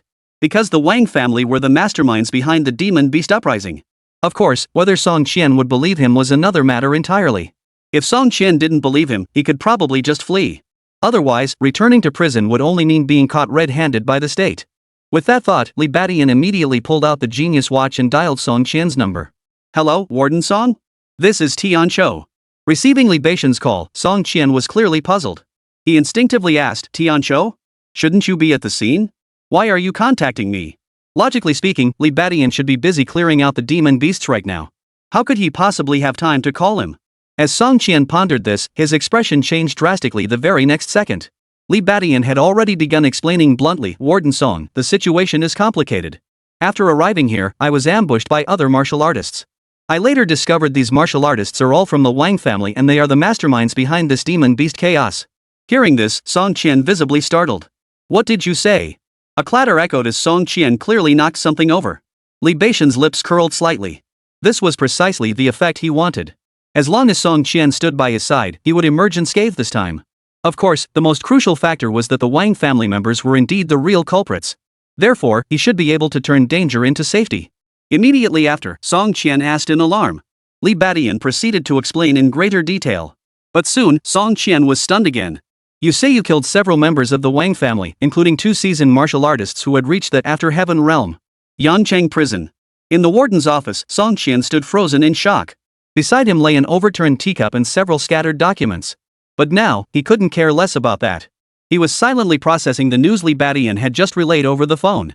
Yet he couldn't process it. Li Badian's report was simply too shocking. This demon beast uprising wasn't a natural disaster at all, it was man-made? The perpetrators were even martial artist clans. The Wang family, wait.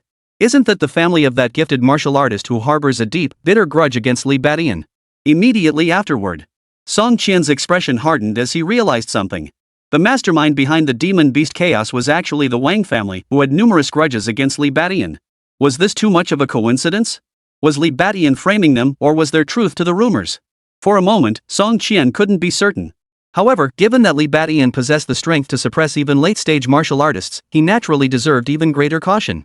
A man like Li Badian was certainly worth cultivating. It would be a shame if such an incident caused him to become a renegade martial artist. With this in mind, Song Qian refrained from doubting Li Badian and simply asked, Tianqiu, do you have any evidence to back up what you're saying? Hearing Song Qian's words, Li Badian's lips immediately curled into a smile. Song Qian hadn't reprimanded him, which meant he was willing to believe him. The only condition was that Li Badian could provide proof. Of course, Li Badian had no evidence at hand. The post-apocalyptic marsupial might have counted as evidence, but now that it had become Li Badian's spirit beast, it naturally couldn't testify. Nevertheless, Li Badian declared with certainty, I may not have evidence on hand, but the Wang family committing such acts must have left some clues. He didn't believe the Wang family's orchestration of the demon beast chaos was truly flawless. Beyond the post-human marsupial, the other side must have left behind some information. Upon hearing this, Song Qian pondered for a moment before replying, I understand. Wait for my call. Phew. Hearing Song Qian's response, Li Badian couldn't help but breathe a silent sigh of relief. It seems Song Qian is preparing to investigate. In that case, he naturally wouldn't be the murderer. Sure enough. Moments later, Li Badian received Song Qian's reply. This demon beast chaos seemed genuinely connected to the Wang family. Upon completing his mission, Li Badian could return directly to prison without needing to report to the armed police department. Receiving this confirmation, Li Badian couldn't help but smile. Meanwhile, outside, Lin Xiaodan was utterly shocked. What? That Li Badian is innocent. She never imagined her accusations would prove utterly useless. What on earth was going on? Chapter 139, Acquitted and Commended, Mission Accomplished. What? Li Badian is innocent. Lin Xiaodan was utterly stunned by this response. What does this mean? Why was Li Badian acquitted after killing Wang Hao and the others? It turned out. Just moments ago, after hearing from Lin Xiaodan the details of how Wang Hao had been killed by Li Badian, Luo Lin instantly grasped the gravity of the situation. Whether this Li Badian was the same person she knew seemed irrelevant now. What mattered was that this was undoubtedly a major case. Under these circumstances, even if it was the Li Badian she knew, he couldn't be let off lightly. With this realization, Luo Lin immediately notified the director of the armed police department, Luo Changfeng. Upon hearing the details, Luo Changfeng was utterly shocked. He never imagined that during the demon beast uprising, human martial artists would turn on each other in such a brutal manner. Moreover, the victims included seasoned martial artists who had reached the late-stage cultivation realm. And the perpetrator appeared to be merely a late-stage martial artist. No matter how one looked at it, this situation seemed utterly absurd. Yet it was now an undeniable fact. After all, Lin Xiaodan wouldn't joke about something like this. Moreover, the surveillance footage they retrieved clearly showed that Wang Hao had indeed been killed. The problem was, the surveillance hadn't captured the killer. So for now, it was merely Lin Xiaodan's one-sided account. Based on this alone, they couldn't actually convict Li Badian. Of course, if that were all, Luo Changfeng wouldn't have acquitted Li Badian. The crucial factor was that just moments ago, he had received a call from Song Qian.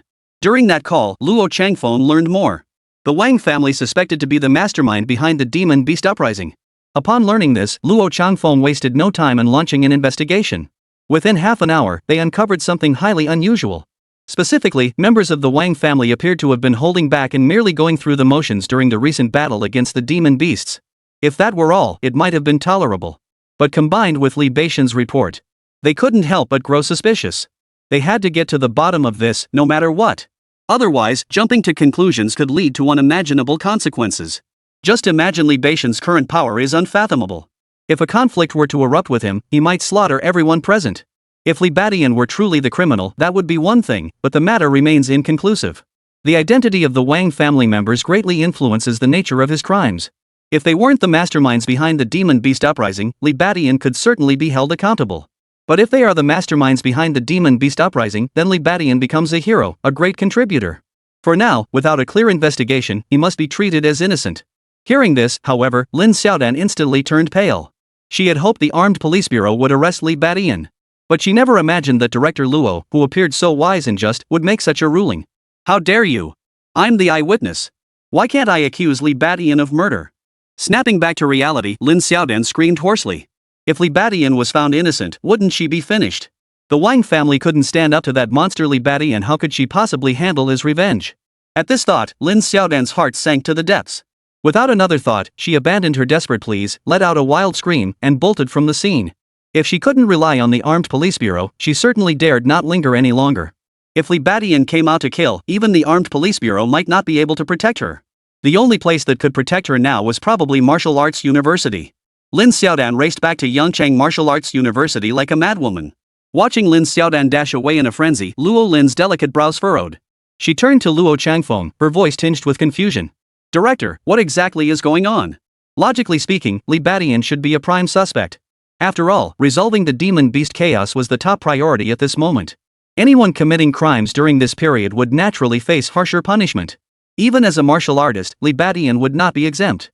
But now, Li Badian clearly had issues. Why, as director, was Luo Changfeng showing him favoritism? Yes. In Luo Lin's view, Luo Changfeng was indeed showing some favoritism toward Li Badian. Upon hearing Luo Lin's question, Luo Changfeng couldn't help but give a wry smile as he offered an explanation. What? The Wang family could be the mastermind behind the demon beast uprising. Upon hearing the details, Luo Lin couldn't help but gasp in shock, her beautiful eyes widening. This turn of events was far beyond her expectations. It suddenly clicked for her why the armed police bureau and others hadn't moved to arrest Li Badian. Without concrete evidence of the Wang family's crimes, Li Badian's charges naturally held no ground. Moreover, not only was he exceptionally powerful, but he was also a member of the Shadow Organization. Under these circumstances, arresting and interrogating him was even less advisable. At this realization, Luo Lin felt a surge of secret delight. To be honest, the thought of potentially facing Li Badian had filled her with resistance. After all, no matter how you looked at it, Li Badian was someone she cared about. Facing off against someone you care about was never going to feel good. But now, it was alright. Li Badian seemed innocent, even deserving of great credit. This turn of events naturally suited Luo Lin's wishes perfectly. Suddenly, Luo Lin remembered something and snapped. That female college student, why was she being hunted down by Li Badian? Is she also connected to the Wang family? You tell me. It's possible. Make a note of it. Once the demon beast chaos here is quelled, we'll investigate. Yes, ma'am. Luo Lin naturally had no reason to refuse. Next. More and more martial artists emerged from the entrance, one after another. These martial artists weren't running out seeking treatment because they were badly injured. One could see each of them, though most bore wounds, still bouncing about with boundless energy. Most crucially, their faces were all beaming with smiles. What's going on? What? Luo Lin began to ask, only to receive a startling answer. The rat-like creatures in the subway station had been almost completely wiped out. How could it happen so fast? Coming to her senses, Luo Lin was utterly astonished. Luo Changfeng also wore a look of utter shock. The demonic beasts below had been eradicated. That's way too fast. It turned out. This was also Li Badian's doing. After speaking with Song Qian, he finally felt at ease. Now he could return to prison with peace of mind. Of course, before returning to prison, he still had to complete this mission first. But after subduing the post-apocalyptic marsupial, completing the mission would be a piece of cake for Li Badian. After issuing his command to the post-human marsupial, it immediately rallied all its marsupial minions and led them underground to depart. Thus, what unfolded before everyone's eyes was the scattering of the rodent horde and the quelling of the demon beast uprising. Chapter 140, Li Badian's breakthrough to the post-human realm, Old Master Wang. Nighttime. Li Badian had safely returned to his cell. Inside cell 7, Chen Fan and the others were asleep. But he lay awake, his mind racing with excitement. The reason was simple. He had finally succeeded in his revenge. Wang Hao had been eliminated, and even his fire control talent had been seized. Though that Lin Xiaodan was still alive, it didn't matter. This situation was actually better. Killing her outright would have been too easy on her. Better to let her live in this constant terror, a life worse than death. Given Lin Xiaodan's talent, he wasn't worried that prolonging this would allow her to make significant progress in her cultivation and surpass him later. In other words, he had Lin Xiaodan completely under his thumb. Not killing her now was a form of psychological torment. Come to think of it, wasn't this form of torment itself a kind of revenge? Ha! Li Badian's face broke into a broad smile before his thoughts snapped back. In the dim light, he began rummaging through his coat pockets. These items had been taken from Wang Jitian and Wang Jidi. Earlier, he'd been too busy dealing with the demon beast chaos to look through them. Now that he was back here, he finally had time to examine them. There wasn't much, just 2 bank cards and a few bottles and jars. Li Badian's heart stirred. He glanced at the 2 bank cards, then shook his head in disappointment. They should have pins. The bank cards belonging to Wang Jitian and Wang Jidi were clearly different from those used in their area. Here in the prison, they all used anonymous bank cards with default passwords for convenient transactions and transfers. But Wang Jitian and Wang Jidi were from the outside world. Naturally, they had no such need, so their bank cards were registered and password protected. This meant that even if he obtained their cards, they would be useless to him. Li Badian felt a pang of regret. Given Wang Jitian and Wang Jidi's status, their combined wealth was undoubtedly substantial. If not 100 million, then certainly tens of millions. Now, it lay before him, yet he couldn't access it. What a shame. As a result, the gains Li Badian expected from slaying the brothers plummeted to rock bottom. Now, he could only hope that the pills on the brothers' bodies might bring him some surprises.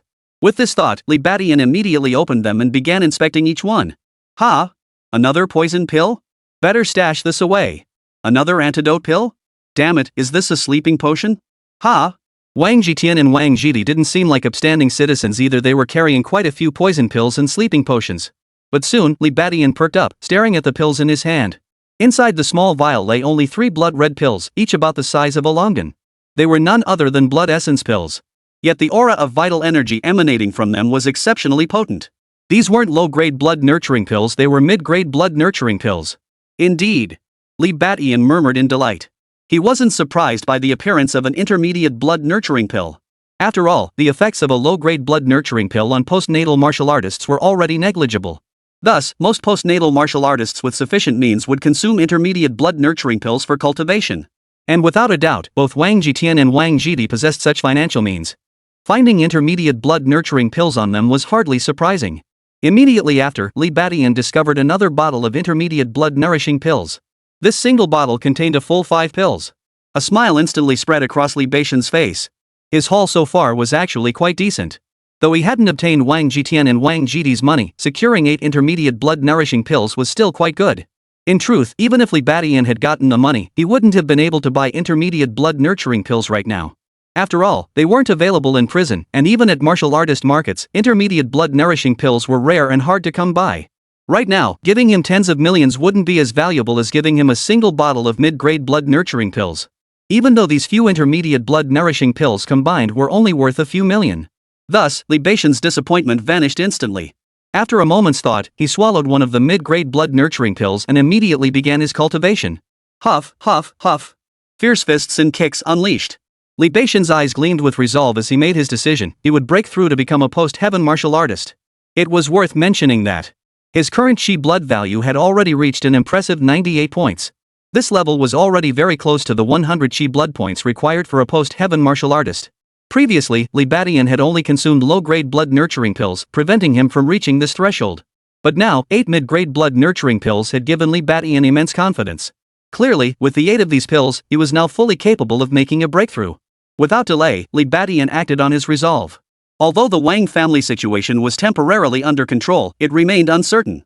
Even though he had reached an agreement with Song Qian, Li Badian never truly intended to rely on him completely. His true reliance lay in his own strength.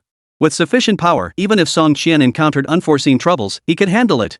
With this resolve, Li Badian immediately began his nighttime cultivation. The intermediate blood-nurturing pill proved remarkably effective once more. Within moments, Li Badian felt his vital energy surging and rising noticeably. Meanwhile, after the demon beast uprising was quelled, the now unencumbered armed police department immediately turned its attention to the Wang family. This time, even Director Luo Changfeng personally led the team, accompanied by officers like Luo Lin. There was no other choice. The gravity of this matter was simply too immense. If it were confirmed that the Wang family was indeed behind the demon beast uprising, the entire dragon nation would likely be shaken to its core. After all, martial artist clans constituted a formidable force within Dragon Nation. It was no exaggeration to say martial families were everywhere within the Dragon Nation. Originally, the government supported these martial families and maintained a friendly stance toward them. After all, martial families cultivated warriors far more efficiently than the Martial Association. These clans continuously produced martial artists, serving as vital channels for supplying fresh blood to the nation's martial forces. But now, if martial families become the root cause of national calamity, the state will naturally crack down on them. The ensuing repercussions would be unimaginable. Who are you? What are you doing here? The arrival of Luo Changfeng, Luo Lin, and their companions quickly alarmed the Wang family. The servants and stewards were all taken aback. Soon, an elderly woman of distinguished bearing emerged. Are you from the armed police department? What brings you here? None other than the matriarch of the Wang family. She recognized Luo Changfeng and the others immediately, yet she showed little panic. Though she was merely an ordinary person, she was the matriarch of the martial arts family, the Wang clan. Yet the next words from Luo Changfeng caused the matriarch's expression to shift dramatically. I am Luo Changfeng, director of the Guangzhou Armed Police Bureau. We are here to conduct a search of your Wang family estate. This is the search warrant. Incidentally, all your Wang family members perished in the subway station battle. You should have been rewarded, but now we suspect your family is connected to the Demon Beast Uprising. Please cooperate with our investigation. With a thunderous crash, the matriarch collapsed to the floor, frozen in shock. Luo Changfeng paid her no mind, merely waving his hand. Luo Lin and the others immediately moved to enter the premises. But at that very moment, an utterly terrifying aura surged up from beneath the Wang family estate. A furious shout pierced the sky. What did you say? Luo Changfeng's expression changed instantly. This aura was far more terrifying than any postnatal martial artist he had ever encountered. This was innate cultivation. Chapter 141, The Longevity Innate, Pillar of a Nation. Luo Changfeng's expression changed drastically. He was no stranger to postnatal martial artists. He had even encountered many seasoned postnatal martial artists. But he had never encountered such a terrifying aura emanating from any of them. So this was innate cultivation. Luo Changfeng was utterly horrified. Luo Lin and the others turned deathly pale. In that instant, an overwhelming sense of dread rose within them, paralyzing them to the point of immobility. At that very moment, a deafening crash echoed from within the Wang residence. The ground shook violently. The next second, a figure swept through the air like a whirlwind, suddenly appearing before the crowd. Old man. The matriarch of the Wang family, seeing this, instantly gaped in shock and burst into heart-wrenching sobs. Luo Changfeng, Luo Lin, and the others instinctively looked over, their hearts skipping a beat. The figure that had descended like a storm was none other than a man clad in Tai Chi training attire, his long white hair flowing behind him. His face was ashen, yet he appeared remarkably youthful. He appeared to be no more than 30 or 40 years old, yet the matriarch's words had undeniably revealed his identity. It was none other than the patriarch of the Wang family, the legendary founder of this martial arts clan Wang Dao. Seeing Wang Dao, Luo Lin and the others grew even more alarmed. As for Luo Changfeng, his eyelid twitched. He hurried forward, clasped his fists, and bowed respectfully. Greetings, Senior Wang. Congratulations on your tremendous cultivation breakthrough. You have ascended to the pre-heaven realm. At that moment, his heart was filled with utter dread. He had now confirmed beyond doubt that Wang Dao had indeed ascended to the pre-heaven realm. The reason was simple. Beyond their overwhelming strength, the defining trait of pre-heaven martial artists was longevity. Post-heaven martial artists could only live to the human limit of around 100 years, while pre-heaven martial artists shattered that limit, capable of living to 200 years. Luo Changfeng recalled that the last time he had seen Wang Dao, the man had been visibly aged, his face creased with wrinkles and bearing the appearance of someone in the twilight of his life. But now, he had visibly rejuvenated, his youth restored. This was undeniable proof of his advancement to the innate realm. At this realization, Luo Changfeng couldn't help but marvel inwardly. He had heard rumors earlier about old Master Wang entering seclusion. He hadn't believed Wang Dao had any hope of success. The main reason was the man's advanced age. Even though he practiced Tai Chi martial arts, which had the effect of prolonging life and slowing the aging of Qi and blood, the chances were slim. But what he never could have imagined was that upon meeting again, Wang Dao had actually broken through. This realization instantly gave Luo Changfeng a massive headache. Their investigations had already placed significant suspicion on the Wang family. With just a thorough search here, they could practically pin it on them for certain. This was precisely why he had been so cold earlier. After all, the Wang family had committed such grave crimes, and now their second and third generation martial leaders were all dead. All that remained were the elderly, the weak, and the infirm. A family like this was no longer worth protecting. But what shattered all expectations was that at this critical moment, the Wang family patriarch, who had been in seclusion, emerged from his retreat and had successfully advanced to the innate martial artist realm. This development complicated matters considerably. Luo Changfeng's heart sank. Hearing Luo Changfeng's words, Luo Lin and the others were utterly horrified, their eyes widening in shock as they stared at Wang Dao. A martial artist. A true innate martial artist. Could it be that they had sensed such overwhelming pressure that even a single glance from him sent shivers down their spines? So the man before them was the legendary innate martial artist. Wang Dao paid no heed to Luo Changfeng, instead rushing to help his wife to her feet. Only then did he turn to Luo Changfeng, his face darkening as he demanded, "You're the current chief of the armed police department, aren't you? What exactly were you saying just now? Explain yourself clearly." A murderous aura surged in Wang Dao's eyes. Reaching the realm was supposed to be a tremendous blessing. With this, the Wang family could leap into the ranks of the great clans, attaining a position of extraordinary prestige. Yet, in the very moment he contemplated this, Luo Changfeng and his men arrived bearing devastating news. A member of the Wang family had fallen in battle. Who was it? Wang Dao's heart trembled, and his overflowing joy instantly turned to rage. Facing the interrogation of a martial artist, Luo Changfeng dared not delay and immediately began his account. This time, however, his demeanor was exceedingly courteous, his words couched in the utmost tact. Yet even so, upon hearing Luo Changfeng's detailed account, the matriarch of the Wang family let out a deafening scream and collapsed unconscious. The news of 3 sons and 1 grandson's deaths was simply too devastating for her to bear. She simply could not bear it. Wang Dao, however, merely wore an extremely grim expression, showing no outward signs of distress. The demon beast uprising, so what? Are you implying our Wang family is behind it? After a long silence, Wang Dao finally asked, suppressing his anger. Luo Changfeng hastily waved his hands. No. I was just here to deliver a routine notification. I didn't mean to cast any suspicion on the Wang family. Senior Wang, if there's nothing else, I'll take my leave. With that, Luo Changfeng swiftly departed with Luo Lin and the others, retreating as though fleeing in disarray. Are you kidding me? Now that Wang Dao had become a martial artist, even if the Wang family were merely suspects let alone the actual culprits, what difference would it make? A pre-heaven martial artist was far beyond the jurisdiction of the armed police department to criticize. Even if guilt existed, it would depend entirely on the higher-up stance. But based on Luo Changfeng's assessment, higher-ups would likely sweep this matter under the rug. After all, a postnatal martial artist is merely a local bully. While innate martial artists are the pillars of a nation. A city's tyrant could be easily destroyed, but a nation's pillar could not be easily shaken. Wang Dao watched Luo Changfeng and the others depart without intervention. For he still did not fully grasp the situation. Yet from Luo Changfeng's words, he could discern that the Wang family had stirred up a major storm. The demon beast uprising, needless to say, was undoubtedly orchestrated by Wang Jitian and his cohorts. After all, De Bao was his own spirit beast. How could he not know about De Bao's ability to control the rat swarms?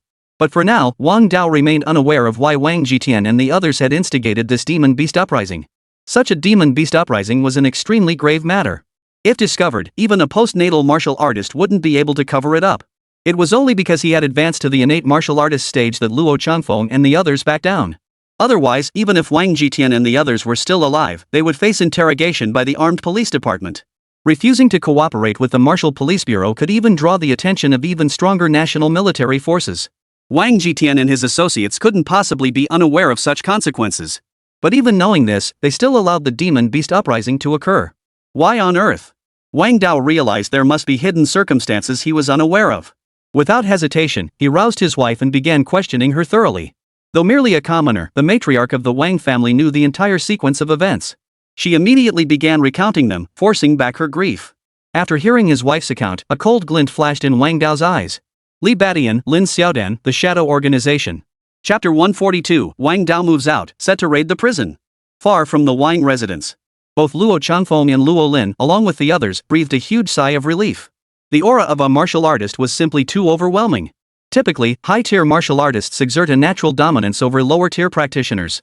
It was like a frail person standing before towering, muscular figures, feeling an overwhelming sense of pressure. The pressure emanating from a martial artist was incomparably more intense. This was because the vital energy of a martial artist exceeded 1,000.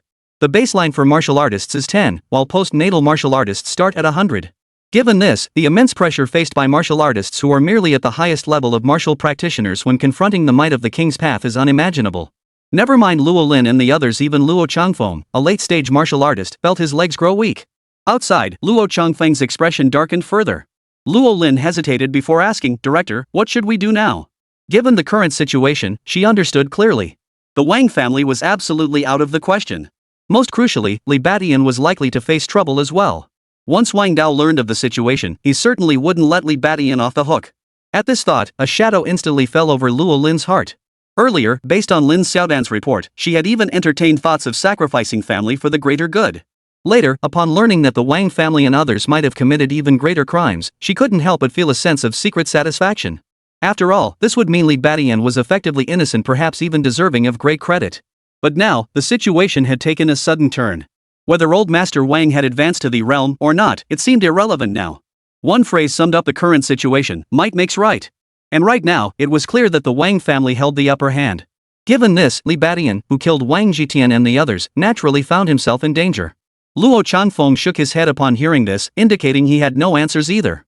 The current situation had completely slipped beyond his control. After all, if it were a crime committed by a postnatal martial artist, he might still be able to maneuver and intervene. But against innate martial artists? There was absolutely nothing he could do. Such beings were beyond the reach of even the armed police, even if they drew their pistols. Therefore, the only course of action now was to report the matter to his superiors. With that thought, Luo Changfeng wasted no time and immediately called his direct superior. As expected. Upon learning that Wang Dao had become a martial artist, his superior immediately ordered Luo Changfeng to halt the operation and withdraw the team. As for Wang Dao's side, they would naturally send someone else to handle negotiations. Upon hearing this, Luo Lin and the others fell silent. Luo Changfeng sighed inwardly before dialing another number. This time, his call was directed to Song Qian. In truth, Luo Changfeng had a military background himself, having once served under Song Qian's command. Therefore, even now, though they served in different capacities, they maintained close contact. It was Song Qian who had alerted him to the Wang family's previous demon beast incident. Now, with such a shocking turn of events at the Wang family, he naturally felt compelled to alert Song Qian in return. According to Luo Changfeng's speculation, once Wang Dao uncovered the cause of death for Wang Jitian and the others, he would likely cause a major disturbance in the prison. With Luo Changfeng's capabilities, he couldn't offer much assistance. The only thing he could do now was to give his elder brother a heads up. Just as Luo Changfeng had anticipated. Upon learning of Wang Jitian and the others' deaths, Wang Dao erupted into a furious rage. Now that he had attained the status of a martial artist, his lifespan had reached 200 years. Reaching the age of 100 was no longer an obstacle for him. With this, the Wang family could now fully develop into a prominent clan. But now, all his sons had been wiped out. Even his eldest grandson, who possessed remarkable innate talent, was dead. How could Wang Dao not be enraged by this? Even if they managed to become a prominent family now, it would be nothing but an empty shell. With him as the sole innate martial artist and scarcely any other practitioners, what kind of clan is that? This infuriates me to no end. Old woman, wait for me at home. Wang Dao roared furiously, his figure instantly darting out. In the blink of an eye, he vanished before the matriarch of the Wang family. His speed was so extreme that ordinary eyes could scarcely track him. After leaving the Wang residence, Wang Dao did not immediately head for Yangcheng prison. This was because the matriarch herself wasn't entirely clear on the details of the entire affair. Primarily, she didn't know who had killed Wang Jitian and the others. However, Wang Dao had committed the names Li Badian and Lin Xiaodan to memory. Li Badian was the one Wang Jitian and the others had targeted during the Demon Beast Uprising, attempting to surround and kill him. But the matriarch of the Wang family was also unclear about his identity.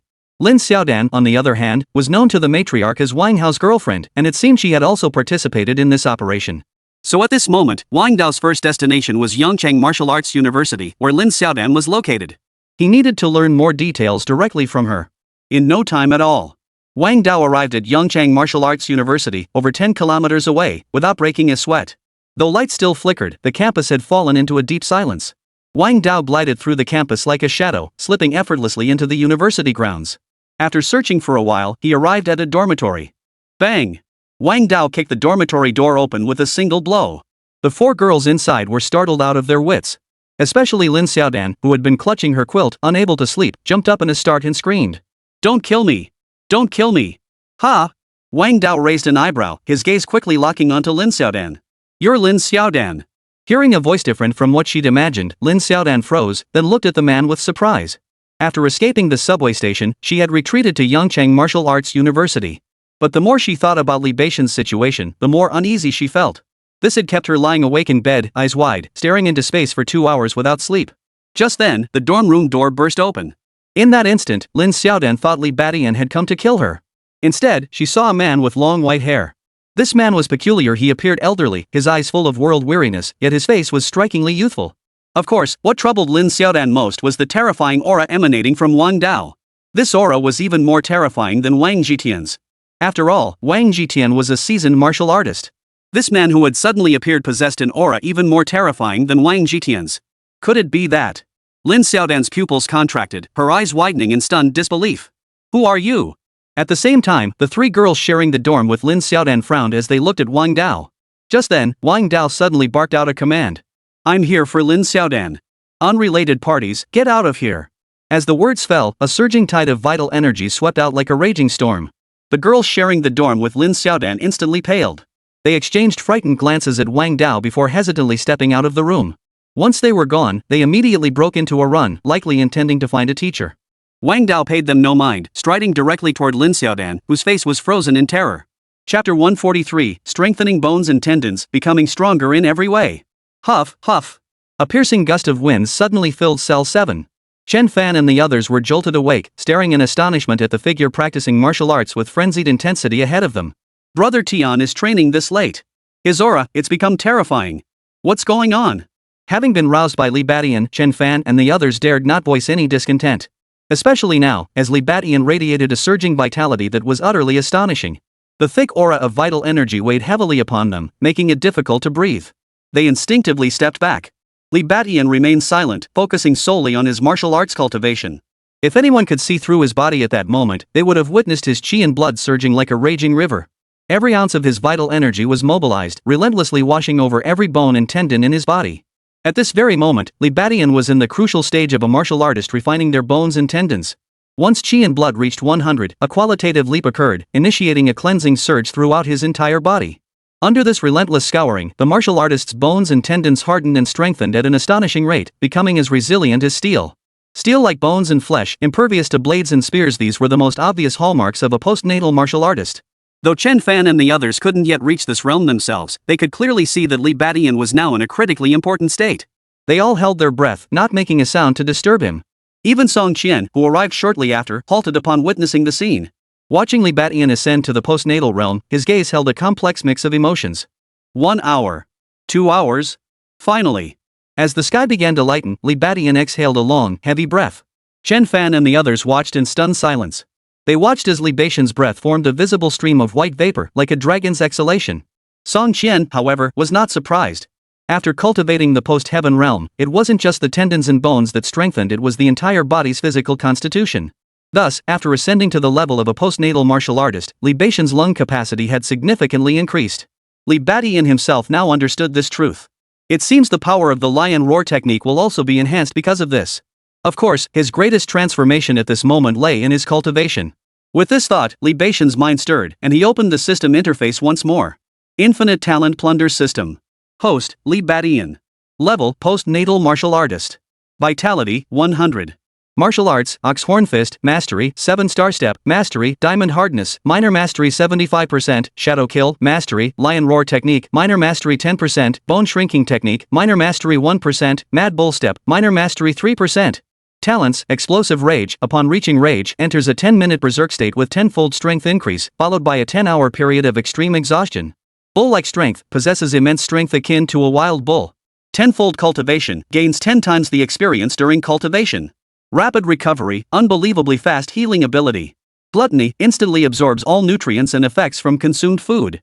Fire control, can erupt flames from any part of the body. Sure enough, his level had now reached that of a postnatal martial artist. His vital energy surged past 100, robust and enduring. Li Batian clenched his fists in exhilaration, a profound sense of power welling up within him. After ascending to the post-heaven realm, his enhancement was comprehensive. Defense, attack, speed. Of course, the most formidable improvement was in defense. Steel-hard bones were no joke.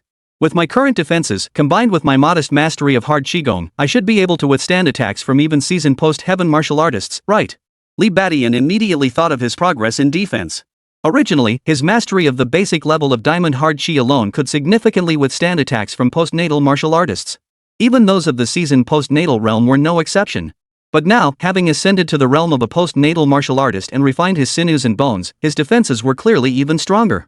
Li Batian felt both joy and concern about this.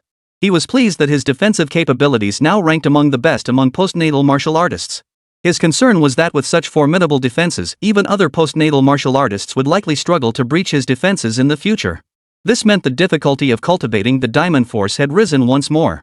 At this thought, Li Batian found himself both amused and exasperated. I never imagined that advancing to the heavenly warrior realm would come with such drawbacks.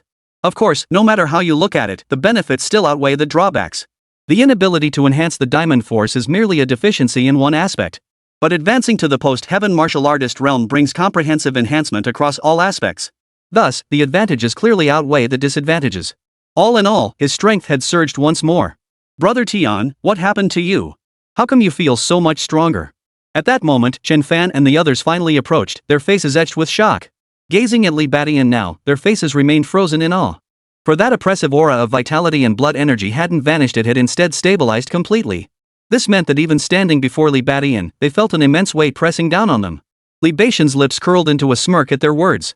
Nothing much. I've merely advanced to the post-heaven martial artist realm. What?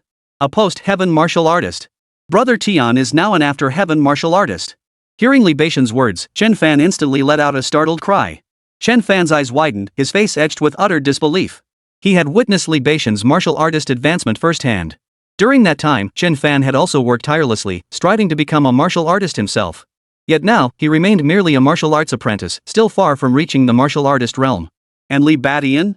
He had actually crossed the boundary between martial artist and innate martial artist.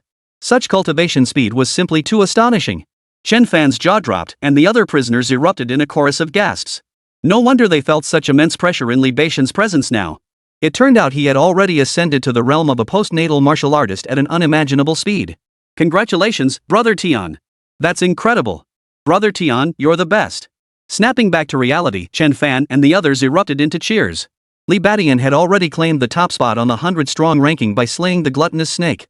Now, having ascended to the rank of post-heaven martial artist, he truly lived up to his reputation. As Li Beixian's underlings, they'd likely be able to walk all over the prison from now on. Li Beixian was overjoyed and promptly pulled out more food to throw a party. This gesture drew another wave of cheers from Chen Fan and the others. But the next moment, the cheers were cut short by a deep, commanding voice.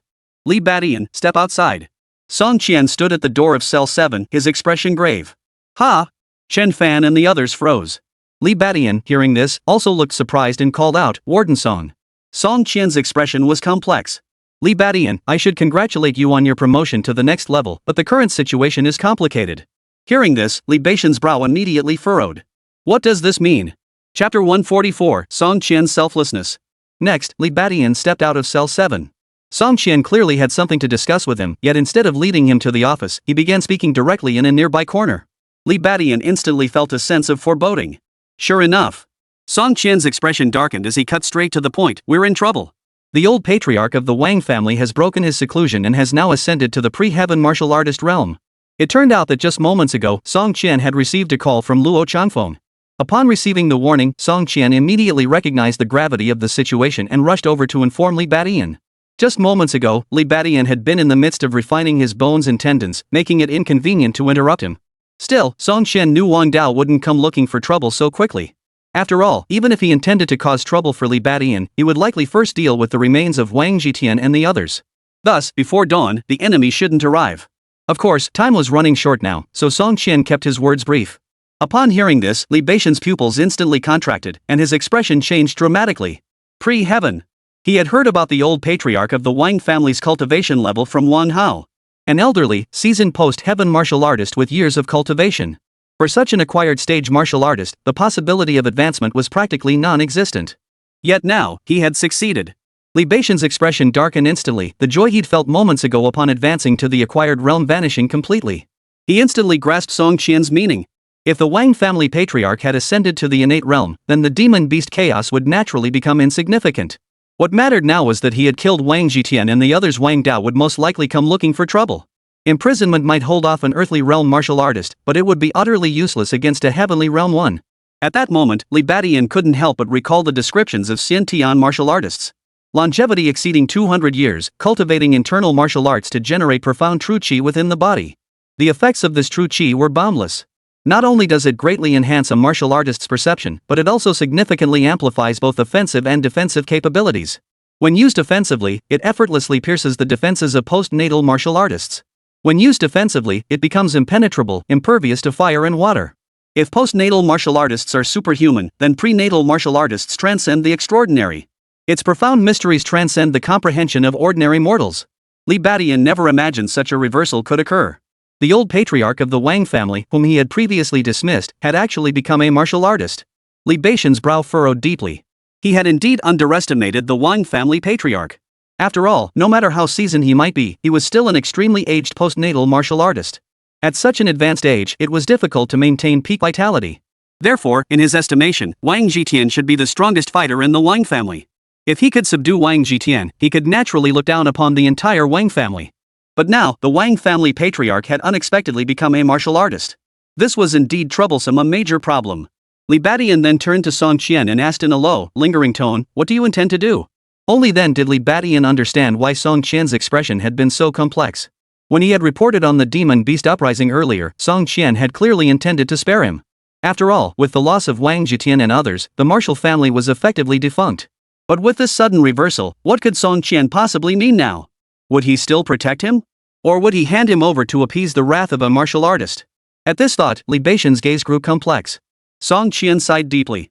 In truth, he too was torn. Though he wished to cultivate Li Badian, the pressure of offending a martial artist was simply too great. If he were alone, it might be manageable. But he had family. The current situation was extremely troublesome. Offending a martial artist is no laughing matter. Not only would you suffer personally, but your family could be dragged into it too. Especially now, when Wang Dao clearly won't let this go.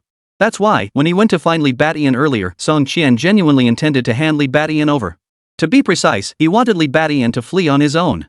That way, he could claim Li Badian had sensed trouble and fled on his own. After all, Li Badian possessed the strength to kill Wang Jitian and others. It would be plausible for him to escape the prison after injuring Song Qian. That way, Song Qian himself should be fine. But clearly, Li Badian would be in deep trouble. Even if he did manage to escape the prison, what then? How could he possibly escape the pursuit of a martial artist? That was Song Qian's original line of thinking. But just now, witnessing Li Badian ascend to the level of a post-heaven martial artist, he changed his mind. After all, even he was astonished by Li Beixian's astonishingly rapid advancement. With such monstrous talent, given enough time, he might even ascend to the innate realm.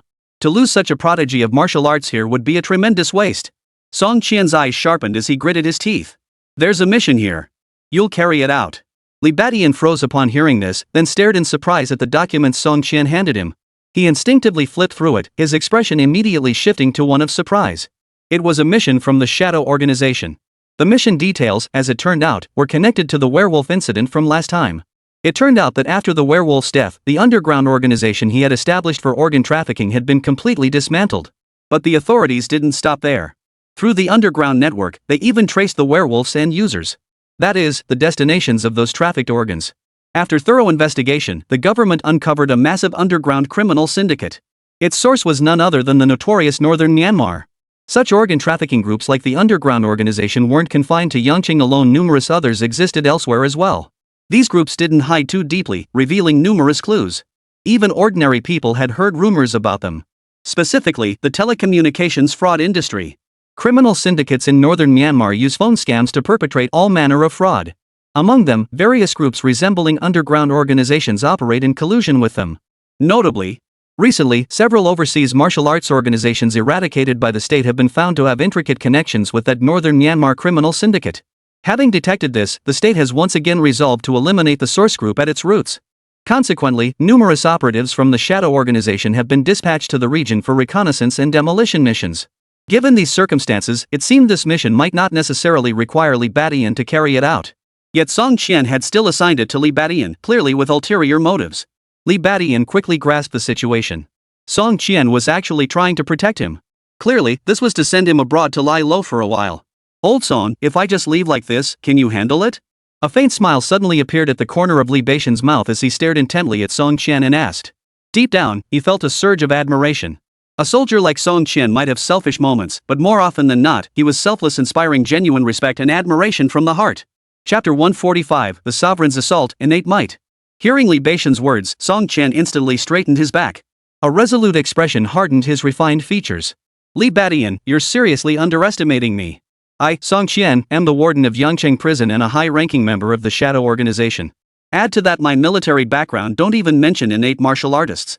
Even a grandmaster would have to give me some respect. Go ahead with confidence. If that Wang Dao comes knocking, I'll handle him myself. By the end of his speech, Song Qian's face radiated confidence. Li Badian gave Song Qian a long, appraising look. All right. Without another word, he turned to head back to his cell to pack his things. But just then, Song Qian called out to Li Badian again. Oh, and this. He pulled out a book and handed it over. Li Badian glanced at it. 3 bold characters stood out prominently on the cover. Turtle breath technique. Oh, wasn't this the martial art technique for concealing one's aura that he'd asked Song Qian for last time? What a thoughtful gesture. Thanks, old Song. Until we meet again. Li Badian waved the book in his hand and flashed Song Qian a smile. In no time, he had packed his belongings and was swiftly escorted out of the prison by a vehicle arranged by Song Qian. Watching Li Badian depart, Song Qian's expression grew complex once more. He hoped Wang Dao's anger wasn't as severe as he feared. But soon enough, Song Qian realized he had overthought it. Less than a few hours after Li Beixian's departure, the sturdy iron gates of Yangqing Prison were violently breached. Bang! The deafening crash echoed throughout the entire prison. Countless inmates were startled. Inside cell block 7, the inmates were filled with confusion. Where did that sound come from? Why does this feel so unsettling? Among the crowd, Chen Fan's face paled. After Li Badian had left earlier, he had slipped him 2 more low-grade blood essence pills. With these 2 low-grade blood essence pills, he should be able to advance to the martial artist realm. But this joy was quickly shattered by Li Badian's subsequent warning. Before departing, Li Badian cautioned Chen Fan that a martial artist was about to cause chaos in the prison, urging him to be careful. So now, was a true martial artist really attacking? A chill ran through Chen Fan's heart. At the same time, near the main gate, the prison guards were horrified. Having received no warning from Song Qian, their expressions turned grim. A figure with long white hair, face stern, stepped through the broken gate. Dressed in a Tai Chi practice uniform, it moved without wind, radiating an astonishing aura. There was no doubt it was Wang Dao, who had already handled the situation and understood the entire affair. His purpose in coming was clear, to avenge Wang Jitian and the others by putting Li Badian to death. Who are you? Halt! Stop right there, or we'll open fire. The faces of several prison guards turned pale as they instinctively drew their weapons. The intruder's presence was utterly overwhelming, making them feel as if they were facing a fearsome beast of legendary ferocity. Only the guns in their hands offered them a shred of reassurance. These were weapons capable of countering martial artists trained through cultivation. But then, with a twitch of his eyebrow, Wang Dao vanished from his spot like a sudden gust of wind. What? Ah! The next second, the prison guards let out a startled cry. The firearms in their hands were either destroyed or snatched away. In the blink of an eye, they lost their most effective weapon against a martial artist of his caliber. Of course, even if they had managed to shoot Wang Dao, it would have been useless. The true chi of a martial artist could already defend against bullets. And what followed seemed to confirm this very point. The commotion quickly drew more prison guards to the scene. Each one was armed with a firearm. Before they even drew near, they opened fire on Wang Dao. The simultaneous fire from over a dozen guards instantly created a hail of bullets. Faced with such an assault, Wang Dao clearly couldn't dodge in time, but he didn't need to. Bang! Bang! Bang! Bullets poured down on Wang Dao like a torrential rain. Yet miraculously, the moment they struck his body, they seemed to collide with an invisible force field, abruptly solidifying. One by one, the bullets fell limply to the ground. Witnessing this spectacle, the prison guards were instantly dumbfounded, their mouths agape. They had instinctively assumed Wang Dao was merely a cultivated martial artist, but now, witnessing the bullets rendered utterly ineffective and mysteriously deflected, they finally snapped back to reality, realizing something profound. This is innate power. Innate martial artist. Wang Dao swept his gaze around the room, a flash of murderous intent flickering in his eyes. The next instant, he transformed into a human-shaped raging dragon, charging forward with brutal force. Ah! Ah! The prison guards screamed in terror. How could they possibly stand against a martial artist? Halt! Just then, a low shout rang out. Song Qian suddenly arrived with his men. But his words did nothing to halt Wang Dao's actions. Bang! Bang! Bang! A series of agonized screams erupted. Over a dozen prison guards were violently knocked flying by Wang Dao. One after another, they crashed to the ground, suffering broken bones and severe injuries. Seeing this, Song Qian's heart sank. If Wang Dao had stopped his attack, it would have meant there was still room for negotiation. But now, clearly consumed by rage, Wang Dao cared for nothing else. This was trouble. Yet even so, Song Qian steeled himself and abruptly charged toward Wang Dao. Crash! A thunderous crash sent Song Qian reeling back 5 or 6 steps. A flush spread across his face, followed by a trickle of blood at the corner of his mouth. Wang Dao had injured him with just a simple collision. Fortunately, Wang Dao was finally halted. Wang Dao steadied his feet, his gaze cold as ice as he fixed it on Song Qian. You are Song Qian? Speak! Where is Li Badian? Song Qian's heart sank, but he replied, if you're looking for Li Badian, you're too late. He's no longer here. What? Wang Dao's expression instantly darkened, his anger flaring. Where did he go? As a member of the Shadow Organization, he's out on a mission assigned by higher-ups. If you wish to find him, you'll have to go to northern Myanmar. Hearing Song Qian's words, Wang Dao's expression darkened completely. He stared at Song Qian for several seconds before suddenly letting out a cold laugh. You knew I'd come, didn't you? Why send him on a mission at this critical moment? Looks like you're protecting him, huh? Hearing this, Song Qian's expression shifted instantly. He clenched his teeth and retorted, no. It was orders from above. I had nothing to do with it. While it was true he intended to protect Li Badian, he naturally wouldn't admit it outright and invite trouble. But Wang Dao clearly wasn't buying it. He sneered coldly, the higher-ups? Before I came here, I already communicated with your superiors. Since you wish to protect him, I'll collect some interest from you first. With that, Wang Dao vanished abruptly from his spot. So fast. Song Qian's pupils contracted. Before he could react, his entire body was sent flying backward. As a seasoned martial artist, his body was as tough as iron. Yet at this moment, he found himself utterly defenseless against the opponent's assault. An intangible force surged into his body, targeting his vital organs. Guh. Song Qian collapsed, coughing up blood, utterly devastated. But the next second, he grunted again as Wang Daofei lunged forward, pinning him to the ground with a stomp.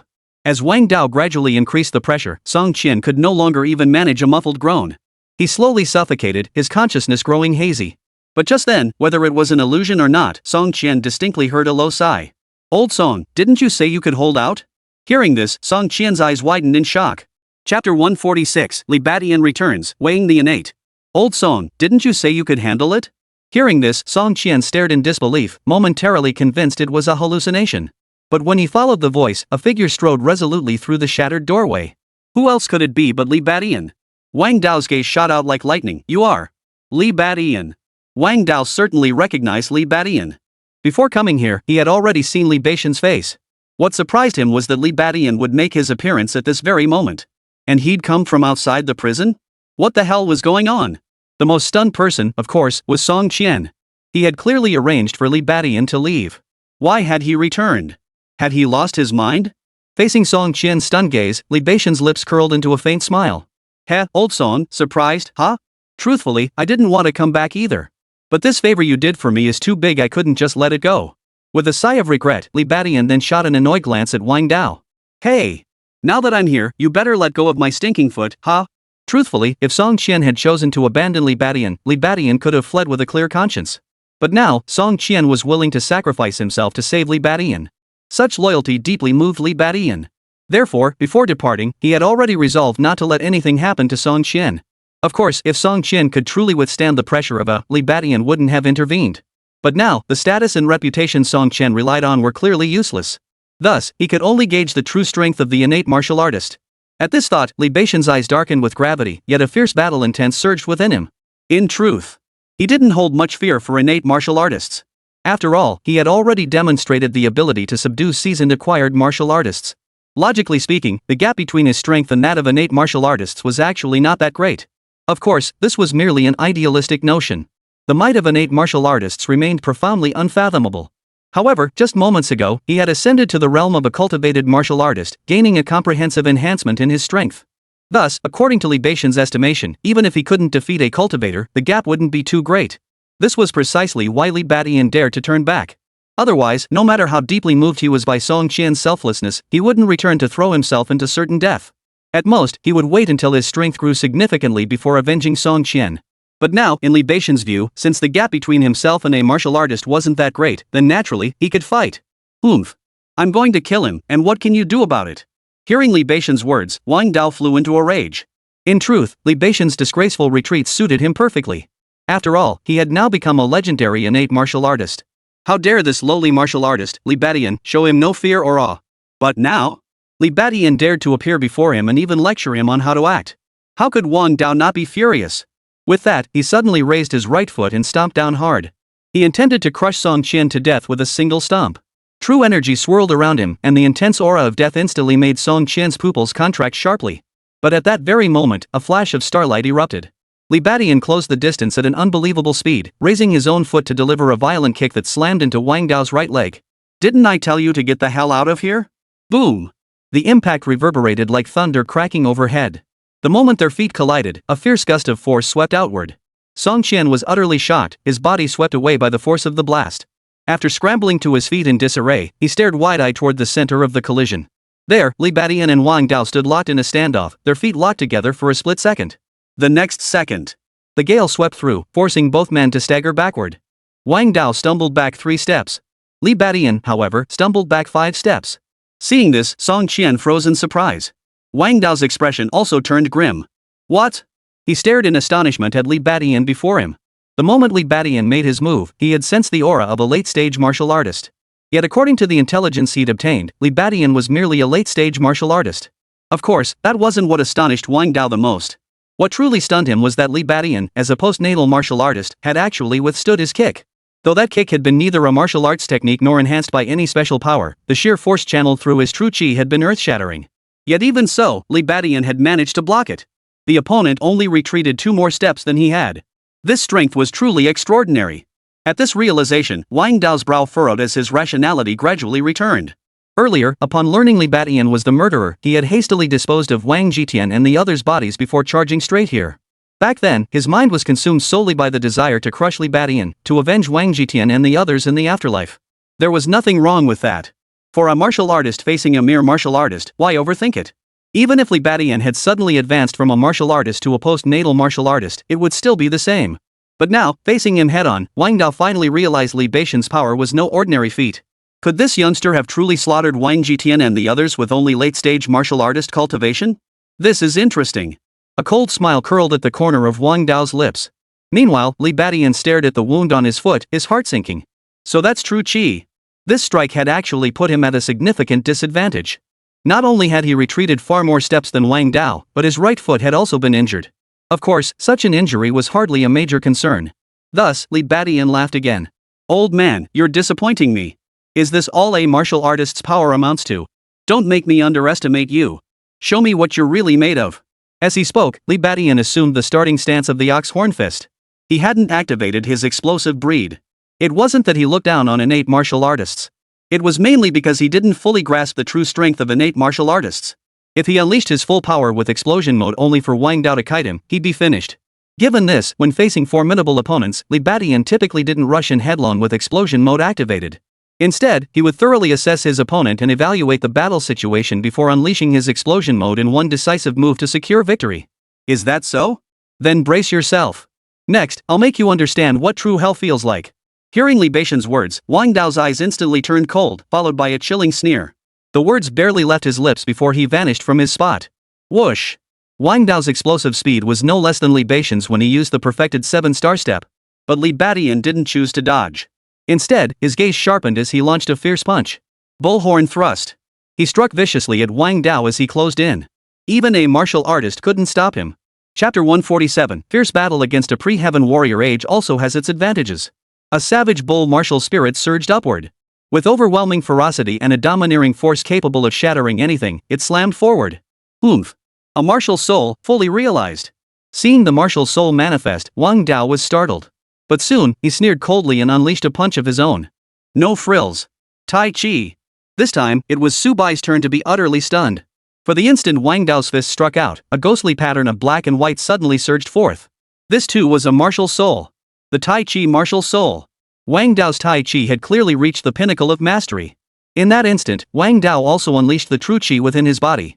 Propelled by the true Chi, whether it was Li Batian's illusion or not, that Tai Chi martial soul seemed to grow far more agile, imbued with an additional layer of profound mystique.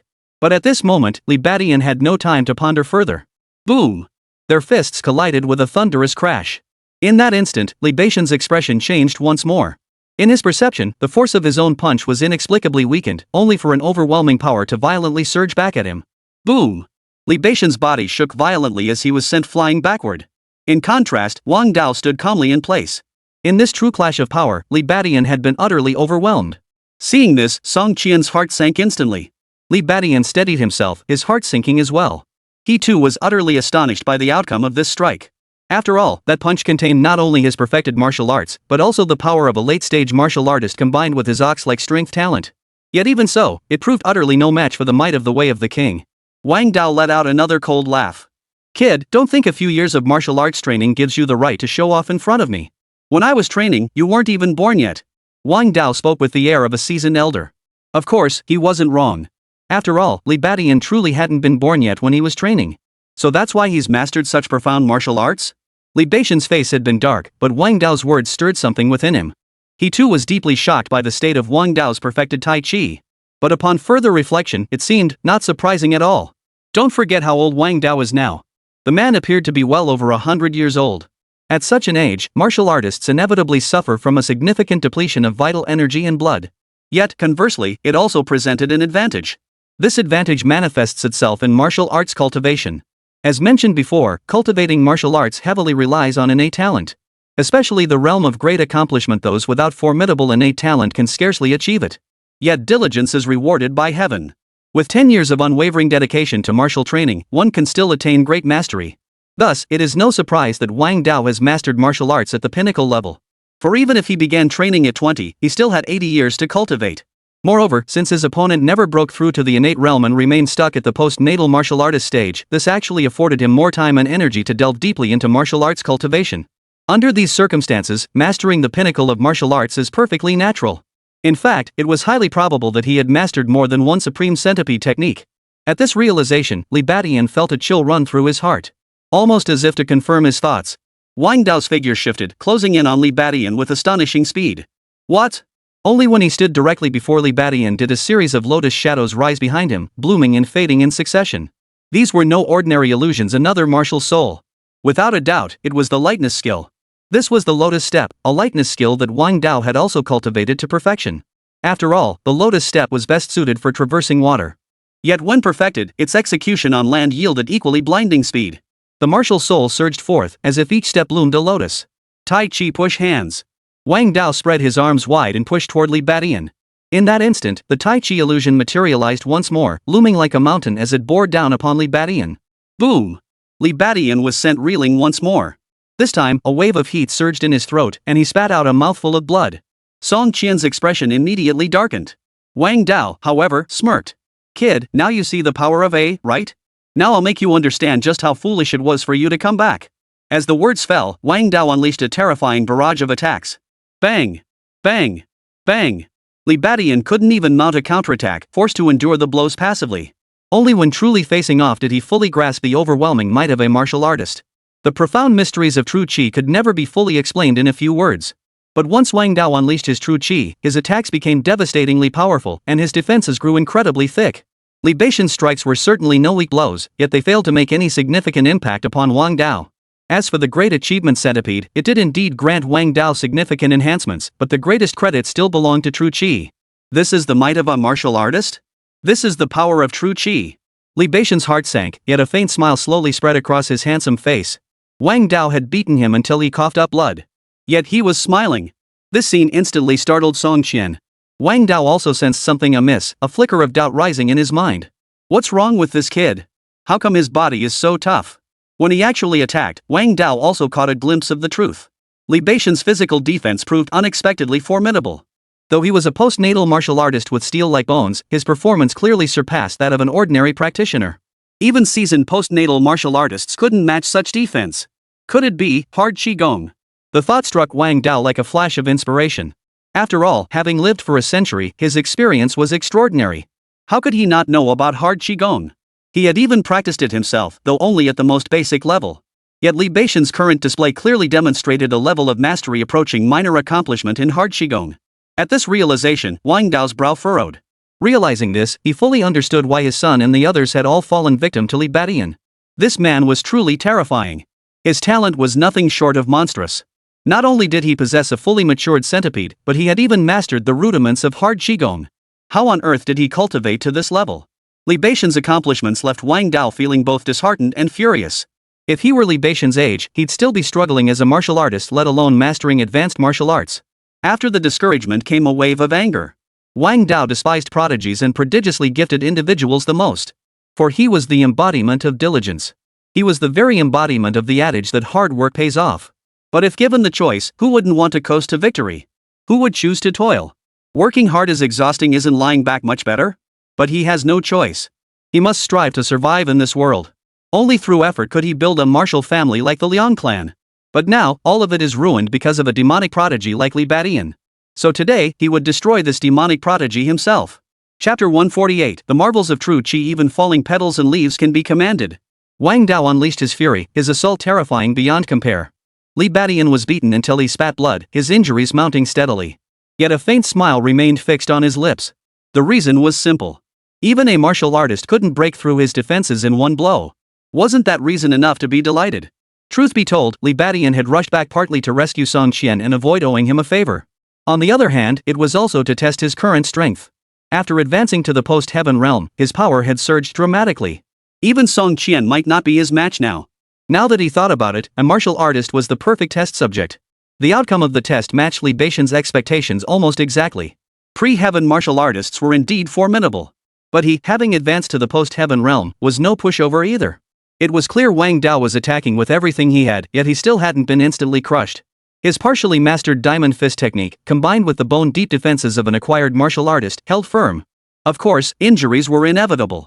The injuries inflicted by Wang Dao's full-force assault were even more severe than those Li Badian had suffered when surrounded by Wang Jitian and the others. Such relentless injuries, even with rapid recovery, would prove impossible to sustain. Of course. This situation was actually a blessing in disguise for Li Badian. Because his cultivation of the diamond force, which had become even more difficult to master after advancing to the post-heaven martial artist realm, began to rise once more. And so, Li Badian smiled. Where there is danger, there is opportunity. The ancients truly did not deceive me. Returning now carried the risk of being killed by Wang Dao, yet the potential rewards were immense. If he could cultivate the diamond force to its ultimate perfection, perhaps by then, even a martial artist would be unable to breach his defenses. However, Wang Dao's assault was simply too fierce. At this rate, before Li Badian could perfect his diamond force, he would be struck down by his opponent first. Realizing this, Li Badian roared. "Get out of here!" The lion roar technique erupted, its powerful sonic waves causing Wang Dao to stagger back instinctively. Seeing this, Li Badian felt immensely satisfied. After advancing to the post-heaven realm, the lion roar technique had indeed grown stronger. Even at close range, a martial artist would be forced to retreat temporarily. Wang Dao's retreat instantly gave Li Badian a chance to catch his breath. The intermediate blood-nurturing pill he had taken before the battle continuously restored his vital energy and blood. His rapid recovery talent was also taking effect swiftly. Of course, the time was still too short. He needed more time. With that thought, Li Badian swung both hands toward Wang Dao once more. Shadow meteor shower. Darts encased in the illusory shadows of martial souls shot toward Wang Dao like a violent storm. What? Another mastery. Seeing the shadow martial soul imprinted upon the darts, Wang Dao's expression changed once more. Truthfully, witnessing Li Badian unleash mastery-level martial arts and lightness skills earlier had already stunned him. At Li Badian's age, Wang Dao wouldn't have dared dream of mastery. He'd have been lucky to achieve even minor mastery in any martial art. But now, Li Badian displayed multiple mastered martial arts techniques as if mastery came cheap. How could this be? Could it be that he possesses some sort of innate talent that aids cultivation? Master Wang, a seasoned veteran, quickly grasped another possibility. Such a feat, if merely a matter of innate talent, would be nothing short of defying the heavens. A martial artist so young mastering 3 perfected martial arts, such talent was unheard of in all his years. Thus, Master Wang swiftly turned his thoughts to innate talent. Could it be that Li Badian before him was also a gifted martial artist? At this thought, the killing intent within Wang Dao grew even stronger. A prodigy like Li Badian absolutely could not be allowed to live. Otherwise, if given more time to grow, the Wang family wouldn't merely suffer defeat, they'd be utterly annihilated, wiped from existence. Lotus Step. Wang Dao thought as he executed his lightness skill, effortlessly evading the darts once more. But seeing the darts embedded deep into the wall, seemingly more potent than bullets, his expression grew grim. Li Badian's hidden weapons possessed an extraordinary power. So, Shadow Kill is still useless? Seeing Wang Dao evade every single dart, Li Badian silently shook his head. After advancing to the post-heaven realm, the potency of his Shadow Kill had likewise increased. Yet limitations remained. It proved ineffective against opponents of higher rank and greater speed. After all, as long as the opponent moved faster than the darts, their terrifying power could be easily evaded. Of course, Li Badian wasn't discouraged. After all, his release of Shadow Slayer wasn't intended to truly defeat Wang Dao, but merely to buy time. Now that Wang Dao was retreating further, it suited him perfectly. Of course, he needed to keep stalling. Thus, Li Badian simply reduced the number of darts he released, even hurling them one by one. Wang Dao found evading them much easier now. Boy, your hidden weapon training is impressive, but you still don't understand how to use them. In a situation like this, you're just wasting your energy. Having dodged every single one of Li Badian's darts, Wang Dao sneered coldly once more. In his eyes, Li Badian's tactics were nothing but a desperate, frenzied attack. Using projectiles in the open held little strategic value. But come to think of it, my projectiles must have grown quite powerful by now, right? A sudden thought struck Wang Dao. He picked up one of Li Badian's discarded darts, channeled his chi, and flicked his wrist. Clang! A startling scene unfolded. The dart infused with Wang Dao's chi not only struck Li Badian's thrown dart with pinpoint accuracy but also managed to match its force, causing both to shatter and fly apart simultaneously. Ha! Li Badian frowned at the sight, then exclaimed, even fallen petals and leaves can wound a man. Exactly. Wang Dao laughed heartily. In truth, this battle with Li Badian served as a test for the changes he had undergone since ascending to the realm. Among these, the most crucial test was the newly born true chi. Wang Dao was gradually grasping the profound mysteries of this true chi. Even when he had casually flung it just now, it had unleashed tremendous power. It must be noted that he had never studied any projectile techniques.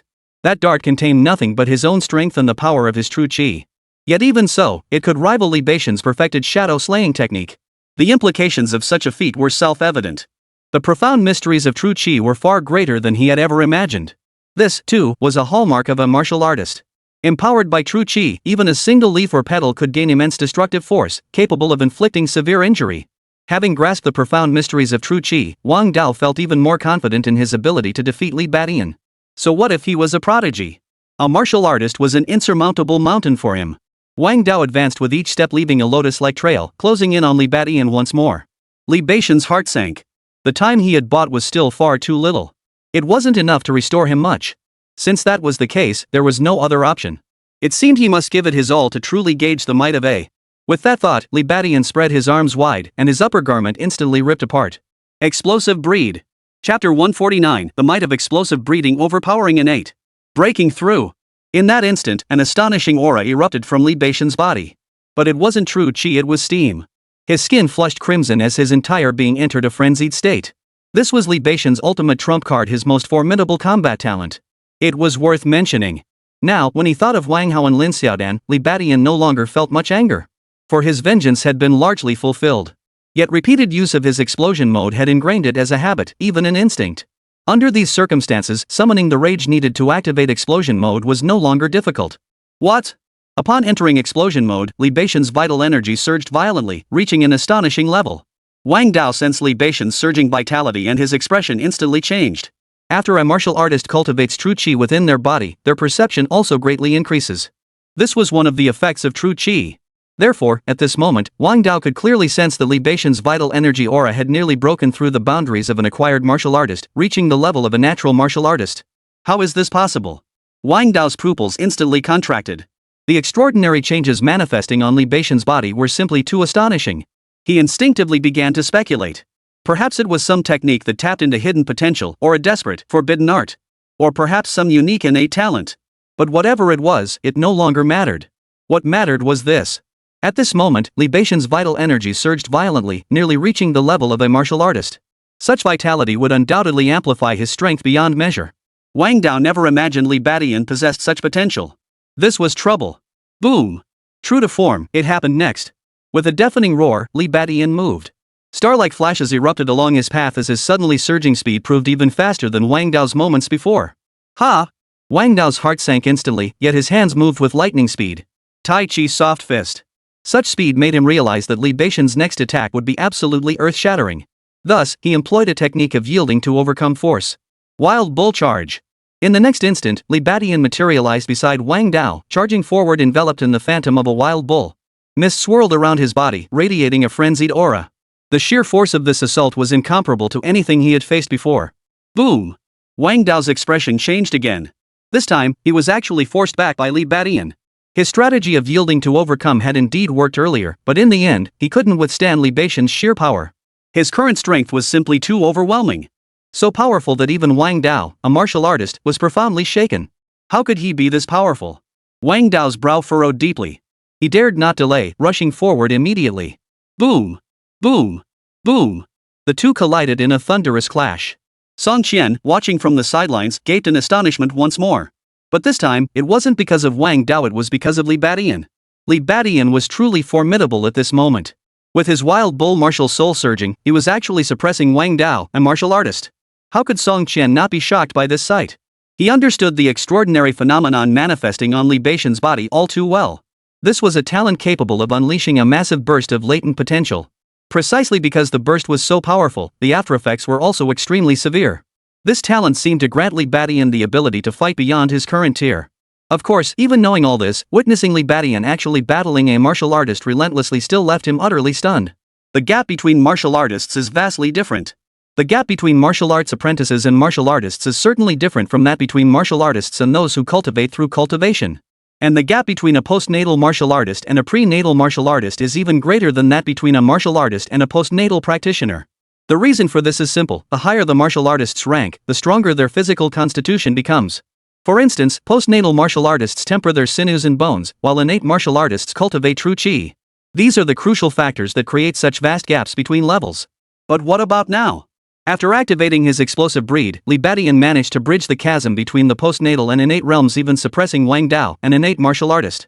Such a scene was nothing short of astonishing. But soon enough, Li Badian also felt the gap. Back when he was a martial artist, activating his burst mode allowed him to effortlessly annihilate postnatal practitioners.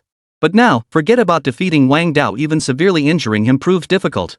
The gap between postnatal martial artists and prenatal martial artists was far greater than he had imagined. Consequently, even with his explosion mode activated, a shadow of doubt inevitably settled over Li Badian's mind. Bullhorn Stab. Barbarian Bull Charge. Shadow Meteor Shower. Of course, Li Badian still held certain advantages. His relentless barrage quickly forced Wang Dao to retreat, spitting blood. Crimson blood stained his Tai Chi training uniform, erasing any trace of the earlier elegance and instead adding a touch of desperation. This turn of events infuriated Wang Dao. Earlier, he had stood high and mighty, judging Li Badian's fate. But now, he was utterly humiliated. He roared with fury, lunging toward Li Badian. But just then, Li Badian opened his mouth wide and bellowed. "Get out of my sight!" The lion roar technique demonstrated its power once more. And this time, fueled by his heightened state, the roar's power surged even further. The shockwaves that erupted in that instant were almost visible to the naked eye. Wang Dao was instantly stunned. Li Badian seized the opportunity, stomping his foot as he charged forward to pursue. Ox Horn Fist, Shadow Slash, Lion Roar technique, and now 7-star sword technique. Several martial arts techniques unfolded in succession, their martial spirits surging in tandem. At this moment, the advantage of mastering multiple martial arts became evident.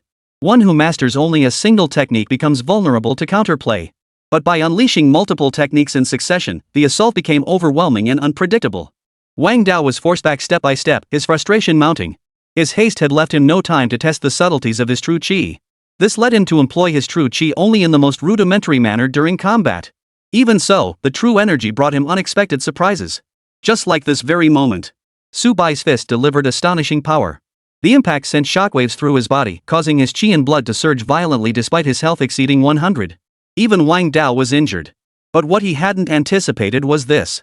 The injured areas, under the flow of his true chi, began to visibly heal before his very eyes. Beyond attack, defense, and perception, true chi possessed the power of restoration. This development sent a chill through Li Badian's heart. Yet Wang Dao continued to sustain injuries relentlessly. If this trend continued, he might just accumulate enough damage to completely overwhelm his opponent. This situation was quite intriguing. Earlier, it was Wang Dao who intended to accumulate small victories into a decisive defeat for Li Badian. But now, it was Li Badian who intended to accumulate small victories into a decisive defeat for Wang Dao.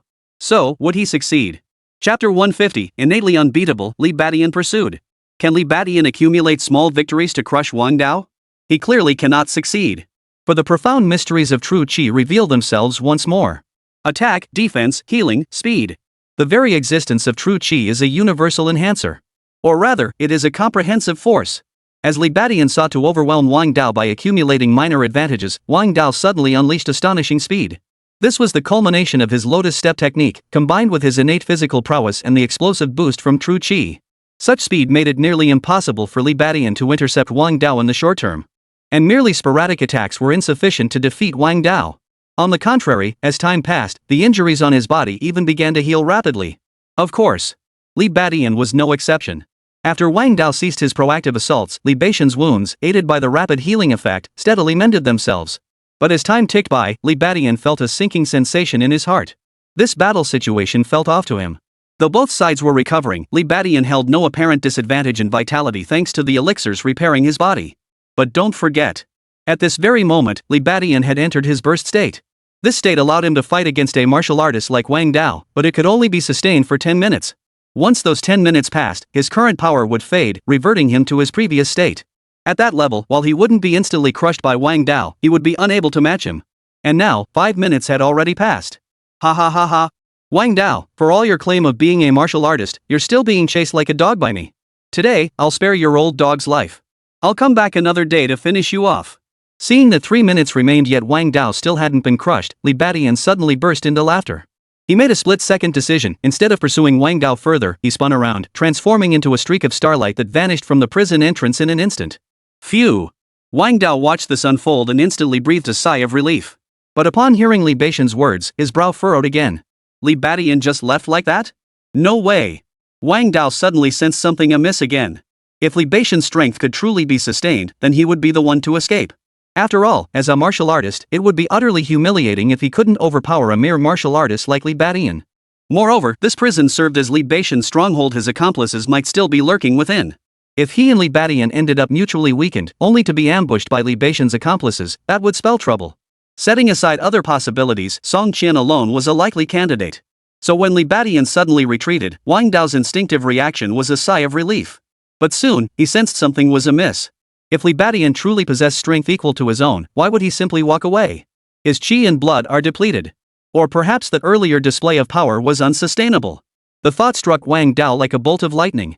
Then he roared furiously, "You sly little bastard." As the words left his mouth, Wang Dao moved with lotus petal steps, pursuing Li Badian at astonishing speed. He suddenly realized he had been deceived by Li Badian. If Li Badian truly possessed equal strength to his own, how could he have departed so easily? His sudden, decisive departure now must mean something was amiss. Wang Dao couldn't pinpoint the exact problem, whether it was insufficient vitality or a lack of sustained power. But one thing was certain, Li Badian had shown weakness. If he pursued him now, he could defeat him, even kill him. Watching Li Badian and Wang Dao depart one after the other, Song Qian froze in place. His expression then turned peculiar as he grasped Li Beixian's predicament. "Li Badian, I hope you survive," Song Qian murmured to himself, gazing at the direction Li Badian had vanished. He knew that in this situation, he could no longer help Li Badian in any way. Whether he lived or died now depended solely on Li Badian himself. "Kid, you won't make it." Minutes later, Wang Dao burst out of the grass with a savage grin, his attack shattering the foliage. A figure burst out, battered and bruised. Who else could it be but Li Badian? After giving chase, Wang Dao had actually been unable to keep up with Li Badian. But gradually, Li Beixian's speed began to slow. At first, it was barely noticeable, but after 3 minutes, it plummeted to rock bottom. Though still fast, it was no match for Wang Dao's pace. Thus, Li Badian was quickly caught by Wang Dao. He tried hiding in the roadside grass, only for Wang Dao to effortlessly sense him and blast the vegetation apart. Left with no choice, Li Badian continued his desperate flight. As he fled, he pulled out several pills and swallowed them. Among them were blood-nourishing pills and vitality-restoring pills. These were pills designed to restore stamina and heal injuries. Li Badian had purchased them earlier as a precautionary measure. They were costly, even more expensive than mid-grade blood-nurturing pills, but he couldn't afford to be stingy now. After his explosive power surge, he entered a period of extreme exhaustion and needed to treat his injuries immediately. But soon, Li Badian was caught up again. Wang Dao struck him with a single punch, causing him to spit blood once more. The rapid recovery and breath-restoring pills are barely holding up. The main issue was his weakened state, which seemed to have even diminished his defenses. There was no way around it. The explosive talent was powerful, but its drawbacks were equally obvious. A 10-hour cooldown period was no joke. While the rapid recovery skill significantly reduced this time, it still wasn't something he could recover from in the blink of an eye. At least, judging by the current situation, he'd be killed by Wang Dao before he could use explosion again. Ha ha ha ha. I thought he was something special, but he's just a flash in the pan. Where's your power now? You were so cocky just a moment ago. Now look who's being chased like a dog. Seeing Li Beixian's pitiful state, Wang Dao roared with laughter. It felt incredibly satisfying. During the earlier battle, though he had demonstrated the formidable strength of a martial artist, it had been deeply frustrating. All because he, a martial artist, couldn't even handle a martial artist and had even been forced into a defensive position later on. This situation had left Wang Dao feeling utterly humiliated, as if his very dignity had been stripped away. But now, finally, it was his turn to unleash his power. Li Badian now resembled nothing more than a sickly cat, completely at his mercy. In this state, Wang Dao wasn't even in a hurry to kill Li Badian. Instead, he pursued him with mocking cruelty. Occasionally landing a heavy blow, he would then burst into laughter. The thrill of revenge twisted Wang Dao's features into a grimace. And no wonder. Simply killing Li Badian would be letting him off too easily. The best course was to keep him hanging on, torturing him to death bit by bit. Only then could he truly satisfy the hatred burning in his heart. 10 minutes. 20 minutes. Half an hour passed, and Li Beixian's injuries had accumulated to a critically severe state. Seeing this, Wang Dao finally grew bored of the game and prepared to strike the final blow. But just then, Li Beixian's lips suddenly curled into a sneer. "Old dog, look at your feet." "What?" Wang Dao froze in shock as an unexpected turn of events unfolded. Chapter 151, Spirit Beast to the Rescue, Escape through the Underground Cavern. "What?" Wang Dao was startled as an unexpected change occurred. A hole suddenly appeared beneath his feet. Caught completely off guard, Wang Dao tumbled straight down into it. A rodent-like demon beast, half a man's height, burst forth. It opened its gaping maw, bristling with sharp fangs, lunging toward Wang Dao. Wang Dao's expression changed, a kangaroo rat. His attention had been entirely focused on Li Badian, leaving him unaware of the underground cavern. Now, seeing the burrowing creature attacking him and recognizing it as an opossum, he couldn't help but frown. Boom! A spray of blood erupted. Wang Dao reacted with lightning speed, unleashing a punch in an instant. His Tai Chi punch, fierce and powerful, instantly obliterated the demon beast-level Tasmanian devil. Immediately afterward, Wang Dao planted his right foot, propelling his entire body out of the hole in a single leap. Taking advantage of this delay, Li Badian ahead had already fled over 200 meters. Wang Dao, however, paid it no mind. "Where do you think you're running?" he sneered coldly, about to give chase. But at that very moment, boom, boom, boom. The ground around them suddenly erupted with holes. Hordes of kangaroo rats appeared around Wang Dao, their blood-red eyes fixed on him. "What? A rat horde?" Seeing this scene, Wang Dao's expression changed once more. It was worth mentioning that he and Li Badian had now arrived in the wilderness. Yancheng prison was originally located near the border. Li Badian deliberately fled in this direction, naturally leading Wang Dao into the wilderness. But Wang Dao remained unfazed by this. Even practitioners at the post-heaven stage could traverse wilderness with ease, let alone those at the pre-heaven stage. Therefore, even when he discovered Li Badian had escaped into the wilderness, he paid it no mind. If any demonic beasts blocked his path, he would simply blast them to pieces. Of course, that was just his thinking. Wang Dao still didn't believe any demon beasts would come to obstruct him. After all, demon beasts possessed some degree of sentience. Sensing his innate aura, they would flee in terror rather than confront him. But what he never could have imagined was that such a situation would actually occur. And the one intercepting him was none other than a Terrorclaw rat. When the Terrorclaws had aided Li Badian, Wang Dao had already frowned. Now, seeing the swarm of rodents, his expression turned utterly cold. There was no doubt about it. Judging by how these demon beasts, fearless of death, dared to block his path as a martial artist, this rat swarm was clearly under Li Badian's control. Otherwise, the naturally intelligent clawed rats would never have made such a foolish move. But the question remained, how could Li Badian possibly control a pack of Tasmanian devils? Unless... Damn you! Did you kidnap Debao? Wang Dao's face flushed crimson as he roared in fury. His thoughts immediately turned to Debao, that artificially enhanced Tasmanian devil. The current situation clearly proved that the artificially enhanced Tasmanian devil had been subdued by Li Badian. No wonder he hadn't found any trace of Debao when he'd collected the bodies of Wang Jitian and the others earlier.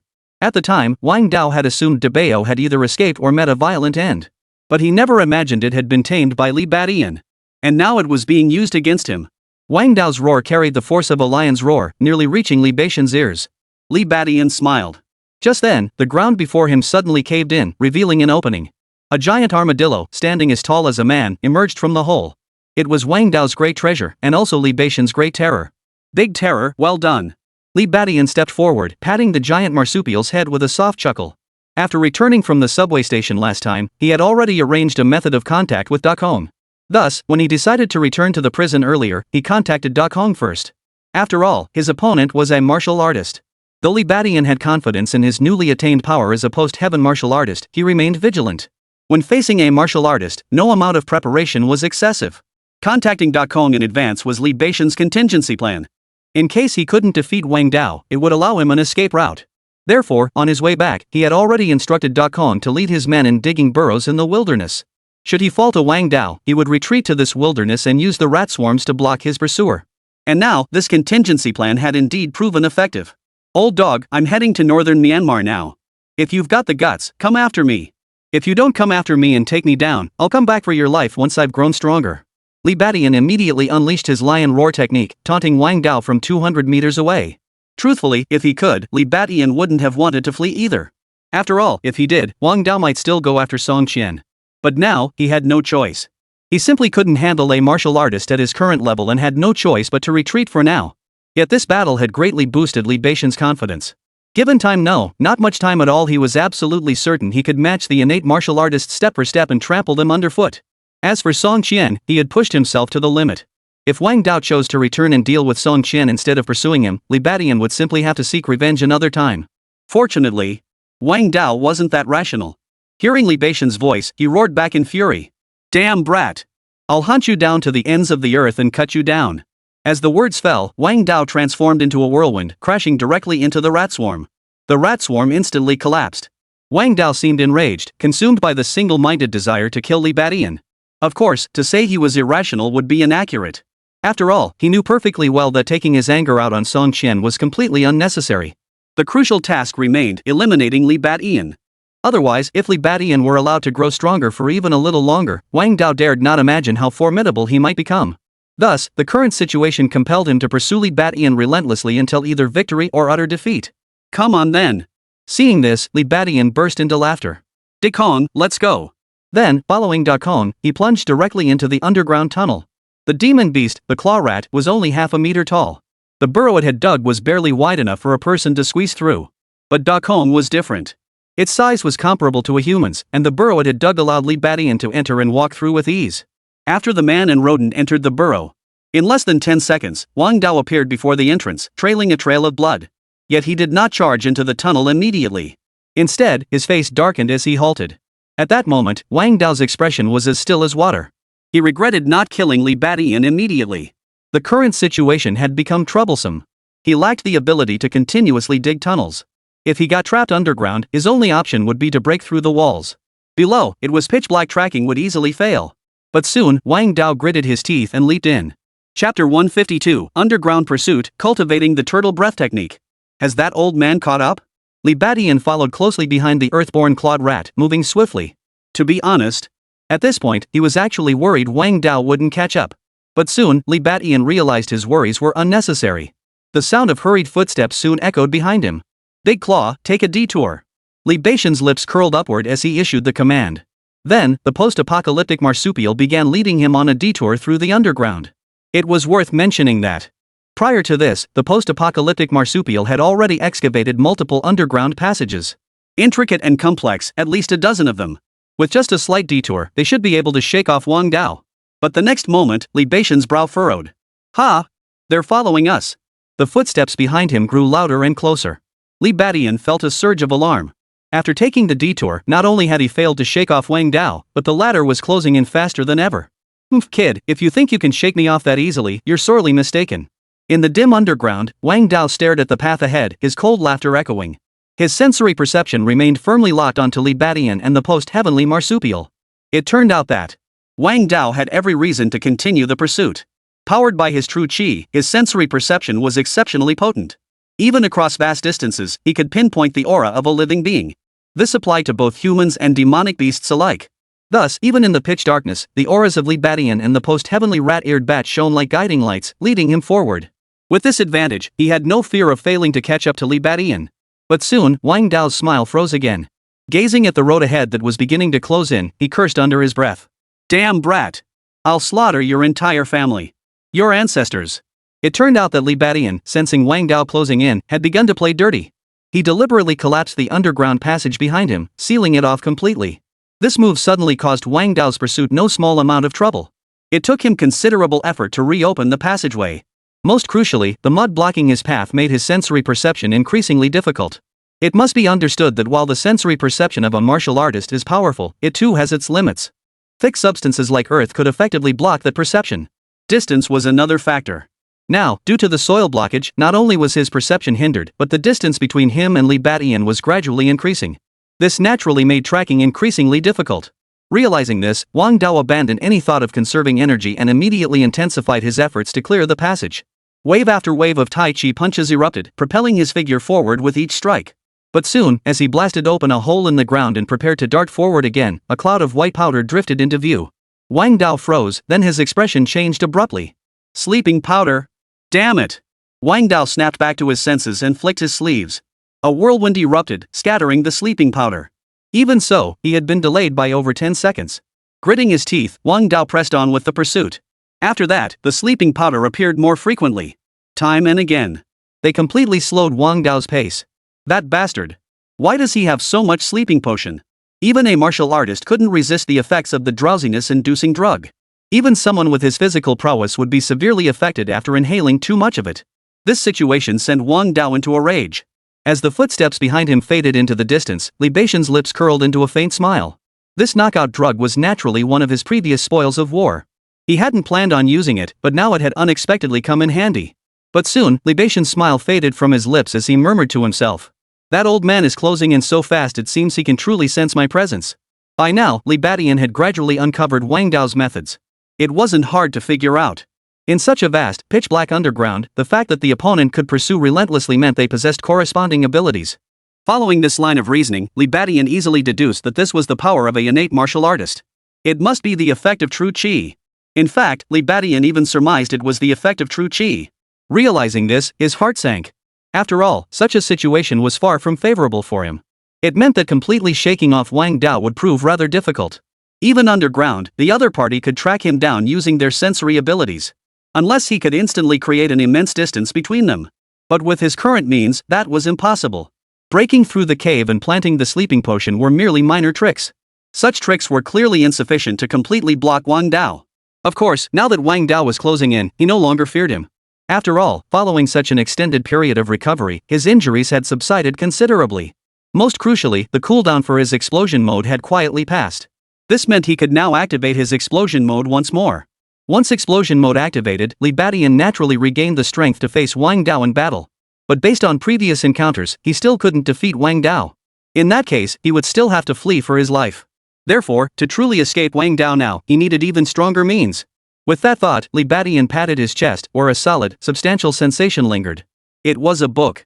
None other than the martial arts manual Song Qian had given him before his release from prison. Turtle Breath Technique. Li Badian had briefly glanced through this manual earlier. It indeed possessed the ability to conceal one's aura. Even at the beginner level, it should be able to block the king's path's perception from a certain distance. With that realization, Li Badian wasted no further time. He immediately instructed the post-human marsupial to carry him toward the surface. Yes. He intended to return to the surface and begin mastering the turtle breath technique. Once he mastered this martial art, he should be able to escape the king's domain.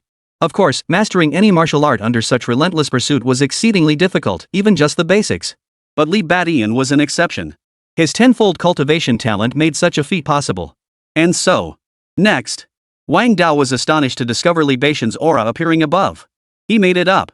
Wang Dao was puzzled, but more than anything, he felt joy. Without a moment's hesitation, he charged toward the surface to pursue. Soon, Wang Dao caught up with Li Badian, and a fierce battle ensued. The outcome stunned Wang Dao. Li Badian had somehow entered that terrifying state once more, unleashing power that left even him deeply shaken. But within minutes, Li Badian began fleeing once more. Wang Dao roared with laughter and continued the chase. Along the way, the post-human marsupial rat reappeared, carrying Li Badian as they fled across the ground. Wang Dao's face darkened. 1 day, 2 days. 3 days. Wang Dao had been chasing Li Badian for a full 3 days. And just then, a faint smile finally appeared on Li Badian's blood-stained face. Phew, I've finally broken through. Chapter 153, Turtle Breath Escape, Sailing for Northern Myanmar. Phew, I've finally broken through. Li Badian never imagined Wang Dao would pursue him relentlessly for 3 full days and nights. Over those 3 days, he and Wang Dao clashed 5 or 6 times. Each time, the fighting was fierce beyond belief, the sky darkening and the earth shaking, yet each clash lasted only a few minutes. Then the chase began. With the help of the post-human marsupial, Li Badian had managed to evade Wang Dao's attempts to kill him. Instead, he constantly found moments to cultivate the turtle breath technique. Thanks to his tenfold cultivation talent, even though he could only practice in fragmented moments over these 3 days, he still managed to master the basics. Li Badian's thoughts flickered as he opened the system interface. Infinite Plunder System. Host, Li Badian. Level, Postnatal Martial Artist. Vitality, 100. Martial Arts, Oxhorn Fist, Mastery, 7-star Step, Mastery, Diamond Hardness, Minor Mastery 85%, Shadow Kill, Mastery, Lion Roar Technique, Minor Mastery 10%, Bone Shrinking Technique, Minor Mastery 1%, Mad Bull Step, Minor Mastery 5%, Turtle Breathing Technique, Beginner 1%. Talents, Explosive Rage. Upon reaching Rage, enters a 10-minute berserk state with tenfold strength increase, followed by a 10-hour period of extreme exhaustion. Bull-like strength, possesses immense strength akin to a wild bull. Tenfold cultivation, gains 10 times the experience during cultivation. Rapid recovery, unbelievably swift healing ability. Gluttony, instantly absorbs all nutrients and effects from consumed food. Fire control, can erupt flames from any part of the body. Li Badian glanced over and nodded to himself before giving the order. "Dekong, we're going down." Hearing this, the post-human Ratmana head immediately tilted toward the ground. In an instant, it scraped away countless clods of earth and vanished beneath the surface. A massive burrow formed in its wake. Li Badian hurried inside and began practicing the turtle breath technique. A miraculous phenomenon unfolded. As the turtle breath technique unfolded, Li Badian's vital energy and blood essence plummeted to rock bottom. The aura of an acquired martial artist on his body began to weaken dramatically, becoming almost negligible. The next moment, a disheveled figure burst before the cave entrance, halting abruptly to reveal a face that appeared youthful yet bore the weight of hardship. None other than Wang Dao. What the hell? That bastard's aura vanished suddenly. Damn it! Glaring at the pitch-black hole, Wang Dao gritted his teeth in fury. After relentlessly pursuing Li Badian for 3 days and nights, his own condition was dire. Yet he could sense victory was within reach. All because that brat Li Badian was in even worse shape than he was. He was about to strike the final blow. He was just one step away. But at that very moment, he could no longer sense Li Beixian's presence. What the hell is going on? Wang Dao's face twisted into a grimace. Fortunately, the aura of the post-apocalyptic marsupial remained crystal clear. Without hesitation, he plunged back down. 5 minutes. 10 minutes. Wang Dao could sense the post-apocalyptic marsupial had returned to the surface. Without a second thought, he surfaced and continued the pursuit. Another 10 minutes passed. Wang Dao's expression suddenly froze, then flashed with a mix of shock and fury. Before his eyes, the figure of the post-heavenly marsupial appeared. Alongside it were numerous demon beast-level Tasmanian devils. But Li Beixian's figure was nowhere to be seen among them.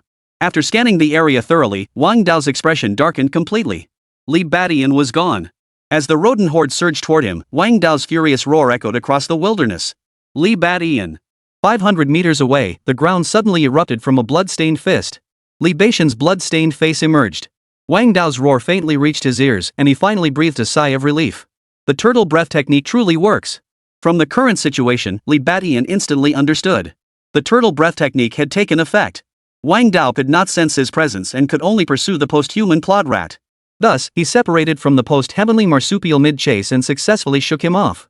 Without hesitation, Li Beixian chose a random direction and sprinted away. He did not employ any lightness skills. The main reason was that the turtle breath technique couldn't be used alongside other martial arts. If he used martial arts techniques, the turtle breath technique would break, causing his aura to leak again. Even running at full speed, however, Li Beixian covered ground swiftly, quickly putting considerable distance between himself and Wang Dao. Li Beixian knew that this time, he had a high chance of completely shaking off Wang Dao. The effects of the turtle breath technique, combined with the hindrance of the post-human marsupial, made it extremely difficult for Wang Dao to locate him again. The only regret was that the postnatal marsupial rat, used as bait, would likely meet a grim fate this time. Truthfully, the postnatal marsupial was an exceptionally useful spirit beast. Without it this time, he wouldn't have been able to hold out so long and successfully escape Wang Dao's grasp. But now, unable to find him, Wang Dao, consumed by rage and humiliation, would certainly not let the post-human opossum off the hook. Seems I've made enemies with the Wang family once more. Li Beixian muttered under his breath, a cold gleam flashing in his eyes. There was no doubt about it, he had once again incurred the wrath of the Wang family. But last time, it was the original body. This time, it was himself. This grudge was his to avenge. With this thought, Li Beixian quickened his pace. Moments later, a great river appeared before him. A river?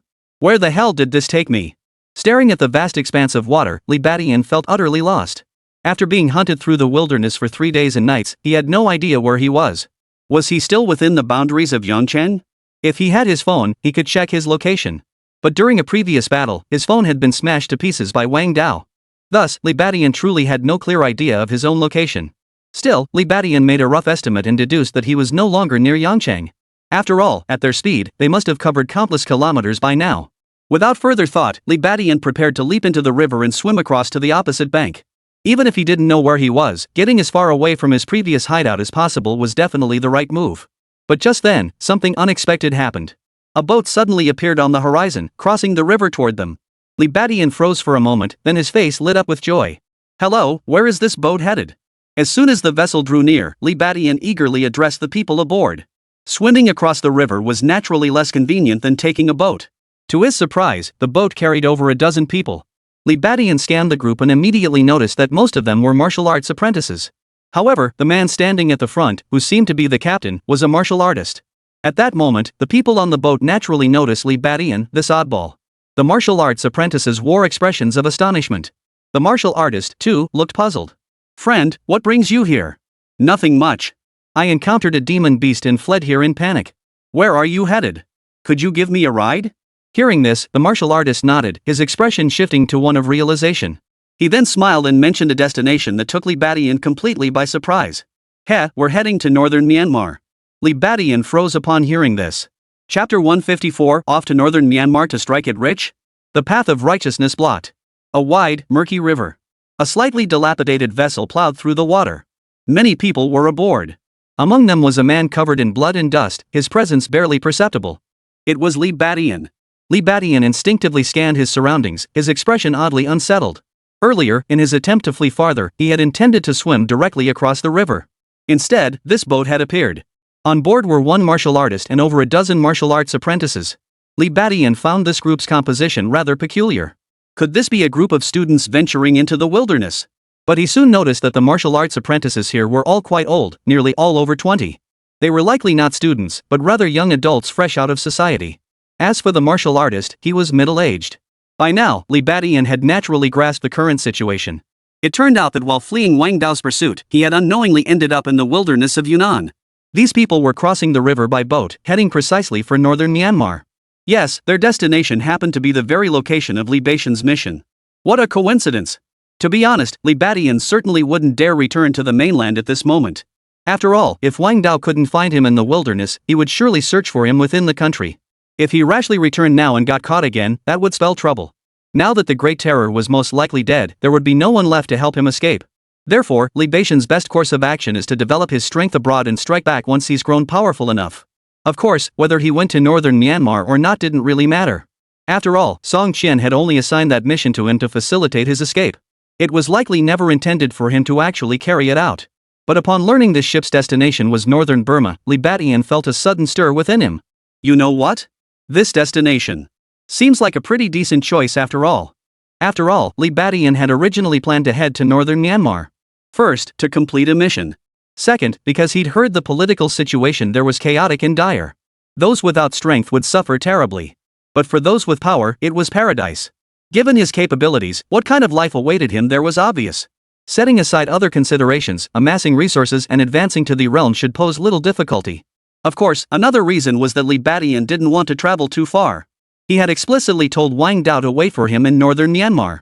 If Wang Dao actually pursued him to northern Myanmar, that would be quite entertaining. Then, perhaps he could turn the tables and kill Wang Dao right there in northern Myanmar. Li Badian understood clearly that within the country, even with his power to defeat Xiantian martial artists, he likely couldn't kill Wang Dao. After all, a martial artist was far too important to the state. They were pillars of the state. Such power would never be allowed to slip away easily. Therefore, if he were still in the country, even if Li Badian truly possessed the ability to slay killing Wang Dao would likely encounter immense obstacles.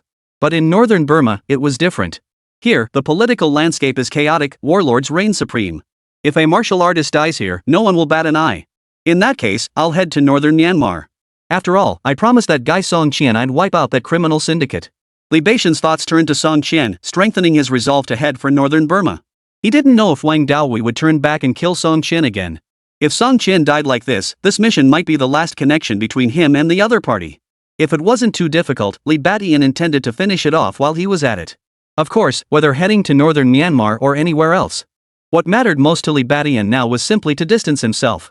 Without much hesitation, he boarded the ship. But now, hearing the middle-aged martial artist's words, his expression grew peculiar. You guys are in for a windfall. Northern Myanmar is in chaos right now. With your martial arts apprentice strength, you'll be put to good use over there. For now, you'll serve as enforcers. When the opportunity arises, join the battles. Earn military merits, and resources will flow freely. As the vessel crossed the river, the middle-aged martial artist loudly rallied the martial arts apprentices. The martial arts apprentices were all stirred by his words, their eyes lighting up as if they could already see themselves thriving in northern Myanmar. Listening to this near-brainwashing rhetoric, Li Badian, a man from another world, couldn't help but wear an expression of utter bewilderment. This speech, this atmosphere, why does it sound so much like a scam artist? Li Badian observed the martial arts apprentices around him, their spirits stirred, and a peculiar thought surfaced in his mind.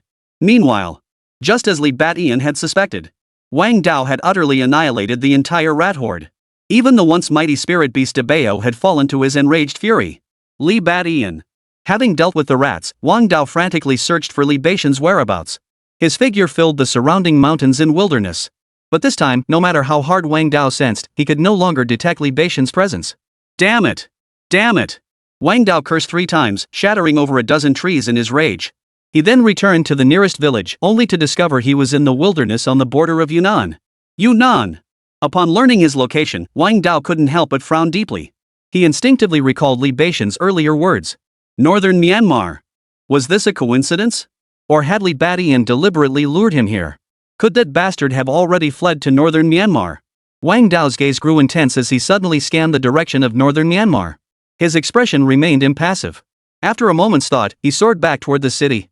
Under these circumstances, pursuing Li Badian to northern Myanmar was out of the question. First, his own condition was deteriorating. Pursuing him further risked unforeseen complications in northern Burma. Second, and most crucially, the funeral for Wang Jitian and the others was about to take place. Originally, he had intended to bring Li Beixian's head to the gravesite as an offering to honor his descendants. But now, that was clearly impossible. This sent Wang Dao into a frenzied rage. He sped back to Yangchang like a whirlwind, paying no heed to vehicles or pedestrians along the way. After a short while, Wang Dao returned to Yangchang. Yet he did not rush home. Instead, he stormed back to the prison. The prison gate, freshly repaired, was smashed to pieces once more. Boom! Song Qian! Get out here! Wang Dao roared furiously and charged into the prison. Failing to find Li Badian, he intended to take Song Qian's head as a substitute. Once he got Li Badian later, he'd make up for it. But just as Wang Dao charged toward the warden's office, a powerful aura surged upward. This aura was not weaker than Wang Dao's, it was even subtly stronger. Immediately after, a sigh echoed through the air. Wang Dao, my old friend, stop this nonsense. Hearing this voice, Wang Dao halted abruptly, his expression darkening instantly. Immediately after, Song Qian appeared. Alongside him stood a man whose gaze bore the weight of a lifetime. Wang Dao's pupils contracted sharply. Chapter 155, Director General Zhang Yanhe. Resolving matters. A man with weathered eyes approached Wang Dao alongside Song Qian. Upon seeing this man, Wang Dao's pupils contracted involuntarily, and he gasped. Senior Zhang. The Zhang senior he addressed was Zhang Yanhe. His stature was immense. He was none other than the chief superintendent of the Yangchang Armed Police Department. He was the direct superior of Police Commissioner Luo Changfeng. As for his strength, it was beyond question he had reached the level of a martial artist and had cultivated for quite some time. As the chief superintendent of the Yangchang Armed Police Bureau, Zhang Yanhe was acquainted with Wang Dao. It was worth noting that he was the superior officer Luo Changfeng had contacted earlier. Upon learning of Wang Dao's situation, Zhang Yanhe did not stand idly by. After all, Song Qian's status was special. If Wang Dao were to kill him like this, it would spell trouble. Thus, he rushed over immediately, but he was still a step too late. Before this, Wang Dao had already launched one assassination attempt. But now, Zhang Yanhe would certainly not allow Wang Dao to kill Song Qian again. Zhang Yanhe, you dare to block me? Wang Dao snapped back to his senses, furious and alarmed. Before this, he had indeed addressed Zhang Yanhe as senior. Even his age is younger than Zhang Yanhe's. But now, he was certainly his equal. The other party's attempt to obstruct him filled Wang Dao with fury. Zhang Yanhe's expression grew complex as he said, Wang Dao, I understand your feelings, but Song Qian is innocent. You cannot vent your anger on him. Senior Zhang. But at that moment, Song Qian gasped in surprise, his eyes widening as he stared at him. In truth, before Wang Dao's renewed attack, they had already spoken. Regarding his own situation, Song Qian didn't make many demands.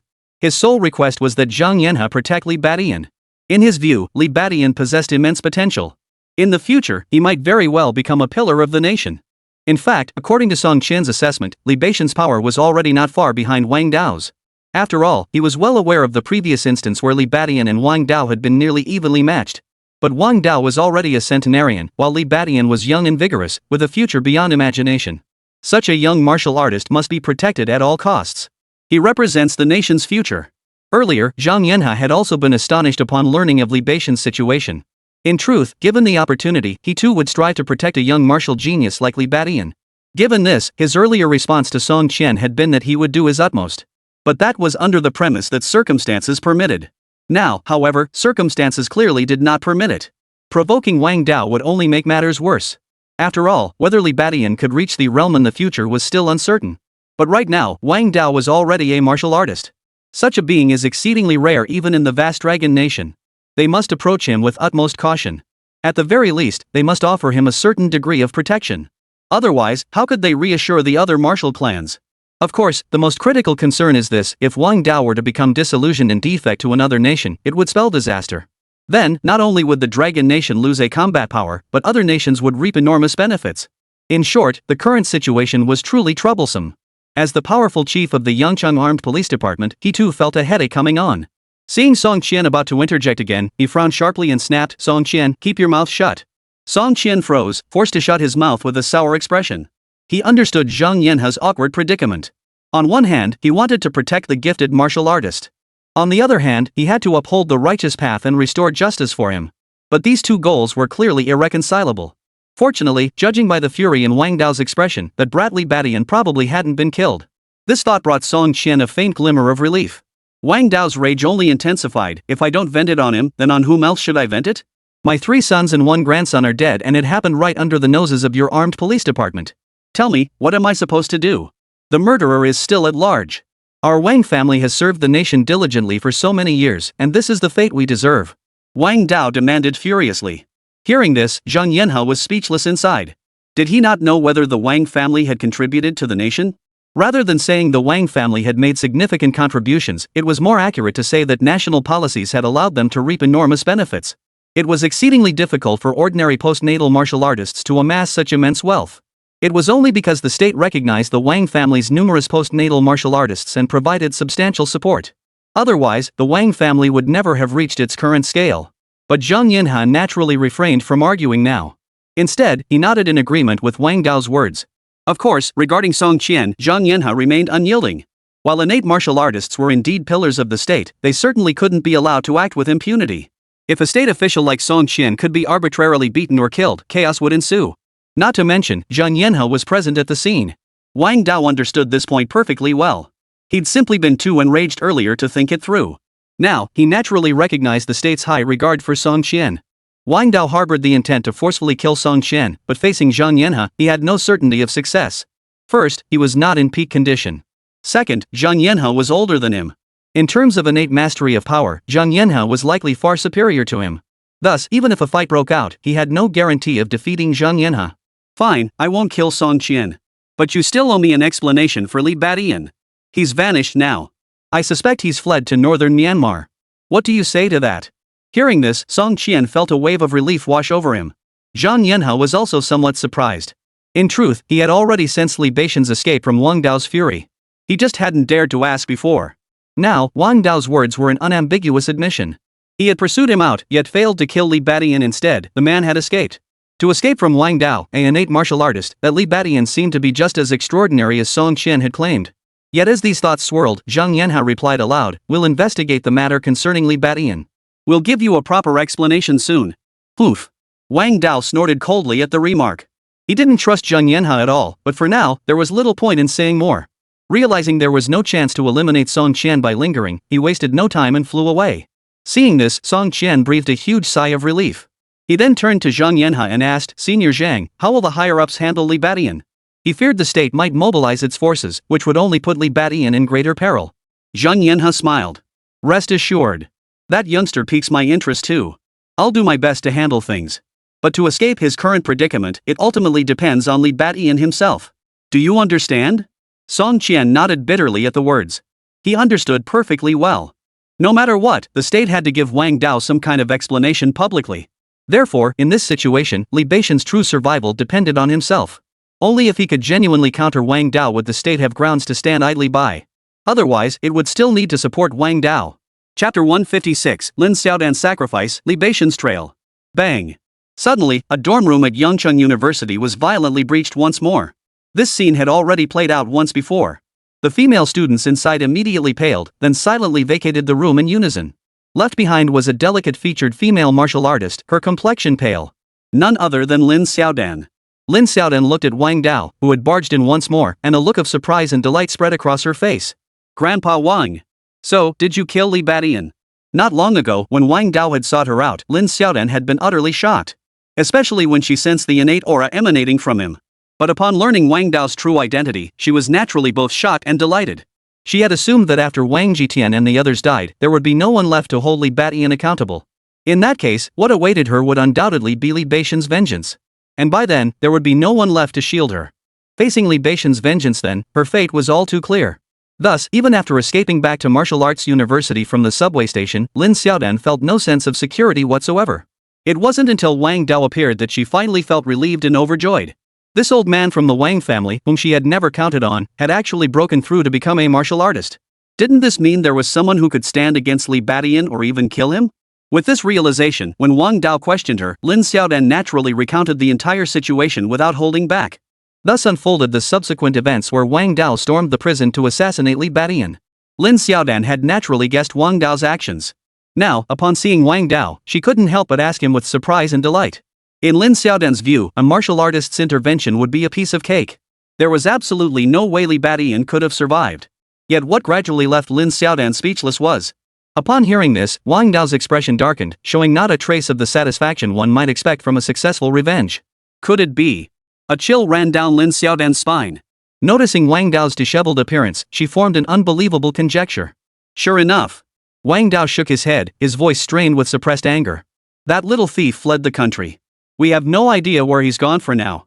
What? Lin Xiaodan gasped. Though she'd long suspected it, hearing Wang Dao's words still stunned her. Li Badian escaped. He actually managed to escape an assassination attempt by A shadow instantly fell over Lin Xiaodan's heart. Learning that Li Badian was still alive only deepened her anxiety. The only slight consolation was that Li Badian would likely never dare return to the Dragon Nation again, unless he advanced to the innate realm. But reaching the innate realm was no easy feat. It was highly likely that Li Badian would never reach that realm in his lifetime, which meant that as long as she remained within the country, she would be relatively safe. At this thought, Lin Xiaodan finally exhaled in relief. Then she realized her expression seemed off and quickly stiffened her face. What a shame. That damned bastard, why didn't he go down with Wang Hao? Then she turned to comfort Wang Dao. Grandpa Wang, don't be too upset. I'll actively track down that Li Badian. Even if he flees to the ends of the earth, we'll hunt him down and kill him. As she spoke, a vicious glint flashed in her eyes. Her current desire to kill Li Badian was no less intense than Wang Dao's, perhaps even stronger. After all, Wang Dao was a martial artist, unafraid of Li Badian's retaliation. But she was afraid. Li Badian might never reach the innate realm in his lifetime, and what about her? Now that Wang Hao was gone, Lin Xiaodan knew her path in martial arts would only grow more arduous. Forget ascending to the innate realm, even reaching the post-innate stage was now a matter of uncertainty. Upon hearing Lin Xiaodan's words, Wang Dao nodded firmly. Of course. That brat, I'll hunt him down to the ends of the earth if I have to. I won't let him off the hook. But now, without him to accompany Xiao Hao in death, I'll have to trouble you instead. Hearing this, Lin Xiaodan nodded eagerly. But the next moment, she sensed something amiss. What? What did Wang Dao mean by that? I said, go join Xiao Hao. Wang Dao's expression turned cold as he swiftly reached out and slapped Lin Xiaodan on the head. Boom! Lin Xiaodan's beautiful eyes widened in shock as blood instantly gushed from her 7 orifices. Thud! As a newly promoted martial artist, she stood no chance against a martial artist's strike. The living person moments ago instantly became a corpse, growing cold by the second. Wang Dao gazed coldly at Lin Xiaodan's corpse. In truth, the moment he learned of Wang Hao and the others' deaths, Lin Xiaodan had already been added to his kill list. If Wang Jitian and the others could see that Lin Xiaodan was a troublesome woman, Wang Dao certainly could too. In his view, all the trouble had been stirred up by Lin Xiaodan. If she hadn't seduced Wang Hao, how could Li Badian's revenge have ever happened? Given that, not only would Li Badian still be alive. Even if he had succeeded in killing Li Badian, Wang Dao would never have spared Lin Xiaodan. Thus, after failing to kill Li Badian and Song Qian, he turned his attention to Lin Xiaodan and struck her down. This time, there were no surprises. It was only natural. Li Badian relied on raw power, while Song Qian depended on his connections. Lin Xiaodan, however, possessed neither strength nor connections. How could she possibly survive? After killing Lin Xiaodan, Wang Dao's murderous aura finally dissipated somewhat. He put aside thoughts of Li Badian and Song Qian for the moment. The most urgent matter now was to arrange the funeral. With Lin Xiaodan buried alongside him, Wang Hao would surely grumble less about his grandfather in the afterlife. That was that. The next day, a grand funeral was held at the Wang family estate. Friends, relatives, and business partners of the Wang family all attended. Far from distancing themselves from the Wang family due to the deaths of Wang Jitian and others, they instead sought to curry favor even more. The reason was simple. Wang Dao stood at the forefront, his face solemn. As news of Wang Jitian's death spread, Wang Dao's ascension to the Xiantian realm swept through Yangcheng like a storm. Thus, everyone understood that the Wang family had not declined, they had risen even higher. During the funeral proceedings, Zhang Yanhe, chief superintendent of the Yangcheng Armed Police Department, also arrived. After the formalities, he approached Wang Dao. Wang Dao's eyes were bloodshot as he stared coldly at Zhang Yanhe. Zhang Yanhe offered consolation. Old friend Wang Dao, the dead cannot be brought back to life. Please try to find peace in your grief. Wang Dao remained silent, his expression still cold. Seeing this, Zhang Yanhe could only say, according to our satellite tracking, Li Badian is indeed highly likely to be in northern Myanmar right now. Here are the mission documents our superiors assigned to him. Perhaps that's why he's there. Hearing this, Wang Dao's expression finally shifted as he looked at the documents Zhang Yanhe had brought. Northern Myanmar. Overseas group. So that brat really is in northern Myanmar. A cold smile spread across Wang Dao's face. Chapter 157, Scam Park, sold like cattle? Just as Zhang Yanhe had said. After 2 days of trekking, Li Badian had fully entered the territory of northern Myanmar. By now, he knew the name of that middle-aged martial artist, Old Gua. Old Gua had previously piloted the boat that ferried them across the river. After crossing the river, it was time to climb the mountain. The path was treacherous, and even the martial arts apprentices struggled to keep up. The greatest threat, however, came from the demonic beasts that would suddenly burst forth from the forests and mountains at any moment. These beasts made the martial arts apprentices feel the very breath of death. Fortunately, Old Guo was a master at rallying spirits. His constant doses of motivational speeches left the young martial arts apprentices feeling dazed and confused. He was also quite the motivator. Not only was he a formidable martial artist, but he also wielded the truth. His pistol could handle even postnatal demonic beasts, making ordinary ones a mere trifle. Thus, the group navigated the treacherous wilderness without incident and arrived in northern Myanmar. After a 2-hour minivan ride, they disembarked once more. Before them stood a surprisingly large cluster of buildings. Seeing these buildings, a single word popped into Li Batian's mind. Campus. Yes. Li Batian couldn't help but recall the scam campus. From their journey here, Lao Guo's behavior, and the buildings before them. He couldn't help but think of the scam park. By this point, Li Batian was utterly certain. He and his companions had fallen victim to a scam. Many others in the group must have realized this too, their faces betraying obvious unease. In truth, they might have noticed it even earlier. But ever since Old Guo demonstrated his martial prowess and revealed the truth, there was no turning back. Of course, there were also those who had genuinely been brainwashed by the motivational hype, staring at the park before them with a hint of fanaticism in their eyes. Let's go inside. Old Guo puffed on his cigarette as he addressed Li Batian and the others. The sincerity had vanished from his face, replaced by a hint of ferocity. At that moment, the compound gates swung open and a group of people emerged. The leader was also a martial artist, accompanied by several martial arts apprentices. However, many of these martial arts apprentices wielded truth weapons, and one among them even carried an advanced version. Seeing such a force, the crowd's expression shifted slightly. Only Li Batian remained impassive, observing the scene as if he were a bystander. Ah, Old Guo, you've done it now. You've really hit the jackpot. The martial artist leading the group approached, slapped Old Guo on the shoulder, and roared with laughter. Old Guo exhaled a puff of smoke, his face breaking into a carefree grin. Not at all, not at all. Yes, he had struck it rich. By recruiting this batch of martial arts apprentice-level pawns, he stood to earn a hefty commission. Just as Li Batian had suspected, this place was a lawless scam zone. An ordinary person was worth 200,000 or 300,000 yuan, let alone martial arts apprentices. Of course, he could only get a portion of the commission. But with over a dozen people combined, it wasn't insignificant. This deal alone would net him at least several 100,000 yuan. Converted into resources, that would fund solid cultivation for 2 or 3 months. That's right, Old Guo became a snakehead precisely to earn money for martial arts training. Every martial artist faced similar hardships. He hoped these people wouldn't blame him. But if his actions could contribute to their martial paths, then perhaps they'd consider it an honor. Old Guo and the squad leader Ada stepped aside to talk. Ada, the people I brought are all martial arts apprentices. If you can use them, just use them. Don't send them all to the slaughterhouse. Old Guo still had a shred of conscience. Even though he'd essentially sold Li Batian and the others into servitude, he'd still tried to advocate for them. What he had said earlier wasn't entirely empty platitudes. In this lawless territory, if one could find their own way to survive, it was indeed possible to make a fortune. Even if you faced hardships like him, you could still secure some cultivation support. But upon hearing this, Ada shook his head. No way. The slaughterhouse is desperately short on supplies lately. The few partners we had inside the Dragon Nation suddenly went offline. Probably gone for good. Hearing this, Old Guo nodded. He did have a conscience, but it wasn't strong. His earlier words had merely been a passing suggestion. How to handle Li Batian and the others would still depend on the situation at the JK Industrial Park. As for Ada's mention of the slaughterhouse running low on supplies, Old Guo understood. In this era of global martial arts supremacy, their region saw even more warfare. This has resulted in countless casualties. Consequently, healthy organs have become even scarcer. And the organs of martial arts apprentices are naturally more sought after than those of ordinary people. Because they were healthier.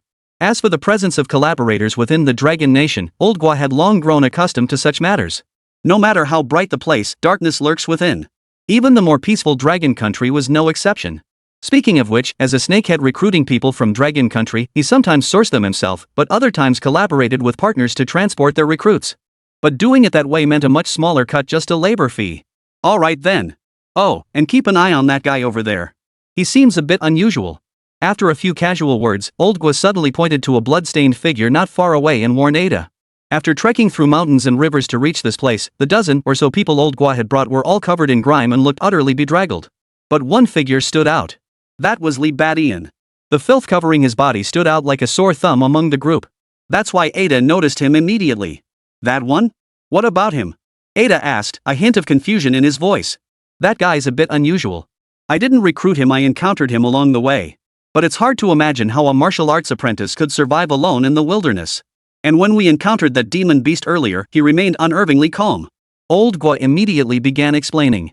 Truth be told, he was quite sharp. He had noticed something off about Li Batian earlier. He hadn't probed further, though after all, an extra piglet meant extra money. Even if he suspected Li Batian's earlier claims might not be entirely truthful, he didn't mind. Besides, what he told Li Batian wasn't exactly the truth either. Since Li Batian was heading to northern Myanmar, he saw no harm in selling another piglet along the way. But Li Batian's behavior along the way had been genuinely peculiar, so he decided to give Ada a heads up. That way, if Li Batian really did run into trouble later, it would be Ada's responsibility. Ada, upon hearing this, dismissed the concern with a wave of his hand. How special could he be? He's just a martial arts apprentice. Can he really cause trouble? Besides, I have this. Saying this, Ada patted the pistol at his waist. Hearing this, Old Goi nodded in agreement. He too believed there shouldn't be any trouble. After all, the compound was well manned and heavily armed. Forget martial arts apprentices, even a late-stage martial artist couldn't stir up much trouble. Alright, go collect your pay. Treat me to a meal later, will ya? After that, Ada didn't say much more to Old Gua. It was time for him to lead Li Batian and the others into the compound. Turning his head, the expression that had been smiling at Old Gua moments ago quickly darkened. Paired with his slightly tanned complexion, it instantly took on a menacing quality. The atmosphere on the scene abruptly turned icy cold. Chapter 158, Madman Li Batian? He shot himself. This guy must have killed quite a few people. Li Batian murmured to himself, observing the vicious expression on squad leader Ada's face. He could sense the killing intent to some degree. Whether someone had killed before, and how many they had taken. He could easily gauge it. Mainly because Li Batian himself had taken quite a few lives. Thus, he possessed a certain sensitivity to such matters. All in all, this Ada was undoubtedly a ruthless individual. But since the other was merely a martial artist in the early stages, Li Batian naturally didn't take him seriously. Ada's brow furrowed almost immediately. He scanned the crowd, and wherever his gaze fell, everyone averted their eyes. The others avoided his gaze out of fear or apprehension. Li Batian, however, seemed utterly unconcerned. He really is something special. Ada muttered under his breath, yet he didn't immediately confront Li Batian. After all, this was just a minor incident. The most important thing now was to get these recruits settled. Hello, I'm Ada, the squad leader here. Originally, we hired you guys to work as enforcers. But now there's been an unexpected turn of events. Our slaughterhouse is short-staffed. So all of you, head over to the slaughterhouse. As he finished speaking, Ada suddenly let out a sinister grin. What? The slaughterhouse? What do you mean, send us to sell pork? Are you kidding me? Are you out of your mind? We don't do that kind of work. We're here to train in martial arts. Though intimidated by Ada's fierce demeanor, the others still protested loudly at his words, arguing their case. Li Batian remained silent, but the word slaughterhouse stirred something within him. Sending us to the slaughterhouse can't be that simple, right? Sure enough. Faced with their discontent and skepticism, Ada suddenly sneered coldly. You seem to have misunderstood. I'm not sending you to the slaughterhouse to sell pork. Then what is it? I'm sending you to the slaughterhouse to be piglets. Meaning, you're all now pork on the chopping block, ready to be butchered. Got it? As he finished speaking, Ada suddenly drew the pistol from his waistband and fired a shot into the air. Bang! The crowd fell silent instantly, eyes widening as fear crept across their faces. At that moment, everyone realized they had been deceived. Even those with the most fervent eyes now stared blankly. It seemed their chance to make a fortune here had vanished. Because from the very start, they themselves had been the big money in the eyes of the locals. What do we do now? Damn it, I suspected Old Gua might be scamming us, but I never thought it would actually happen. That Gua guy. I told you so. He looks honest, but he's full of tricks. We're done for. Panic-stricken, the crowd couldn't help but whisper among themselves. Seeing this, Ada's expression turned icy. Quiet. Anyone with objections, speak now. He barked, his pistol already trained on the crowd. In that instant, the crowd fell utterly silent, too terrified to utter a word. But just then, a voice broke the silence. Hey, I'm getting hungry. When's dinner served around here? Also, where's the shower? I need to wash up now. Hearing this, the crowd froze in shock. The piglets looked over in astonishment, their gaze falling upon a figure covered in blood. The enforcers of J.K. Park also froze. They looked over in astonishment. Squad leader Ada was momentarily dumbfounded. The one speaking now, if it wasn't Li Batian, then who else could it be? Ada instantly recognized him as the man Old Gua had specifically warned him to watch out for earlier. Staring at Li Batian, Ada froze. Didn't his earlier actions seem imposing and intimidating? Why wasn't this man afraid at all? And didn't he realize he'd already been reduced to a piglet? He actually wanted to eat and bathe? At that moment, as if sensing Ada's bewilderment, Li Batian chuckled again. What? Can't a piglet eat or bathe? They can. Ada reflexively replied, then his expression darkened. He glared fiercely at Li Batian. Kid, what did you just say? Dare you say it again? With that, Ada suddenly took a step forward, advancing toward Li Badian. The henchman instinctively stepped back. Ada walked straight up to Li Badian, the black muzzle of his gun pointed squarely at Li Badian's chest. Go ahead, repeat what you just said. The enforcers watched with mocking expressions. The henchman, however, wore looks of fear. Even martial arts apprentices feared handguns like tigers. What puzzled them, however, was that Li Badian remained utterly unfazed by the gun pointed at him. Ada noticed this peculiarity too, and just as he was puzzled, Li Badian suddenly reached out and took the pistol. Hey, can't these piglets eat and bathe? He examined the pistol as he spoke. This thing, it's quite unique. Ada's face turned pale as he took a sharp step back. At that very moment, the thugs snapped to attention, swiftly drawing their guns and aiming them at Li Badian. In an instant, 4 or 5 guns were trained on Li Badian. Seeing this, Ada finally regained his composure. He snatched the shotgun from his subordinate's hands and aimed it back at Li Badian.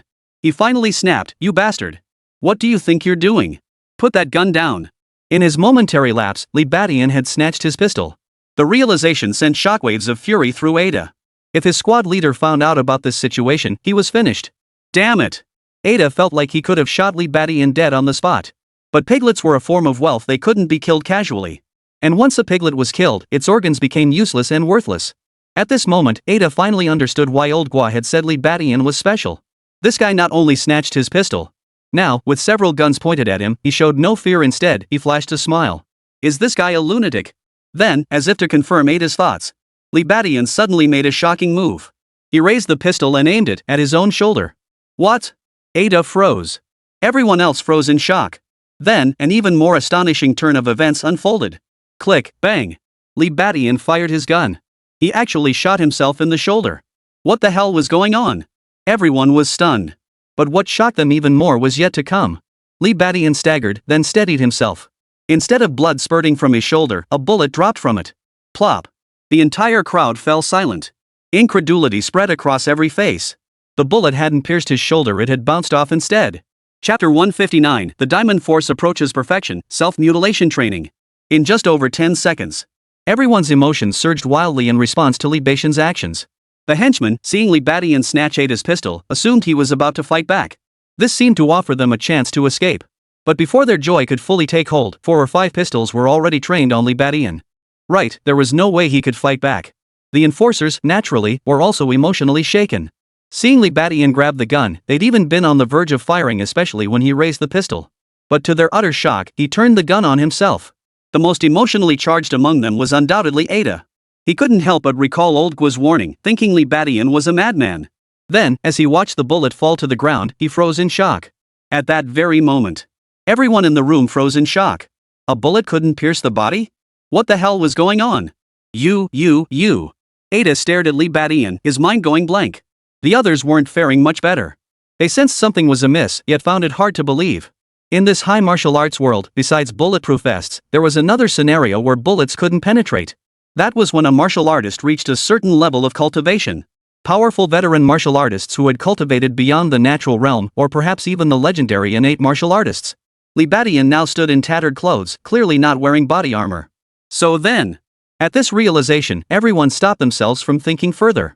Ada instantly broke out in a cold sweat, his back soaked through. At that moment, Li Badian silently shook his head. Useless, as expected. Reaching this compound required 2 days of treacherous travel through mountains and rivers. During that time, his weakened state had completely vanished, and even his injuries had healed by more than half. Thus, he had nearly regained his peak combat strength, which explained why Li Badian had remained so calm and composed all along. However, due to the turtle breath technique, no one had detected his cultivation level. At close range, perhaps a martial artist might sense it. But among these people, the highest ranked was Ada, a martial artist in the early stages. Thus, naturally, no one had realized Li Badian's true strength. Yet upon seeing the pistol, Li Badian felt a surge of excitement. He couldn't help but wonder, could the power of this pistol match the attack of a martial artist? If so, perhaps he wouldn't need to face innate martial artists anymore. With just the pistol, he could continue cultivating his diamond force. Li Badian had never truly forgotten his pursuit of cultivating the diamond force. Or rather, his arrival here had only intensified his urgency to cultivate it. This was because his current cultivation level would likely prove difficult to break through in the near future. Especially the immense resources required to ascend to the innate realm, even contemplating it gave Li Badian a headache. In comparison, cultivating the Vajra force to enhance his strength was clearly a faster path. After all, through numerous fierce battles, his partially mastered Vajra strength was already nearing full mastery. Once fully mastered, even without further strength gains, his vastly enhanced defense would allow him to withstand attacks from level martial artists. In that case, should he encounter Wang Dao again, while he might not be able to kill him, he could at least stand undefeated. Therefore, regarding resources, Li Badian now felt an even more urgent need to enhance his Vajra power. That was why he had just found an excuse to provoke Ada, testing the pistol's power. Yet the pistol's impact left Li Badian somewhat disappointed. Not only did it fail to pierce his defenses, it didn't even break the skin. Li Badian glanced at his shoulder, where a wisp of smoke rose, leaving only an insignificant black mark. My defense is too strong. Li Badian mused. Of course, it might also be because the pistol was merely the most basic firearm. Other firearms might prove effective. At this thought, Li Badian suddenly turned to look at Ada, who was holding a shotgun ahead. Hey, you're Ada, right? Shoot me. Ha! Hearing Li Badian's words, Ada finally snapped back to reality. But his face paled, and he took a step back. Was Li Badian insane? He actually wanted him to shoot him. But recalling how the bullet hadn't penetrated Li Badian's body moments ago, Ada's face twisted with terror. In this situation, how could he possibly fire the gun? Didn't you hear me? I told you to shoot me. Daff? Li Badian frowned. Ada still didn't fire, even taking another step back. Humph, you cowardly bastard who preys on the weak and fears the strong. Seeing this, Li Badian snorted coldly. He'd thought this Ada guy had killed plenty of people, a real hardened criminal. But he turned out to be such a coward. Of course, this was Li Badian projecting his own nature onto others. Not everyone was as bold as him, daring to attack a stronger opponent. Especially since, in Ada's mind, Li Badian might still be one of those legendary martial artists. Seeing Ada hesitate, Li Badian grew impatient. With a swift step, he vanished from his spot amidst a swirl of starlight. With a sharp swish, the shotgun in Ada's hands was instantly snatched away by Li Badian, who had suddenly closed the distance. Witnessing this, Ada's eyes widened in shock. Martial soul. A postnatal martial artist. He finally understood why his pistol had been snatched away by Li Badian earlier without a fight. So Li Badian really was a high-tier martial artist. That starlight he'd seen earlier, if he hadn't misinterpreted it, was also the legendary martial soul. A sign of martial arts mastery. As Li Badian unleashed his martial prowess, his turtle breath technique naturally crumbled. A powerful aura swept out unrestrained. Though not as mountain-like and abyssal as that of a martial artist, it was exceptionally profound. This was the aura of an acquired martial artist. Even as an ordinary martial artist, this was enough to shock Ada. Others who sensed this thick, powerful aura of vitality were also left speechless. But the piglets and enforcers reacted quite differently. The henchmen's eyes lit up with delight. The escape opportunity they thought had vanished had clearly reappeared. As for the enforcers, despair gripped their hearts, and they could barely steady the pistols in their hands. Typically, handguns should pose a threat to martial artists who had cultivated their chi. But Li Badian, this martial artist who had cultivated beyond the natural realm, seemed vastly different. The handgun seemed incapable of threatening him. Bullets striking his body proved utterly ineffective. Immediately afterward, as if to prove this point, Li Badian snatched Ada's shotgun and aimed it at his own stomach. Bang! A muffled gunshot echoed through the air. Everyone's eyes widened in shock, their eyelids twitching. What the hell is this ruthless man doing? Then Li Badian sighed again. Still no good. He stared at his belly, still unscathed, feeling utterly frustrated. Clearly, the shotgun's power just wasn't enough. Perhaps he needed a large-caliber handgun, a rifle, or even a sniper rifle. But would this facility even have such powerful firearms? Li Badian frowned. The entire crowd fell completely silent. Li Badian's formidable strength had instantly left an indelible impression upon them. Even as a postnatal martial artist, he was absolutely no ordinary one. Chapter 160, The Park Owner, General Bai Kai. Bang! The door to the JK Park owner's office burst open. Old Gua, who had been talking inside, jumped in surprise. The bearded man seated in the office chair frowned. He was none other than the owner of this JK Park, Bai Kai. A martial artist of the second heaven realm. Bai Chai glared at the intruder and barked, Ada, what the hell are you doing? Old Gui was also utterly astonished. The newcomer was none other than squad leader Ada. At that moment, Ada's face was filled with panic. After bursting in, he immediately exclaimed to Bai Kai, Boss, there's trouble. The piglets Old Gua brought in are problematic. What? Hearing this, both Bai Chai and Old Gua's expressions darkened. Old Gua quickly retorted, Ada, what do you mean by that? How could the piglets I brought possibly be problematic? He demanded urgently. Upon hearing this, Bai Chai's gaze turned dangerously sharp. Ada realized he'd spoken rashly in his panic. Taking a breath, he quickly clarified, Lao Gua, it's the person you mentioned. That guy isn't a martial arts apprentice, he's a natural-born martial artist. Bullets can't even penetrate his body. What? Hearing this, Bai Kai and Old Gua's expressions changed again. Especially Old Gua. He couldn't help but think of Li Badian, his expression darkening. His eyes flashed with intense shock. Earlier, he too had sensed something unusual about Li Badian. But he never imagined the man was actually a post-heaven martial artist. Bai Kai, the boss, was also startled. A postnatal martial artist? What on earth is going on? Ada hurriedly began to explain. Only then did Bai Kai grasp the full story. Old Guo also learned what had transpired after his departure. It turned out that, after Old Guo left, Li Badian openly challenged Ada's authority as squad leader. But before Ada could step in to teach Li Badian a lesson, the latter unexpectedly demonstrated astonishing skills. He snatched the gun and fired it at himself. His aura erupted, his body resilient enough to block the bullet. The entire scene left Bai Kai and Old Guo speechless. Especially Old Guo.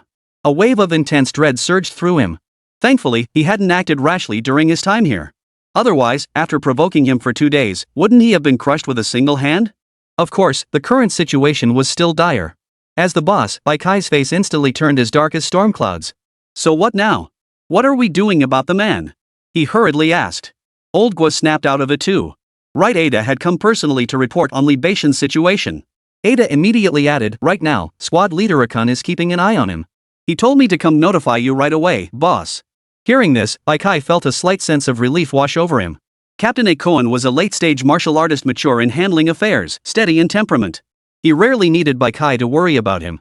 With Akun handling things, keeping Li Badian under control for now should be no problem. But clearly, it still required the boss himself to step in. After all, a late-stage martial artist was no joke. They absolutely had to treat this with utmost caution. Moreover, the opponent's physical defenses seemed unusually formidable. At this thought, Bai Kai couldn't help but glare at Old Guo. This guy had brought a major headache onto their side. Catching Bai Kai's glare, Old Guo's soul nearly left his body. He frantically waved his hands. General Bai Kai, I really didn't know about this. How about this? I'll forego my payment for this job. Old Guo snapped to his senses and scrambled to beg for mercy. If Li Badian were merely a martial artist, it might be tolerable. But now, he was a postnatal martial artist of the same rank as Bai Kai. And it seemed he possessed some special abilities. Given this situation, even bringing so many underlings along couldn't make up for this mistake. Old Guo was no fool. He promptly abandoned all profit to save his own skin. His move worked. Bai Kai said nothing more and followed Ada to the scene first. On the way, Ada continued her explanation. That person is currently near our dorm. He said he needs food and a shower, so I took him there first. Upon hearing this, Bai Kai nodded. He didn't really blame Ada too much. After all, Li Badian had been brought over by Old Guo. That Ada had managed to keep him calm without any major conflicts was already quite good. What about the other guys? They haven't been sent to the slaughterhouse, have they? Bai Kai asked again. Ada quickly replied, no, I'm afraid those guys might be connected to that man, so I've temporarily detained them. This approach was clearly the safer bet. Bai Kai nodded again, feeling somewhat reassured.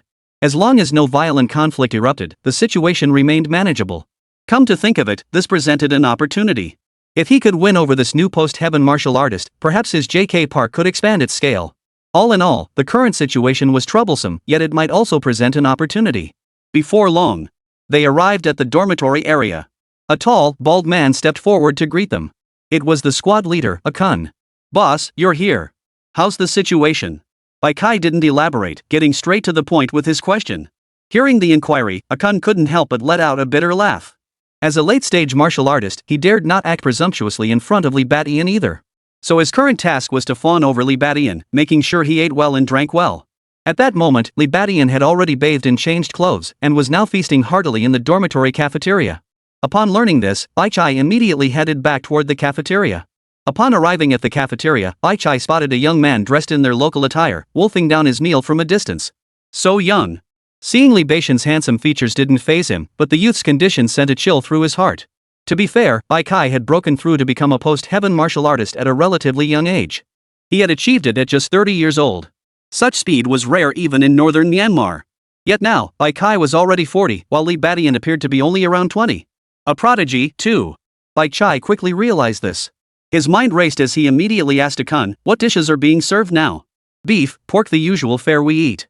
Bai Chai shook his head. Serve him demon beast meat. Don't skimp. Understood. Akun's expression shifted, but he naturally obeyed without question, rushing off to make the arrangements. And so it was. Soon, Li Badian's table was graced with platters of freshly cooked demon beast meat. The variety was quite extensive. Seeing this, Li Badian's eyebrows shot up, and a smile touched his lips. Seems the owner here is a smart one after all. That makes things much easier. Muttering to himself, Li Badian suddenly turned his gaze toward the entrance of the dining hall. A bearded man approached, accompanied by Ada, Old Gua, and others. The aura emanating from him was thick and astonishing, clearly another postnatal martial artist. Chapter 161, This park owner, I'll take care of him. Li Badian didn't stand on ceremony. Once the demon beast meat was served, he dug in with gusto. For the past 2 days of travel, he had only eaten dry rations to fill his stomach. Now that he'd arrived here, it was only natural to feast properly. Li Badian hadn't expected anything special, but now that the other party offered him demon beast meat, he certainly wouldn't refuse. And so it went. After devouring several pounds of the beast meat, Li Badian let out a satisfied belch. He then picked up a toothpick and began leisurely picking his teeth. While picking his teeth, he watched Bai Kai and the others gradually approach. You're the owner of this park? Here, they were speaking Chinese as well, so communication posed no barrier. No problem. What's your name, friend? I'm Bai Kai. Bai Chai stepped before Li Badian, clasped his fists in a bow, and said. To be honest, this was the first time he'd been so polite to a martial artist. Back in Dragon Nation, encounters with martial artists were often life or death affairs. He never imagined that upon arriving in northern Myanmar, he would be treated with courtesy instead. Of course, the relationship between him and this man was still quite delicate. It wouldn't be surprising if they came to blows at any moment. In truth, it was precisely because this Bai Kai was a shrewd individual. Otherwise, their current situation would have turned into a life or death struggle as well. Of course, this was partly due to Li Badian's earlier display of deflecting a bullet. Otherwise, even if he radiated the powerful aura of a postnatal martial artist, the other party would likely have immediately rallied forces to surround and attack him. It was precisely because he wasn't entirely certain whether he could handle Li Badian that Bai Kai remained so courteous. Put simply, it all comes down to strength. Just call me Li Badian. Li Badian mused inwardly, then introduced himself. As for his shadow organization alias, Heaven's Enemy, he chose not to use it again. Given the current situation, his affiliation with the shadow organization seemed irrelevant now. So your brother Badian, what a fitting name. Bai Kai's bearded face broke into a grin before he apologized. My staff just now didn't recognize a mountain when they saw one. They were a bit rude. Please don't hold it against me, brother Badian. That he came right out and apologized to Li Badian now that was quite the character. Any other postnatal martial artist would likely exchange polite pleasantries with Bai Kai and part ways amicably. But unfortunately, he had encountered Li Badian. Li Badian was desperately short on resources right now. He certainly wouldn't let Bai Kai off so easily. Besides, the money Bai Kai had earned was ill-gotten gains. Seizing it would weigh on his conscience not at all. Yes. Li Badian's intention was to seize control of this industrial park's resources. You must understand. After being relentlessly pursued by Wang Dao, his blood essence pills were nearly depleted. Under these circumstances, he naturally needed to replenish his resources. This was also why he had sensed something amiss with Old Guo but had kept his suspicions hidden. After all, if he had to find it himself, it would take considerable effort. Far better to have Old Guo conveniently escort him here, saving both time and effort. With that thought, Li Badian pulled out a tissue, wiped the grease from his lips, and smiled. Brother Bai Kai, you really shouldn't be so formal. Otherwise, I feel awkward saying what's coming next. Oh? What is it? Bai Kai narrowed his eyes slightly. Ada and Old Guo quickly backed away a few paces. Bossicon was no different, though he'd already signaled his henchmen to get ready. At this moment, they too were gripping their guns, each poised and ready to strike. Although Akan had just learned from Ada that Li Badian could withstand bullets, he couldn't think of a better way to confront the enemy at that moment. Just then, Li Badian's voice rang out again. Nothing much. Just wondering if you'd let me take over as the owner of this park. What? Hearing this, Adi and the other two turned pale. Bai Kai paused, then burst into laughter. But this time, his smile was filled with a murderous aura, a laugh born of utter fury. Li Badian's intentions were now crystal clear. It was simple, he intended to swallow this entire park whole. Such a declaration undoubtedly crossed Bai Chai's red line. His polite demeanor could no longer be maintained. After all, this park was Bai Chai's lifeline. It was also the vital economic foundation supporting his cultivation. How could he possibly just hand it over to Li Badian? Yet he didn't act immediately. Instead, he smiled and asked, Brother Badian, I hear you can withstand bullets. How exactly do you manage that? Even I can't manage that. That was the main reason Bai Chai remained courteous. Otherwise, someone with Li Badian's attitude would have faced his brutal retribution long ago. In the high martial arts era, amidst such war-torn regions, establishing a stronghold like this, there was no way a softie could pull it off. Bai Kai's viciousness and ruthlessness far surpassed Ada's by 100-fold. But now, facing the seemingly unfathomable Li Badian, he truly dared not act rashly. Yet Li Badian gave him no such opportunity. With a light chuckle, he remarked, why not try it yourself and see? At those words, Bai Kai's eyelid twitched. He knew he had no choice but to act. Otherwise, how could he ever lead his men or stand up to the other park bosses in the future? Weakness and cowardice were the greatest sins in this region. Fine. Bai Kai suddenly roared in fury, drawing a broadsword from his waist. He swung it in a fierce arc, slashing toward Li Badian. Thunderous cleave. A chilling glint flashed, truly resembling a furious thunderbolt as it struck toward Li Badian. Akan, Ada, Old Gua, and the others watched, their eyes lighting up. The boss has finally made his move. It's the Thunderbolt Blade technique. To be honest, they had felt quite oppressed earlier. Li Badian sat there, appearing as calm as a cloudless sky, yet the pressure he exerted upon them felt like a towering mountain range. Now that Bai Kai had made his move, that invisible weight finally lifted. They all breathed a sigh of relief, only to freeze in shock the very next moment. Clang! The metallic clang reverberated throughout the entire dining hall. Facing Bai Kai's attack, Li Badian remained seated without flinching, taking the thunderous blade strike head-on. The seemingly fierce blade froze upon his skin, unable to advance an inch. Ha! Bai Kai froze in shock. His full-force strike couldn't break through Li Badian's defense. Though he'd long known Li Badian could withstand bullets, experiencing the terrifying defense firsthand left Bai Kai utterly stunned. As for Ada and the others, every single one of them was utterly dumbfounded. They had first-hand experience with the formidable power of a post-heaven martial artist. But now, their boss who had always seemed invincible couldn't break through Li Badian's defenses either. What kind of monster was this? Everyone was stunned. Li Badian, however, remarked with a hint of disappointment, "The power is decent, but it's still not enough. Do you have stronger techniques? Perhaps you could exert more force." Hearing this, Bai Kai's face instantly flushed crimson. Chapter 162, without lifting a finger, he shook back the post-human and took over the park. Upon hearing Li Badian's words, Bai Kai's face flushed crimson. His rugged features turned a liver-like shade of red. He had been underestimated. Ever since becoming a post-heaven martial artist, Bai Kai had never been looked down upon again. No, even during his martial artist phase, Bai Kai who had cultivated the thunder blade art was a force countless dared not underestimate.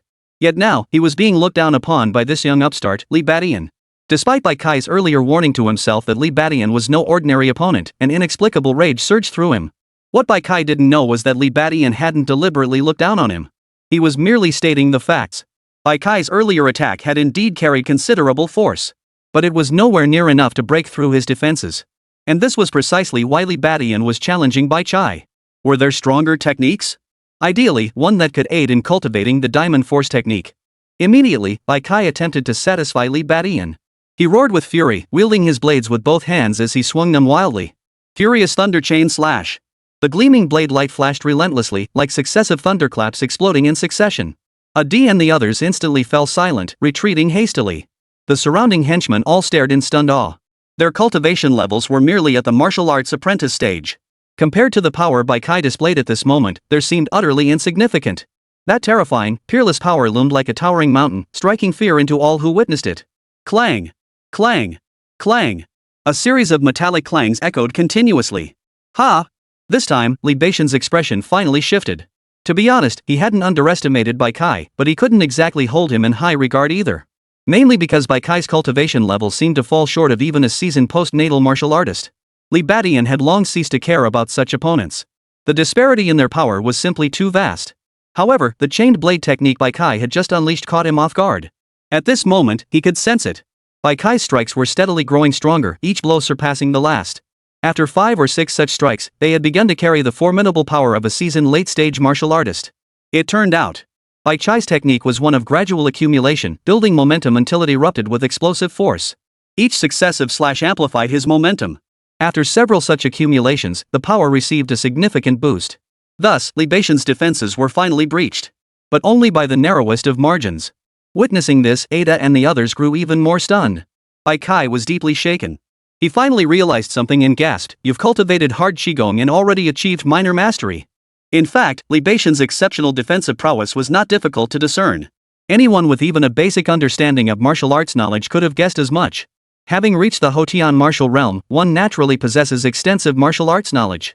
Thus, by combining his guesses with his own sensations, he quickly deduced the truth. What? Hard Qigong. He cultivated hard Qigong. No wonder. Upon hearing this, Ada and the others froze in shock before suddenly understanding everything. But the look in their eyes as they stared at Li Badian grew even more fearful. For they knew that martial artists who cultivated hard Qigong were ruthless individuals. Cultivating hard Qigong, in essence, meant being ruthless toward oneself. If one could be so ruthless toward oneself, it went without saying that they would be even more so toward their enemies. Reaching the minor achievement stage in hard Qigong was extremely rare even among postnatal martial artists. In contrast, innate martial artists, with their extended lifespans, were more likely to master hard Qigong to a minor level of accomplishment. That said, the level of innate martial artists seems to render minor mastery of hard Qigong unnecessary. All things considered, Li Badian, possessing minor mastery of hard Qigong, was undoubtedly a formidable expert among the ranks of acquired martial artists. Adi and the others grew increasingly terrified the more they thought about it. Bai Kai felt his scalp tingle, then halted his attack. His vicious gaze gradually turned blank. He couldn't even break through Li Badian's defenses. How could he possibly win this fight? As for surrounding Li Badian with firearms, it seemed unnecessary now. The firearms they possessed were low-grade versions, utterly incapable of harming Li Badian.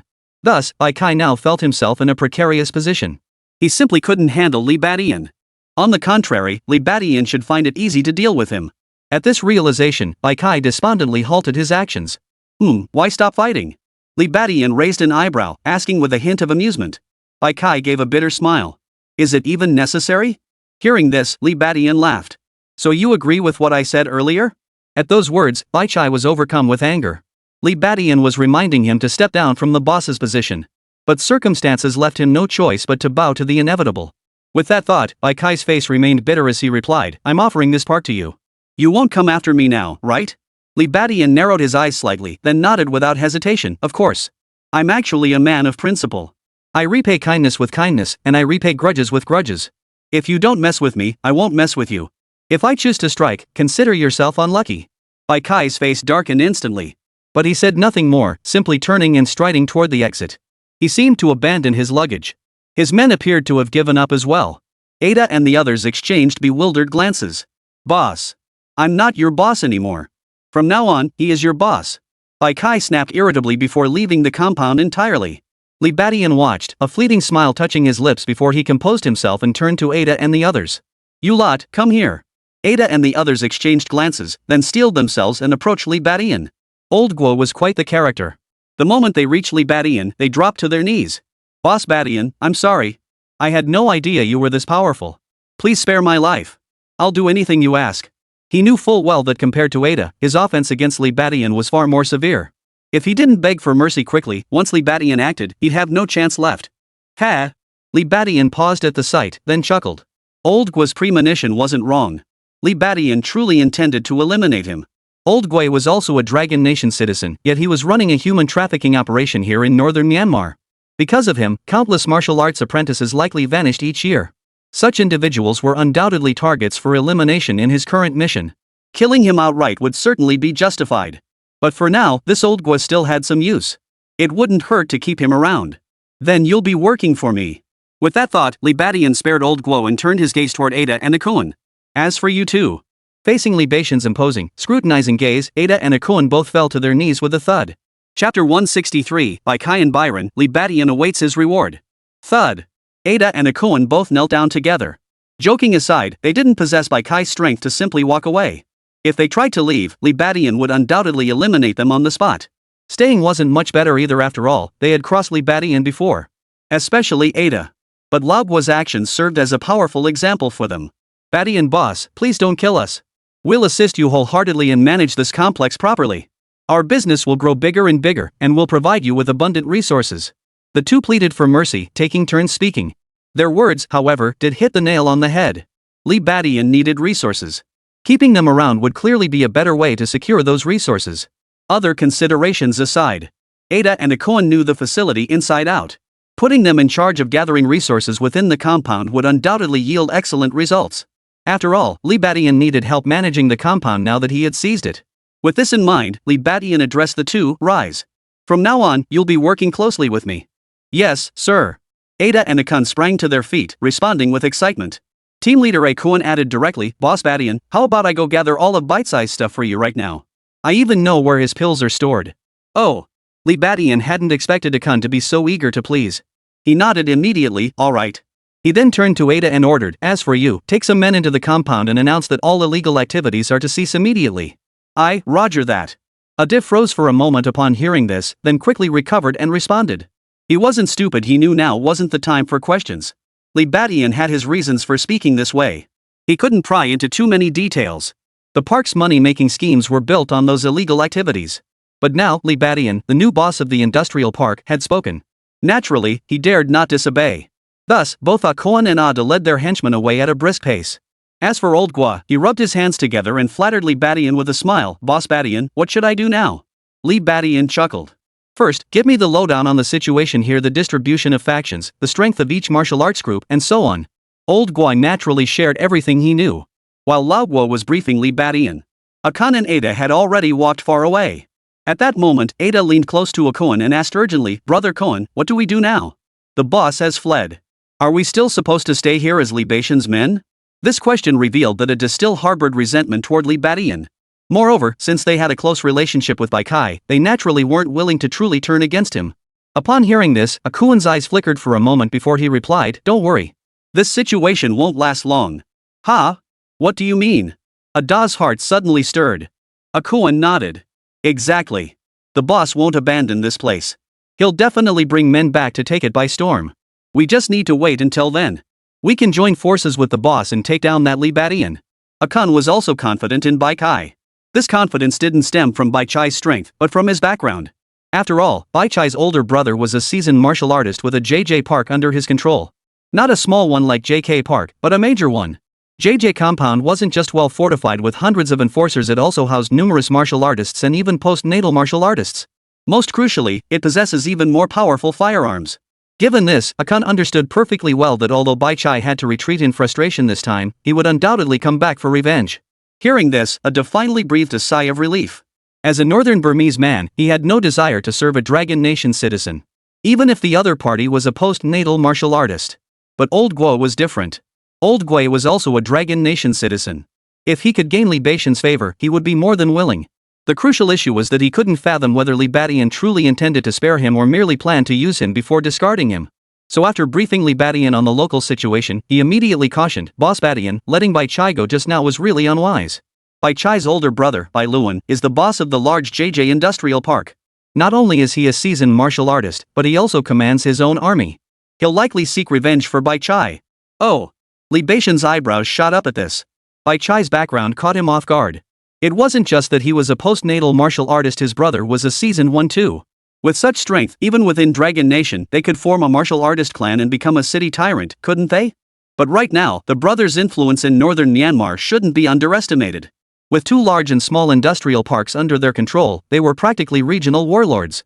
Li Badian hadn't anticipated offending such a formidable force the moment he arrived here. Old Gua warned Li Badian that the other party would eventually realize the gravity of the situation and show a grave expression. But what he never could have imagined was, Li Badian actually broke into a smile. Is that so? Well, that's just great.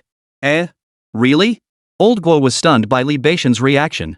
Bai Kai has powerful connections, and it's just fine?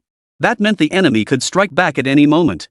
Could Li Badian really be unaware of the gravity of the situation? Of course he did. In fact, Li Badian had long considered the possibility that Bai Kai would return to kill them after being released. Then why did he still let Bai Chai go? After all, Li Badian was no soft-hearted man. How could he not know this was like releasing a tiger back into the mountains? But precisely this outcome was what Li Badian sought. He intended to release the tiger back into the wild, then lure the snake out of its hole. Put simply, Li Badian wasn't content with dominating just one industrial park. Given his current rate of resource consumption, one industrial park simply wouldn't suffice. Therefore, he must seize and plunder more industrial parks. But seizing them one by one was far too inefficient. In that case, it's better to have the opposition come to him. Releasing Bai Kai was a calculated move to lure in more park leaders. Of course, Li Badian had initially been unaware of Bai Chai's background. He figured Bai Chai might know other compound leaders and seek their help or cooperation. But now that he possessed such connections, it couldn't be better. Incidentally, Li Badian had another motive for this move. It was to complete the mission, annihilate that overseas criminal syndicate. But the information Song Qian had provided him was sparse. Much of the information needed to be uncovered on his own. Given this, Li Badian opted for a simpler approach. He would systematically wipe out each industrial park one by one. That way, the overseas criminal syndicate would inevitably destroy itself. Of course, merely attracting Bai Chai's brother Byron was far from sufficient at this stage. Therefore, Li Badian ordered Lao Gui to spread the news throughout northern Myanmar that Bai Chai had been driven out of the industrial park by a Dragon Nation martial artist. Old Gua snapped back to his senses and stared at Li Badian in utter shock. In his eyes, the young man before him was nothing short of a madman. A madman at the postnatal realm. Chapter 164, Dismissing the Minions, Li Bashan's Plan.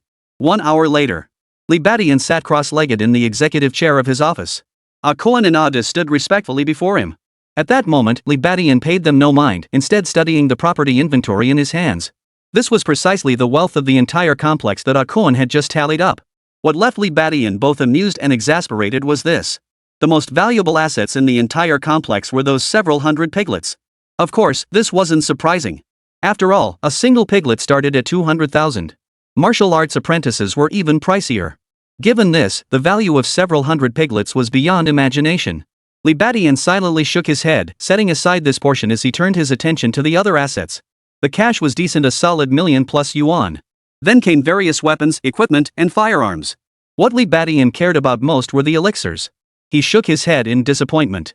Throughout the entire compound, there were only a few dozen blood-infused pills. Unfortunately, they were all low-grade, not a single mid-grade pill among them.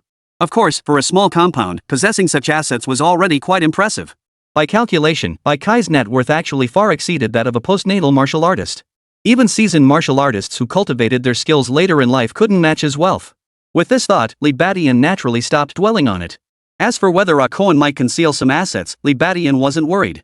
With Bai Kai yet to launch his attack, Koan would be unlikely to provoke him further. Therefore, this property list was most likely accurate. With that settled, there was nothing more to discuss. Li Badian immediately instructed Koan to bring the low-grade blood-nurturing pills first. Then, armed with the money, he planned to purchase as many intermediate blood-nurturing pills as possible from the local martial arts market. Li Badian harbored considerable expectations for the martial artist markets in northern Myanmar. After all, this was a war-torn region. Besides battling demonic beasts, martial artists here frequently clashed with their own kind. Such intense circumstances made blood essence pills even scarcer. But precisely because of this, the chances of finding intermediate blood-nurturing pills should be higher than in the Dragon Kingdom. Just think about it. The demand for blood-nurturing pills here far exceeded that in the Dragon Kingdom. Consequently, the price of blood-nurturing pills naturally soars. Higher prices will inevitably attract more sellers to offer blood-nurturing pills. Upon hearing this, Koan accepted the order without hesitation and departed. Ada, however, steeled himself and asked Li Badian, "Boss Badian, what about me? What should I do?" "You, ha?" Li Badian drew out his words, but just then, Old Guo walked in. "Boss Badian, the task you assigned me is complete." He had already spread the word about the situation here, just as Li Badian had instructed him to do. Old Guo still couldn't grasp the situation, but this turn of events suited him perfectly. When the rival factions attacked, whether Li Badian could hold his ground or not, Guo could adapt accordingly. If Li Badian held his ground, he'd cheer him on. If he couldn't, then he'd seize the chance to slip away. Spotting Old Guo, Li Badian immediately smiled. "Old Guo, here's the deal. From here on out, I'll need you and Ada to escort those piglets back to the Dragon Kingdom." "What?" Hearing this, Old Guo was utterly stunned. Ada's eyes widened in utter astonishment. Was Li Badian suggesting they release those piglets? Seeing their reactions, Li Badian's lips curled into a smirk. "What? Is there a problem?" Ada and Old Guo exchanged glances, both breaking into wry smiles. This was a huge problem. Old Guo couldn't help but interject, "Badian, boss, these piglets weren't easy to get. Sending them back would mean huge losses in both manpower and resources." Ada chimed in, "Yeah, boss Badian, even if we don't make them work, just selling them off would be a huge fortune. Besides, our rules state we can't release them without compensation. It's our industry rule." Hearing their words, Li Badian burst into laughter. He knew full well these laborers were worth their weight in gold. But the problem was, Li Badian's conscience wasn't so low that he would inherit the park's business. Fraud, organ trafficking, online gambling, he had no intention of engaging in any of these activities. Given that stance, he naturally had to send these piglets back to the Dragon Kingdom. Otherwise, how much food would hundreds of them consume in a single day? A week? A month? Just contemplating it gave Li Badian a headache. Despite the substantial assets within the park, sustaining hundreds of people would prove an overwhelming burden. Therefore, they must be sent away and quickly. As for industry norms? What did that have to do with him? Did they seriously think that just because Li Badian had taken over the park, he'd have to play by someone else's rules? What a joke! As for whether this would provoke resentment among his peers and lead to a joint attack against him, well, that was precisely what Li Badian wanted. After all, he'd been hoping the other park bosses would come after him. Bai Kai was merely his bait. Any additional hooks would only make things better. "Alright, you two, do exactly as I say. No cutting corners. Send me photos before departure and upon arrival." Hearing this, Old Guo's heart sank. Truth be told, he had genuinely considered cutting corners. For instance, he could take those piglets and sell them to other farms. That way, he could secretly pocket a huge profit. But Li Badian had clearly anticipated this loophole and closed it off. Left with no choice, old Guai and Ada could only obediently accept the order and get to work. A short while later, Akuan unexpectedly brought over the blood-infused pills. Li Badian opened the bag and nodded to himself. Alright, you may go. Keep a close watch on the prison. No trouble. Yes, sir. Akuan naturally departed with deference. But as soon as he returned to his dorm after leaving, he immediately called to inform Bai Kai. He had no choice. He'd just learned from Ada that Li Badian had decided to send all the piglets away. In Akuan's view, Li Badian had absolutely lost his mind. These piglets were a never-ending gold mine. Dismissing them now was tantamount to throwing away a gold mine. Therefore, he must inform Bai Chai of this matter as soon as possible. Otherwise, even if Bai Chai managed to retake the compound, the piglets would all be gone. Wouldn't that leave nothing but an empty shell? Meanwhile, just as Akun had suspected, after leaving JK Farm, Bai Chai did indeed head straight for JJ Farm. He certainly wouldn't let this matter rest. So he sought out his older brother, Byron, to explain the situation. Thud. Upon hearing the news, Byron slammed his fist on the table in fury. Damn it! Someone actually dared to bully us brothers. In fact, Bai Chai's ability to build his small park was largely thanks to Byron's help. Now that Bai Chai had been stripped of his campus, Byron certainly wouldn't ignore it. Just then, the phone rang. Bai Chai answered it with confusion, then his expression instantly turned grim. He dares. Chapter 165, Campus Turmoil, Bai Chai's Revenge. Bai Chai abruptly stood up, his expression turning wild. Seeing this, Byron frowned and asked, Bro, what's going on now? He knew Bai Chai's intense reaction must be related to the JK Park. And it was no small matter. Sure enough. Regaining his composure, Bai Chai gritted his teeth and declared that Li Badian wants to send all my piglets back to the Dragon Kingdom. What? Upon hearing this, Byron instantly grasped the gravity of the situation. The piglets were the lifeblood of the park. Without them, the park would fall into ruin. And the piglets at JK Park, though not many, there are still hundreds of them. Damn it! Realizing what had happened, Byron cursed angrily again, his face flushing red and his neck bulging. Bai Kai hurriedly interjected, Brother, they're already moving on this. You gotta send people to intercept those piglets right now. If they get shipped out, my whole farm is finished. Hearing this, Byron didn't hesitate for a moment. He nodded firmly. Don't worry. I won't let that happen. Those piglets won't get away, but our top priority is reclaiming the farm. I'm heading over there with my men right now. Alright. Bai Chai perked up instantly, his expression turning vicious. That Li Badian, don't kill him just yet. I want to turn him into a human pimp. And so it was. JJ Park erupted into chaos. Hundreds of martial arts apprentice-level enforcers assembled. Along with a dozen martial artist-level captains, plus Byron and Bai Kai, they formed a small army marching toward JK Park. This commotion quickly drew the attention of bosses from other compounds. Byron from JJ Park has mobilized his forces. Who's he going to war with? Heard JK Park was taken over by a Dragon Nation guy. He's going to take it back. Aren't all Dragon Country people just piglets? Why would they come here causing trouble? Who knows? But that Dragon Nation guy is in for a world of hurt. At that moment, in JK Park, after consuming 2 low-grade blood essence pills, Li Badian quietly entered meditation. He didn't rush into cultivation, knowing full well another battle awaited him. Only after winning this battle could he truly establish himself here.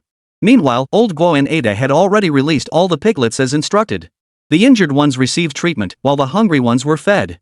A meal or two here and there was nothing Li Badian cared about. Of course, the reason he hadn't sent these piglets away immediately was entirely because Li Badian knew that unless he dealt with bite-sized retaliation, even if the piglets were sent out of the compound, they wouldn't get far. They'd likely be intercepted. Even if it wasn't Bai Kai, people from other farms would step in. Therefore, to truly send these piglets away, he had to deal with some of Bai Chai's retaliation.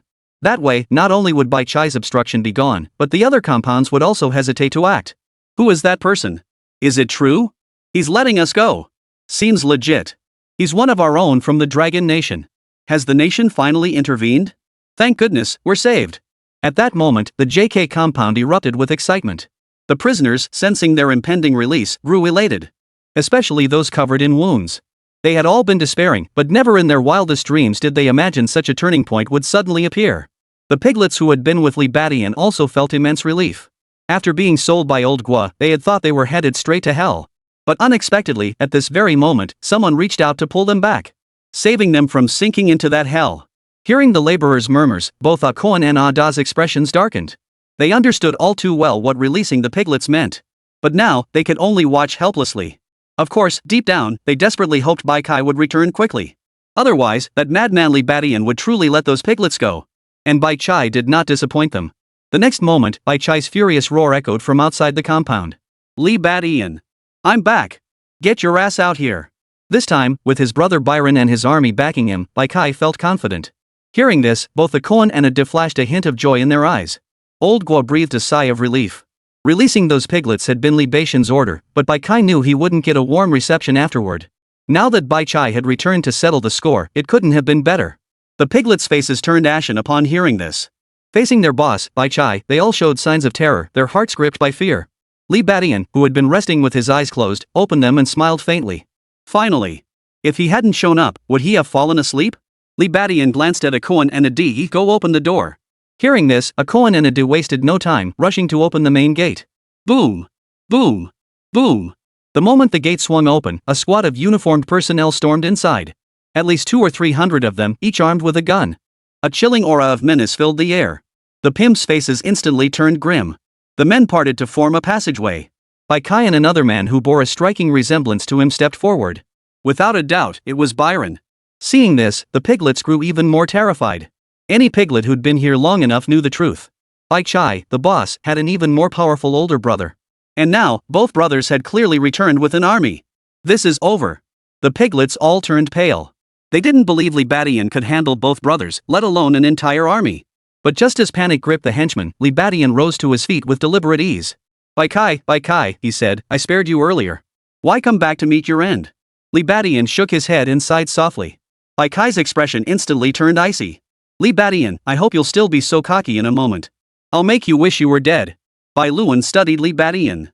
Seeing how unusually young he was, he felt a sense of relief. Truthfully, a young martial artist who had cultivated his skills through hard work was certainly formidable. But in reality, it also meant they lacked sufficient cultivation. After all, being too young meant they hadn't had time to cultivate many martial arts. He likely poured most of his energy into boosting his chi and blood levels. Of course, Byron had also learned from Bai Kai about Li Baishan's modest achievements in hard qigong. Therefore, he did not underestimate Li Badian. The moment they surrounded Li Badian, he gave a sweeping gesture with his hand. The henchmen immediately understood the signal and simultaneously pulled the triggers on their weapons. Bang! Bang! Bang! Bullets erupted like a hail of fire, unleashed toward Li Badian. Chapter 166, Mortar Fire approaches, Li Badian holds his ground once more. Clang! Clang! Clang! A dense hail of bullets formed a torrent of fire, engulfing Li Badian. In such a situation, he had no way to dodge. Of course, Li Badian had no intention of dodging. The bullets struck his body and, without exception, bounced off. Upon witnessing this scene, Bai Kai's expression instantly grew solemn. As for Byron, his pupils contracted. Although he had heard from Bai Chai that Li Badian could block bullets, witnessing it firsthand sent a chill through his heart. After all, even he himself couldn't achieve that feat. Still, Byron had his reasons for daring to bring Bai Kai here to settle the score. With that thought, Byron shot a knowing glance at one of the captains. The martial artist level captain immediately understood, swiftly drawing an object from his waist. With a swift tug, he hurled it toward Li Badian. Whoosh! A green, pineapple-shaped food item flew toward Li Badian. Li Baishan's eyebrows shot up at the sight. A grenade! Yes, this time, what was thrown at him was indeed a grenade. Now we're talking. Li Baishan's lips curled upward. In truth, he had been waiting for Bai Chai's retaliation, hoping to use him to draw even heavier fire. After all, to continue refining his diamond force, Li Badian needed to endure even stronger attacks. This didn't necessarily require the cooperation of a martial artist. Certain powerful firearms should be capable of achieving a similar effect. Unfortunately, such weapons were absent from Bai Chai's compound. Fortunately, Bai Chai's older brother, Bai Luan, clearly possessed them. Just like at this very moment. A grenade of unknown potency was hurled toward them. Li Badian, seeing this, was not alarmed but delighted. Seeing Li Badian seemingly standing there like a fool, Bai Kai's expression brightened. Good. A Koan and Ada's eyes lit up as well. Boom! The next second, an explosion erupted. Li Baishan's figure was instantly blown back 3 steps. Seeing this, Bai Kai finally let out a smile, but the next moment, it froze. After the explosion dissipated, Li Badian reappeared. To everyone else, he appeared to be severely injured, yet he merely brushed off the black marks on his body and stood up as if nothing had happened. Not quite enough. Li Badian smiled faintly. Everyone froze in shock. Bai Kai's jaw dropped. How is that possible? Bai Luan furrowed his brow. As for Akan, Ada, Old Gua, and the others, their faces were filled with utter disbelief. Li Badian blocking a bullet was one thing, but now he'd deflected a grenade completely unscathed? Are you kidding me? His defense is just too damn insane. Keep throwing. Byron snapped back to his senses and barked the order in a deep voice. Hearing his words, the captains of JJ Park sprang into action. One by one, they pulled out grenades and hurled them at Lee Badian. If one doesn't work, what about two? Or even more? Byron attempted to achieve a qualitative change through quantitative accumulation. But it was all for naught. After a series of explosions, Lee Badian shook his head. In truth, the explosions were roughly equivalent in power to gunfire. After a grenade detonated, shrapnel would spray out at high speed. But such attacks still couldn't harm Lee Badian. It seemed Byron didn't possess any firearms powerful enough to injure him. Lee Badian sighed inwardly. But just then, Baichai's furious roar erupted. Lee Badian, what good is blocking a grenade? This thing will send you straight to the afterlife. Die. Ha! Lee Badian turned toward the sound, his expression shifting instantly. He saw that Baichai had somehow appeared beside him, kneeling on one knee. And slung over his shoulder was a long, heavy barrel.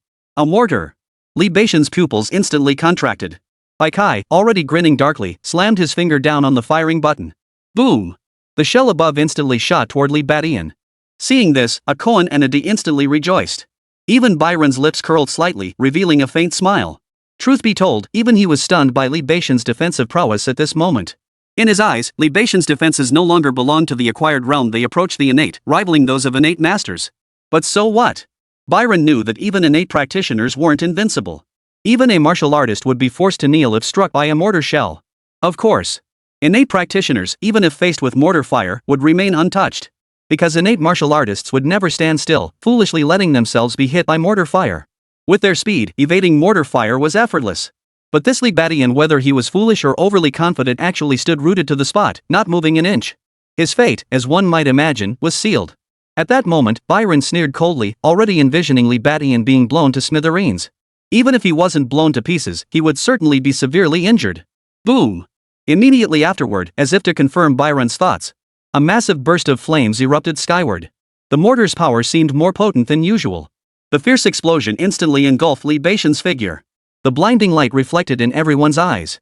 Witnessing this, the henchmen's faces instantly drained of color. They couldn't imagine Lee Badian surviving such an assault. Witnessing a living man brutally obliterated before their eyes plunged them into despair. Akoan and Adi even broke into smiles, almost rushing back to Baikai's side to curry favor. Old Guo shook his head silently. In his view, Lee Badian was indeed powerful, but still too young.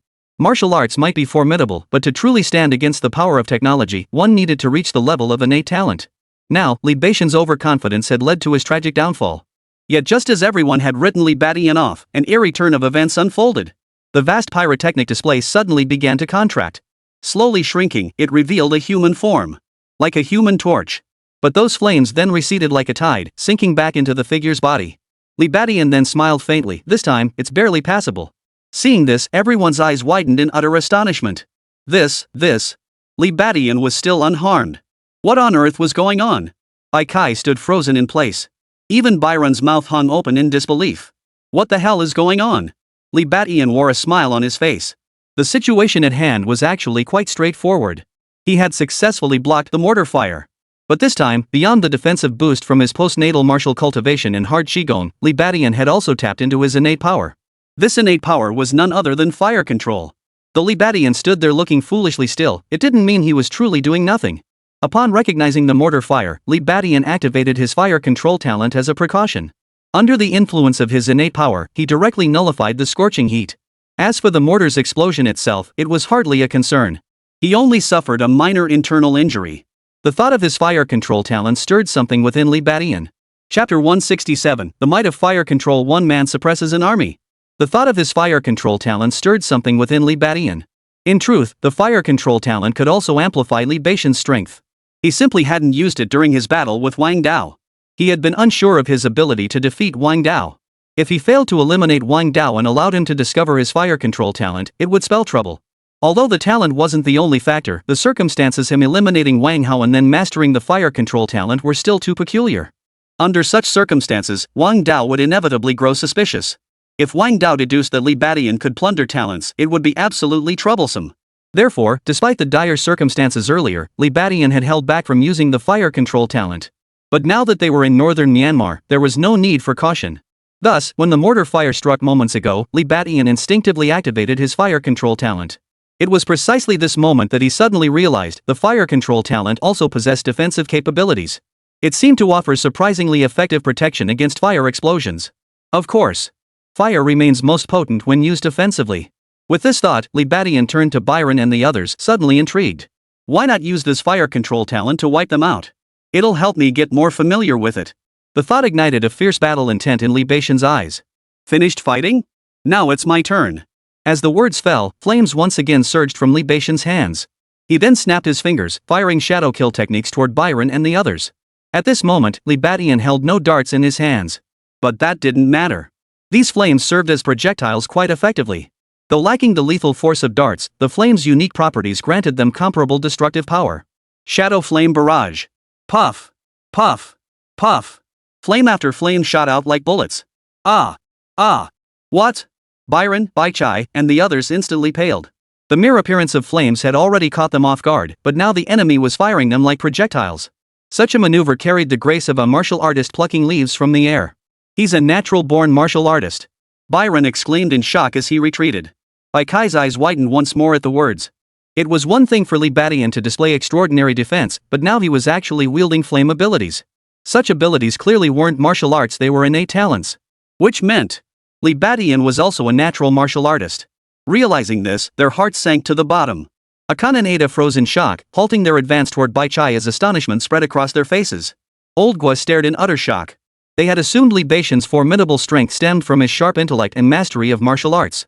But now it seemed he was a natural martial artist. This wasn't merely immense potential, it was limitless potential. The scene was utterly astonishing. Byron's henchmen were so numerous that Li Badian didn't even need to aim. Each flaming projectile struck its mark with deadly precision. In an instant, chaos erupted among the henchmen. 5 or 6 henchmen, engulfed in flames, began darting wildly through the crowd. Damn it, put them out. The rest of you, take him down. Seeing this, Byron immediately gave the order. In an instant, the surrounding crowd dispersed, charging toward Li Badian. Use your weapons. Target his weak points. Byron hadn't lost his composure, he remained quite rational. Li Badian's defenses were indeed astonishing, he could even block mortar fire. And his flames were clearly a formidable threat as well. But so what? He had superior forces and wasn't afraid at all. First, hard Qigong wasn't without weaknesses. If they could strike at its weak points, they could inflict damage and even break through the hard Qigong. Second, his side held a significant numerical advantage. No matter how powerful Li Badian was, he remained merely a postnatal martial artist. Thus, his vital energy reserves were finite. Once depleted, he would still be finished. It must be said. Byron's reasoning was sound. Li Badian truly dreaded attrition. Even after advancing to the postnatal martial artist realm, this weakness hadn't improved much. Moreover, his fire control talent was extremely taxing on his stamina. Of course, it's extremely difficult for ordinary opponents to successfully implement an attrition tactic against Li Badian. After all, Li Badian's strength was formidable. Often, it didn't take long for him to knock his opponents flat on their backs. His opponents simply couldn't wear him down. But Byron was different now. The enforcers he brought numbered in the hundreds, essentially a small army. In theory, such numbers should be more than sufficient to wear down a martial artist of Li Badian's caliber. Unfortunately, he had encountered Li Badian. Facing the thug's onslaught, Li Badian burst into flames, advancing instead of retreating. Mad Bull Charge. Barbarian Bull Charge. In that instant, the shadow of a wild bull surged upward, transforming into a fiery beast that charged forward with Li Badian, its assault brutal and unyielding. What? A martial soul. Byron and the others paled once more. The enforcers felt it most acutely. Originally, their coordinated assault had been overwhelming in its momentum. But they never imagined Li Badian's aura would surpass theirs. The surging flames and the wild bull martial soul silently proclaimed his overwhelming might. A look of shock flashed in the enforcers' eyes, and their feet instinctively halted. Li Badian, however, showed no sign of stopping. With frenzied strides, he plunged into the crowd. Boom! Boom! Boom! Fists struck out, flames trailing behind. Wherever he passed, flames swept through. In the blink of an eye, the thugs were screaming in agony. How could they possibly fight this? Their attacks landed on Li Badian, utterly ineffective, only to be scorched by the flames. Meanwhile, Li Badian's punches and kicks landed on them with devastating force, carrying an additional searing effect. Thus, in the blink of an eye, the army of thugs was utterly routed by Li Badian. Many fled in anguished cries. Even the martial artist level captains were no exception. Li Badian, engulfed in flames, resembled a demon god. Run? Run what? Die, every last one of you. And you too, come here and die. Li Badian, engulfed in flames, rampaged in all directions. He even blazed a fiery path through the chaos, charging toward the Byron and Baikai brothers. His battle against Wang Dao had left him seething with frustration. Now, he was finally showcasing the prowess he was born to wield. Martial arts apprentices were mere trash to him.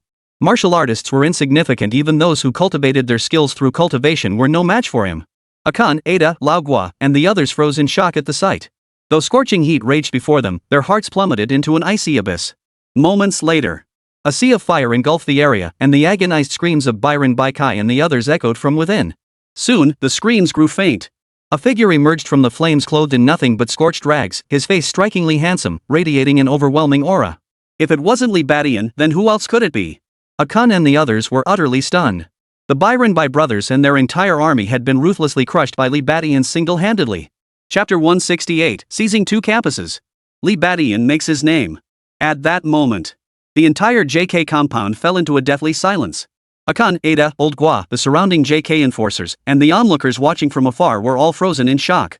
Who could have imagined that the Baichai brothers, Byron and Baichai, returning with a small army to settle the score with such ferocity, would ultimately be ruthlessly crushed by Li Badian acting alone?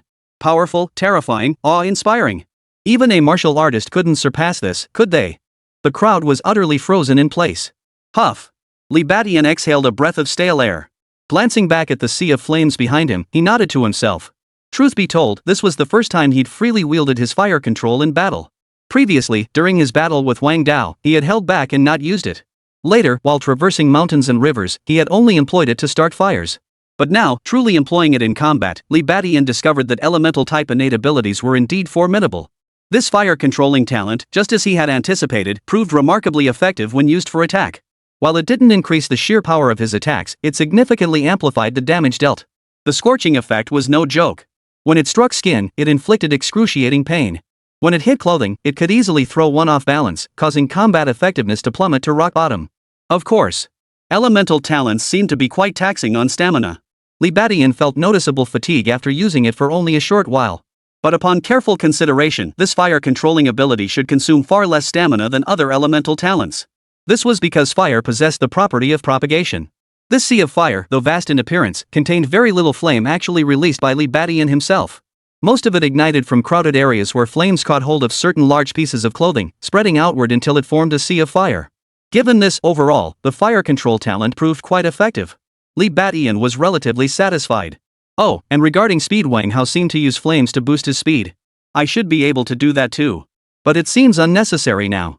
Then Li Badian recalled Wang Hao's previous method of controlling fire, and an idea struck him. Of course, there was no need to test it now. After all, Bai Kai, Byron, and the others had all perished in the flames. Ada, go prepare everything for me. I need to take a bath and get some fresh clothes. At that moment, Li Badian approached the dazed Ada and gave his orders. Oh. Ada snapped out of his daze and hurried off to make arrangements. Li Badian glanced at his own body and silently shook his head. The only drawback of his fire control talent was that it was incredibly hard on clothes. After the recent battle, his body was unharmed, but his clothes were nearly scorched to ashes by the flames. Black scorch marks now streaked across his skin. Of course, compared to the benefits of mastering fire control, this flaw was easily overlooked. Turning to Akuan, Li Badian ordered, Akuan, take your men and seize Byron's JJ Park now. No problem, right? Having dealt with Byron, Li Badian wasted no time in claiming the rival's territory and assets. No problem, Boss Badian. Akun snapped back to his senses and responded loudly. His demeanor now was infinitely more deferential than moments before. He had no choice. He had thought Li Badian's seizure of the JK Industrial Park was only temporary. But he never imagined Li Badian would go and take out the Baichai brothers. With that, both complexes now belonged to Li Badian. Under these circumstances, even if Akun wanted to defect to someone else, he couldn't. Naturally, he had no choice but to serve Li Badian faithfully. Without hesitation, he immediately mustered over 100 men. Fully armed and radiating murderous intent, they charged toward the JJ compound. The JJ compound might still have some forces, but they were no match for them. And even if Akun couldn't handle it, there was always Li Badian. After freshening up, he headed straight for the JJ compound under Lao Gua's guidance. What followed, of course, needs no further elaboration. The JJ compound did indeed have some garrison forces, but they were merely martial artists. Under such circumstances, they stood no chance against Li Badian's assault. Thus, just like JK Park, JJ Park was also seized by Li Badian. It's worth mentioning. This JJ zone finally brought Li Badian some surprises. Here, Li Badian obtained a full 10 intermediate blood-infused pills, along with a substantial amount of demon beast meat and over 10 million in valuables. With these resources, Li Badian could finally focus on his cultivation. And just as Li Batian eliminated the Baikai brothers, the news spread like a hurricane throughout northern Myanmar. What? Bai Luan and Baikai are dead. That Dragon Country man did it. Damn those Dragon Country bastards, they're reaching way too far. Is that guy A? After Baikai JK Park was seized earlier, word had already spread far and wide. After Byron deployed his forces, the rumors only intensified. Faced with this situation, most of the bigwigs in northern Myanmar believed that the man named Li Batian was as good as dead. As the saying goes, a mighty dragon cannot suppress a local snake. Even if he was a mighty dragon from the Dragon Nation, he couldn't possibly overpower the local snakes of northern Myanmar. Death was undoubtedly his only fate. Yet to everyone's utter astonishment, the latest news reported that Byron and his brother Batchai had been killed. Both industrial parks had been seized by that Dragon Countryman named Li Batian. This news was utterly shocking. The bigwigs of the industrial parks immediately dispatched people to investigate. After all, changes in each park directly affected their interests. Now that the owners of both complexes had been replaced by an unknown Dragon Nation man, it was certain to affect them in some way. Then, these bigwigs uncovered even more shocking news. What? That guy is merely a post-natal martial artist, yet he can block bullets? And he's a natural martial artist, possibly with elemental fire abilities. Good heavens, are you kidding me? He intends to send all the minions from both parks back to Longwa. This news left the bigwigs in the northern Myanmar region utterly stunned. On one hand, they were stunned by Li Batian's power. On the other, they were shocked by his actions. After all, there was no precedent here for releasing hostages. Even when ransom was paid, the outcome was almost always murder. The underworld here was simply too dark, many things couldn't be fully exposed to the world. Rumors alone were tolerable, but if the truth were exposed, this place would become a target for everyone. However, Li Batian had immediately eliminated the Byron Bai brothers, demonstrating overwhelming power that made them all hesitate to act rashly. After all, based on the intelligence, Li Batian possessed strength rivaling that of a martial artist. Such martial might was beyond the capacity of even a large-scale facility to handle alone unless multiple major facilities joined forces. But reaching such a consensus in the blink of an eye was clearly beyond their capabilities. News of this spread rapidly, soon reaching the government in northern Myanmar. Upon hearing the news, Mocha, the supreme leader, suddenly flinched. Chapter 169, Consolidating Innate Power, Li Batian becomes a general. Dragon Nation, Yangcheng. The Wang family manor. After the funeral, the Wang family residence fell silent once more. The matriarch of the Wang family stared blankly out the window. This had become a frequent habit of hers since the funeral. But Wang Dao had no time for sorrow. Immediately after the funeral concluded, he returned to the underground cultivation chamber. He sat cross-legged, circulating the Tai Chi Heart Sutra. The so-called Tai Chi Heart Sutra was precisely the internal cultivation method Wang Dao practiced. Once martial artists reached the advanced stage of innate cultivation, they could begin attempting to comprehend internal cultivation manuals. Once their vital energy exceeded 1,000 units, successfully comprehending an internal cultivation technique would allow them to generate a strand of true chi within their dantian. From that point onward, they became innate martial artists. The cultivation path for innate martial artists no longer focused solely on physical conditioning, it also required circulating internal energy and practicing breathing techniques. At this stage, martial artists can absorb energy from the heavens and earth through internal cultivation techniques to strengthen their true chi. As true chi grows stronger, vital energy surges accordingly. Of course, resources remain crucial. Ordinary blood nurturing pills become ineffective, though high-grade variants retain some utility. Beyond these, certain rare herbs and wild plants can provide powerful external aids to the cultivation of innate martial artists. Speaking of which, Wang Dao actually possesses quite a few resources at his disposal now. Typically, after advancing, innate martial artists would host grand banquets. First, to inform relatives and friends. Second, to seize the opportunity to collect congratulatory gifts and gain a wave of resources. This time, however, Wang Dao chose not to host a banquet after his innate breakthrough. The main reason was the recent deaths of Wang Jitian and the others. Holding a grand banquet at such a time would have been highly inappropriate. Nevertheless, those individuals did not neglect to present Wang Dao with congratulatory gifts. Only, they did so in the name of Zhao Jin. Thus, after the funeral, Wang Dao found himself with a considerable amount of resources. He possessed 20 high-grade blood nurturing pills. With these resources at his disposal, Wang Dao deliberated and decided to dedicate some time to enhancing his strength first. After failing to hunt down Li Batian, he had reflected on his own shortcomings. The reason he hadn't killed Li Batian wasn't because he'd been reckless. Rather, Li Batian was an exceptionally formidable opponent. He held too many trump cards, having even subjugated the post-human marsupial. One after another, they came at him relentlessly. This led to the absurd situation where he, a formidable innate martial artist, couldn't kill a mere post-natal martial artist. Of course, this also stemmed from Wang Dao's own circumstances. Having only recently ascended to the innate realm, his cultivation was still somewhat unstable. The true chi within his dantian hadn't fully consolidated. This instability prevented him from landing a decisive blow against Li Badian. Thus, after sacrificing his post-human clawed rat, Li Badian still managed to escape. At that moment, it wasn't that Wang Dao didn't want to pursue him, it was that continuing the chase risked causing his cultivation to collapse. Forcing its use with unstable chi would damage his dantian. The dantian is a vital center. Failure to protect it would render further cultivation impossible. This was also the reason Song Qian was injured and forced to retire. His dantian was injured. While it didn't affect his acquired strength, it severed any possibility of advancing to innate cultivation. This underscores the vital importance of the dantian. Therefore, this time, Wang Dao intends to solidify his true chi and strengthen it further before pursuing Li Badian.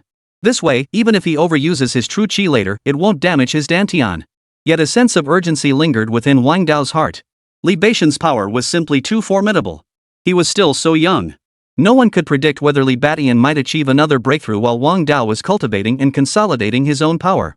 Therefore, Wang Dao allowed himself little time. 7 days. Once 7 days passed, he would set out for northern Myanmar. Meanwhile, northern Myanmar. Li Badian knew Wang Dao wouldn't give him much time. Therefore, after seizing control of the two complexes, he began training with every second counting. Lion roar technique, mad bull stance, 7-star sword style. And of course, the diamond fist. Once mastered, these 3 martial arts would each enhance Li Badian's strength to some degree. Of course, the greatest enhancement comes from the diamond force. After all, Vajra power enhances defense. Once this hard chi technique reaches its pinnacle, even a martial artist would struggle to breach his defenses. But as always, the diamond force is also the most difficult to cultivate. But this situation improved somewhat after Li Badian seized control of the JJ Park. For hidden within the JJ compound lay a cache of mortar launchers. These mortars could provide Li Badian with crucial support. Remember, although he had previously blocked mortar fire, he still sustained some damage. Thus, as long as Li Badian didn't deploy his fire control to defend, the damage would naturally increase further, achieving the cultivation effect of the diamond force. And so, it was precisely this that soon led to a scene that stunned the people of both zones. Li Badian began self-inflicting damage once more. This time, he actually aimed the mortar shells at himself. Boom! Boom! Boom! The JJ compound's entire stockpile, just dozens of mortar shells, was being used by Li Badian against himself. This spectacle left Akoan and the others utterly speechless. Witnessing this, they suddenly understood why Li Badian had become so powerful at such a young age. He was absolutely a ruthless individual through and through. Such masochistic training was utterly unheard of. As for the piglets, they had all departed. As mentioned earlier, releasing the piglets prematurely was still unwise. Only by eliminating the Bai Chai brothers and establishing a deterrent could they be safely sent away. Now that the Bai Chai brothers were eliminated, the piglets could naturally be sent away. Li Badian assigned this task to Ada and Old Gua. It was worth mentioning that Li Badian had another task for Old Gua. That was to have him gather intelligence on the situation within the Dragon Kingdom, particularly in Yangcheng. Li Badian's motive was clear, to gather intelligence on Wang Dao. He knew Wang Dao would never let this rest. It was only a matter of time before the pursuit reached northern Myanmar. But the timing, whether sooner or later, was crucial. If the enemy arrived later, it would be manageable. But if they came sooner, he would need to prepare countermeasures. After making these arrangements, Li Badian focused entirely on his cultivation. After advancing to the post-heaven realm, however, his chi and blood cultivation had indeed slowed. Even with the intermediate blood nurturing pills, the effects were not particularly remarkable. Fortunately, his martial arts cultivation continued to advance steadily. Even his Vajra strength was steadily advancing, step by step, drawing closer to perfection. 1 day. 2 days. In the blink of an eye, Li Badian arrived in northern Myanmar, and 2 days had passed. On this day, Li Badian continued his cultivation as usual. But just then, Akoan brought unexpected news. Boss Badian, congratulations. The supreme leader of the northern Myanmar government, Mocha, has just issued a commission appointing you as a general of northern Myanmar. Ha! Upon hearing this news, Li Badian couldn't help but freeze in surprise. General! What's going on? How did I suddenly become a general? Chapter 170, The Northern Myanmar Commander's Inspection. The true purpose. Li Badian was utterly astonished. He'd actually become a general. But soon, after hearing Akoan's explanation, he understood. It turned out that the northern Myanmar region was in utter chaos. The number of camp bosses like Bai Chai and Byron was too numerous to count on both hands. These plantation bosses could be seen as warlords with their own armies, or ancient feudal lords. The northern Myanmar government lacked the capacity to suppress them. Provoking this group could even lead to the overthrow of the regime. Consequently, the northern Myanmar government simply appointed these camp leaders as generals of northern Myanmar. This move not only saved face for the government but also allowed it to collect taxes from these entities. It was truly killing two birds with one stone. This arrangement had become an accepted practice. Thus, after seizing control of two industrial zones, Li Badian was also appointed as a general of northern Myanmar. What was peculiar, however, was that alongside his appointment letter, Li Badian also received an invitation to a dinner hosted by Mocha, the supreme leader of the northern Myanmar government. This head of the northern Myanmar government seemed to have matters to discuss with Li Badian. Naturally, Li Badian declined. He had no intention of engaging with the local government factions. Moreover, for him at this moment, the most crucial task was to race against time to enhance his strength. Through his relentless efforts, the lion roar technique and the mad bull stance were gradually nearing perfection. The 7-star sword technique had finally reached a minor level of mastery. Beyond that, the Vajra power which Li Badian valued most was finally nearing mastery. Such progress naturally fueled Li Badian's drive even more. But on this particular day, a military unit from the northern Myanmar government suddenly appeared outside the JJ Industrial Park. At its head stood a stern-faced middle-aged man. None other than Mocha, the supreme leader of the northern Myanmar government. Almost the instant they arrived, Li Badian halted his cultivation in shock. For he sensed an aura no weaker than that of a king-level cultivator. A martial artist. Li Badian looked over in astonishment, only to see Akan, Ada, and the others approaching with pale faces, leading a group of men. That aura, no weaker than that of a king, emanated from the imposing middle-aged man leading the group. "Boss, the head of Mocha has come for an inspection." Akan's voice trembled slightly as he introduced the situation to Li Badian. Li Badian's pupils instantly contracted. He was Mocha, the chief leader of the northern Myanmar government. So the supreme leader of the northern Myanmar government was a martial artist. Li Badian felt a chill run through him. But upon further reflection, it didn't seem all that surprising. After all, North Myanmar was a war-torn nation.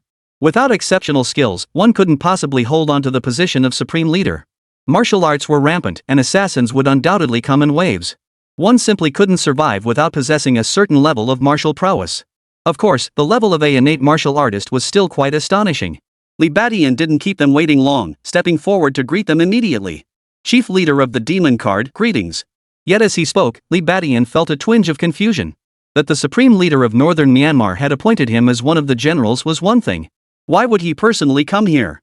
"So you are Li Badian. Truly a young prodigy." A warm smile spread across Mocha's stern face. But Li Badian did not lower his guard. After all, for someone to become the undisputed leader of northern Myanmar, they must possess not only formidable cultivation but also cunning tactics. Even if not a cold-blooded killer, he was undoubtedly ruthless. If one were to underestimate him based on his seemingly amiable demeanor, they would surely suffer a heavy loss. "Welcome, supreme leader of the demon card faction, to your inspection. This way, please." Li Badian promptly ushered the visitor inside. At this moment, he remained composed. He knew the visitor had come unannounced for a reason. But this purpose shouldn't be detrimental to him. Otherwise, they wouldn't have brought so few people. Nor would they have issued the letter of appointment beforehand. As for what the other party's true purpose was, there seemed no need to rush to find out. The other party would surely explain it. Sure enough. After observing for a while, Mocha casually inquired, "General Badian, as a citizen of the Dragon Nation, what are your thoughts on the current situation in northern Myanmar?" "Ha?" Li Badian froze upon hearing this. What possible views could he have on the situation in northern Myanmar? He wasn't actually in a position of power or governance. How could he possibly have an opinion? If pressed for an opinion, it's chaotic. Li Badian offered his assessment. That's exactly it. Northern Myanmar was chaotic. How could it not be? After all, criminal activities were permitted here. Under such circumstances, chaos inevitably runs rampant. Hearing Li Badian's words, Mocha sighed inwardly. In truth, he was well aware of the current chaos in northern Myanmar. But he was powerless to change it. The warlords here were simply too numerous. Criminal industries like wire fraud persisted despite repeated crackdowns. Not only were locals drawn to them like moths to a flame, but numerous foreign forces were also deeply involved. The stakes involved were so enormous that even as a martial artist, he was powerless to intervene. But whether for his own interests or for the people's livelihoods, he had to take action against the warlords of northern Myanmar. And this was precisely why he had come to Li Badian. In Li Badian, he saw the potential to eliminate the warlords and stabilize the chaos in northern Myanmar. With this realization, Mocha finally set aside his hesitation and revealed his purpose. "What? You want me to join forces with you to wipe out the other zones?" Li Badian was taken aback by Mocha's words. He had suspected Mocha's inspection visit had ulterior motives, but never imagined they would be of this magnitude. As the supreme leader of northern Burma, Mocha's call for an eradication campaign was bound to be no small matter. The so-called other zones likely referred to every single zone in northern Myanmar except his own. There were dozens, if not hundreds, of these zones. Following the example of the Baichai Byron brothers, taking on so many zones would be tantamount to declaring war. Li Badian was utterly astonished. Without hesitation, he shook his head. Chief Mocha, you hold me in far too high an esteem. Such a weighty responsibility is beyond my capacity. In truth, Li Badian also harbored ambitions to eliminate the other compounds and dismantle that criminal syndicate. In a way, his thoughts aligned with Mocha's. Yet Li Badian refused without hesitation. The reason was simple. His approach was gradual and methodical. Mocha, however, clearly intended to make a bold move, aiming to wipe out those warlords in one fell swoop. At that point, Li Badian would undoubtedly become the target of everyone's hostility. The leaders of the industrial parks, wary of Mocha's innate martial arts cultivation, might refrain from attacking him. But with only his acquired martial cultivation, they would certainly target him first if they decided to act. If they were all postnatal martial artists, Li Badian naturally had nothing to fear. But it couldn't be ruled out that there were innate martial artists among the compound leaders. That possibility was quite high. After all, if there were no innate martial artists, Mocha alone could likely suppress them. It was likely precisely because there were innate martial artists among the compound's leaders that Mocha found it difficult to suppress them. Otherwise, he would have had firearms capable of threatening innate martial artists. In short, collaborating with Mocha would be extremely dangerous for Li Badian. He naturally had to refuse. But then, Mocha's next words stirred something within Li Badian. Chapter 171, Mocha's generous offer, Li Badian's decision. General Badian, are you concerned for your own safety? That's understandable, but where there's danger, there's opportunity. This is also a great opportunity for General Badian to advance. Mocha seemed to have read Li Badian's thoughts and urged him. Oh? How so? If General Badian cooperates with me, all the spoils from the destroyed facility will be yours alone. Additionally, I will personally provide 3 high-grade blood essence pills. Hearing this, Li Badian's heart stirred. Clearly, Mocha had come prepared. The other party was actually offering to give him all the spoils of the annihilation. Without a doubt, this would amount to an enormous fortune. Take the assets of the Baikai and Bailuan brothers as an example. The combined spoils from eliminating dozens of complexes would easily amount to billions. Such a colossal fortune would likely attract even innate martial artists like moths to a flame. Yet Mocha was willing to hand it over without a fight. Of course, what truly captivated Li Badian was the personal gift offered by the other party. High-grade blood nurturing pills. And 3 of them. To be honest, Li Badian was genuinely tempted. If it were merely the park assets, he wouldn't have given it much thought. He knew all too well that in the realm of martial arts, there were far too many things money simply couldn't buy. The blood nurturing pill was the most prime example. Even a low-grade blood nurturing pill was incredibly hard to come by. Intermediate ones were even more out of reach. As for high-grade ones? Well, Li Badian had never even dared to dream of them. Despite controlling the tens of millions in assets of Baikai and Bailuan, when he sent a Koan to procure resources, he had set his sights on mid-grade blood nurturing pills. Even that was currently beyond acquisition. As for high-grade blood essence pills, these were cultivation pills specifically designed for innate martial artists. Their raw materials even required innate demonic beasts. Such pills were beyond purchase. He'd never even laid eyes on them. What Li Badian hadn't anticipated was that an opportunity to obtain them now presented itself through Mocha. The fact that Mocha could produce 3 advanced blood nurturing pills proved he held even more in reserve. Of course, upon reflection, it wasn't surprising. Not only was Mocha a martial artist, but he also held the position of supreme leader. It was only natural that he could procure high-grade blood nurturing pills. He might even have a stable supply channel. At this thought, Li Badian's heart truly began to race. What truly captivated him wasn't the billion-dollar fortunes of the park's bigwigs, nor the 3 high-grade blood essence pills. It was Mocha's channels. Just imagine. If he could successfully partner with Mocha, wouldn't he then be able to procure high-grade blood essence pills from him in the future? Even if not, at least he'd have some leads on where to find them. Unlike his current situation, where he could only rely on the martial artist market. But after his experience at Yangcheng Martial Market, Li Badian knew full well that normal channels rarely yielded the resources he sought. Put simply, money alone wasn't enough. Powerful connections were essential. And now, partnering with Mocha presented an unquestionable opportunity to build such powerful connections. Thus, Li Badian's interest was piqued. He intended to eliminate these compounds anyway, and collaborating with Mocha would be a simple side task. Alright, Li Badian was even starting to persuade himself. Of course, he didn't rush to agree. Instead, he inquired, Chief Leader Mocha, you're right. But no matter how much wealth or high-grade blood essence pills one possesses, they're meaningless without the life to enjoy them. Could you elaborate on the specifics of those compounds? Particularly their factional strength and military capabilities? In truth, Li Badian had already heard about this from Old Gua. But clearly, information from a snakehead couldn't compare to what a top leader knew. Sure enough. Seeing Li Badian's interest piqued, Mocha immediately began detailing the specifics. By this point, Li Badian had gained a crystal clear understanding of the warlord situation in northern Burma. Each industrial park was controlled by a distinct warlord. Indeed, northern Burma was home to dozens of warlords. However, most were small to medium-sized warlords. Only 4 were major players. One of them was Byron, whom Li Badian had annihilated. Beyond these major warlords, however, there existed one super powerful warlord. That is the KK compound. The boss of KK Park, Tian Kan, is not only a martial artist. He also commands the 4 great generals, all of whom are powerful, seasoned post-natal martial artists. Thus, KK Park stands as the largest warlord faction in northern Myanmar and the most malignant tumor plaguing this chaotic region. Even Mocha found it difficult to eradicate this scourge. The reason lies in the fact that, while the warlords fought independently, they would unite if the government forces moved against them. At that point, the combined forces led by KK Park would surpass the strength of the northern Myanmar government army itself. This dynamic perpetuates the current situation where warlords dominate northern Myanmar and the government retreats. Originally, Mocha had been utterly helpless in the face of this situation. But now, Li Badian's emergence and his swift elimination of the 2 zone leaders had given him hope. As a citizen of Dragon Nation, Li Badian would inevitably be shunned by the other compounds.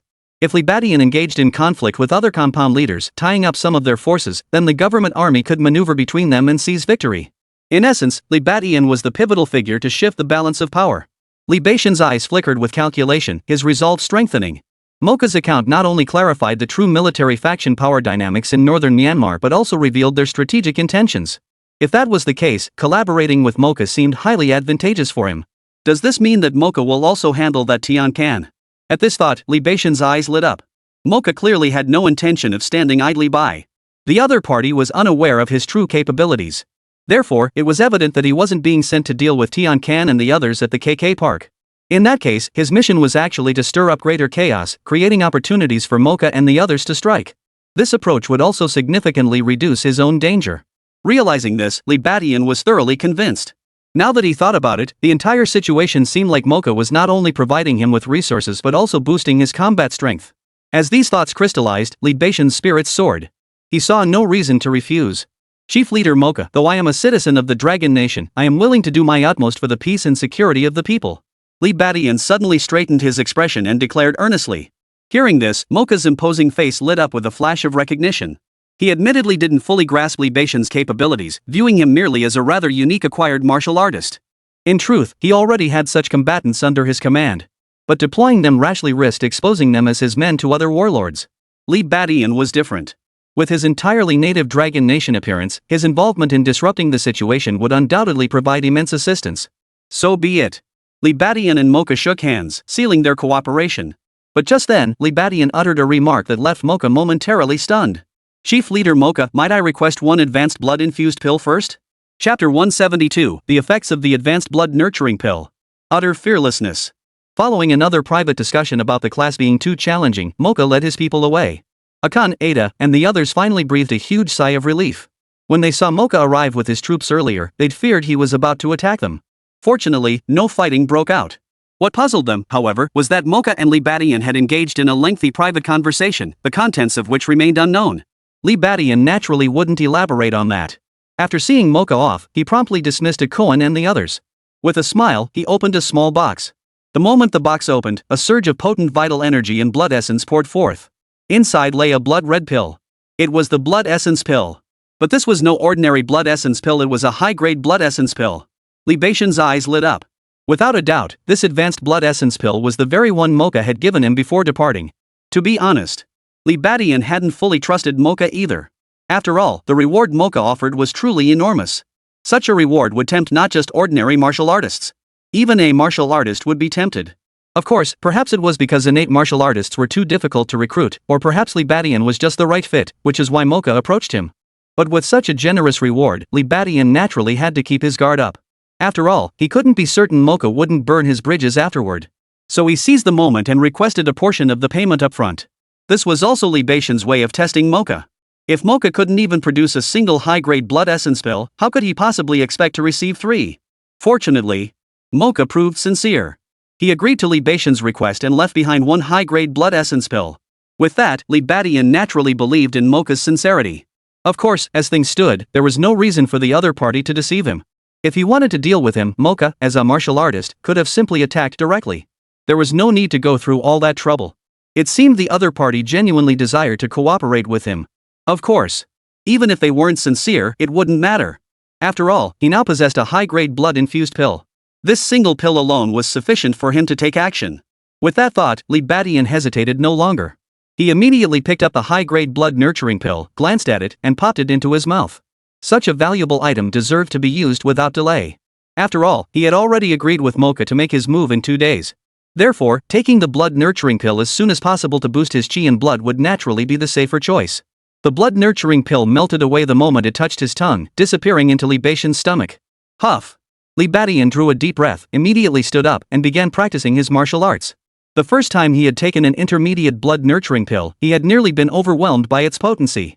Armed with this experience, he now understood what was required when consuming a pill so vastly superior to his current level. That was to engage in more intense cultivation.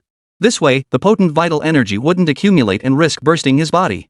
Sure enough. After Li Badian had only practiced for a short while, the chi and blood surged violently within him. Truly a high-grade blood-nurturing pill. His spirit soared, and he immediately accelerated his cultivation of various martial arts. Mad Bull Stance, 7-star sword technique, Lion Roar. With his chi and blood surging, his martial arts cultivation accelerated accordingly. 1 hour. 5 hours. 1 day, 2 days. The effects of the advanced blood-nurturing pill proved even more potent than Li Badian had imagined. Truly a pill forged from primordial demonic beasts. It took Li Badian a full 2 days to barely suppress the raging chi and blood within his body. Even so, the potency of the pill within him had not yet faded. It continued to exert its influence. However, continuing his cultivation was now inadvisable, for the appointed time had arrived. It was time for him to move. Before setting out, Li Badian rested for half an hour. He glanced at the system interface. Infinite Plunder System. Host, Li Badian. Level, postnatal martial artist. Vitality, 140. Martial Arts, Oxhorn Fist, Mastery, 7-star Step, Mastery, Diamond Hardness, Minor Mastery 98%, Shadow Kill, Mastery, Lion Roar Technique, Mastery, Bone Shrinking Technique, Minor Mastery 1%, Mad Bull Step, Mastery, 7-star Sword Technique, Minor Mastery 30%, Turtle Breath Technique, Beginner 1%. Talents, Explosive Rage. Upon reaching Rage, enters a 10-minute berserk state with tenfold strength increase, followed by a 10-hour period of extreme exhaustion. Bull-like strength, possesses immense strength akin to a wild bull. Tenfold cultivation, gains 10 times the experience during cultivation. Super speed recovery, unbelievably rapid healing ability. Gluttony, instantly absorbs all nutrients and effects from consumed food. Fire control, can erupt flames from any part of the body. Glancing at his current vitality and blood points, Li Badian silently nodded in satisfaction. Not bad, not bad. A single high-grade blood-nurturing pill boosted my vitality by dozens of points. His vitality had surged rapidly over the past 2 days. It was incomparable to his days as a martial arts apprentice. Back then, it took immense effort just to gain a single point of vitality. But now, he gained 8 or 10 points in a single day. Of course, this was all thanks to the blood-nurturing pills. The difference in effectiveness between high-grade and low-grade blood-nurturing pills was like night and day. So Li Badian's rapid progress was hardly surprising. Of course, Li Badian was already a postnatal martial artist. A mere increase of several dozen points in vital energy didn't significantly boost his strength. Over these days, the greatest boost to his strength has come from his martial arts cultivation. Among them, both the Mad Bull Stance and the Lion Roar technique have reached mastery. Both of these martial arts techniques would prove immensely useful. The 7-star sword technique, too, had reached a stage of minor mastery and was now quite usable. Assessing his current strength, Li Badian's eyes gleamed with newfound confidence. Even if he were to face Wang Dao again now, he would feel no fear. It's only been a week since I arrived in northern Myanmar, yet this rate of progress is simply astonishing. Li Badian marveled inwardly. His growth was substantial, yet in reality, he had only been in northern Myanmar for a mere week. Of course. Calculating based on tenfold cultivation efficiency, he was essentially equivalent to a regular martial artist who had trained intensively for 2 months. And that was with abundant resources at his disposal. Given these circumstances, such progress was hardly surprising. After all, he had already been capable of fighting against innate martial artists before this. Now, he had merely advanced to the point where he possessed the confidence to confront them. Of course, the term innate martial artist here refers to those who have just ascended to the innate realm, not those who have advanced further to the innate peak stage. Even so, possessing this newfound strength gave Li Badian far greater confidence for the operations ahead. Without further hesitation, he immediately led a Koan, a D, and the others to attack the nearest compound. As Li Badian moved into action, the already chaotic northern Myanmar erupted into further turmoil. Meanwhile, in the distant Dragon Nation, a figure clad in Tai Chi training attire crossed the Yunnan border and entered the wilderness. Li Badian, I'm coming for your head. Chapter 173, 7-Star Sword Dance, Flaming Bullets. On this day, the once bustling JJ Park had become deserted. The reason was simple: not long ago, all the piglets had been sent away. Today, enforcers like a Koan and a De followed Li Badian as they charged toward the nearest park. Angel Park. The compound's owner is Lu Jinfan, a seasoned martial artist who cultivates the toad venom technique. It was worth noting that Li Badian did not join Ah Koan and the others. Instead, they split into two groups. Ah Koan and the others attacked from the front, while Li Badian launched a surprise assault from the rear. This was precisely Li Badian's plan. In a way, it mirrored Mocha's tactics. Mocha's strategy against the warlords in northern Myanmar involved keeping Li Badian in the open while he himself remained hidden. However, leading his men directly into battle seemed too conspicuous. Therefore, Li Badian simply followed Mocha's example, having a Koan and the others draw attention to themselves while he struck from the rear. This approach not only ensured greater safety but also allowed Li Badian's strength to be deployed more effectively. After all, Li Badian now possessed mastery of advanced lightness kung fu, combined with his mastery of shadow kill. Such abilities were perfectly suited for stealthy assassination, achieving twice the result with half the effort. Of course, Li Badian was also formidable in frontal combat. After all, he was not only a postnatal martial artist but had also achieved minor mastery in the hard Qigong technique, Diamond Force. But who could say if these compounds might conceal weapons capable of threatening even innate martial artists? To play it safe, Li Badian opted to split his forces into two groups. Though he considered himself formidable, Li Badian remained vigilant. Even while traveling, he pulled out relevant intelligence reports to study. This intelligence had been gathered specifically over recent days by Old Guo and others at his request. Mocha had provided substantial intelligence, but cross-verification remained essential. His experiences fighting inside the prison had taught Li Badian the critical importance of intelligence. Knowing a person's cultivation level and martial arts style in advance will make combat far more efficient. Just like this very moment. The compound they were about to attack was called Angel Compound. Its owner, Lu Jinfan, was a seasoned martial artist who cultivated a peculiar skill toad venom technique. Since it was poison-based, it must involve toxins. This detail was crucial. Knowing the enemy possessed poison arts allowed Li Badian to prepare in advance. Whether it was preparing antidote pills or planning to use ranged attacks, he would be able to handle the situation with ease. Of course, intelligence could be flawed, so he must remain cautious during the operation. Not long after, Li Badian arrived at Angel Park first. He bypassed the front and circled around to the rear, observing and waiting. Ah! Charge! Bang bang bang! Soon, cries of battle erupted from the front of the park. Immediately after, gunfire erupted. Looks like Koan and the others have made their move. Li Badian muttered under his breath, immediately abandoning all hesitation. He revealed his presence and headed toward the rear of the Angel Park. The rear of the Angel Park bordered the hills and was covered by an electric fence. Such an electric fence was sufficient to stop ordinary people and the vast majority of martial arts apprentices. But for Li Badian, it was child's play. With a swish, Li Badian drew the long sword from his back. 7-Star Sword Dance. Without hesitation, Li Badian unleashed his partially mastered 7-Star Sword technique upon the electric fence. The sword instantly blurred into 7 or 8 sword shadows, slashing down upon the iron fence. With a hiss, faint sparks flickered, but the fence was easily cleaved apart. Amidst the hissing sounds, a gap large enough for a person to pass through opened up. Li Badian sheathed his sword on his back and strolled through with ease. It was worth noting. The electric net had served its purpose. He had been jolted by the current. But such a degree was utterly ineffective against Li Badian. In truth, the bones and muscles of a postnatal martial artist are tempered. While they cannot achieve true invulnerability to fire and water, their various resistances are significantly enhanced. Not to mention that Li Badian had also cultivated hard Qigong. Therefore, an electric shock of this magnitude was utterly insignificant to him. Upon stepping inside, the cries of battle and the crackle of gunfire grew even louder. Li Badian silently assessed the situation. Though the sensory perception of a postnatal martial artist was not as powerful as that of a prenatal martial artist, his senses remained keen, sharp hearing and keen eyesight, making his perception abilities not to be underestimated. Thus, Li Badian quickly discerned that the building ahead housed a large number of piglets. His certainty stemmed from the fact that when the fighting erupted ahead, all the enforcers had rushed forward. Only the chattering piglets remained inside the building. Some were shocked, some puzzled, and some even sought to flee the situation. Li Badian granted them their wish. Guards still stood watch at the building's entrance. But they were merely martial arts apprentices. Li Badian made no effort to conceal his presence as he strode forward. "Who are you?" The thug startled, but before he could react, Li Badian flicked his finger, sending a stream of fire hurtling toward him. Bip! Hidden fire gun. The flame, resembling a bullet, instantly pierced the thug's body. As a mere martial arts apprentice, he couldn't withstand such an attack. His eyes widened, his face flushed crimson, and he collapsed with a thud. Fire bullets really are useful. Li Badian murmured with satisfaction. In the past, executing a shadow kill required carrying a large number of throwing darts. While they weren't particularly bulky, they were still inconvenient. Recovering them afterward was also a hassle. But now, since developing the technique to use flames as projectiles, it couldn't be more convenient. Not only did it offer infinite ammunition, but there was no need for retrieval.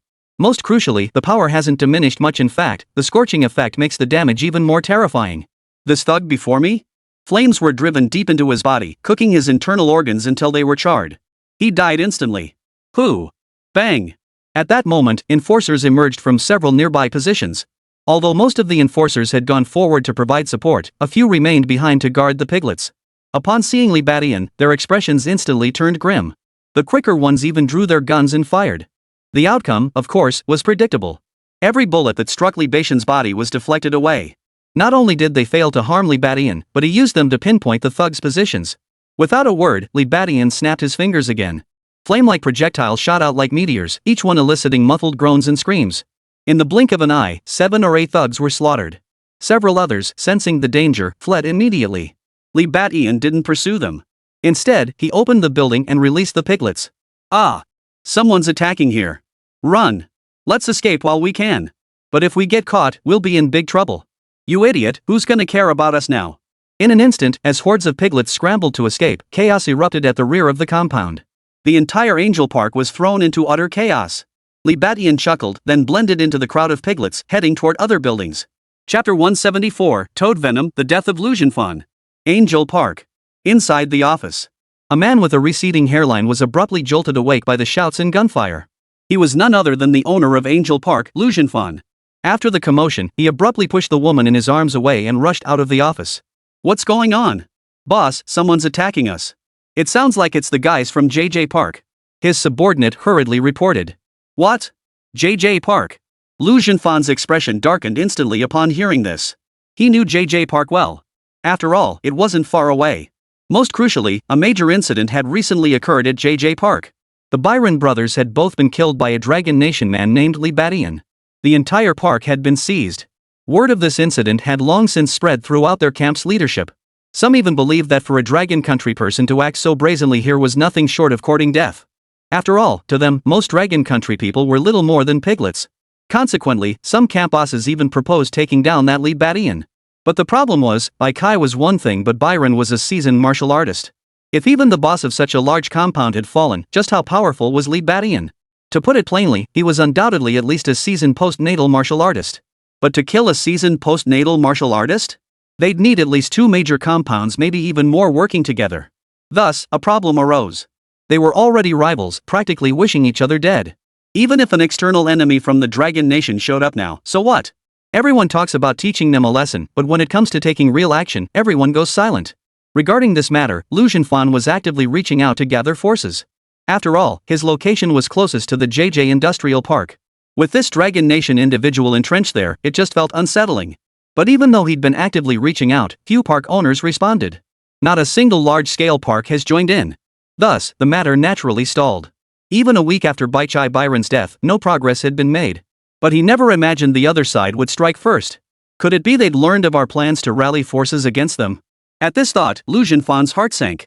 Yet soon, he let out a cold snort. Humph, so be it. They've come knocking, asking for death. After the initial shock, Lucianfan felt a strange sense of satisfaction. In conflicts between parks, the defending side always held the upper hand. This was precisely why he had sought to rally other zones to attack JJ's zone. But now, with the enemy coming to their doorstep, they held the advantage as defenders. This meant they wouldn't even need assistance from other zones. Perhaps they could handle the enemy on their own. Thinking of the Byron brothers' assets, Lucianfan couldn't help but smile. But soon, something happened that sent Lucianfan into a rage. What's all this noise? Just as he prepared to take action, a chorus of screams erupted nearby. What's going on? His subordinate rushed over to report. Boss, it's the piglets. They've all escaped. What? Lucianfan was startled upon hearing this. Without a second thought, he activated his likeness kung fu, leaping out like a giant human frog. Upon stepping outside and catching a glimpse, the veins on Lucianfan's forehead bulged. Just as he feared. The piglets had all escaped, not just from one building, but from 4 buildings. They had all surged out. The enforcers, seemingly deployed to block the front lines, were utterly unable to intercept the fleeing piglets. Damn it! Get back here! Whoever doesn't return, I'll kill them. Lu Xinfan roared in fury. The piglets were the foundation of every facility. Every single one was crucial. If all these piglets escaped, even if he could kill everyone in JJ Park, it wouldn't make up for the loss. Without a second thought, Lu Xinfan planted his foot firmly and charged headlong into the crowd. Boom! Boom! Boom! These piglets, whose highest cultivation level was merely martial arts apprentice, couldn't withstand the collision of a seasoned postnatal martial artist like Lu Xinfan. In an instant, bodies flew everywhere. Over a dozen piglets fell to the ground, screaming in agony. Ah! It's Lu Xinfan! Run for your lives! We're done for! We'll be killed! The piglets screamed in terror. Seeing Lu Xinfan, many froze in terror. But many still continued to flee. Lu Xinfan was furious, nearly reaching for his gun to shoot these cowards. The problem was, shooting one or two wouldn't matter, but shooting too many would mean heavy losses for him. With no other choice, Lu Xinfan ordered his men nearby to intercept as many piglets as possible. Yet the chaos proved too overwhelming, allowing many of the scum to slip away. Witnessing this, Lu Xinfan's rage boiled over. They don't know when to quit. If anyone else dares to run, I'll make them taste hell. With that, Lu Xinfan suddenly leapt into the air, puffing out his cheeks. Quack! The next second, a loud croak echoed as Lu Xinfan spewed a mass of purple water. The moment the purple liquid landed among the crowd, a wave of piercing screams erupted. Wah! It's burning! It's burning! Ah! The 3 or 5 piglets screamed frantically. The areas struck by the purple water were being directly corroded, flesh and blood vanishing as waves of foul, toxic smoke billowed up. Seeing this, the piglets instantly wore expressions of terror. This display finally intimidated most of the piglets, freezing them in place in panic. Seeing this, Lu Xinfan finally let a cold smile spread across his face. But just then, a faint voice drifted over from the side, causing his expression to change drastically. Oh, so this is the poison of the toad venom technique? What? Who? Startled, Lu Xinfan abruptly turned to look. There stood a Dragon Nation piglet, calmly observing him. The other piglets either kept their distance or stood frozen in terror. But this one was different. He actually seemed somewhat amused as he strode toward them. Though he carried no discernible aura, Lu Xinfan instantly sensed a palpable threat. Without a word, he puffed out his cheeks and unleashed his toad venom technique once more. A stream of venom shot straight toward the piglet. Lu Xinfan narrowed his eyes. This piglet was indeed quite special. Other piglets would be panicked and disheveled. But this piglet was handsome, alert, and clean-cut. And he even carried a long sword strapped to his back. Wait, you're Li Badian. Lu Xinfan finally snapped out of it, his eyes widening in shock. That's right. This extraordinary piglet was none other than Li Badian. After releasing the imprisoned piglets one after another, he had activated his turtle breath technique to blend into the crowd. The turtle breath technique could even conceal one's presence from innate martial artists, so deceiving an acquired martial artist was no challenge at all. It wasn't until Li Badian drew near that Lu Xinfan snapped back to reality. His reaction was swift, launching an attack in an instant. But it was too late. Li Badian's fist blazed with fire as he unleashed a sudden, thunderous strike. Bullhorn thrust. The wild bull martial soul and flames surged forth, instantly neutralizing the venom before the fist pierced through Lu Xinfan's heart. Thud! Lu Xinfan's eyes widened in utter shock. Chapter 175, Fire General Li Badian, Tian Can, and Mocha. The next day. Shocking news once again spread throughout the entire northern Myanmar region. Did you hear? Old Lu's dead. Which old Lu? Who else? Lu Xinfan from Angel Park. What? He's dead too? Could it be that Dragon Country guy again? Yep, him. Heard he was a gifted martial artist who could unleash flames. No wonder. That's why I saw flames shooting skyward from the southeast last night. People throughout northern Myanmar were buzzing with discussion. As one of the few large-scale zones in northern Myanmar, Angel Zone had also suffered a catastrophe last night. Just recently, the JK and JJ parks had suffered disasters one after another. Who would have thought it would happen so soon? Even Angel Park is gone now. And the mastermind behind it all? That Dragon Nation man named Li Badian. But now, he's earned an even more shocking nickname. The Fire General. You see, ordinary martial artists don't usually have nicknames. Only exceptional martial artists, after rising to prominence, earn nicknames bestowed by others. And without a doubt, Li Badian has reached that level. Thus, those with a penchant for such things dubbed him the Fire General, based on his innate talent and status. The moniker Fire General quickly spread among the leaders within the compound. General Fire. KK Park, the largest super park in northern Myanmar. Inside the park's administrative office, the white-haired Tian Can furrowed his brow. Tian Can was also a nickname. This was tied to his physical condition. For Tian Can was born with a crippled left foot. Yet no one dared to underestimate him in the slightest. The reason was simple. He was a genuine innate martial artist. Yet at this very moment, listening to his subordinate Big Kong report, Tiankin felt a surge of discontent. What the hell does that bastard think he's doing? Killing Bai Chai and Byron wasn't enough, now he's even taken out old Lu. News of Li Baishan's annihilation of the Angel Park had naturally reached him first. This news genuinely displeased Tiankin. Although the major military districts operated independently, each controlling their own territory. But overall, he was still the undisputed leader among all the park warlords. This was the tacit understanding among them. After all, among the numerous park owners, he possessed the strongest cultivation. When issues arose, all the warlords looked to him as their leader. For instance, whenever a zone apprehended high-profile recruits with deep connections, they would invite him to mediate and negotiate. In such situations, the major warlords essentially operate under his leadership, advancing and retreating together. However, in everyday operations, each faction focuses on developing their own businesses and territories. Naturally, his leadership also brought immense profits to these warlords. Each year, these warlords would deliver a set quota of recruits to his operation. Thus, his KK compound rarely needed to collaborate with human traffickers. Recruits flowed in continuously. Under these circumstances, his camp consistently maintained the largest pool of piglets in northern Burma. Given this situation, Tiankin naturally had no desire for warlords from other nations to appear in this part of northern Burma. Yet that Dragon Nation man had not only killed Bai Chai and Byron, but now even Lu Zhenfan. This meant they would suffer significant losses in their piglet quota this year. What was most unbearable for Tiankin, however, was Li Baishan's wholesale release of the piglets. After seizing the Angel Farm, he followed suit by releasing all the piglets. This made their conflict irreconcilable. Go! Yuan Air Jin Gang, unite Heavenly Garden and Earth Garden, and wipe out JJ Garden. Without hesitation, Tiansan's expression turned cold as he issued the order. He dispatched his 2 Kongjiang generals to unite with 2 medium-sized zones near JJ Zone, intending to annihilate it. If Li Badian had also pledged allegiance to him, that would have been one thing. But up until now, there had been no word from him, and he kept sending out his minions. Under these circumstances, Tiankin could no longer stand idly by. The combined might of the 2 Golden Warrior generals and the 2 medium-sized zones would be more than sufficient to handle even 2 large zones simultaneously. Meanwhile, Northern Myanmar government. Inside the Supreme Leader's office. As the Supreme Leader, Mocha had naturally received the news. Fired General? Good, very good. That's a fitting nickname, ha ha ha. Mocha laughed heartily. Though he knew Li Badian had only just begun his operation and wouldn't fail so easily. But now that genuinely good news had arrived, he couldn't help but feel overjoyed. After all, based on his understanding, Tiankin would surely make his move. When that happened, the enemy's attention would be largely diverted and that would be his moment to strike. The crucial factor now hinged on whether Li Baishan's fire could truly ignite.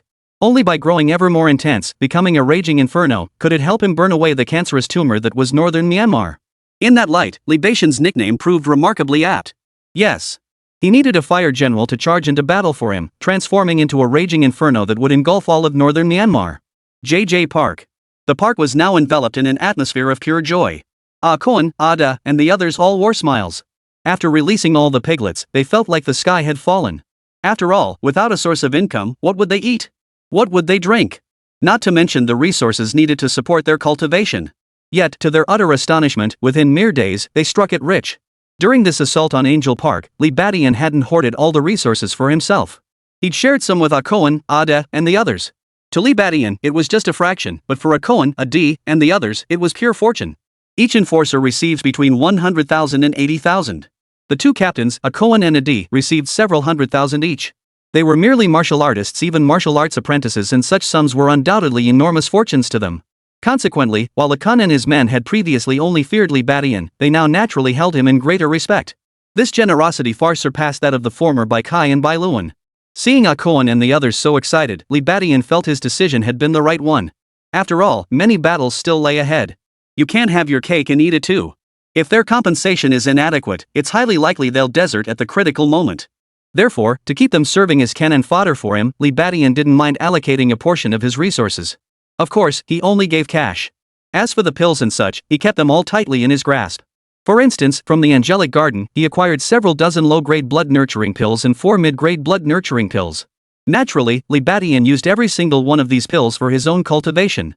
He did not launch further attacks afterward, instead retreating to the JJ district to cultivate in seclusion. He knew that barring any surprises, the other zones would soon launch an assault on his territory. Sure enough. The very next night after the Angel Zone was destroyed, a piercing scream suddenly echoed throughout the entire JJ compound. Enemy attack! Enemy attack! Chapter 176, Small-Scale War. Mortars and handheld guided missiles. Enemy attack! Enemy attack! In the darkness, a force of several hundred soldiers appeared before the JJ Park. Having long reinforced its defenses, the JJ compound quickly spotted the intruders and sounded the alarm. A series of piercing warning sirens blared, echoing throughout the entire JJ compound. At the central building of the complex, a handsome face appeared on the balcony. It was Li Badian. He had not been sleeping, but instead continued to absorb the potent energy of the advanced blood nurturing pill within his body. Upon hearing the alarm, he sheathed his long sword behind his back and stepped onto the balcony. Anticipating a possible attack from the compound's leader, he had already ordered heightened vigilance among his men. Now it seemed the warning had proven effective.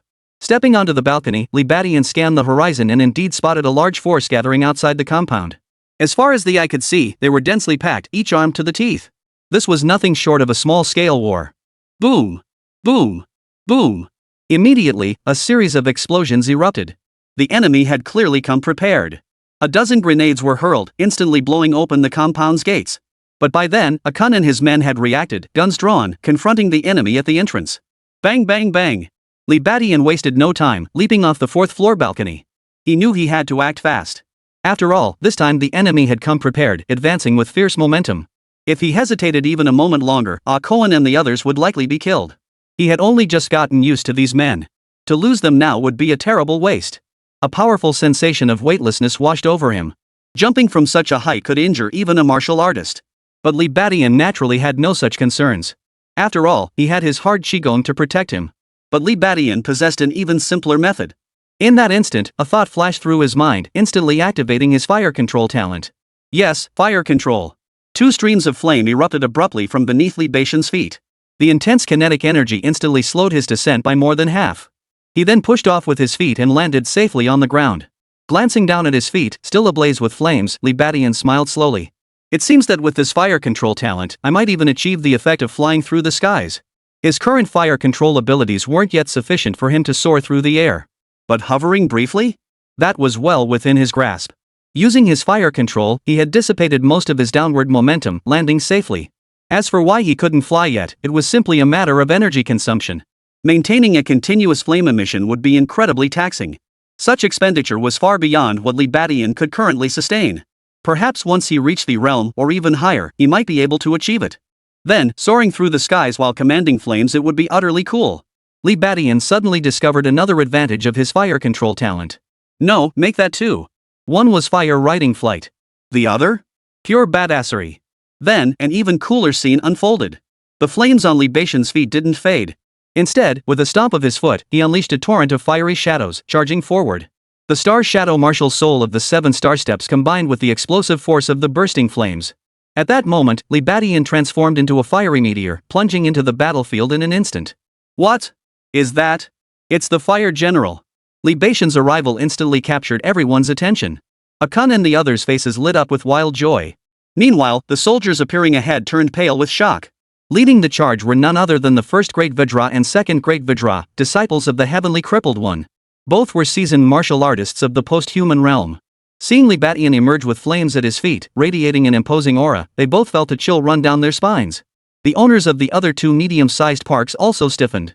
Such an extraordinary spectacle instantly revealed the identity of the man before them. None other than the recently rising star of northern Myanmar, the Fire General. Bang! Bang! Bang! Without needing orders from the 2 enforcers, everyone's firepower poured relentlessly toward Li Badian. A terrifying hail of bullets, dense and relentless, obscured the sky like a dark cloud. But in the next instant, a shocking turn of events unfolded. Clang! Clang! Clang! Every bullet that struck Li Badian's body was deflected. What? He can actually withstand bullets. While Akun and the others weren't surprised by this sight, the attacking Golden Kong and his crew were stunned. In truth, they were aware that Li Badian could withstand bullets. But witnessing it firsthand still sent a chill down their spines. This level of defense was no joke. They had only ever witnessed such feats from Tian Kan. Now, for Li Badian, a mere postnatal martial artist, to achieve this was utterly terrifying. Fortunately, they had come prepared. Seeing that ordinary bullets were ineffective, they immediately escalated their firepower. Mortars were set up one after another, their whistling roar piercing the air as they hurtled toward their target. Woo woo! Run! Akun and the others, seeing this, were instantly horrified and frantically retreated. The sheer force of the mortar shells, even their residual shockwaves, could severely cripple martial artists like them. Li Badian, however, flashed a look of determination as flames surged around his body, charging straight into the barrage. Boom! Boom! Boom! Soon, a deafening explosion echoed through the air. The Jin Gang and the others couldn't help but retreat 3 feet. The scorching blast wave that hit them head-on was unbearable even for seasoned martial artists. It hit. This should do the trick, right? Watching the explosion's epicenter, the Jin Gang and the others' faces lit up with hope. They clearly saw Li Badian struck repeatedly by the mortar fire. Such devastating power should be effective, right? But just then, the leader, the Jin Gang, suddenly shouldered another massive weapon and stepped forward. We can't let up. We need to take him down in one go. Hearing this, everyone nodded in agreement. Indeed, Li Badian had previously seemed to withstand mortar fire unscathed. Even with multiple mortars firing in unison now, it remained uncertain whether they could truly bring him down. Thus, the Great Kong unveiled another lethal weapon. Handheld missiles. The destructive power of these missiles far surpassed that of mortars. Boom! The Jin Gang unleashed the missile without hesitation, and the terrifying projectile hurtled straight toward Li Badian's position. What? Missile! Akon and the others paled, scrambling backward frantically. Then they all stumbled, crashing to the ground. For in that instant, a colossal explosion erupted. Boom! The earth-shattering roar shook the entire JJ Park and its surroundings. Caught completely off guard, they all stumbled to the ground before abruptly whirling their heads toward the source of the blast. Thick black smoke billowed upward. A heavy weight settled in Koan and the others' hearts. Even with their unwavering faith in Tang the Fence, such devastating power left them feeling utterly hopeless. But the Jin Gang and his men were filled with joy. But just then, the smoke and dust stirred, and a dark figure emerged from within. It was Li Badian. Now, he was engulfed in flames, like the fire god himself descending. Seeing this, everyone's pupils instantly contracted. Chapter 177, Hard Qigong drives Di Chang to desperation, Di Chang's lion roar. Boom! The commotion at JJ Park instantly echoed far and wide. All the park bosses heard it, including those at the KK district. Tian Ken climbed onto the rooftop, gazing at the distant fireworks. A cold smile played at the corners of his mouth. As for the northern Myanmar government side, Mocha naturally sensed the commotion.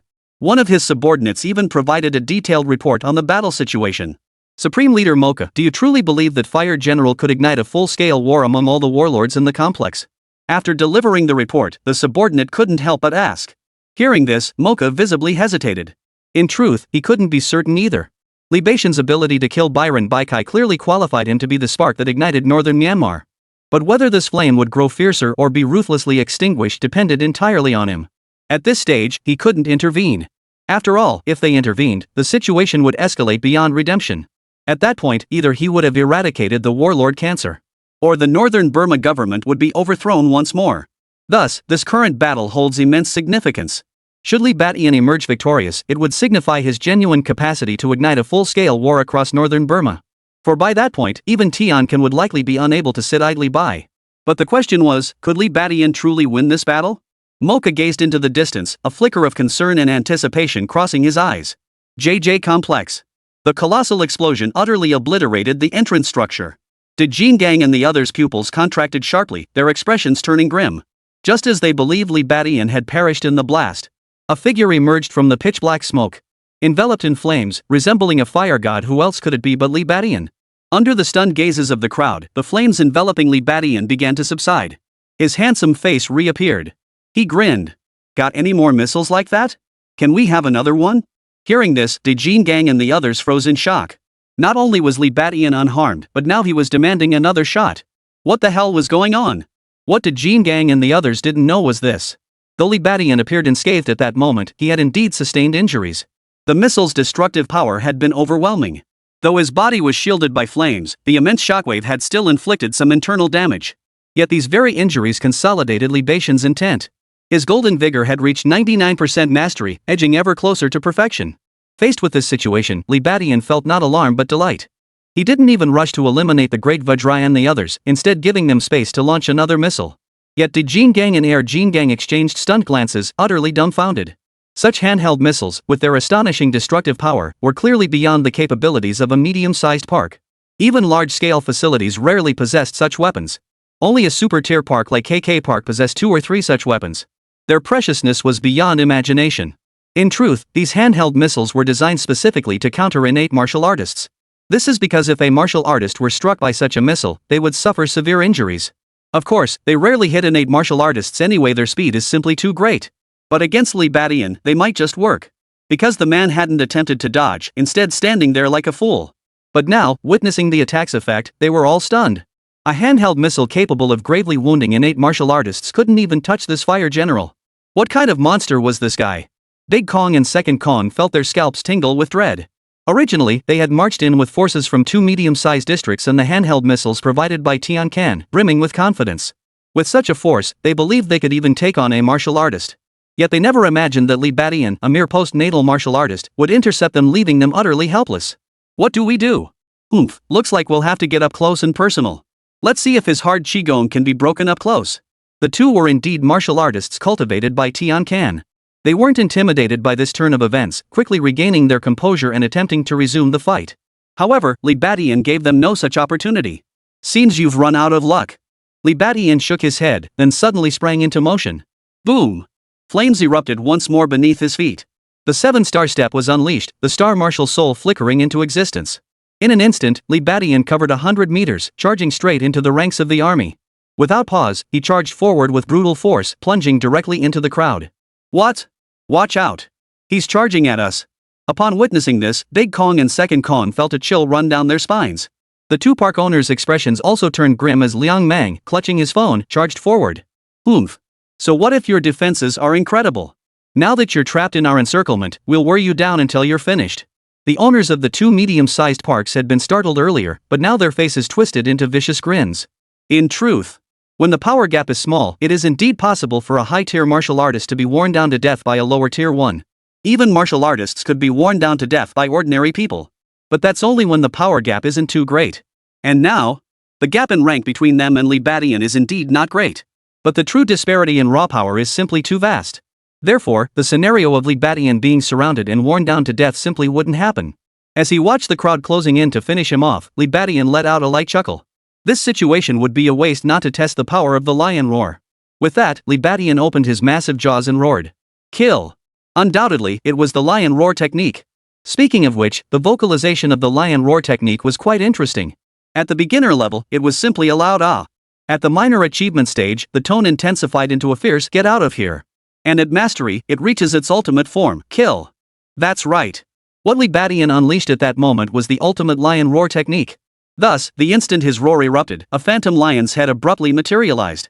This was the hallmark of a mastered martial art, the martial soul. Astonishingly, the lion-headed martial soul opened its gaping maw and roared in perfect unison with Li Batian. Kill. In that instant, a visible shockwave of sound swept out violently. The martial arts apprentice closest to Li Batian froze in place, his face flushing crimson. Next came the martial artists. Then the park owner, along with Big Kong and Second Kong. Everyone's faces flushed crimson. The martial arts apprentice's face flushed to its limit, and blood immediately spurted from his 7 orifices. The martial artist followed suit, bleeding from all 7 orifices until death. Next came the post-heaven martial artists. The 2 park owners instantly paled, coughing up blood heavily, with noticeable blood trickling from their ears. Finally, the 2 great Kongs. Their faces twisted in horror as copious blood spilled from their mouths. They recoiled violently, their expressions frozen in utter terror. The sheer force of that arrow shattered an army of hundreds. Chapter 178, Lion Roar Containment, Annihilation of the Entire Army. Kill. The ferocious roar, louder than any explosion, thundered out across the battlefield. The northern Myanmar government, Mocha, glanced sideways. At KK Park, Tian Kan raised an eyebrow. And at that very moment, the entire JJ Park was enveloped in that roar, as if a lion had let out a mighty cry. In that instant, Akun, Ada, and the others paled, clutching their ears. Even so, an excruciating pain surged within their ears. Immediately afterward, a damp sensation spread. Drops of bright red blood trickled from their hands. Looking around, the martial arts apprentice-level enforcers were all screaming and collapsing to the ground, wailing in agony. The sheer power of a single roar had wrought such devastation. When Akoan, Ade, and the others looked back toward the battlefield at the entrance, their faces instantly turned pale with horror. They saw that more than half of the attacking troops had also fallen. No more than 10 men remained standing beside Li Batian. These 10 individuals possessed at least late-stage martial artist cultivation. Yet even these late-stage martial artists had lost all combat ability, their minds completely blank. Witnessing this scene, Akoan and the others were utterly dumbfounded. What the hell is this? Akan and the others stared in disbelief, speechless. As for Dejin Gang and the others, they too stared at Li Batian in utter disbelief. If they hadn't misseen it earlier, Li Batian had just unleashed a sonic-based martial art. Such martial arts were notoriously difficult to master. After prolonged training, the throat would reach its limit, forcing one to stop. Of course, sonic martial arts proved remarkably effective. Especially when used against groups, they were incredibly efficient. However, figures like the Great Vajra had never cultivated soundwave martial arts to mastery. They've seen plenty of beginners and even some who've reached a basic level of mastery. But now, Li Badian was wielding fully mastered sonic martial arts. That lion's head martial soul, they could never mistake it. And the countless bodies falling before them now starkly confirmed it. Mastered sonic wave skills? Are you kidding me? Good heavens, he's mastered this martial art too? Did Jin Gang and the others felt a chill run through their hearts? The two park owners were wringing their hands in despair. Li Baixian's roar unleashed power beyond imagination. Anyone below the level of a martial artist was likely finished. Even if they survived, they'd likely be deaf for life. As for the martial artists themselves, each suffered ear damage, their hearing drastically impaired. Even he himself felt an unbearable ringing in his ears, and the sounds he received were noticeably diminishing in volume and clarity. Seeing this scene, a satisfied expression flashed across Li Baixian's handsome face. In truth, he had already mastered the lion roar technique to perfection during his previous assault on Angel Park. However, he hadn't found an opportunity to unleash it during the Angel Park battle. The main reason was the release of the piglets, which had flooded the battlefield with too many of them. Those piglets stood absolutely no chance against the perfected lion roar technique, so Li Badian had refrained from unleashing it. Besides, there was no need for it during the assault on Angel Park. But this time was different. Not only were there no ordinary people here. The great King Kong and his crew have even assembled an army to attack. This situation was naturally perfect for unleashing the lion roar technique. To be honest, Li Badian wasn't entirely sure of the lion roar's true power. Only now, witnessing the near-total annihilation of the entire army, did he fully grasp just how formidable this lion roar technique truly was. Shadow Kill was also a formidable area of effect attack. But now, it was clearly outclassed by the lion roar technique. The lion roar technique was truly formidable, a god-tier method for clearing enemies. At his current level of mastery, neither martial artists nor martial arts apprentices could offer the slightest resistance. Even those at the postnatal martial artist stage were severely affected. Just like the great king and his men at this very moment. Even seasoned postnatal martial artists would likely be utterly terrified. However, such overwhelming power comes with limitations. This limitation is similar to the constraint on practicing the lion roar technique for extended periods. The reason is that the fully mastered lion roar technique is simply too powerful, causing excessive strain on the throat. For instance, Li Badian now roared once and distinctly felt his throat burning fiercely. It was identical to the symptoms of practicing the lion roar technique for too long. For the time being, he was unable to unleash another full-power lion roar. Of course, that was more than enough. With that single roar, the entire army of the Unbroken Army was annihilated, and figures like the Great Vajra had their fighting spirit utterly crushed. Did Jin Gang and his men were never his match to begin with? How could they possibly stand against him now? And then, as if to confirm Li Baixian's thoughts, in mere moments, the Great Ape and his men were slain by Li Badian. It was no contest. As the battle drew to a close, the leaders, Big Kong and Second Kong, attempted to flee. But Li Badian would never allow such an outcome. He swiftly pursued them, violently obliterating both. Thus, every single member of the attacking force had been annihilated. Akan, Ada, and the others stood frozen nearby.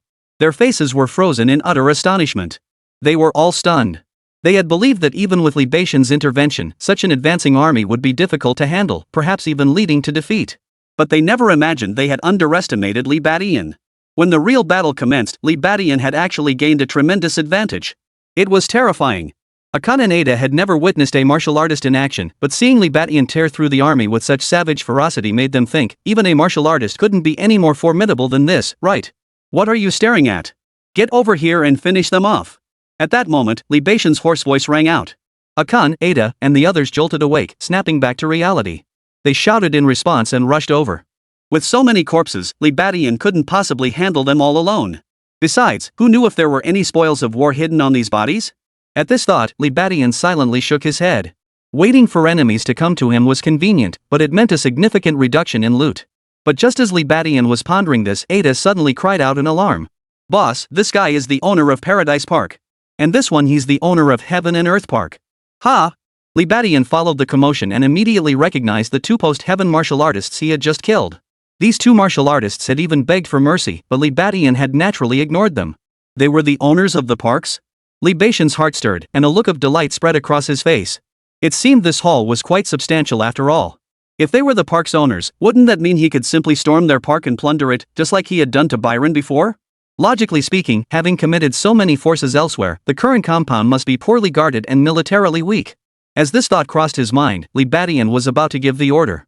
But just then, Akuan's voice cut through the air. Boss, these two, they're the 4 heavenly kings under Tian Kan. They're from the KK compound. His voice carried a palpable note of fear. Li Baishan's eyebrows shot up at the news. Tian Can. Wasn't that the super park owner Mocha had mentioned? The one, the innate martial artist. Chapter 179, War erupts in northern Myanmar, the way of the king arrives. Upon hearing Akoan's words, Li Baishan's eyebrows shot up. He turned his gaze toward the source of the sound. Sure enough, the two corpses before Akon were precisely the two seasoned post-natal martial artists he had just slain. To be honest, Li Badian had found the battle somewhat peculiar. After all, in this place, post-heaven martial artists were already capable of becoming estate owners. But this time, 4 post-heaven martial artists had appeared together. Could it be that 4 park owners had joined forces? That seemed unlikely. Li Badian reasoned that even if he took down by Kai Byron and Lu Jinfan, it shouldn't draw that many park owners after him.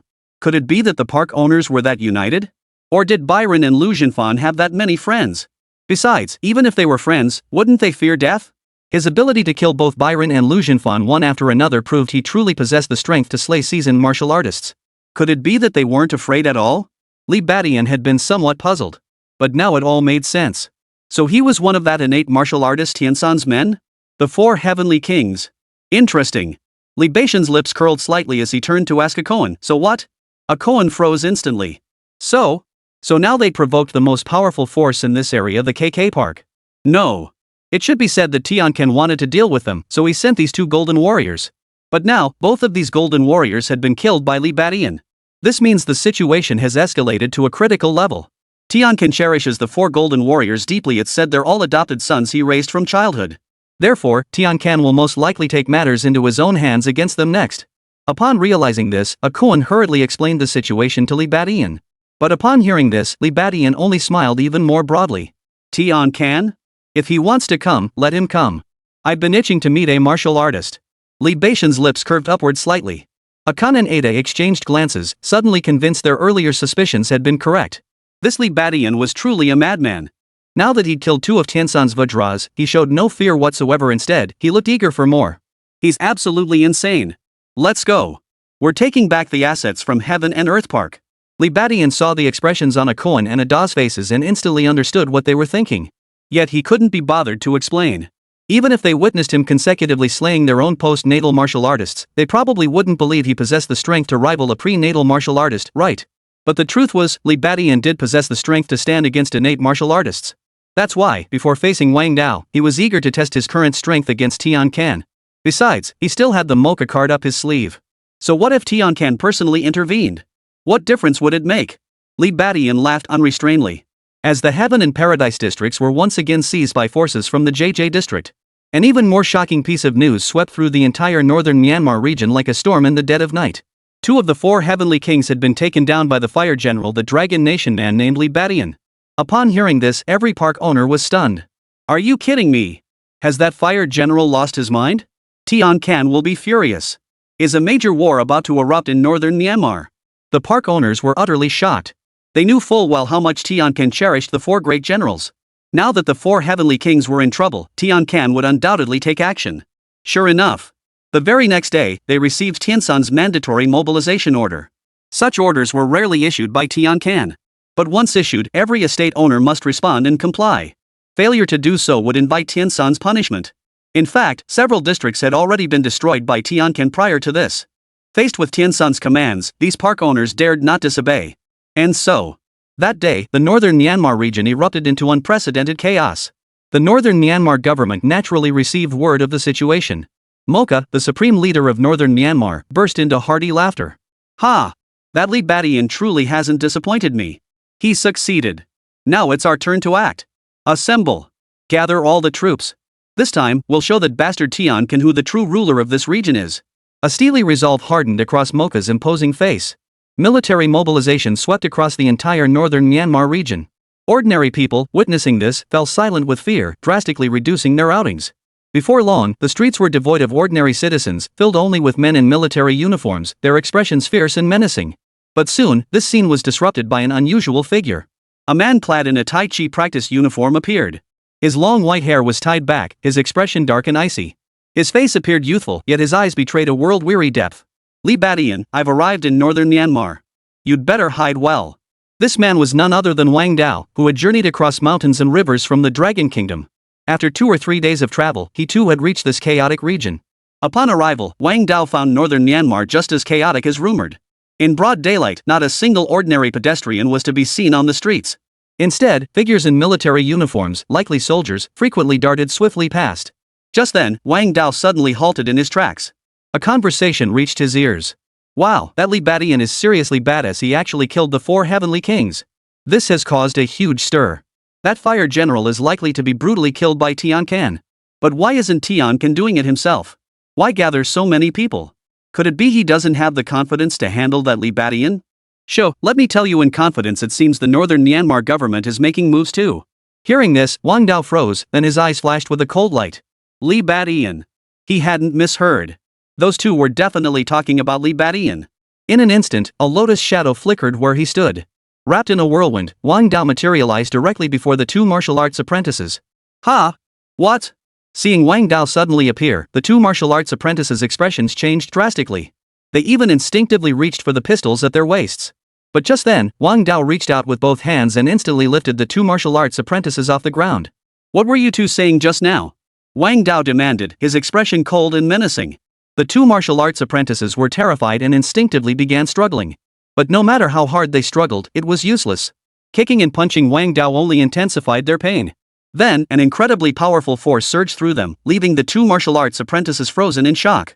In that instant, they suddenly realized the man before them was a high-level martial artist. I'll ask you once more, what were you just saying?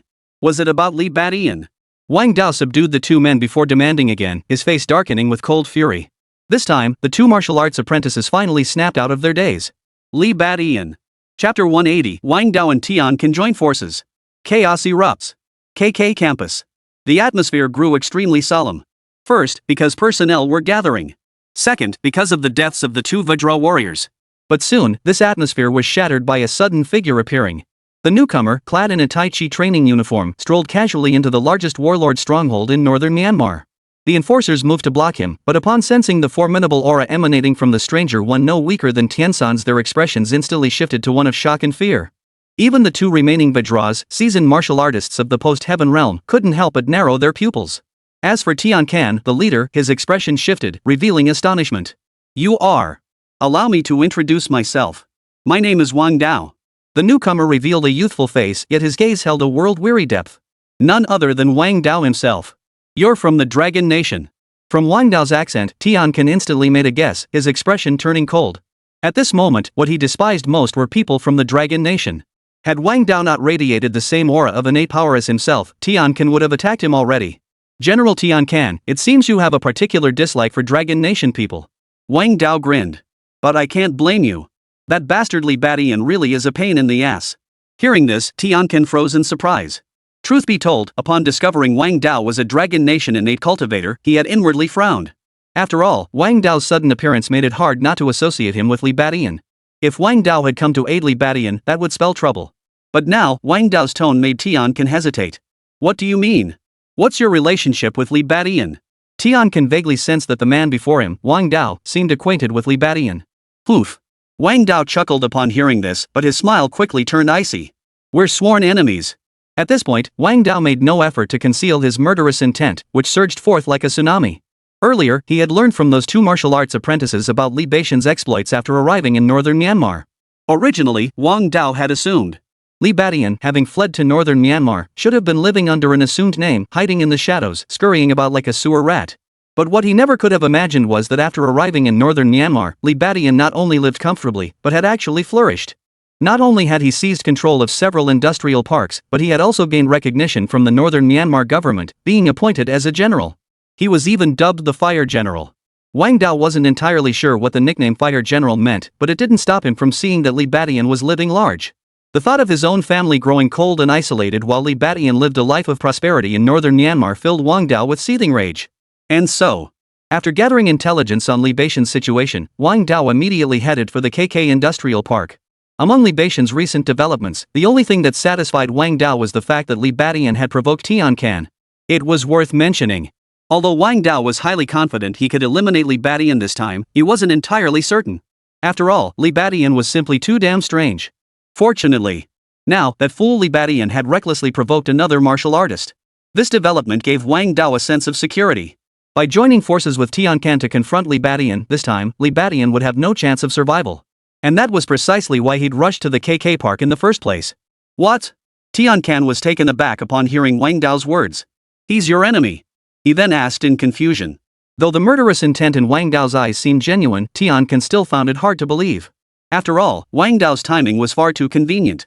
He knew that barring any unforeseen circumstances, tonight he was supposed to lead his assembled army to confront Li Badian. Now, suddenly, another innate cultivator from the Dragon Nation just like Li Badian had appeared. He found Wang Dao's words truly hard to swallow. Wang Dao understood this hesitation and immediately offered a brief explanation. That bastard killed my sons and my grandson.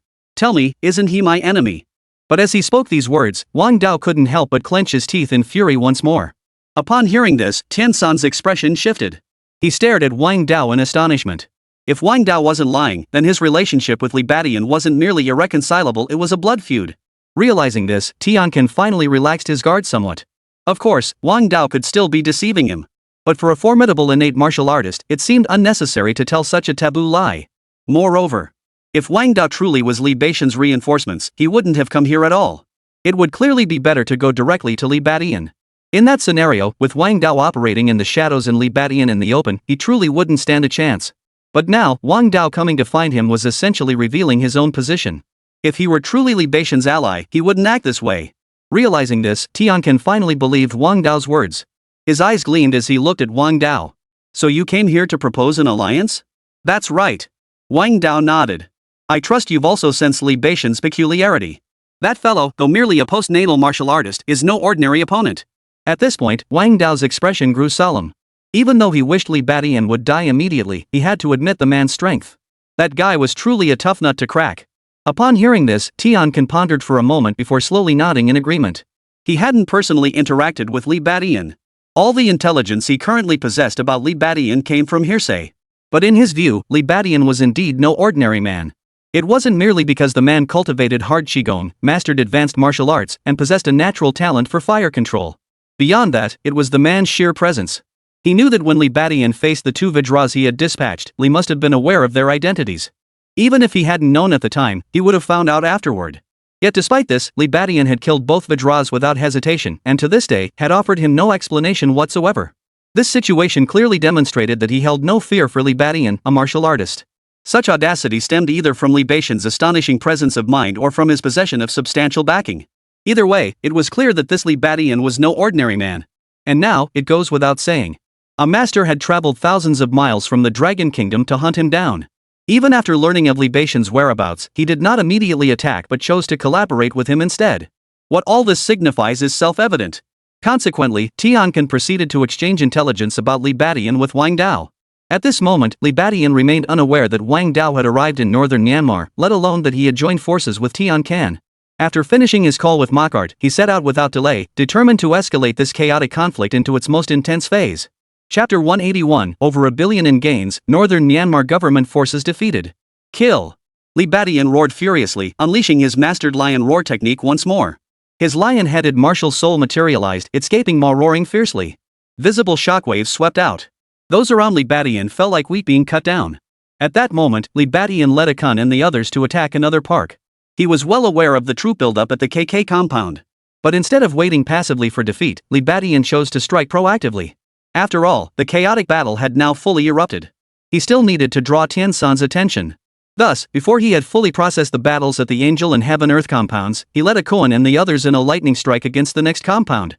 The assault proceeded remarkably smoothly. This was mainly because the majority of this park's forces had been taken away by the park owner to rush to Tian Can in response to the call. Of course, even if all the forces had remained, they would have been useless. For this was merely a minor enclave. Even if all its forces had been present, Li Badian wouldn't have needed to kill them. The owner's early departure had, in effect, spared him from disaster. Moments later, the battle concluded, and Akoan returned to report to Li Badian. He detailed casualties, captured personnel, and the loot seized. What Li Badian cared about, of course, was the final spoils.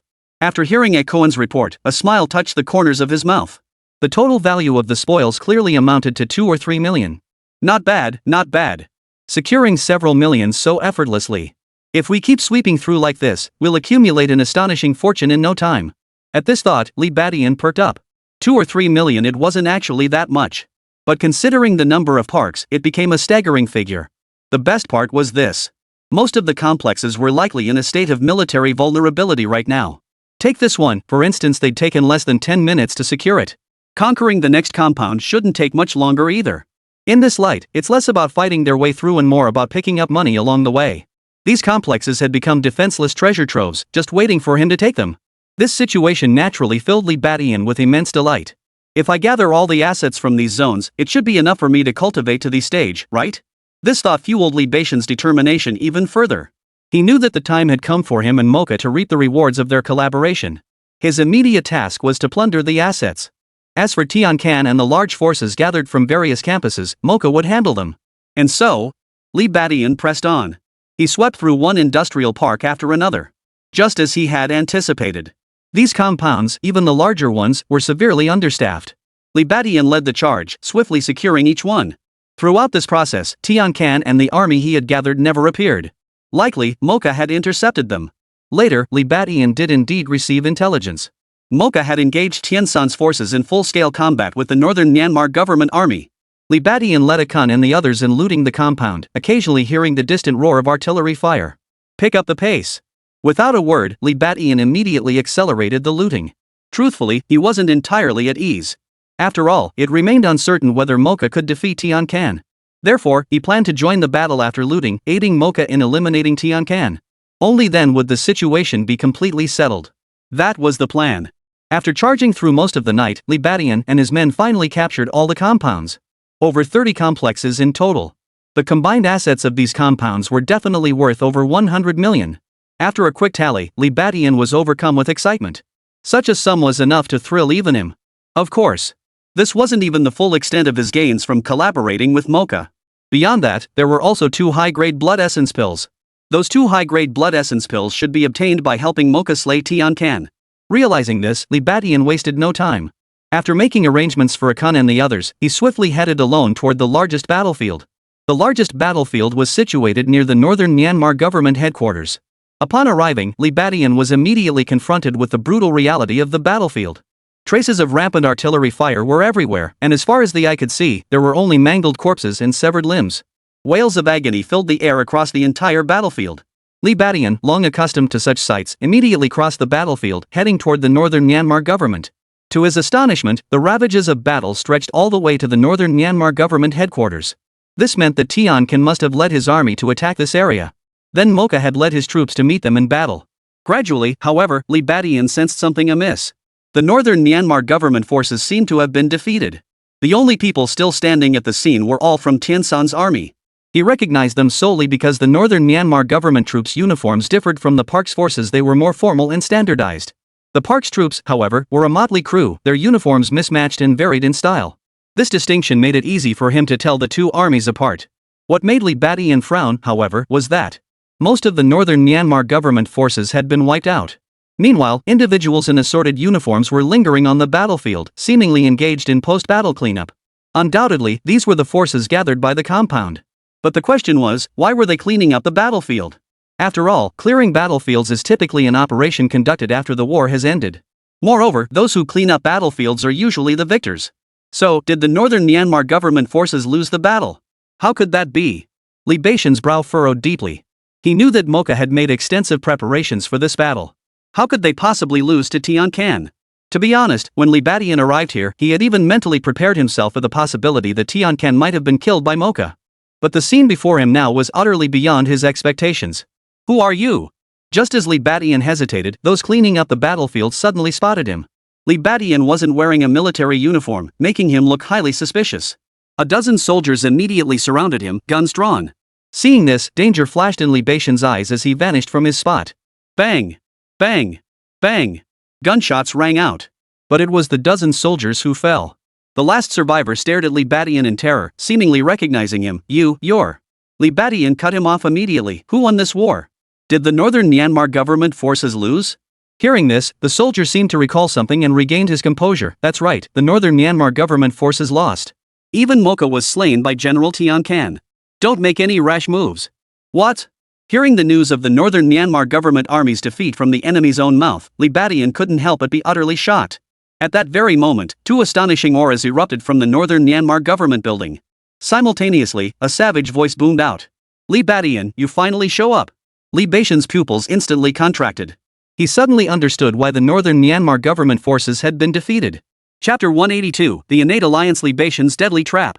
At that moment, Li Batian finally grasped why the northern Myanmar government forces had lost. Two astonishing auras erupted from the northern Myanmar government forces. It was the aura of innate martial artists. Simultaneously, a savage voice echoed through the air. Li Batian, you finally arrived. As the words fell, a figure, enveloped in the shadow of a lotus, leapt forth from within the northern Myanmar government compound. If not Wang Dao, then who else could it be? Li Baishan's pupils contracted, then he grinned. So it was you. He finally understood why the northern Myanmar government forces had lost. It turned out that Wang Dao had arrived in northern Burma. This old man clearly hadn't come to northern Burma for nothing. He'd likely joined forces with Tian Kan. Given this, not only had the northern Myanmar government lost, but even Mocha was likely facing dire peril. At this thought, Li Batian shook his head silently. His two high-grade blood-infused pills might well go to waste. Wang Dao's expression turned savage upon seeing Li Batian. But when he saw the smile on Li Baishan's face, he couldn't help but pause. How come this kid isn't scared at all? Having pursued him before, Wang Dao now regarded Li Batian with heightened caution. This time, he had originally teamed up with Tian Kan, intending to catch Li Batian off guard. In fact, their collaboration had proceeded smoothly. After discussing their strategy, they decided to eliminate Mocha first. Not because they thought Li Batian would be tougher. Rather, it was because Mocha commanded the northern Myanmar government forces. If they went after Li Batian first, they'd inevitably be blocked by Mocha leading the northern Myanmar government forces. But if they took Mocha out first, that concern would vanish. By that time, Li Batian would be preoccupied with annihilating the compound. And they, after eliminating Mocha, would be able to deal with Li Batian at their leisure. Just as it is now. He and Tian Kan joined forces and did indeed eliminate Mocha. And this was precisely why the outcome of this war was decided so swiftly. Without Mocha, the northern Myanmar government forces instantly lost their leader and direction. They were easily crushed by Tian San's forces. Now, naturally, was the moment for him to exact revenge on Li Batian. But Li Baishan's unusually calm expression made him frown. Could this kid really be unaware of the situation? Just then, the crowd at the North Myanmar government building surged and parted. Two burly men pushed a wheelchair forward. Seated in the wheelchair was a man with snow-white hair. His left leg was visibly disabled. None other than Tian Kan. Li Batian. The two remaining enforcers who had pushed Tian Kan out were naturally the remaining two enforcers. Upon seeing Li Batian, their eyes blazed with fury. As for Tian Kan, his gaze was icy cold. Li Batian, you've joined forces with Mocha, haven't you? Alas, heaven favors me. With brother Wang Dao's arrival, victory in this battle is mine. And you? Prepare to die. If I'm feeling generous, I might even spare you a whole corpse. Tian Kan stared at Li Batian, his voice icy. But just then, Wang Dao interjected, no way. This bastard, I'll make him endure the most brutal torture in the world. I hear northern Myanmar excels in that regard. How convenient. Young man, you found yourself a splendid final resting place. By the end of his sentence, Wang Dao's face contorted with twisted malice. The successive appearances of Tian Kan and the others only bolstered his confidence. He couldn't fathom any possibility of Li Batian turning the tables in this situation. Most crucially, from start to finish, the cultivation aura he sensed emanating from Li Batian had remained firmly at the postnatal martial artist stage. In other words, even though 10 days had passed since the pursuit began, Li Baishan's cultivation had barely advanced at all. This only reinforced his conviction that Li Batian stood no chance against the combined might of himself and Tian Kan. Alright then, looks like I won't even be able to leave him a whole corpse. Upon hearing Wang Dao's words, Tian Kan shrugged his shoulders. Li Batian couldn't help but chuckle. Ha ha ha ha. What have you two been chattering about since just now? Wang Dao and Tian Kan, you two don't seriously think that once you kill Mocha, you'll have me cornered, do you? Tian Kan froze at the words. Wang Dao narrowed his eyes. What else? You're just a late-stage martial artist. Do you really think you can stir up any trouble? With that, Wang Dao hesitated no longer. His feet stamped down like lotus shadows as he launched a fierce attack toward Li Batian. Tai Chi hard fist. A fierce fist, enveloped in the Tai Chi martial spirit, suddenly slammed toward him. Li Baishan's eyebrows twitched as he instantly thrust both fists forward. Boom! Li Batian was instantly knocked back 3 steps. Ha! Glancing at his slightly sore arm, Li Batian raised his eyebrows. Wang Dao's attack seemed vaguely stronger than before. What was going on? Meanwhile, Wang Dao secretly breathed a sigh of relief. In truth, Li Baishan's cultivation hadn't grown stronger, and Wang Dao still couldn't fully relax. After all, a martial artist's strength wasn't solely determined by cultivation level, it also depended on the number of martial arts techniques mastered and their respective levels of proficiency. Among Li Beixian's many martial arts techniques, his greatest concern was undoubtedly Li Beixian's hard Qigong. But now it seemed that Li Beixian's hard Qigong had not grown stronger. With that, Wang Dao could finally relax. Tai Chi soft fist. Tai Chi push hands. Without a moment's hesitation, Wang Dao planted his foot and pressed forward toward Li Beixian. Seeing this, the two golden warriors grew restless, eager to avenge their brother. But just then, Tiancan spoke up. You two, don't act rashly. This Li Beixian is no ordinary man. Observe him carefully. Hearing this, the two golden warriors paused, then began to watch the battle intently. Their expressions immediately turned grave. Though Wang Dao and Li Beixian had only exchanged a few blows in the blink of an eye, they sensed something amiss. Namely, Li Beixian's defense was far too formidable. As a martial artist wielding a perfected martial art, Wang Dao's explosive attack power was undeniably formidable. Yet at this moment, he was barely able to inflict any damage on Li Beixian. While parrying, Li Beixian could even launch counterattacks. Overall, he still seemed to be suppressed by Wang Dao. Yet for a post-natal martial artist to withstand the fierce assault of a pre-natal martial artist was nothing short of astonishing. Realizing this, the two Vajras exchanged startled glances. If it were them, they might have fallen to a martial artist within a few exchanges.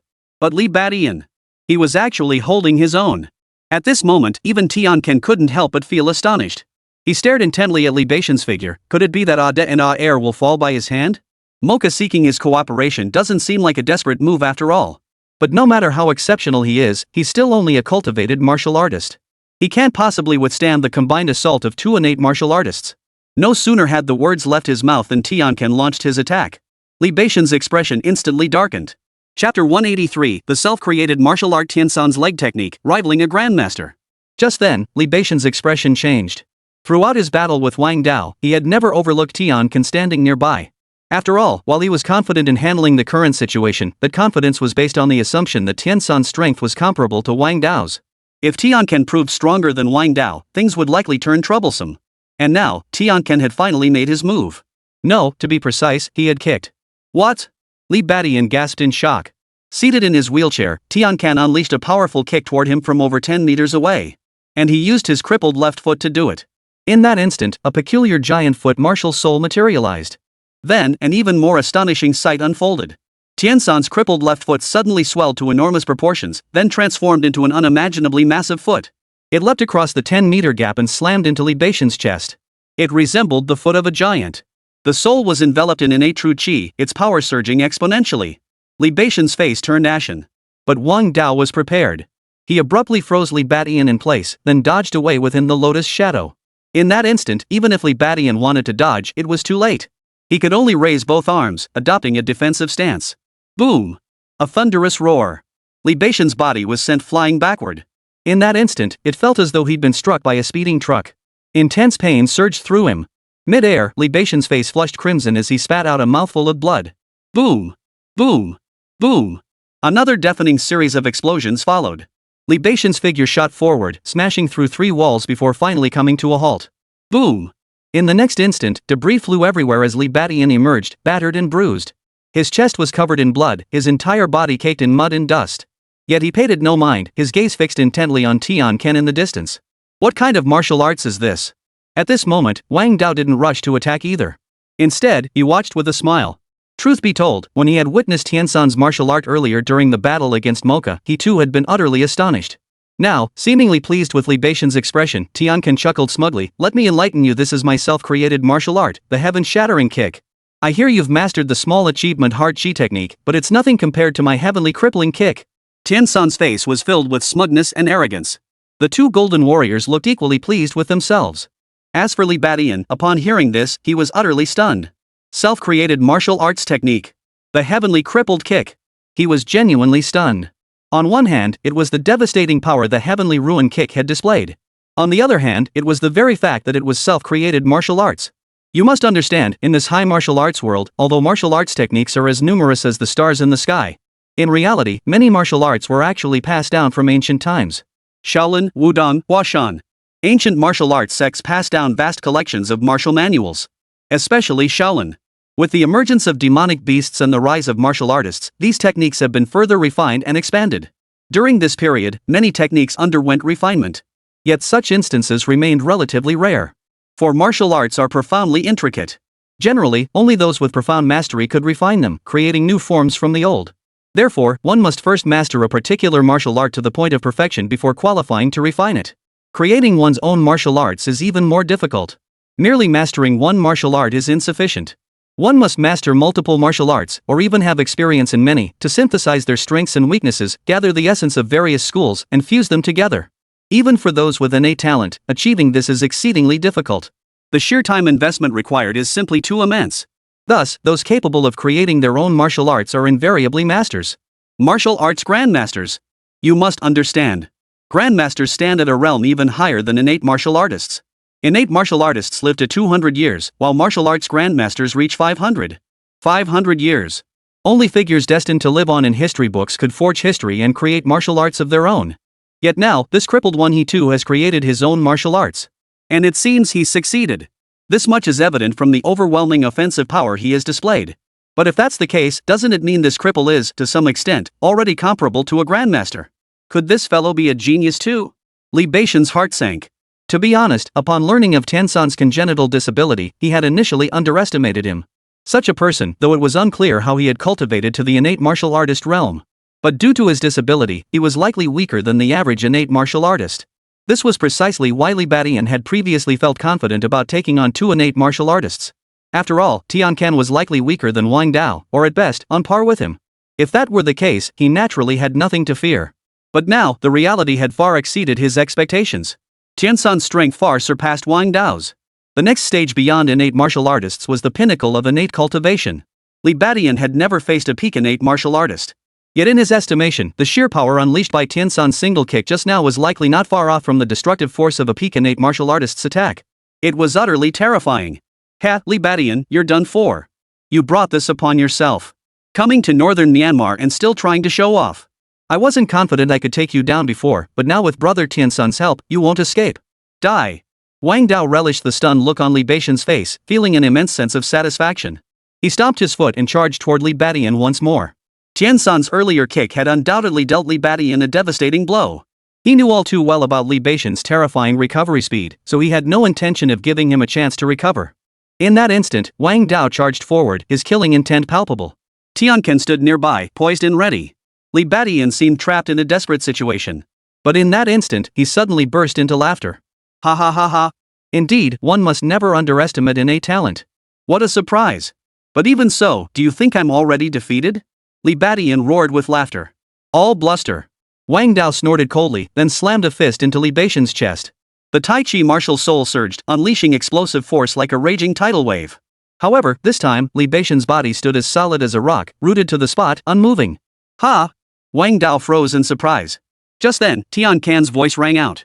Brother Wang Dao, get out of the way. Wang Dao frowned and quickly stepped aside.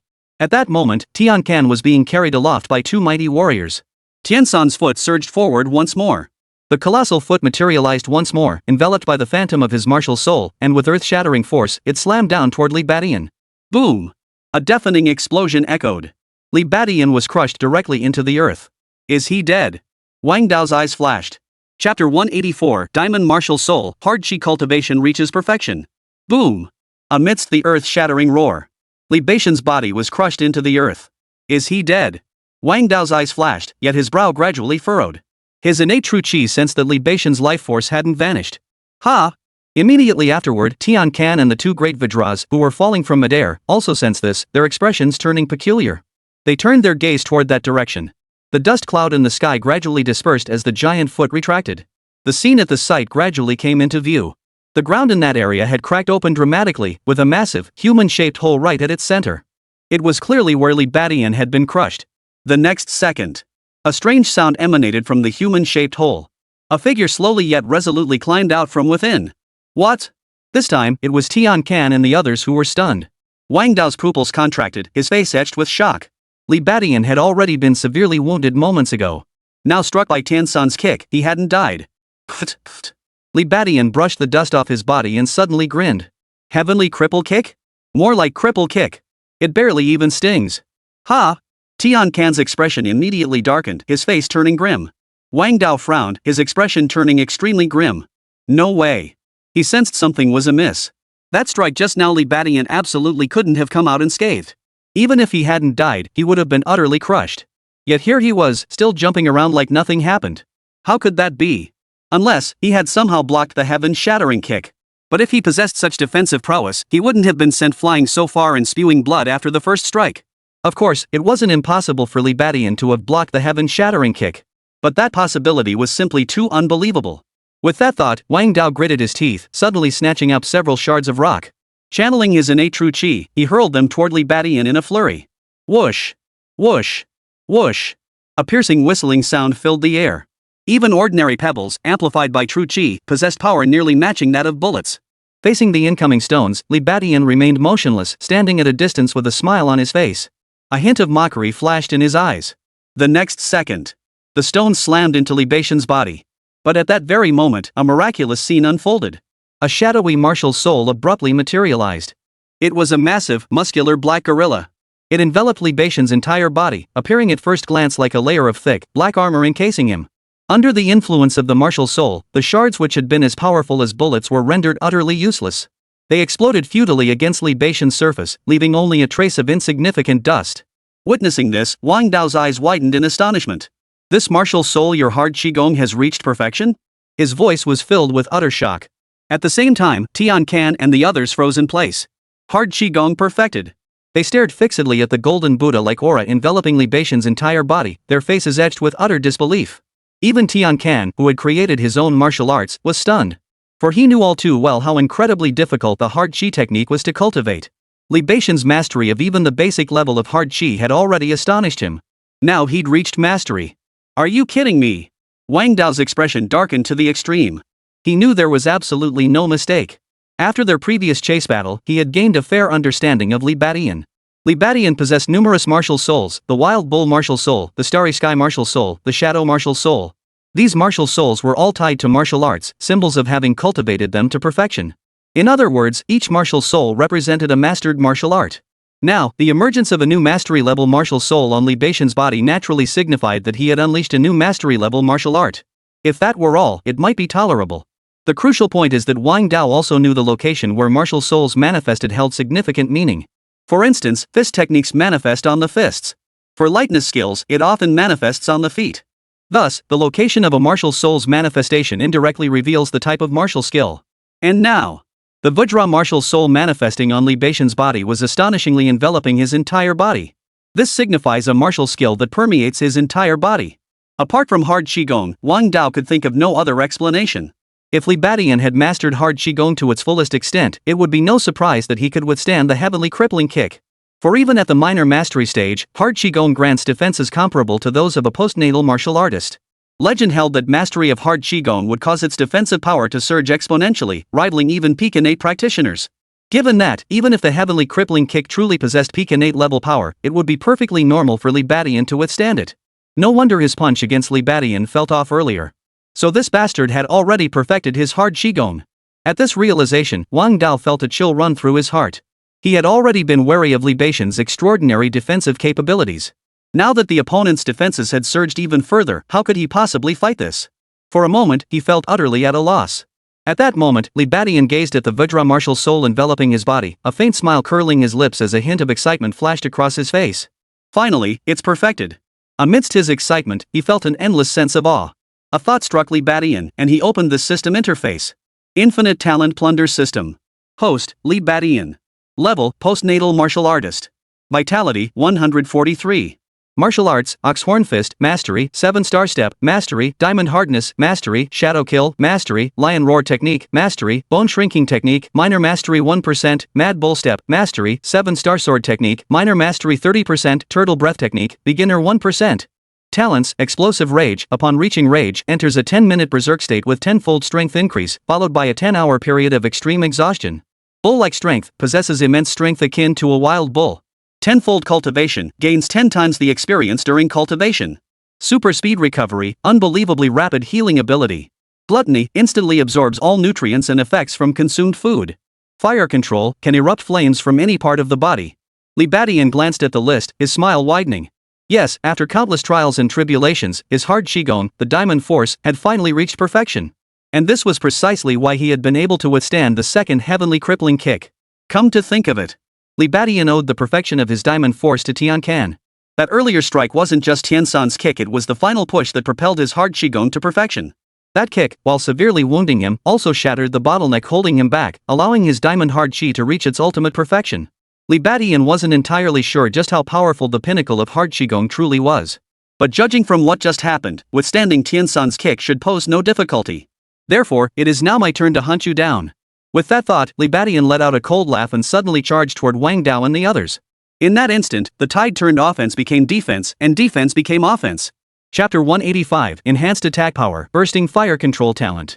With a loud bang, Li Badian launched his attack like a tiger charging down a mountain. Wang Dao's expression instantly darkened. Tian Can and the others were startled, their earlier composure gone. Li Badian, mastering the pinnacle of hard Qigong, seemed to transform into an impenetrable steel fortress, leaving no opening to exploit. Even Tian Can found him a formidable challenge. 7-star step. Bullhorn thrust. In the blink of an eye, Li Badian closed in on Wang Dao. Wang Dao instinctively dodged. But because Li Badian had mastered the pinnacle of hard Qigong, Wang Dao momentarily lost his composure, his reflexes lagging by a split second. A thunderous crash echoed. Wang Dao was sent flying backward. In the split second of their clash, he still sought to counterattack, only to trigger Li Badian's Vajra martial soul once more. The great achievement hard Qi technique was extraordinary. It didn't require conscious activation, it ignited automatically upon receiving an attack. In the haste of the moment, Wang Dao's attack naturally stood no chance of injuring Li Badian. Immediately after, Li Badian turned his gaze toward Tian Can. With a swish, the star's soul flashed across the scene as he swiftly darted forward. He's coming. The two Vajra generals' expressions changed instantly. Instinctively, they moved to carry Tian Can to safety. But just then, Tiansan's expression darkened. No need to panic. As the words fell, he unleashed the heavenly remnant kick once more. His massive left foot, enveloped by the great foot martial soul, slammed forward. This time, however, he truly planted his foot upon the ground. Boom! A deafening roar shook the earth. The intense shockwave even disrupted Li Badian's 7-star step. At that very moment, Tian Can bent his leg, and the colossal giant's foot swept across the sky like a dark cloud. Oomph! Li Badian braced himself with both arms. Boom! Though unharmed, he was sent flying by the immense force behind Tiansan's kick. The next second, Li Badian rolled several times, stabilizing himself on one knee. A figure clad in a Tai Chi training uniform lunged viciously toward him. Li Badian. Wang Dao launched another fierce assault. Each punch and kick was infused with innate power, unleashing terrifying force. Li Badian's eyebrows shot up. As the exchanges with Wang Dao multiplied, he began to discern certain peculiarities in his opponent. He was genuinely stronger now than he had been 10 days prior. That innate true Qi had not only become more condensed, but when fused with martial arts and unleashed, it was also more powerful. Clearly, while Li Badian had been advancing, Wang Dao hadn't been standing still either. However, Li Badian's progress was far greater. His fully mastered diamond fist technique was now sufficient to ensure he stood invincible before Wang Dao. Boom! Boom! Boom! In the blink of an eye, they exchanged over a dozen more blows. Wang Dao's cold laughter rang out. Ha! Li Badian, what good is your perfected hard Qigong now? Your attacks are still as feeble as ever. Haven't you brought out that sudden power surge technique yet? While Li Badian was gauging Wang Dao's changes, Wang Dao was naturally sensing Li Badian's strength levels. Upon discovering Li Badian's strength remained nearly unchanged since their previous pursuit, he couldn't help but relax. Truth be told, the pressure the perfected hard Qigong brought him was indeed immense. But now that he thought about it, it didn't seem so bad after all. After all, the great perfection hard Qi cultivation bestowed unimaginable defensive prowess. On the offensive side, however, it offered no enhancement. Thus, even if he couldn't defeat Li Badian, the latter couldn't defeat him either. Of course. When you consider it, the advantage still lies more on his side. Not only did he now have Tiansan's aid, but let's not forget he also had Tiansan's army. These surrounding troops weren't pushovers. At a critical moment, he could deploy them to wear down Li Badian's strength. Therefore, when weighing the entire situation, he still had a chance to kill Li Badian. Li Badian, upon hearing this, merely smiled faintly. Who said my offensive power is the same as before? Wang Dao, you'd better watch this closely. What? Wang Dao froze upon hearing this. At that very moment, Li Badian suddenly opened his massive jaws and roared fiercely. Kill! In that instant, a new martial soul emerged once more. This time, a lion-headed martial soul rose from Li Badian's forehead. Synchronized with his movements, it opened its gaping maw and unleashed a thunderous lion's roar that shook the heavens and split the earth. Boom! Wang Dao's entire body trembled. Even as a martial artist, standing so close, he couldn't help but be affected. Next came Tian Can and the others. Tian Can merely frowned, while the two golden warriors flushed crimson. The surrounding troops, being farther away, were largely unharmed, though they instinctively covered their ears. The lion roar technique had once again created an opening for Li Badian. As he watched the stalled royal procession before him, a flash of murderous intent flickered in his eyes. Mad Bull Charge. Barbarian Bull Charge. Another new martial soul emerged. This time, it was a crimson-hued, frenzied fighting bull. Alongside it was the savage bull martial soul Li Badian had activated multiple times before. In that instant, the two bovine martial spirits subtly revealed a stance of fighting side by side. This was the amplification brought by the paired martial arts. Under these circumstances, Li Badian's erupting attack power surpassed even that of his 7-star step. Of course, this alone wouldn't break through a martial artist's defenses. Thus, the instant his fists erupted forward, Li Badian activated his fire control talent. Boom! Boom! Two brilliant flames surged from his fists, amplifying the scorching effect. What? Wang Dao's expression changed abruptly. He couldn't react in time, only tensing his entire body as he gathered his innate chi before his chest. Boom! A dull thud echoed. Wang Dao was instantly knocked flying. Thud! Thud! This time, he crashed through two walls before finally stabilizing his body. Li Badian. You! The moment he regained his footing, Wang Dao snapped his head up, his expression one of utter shock. Li Badian's strike had actually managed to break through his defenses. And this was without any power boost from his explosion mode. Merely in his normal state, he had achieved this feat. Of course. What shocked Wang Dao even more was the burst of flames that had erupted moments ago. He glanced down at his chest, where his pristine Tai Chi training uniform had been pierced clean through by gunpowder. Fire! Fire! Li Badian, why do you possess the talent to control fire? Tell me. Did you steal Wang Hao's talent? Wang Dao waited for Li Badian, his face twisted in fury as he demanded, desperately masking a hint of panic in his voice. In truth, he knew full well from others, even Tian Can, that Li Badian possessed a flame talent. The nickname Fire General stemmed precisely from this. It was just that until now, he had been unable to confirm it. Or rather, he had dared not dwell on it. But now, with Li Badian unleashing this talent, he could no longer turn a blind eye. Why did Li Badian also possess the fire control talent? And his grandson, Wang Hao, also possessed the fire control talent. And Wang Hao had died at Li Badian's hands. Could it be? Could this man actually steal others' talents? At that moment, a look of panic flashed in Wang Hao's eyes, a fear he dared not admit even to himself. Chapter 186, Explosive Growth Returns, Postnatal Overpowers Innate. Oh, you figured it out? Flames surged around Li Badian as he smiled. He knew that displaying his fire control talent before Wang Dao was something he couldn't possibly conceal. In truth, he had never intended to conceal it after arriving in northern Myanmar. He understood that if he encountered Wang Dao again here, it would be the moment their grudge was settled. Given that, there was no point in hiding it. Even if Wang Dao discovered it, so what? The other party wouldn't have a chance to carry this intelligence back. Boom! Li Badian's figure surged forward once more. In that instant, the twin ox illusions materialized once more, flames swirling around them. Boom! With just one strike, Wang Dao coughed up a torrent of blood. What? This time, it was Tian Can and the others whose expressions turned ashen. Wang Dao, however, showed no surprise. For at this moment, Li Badian besides the twin ox illusions and flames revealed another strange phenomenon. His skin had turned crimson, and steam rose from his body. Wang Dao recognized this phenomenon well. It was none other than Li Badian's explosive talent. Though Wang Dao knew neither its fame nor its origins, he understood its effects all too well. Once activated, Li Badian's strength would receive an incredible boost. Originally, Li Badian's dual ox illusions combined with flames were already enough to overwhelm Wang Dao. Now, after the power surge, it went without saying.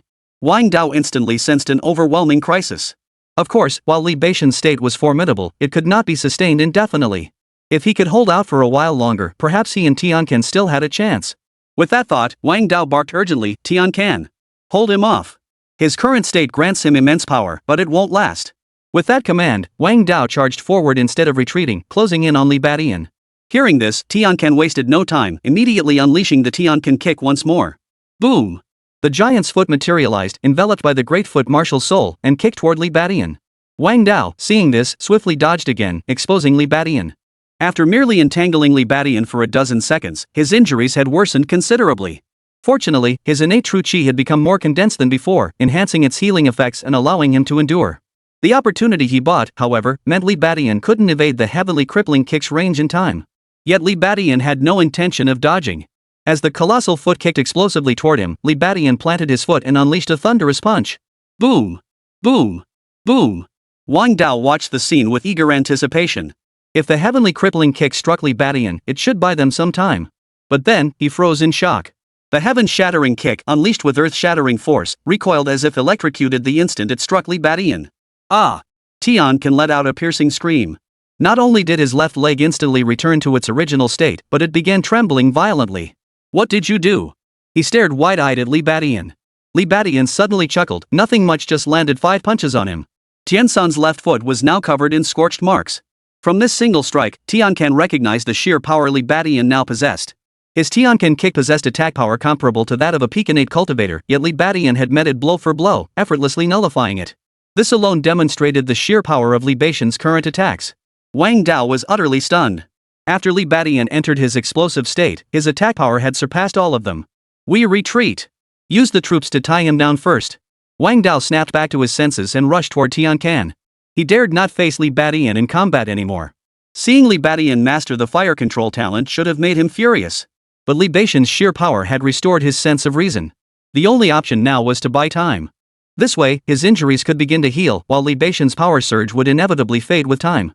Upon hearing this, Tian Can wasted no words. He immediately began retreating while issuing orders to his troops. Immediately, gunfire erupted. Thousands of soldiers surged forward like a tidal wave. Thinking you can stall for time? I won't let you get your way. Li Badian smiled at the sight.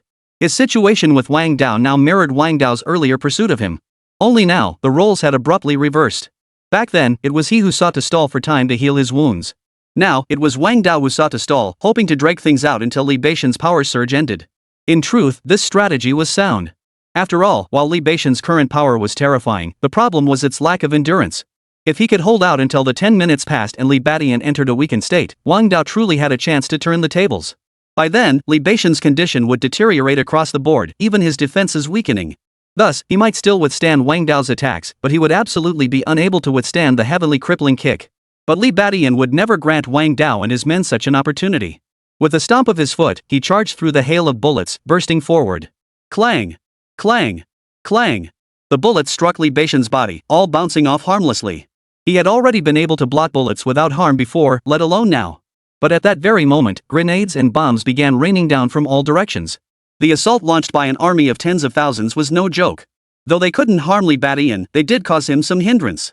Yet the next instant, a thunderous lion's roar erupted, drowning out the artillery fire as its rumbling reverberated outward. Boom! In that instant, visible shockwaves surged like a raging tidal wave, sweeping across the battlefield. After his brief respite, Li Badian could once again unleash the lion roar technique. And this time, the power of the lion roar technique had increased once more. The reason was simple: under his current state of explosive power, Li Badian's lung capacity had also increased significantly. Thus, the sonic waves surged forth, not only drowning out the roar of artillery and the choking smoke, but also sweeping across the battlefield like the scythe of death. In an instant, a scene of shocking horror unfolded. The Burmese soldiers' eyes bulged wildly as blood gushed from their 7 orifices, ending their lives. Even the martial artists were no exception. What? Witnessing this, Wang Dao and Tian Can's expressions turned ashen. The soldiers' charging footsteps halted abruptly. It must be noted that most of the men here were not Tiansan's subordinates. They were a coalition army assembled under Tiansan's coercion. This coalition force had already suffered heavy losses fighting the northern Myanmar government army. Now, having suffered such a crushing defeat at the hands of Li Badian, their morale collapsed completely. Someone shouted "Run!" and the entire army instantly scattered in all directions. Seeing this, Tiansan's face darkened instantly. Damn it, get back here! Do you all want to die? His furious shouts fell on deaf ears. In the next instant, a crimson figure burst forth from the collapsing ranks, carrying an overwhelming momentum. In that instant, it was as if a fearsome tiger had emerged from a fleeing herd of sheep. Wang Dao, Tian Can, where do you think you're running? A mere post-natal martial artist dared to pursue 2 pre-natal martial artists to kill them. Chapter 187, Tiansan's Flaw, Wang Dao's Demise. At that moment, the fleeing soldiers scattered like a herd of panicked sheep. Li Badian charged forth like a ferocious tiger unleashed. Wang Dao and Tian Can both paled in shock. 2 innate martial artists were being hunted down by a mere post-natal practitioner. Yet neither Wang Dao nor Tian Can found this surprising. Li Badian was simply too monstrous. He was nothing short of a monster. Wang Dao, in particular, knew this all too well. How on earth did this guy cultivate? For ordinary post-natal martial artists, mastering a single martial art to perfection already marked them as exceptional and outstanding. But Li Badian, he's mastered several martial arts, nearly all of them to perfection. Even the most difficult hard qigong is at its peak. And that's not all. He is also a natural martial artist. Moreover, he might even possess the ability to plunder others' innate talents. This makes it extremely difficult for other martial artists to fight opponents of higher tiers.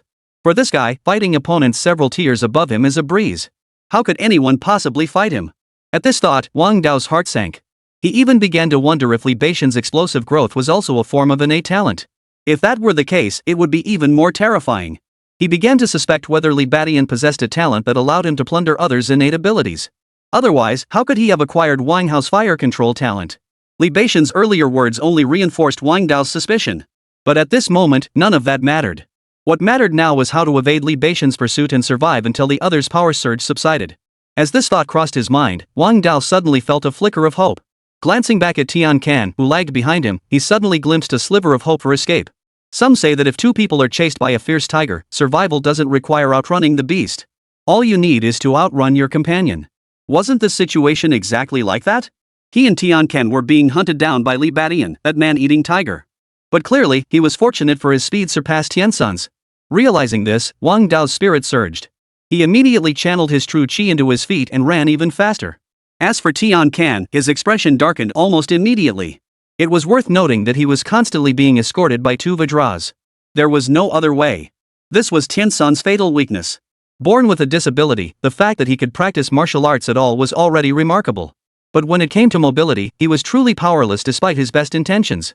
Therefore, once his martial arts reached a certain level, he immediately adopted the four great guardians and began training them. On one hand, it was to cultivate trusted confidants, on the other, it was essentially to develop his own means of mobility. After all, the weakness in his left leg was too critical. Normal movement was manageable, but in combat, he was helpless against martial artists skilled in lightness techniques. Originally, with the four great generals by his side, this weakness had been significantly mitigated. But now, facing an opponent like Li Beixian, it was exposed once more. After all, the four great guardians' lightness skills were only at a rudimentary level. Li Beixian, however, had mastered both of his sex likeness skills to perfection, even possessing a burst enhancement that made him swift as lightning. Thus, after breaking through the military formation, Li Beixian swiftly closed the gap behind Tian Can. Witnessing this, Li Beixian couldn't help but feel a stir within. Seems this fellow, though immensely powerful, is utterly lacking in mobility. In truth, Li Beixian had noticed this flaw long ago, but now it was confirmed beyond doubt. After all, throughout their previous battle, Tian Can had constantly relied on his two Vajras for movement. Even when descending from the sky, Tiansun's feet required the support of two Vajras. Realizing this, Li Beixian understood immediately. In truth, Tian Can, as a stronger, wasn't truly terrifying. As long as one maintained distance, dealing with his heavenly crippling foot became straightforward. Of course, this applied to him or other innate martial artists. For ordinary mortals, facing Tian Can remained a daunting challenge. After all, Tian Can had the four great Vajras to assist him, which masked this weakness considerably. But now, he was in dire straits. A cold gleam flashed in Li Beixian's eyes as he took another step forward, suddenly closing the gap on Tian Can. Stop!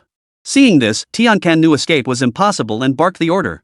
The moment the two golden guards halted, he unleashed the heavenly crippled kick once more, striking toward Li Beixian. Since escape was impossible, his only option was to fight Li Beixian to the death.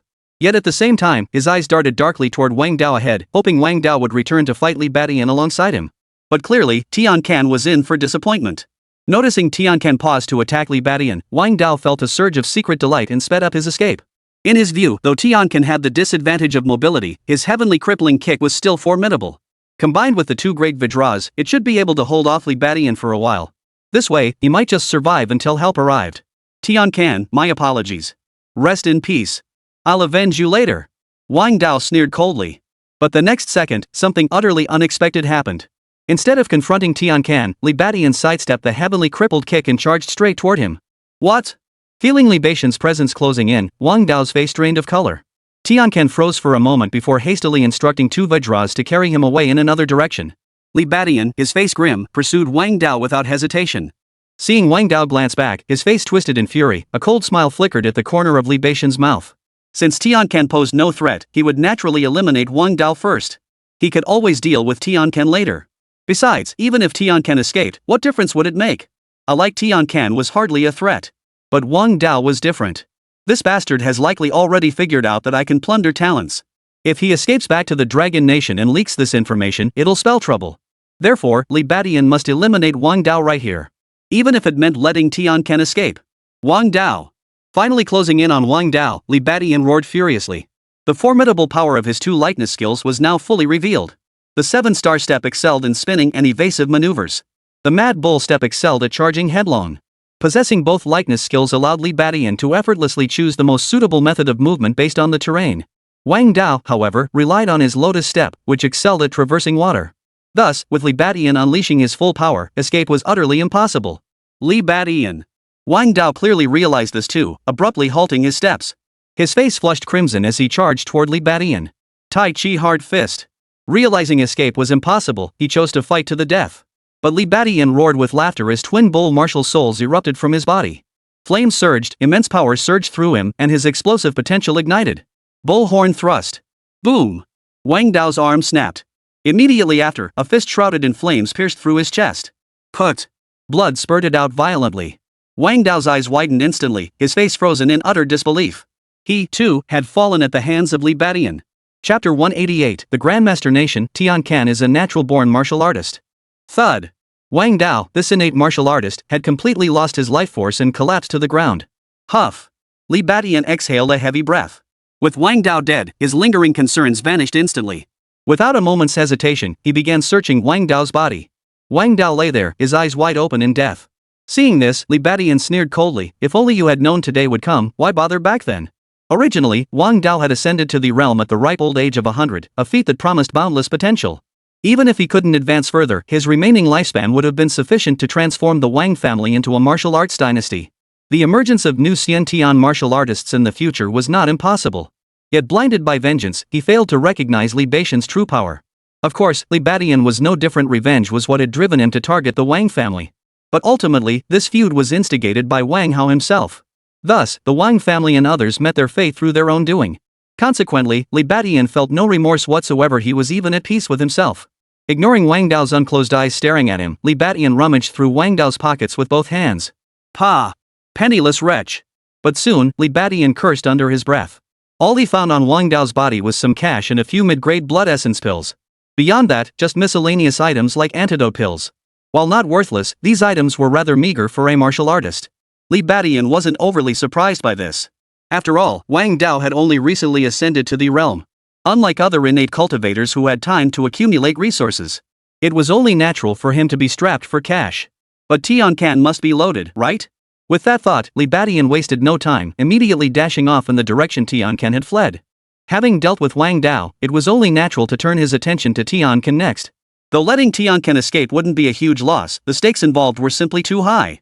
If possible, Li Badian still intended to eliminate Tian Can. For doing so would not only allow him to inherit Tiansan's long accumulated wealth, but also signify his conquest of all northern Myanmar.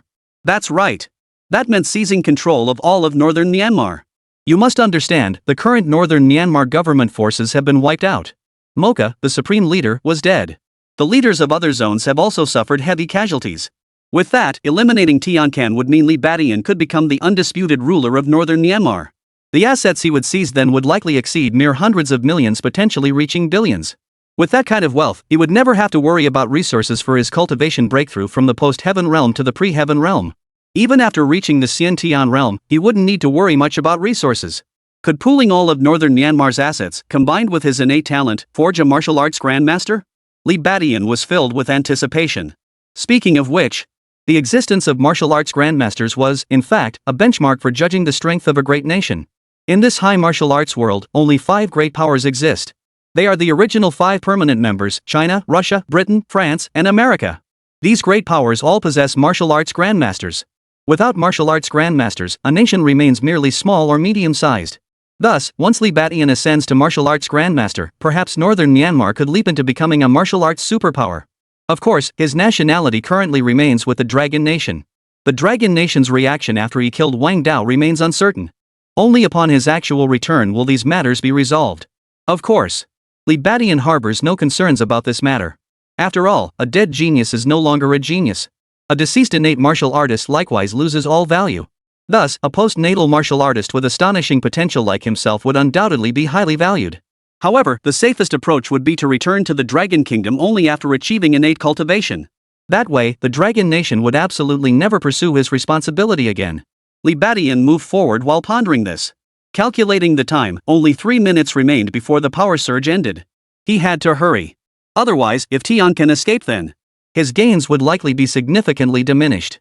Moreover, Tian Can was far from harmless. His ability to create martial arts techniques at this stage proved his extraordinary talent. Given more time, he might even devise martial arts to overcome the limitations of movement. Boom! A violent wind erupted. Before Li Badian, a figure swiftly materialized. But it wasn't Tian Can, it was one of the two Vajras. Oh, so you stayed behind to stall for time. Seeing this, Li Badian felt a hint of admiration for his opponent, yet his stride never faltered. Raging Bull Charge. Barbarian Bull Charge. Ah! Facing Li Badian's overwhelming charge, the Golden Warrior roared defiantly and charged forward with reckless abandon. The outcome, of course, was predictable. Thud. This seasoned post-natal martial artist was instantly killed by Li Badian's collision. Consider this, his current strength could even wound, or even severely cripple, a martial artist. How could a mere post-natal martial artist possibly withstand such force? Put. The blood-soaked warrior collapsed like a rag doll. Li Badian, meanwhile, blazed like a human torch, continuing to dart forward at an unimaginable speed. Tian Can had no chance of escaping his pursuit. After all, the remaining Vajra warrior lacked even basic lightness skills. Not to mention he was burdened with carrying the dead weight of Tian Can. Thus, in less than a minute, he caught up to his target once more. Watching the human flame hurtling toward him from behind, Tian Can sighed inwardly before barking, "Stop!" The Vajra warrior paid no heed, still clutching Tian Can as he fled desperately. "I said stop. He's caught up. We can't escape. Do you understand?" Tian Can roared. The Vajra warrior finally halted his steps, came to a stop, and set Tian Can down. Once Tian Can landed, he did not unleash his signature leg strike. Instead, he shouted loudly, "Li Badian, we surrender." Oh, surrender? Li Badian closed in completely, poised to deliver the killing blow. Hearing Tiansan's words, he paused. "You think you can stall for time? I won't give you that chance." A cold gleam flashed in his eyes. But just then, Tian Can hurriedly pleaded, "Don't kill me. Killing me would be less valuable than keeping me alive. I can help you create martial arts techniques." Flames swirled around Li Badian's fist as he prepared to strike. But upon hearing those words, he hesitated. "What?" He was astonished. Tian Can continued, "That's right, you heard me correctly. I can create martial arts for you. I am a gifted martial artist. My innate talent lies in astonishing comprehension. Any martial art I can grasp effortlessly. My heavenly crippled leg technique was born precisely because of this gift. If you spare my life, I can use my talent to tailor-make martial arts specifically suited to you." Li Badian was utterly stunned. He hadn't expected Tian Can to surrender. He was even more stunned to learn the man was a gifted martial artist. Chapter 189, Astonishing Insight, Self-Created Martial Arts. Upon hearing Tiansan's words, Li Badian was utterly stunned. He never imagined Tian Can would surrender. He never imagined Tian Can was a natural martial artist. Astounding comprehension. So this was why Tian Can had created the Tian Can kick. Realizing this, Li Badian's eyes lit up.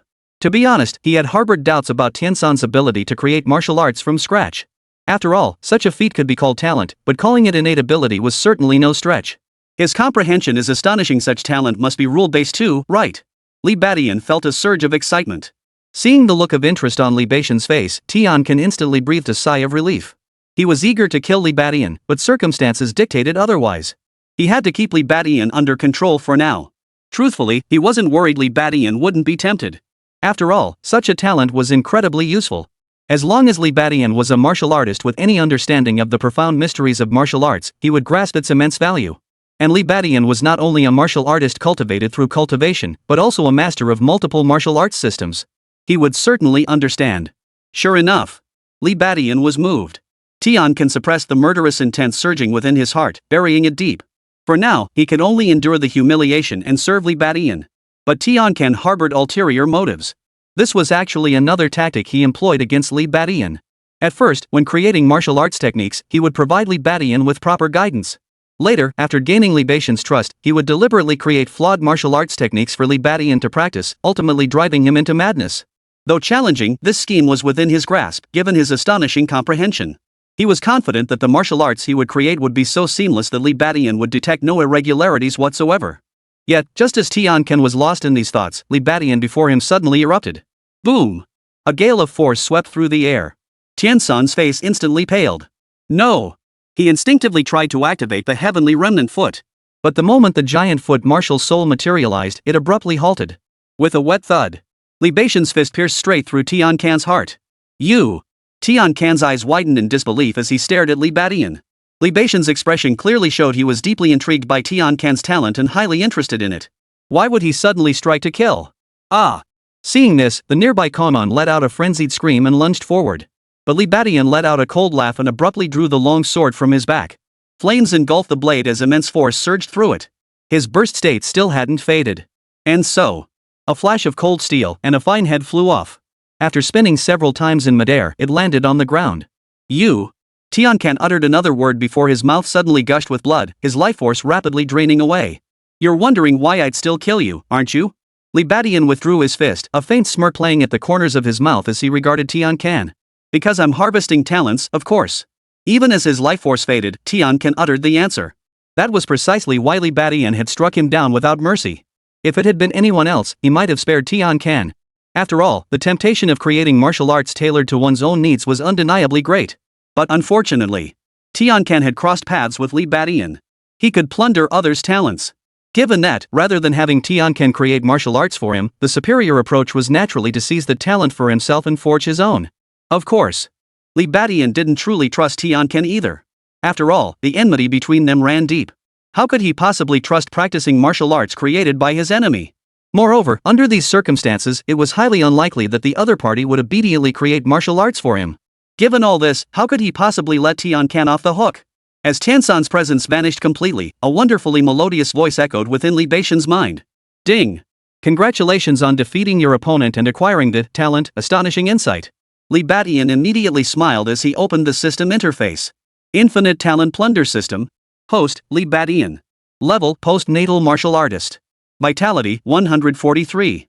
Martial Arts, Oxhorn Fist, Mastery, 7-star Step, Mastery, Diamond Hardness, Mastery, Shadow Kill, Mastery, Lion Roar Technique, Mastery, Bone Shrinking Technique, Minor Mastery 1%, Mad Bull Step, Mastery, 7-star Sword Technique, Minor Mastery 30%, Turtle Breath Technique, Beginner 1%. Talents, Explosive Rage. Upon reaching Rage, enters a 10-minute berserk state with tenfold strength increase, followed by a 10-hour period of extreme exhaustion. Bull-like strength, possesses immense strength akin to a wild bull. Tenfold Cultivation, gains 10 times the experience during cultivation. Super Speed Recovery, unbelievably rapid healing ability. Gluttony, instantly absorbs all nutrients and effects from consumed food. Fire Control, can erupt flames from any part of the body. Astounding Insight, remarkable comprehension, mastering anything with astonishing speed. Li Badian glanced at it and instantly broke into a grin. Sure enough, he had once again plundered Tiancan's innate talent. Had come to think of it, it's been quite a while since I last seized a talent. Li Badian chuckled to himself again. Ever since slaying Wang Hao, he truly hadn't seized any talents for quite some time. Mainly because none of his opponents had been gifted martial artists. Of course. That was only natural. Talented martial artists were, after all, a rare breed. If they were commonplace, they wouldn't hold such a special status. Therefore, Li Badian's ability to seize Tiansan's innate talent was nothing short of a pleasant surprise. What thrilled him most was that this new talent didn't overlap with his existing abilities. It was equally extraordinary. Li Badian quietly tested it and was astonished to discover that this astonishingly broad scope of insight extended far beyond martial arts alone. It was akin to the abilities of a prodigiously gifted scholar. However, when Li Badian chose to utilize it, he naturally focused on martial arts cultivation. It was worth noting that even with tenfold cultivation talent, Li Badian still couldn't achieve the feat of creating his own martial arts. Even with his tenfold cultivation talent, his current achievements only extended to mastering several highly accomplished martial arts. Nevertheless, this foundation would likely prove immensely powerful once he attained the rank of Grandmaster. By then, creating his own martial arts should come far more easily to him than to other masters. But the path to mastery remains a long journey. Yet now, possessing this astonishingly profound insight, Li Badian could clearly leapfrog this gap entirely. He could achieve what only masters could: create martial arts techniques himself. Undoubtedly, even Tiancan's singular gift of astonishing comprehension alone would have enabled him to create martial arts. With Li Badian possessing tenfold cultivation talent on top of that foundation, it was naturally no problem at all. Yet when Li Badian regained his senses, he did not rush to exploit this gift for martial innovation. Glancing at Tiansan's lifeless body, he crouched down once more to begin looting the corpse. After all, the most crucial task now was to gather the spoils of war. Now that even Lian Tiancan has been dealt with, it means all of northern Myanmar has become his spoils of war. Chapter 190, King of Northern Myanmar Gains and Policies. 3 days later. Li Badian sat in the seat of honor at the northern Myanmar government. Below him sat a Kuan and a De. At this very moment, both a Kuan and a De were flushed with excitement. When they had followed Li Badian to kill the two great generals under Tiancan's command, they had felt as if the sky had fallen. They were done for. Tiancan would surely hunt them down. But later, Li Badian boasted about having connections with the northern Myanmar government forces, which finally eased their fears somewhat. But only a little. After all, they were about to go to war with Tian Can. And Tian Can had rallied every warlord in northern Myanmar. This battle was clearly incredibly perilous. But when the fighting actually began, Akoan and Ada were stunned. For Li Badian led them on a rampage through the major districts. It required hardly any effort at all. Later on, they practically coasted to victory. Because Li Badian had unexpectedly wiped out Tian Can. Before that, Tian Can had already wiped out Mocha. And so, Li Badian became the undisputed king of northern Myanmar. And the two of them, benefiting from the king's success, became his right-hand enforcers. At this very moment, Akoan and Ada excitedly reported their gains from the past few days. As Li Badian's right and left-hand men, they had been busy helping him plunder all of northern Myanmar. The sheer volume was so overwhelming that it took until now to organize and report it all. Martial arts manuals over 150 volumes. Over 40,000 pounds of demon beast meat. Over 1,000 low-grade blood nurturing pills. Intermediate blood nurturing pills, 80. Other pills of various effects, over 300. RMB, a solid 700 million or so. Listening to Akoan and Ada's report, Li Badian nodded to himself. The total value of all these items combined was roughly in line with his earlier estimate, around 10 billion. Such assets were actually quite modest for a nation. But North Myanmar was merely a small country, not even qualifying as a medium-sized nation. Such assets were actually quite normal. What troubled Li Badian, however, was that the harvest of elixirs had not met his expectations. His primary focus, naturally, was the blood nurturing pills. Among them, both the low-grade and mid-grade blood nurturing pills were plentiful. But not a single high-grade blood nurturing pill was found. This thought caused Li Badian's brow to furrow. In fact, after defeating Tian Can that day, he had immediately returned to the northern Myanmar government headquarters to loot it. Afterward, he raced straight to Tien San's KK Industrial Park. Unfortunately, neither the northern Myanmar government nor the KK compound held any high-grade blood essence pills. At this point, Li Badian understood. That old bastard Mocha must have been lying to me. As the former leader of northern Myanmar, Mocha had promised him 3 high-grade blood essence pills afterward. Li Badian had already claimed 1, leaving 2 more to come. What Li Badian hadn't anticipated was that not only did Tian Can lack them, but now it turned out Mocha didn't have them either. When he couldn't find them with Mocha, he assumed Tian Can had taken them. But after thoroughly searching both Tian Can and the KK compound, he discovered that wasn't the case. With this revelation, Li Badian understood immediately that Mocha had deceived him. He simply didn't possess the 3 high-grade blood essence pills. Realizing this, Li Badian sensed Mocha's malicious intent. Perhaps this leader of northern Myanmar was merely using him, not genuinely seeking cooperation. If his guess was correct, even if he and Mocha joined forces to eliminate Tian Can, Mocha might later turn on him to settle scores. In that case, Mocha would truly seize control of northern Myanmar. The likelihood of this scenario seemed quite high. After all, once Tian Can was dead, he, as a Dragon Nation citizen, would become the greatest threat. And he was merely at the Hotian cultivation level. How could Mocha possibly coexist peacefully with him? In fact, Li Badian had considered this possibility. But he was confident he could handle it, so he agreed. What he hadn't anticipated was that Mocha didn't possess 3 high-grade blood essence pills. To be honest, with Mocha dead, Li Badian had expected to find even more high-grade blood essence pills on him. After all, if Mocha truly possessed 3 high-grade blood essence pills to serve as his payment, he should have had even more on him. But now it seemed he didn't. Thus, Li Badian's original theory that Mocha had some channel to purchase large quantities of advanced blood essence pills was likely dashed. Perhaps the advanced blood essence pill Mocha gave him was merely a stroke of luck. These thoughts naturally left Li Badian feeling rather gloomy. So even though he had indeed acquired astonishing assets, he wasn't particularly happy. After all, the high-grade blood essence pills were far too crucial. With 10 or 8 of them, he could drastically shorten the time needed to advance from the post-heaven realm to the pre-heaven realm. Although his current wealth should be sufficient to purchase advanced blood nurturing pills. But that brought him back to the original problem. Even with the money, he had no way to get them. Li Badian shook his head, finally pulling his thoughts back to the present. Regardless, the gains from this venture were immense.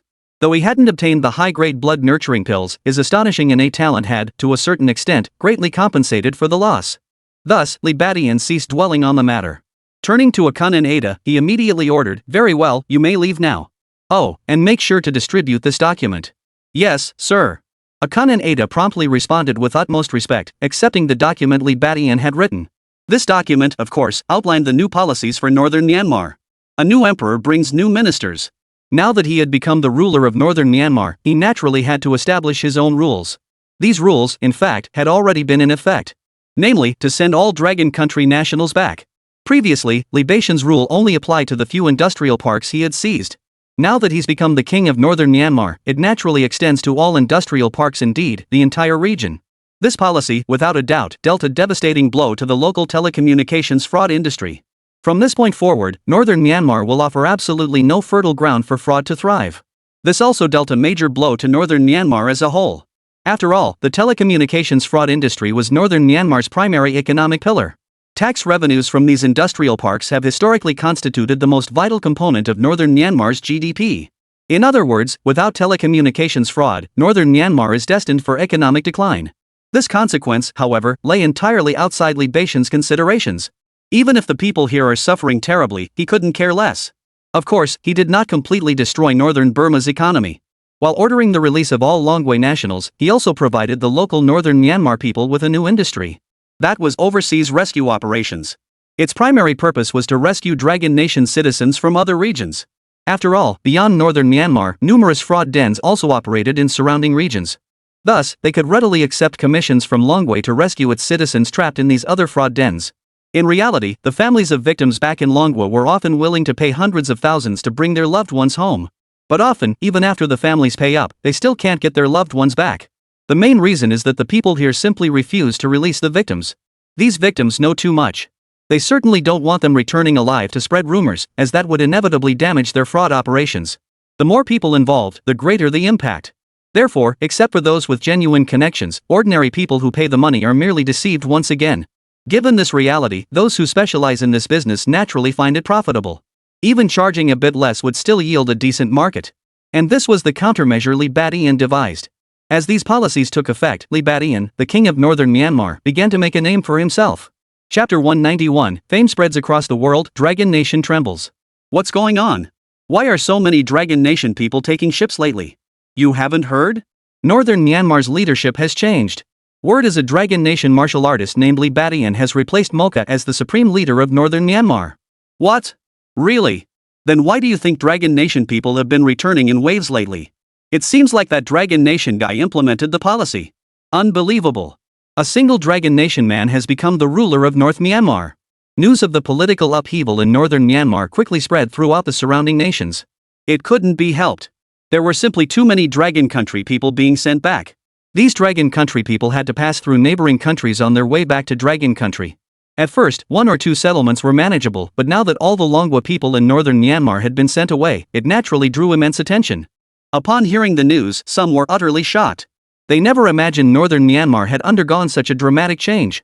A Dragon Nation citizen had become the supreme leader of northern Myanmar. Given this development, the mass release of Dragon Country nationals suddenly made perfect sense. No one had laid a finger on these Dragon Nation citizens. The main reason was that Li Baishan's rise to power had been too sudden. Barely any rumors had spread before northern Myanmar's sudden political upheaval. This situation sparked apprehension and suspicion among neighboring nations. Rather than confronting the Dragon Nation citizens, their first move was to gather intelligence on Li Batian. They would not act rashly until they had thoroughly investigated Li Baishan's background. After all, the previous leader, Mocha, was a martial artist. Moreover, they remembered that within northern Burma lurked another formidable warlord, Tian Khan. How Li Batian had overcome these 2 formidable obstacles to become the ruler of northern Myanmar was a matter of profound intrigue. But one thing was certain, Li Batian undoubtedly possessed the strength of a martial artist. Given this, neighboring nations would be even less inclined to act rashly. Thus, all the Dragon Nation citizens who had left northern Myanmar returned safely to their homeland. Back in the Dragon Nation, the mass return of its citizens undoubtedly sparked a wave of heated discussion. Initially, the return of a few hundred people from 1 or 2 settlements drew little attention. But as tens of thousands of Longwa citizens began returning, the commotion became impossible to ignore. Particularly, many of these returnees posted videos online expressing profound gratitude toward Li Batian. Netizens couldn't help but start discussing it. Holy crap, my cousin who got tricked into going to northern Myanmar for 3 years is actually back. Unbelievable. That big guy from my neighboring village, Dajwan, also returned from northern Myanmar. I heard he was released by some big shot named Li Batian. He even has a nickname, the Fire General. What the hell happened over in northern Myanmar? How did they release so many people? I know this apparently that Fire General Li Batian is from Dragon Nation, and he's become the current supreme leader of northern Myanmar. Holy crap, that's insane. Our mother worked so hard for years and couldn't secure that region, but now it's been taken over by our own people. My sister got released too. She said Li Batian is super handsome, a Dragon Country native. He ordered the release of all the Dragon Country people who were tricked into going there. He's practically a savior. Could this Fire General be the one Mom sent over? Why would he be so kind to Longwa people? Even after taking power, Longwa folks over there could have made him money. It's like abandoning a gold mine. Netizens buzzed with speculation, but no one had a definitive answer. In truth, the Dragon Nation's high command was equally bewildered. The people deceived into going to northern Myanmar have all returned. Register every single one of them. Arrest anyone with criminal records immediately. What exactly is happening in northern Myanmar? And who is this Fire General? For a moment, the Dragon Nation's high command was utterly bewildered. However, they made thorough arrangements for those returning from northern Myanmar. All were thoroughly verified. Those with criminal records were detained for a period. Only after confirming no issues remained were they sent back. Of course, they simultaneously scrambled to gather intelligence and even attempted to contact high-ranking officials in northern Myanmar. Particularly that Fire General. His actions clearly signaled an attempt to align with the Dragon Nation. Moreover, he was a Dragon Nation citizen. This development might open up possibilities for cooperation. So, before long, Song Qian's side received the relevant assignment. Oh, send someone to northern Myanmar to make contact with that Fire General? Inside Yangcheng prison, Song Qian examined the mission details sent by the Shadow Organization, raising his eyebrows in surprise. He was well aware of the current influx of Dragon Nation citizens returning from northern Myanmar. But what shocked him even more was the name of that Fire General. Li Batian. Is it you, Li Batian? Hearing that name, Song Qian immediately thought of Li Batian. After all, according to their intelligence, Li Batian was in northern Myanmar. Immediately after, Zhang Yanha, the chief of the armed police department, also called about this matter. Xiao Song, that Li Batian you mean the Li Batian I know, right? The moment the call connected, Zhang Yanha asked excitedly. Song Qian replied, I can't be certain. Yes. Song Qian wasn't certain either. For this news was simply too astonishing. Li Batian had become the king of northern Burma. But the problem was, Li Batian had fled to northern Myanmar. How could he possibly become the king of northern Myanmar? Moreover, as far as Song Qian knew, the king's path had already set out for northern Myanmar. Under these circumstances, Li Batian should be lying low, hiding his identity and fleeing from place to place. How could he be so conspicuous and become the king of northern Myanmar? The disparity in their respective situations was simply too vast. Hearing this news, Song Qian couldn't help but hesitate. Could it be someone with the same name? But that would be too much of a coincidence. Yet if this Fire General were the Li Batian he knew, it would be utterly unbelievable. How did Li Batian rise from being hunted down by Wang Dao, a martial artist, to become the king of northern Myanmar? Upon hearing Song Qian's words, Zhang Yanha also fell silent for a few seconds. In truth, he too felt hesitant. That's why he called Song Qian to confirm. Have you been in contact with him? Zhang Yanha pressed further. Song Qian immediately shook his head. Truth be told, he had wanted to contact Li Batian for quite some time. Back when Wang Dao had set off for northern Myanmar, he had intended to warn Li Batian. But for some reason, Li Batian's phone was unreachable. Neither his original mobile nor the electronic watch from the Shadow Organization worked. This made it even harder for Song Qian to confirm whether that Fire General was indeed Li Batian. Upon learning this, Zhang Yanha said nothing more, only instructing Song Qian to dispatch personnel to northern Myanmar for investigation as soon as possible. Regardless of whether that Fire General was Li Batian or not, it seemed like a positive development for their Dragon Nation at present. If they could establish contact with this Fire General or even forge an alliance, it would be nothing short of ideal.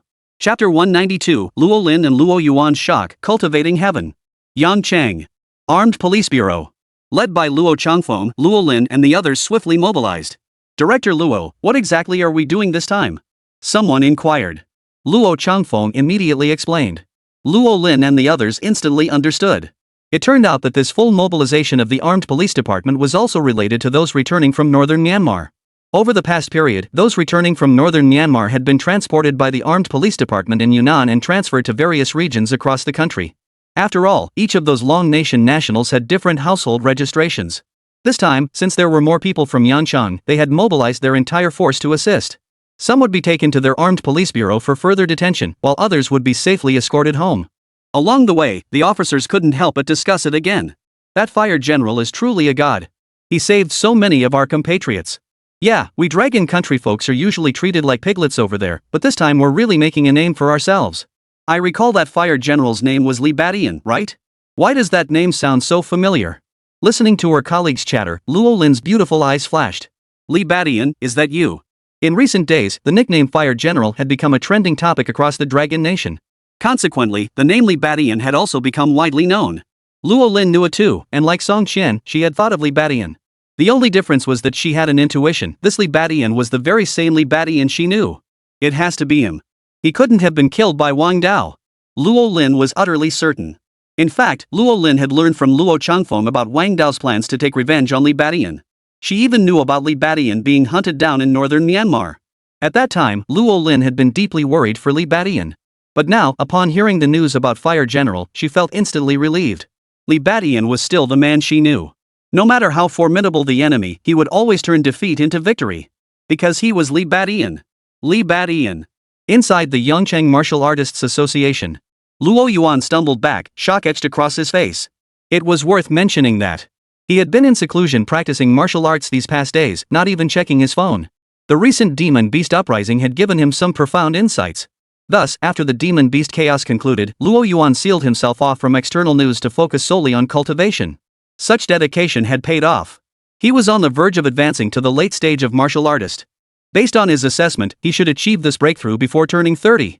Indeed, a late-stage martial artist at 30 would be a rare young talent even in Yangcheng. This prospect couldn't help but make Luo Yuan feel a touch of pride. But just as he emerged from seclusion, he received shocking news.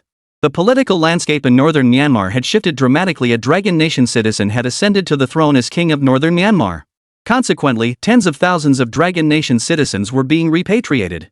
Most crucially, that Burmese king, General Li Badian, was rumored to be remarkably young, definitely not over 30. Luo Yuan's smugness vanished instantly, deeply understanding the truth that beyond every person lies another, and beyond every sky lies another heaven. At that moment, Luo Yuan couldn't help but recall Tian Shou, whom he knew. I thought Tian Shou was already formidable, but now someone even more powerful than him has emerged. Luo Yuan sighed in admiration. What he didn't know was that the very Tian Shou he sought to befriend was none other than Li Badian himself. Northern Myanmar. Inside a government building, Li Badian was practicing martial arts in the vast plaza.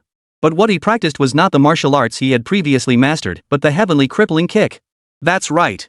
Li Badian was cultivating the heavenly named leg. In truth, even without actively seeking information, Li Badian was fully aware of the international situation. After all, the circumstances of his release of the Dragon Nation people were simply too conspicuous. Soon, not only would the Dragon Nation know of him, but other nations would learn of him as well, even begin investigating him. This would place Li Badian in a precarious position. Although he possessed the strength of a martial artist, he was ultimately still an martial artist. So, might some short-sighted nation mistake him for an easy target, thinking he was vulnerable as an acquired martial artist, and set their sights on him? This possibility was undeniably significant. Therefore, Li Badian knew he could not afford to relax now. With his current strength, he could handle smaller nations without issue, but facing medium-sized or major powers would prove exceedingly difficult. Thus, after handling his official duties, he redirected his focus back to cultivation. Put simply, he needed to strengthen himself. That way, even if some reckless nation dared to provoke him, he could strike back. Even if he couldn't defeat them, he could at least defend himself. Truthfully, if possible, Li Badian was reluctant to relinquish northern Myanmar for the time being.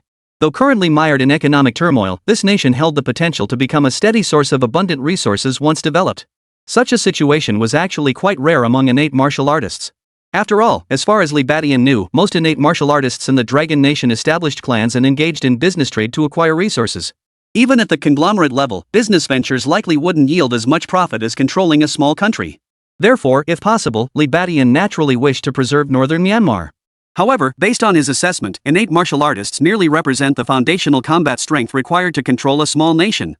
As a Dragon Nation citizen, to truly control northern Myanmar without facing threats, he needed to surpass innate martial artists, perhaps even reach the pinnacle of innate cultivation.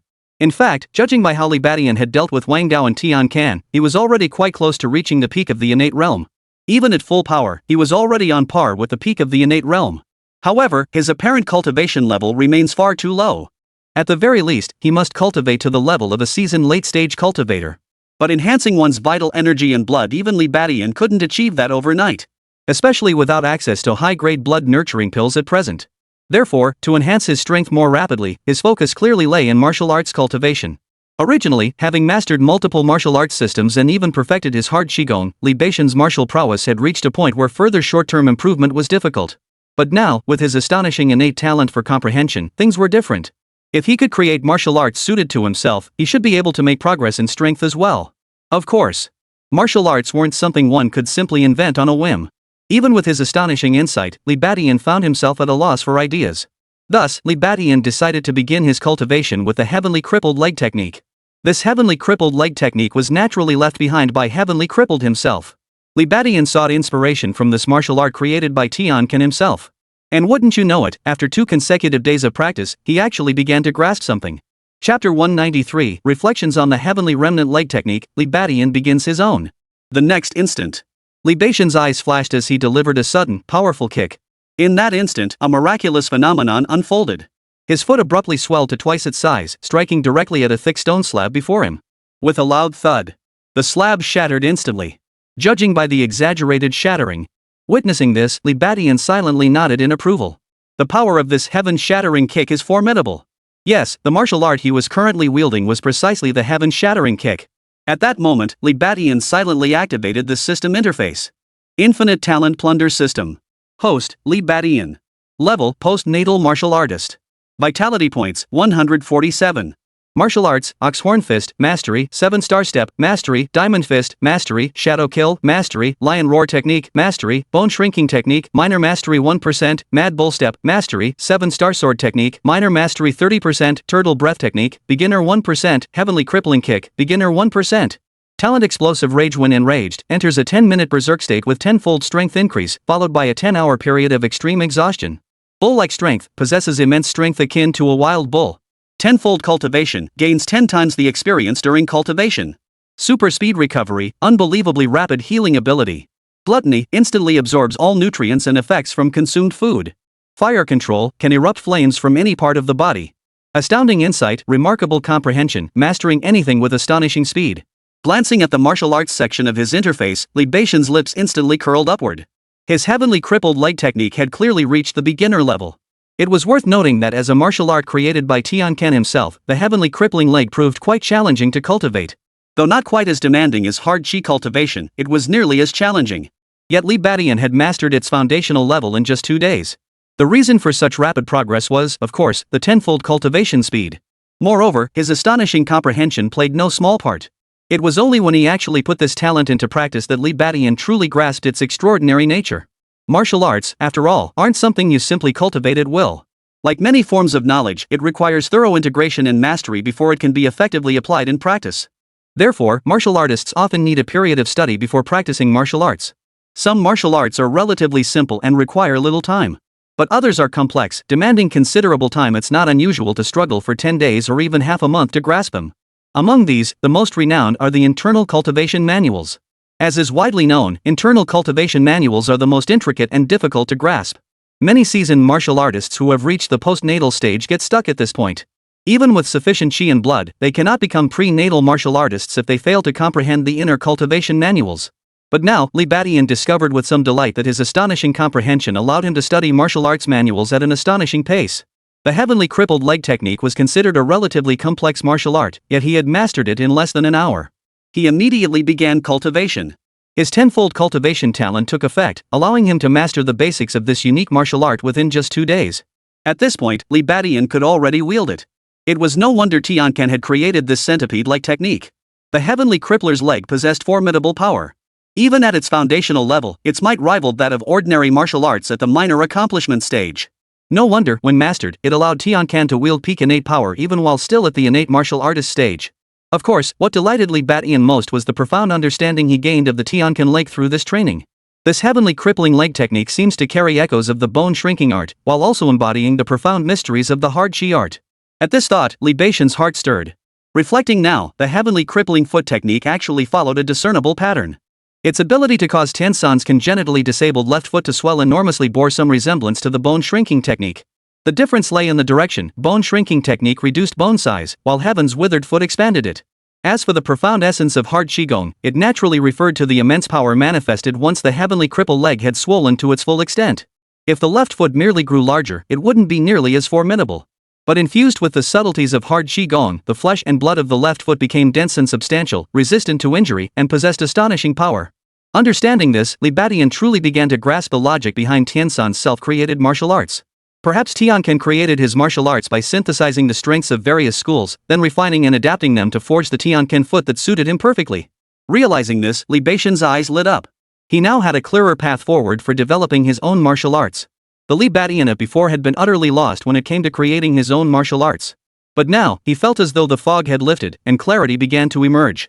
His perspective gradually broadened. Truthfully, anyone can create their own martial arts. But whether the martial arts will be powerful or suitable for cultivation is another matter entirely. Therefore, when creating martial arts, one must draw upon references. At this realization, Li Beixian's spirit lifted. His thoughts grew increasingly clear. Speaking of references, there were indeed numerous examples. For instance, Toad style likely drew inspiration from Toads. Techniques like Tiger Crane Double Form and Monkey Fist also drew inspiration from their respective animals. After these martial arts emerged, the grandmasters of the martial path drew inspiration from them, innovating and refining to create their own signature styles. Tiansan's approach, however, was to draw inspiration from numerous martial arts and forge his own unique style suited to his cultivation. So it seems I don't need to invent a martial art suited to myself after all. I should simply emulate the martial arts masters and directly innovate from existing techniques. Li Beixian finally understood. Yes, he didn't need to create martial arts suited to his cultivation like Tiancan did. After all, he didn't even know what martial arts suited him. Tiancan, however, with his innate disability, had a clear objective. Li Beixian, however, was different. He had no physical limitations, meaning theoretically, he could master any martial art. Thus, he was better suited to follow the path of martial arts masters to innovate and break new ground. With his innate talent, he could cultivate and benefit from any martial art that proved more powerful. Of course. Given Li Beixian's current accumulation, it was still somewhat difficult for him to innovate. After all, throughout his martial arts training to date, he had mastered only about 10 techniques at most. Such a limited number simply cannot support his pursuit of innovation. Therefore, I must diligently cultivate numerous other martial arts, accumulating sand to build a tower, gathering small amounts to form a great whole. Only then can I forge even more formidable martial arts techniques. At this thought, Li Beixian couldn't help but smile again. Truthfully, this situation would be challenging even for most martial artists. After all, to truly grasp a martial art, one must at least master its foundational techniques. To create one's own martial art, one would likely need to master at least dozens of styles.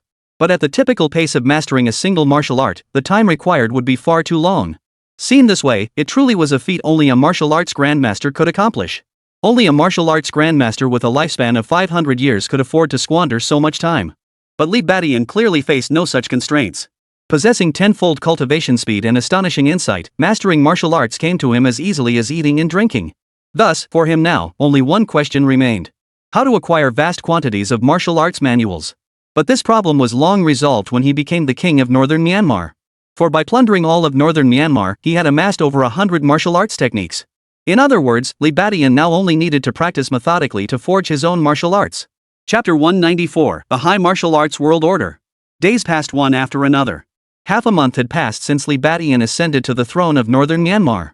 News of the political upheaval in northern Myanmar had spread across the entire world. On this day, the United States convened a high-level national meeting. Is the news of the global beast tide true? The martial god of the Dragon Nation has been missing for a decade. Should we take action? Our nation already possesses 2 demigods, shouldn't that be sufficient? The Dragon Nation's reach is getting way too long. Do they really think they're number one in the world? Exactly. We can't just stand by and watch what's happening in northern Myanmar. At the meeting, the American high-ranking officials engaged in heated discussions on one major issue after another. Unconsciously, the dozen or so leaders split into 2 factions.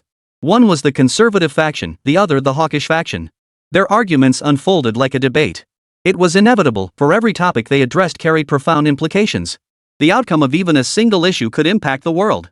It was worth noting that, in this high martial arts world, though the 5 great powers reign supreme, in terms of ranking, the Dragon Nation stands first. The reason is simple. The Dragon Nation's martial arts heritage is profoundly deep and ancient. 5,000 years of history is no joke. The martial arts accumulated since ancient times erupted like a geyser with the dawn of the high martial arts era.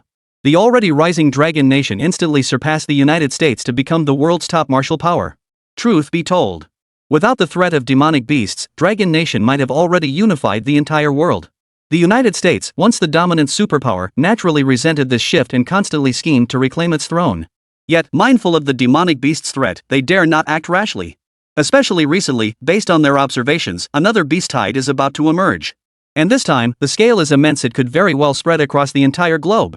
At such a critical juncture, they would naturally refrain from going to war with the Dragon Nation. Yet a recent development has caused them considerable displeasure. Northern Myanmar had changed hands. In fact, long before the high martial arts era, the Americans had already laid out their global strategy, establishing influence across various regions. Periodically, they would manipulate these factions to ignite conflicts on the international stage, thereby reaping enormous profits from war. Of course, this also served as a means to strike against their rivals. Whenever a nation showed signs of rising, they would face their obstruction. For decades, they have maintained their position as the world's dominant power through this strategy. The results have been remarkable. Among all these nations, only the Dragon Nation has evaded their suppression. And among them, Mocha of northern Myanmar is precisely their subordinate. Honestly. Among all these nations, are the people of the Dragon Kingdom truly the only ones who can be deceived? No. This is purely a tactic the Americans have deployed specifically against the Dragon Nation. To counter China, the Americans have employed numerous tactics. Economic warfare, trade restrictions, and so on. The scams in northern Myanmar are merely one tactic among many. This tactic has proven quite effective. Not only has it ensnared thousands of Dragon Nation citizens, but it has also subtly destabilized countless families, undermining unity within the Dragon Nation. In reality, is the Dragon Nation, with its formidable strength, truly incapable of defeating a small country like northern Myanmar? Of course not. It's all because the Americans have been meddling. The Americans had been gloating over their success. But they never imagined that suddenly, they'd be humiliated by the Dragon Nation once again. The position of North Myanmar's Mocha was unexpectedly replaced by a Dragon Nation citizen. When the topic turned to the situation in northern Myanmar, the senior officials present all frowned. The hardliners immediately spoke up that Li Batian, since he's Chinese, it's highly likely he was sent by the Dragon Nation. That Dragon Nation would send such a formidable opponent under these circumstances clearly shows they hold us Americans in utter contempt. Now that they've become number one, they've truly become arrogant. We need to flex our muscles too. Send a demigod to crush that Li Batian. Otherwise, if he's allowed to consolidate power for much longer, it'll be nearly impossible to stop him from pulling off more scams. These hardliners even threatened to deploy a demigod to crush him. Remember, a demigod is practically god tier. The conservatives quickly interjected, sending a demigod is way too extreme. Dragon Nation already has one demigod. If we provoke them, it'll be trouble. We have to consider the beast tide. True. In fact, sending a peak expert would suffice, or even several martial artists. Didn't that Hokkaido sword saint recently emerge in Zayaraizi's territory? We could send him over. That's feasible, but the situation in northern Myanmar isn't entirely clear. What if it's a trap set by Dragon Nation, deliberately luring us into deploying a demigod? Regarding northern Myanmar's stance, even the conservatives felt they couldn't just sit idly by. Still, they remained cautious. They believed sending a demigod was unwise. After all, demigods are martial arts masters themselves, the pinnacle of martial arts masters. They stand but a single step away from the legendary martial gods. Dispatching warriors of such caliber to reclaim a minor nation would be excessive. Of course, the most critical factor was that such a move could provoke a response from the Dragon Nation. In his view, the current king of northern Myanmar was undoubtedly an official envoy dispatched by the Dragon Nation. If they were to deploy a demigod in response, the Dragon Nation's government would undoubtedly take it extremely seriously. They might even send their own demigods in response. That would make the situation extremely serious, and it might very well lead to a major conflict with the Dragon Nation. Yet at this very moment, they should be doing everything possible to prevent such an outcome.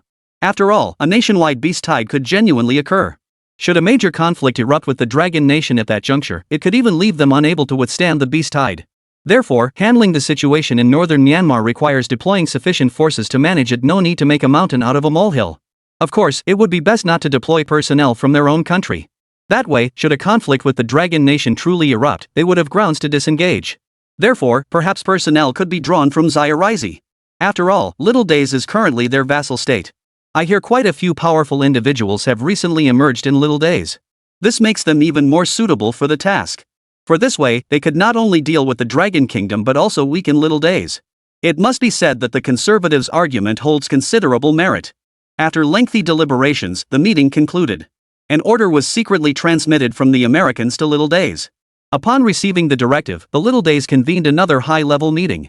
Several days later, the recently risen Hokkaido sword saint, Fujiwara Aikyo, accompanied by 2 other innate martial artists, set off for northern Myanmar with murderous intent. At this moment, Li Batian remained unaware of the impending crisis. Immersed in the ocean of martial arts to forge his own techniques, he trained relentlessly in every martial art imaginable: swords, spears, staffs, fists, leg techniques, lightness skills, hard qigong, and even esoteric practices. Chapter 195, Mastering Hundreds of Martial Arts, All-Round Lightness Skill. Northern Myanmar Government. On a well-equipped plaza, Li Batian sweated profusely. In a single instant, he soared forward like a soaring eagle. His gaze was unwavering, and as he lunged forward, his momentum was breathtaking. This was the Flying Eagle Leap, a lightness skill. The next moment, he stood rooted to the spot, the upper half of his crimson robe rippling as veins pulsed visibly beneath the skin. At first glance, his tendons resembled surging ocean waves, rippling ceaselessly. This was hard qigong, the I Jin Jing. Another moment passed. His legs blurred as he kicked the air, producing a startling whistling sound. This was leg technique, the Wind Thunder Kick. Beyond that, there was also Tiger Claw Power, Monkey Fist, Ghost Kick, Iron Mountain Elbow, and other martial arts techniques. In less than an hour, Li Badian had demonstrated over a dozen different martial arts techniques. Yet this was not Li Badian's limit. As time passed, the number of martial arts techniques appearing on his body astonishingly reached over 100. These were precisely the martial arts Li Badian had amassed from plundering the park. His ability to execute them properly proved that he had mastered the basics of each. And now, it had only been a little over 10 days since he'd set out to create his own martial arts. Such speed astonished even Li Badian himself. It was simply too fast. Even with his tenfold cultivation speed and astonishing innate talent, mastering over 100 martial arts within half a month was still astonishing. After all, at his current pace of mastering one martial art per day, reaching 100 would normally take at least 3 months. Yet now, in just half a month, he had achieved it. Li Badian was both astonished and yet not surprised by this. He understood the reason behind it all. Initially, it did take him a day or two to grasp the basics of each martial art. But later, it seemed that as the number of martial arts he practiced increased, quantitative change led to qualitative change. Thus, when cultivating similar martial arts, he found himself achieving twice the result with half the effort. Take lightness skills, for instance. He had already mastered 2 advanced techniques. After mastering 2 more, practicing them became effortless and pressure-free. It felt like learning to stir-fry one type of vegetable made cooking any other vegetable incredibly easy. At first, Li Badian was puzzled. But he soon understood. This phenomenon was actually quite simple. It was simply, practice makes perfect. This principle applies not only to lightness skills but to all martial arts. For instance, having mastered the 7-star sword technique, practicing other sword styles would also yield benefits. This cumulative benefit creates the effect of practice makes perfect. Originally, Li Badian possessed 2 innate talents, allowing him to cultivate martial arts at an astonishingly rapid pace. After mastering the principle of practice makes perfect, he became even more formidable. Thus, the current situation came to pass. In just under half a month, he had already mastered over 100 martial arts techniques. He had plundered over 100 martial arts manuals from northern Myanmar, and now he had mastered them all. Even at the most basic level, these techniques vastly deepened Li Badian's understanding of martial arts. His earlier reasoning had been correct. Only by comprehending a vast array of martial arts could one more easily innovate and break new ground. Just as he finished practicing at this moment, a flood of inspiration surged through his mind. Perhaps because my first martial art was boxing, I seem more suited to cultivating fist techniques. But the bullhorn fist is too straightforward and lacks flexibility. Perhaps I could combine it with other boxing styles to make it blend hard and soft techniques like Tai Chi. Regarding lightness skills, each seems to have strengths and weaknesses. For instance, the 7-star step isn't suited for long-distance dashes, and the Mad Bull step isn't for traversing mountains and rivers. Could I synthesize multiple lightness skills to create one that excels in any environment? Hard Qigong hasn't yielded any breakthroughs yet, but synthesizing multiple hard Qigong techniques might amplify their effects. Mastering the basics of over 100 martial arts indeed provided the foundation for Li Badian to create his own. Even now, he still didn't know what type of martial arts suited him best. However, he had developed numerous ideas on how to create more powerful martial arts. This approach carried a hint of subverting conventions. Typically, innovation involves building upon existing strengths. But in Li Badian's view, he could completely subvert this approach.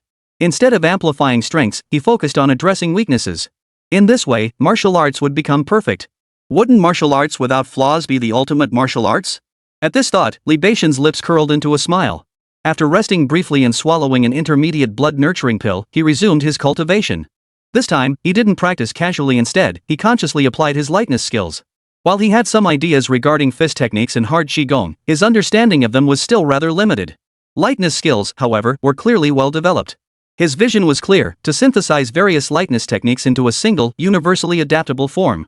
With such lightness skills, Li Badian's mobility and speed would be greatly enhanced. Truth be told, lightness skills were incredibly useful. When 2 adversaries face off, a slight disparity in lightness skill levels is manageable. But if the gap is too great, the superior practitioner undoubtedly gains complete dominance. After all, in that scenario, whether to strike or flee would be entirely at their discretion. Even if the other party possessed greater offensive power, their attacks would be futile if they couldn't land a hit. Pursuing them becomes utterly impossible. The marvel of lightness skills is beyond imagination. Given the current situation, if such lightness skills were truly developed, Li Badian's self-defense capabilities would skyrocket. The world is vast, yet he could traverse it all. Thus, Li Badian began practicing lightness skills, leveraging his astonishingly quick grasp to refine his techniques. The 7-star step, adept at twisting and dodging. The bull charge step, mastering horizontal charges and collisions. The soaring eagle strike, mastering descent from the heavens. The Sea Walker Step, mastering the crossing of rivers. The Floating Sands Crossing, adept at traversing deserts. Monkey Leap, mastering the art of scaling trees and shifting logs. Li Badian settled his mind, beginning once more to grasp the subtleties of these lightness techniques. He silently noted their strengths and weaknesses, then infused them into his newly created lightness techniques. Several techniques formed the flesh, others the skeleton, and yet others the soul. Flesh, framework, soul. The embryonic form of an all-purpose lightness skill gradually took shape. 1 day, 2 days, 3 days. Li Badian trained with frenzied intensity, almost neglecting sleep and meals.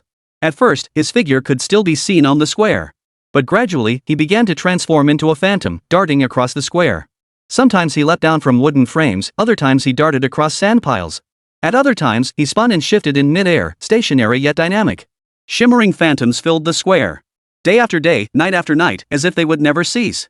Finally, on this day, the myriad phantoms abruptly converged, coalescing once more into the form of Li Badian. Feeling the profound mysteries raging like a storm within his mind, Li Badian's spirit surged with renewed vigor. My self-created martial art, it's complete.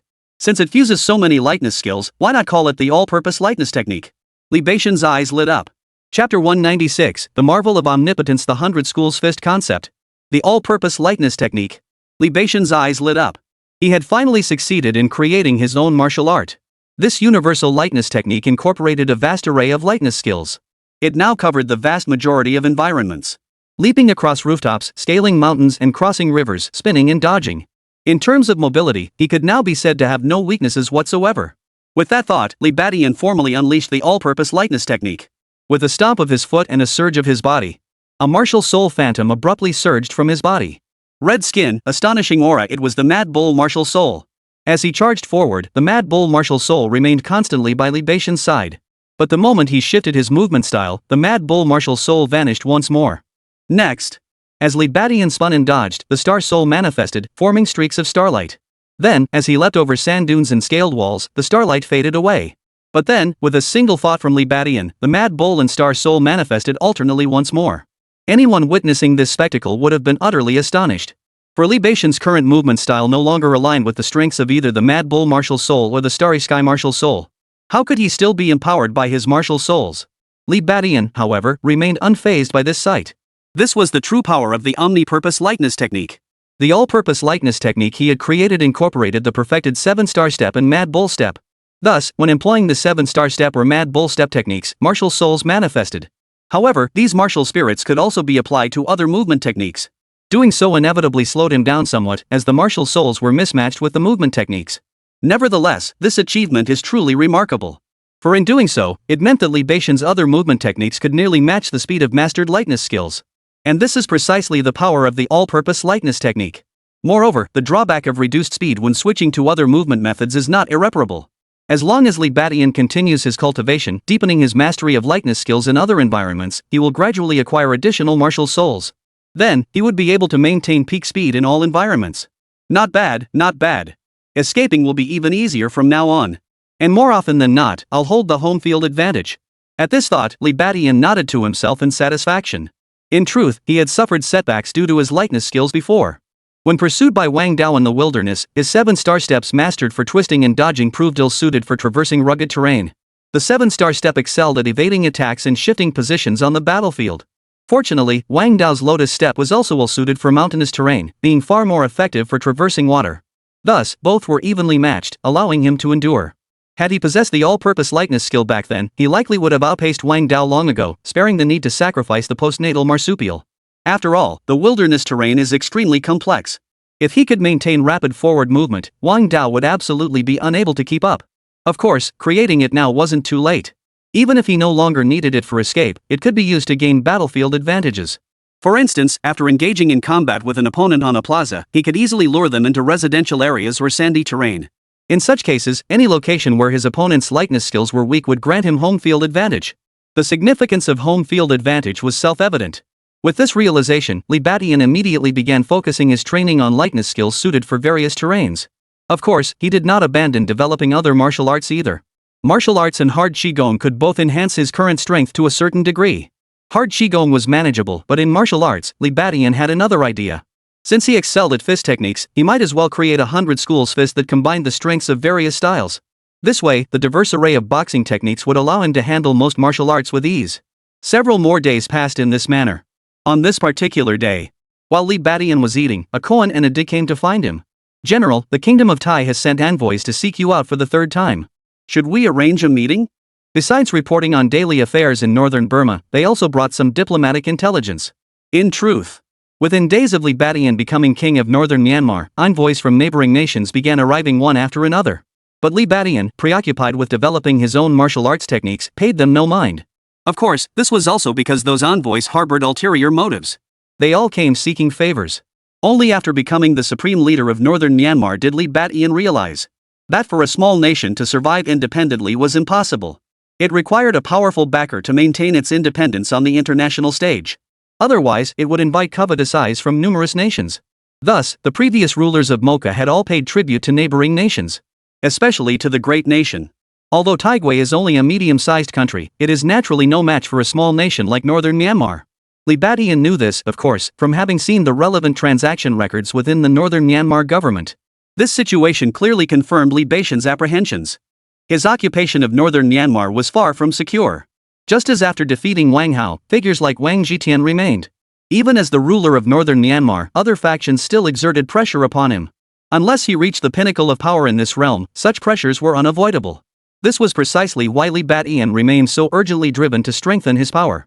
Of course, he couldn't completely ignore the negotiations and meetings with nations like Taigwa. He had previously used his injuries as an excuse to delay. But such procrastination was clearly not a sustainable solution. The other party's patience was not infinite. After repeated delays, they're likely nearing their limit. At that point, they might just resort to forceful measures against him. Still, after some thought, Li Badian refused to meet with the representatives from Taigwa. To be honest, if Taigwa were a major power, he might have agreed to the meeting. But since it was only a medium-sized nation, Li Badian still didn't hold much fear for them. Of course, the most crucial point was that Li Badian was not truly without backing. Behind him stood a great power, the Dragon Nation. Don't forget he was a citizen of the Dragon Nation. Moreover, according to Li Badian's assessment, the Dragon Nation should now be paying him the utmost attention. First, he had freed all Dragon Nation citizens in northern Myanmar. Second, he killed Wang Dao, proving his immense potential. And there's a third point. His actions have completely fulfilled the mission assigned by the Shadow Organization. Now that he had become the king of northern Myanmar, the criminal syndicates in the region had collapsed with a resounding crash. Given this, how could he possibly accept oppression from Taigwa? The only slight regret was that during his escape from Wang Dao's pursuit, both his phone and smartwatch had been destroyed along the way. This also meant he couldn't contact the Dragon Nation. Of course, Li Badian remained unconcerned. In his view, the Dragon Nation would surely send someone to contact him. This was likely why Taigwa had yet to truly demonstrate its capabilities to him. It was highly likely they too were wary of the Dragon Nation. And then, sure enough, 2 days later, Li Badian finally received the Dragon Nation's envoy. But the arrival from the Dragon Nation took Li Badian completely by surprise. Chapter 197, Rolling's Arrival, Demon Plant says T. Ha! It's you! That day, Li Badian received another report from Akuan. The Dragon Kingdom had actually sent someone. Upon learning this, he naturally dared not delay, instructing Akuan to bring them over immediately. To show respect for the meeting, he even changed out of his sweat-soaked training clothes. But upon seeing the visitor, Li Badian froze in surprise. The visitor was a woman with short hair, radiating a bold and spirited aura. Her exquisite face was crowned with a pair of bright, spirited eyes. Luo Lin. Yes, it was none other than Luo Lin. The person sent by the Dragon Nation was actually Luo Lin. Li Badian. Rolene gazed at Li Badian, her beautiful eyes sparkling. Come to think of it, this was the first time she had ever seen Li Badian's true face in person. Back in Yangchang, Li Badian had always kept his face covered with a mask, revealing only a pair of striking eyes. Of course, Luo Lin had seen Li Badian's true appearance in photographs before. But seeing him in person, Luo Lin found Li Badian even more strikingly handsome. He radiated an extraordinary aura of nobility and grace. Of course, this was only natural. After all, the photos Luo Lin had seen were from Li Badian's student days, or even when he was arrested. But the Li Badian of today was now the ruler of a nation, a promising post-natal martial artist brimming with confidence and vigor. Money could buy one's appearance, but in this martial arts world, power could also cultivate a person's aura. Just as in this moment, as Rowling gazed upon Li Badian, her heart couldn't help but flutter. Her previous admiration was completely rekindled. The gaze she cast upon him now betrayed an undeniable look of infatuation. Li Badian waved to dismiss Akuan, then turned to look at Luo Lin with puzzlement. What brings you here? He knew full well that Luo Lin belonged to the Yangchang Armed Police Department. But sending her to represent negotiations between two nations now seemed utterly peculiar. At his words, Luo Lin snapped back to reality, her dazed expression vanishing as her face grew serious. She hadn't forgotten the mission she'd come to fulfill. First, Luo Lin offered an explanation. Only then did Li Badian understand. So that's it. Upon learning of the situation in northern Myanmar, the Dragon Nation had also taken it seriously. However, due to certain complications, the official personnel were tied up and could only delegate the negotiation task. Originally, the task had been assigned to Song Qian within the Shadow Organization. But Song Qian currently had no suitable candidates at his disposal. Later, upon learning of this, Luo Changfeng recommended Luo Lin. Upon hearing the suggestion, Song Qian quickly agreed. Sending Luo Lin to negotiate with Li Badian seemed like a fitting choice. For one thing, Luo Lin was a beauty. In negotiations, beauty held a natural advantage. But most importantly, Luo Lin and Li Badian shared a certain rapport. After all, within the Dragon Nation, aside from Song Qian, Luo Lin was the only person who could claim to have connections with Li Badian. Upon learning of this arrangement, Luo Lin readily agreed. Thus, Rolling became the one to meet with Li Badian. Of course. Should any international cooperation arise in the future, the Dragon Nation would still dispatch higher-level representatives to engage in detailed discussions with Li Badian. In essence, Luo Lin's visit served merely to gauge Li Badian's stance. Was he still friendly toward the Dragon Nation? Or whether he had already begun plotting to establish his own faction? Li Badian's stance would clearly influence Longhua's position. Understanding this, Li Badian nodded in acknowledgement. Come to think of it, it's been quite a while since we last met, hasn't it? Li Badian smiled, gesturing for Luo Lin to sit down before personally brewing tea for her. Indeed. Hearing this, Luo Lin nodded in agreement. Little did she know that she had actually crossed paths with Li Badian at Manhwa Garden subway station last time. Later, however, upon learning that Li Badian had killed members of the Wang family, she also realized that during the Demon Beast uprising, Li Badian had been present at the scene. But at that time, they never met. And so it remained until now. Soon, the aroma of tea filled the air. Luo Lin accepted the teacup Li Badian offered with both hands. She glanced down and immediately noticed something peculiar about the tea. Pale yellow tea leaves drifted atop the cup, resembling a constellation of stars truly extraordinary. Seeing her reaction, Li Badian smiled and said, I wouldn't normally bring this out for just anyone. This tea is made from a demon plant, it's called star tree flower tea. Hearing this, Luo Lin was even more astonished. When beasts awaken sentience, they become demonic beasts. Plants, too, could awaken sentience, becoming demon plants. However, demon plants were exceedingly rare. Luo Lin had only heard of them and never encountered one before. Truth be told, this was her very first encounter with a demon plant. Tea made from a demon plant? A flicker of excitement stirred within Luo Lin as she lowered her head and took a small sip. A faint, refreshing sweetness spread through her mouth. Soon, her beautiful eyes lit up. What a wonderful tea! This star tree flower tea tasted exquisite, but most crucially, the moment the tea touched her throat, it caused a faint ripple in her vital energy. This was a sign of improvement. In other words, drinking this tea could enhance one's vital energy. Li Badian smiled at the sight, not particularly surprised. In truth, since becoming the king of northern Myanmar, he had gained much. All sorts of things, many of which couldn't be fully accounted for. These star tree flower teas were an unexpected discovery, amounting to a full pound. At the time, neither Rakan nor Ada recognized them. In truth, this was Li Badian's first encounter with anything related to demonic plants. The effects of this star tree flower tea were truly remarkable, comparable to demon beast meat. Unfortunately, it only worked on martial artists. For martial artists who had cultivated their skills through cultivation, the effects were negligible. Therefore, Li Badian rarely drank it himself, reserving it instead for entertaining guests. Come to think of it, Luo Lin was actually the first guest to ever taste this tea. If you like it, I'll pack some for you to take home later. Li Badian was quite generous toward Luo Lin. Mainly because he did have some rapport with Luo Lin. Between them, it could barely be called friendship. After a few casual words, Rolling quickly got down to business. Li Badian, I came here because there are a few things I need to ask you. Alright, go ahead. Li Badian nodded. Rolling glanced at him and stated, Is Wang Dao dead now? At this, Li Badian's eyebrows shot up before he nodded. In truth, there was no way to conceal this fact. He knew that the Dragon Nation must have been aware of Wang Dao's arrival in northern Myanmar and had even tacitly approved it. Li Badian harbored little resentment over it. Old Song's actions had been more than honorable enough. He had no grounds to hold any further grudges. Of course, the most crucial factor was that he had survived as the victor. Given that, what was there left to be angry about? Hearing this, Luo Lin's pupils contracted sharply, and she sucked in a sharp breath. Though she had suspected as much, hearing Li Badian admitted himself still sent shockwaves through her. He was a martial artist. In the vast Dragon Nation, such individuals were as rare as phoenix feathers and Qilin horns. Yet now, he had fallen at Libation's hands. Crucially, if her senses were correct, Libation's cultivation level didn't even qualify him as a seasoned postnatal martial artist. A post-human defying a pre-human? This man is terrifying. Luo Lin's gaze toward Li Badian couldn't help but sparkle with admiration. Chapter 198 The Dragon Nation's Sincerity, Libation's Demands. By the way, old Song, is Song Qian still alive? Li Badian suddenly seemed to recall something, his gaze growing somber as he asked. His reaction appeared calm, but deep down, he couldn't help but feel a surge of tension. After escaping the Dragon Nation, he had given it his all. If Song Qian had been killed by Wang Dao after all, then upon his return to Longhua, he would make the entire Wang family pay with their lives. Fortunately.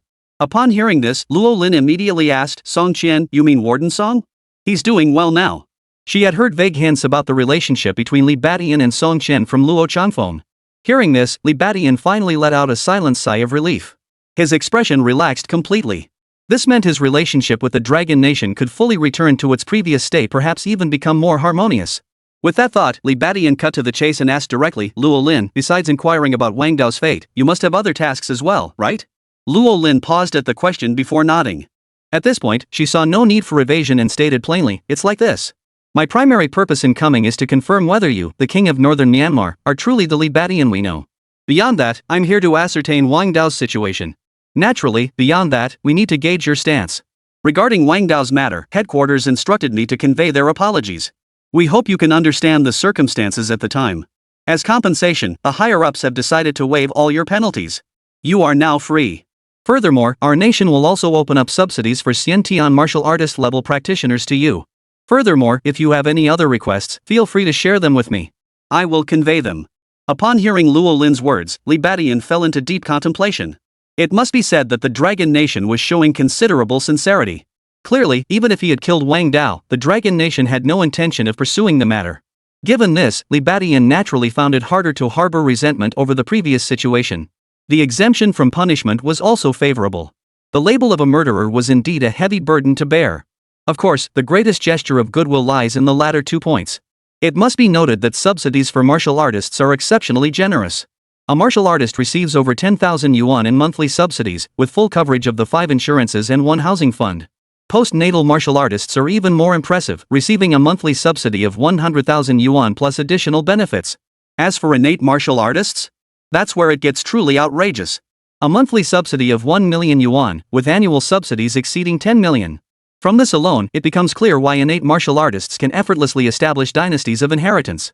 For even if a martial artist did nothing but collect their subsidies, it would be enough to ensure generations of wealth and privilege. Moreover, their lifespans reach as high as 200 years. The subsidies accumulated over the years would amount to an absolutely staggering sum. Now, the Dragon Nation is directly granting Li Badian a postnatal martial artist subsidies equivalent to those of a natural martial artist. The sincerity behind this gesture is beyond question. Beyond that, they even feared Li Badian might remain unsatisfied, so they allowed him to make additional requests. To be honest, Li Badian genuinely felt the sincerity of the Dragon Nation. And this situation suited him perfectly. Truth be told, Li Badian's decision to maintain friendly relations with the Dragon Nation wasn't born out of genuine fear of the great nation or a desire for a powerful ally. The main reason is still connections and channels. Don't forget. Even now, Li Badian is still struggling to secure resources. Especially high-grade blood nurturing pills. At his current cultivation level, intermediate blood nurturing pills are sufficient. But if he could obtain advanced blood nurturing pills, that would be the best outcome. Otherwise, his martial arts would progress at lightning speed while his cultivation lagged behind. That would be rather ridiculous. And even if he didn't need them now, it was wise to prepare for the future. Li Badian was bound to advance to the realm. How could he manage without high-grade blood nurturing pills then? Therefore, this moment clearly presented a prime opportunity to acquire the blood nurturing pill.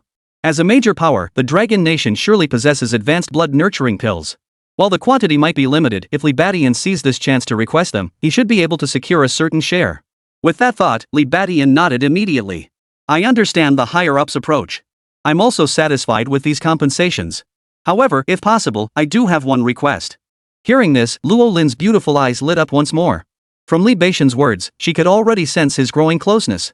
With that, her task was essentially complete. Whatever demands Li Badian might make later were no longer her concern, she only needed to relay them back. Please speak. Luo Lin gazed at Li Badian with sparkling eyes. Li Badian immediately replied, I need some high-grade blood nurturing pills, the more, the better. I'm willing to pay for them, though the price shouldn't be too outrageous. High-grade blood-nurturing pills? Luo Lin gasped, then nodded solemnly. She knew these were pills meant for innate martial artists. It seemed odd that Li Badian, merely an Earthrealm martial artist, would require such high-grade pills. But considering how he had single-handedly slain a cultivator, it made sense. Alright, I'll relay the request to the higher-ups, but I can't guarantee availability. Luo Lin nodded immediately. She was well aware of the rarity of high-grade blood-nurturing pills. Li Badian, upon hearing this, showed no concern. While high-grade blood-nurturing pills were indeed rare, it would be laughable if even the Dragon Nation's High Command didn't possess them. Moreover, he knew that to win him over, or to express gratitude for his release of numerous Dragon Nation citizens, the Dragon Nation's High Command would provide him with some no matter what. With that, his vital energy would surge to new heights. Li Badian was filled with anticipation. Is that all? At that moment, Luo Lin asked again. Hearing this, Li Badian's eyes flashed. As it happened, he did have other requests. He immediately added, additionally, I hope the higher-ups can provide me with some internal cultivation techniques, the more, the better. Internal cultivation manuals. You intend to advance to the stage. Luo Lin was utterly stunned upon hearing this, covering her mouth in disbelief as she stared at him in shock. Earlier, Li Badian asking for high-grade blood-nurturing pills was one thing. But now he was demanding internal cultivation manuals required for Xiantian martial artists? Combining the two, an unbelievable thought suddenly formed in her mind. Could it be? Li Badian was preparing to ascend to the realm. Li Badian chuckled at the thought. It won't happen that quickly. I'm just preparing in advance. Indeed, Li Badian's request for the cultivation technique was also a case of preparing for the future. After all, with the advanced blood-nurturing pills, his advancement to a seasoned post-heaven martial artist shouldn't take too long. At that point, it would be natural to delve into the internal cultivation manual and prepare for ascending to the realm. But ordinary internal cultivation manuals were beneath Li Badian's notice. Therefore, he still intended to synthesize various internal cultivation manuals, hoping to innovate and create an even more powerful one. Such martial arts were rare in northern Myanmar. Currently, Li Badian possessed only the internal cultivation manuals of Mocha and Tian Can. They didn't seem particularly advanced, so he turned his thoughts to the Dragon Kingdom. The Dragon Nation boasted countless martial arts markets, where internal cultivation manuals were as plentiful as stars in the sky. Naturally, he seized this opportunity to request them all. Chapter 199, Luo Lin stays behind and talks with Song Qian. Coming to her senses, Luo Lin nodded to Li Badian.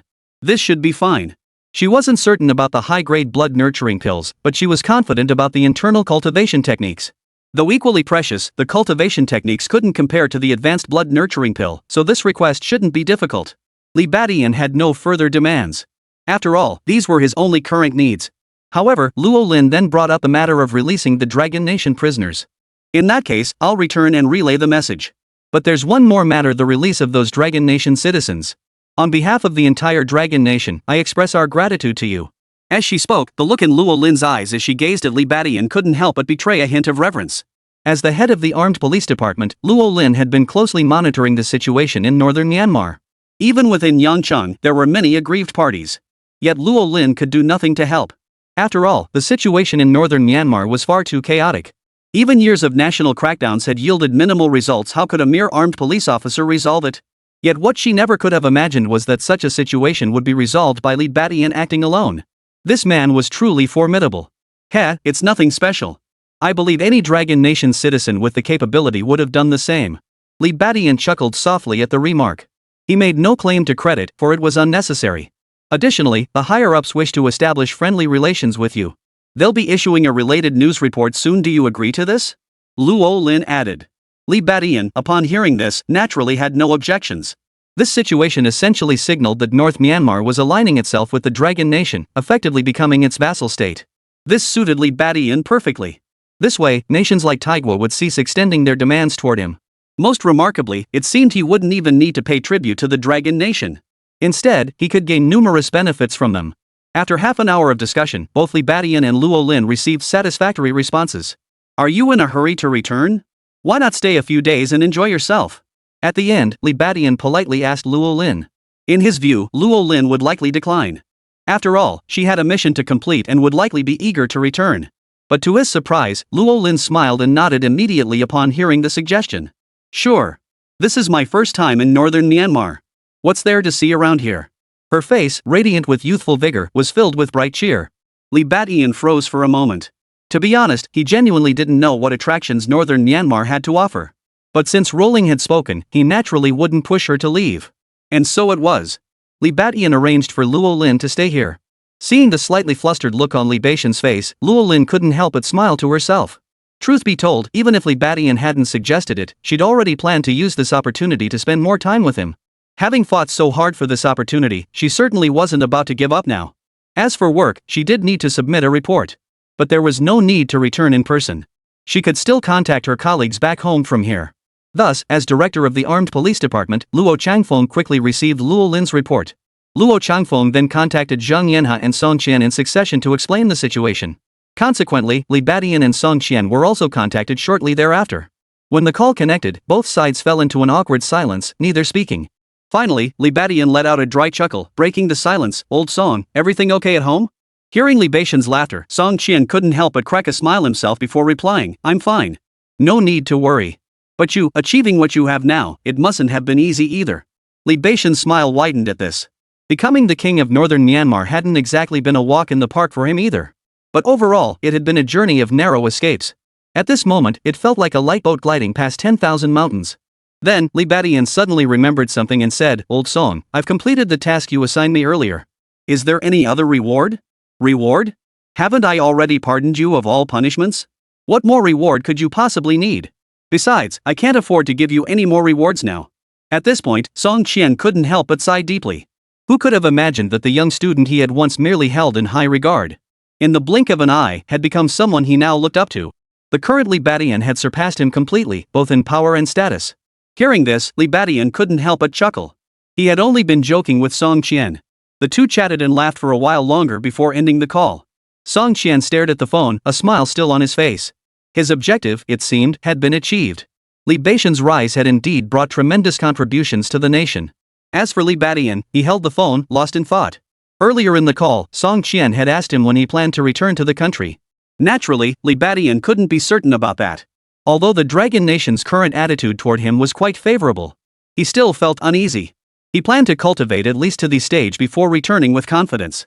By then, even if someone did hold his killing of Wang Dao against him, he would be unassailable. Of course, the main reason was that there seemed little need to return specifically at this moment. Here in northern Myanmar, free from disturbances, he could focus on cultivation for a while, a most welcome opportunity. "General, dinner is ready." Just then, a Kuan came over again to remind him. Li Batian nodded and said, "Please bring Miss Luo Lin over." It was worth mentioning that he arranged accommodations for Luo Lin, not bothering to send her elsewhere.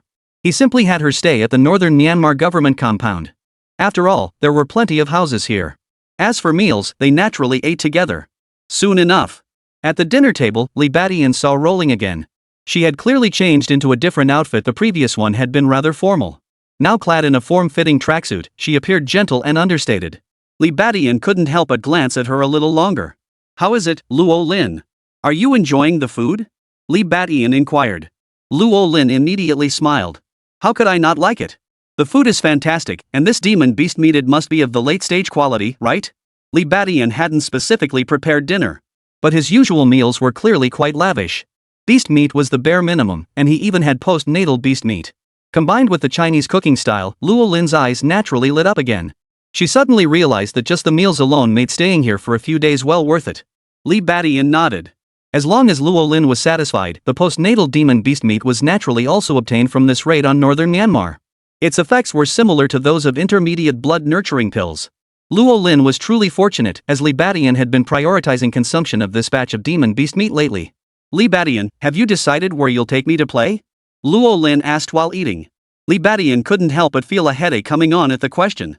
Chapter 200, Sparring and Exchange, Insightful Guidance. Li Batian felt a headache coming on. After all, Luo Lin was his friend. Logically speaking, since she was his guest here, he should indeed show her around. But the problem was, he had no idea where to take her. Regarding this matter, he had asked a Kun. But after hearing Ah Koan's description, he immediately shook his head.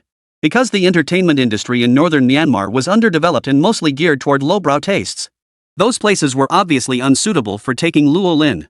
As for famous scenic spots or tourist attractions, northern Myanmar was severely lacking in those as well. Moreover, as a Dragon Country native, sightseeing and leisurely travel naturally meant staying within his homeland. What appeal could foreign destinations possibly hold? At this point, Li Batian found himself at a loss. After pondering, he suggested, "How about we spar? Or perhaps I could teach you martial arts." Hearing this, Rolling nodded without hesitation. "Sounds great." Her beautiful eyes lit up. Truth be told, she wasn't genuinely seeking entertainment. Her main goal was simply to spend more time with Li Badian. But at this moment, Li Badian's suggestion did indeed tempt her. She was only a mid-stage martial artist, while Li Badian had already reached the late-stage realm. Exchanging martial arts techniques would undoubtedly give her the upper hand.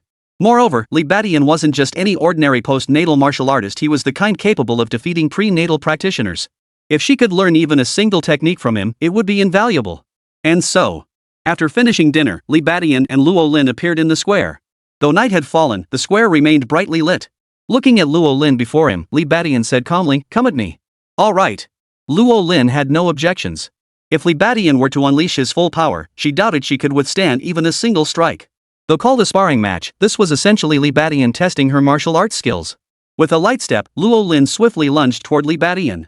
Her lightness skill was the butterfly step. As she moved now, she truly resembled a fluttering butterfly dancing gracefully through the air. Li Badian silently nodded in approval. Luo Lin's foundation in lightness skills was quite solid. Not only has he achieved minor mastery, but he seems to be nearing great mastery. His movements were so swift they could make one's eyes blur. Of course, to Li Badian, this was child's play. He could effortlessly predict Luo Lin's movement patterns. If he wished, he could effortlessly intercept her and deal her a crushing blow. Naturally, Li Badian would not do so. Seeing Luo Lin closing in, he too began to move. However, he didn't employ any lightness skills. Instead, he relied purely on his physical prowess to engage Luo Lin in combat. Ha! Butterfly palm.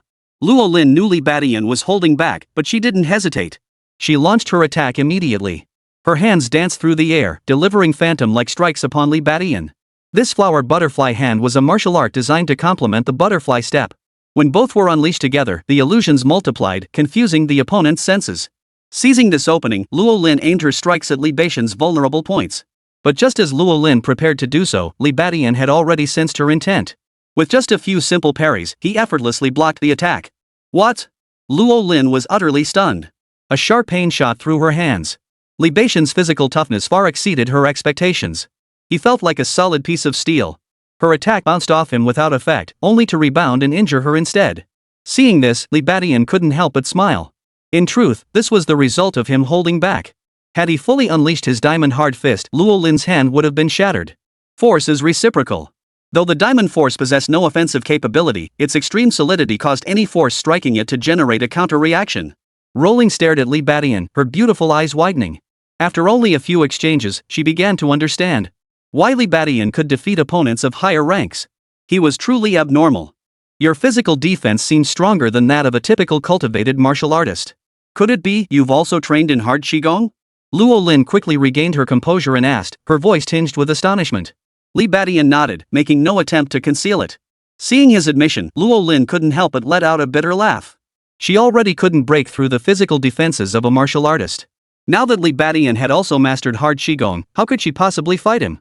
And then, as if to confirm Luo Lin's thoughts, after exchanging blows with Li Badian for over a dozen rounds, Luo Lin hadn't inflicted the slightest injury on him. In contrast, her own hands were genuinely beginning to feel the strain. I'm done fighting. Finally, Rowena couldn't help but feel a bit discouraged. Her beautiful eyes fixed on Li Badian with a hint of resentment.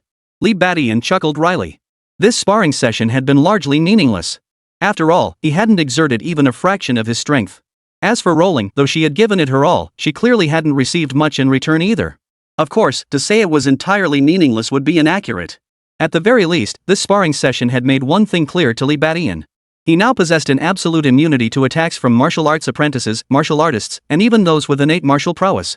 No matter how many martial artists of this caliber came at him, they couldn't touch him. Realizing this, Li Badian couldn't help but smile.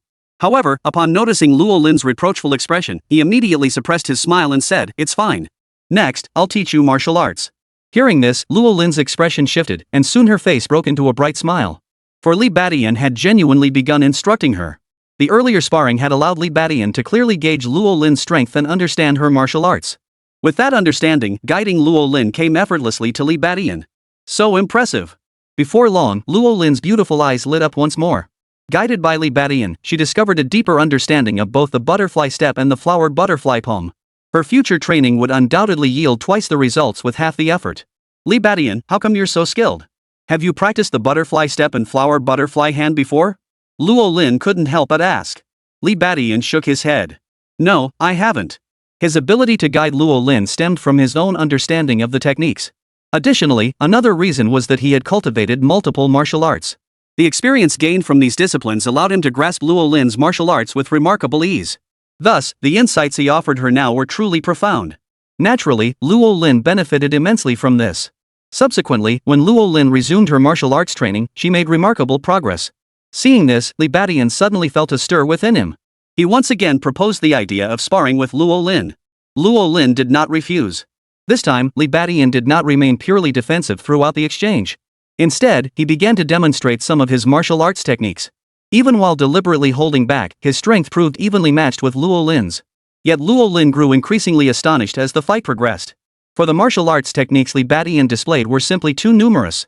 For a moment, she felt overwhelmed, unable to keep up with the dazzling array. What on earth was going on? Chapter 201, Li Badian's Gains, International News. Alright, that's enough for today. We'll meet again tomorrow. As night deepened, Li Badian voluntarily brought the session to a close. Luo Lin nodded, yet her beautiful eyes held a hint of reluctance. Earlier, Li Badian had deliberately held back his power during their sparring session. Luo Lin was stunned once more. The main reason was the sheer variety of martial arts techniques Li Badian had displayed. One boxing technique after another, dazzling and overwhelming. Noticing this, Luo Lin was naturally filled with astonishment and doubt. However, it wasn't convenient for her to ask questions, so she suppressed her doubts and continued the fight. Soon, Luo Lin was filled with delight once more. For she discovered to her astonishment that sparring with Li Badian yielded immense benefits. Primarily, he employed a wide variety of boxing techniques. This, in turn, placed immense pressure on Luo Lin. Yet under this pressure, her butterfly steps and flower butterfly hands had made remarkable progress. Li Badian's guidance was being validated one by one in real combat. Luo Lin realized this pace of improvement far surpassed what she could achieve through regular, diligent practice alone. Before she knew it, Luo Lin found herself completely immersed in the process. When Li Badian called a halt, she felt a lingering sense of reluctance. But as soon as she sensed her current physical state, Rolling was astonished once more. Unbeknownst to her, she had already pushed herself to the brink. If she continued fighting, she would lose control. Whether he sensed this or not, Li Badian thoughtfully brought the spar to an end. This thought warmed Luo Lin's heart. Then came the next surprise. What surprised and touched Luo Lin even more was that Li Badian suddenly tossed her a small pouch. "Oh, here, take this." Luo Lin paused, instinctively taking it. She opened the small bag and felt a surge of energy coursing through her veins. Inside were 10 crimson pills. Blood-nurturing pills. Even though they were low-grade blood-nourishing pills, they were more than enough to delight Luo Lin. After all, she might not even get one such pill in a month under normal circumstances. Yet now, Li Badian had casually given her 10. "Li Badian, thank you." Regaining her composure, Luo Lin hurriedly called out her gratitude to Li Badian's retreating figure. Li Badian didn't turn around, merely waving his hand dismissively. Truthfully, he hadn't done much. Neither the guidance he gave Luo Lin nor the 10 low-grade blood essence pills cost him anything. On the contrary, sparring with Luo Lin had actually yielded greater benefits for Li Badian. He suddenly realized that his solitary cultivation had been insufficient. Previously, he had always trained alone, believing that people like Akoan were too weak to be of any help. But after sparring with Luo Lin, his perspective shifted. This shift stemmed primarily from their sparring session, particularly after executing various fist techniques. His vision for the 100 Schools fist grew increasingly clear. Inspiration for creating his own martial arts techniques began to blossom. Such gains were entirely unexpected for Li Badian. Compared to what he'd gained, the sacrifices he'd made were nothing at all. The guidance he provided goes without saying. Low-grade blood-nurturing pills, though valuable, held little effect on Li Badian anymore. Lately, he'd been using the low-grade blood essence pills to reward his subordinates. Giving some to Luo Lin now was no big deal either. This discovery actually made Li Badian hope Luo Lin would stay. He sensed that more sparring and verification with Luo Lin would accelerate the birth of his 100 Schools fist. Little did Li Badian know that this gesture had stirred a whirlpool in Luo Lin's heart, leaving her deeply unsettled. Equally unsettled were the high-ranking officials of the Dragon Nation. As news of Luo Lin's progress reached them, the Dragon Nation's leadership and others rejoiced. They were astonished at how smoothly things had progressed. After the initial shock came a wave of delight. There was no doubt about Li Badian's ability to kill Wang Dao, and he had attained innate level martial prowess. Such a martial artist, even if not yet fully realized, could absolutely be called a pillar of a nation. Li Badian's current stance clearly indicated his continued allegiance to the Dragon Nation. This meant that whatever challenges arose in the future, they could count on his support. Moreover, Li Badian's allegiance not only added another pillar to the Dragon Nation but also meant its territory had expanded further. Though North Myanmar is small in size, it remains a sovereign nation. Its incorporation as a Dragon Nation dependency naturally signifies a further strengthening of their influence. For the current Dragon Nation, this was merely icing on the cake, yet better than nothing. The annexation of northern Myanmar would undoubtedly cement the Dragon Nation's position as the foremost power. As for Li Baitian's demands, they were not unreasonable. After deliberation, they decided to provide Li Batian with 2 high-grade blood-nurturing pills free of charge and 3 more at a fee. As for the internal cultivation techniques, as Luo Lin had stated, there was no issue whatsoever. And so it was. In less than half a day, the Dragon Nation's High Command had already dispatched personnel to secretly deliver the advanced blood-nurturing pills and internal cultivation techniques to northern Myanmar. Oh, and the annual subsidy for the Xiantian martial artist. Publicly, the Dragon Nation's leadership was equally active, aggressively promoting Li Baitian's ties to the nation and his devotion to its welfare. The moment this news broke, it immediately sparked immense international attention. Damn it! That Li Batian really was sent by the Dragon Nation's High Command. What? Does that mean northern Myanmar has become Dragon Nation territory too? I knew it all along. That Li Batian not only released a huge number of Dragon Nation citizens but also created some overseas rescue industry. Clearly he's in cahoots with them. This spells trouble. Dragon Nation was already the world's top power, and now with northern Myanmar added to its sphere, it's like they planted a thorn right in our side. News of this development quickly reached the Thai kingdom. Thai Nation's supreme leader, Amara, couldn't help but frown. Truthfully, his patience with North Myanmar had been wearing thin over time. Even with reservations about Dragon Nation, he had been planning to teach that arrogant Li Batian a lesson. What he hadn't anticipated was that, at this very moment, Dragon Nation would openly declare its alliance with North Myanmar. This development forced him to reconsider his plans. After all, provoking the Dragon Nation was something his Thai kingdom simply couldn't afford. Esteemed guests, it seems we must now rely on you. With that thought, Amara addressed the 3 figures ahead. All 3 wore samurai armor. The leader sported a receding hairline and a Japanese-style beard, a sword at his waist. His imposing presence commanded respect. Even Amara dared not underestimate him. None other than Fujiwara Ikkyo, the renowned sword saint of Hokkaido, whose fame had spread far and wide throughout the land of the rising sun. It turned out that Fujiwara Ichiro had set out for northern Myanmar several days prior, accompanied by 2 other innate martial artists. However, reaching northern Myanmar required passing through the great nation. Upon learning of their arrival, Alama, the supreme leader of Taigwa, hosted a banquet in their honor. He was aware of their intentions and had planned to join forces to get a piece of the action. But now that the Dragon Nation had made its move, he dared not act rashly. After all, only a great nation could stand against another great nation. Upon hearing this, Fujiwara Kazuo and his companions let out a cold laugh. Chief Leader Alama, rest assured our presence alone is more than sufficient. As for the matter of cooperation, we can discuss that later. Xiao Rizi also had his own political agenda. While they currently followed American orders, that didn't mean they were truly content with it. Therefore, they were quite willing to cooperate with Taigwa if the opportunity arose. This was precisely why Fujiwara Kazuo and his associates accepted Alama's hospitality. For now, they didn't mind if Alama chose not to act. In their view, this mission is not particularly difficult. Whether the Thai kingdom sends reinforcements or not is irrelevant. And so, the next day, Fujiwara Kazuo and his group passed through Taigwa entirely and entered northern Myanmar. Chapter 202, Luo Lin's Advancement, the 100 Families Fist takes shape. Boom! Boom! Boom! That day, Luo Lin's chi and blood surged within her, suddenly reaching a new height. Midway through sparring with Li Batian, she abruptly halted, her beautiful eyes brightening. Li Batian also sensed something, halting his movements. I've broken through. Soon, Luo Lin exclaimed in surprise. The aura emanating from her body was no longer that of a mid-stage martial artist, but of a late-stage martial artist. Li Batian smiled immediately. Congratulations. Luo Lin's beautiful eyes shone as she looked at Li Batian and said, Li Batian, thank you. In truth, she had reached the mid-stage of martial artist cultivation 2 or 3 years ago. Though she had accumulated considerable strength, without Li Baitian's assistance, such rapid advancement would have been impossible. Consider this, over the past few days, she had not only received Li Baitian's guidance but also had ample blood-nurturing pills. That was why she had been able to break through her bottleneck so smoothly. She was now but a single step away from becoming a late-stage martial artist. It's nothing. I should be thanking you instead. Li Batian replied unexpectedly. Huh? What do you mean? Luo Lin looked puzzled. Li Batian gave a mysterious smile. You'll find out when you attack me. Hearing this, Luo Lin wasted no time, instantly resuming her stance to continue sparring with Li Batian. Since advancing to the late stage of martial artist, her attacks had grown significantly stronger. Sensing this, Li Batian nodded to himself. In that case, I can afford to loosen up a bit. With that thought, Li Baitian's fist techniques shifted, becoming unpredictable. At times rigid, at times supple, at times devious, at times direct. Luo Lin's expression quickly shifted to one of profound shock. She could tell that Li Badian still maintained his strength at the martial artist level. Yet his martial prowess had grown significantly stronger. As his fists flew through the air, even though she had advanced to the late martial artist stage, she soon found herself struggling to keep up. Thud! Luo Lin was violently knocked back 4 or 5 steps. A flush spread across her face, and a faint crimson tinge appeared at the corner of her mouth. I lost again. Li Badian, how come your martial arts feel stronger and stronger? Wiping the blood from her lips, Luo Lin forced a bitter smile. The joy of her recent advancement was now largely overshadowed. To reach the late stage of martial arts cultivation before turning 30 was already remarkable. But compared to Li Badian, she was clearly dwarfed. Li Badian was even younger than her.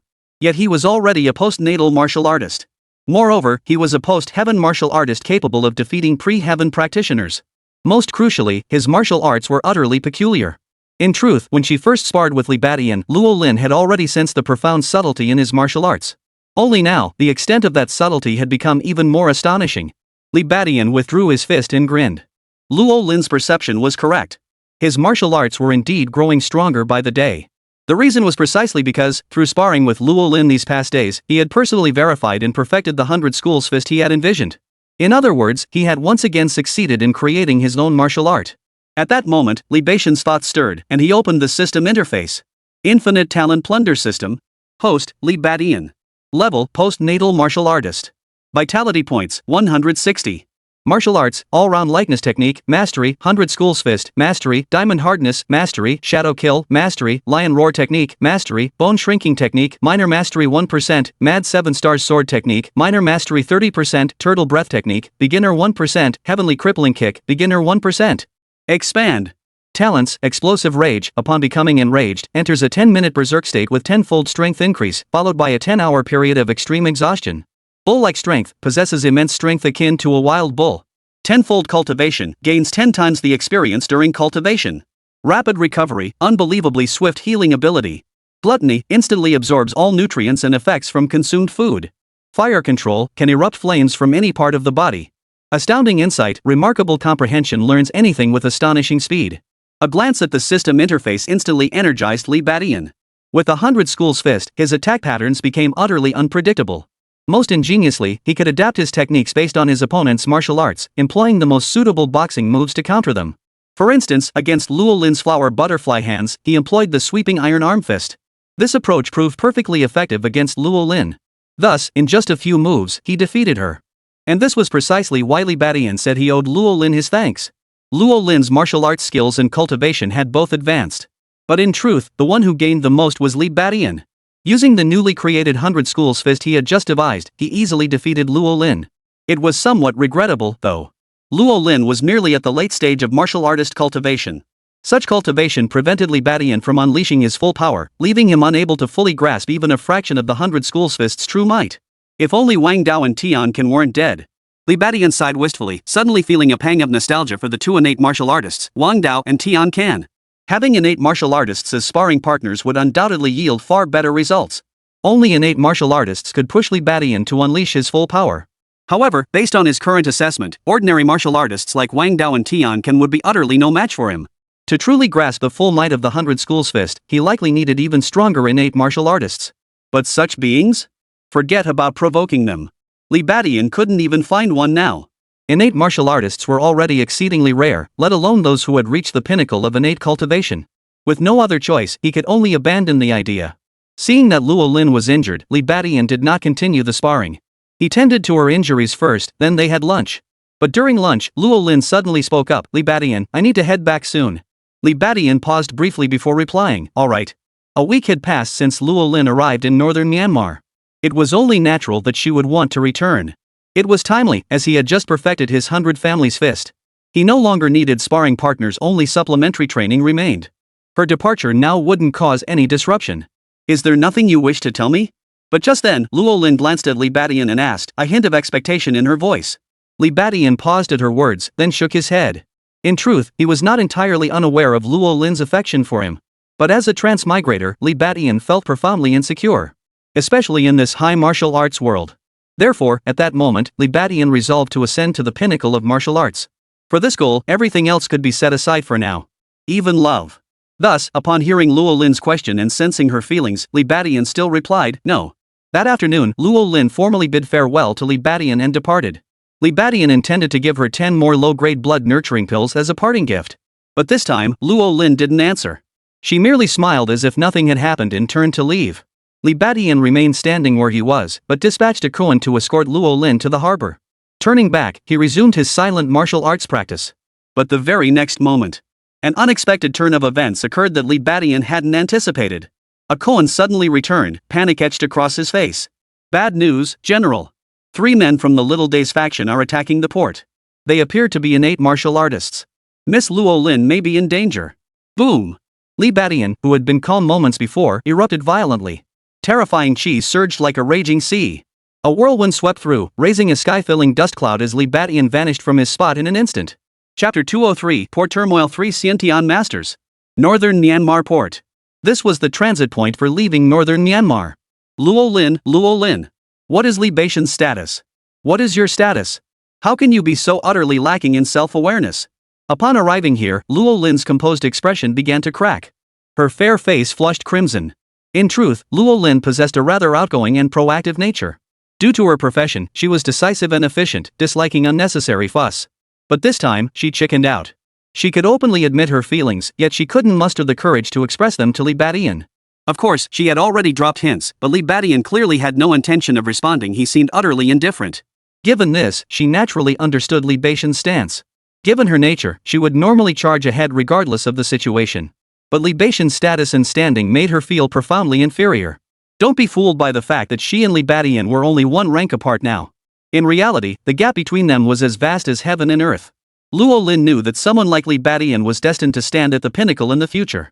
For her, barring any extraordinary circumstances, reaching the level of a post-heaven martial artist would be her ultimate limit. Thinking this way, her feelings seemed like nothing more than a pipe dream. At this realization, Luo Lin sighed deeply. Alright, you can go now, Captain A. Koan. Luo Lin exhaled a heavy breath before addressing a Kun who had come to see her off. It wasn't just a Kun who had come to see her off, an entire army had accompanied him. Luo Lin naturally felt embarrassed to have them go to such great lengths. A Kun nodded, about to lead his men back, when suddenly, he stared in shock at the harbor ahead. Countless bodies lay sprawled across the harbor. Pools of blood spread across the ground. The wind carried the sickening stench of blood, making one want to vomit. What? A Kun and his men were instantly horrified. Luo Lin also quickly sensed something was amiss, her beautiful eyes narrowing. She knew that because Li Badian was sending the Dragon Nation people back, a military force had been stationed at the port. But now, that entire force appeared to have been wiped out. And the culprits responsible stood not far ahead of them. It was 3 young men dressed in Japanese martial arts uniforms. The leader, wielding a katana that looked anything but ordinary, wore an expression of pure satisfaction. These men, dying by my blade is an honor for them.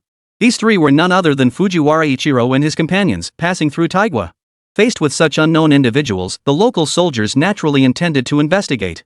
But Fujiwara Ichiro and his companions showed no mercy, unleashing a brutal massacre. Their slaughter was so swift that the garrison couldn't even send out a distress signal. Who are you? Fire! A Kun snapped back to his senses and barked the order. In an instant, dozens of North Burmese soldiers drew their weapons and opened fire. But then, a shocking scene unfolded. 2 slender men swayed slightly, effortlessly evading every bullet. As for the leader, Fujiwara Kazuo, he let out a maniacal laugh and swung his katana wildly, slashing forward. In an instant, the sword flashed fiercely. The bullets fired at him were actually sliced clean in half. What? A Kun was stunned once more. As the distance closed, the overwhelming aura emanating from Fujiwara Kazuo and his men washed over him. A Kun's pupils dilated in shock. Rolin's face drained of color. Such profound energy. It was simply not something that could be attained through cultivation. Which meant these 3 were innate martial artists. Realizing this, a Koan's face drained of color, utterly stunned. Luo Lin's face also paled, but she quickly gritted her teeth and ordered a Kun, go notify Li Badian immediately. As soon as she spoke, she snatched the pistol from a Kun's hand and joined the firing line. A Kun snapped out of his daze at her shout and stumbled toward the North Myanmar government compound. Of course, along the way, he didn't forget to dispatch more reinforcements to the port.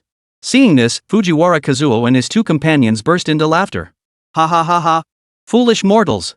No matter how many of you there are, you're nothing but swine and dogs. Instead of retreating, they advanced toward the approaching troops. This time, their orders were clear: eliminate Li Badian. But instead of choosing assassination, they charged forward with unabashed arrogance. This was the confidence born of being innate martial artists. For innate martial artists possess the prowess to single-handedly hold back 10,000 troops. Even amidst the chaos of war, they could move with utter freedom. Just as in this very moment. As the soldiers fired more and more bullets, some inevitably struck their bodies. Yet those bullets, beyond piercing their garments, proved utterly meaningless. Haha, why don't we see who can kill more people? Just then, one of the young soldiers chuckled. Sure thing. What's the wager? Another young soldier chimed in immediately. How about 3 high-grade blood-infused pills as the wager? The first Shaori Xian continued. But just then, the leader, Fujiwara Ichiro, burst out laughing. I'll take you both on. Let's see if the two of you can match up to just one of me.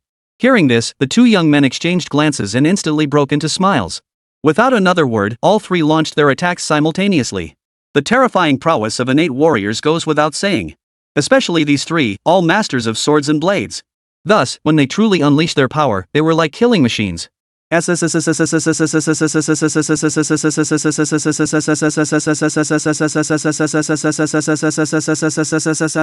Luo Lin was forced to retreat in panic. Fortunately, just then, fresh reinforcements arrived. One by one, the North Burmese soldiers charged forward. Seeing this, the three men's smiles grew even broader. Bang, bang, bang, gunfire erupted. Amidst the deafening roar of gunfire, the trio's leisurely counting echoed. 101. 108. 200. In the blink of an eye, those two little bastards had slaughtered over 100 people.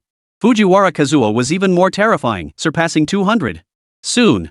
The port scene was no longer just a sea of snow and blood, it had become a river of blood. Some blood flowed down to the riverbank, staining the water red, a sight that was truly shocking. Ha! Why is there a woman here? At that moment, Fujiwara Kazuo, the leader, spotted a surviving figure and his expression shifted. He swung his sword, and the Burmese soldiers, mostly martial arts apprentices, fell like wheat being cut. Yet one figure remained standing, radiating the aura of a late-stage martial artist. What caught his attention even more was that this survivor was a woman. And a woman with a beautiful face and a heroic bearing. Well now, she's just my type. Flower girl, how about joining me? If you do, I'll spare your life. Get lost. Luo Lin's face instantly turned icy as she spat out the curse. As a member of the armed police department, she already despised murderous maniacs like this one. The fact that he was also a fellow woman only deepened her loathing. Even if he were a natural-born talent, she would still rebuke him. Fujiwara Kazuo paused, then chuckled. But the next second, murderous intent flared in his eyes. The long sword in his hand suddenly transformed into a streak of icy light, slashing toward Rolling. So fast. Rolene gasped in horror. She tried to dodge but couldn't move, forced to watch helplessly as the icy blade closed in. Time itself seemed to freeze in that instant, frozen in place. Am I going to die? I regret it so much. If I'd known I'd be rejected, I should have confessed my feelings. In the final second before death, Luo Lin couldn't help but think of Li Batian, her heart filled with regret. She slowly closed her eyes, a single crystal-clear tear falling from the corner. Boom!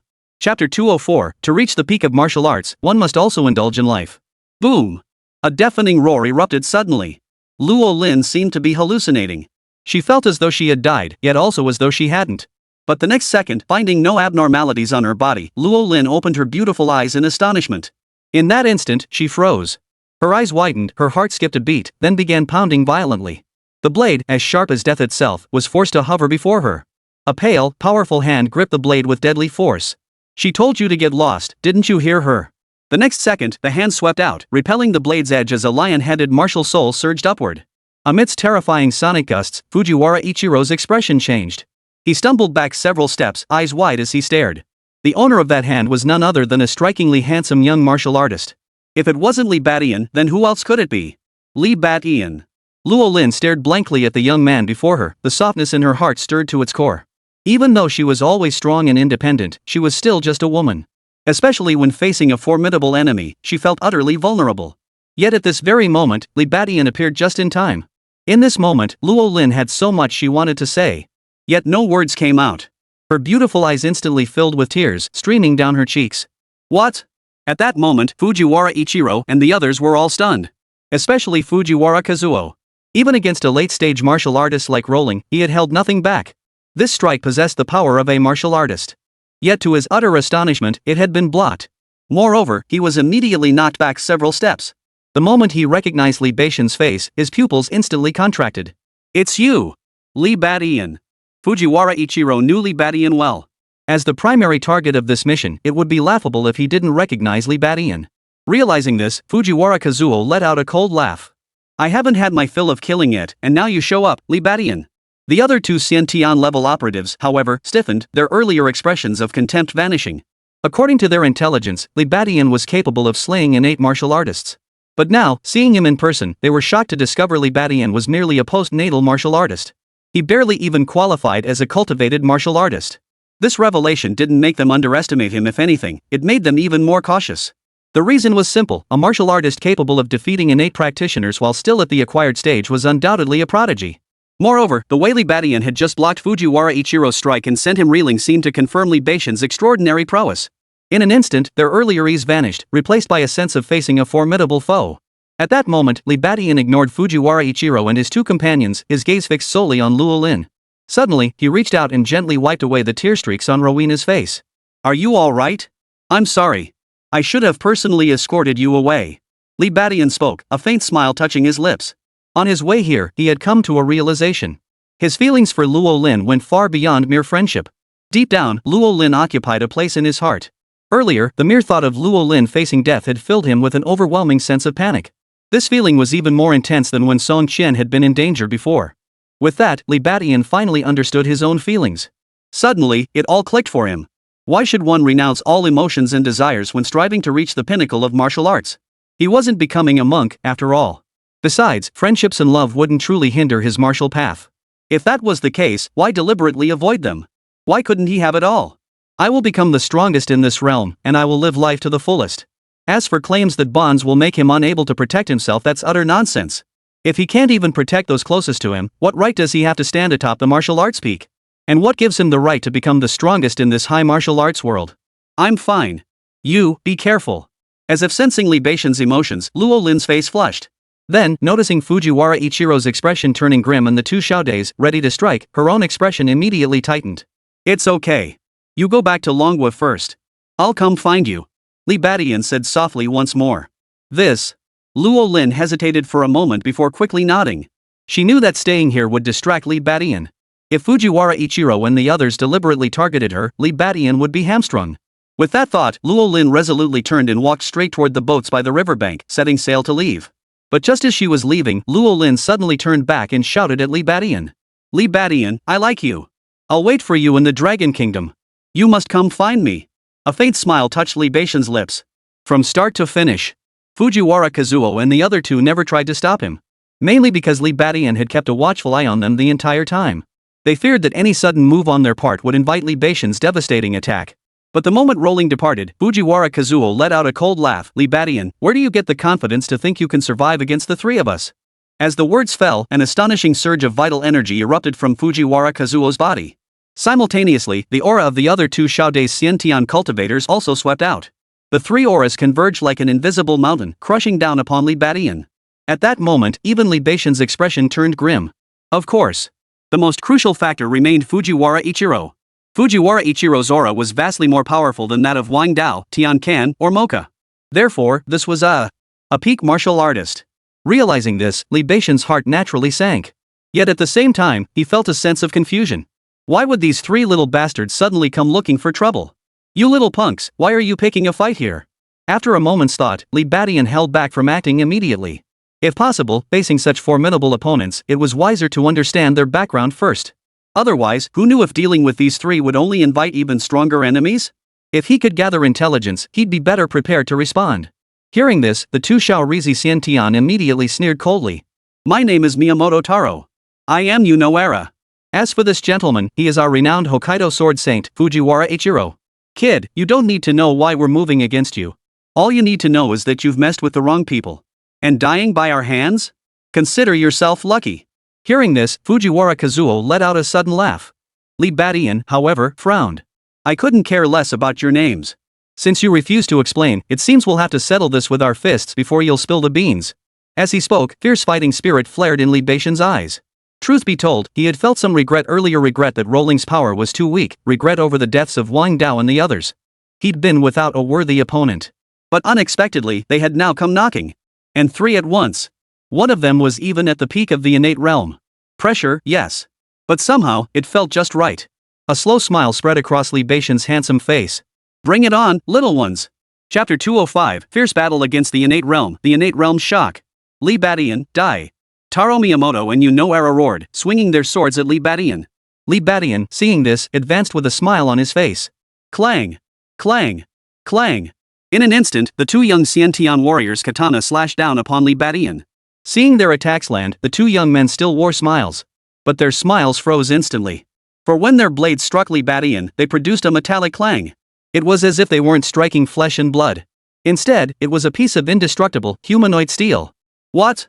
How is that possible? The two young men's expressions instantly darkened. They had held nothing back against Lee Badian. Their earlier slashes had unleashed their most powerful techniques. Yet now, they couldn't break through Lee Badian's defenses. What the hell was going on? Fujiwara Kazuo's pupils contracted at the sight. In truth, he had already sensed the formidable strength of Lee Badian's defense earlier. After all, Lee Badian had caught his slash aimed at Luo Lin with his bare hands. It was well known that late-stage martial artists possessed formidable defenses, but they couldn't possibly withstand attacks infused with innate true chi. Yet here Lee Badian had done just that. Fujiwara Kazuo grew increasingly aware of Lee Badian's extraordinary nature. Meanwhile, Miyamoto Taro and Noara Yu exchanged a glance before silently raising their katana swords. Autumn sword cutting flowing water. One breath slash. The two launched another attack, refusing to give up. Yet beyond a futile clang of metal, their efforts achieved nothing. Realizing this, both Miyamoto Taro and Noara Yu's eyes widened in horror. They were clearly one rank higher than Lee Badian in cultivation, yet they couldn't break through his defense. Lee Badian, however, was not surprised. These two young men, having cultivated sword techniques, possessed attacks seemingly stronger than Wang Dao's. Yet, their superiority was limited. Their offensive power was inferior even to the heavenly crippling leg technique. Naturally, they couldn't harm him. Clang! Clang! Clang! Amidst the clanging, Lee Badian stood bathed in the cold light, grinning. Have you two finished your little show yet? As the words fell, Lee Badian curled his fingers into claws and lunged toward the two. What? The two were startled once more, swinging their swords to strike at Lee Badian's claws. But it proved futile. Instead, Lee Badian's claws effortlessly pierced through the icy light. However, Miyamoto Taro and Noara Yu reacted swiftly, instantly drawing their swords and retreating. But Lee Badian's claws still caught hold of their clothes, yanking them upward with a violent jerk. With a sharp ripping sound, the fabric on their chests was torn to shreds, scattering through the air and adding to their disheveled appearance. Lee Badian stomped his foot and charged forward. Though these two couldn't break through his defenses, their own defenses were actually quite formidable. After all, upon reaching the stage, not only did their vital energy become more robust, but they also gained the support of true chi for defense. The defensive boost from true chi far surpassed the enhancement gained from strengthening sinews and bones. Therefore, the defenses of innate martial artists are far superior to those of acquired martial artists. Precisely because of this, Lee Badian's claws had barely grazed him in that instant, yet inflicted no harm. Yet this outcome did not alarm Lee Badian. Instead, it filled him with delight. It was precisely this kind of force that would allow him to fully unleash the power of his 100 Schools Fist. With this realization, Lee Badian's spirit surged, and he unleashed the 100 Schools Fist in its full glory. Boom! Boom! Clang! Closing in on Miyamoto Taro and Noara Yu, he unleashed a flurry of strikes from both sides. The two young men, naturally unwilling to be outdone, swung their katana swords, gritting their teeth as they engaged Lee Badian in fierce combat. A series of strange noises rose into the air. The explosive force of their clash sent clouds of dust billowing into the air. Numerous imprints appeared on the ground. The scene was filled with shifting illusions, a truly astonishing sight. Fujiwara Kazuo held back from joining the fight for now, using this opportunity to thoroughly gauge Lee Badian's strength. But soon, his brow furrowed deeply, and he felt a chill run down his spine. For once the fierce battle commenced, Lee Badian showed no signs of being at a disadvantage. Swinging both fists simultaneously, he brazenly parried the slashes of Miyamoto Taro and Noara Yu. Upon closer inspection, Taro Miyamoto and Yu Noara were actually being pushed back. Witnessing this, Fujiwara Kazuo felt a chill run down his spine. As for Miyamoto Taro and Noara Yu at that moment, cold sweat glistened on their foreheads. Now that they were truly fighting, they fully grasped the terrifying power of Lee Badian. His defense was simply monstrous, seemingly surpassing even that of innate martial artists. Their sharp slashes couldn't even scratch him. Later, they realized their mistake and began targeting Lee Badian's vulnerable areas. Targets like his eyes, throat, and groin. But it was too late. Lee Badian's attacks were profoundly elusive, deflecting every offensive they launched. His movements were unpredictable, shifting between punches and palms one moment, then sudden claw-like strikes the next. As his fists danced through the air, they began to feel an overwhelming sense of helplessness. This sensation only grew more intense as time passed. This realization sent a chill through both of them. Lee Badian's defense was already beyond belief, but his martial arts seemed exceptionally profound as well. Unpredictable and seemingly encompassing everything. How could he know so many martial arts? And they're all incredibly powerful. Taro Miyamoto and Unohara were dumbfounded. Soon, Fujiwara Kazuo's expression also turned serious, his eyes filled with disbelief. In truth, innate martial artists were famously known for mastering a vast array of techniques. After all, their long lifespans naturally afforded them more time to dedicate to martial arts cultivation. Take Fujiwara Kazuo himself, for instance, he had mastered over a dozen martial arts. However, most of his skills were only at a rudimentary level. Very few had reached even a basic proficiency, the majority were merely introductory, or hadn't even reached that stage. But Li Badian, the martial arts he's currently displaying must number in the dozens, 20 or 30 at least. And each one seemed to have reached at least the minor mastery level. Such a feat would be astonishing even for a martial artist, let alone a practitioner. How on earth did this Li Badian cultivate his skills? Fujiwara Ichiro frowned deeply. At this moment, he fully understood why Li Badian had been able to eliminate Mocha and become the supreme leader of northern Myanmar. There was no trace of luck involved, it was all sheer strength. With that realization, Fujiwara Kazuhisa hesitated no longer. Gripping his katana tightly, he suddenly stomped his feet and lunged fiercely into the fray. He knew it was time for him to join the fight. Otherwise, Miyamoto Taro and Noara you might even be wounded by Li Badian. A humming sound filled the air. The next instant, Fujiwara Ichiro swung his blade. A brilliant cold light surged forth. Boom! Li Badian was finally forced back. Taro Miyamoto and Unohara instantly breathed a sigh of relief. By a hair's breadth, they had narrowly avoided injury. Yet Li Badian, despite being forced back, let out a laugh. Chapter 206, The Might of the Hundred Schools Fist fully revealed. At this moment, Li Badian, driven back by Fujiwara Kazuo, actually broke into a smile. The reason was simple. The fierce battle had already proven the immense power of the Hundred Schools Fist. Though he still hadn't fought at full strength, the Hundred Schools Fist's might was now undeniably evident. Just moments ago, it had nearly wounded Taro Miyamoto and Unohara. Had Fujiwara Ichiro not intervened, he might have already reaped some rewards from the fight. Of course, even so, it couldn't obscure the undeniable fact of the Hundred Schools Fist's overwhelming power. It unfolded exactly as he had envisioned.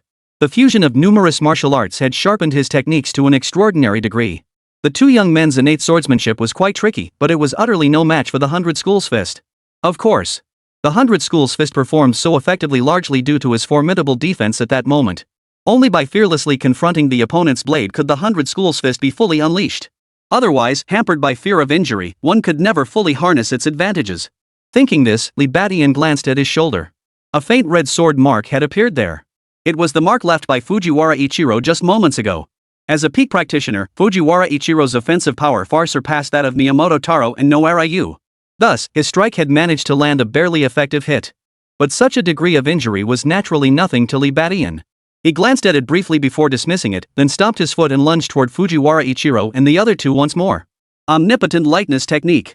One by one, stellar martial souls materialized, following one after another. Li Badian's form began to shift and morph. With Fujiwara Ichiro now engaged, he held nothing back. His lightness skill was fully unleashed, and his martial souls followed suit. Fujiwara Ichiro and his two companions showed no fear, immediately advancing to meet him. Boom! Boom! Boom! Clang! Clang! Clang! The intense clanging and thudding erupted once more. With Fujiwara Ichiro joining the fray, Miyamoto Taro and Noara Yu gained newfound confidence. This time, they intended to target Li Badian's weak points once more. Of course, Fujiwara Kazuo intended to do the same. For he too had been shocked to discover that even he could only breach Li Badian's defenses to a limited extent. Thus, if they could strike at his vulnerable points, they should be able to inflict heavy damage on Li Badian and crush him. But soon, the trio's hopes were dashed once more. As they closed in, Li Badian's martial soul transformed. The starry sky martial soul abruptly shifted into the raging bull. But it wasn't just the mad bull, there was also the savage bull. One martial soul after another swept forth. This was the sign that Li Badian had fully unleashed the Hundred Schools Fist and the omnipotent lightness technique. Boom! Boom! Boom! The ferocious force instantly left Fujiwara Ichiro and his two companions stunned. Bang! Bang! Suddenly, Miyamoto Taro was knocked back, his chi and blood surging violently, a streak of blood now staining his body. What? Taro Miyamoto wiped the blood from his lips, his expression going blank. Fujiwara Kazuo and Noara Yu were also startled. The three of them had joined forces, aiming to suppress Li Badian and create an opening to strike his weak point. But they never imagined that in this clash, Li Badian's attack power would suddenly surge. Their swords struggled to withstand the force, and Miyamoto Taro, caught off guard, was struck and wounded. What the hell? How did his martial arts reach such perfection? Why is that Shikigami enhancing every single technique? Seeing the martial soul lingering almost undiminished on Li Badian's body, Fujiwara Ichiro and the others were stunned. It's worth mentioning that In Zayaraizi's world, martial souls are referred to as shikigami. In the American context, they are called heroic spirits. The names differ, but the meaning is the same. They all understood this signified the pinnacle of martial arts mastery. But the question was, how could the martial soul now manifesting on Li Batian encompass every single technique and move? What on earth was going on?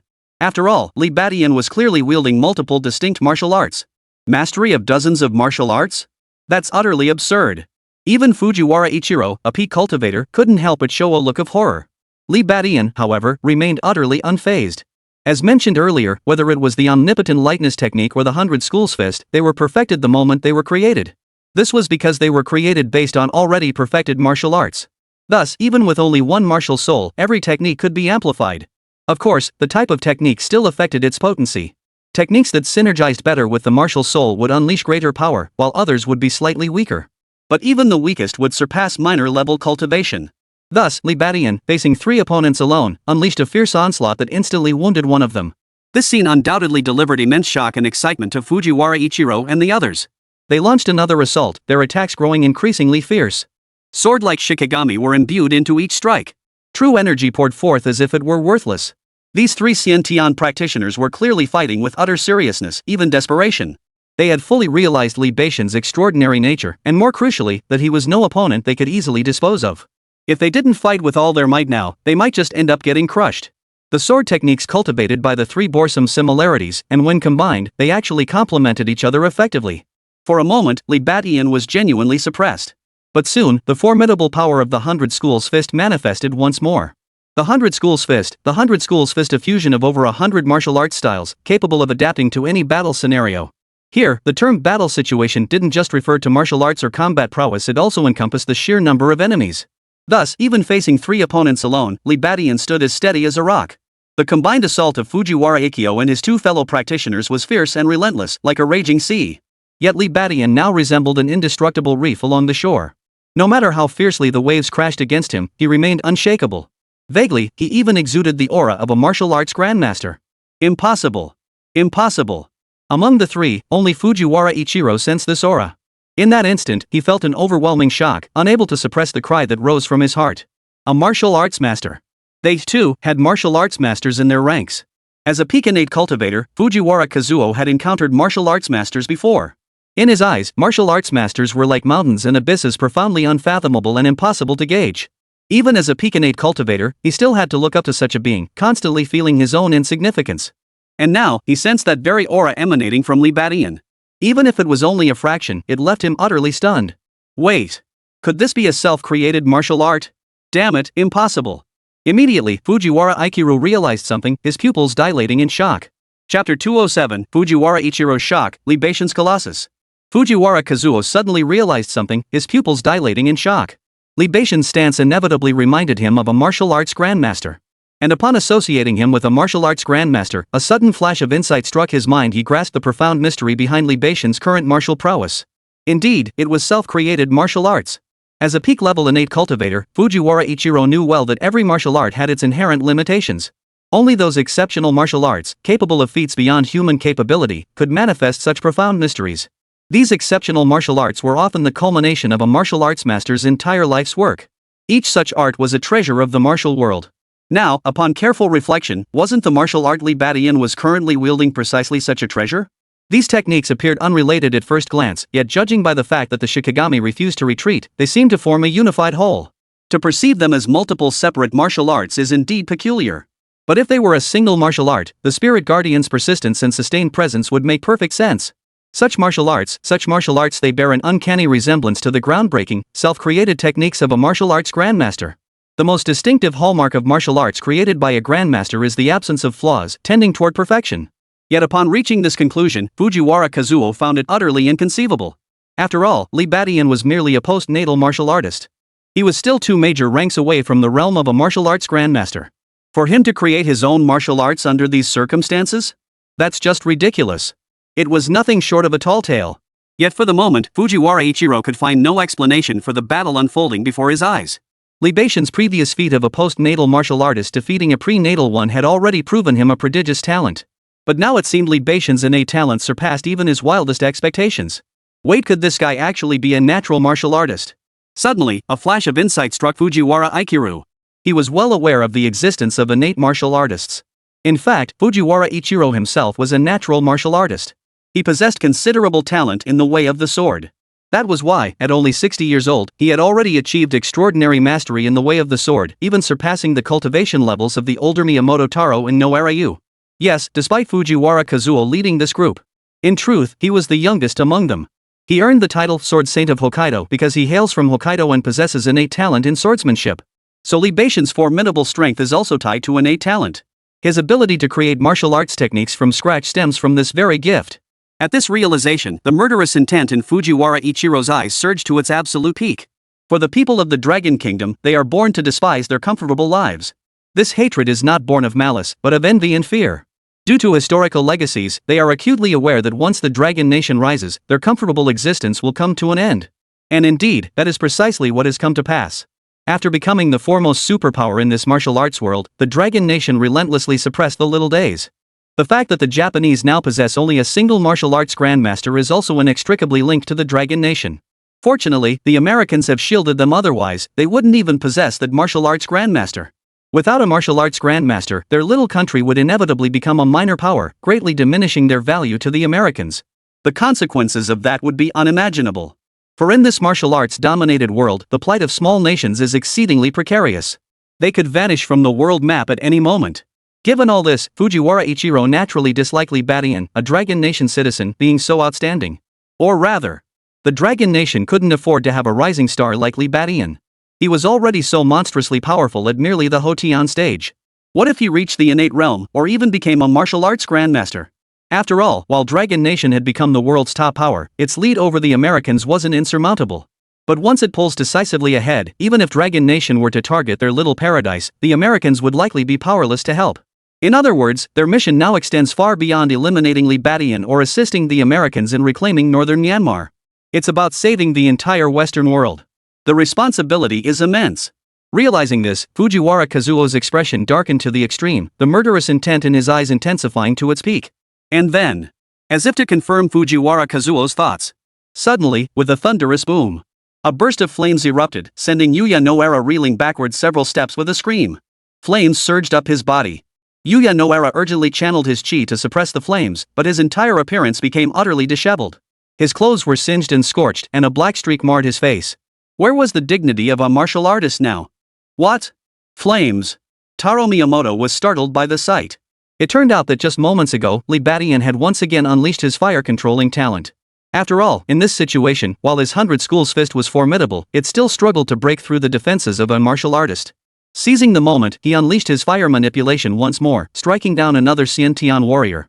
At this point, after a fierce battle, Libadian emerged virtually unscathed, while 2 of the 3 Xiantian practitioners from the Young Masters faction were wounded.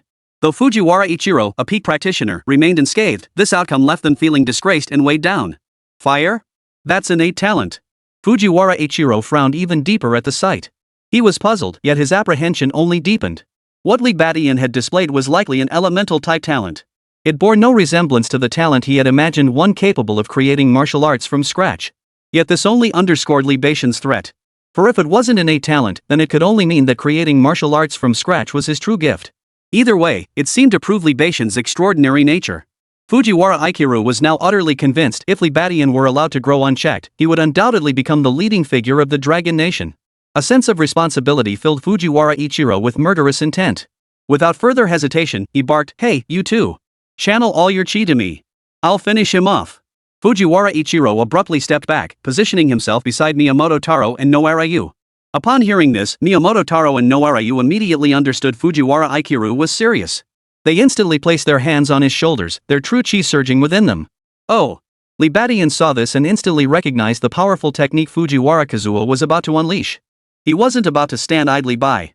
Flames surged from his body, transforming him into a blazing figure as he lunged forward. Employing his omnipotent lightness technique, he charged like a cheetah fixated on its prey, his momentum terrifying. Both hands moved simultaneously, flames swirling around him, clearly poised to knock all 3 men flying. But at that very moment, Fujiwara Ichiro swung his sword with both hands, a motion devoid of any fiery aura, striking toward Libadian. 3 purities merge into one slash. In that instant, a breathtaking spectacle unfolded. Chapter 208, 3 purities merge as one, sword chi runs rampant. 3 streams of sword energy, condensed to their absolute limit, erupted simultaneously from Fujiwara Ikkyo, Miyamoto Taro, and Noarayu. Miyamoto Taro and Noarayu closed their eyes simultaneously. Their auras gradually merged with Fujiwara Ichiro's, like 3 streams converging into a surging river. These 3 sword energies each bore a distinct hue. One was pure white as snow, one a deep blue like the sea, and one a fiery crimson like flames. Each represented the distinct true chi attributes of the 3 men. Yet these 3 sword energies did not fight independently, instead, they converged and merged in midair. They transformed into a single, formless and colorless sword energy, yet one that contained terrifying power. It was an invisible, intangible sword energy, unseen and untouchable, yet undeniably real. It seemed to transcend the boundaries of physical matter, striking directly at the soul and sending shivers through one's very core. This sword energy struck Li Badian with the force of a thunderbolt, its speed reaching an extreme far surpassing any previous attack. Fast. Too fast. Li Badian felt every hair on his body stand on end as an unprecedented sense of danger enveloped him. This was no longer a mere contest of strength and technique. It was a fatal strike fused with the essence, spirit, and very will of the sword arts from all 3 of them. All-purpose lightness technique. In the blink of an eye, Li Badian pushed his lightness skill to its absolute limit. The constellation-like martial soul shimmered across his skin as his entire body transformed into a shooting star, attempting to evade this terrifying strike. Dodge? You're delusional. Fujiwara Ichiro snorted coldly. The intangible sword energy seemed to possess a life of its own, utterly disregarding the laws of physics. No matter how Li Badian twisted and turned, it clung to him like a bone-gnawing maggot. Li Badian's heart sank. This sword energy carried a force that had him firmly locked in its grasp. Speed alone could not escape it. This old codger still has tricks up his sleeve. Li Badian cursed under his breath, knowing evasion was impossible. If evasion was impossible, then he would meet it head-on. Li Badian instantly reined in his lightness skill, stomping his feet hard against the ground to abruptly halt his forward momentum. 2 deep craters instantly formed beneath his feet as gravel scattered in all directions. Vajra power. Li Badian roared, flames surging around his body. On his fists, the flames coalesced into tangible forms, like 2 small fireballs. He channeled every ounce of his strength into his fists, meeting the invisible sword chi head-on without reservation. Boom! Fist and sword energy collided head-on. No deafening roar echoed, only a low, muffled thud. But in the next instant, rip! Li Badian's chest clothing tore apart as if sliced by a blade, instantly shredding into countless fluttering butterfly-like fragments. Immediately, a deep gash appeared across his chest. Blood gushed forth, staining the torn fabric crimson. Damn, that hurts. Li Badian sucked in a sharp breath, feeling as though his chest had been torn apart. He staggered backward several steps, a trickle of blood spilling from the corner of his mouth. The intense agony instantly engulfed Li Badian's entire body. He grunted hoarsely, his body swaying dangerously as he nearly collapsed to the ground. Ah, Li Badian, you're finished. No one survives the 3 purities merge into one slash of our Hokkaido sword saint. This is what happens to those who cross us. Fujiwara Kazuo and his 2 companions burst into maniacal laughter at the sight.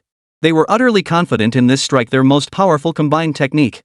Fused with the true chi and sword intent of all 3, its power was multiplied, sufficient to slay any innate martial artist. Li Badian clutched his chest, blood seeping steadily through his fingers. He stared down at his wound, shock evident in his eyes. The strength of a peak martial artist was truly terrifying. Even a mere slash across the void possessed such terrifying might.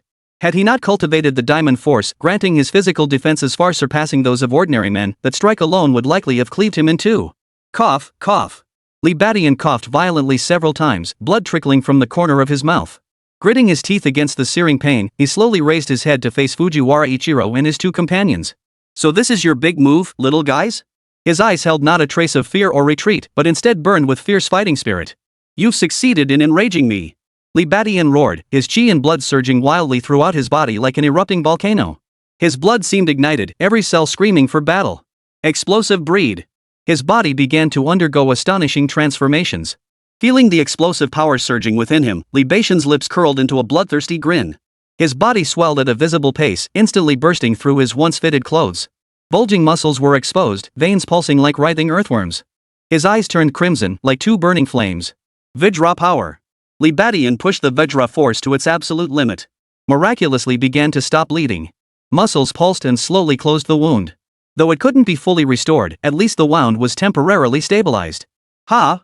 He's still alive? What tenacious vitality! But it's merely a death throw. Fujiwara Kazuo and his 2 companions watched the scene unfold, first with surprise, then with cold laughter. They refused to believe Li Badian could turn the tables after sustaining such severe injuries.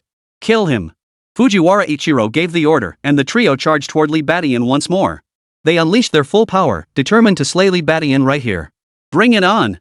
Li Badian roared with laughter, his voice brimming with arrogance and contempt. He wanted battle. He would use the blood of these three little Japanese to wash away his own disgrace. He resolved to hold nothing back, to give his all in a final, decisive battle against these three puny Japanese. 100 Schools Fist. Omnipotent lightness technique. Li Badian unleashed both of his self-created martial arts simultaneously, his martial soul shifting once more. Mad Bull, Starry Sky, Savage Bull. Various martial souls alternated, each embodying the essence of a distinct martial art. His fists, palms, fingertips, toes. Every part of his body contained terrifying power. In that moment, Li Badian seemed to transform into a war god, his aura surging explosively. What is this? How could his aura suddenly become so terrifying? Bad news, retreat. Fujiwara Kazuo and his two companions felt the terrifying aura emanating from Li Badian, their expressions turning pale. They finally realized they had underestimated Li Badian's strength. This man from the Dragon Nation, was nothing short of a human-shaped beast. But it was too late for regrets now. Li Badian had fully entered a berserk state, his eyes burning with nothing but slaughter. He would use the blood of these three little Japanese to consecrate his martial path. Chapter 209, Exploding Battle Intent, Frenzied Revenge. Ah! Li Badian roared to the heavens, his chi and blood erupting like a volcano. A wave of fury radiated outward, scattering debris in its path. The harbor floor began to crack, spiderweb-like fissures spreading rapidly. Blood dripped from the wound on his chest, yet it seemed to infuse him with fresh strength. Each drop of blood acted like fuel, making the battle intent burning within him grow even more intense. Ah, this bastard's still struggling. Miyamoto Taro roared with maniacal laughter. Looks like he's not willing to die like this. It's futile. Noarayu sneered, tightening his grip on the katana. Even with your talent, you can't change today's outcome. Fujiwara Kazuo remained silent, narrowing his eyes as he studied Li Badian's transformation. The shift in aura unsettled him. He had only ever felt this way when facing a martial arts grandmaster. You dare injure me, you insignificant nobody? Li Badian grinned, blood still trickling from the corners of his mouth, yet his eyes blazed with a chilling intensity. Then let me show you what true martial arts are all about. With that, he thrust his feet off the ground, launching himself toward the trio like an arrow released from its string. Simultaneously, his martial souls flickered across his form, one moment a raging bull, the next a constellation, then a savage ox. This time, these martial souls did not merely shift in succession. They fused together, intertwining and amplifying each other, as if entering some mysterious resonance. This is bad. Fujiwara Ichiro's pupils contracted sharply as he sensed an unprecedented crisis. His mastery of his self-created martial arts has deepened. Boom! Li Badian's fist slammed into Noarayu's sword like a cannonball. A shrill, metallic crack echoed as cracks began to form on the samurai sword Noara had always prized. How is this possible? Yu's face drained of color. His arm went numb, and the web between his thumb and index finger split open. Li Badian gave him no chance to react. His left hand formed a claw, striking straight for Yu's throat. Yu managed to twist sideways to evade, but couldn't fully dodge.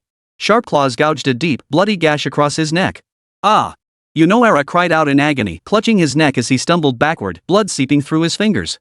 Seeing this, Miyamoto Taro immediately launched an attack from the side. The samurai sword traced a graceful arc, aiming straight for Li Badian's back. Trivial tricks. Without turning his head, Li Badian lashed out with a powerful backward kick, striking Miyamoto Taro's wrist with pinpoint accuracy. Taro Miyamoto felt a tremendous force surge through him. His wrist felt broken as the katana flew from his grasp, whizzing off into the distance. Impossible. Miyamoto Taro's eyes widened in disbelief that his attack had been deflected so effortlessly. At that very moment, Fujiwara Kazuo finally made his move. His sword was faster and more ruthless than before, each strike carrying the intent to kill. Li Badian's eyes narrowed sharply. He abandoned further combat, his form flickering as he pushed his lightness technique to its absolute limit. His figure darted across the harbor, moving so swiftly he became little more than a blur. Li Badian, who had been fighting head-on, was now evading combat? Fujiwara Ikkyo frowned, struggling to discern his intentions. Yet, in the instant he pondered, Li Badian abruptly halted, murmuring incantations. As if guided by some mysterious force, the surrounding temperature surged abruptly. A colossal dragon formed from pure flame erupted from his body, charging once more toward Fujiwara Kazuo and his two companions. What the hell is that? Yu and Taro both shouted in shock, having never witnessed such a bizarre technique. Fujiwara Ichiro's eyes narrowed with gravity as he swiftly swung his sword, attempting to sever the fiery dragon. Yet as his blade pierced the dragon, it seemed to possess a life of its own. It automatically split apart and then reassembled, completely unaffected. It's an elemental talent. Fujiwara Kazuo finally understood. Retreat! But it was already too late. The fire dragon lunged at the three with astonishing speed, engulfing them completely. Screams echoed in rapid succession as the flames mercilessly scorched their flesh. Noarayu bore the brunt of the attack, his entire body engulfed in flames as he writhed in agony on the ground. Taro Miyamoto fared slightly better, though his face was still burned beyond recognition. Only Fujiwara Kazuo, relying on his innate P cultivation and powerful protective chi, barely managed to withstand most of the flames' assault. Even so, his clothes were scorched to tatters, his skin glowing crimson and steaming hot. Lee Bat-ian. Fujiwara Ikkyo roared, his eyes blazing with hatred.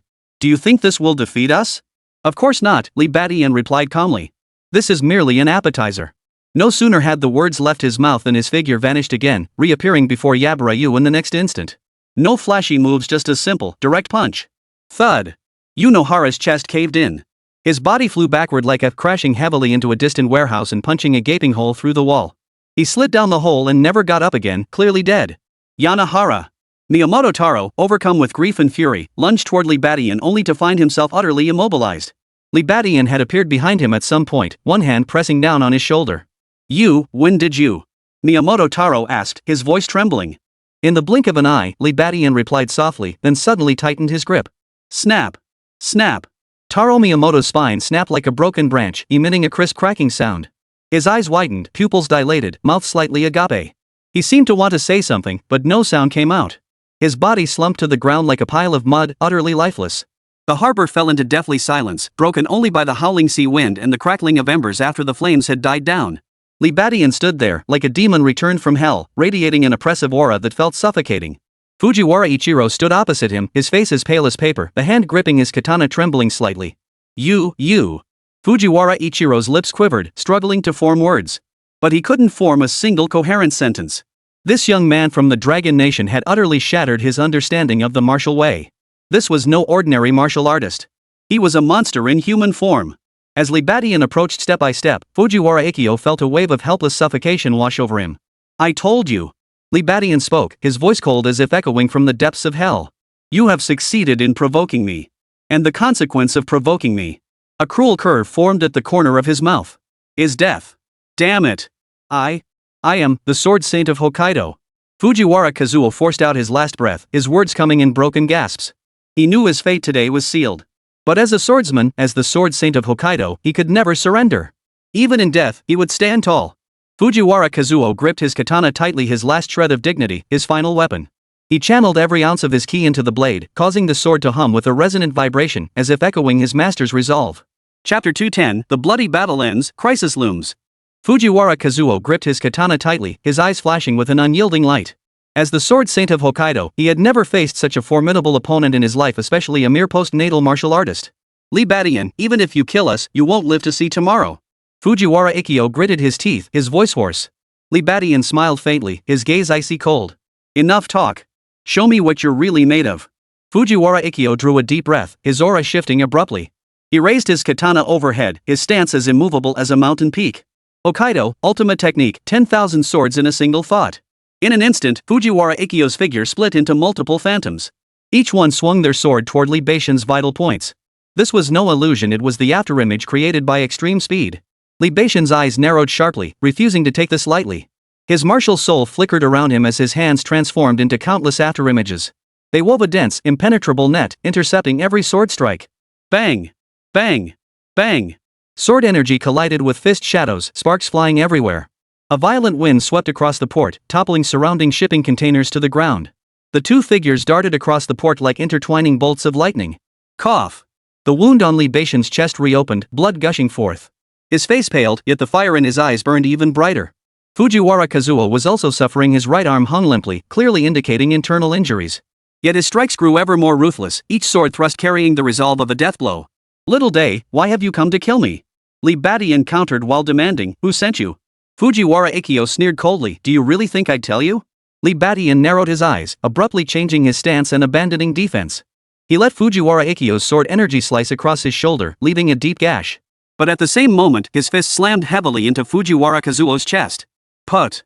Fujiwara Ikkyo spat out a mouthful of blood and staggered backward. He stared at Lee Bat-ian in disbelief, unable to comprehend that this man would willingly trade injury for injury. You're insane! Fujiwara Ikkyo roared.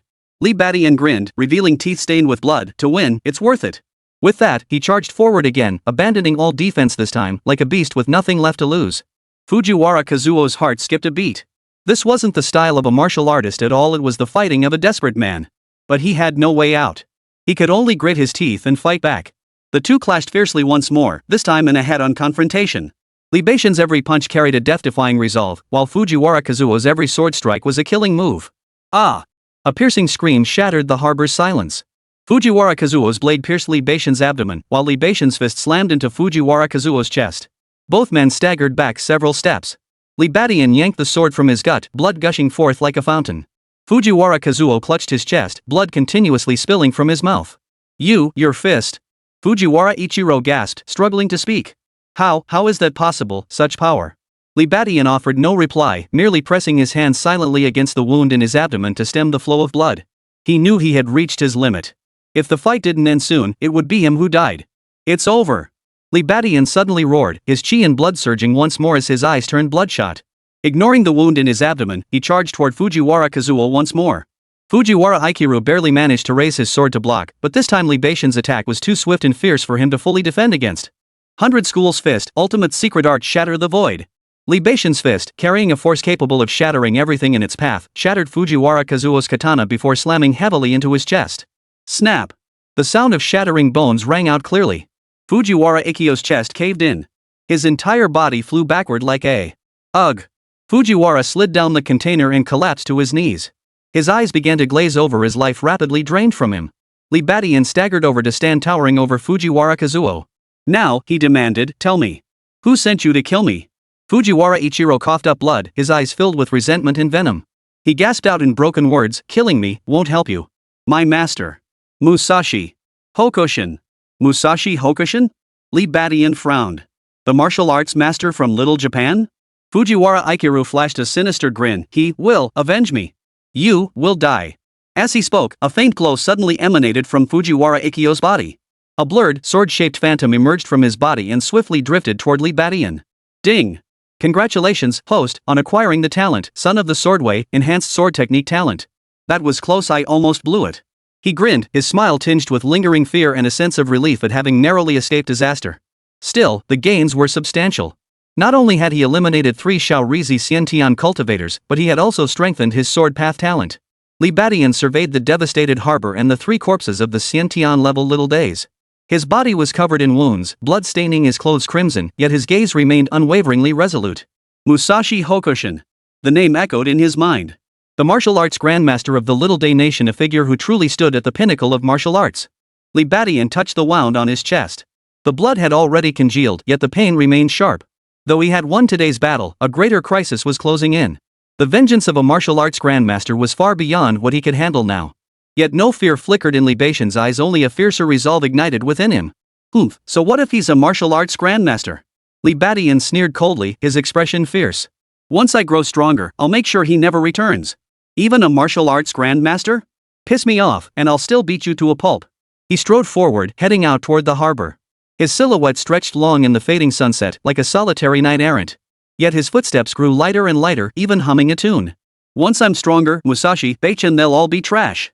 He would grow stronger, strong enough to crush any enemy and protect those he cherished. Libation lifted his gaze toward the horizon, where, in the direction of the Dragon Kingdom, a girl was waiting for him. Luo Lin. Recalling Rolling's parting confession, a surge of urgency welled up within Libation. Chapter 211, Wounds Healed, Sword Path Begun.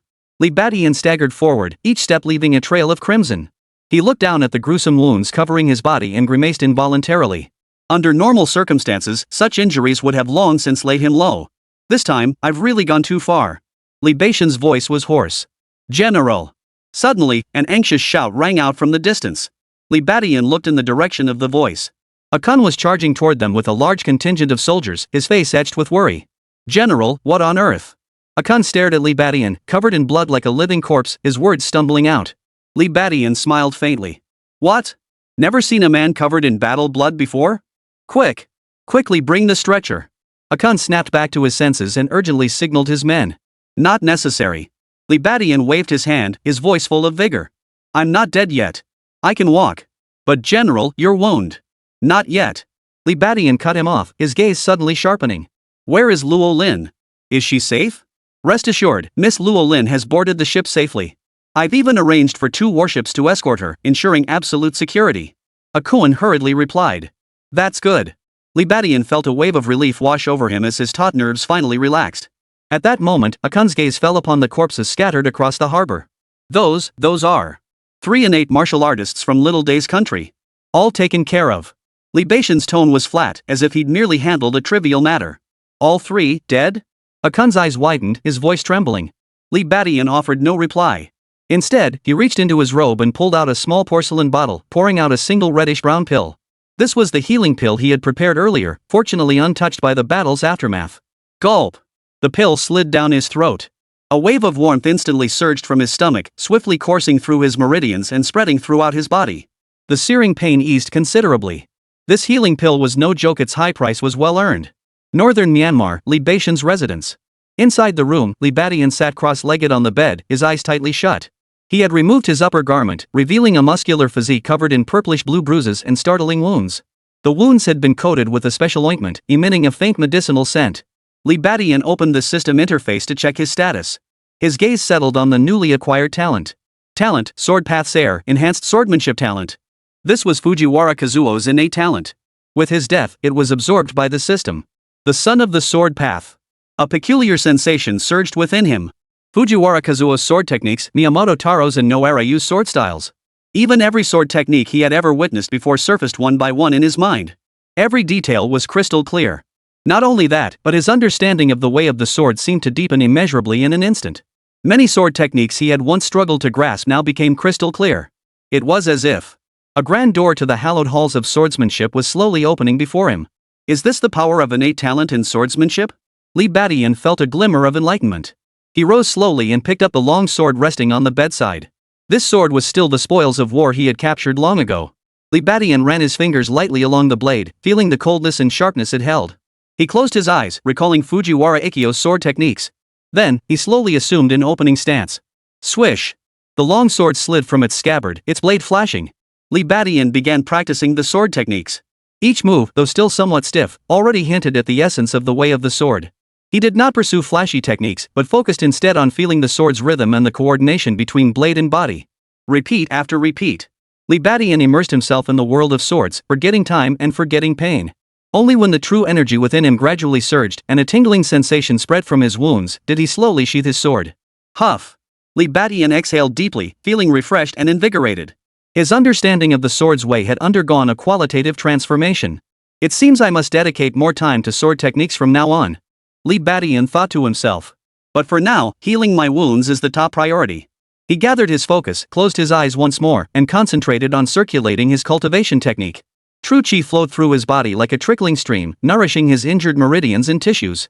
He could distinctly feel waves of tingling sensation emanating from the wound's flesh, rapidly regenerating and healing.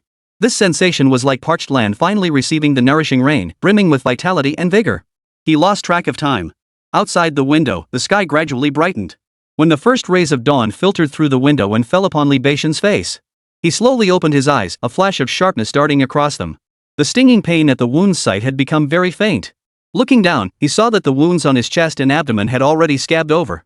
What had once been gruesome gashes now appeared as faint, red lines. New flesh had even begun to grow. Such severe injuries had shown such remarkable improvement in just one night. Beyond the efficacy of the healing pills, the more crucial factor was his innate talent for rapid recovery. Li Badian nodded with satisfaction. He picked up a clean white cloth from the bedside and gently wiped the bloodstains from his body. With each movement, his muscles rippled smoothly, radiating a powerful beauty. Last night was truly perilous. Li Badian recalled the battle against Fujiwara Ichiro and his 2 companions, a cold gleam flashing in his eyes. Had he not fought with his life on the line, it might well be his own corpse lying in the harbor now. Ring ring. Suddenly, the phone rang. Li Badian picked up the phone and pressed the answer button. Hello? Li Badian, are you okay? Luo Lin's voice came through the phone, tinged with concern. Of course I'm alive, Li Badian chuckled. Otherwise, you'd be hearing ghosts instead. You? Luo Lin's voice caught in her throat. What about those 3 innate cultivators? Taken care of, Li Badian replied casually. But I took a few cuts. Silence hung on the line for a moment. Are you okay? Luo Lin's voice carried concern. I'm fine. Just a few scrapes. Li Badian chuckled, his eyes softening. By the way, you remember what I said, right? Of course I do. Li Badian examined the wounds on his body, his tone unwavering. Once I advance to the realm, I'll come find you in the Dragon Kingdom. Luo Lin replied softly. I'll wait for you in the Dragon Kingdom. Chapter 212, The Martial Master's Wrath. Crash. A sharp crack echoed as the exquisite Celadon teacup shattered into dust beneath Musashi Hokushin's fingertips. Tea splashed everywhere. It spread across the tatami mat like startling crimson blossoms. The air within the dojo seemed to freeze. Fujiwara Ikkyo, dead? And the other two Xiantian cultivators both dead? Musashi Hokushin leapt to his feet. His white martial arts uniform fluttered without wind, rustling sharply. His imposing frame resembled a crouching lion, finally baring its fangs. His weathered face was clouded with gloom. His hawk-like eyes fixed intently on the disciple kneeling before him. Yes, yes, Lord Musashi. The disciple lay prostrate on the ground. His body trembled violently, his voice breaking with emotion. He dared not lift his head, fearful of provoking the unpredictable martial arts master. According to intelligence relayed by our agents in Taigwa, senior brother Fujiwara and two other junior brothers met with misfortune at the port in northern Myanmar. The one responsible is Li Batian of northern Myanmar. Li Batian. Musashi Hokushin uttered the name slowly.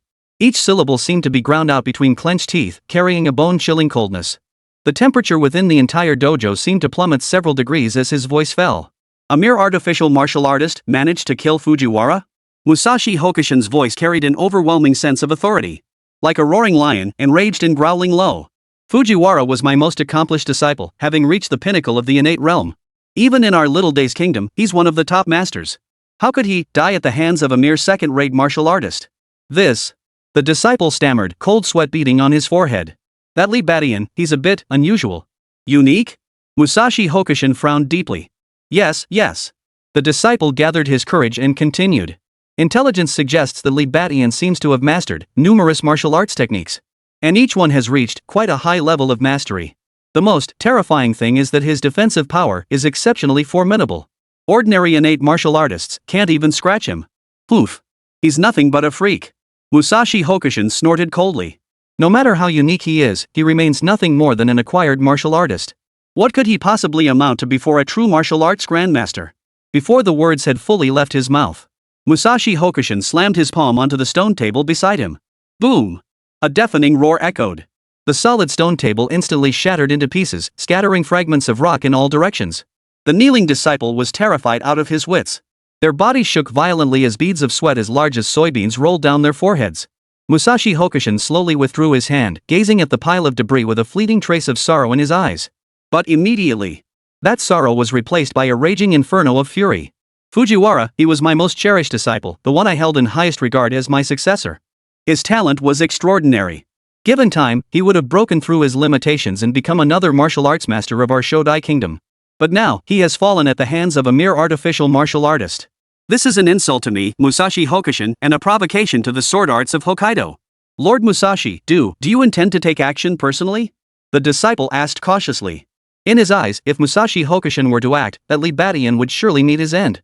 Musashi Hokushin fell silent for a moment, then shook his head. No, I will not intervene personally. That would be giving him too much credit. Then, the disciple did not understand Musashi Hokushin's meaning. Go contact North. Musashi Hokushin said coldly. Tell him I want Li Batian's head. North? Lord Musashi, but that's... I know who he is. Musashi Hokuto cut him off. Precisely because of that, it guarantees absolute certainty. Li Batian is no ordinary postnatal martial artist. Sending an ordinary prenatal to deal with him would only repeat Fujiwara's mistake. The disciple's lips trembled slightly, as if he wanted to say more. North's price. Whatever the cost, I am willing to pay it. A murderous intent flashed in Musashi Hokushin's eyes. For Fujiwara, for my own dignity as Musashi Hokushin, for the honor of Hokkaido's swordsmanship, Li Batian must die. Yes, yes.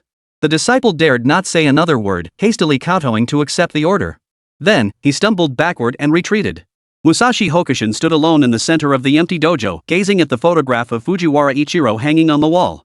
In the photograph, Fujiwara Ichiro held a katana, his posture bold and spirited, his demeanor full of vigor.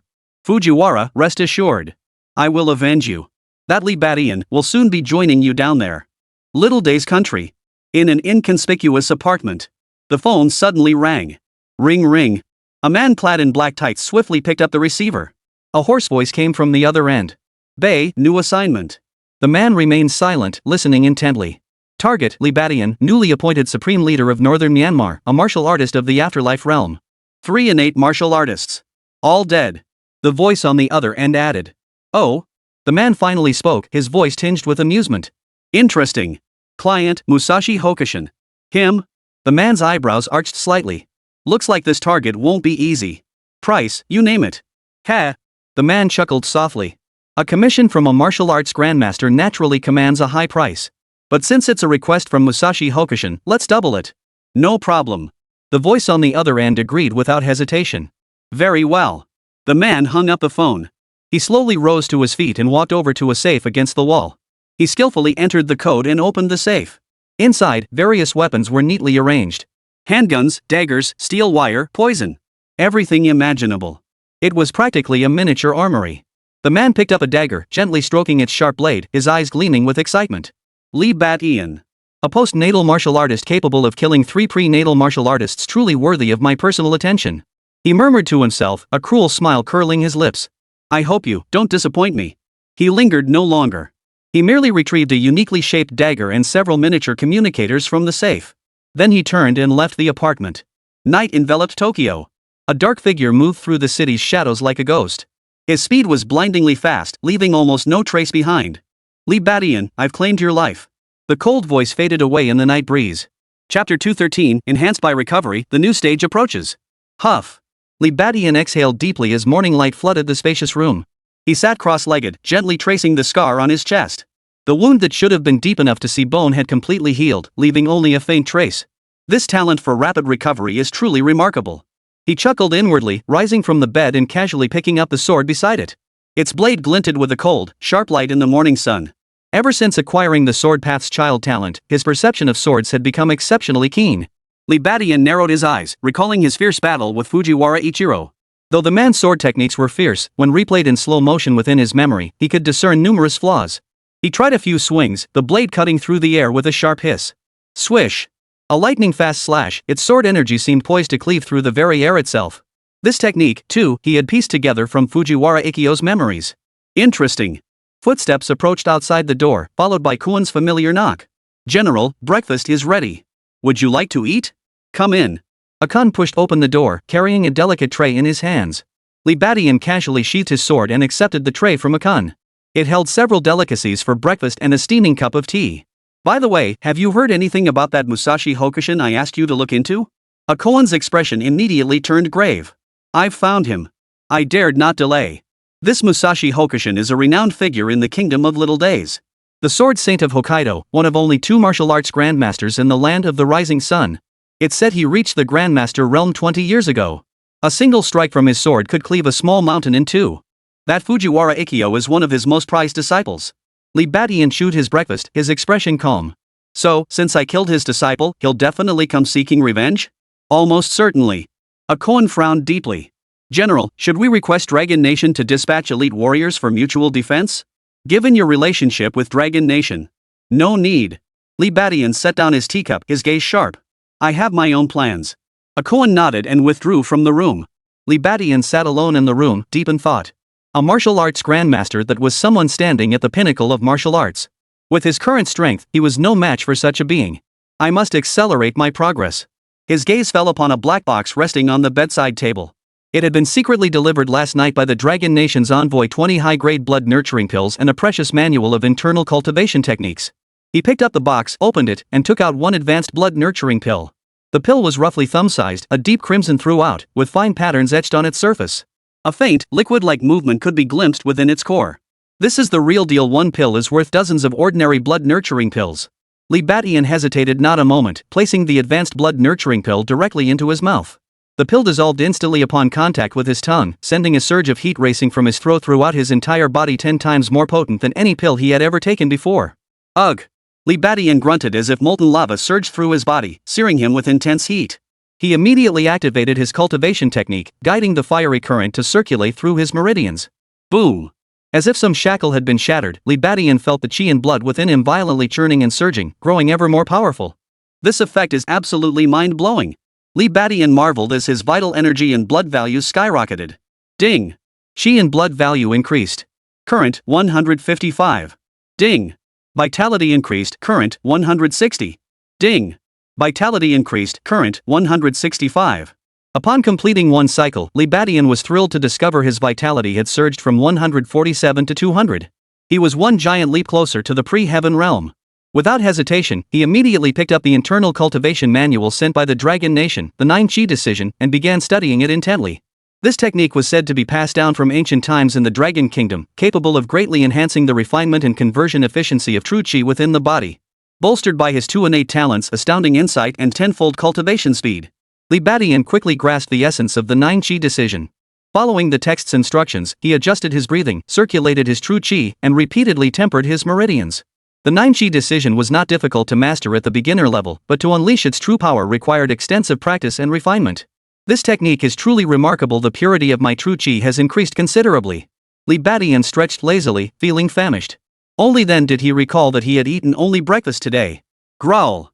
His stomach protested loudly. Just as he was about to head out for food, a koan knocked on the door again. General, are you ready? Dinner is prepared. Perfect timing. Li Badian strode out the door and followed Akun to the dining room. The table was laden with an array of delicacies, their aromas filling the air. By the way, Akun, Li Badian asked while shoveling rice into his mouth, any news from Little Day's kingdom lately? Your insight is sharp, General. We did receive intelligence suggesting Little Day's kingdom is making covert movements, but we haven't fully ascertained the details yet. What about those 3 Xiantian martial artists' bodies? Have you disposed of them? As per your orders, General, they've been cremated, Koan replied. However. But what? But word has leaked through other channels. Rumors are already circulating internationally that the new supreme leader of northern Myanmar single-handedly fought and slew 3 innate martial artists. Spreading that fast? Koan whispered, news like this always spreads like wildfire. By now, the entire martial arts world of Asia probably knows. Li Badian chuckled. Seems I've made a name for myself. General, I have some concerns. After a moment's hesitation, Koan spoke up. You killed 3 innate martial artists from Little Japan, including the beloved disciple of the Sword Saint of Hokkaido. Little Japan won't let this rest. Perhaps Musashi Hokushin will come personally? Li Badian finished his thought aloud. That's exactly what I'm thinking. Koan's face paled with dread. Then what does the general intend to do? With your current strength, it's likely. Li Badian raised a hand to cut him off. A martial arts grandmaster won't act rashly. Still, I must accelerate my cultivation. By then, the balance of power will shift. He wiped his mouth and stood up. Starting tomorrow, I will enter seclusion for cultivation. Unless it's urgent, do not disturb me. Yes, General. Returning to his room, Li Badian immediately entered a state of cultivation. Simultaneously, he refined his true Chi relentlessly according to the cultivation methods of the 9-Chi decision, making it increasingly pure and potent. Li Badian also devoted time to studying his newly acquired sword path Sun talent. Every day, he set aside time to practice sword techniques and grasp the true essence of the sword path.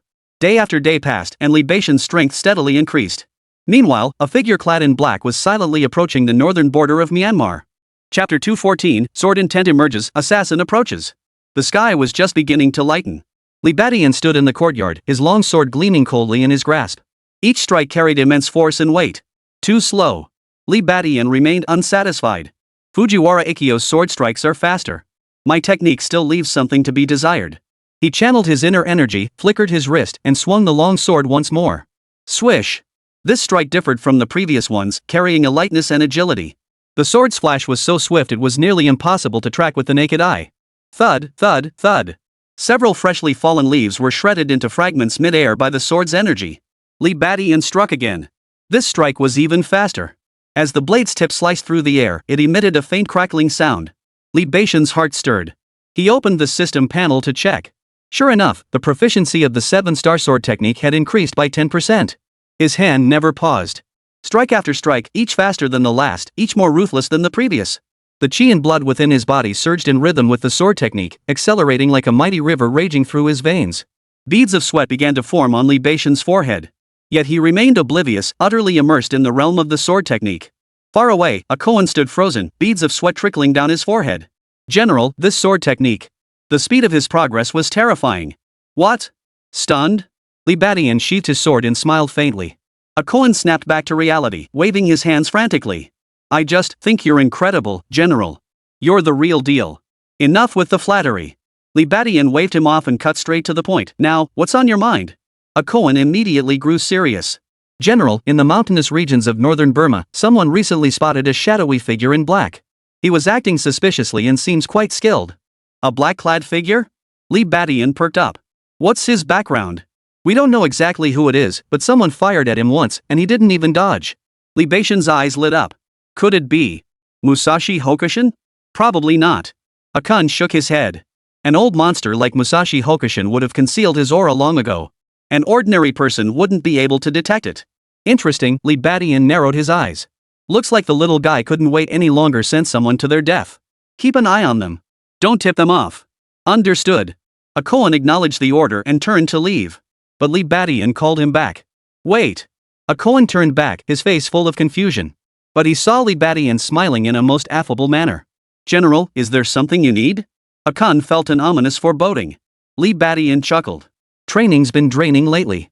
Heard you've got a few bottles of fine liquor stashed away? Akon froze, his face immediately falling. Oh no, the general had set his sights on his prized possessions. General.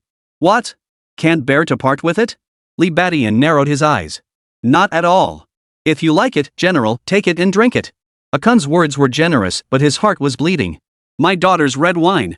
It was a treasure he'd treasured for years, something he'd never even dared to sip himself. He'd planned to save it for a day when he'd achieved some great feat to celebrate with it. Now look, it all went to the general.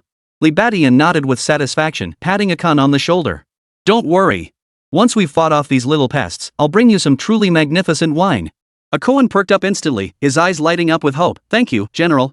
Li Badian chuckled as he watched Akon scamper off, his back bouncing with excitement. This kid's pretty easy to fool. As for that black-clad figure?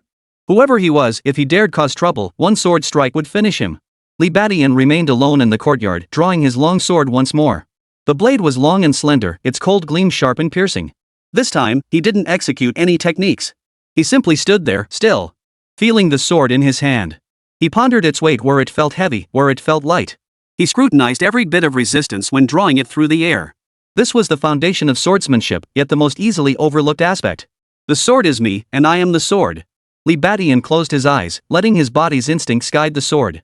Repeat after repeat, he felt himself and the sword in his hand growing increasingly indistinguishable. In the end, it seemed as though the sword had become an extension of his own body. As natural as moving one's own arm, without the slightest hesitation. So, this is the essence of the sword. Li Badian snapped his eyes open, a fierce light blazing within them. All these days, he had been missing this feeling of sword in man becoming one. Now he had finally found it. The innate talent of the sword paths chosen was constantly at work. Each swing of his sword brought a fresh revelation. Li Badian closed his eyes once more. In his mind, he replayed the details of his duel with Fujiwara Kazuo over and over. He remembered every move that Hokkaido swordsman made with crystal clarity. So that's how it was. His eyes snapped open, and the sword in his hand suddenly grew razor sharp. The blade danced like a dragon, tracing perfect arcs through the air.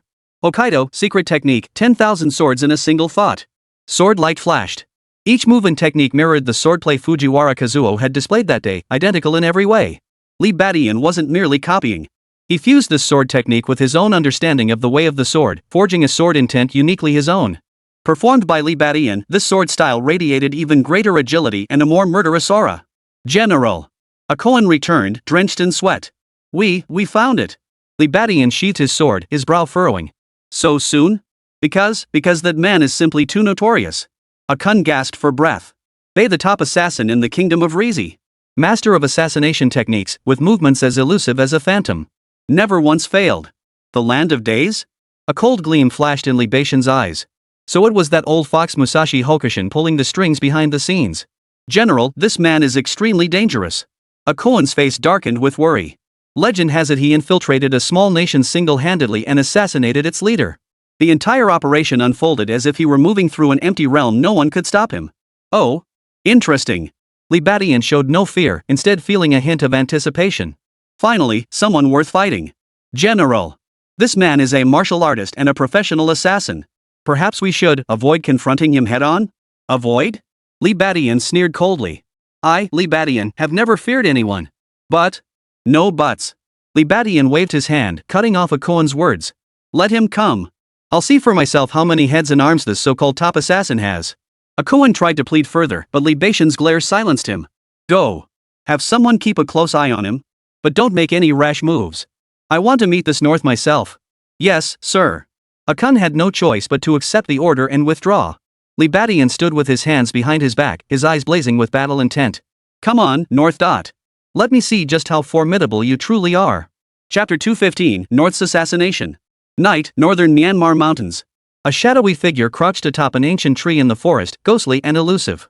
His frame was lean, clad in form-fitting night attire. His entire being seemed to blend seamlessly with the darkness. North, the most elite assassin in the Little Days Kingdom. His codename reflected his nature, cold, ruthless, like ice that never melts. His piercing gaze cut through the layers of tree shadows, fixed on the brightly lit mansion below the mountain. There lay the residence of Lee Badian. His target for tonight. Moonlight cast half his face in shadow, half in light. This only deepened the sinister aura of his already stern features. His gaze held an almost pathological intensity. Lee Badian. His voice was hoarse as a venomous snake striking, sending a chill down one's spine. They pulled a photograph from his chest, using the faint moonlight to confirm the target's appearance once more. The young man in the photograph radiated an air of unbridled arrogance. A post-natal martial artist capable of killing 3 pre-natal martial artists. They chuckled coldly, a hint of amusement in his voice. Interesting. He tucked the photograph away and slowly drew a small dagger. The dagger glowed with an eerie, deep blue light under the moon. It was clearly a deadly weapon, laced with potent poison. I hear you're quite the fighter? Bay's eyes gleamed with bloodthirsty excitement. I'll see if you can block this blade. He deftly spun the dagger between his fingers. The blade sliced through the air, humming with a low, resonant whine. Suddenly, his movements froze. Footsteps approached from the distance. Someone was coming. They're here. North vanished in a flash, blending silently into the shadows of the trees. He suppressed every trace of his presence, even his breath becoming imperceptibly faint. Several patrolling soldiers, flashlights in hand, moved slowly past beneath the trees. They scanned the surroundings warily with their flashlights.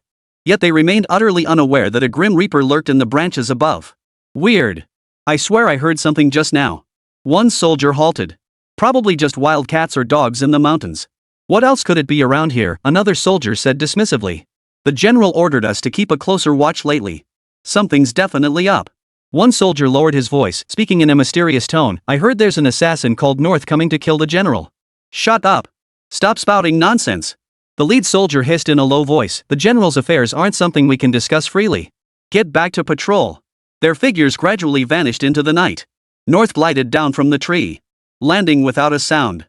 Seems you knew I was coming, Lee Badian. A flicker of admiration crossed Bay's eyes. Well done. A prepared prey makes for a more interesting hunt. He drew a compact pair of binoculars from his coat and trained them on Lee Badian's distant residence. Through the lenses, he could see everything with greater clarity. Lee Badian was practicing swordplay in the courtyard. Every move and stance radiated immense power. Impressive swordplay. North narrowed his eyes slightly as he commented, but it still lacks a bit of fire. He stowed the binoculars and retrieved several small metal devices from his backpack. These were his specially crafted hidden weapons, coated with a deadly poison. Even a minor scratch could cause someone to slowly die in excruciating agony. No matter how skilled you are, you're still just a postnatal martial artist. Bay muttered to himself, I've even killed those at the peak of innate cultivation.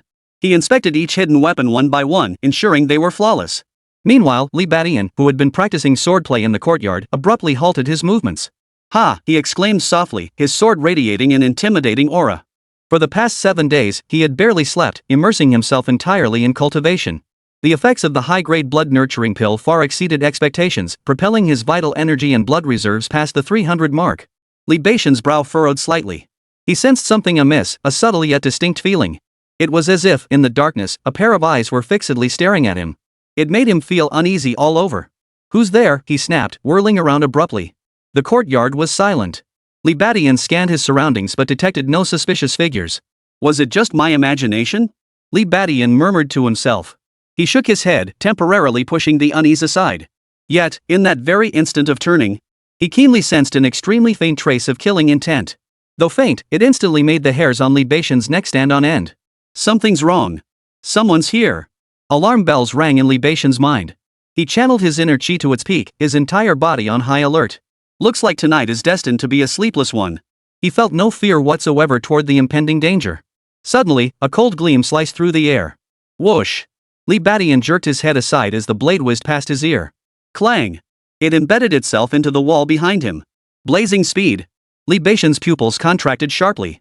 He scrambled backward, drew his sword, and scanned his surroundings warily. Come out. What kind of hero hides like a coward? Lee Badian said coldly. Hero? Heroic? A cold voice echoed from outside the window. I'm merely the messenger sent to escort you on your final journey.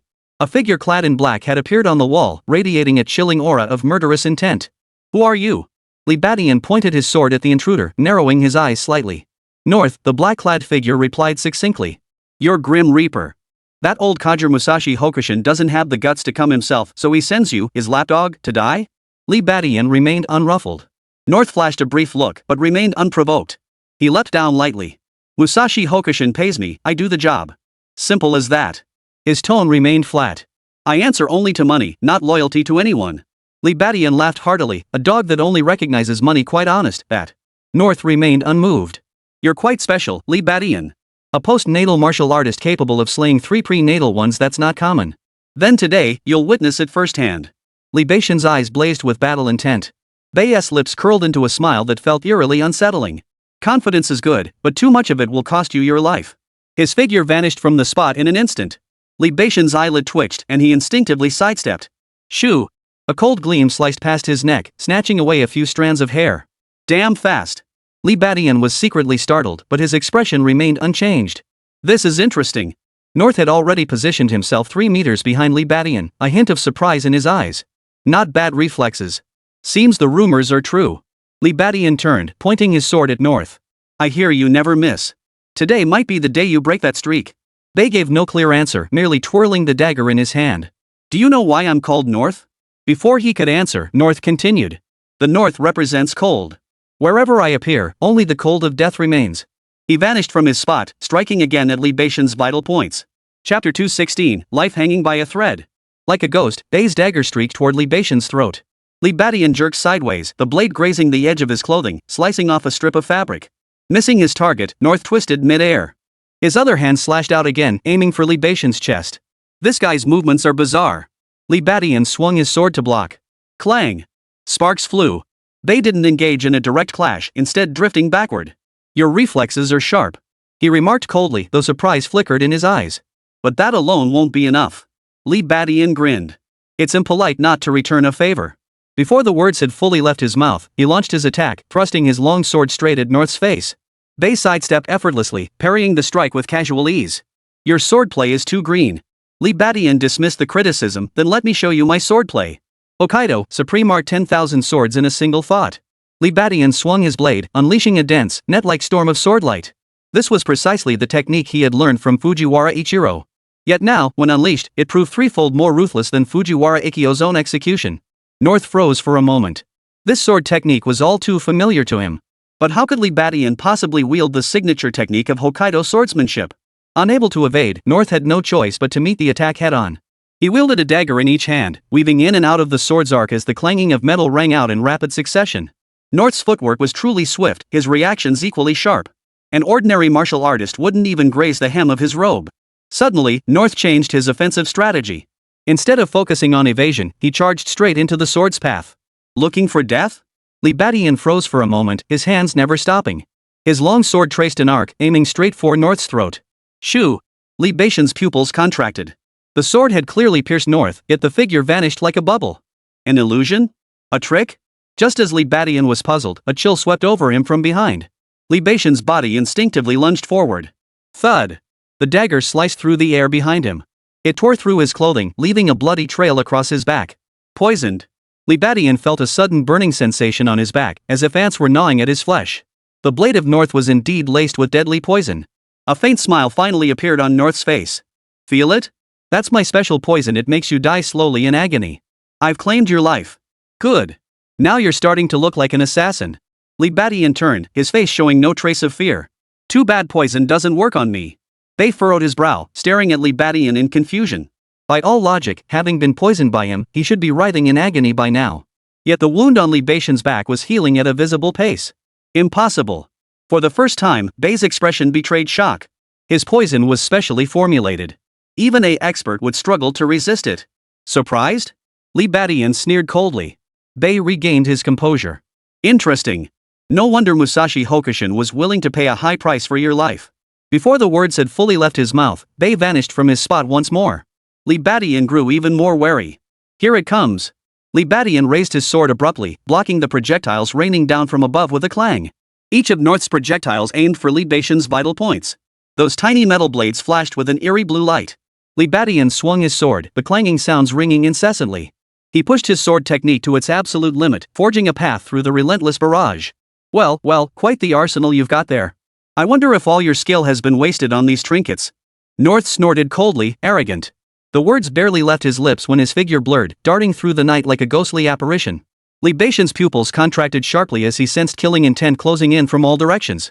Is this the technique of splitting one's form? Li Badian dared not let his guard down, drawing a defensive arc with his long sword before him. But at that very moment, the true form of North had already silently closed in behind him. The dagger flashed coldly, aiming straight for Li Badian's spine. Watch out! A frantic shout rang out from the distance. A Kun charged in with a squad of soldiers, his rifle trained on North. General! Li Badian remained unmoved, as if he had anticipated this. He jerked backward. The dagger sliced past his chin, leaving only a shallow blood trail. You're just in time, a Kun. Li Badian roared with laughter. Let's see what this Mr. Bay is made of. A cold gleam flashed in Bay's eyes. Mind your own business.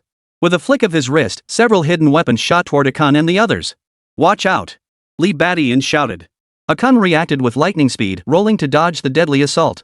The other soldiers weren't so fortunate, collapsing to the ground with agonized screams. Damn it! Akan roared, raising his rifle and unleashing a burst of fire. Bullets whizzed through the air, striking only empty space. Bay flashed aside, watching with a cold smile. Guns? You're nowhere near powerful enough to take me down. Li Badian seized the moment to steady his breath, channeling his inner energy to its peak. His vital energy surged through his veins, purging all toxins from his wounds. Kuan, don't shoot. This kind of man isn't someone you can handle. Li Badian waved his hand, signaling Akan to step back. Akan reluctantly took a few steps back. General, be careful. Don't worry. I'm not about to lose my life so easily. Li Badian stepped forward, his eyes blazing with battle intent. Bay, I hear you never miss. Today, I'll see how you finish this. Arrogant. Killing intent flared in Bay's eyes as he charged fiercely toward Li Badian. Li Badian moved with agile precision, each strike fierce and relentless, hardly the movements of a late-stage martial artist. Meanwhile, Bay's movements were eerily unpredictable, as if he could anticipate every one of Li Badian's actions. Crash. A heavy blow sent both men staggering back several paces. Bay gasped for breath, a flicker of disbelief crossing his eyes. He fumbled a small vial from his robe, swiftly emptying its contents into his mouth. Oomph. He grunted, his entire body igniting with energy. His eyes turned bloodshot, radiating a terrifying aura. Is this a forbidden drug? Li Badian frowned deeply. Bay sneered savagely. Li Badian, I admit I underestimated you. But tonight, you must die. His speed surged, transforming into a dark shadow as he lunged toward Li Badian. Instead of retreating, Li Badian advanced, thrusting his long sword forward to meet the deadly strike head-on. Clang! The metallic clash rang out with an ear-piercing shrillness. Veins bulged on Li Badian's arms as beads of sweat formed on his forehead. North's face contorted, the crimson in his eyes growing even more demonic.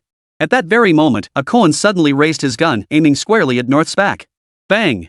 The trigger pulled, the bullet left the barrel. Chapter 217, Shadowy Traces, Hidden Danger. Bang! The bullet tore through the air, whistling straight toward North's back. Die! A flicker of satisfaction crossed Akan's eyes. Suddenly, something unexpected happened. Bay's body twisted unnaturally. Bang! The bullet pierced through North's body, trailing an eerie cloud of black smoke. What the hell is that? Akan's eyes widened. Li Badian's eyes narrowed. The black smoke spread rapidly, filling the entire courtyard in an instant. Li Badian keenly sensed a breeze sweep past his left side and swung his sword to strike. Shoo! The sword's energy sliced through the air, but only grazed a few wisps of the black smoke. General, he's trying to escape. Akan shouted urgently, firing his rifle wildly into the darkness. Bullets struck the tree trunk, leaving a trail of bullet marks. Li Badian gave a cold laugh. Think you can get away? Not so fast. He planted his foot firmly, launching himself like an arrow from the courtyard. Akan tried to follow, but Li Badian barked, stay back. This guy's not someone you can handle. Deep in the mountains. The moonlight was obscured by clouds, casting a gloomy darkness. Li Badian relied on his keen senses, relentlessly pursuing that faint, elusive trace of energy. North's movements were indeed bizarre, darting left and right like a ghostly apparition. Yet Li Badian's brow remained furrowed. Is this the legendary, never-missing top-tier assassin? A seed of doubt began to take root in Li Badian's mind. Deep within the northern woods, a dark figure darted through the trees. North's breathing grew slightly ragged, his face devoid of the calm composure expected of an assassin. He kept glancing back over his shoulder. Damn it! That kid's way stronger than the intel described. The sound of snapping branches echoed behind him. North stiffened, then quickly hid behind a large tree. Li Badian stood atop a protruding rock, his eyes sharp as an eagle's. Come out! Bei clenched his teeth, cold sweat beading on his forehead. Suddenly, he pulled a smoke grenade from his sleeve and slammed it hard onto the ground. Boom! Acrid smoke instantly billowed out. Li Badian instinctively took 2 steps back. By the time the smoke cleared, Bei was nowhere to be seen. Interesting. He sure can run fast. He showed no urgency to pursue. Li Badian stood under the moonlight, lost in deep thought for a long while. This assassination attempt reeked of peculiarity at every turn. The legendary Bei was said to be a ruthless, never-missing top-tier assassin. Yet tonight's North, though possessing considerable skill, his moves lacked the decisiveness and ruthlessness expected of an assassin. General! Akan arrived with his men. Are you all right? Li Badian shook his head. I'm fine, but that guy got away. Akoan exhaled in relief, then his expression turned grave. General, intelligence indicates North is a martial artist and a master assassin. He shouldn't have been repelled so easily. I find it suspicious too. Something about this assassination attempt feels off. That guy was skilled, but nowhere near the legendary North. Akan snapped his head up. Are you suggesting an imposter? Li Badian nodded. Quite possible. But who would dare impersonate North to assassinate you? Akoan looked utterly perplexed. Isn't that courting death? A gleam flashed in Li Badian's eyes. Perhaps that's precisely the effect they're aiming for. Akoan froze. What do you mean? Li Badian gave a cold laugh. Send a fake to test my strength, while the real killing blow comes later. Akoan sucked in a sharp breath. Then what do we do now? Step up our defenses, but keep it quiet. Wait for them to walk right into our trap. Deep within the mountains, Bei leaned against a massive tree, panting heavily. His hand trembled slightly as he pulled out his communicator. The mission is complete. I've assessed his strength. A cold voice came through the communicator, detailed report. North licked his parched lips. This man's swordsmanship is exceptional, and his reactions are sharp. Even when I deliberately left openings, he seized them with precision. And what? And he appears to possess extraordinary resistance to poison. My dagger cut him, yet his wound healed at an astonishing rate. A moment of silence followed on the other end before a soft chuckle came through. Well done. Return. Just as Bei was about to stow the communicator, he suddenly remembered something. My payment? Rest assured, it will be paid in full. The communicator disconnected. North exhaled deeply, removing his mask to reveal an ordinary face. He was merely a decoy. The real Bei had yet to make his move. Meanwhile, Li Badian had returned to his residence. General, are you truly unharmed? Akan handed him a cup of hot tea. Li Badian took the cup and sipped lightly. Don't worry, a few scrapes are nothing. General, something about this feels off. That North is far too weak. Weak? Li Badian raised an eyebrow. He's a martial artist. But? Akoan frowned. The North of legend should be far stronger. And his techniques? Li Badian set down his teacup. A true assassin strikes with decisive precision, never wasting a single movement. Akoan snapped his head up. Are you saying? Tonight's North is a fake, Li Badian sneered coldly. They sent an imposter to test my limits. Then the real North remains in the shadows. Akan's expression darkened. Then we must reinforce our defenses. No. Li Badian shook his head. Business as usual. Li Badian declared confidently, we must let them believe we've fallen for the trap. Only then can we lure the snake out of its hole. Akan was puzzled. General, aren't you afraid the real North might launch a surprise attack? Li Badian roared with laughter. Fear? When have I, Li Badian, ever feared anyone? He patted Akoan on the shoulder. Rest assured, I have my plans. Akoan hesitated, then nodded. Understood, sir. As Li Badian watched Akoan's retreating figure, the smile slowly faded from his face. The real North, ha! Come. I'll be waiting. Far away in the land of days, within an ancient courtyard, a man clad in black knelt on a cushion, a short blade placed before him. His face was obscured by shadows, revealing only a pair of cold eyes. Master, the stand-in has completed the reconnaissance mission, a servant reported, bowing his head. The dark-clad man offered no reply, merely running his fingers lightly along the blade's edge. Li Badian's strength surpasses what intelligence indicated. The stand mentioned he appears resistant to poison, and... Enough. The figure in black finally spoke, his voice as cold as ice. I only need to know where he is. The servant hastily handed over a map. This shows his residence and the surrounding defenses. The man in black took the map, glanced at it, and tucked it away. He rose, grasping his dagger with movements as graceful as a ritual. In 3 days, I shall personally pay a visit to this Li Badian. The servant bowed his head. Yes, Lord Bei. The true North was finally making his move. Chapter 218, Rolling's Worries. In a hidden room at the northern Myanmar base, Akoan stared intently at the communicator. Yes, intelligence from Dragon Nation confirms that Little Day's nation has indeed commissioned North. But the figure who arrived last night was likely just a decoy. A woman's voice came through the communicator. Is General Lee all right? Akun smiled faintly. Rest assured, Miss Luo. The general is perfectly fine. That imposter couldn't have harmed him. That's a relief. Luo Lin exhaled in relief, then grew tense again. Tell him to be careful. The real North is no joke. I'll pass that along to the general. Akun paused. Miss Luo, any developments from the Dragon Kingdom? The higher-ups have noticed the unusual activity in Little Day Country and are monitoring it closely. But it's not enough to take action yet. We can only provide covert support for now. Understood. Akuntan nodded. I'll advise the general to heighten security. Also, Luo Lin hesitated. Tell him to stay safe. After ending the call, Akun shook his head. These two clearly worry about each other, yet neither is willing to speak first. Sigh, what a mess. Akun turned toward the storage room. He remembered there were still a few bottles of good wine stashed away in there. This time, it would serve as a way to calm the general's nerves. After all, being targeted by a top-tier assassin like North was no laughing matter. Akun carefully pulled a wooden crate from the corner. Inside, several bottles of new air Hong wine were neatly stacked. These were treasures he'd treasured for years. This is going to cost me a fortune. Akun stroked the bottles with a heavy heart, gritted his teeth, and carried one away. For the general, it was worth it. He hurried toward Li Baishan's room. Just as he reached the doorway, a burst of shouting erupted from inside. Akun paused, wondering, is the general training again? There stood Li Batian, bare-chested and drenched in sweat. His sinewy muscles glowed bronze under the light. That physique, wow. Akun couldn't help but admire. When he saw a Koan enter carrying a wine jar, Li Batian paused unconsciously for a moment. Hey, General, guess what good stuff I brought? Akun flashed a mouthful of pearly whites, giving the wine jar a little bounce in his arms. A rich, heady aroma wafted faintly from the sealed opening. Li Baishan's Adam's apple involuntarily bobbed. He knew that aroma all too well. It was Daughter's Red, a rare vintage Koan had treasured for years, a bottle he himself seldom got to taste. You rascal, how could you bring yourself to bring out this treasure today? Li Batian set down his long sword and walked over to the table. His eyes never left the wine jar. Haha, seeing how hard you've been working lately, General, I specially brought it out to help you unwind. Akun placed the jar on the table and carefully broke the sealing clay. An even richer aroma of wine instantly filled the air. Li Batian drew in a deep breath, his face lighting up with rapture. Fine wine. Truly fine wine. But... His tone shifted abruptly, his gaze sharpening. You're not being nice for no reason, kid. You're either up to no good or trying to steal something. Spit it out. What do you want from me now? Akun scratched his head, hesitating. General, Miss Luo just called. Li Batian paused mid-reach for his wine. What did she say? She's very concerned about your safety.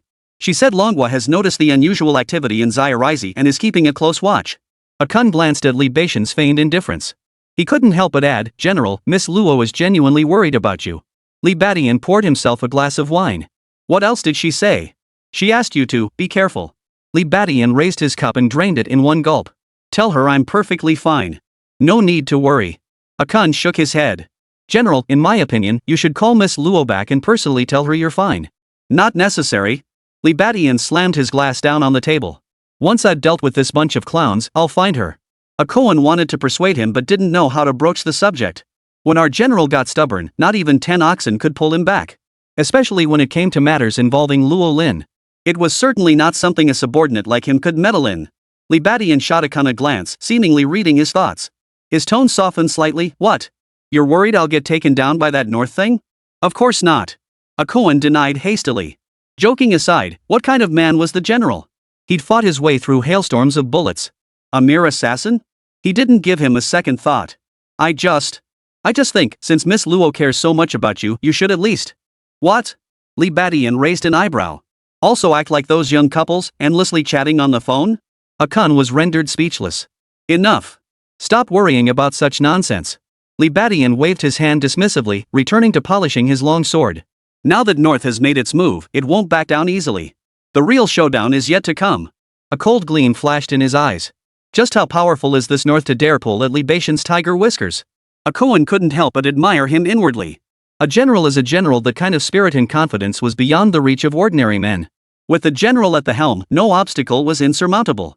By the way, Li Batian suddenly asked, any news from the men you sent to investigate North's identity? Akun shook his head. Nothing yet. Bei is a mysterious figure, no one even knows what he looks like. They say he wears a different mask for every operation and even alters his voice. But one thing is certain. Akun added, North is undoubtedly a martial artist, and he has likely already reached the late stage of cultivation. Li Baishan's brow furrowed slightly. A late-stage innate assassin. General, should we? No need. Li Badian cut a Khan off. Proceed with the original plan. Heighten vigilance, but keep it discreet, we don't want to alert the enemy prematurely. A Khan nodded and departed. 10 kilometers from the base, inside a crude wooden hut. A man clad in black was meticulously polishing a finely crafted dagger. This was North, the legendary assassin who never missed his mark. Spread out before him was a detailed map. It was the defense layout of Li Baishan's base. Every sentry post, every patrol route. Even the underground drainage system's layout was clearly marked. Li Badian. He retrieved a small vial and evenly coated the blade with its contents. A legendary blade deserves a legendary poison. Even the mightiest warrior cannot withstand the venom of Biluo. He sheathed the dagger, donned a set of night cloak attire, and placed an intricate mask over his face. The mask bore a smiling face, eerie and distorted. At the third watch, I shall come for your life. Bei rose to his feet, gazing toward the faint lights visible in the distance. Li Badian, don't you dare disappoint me.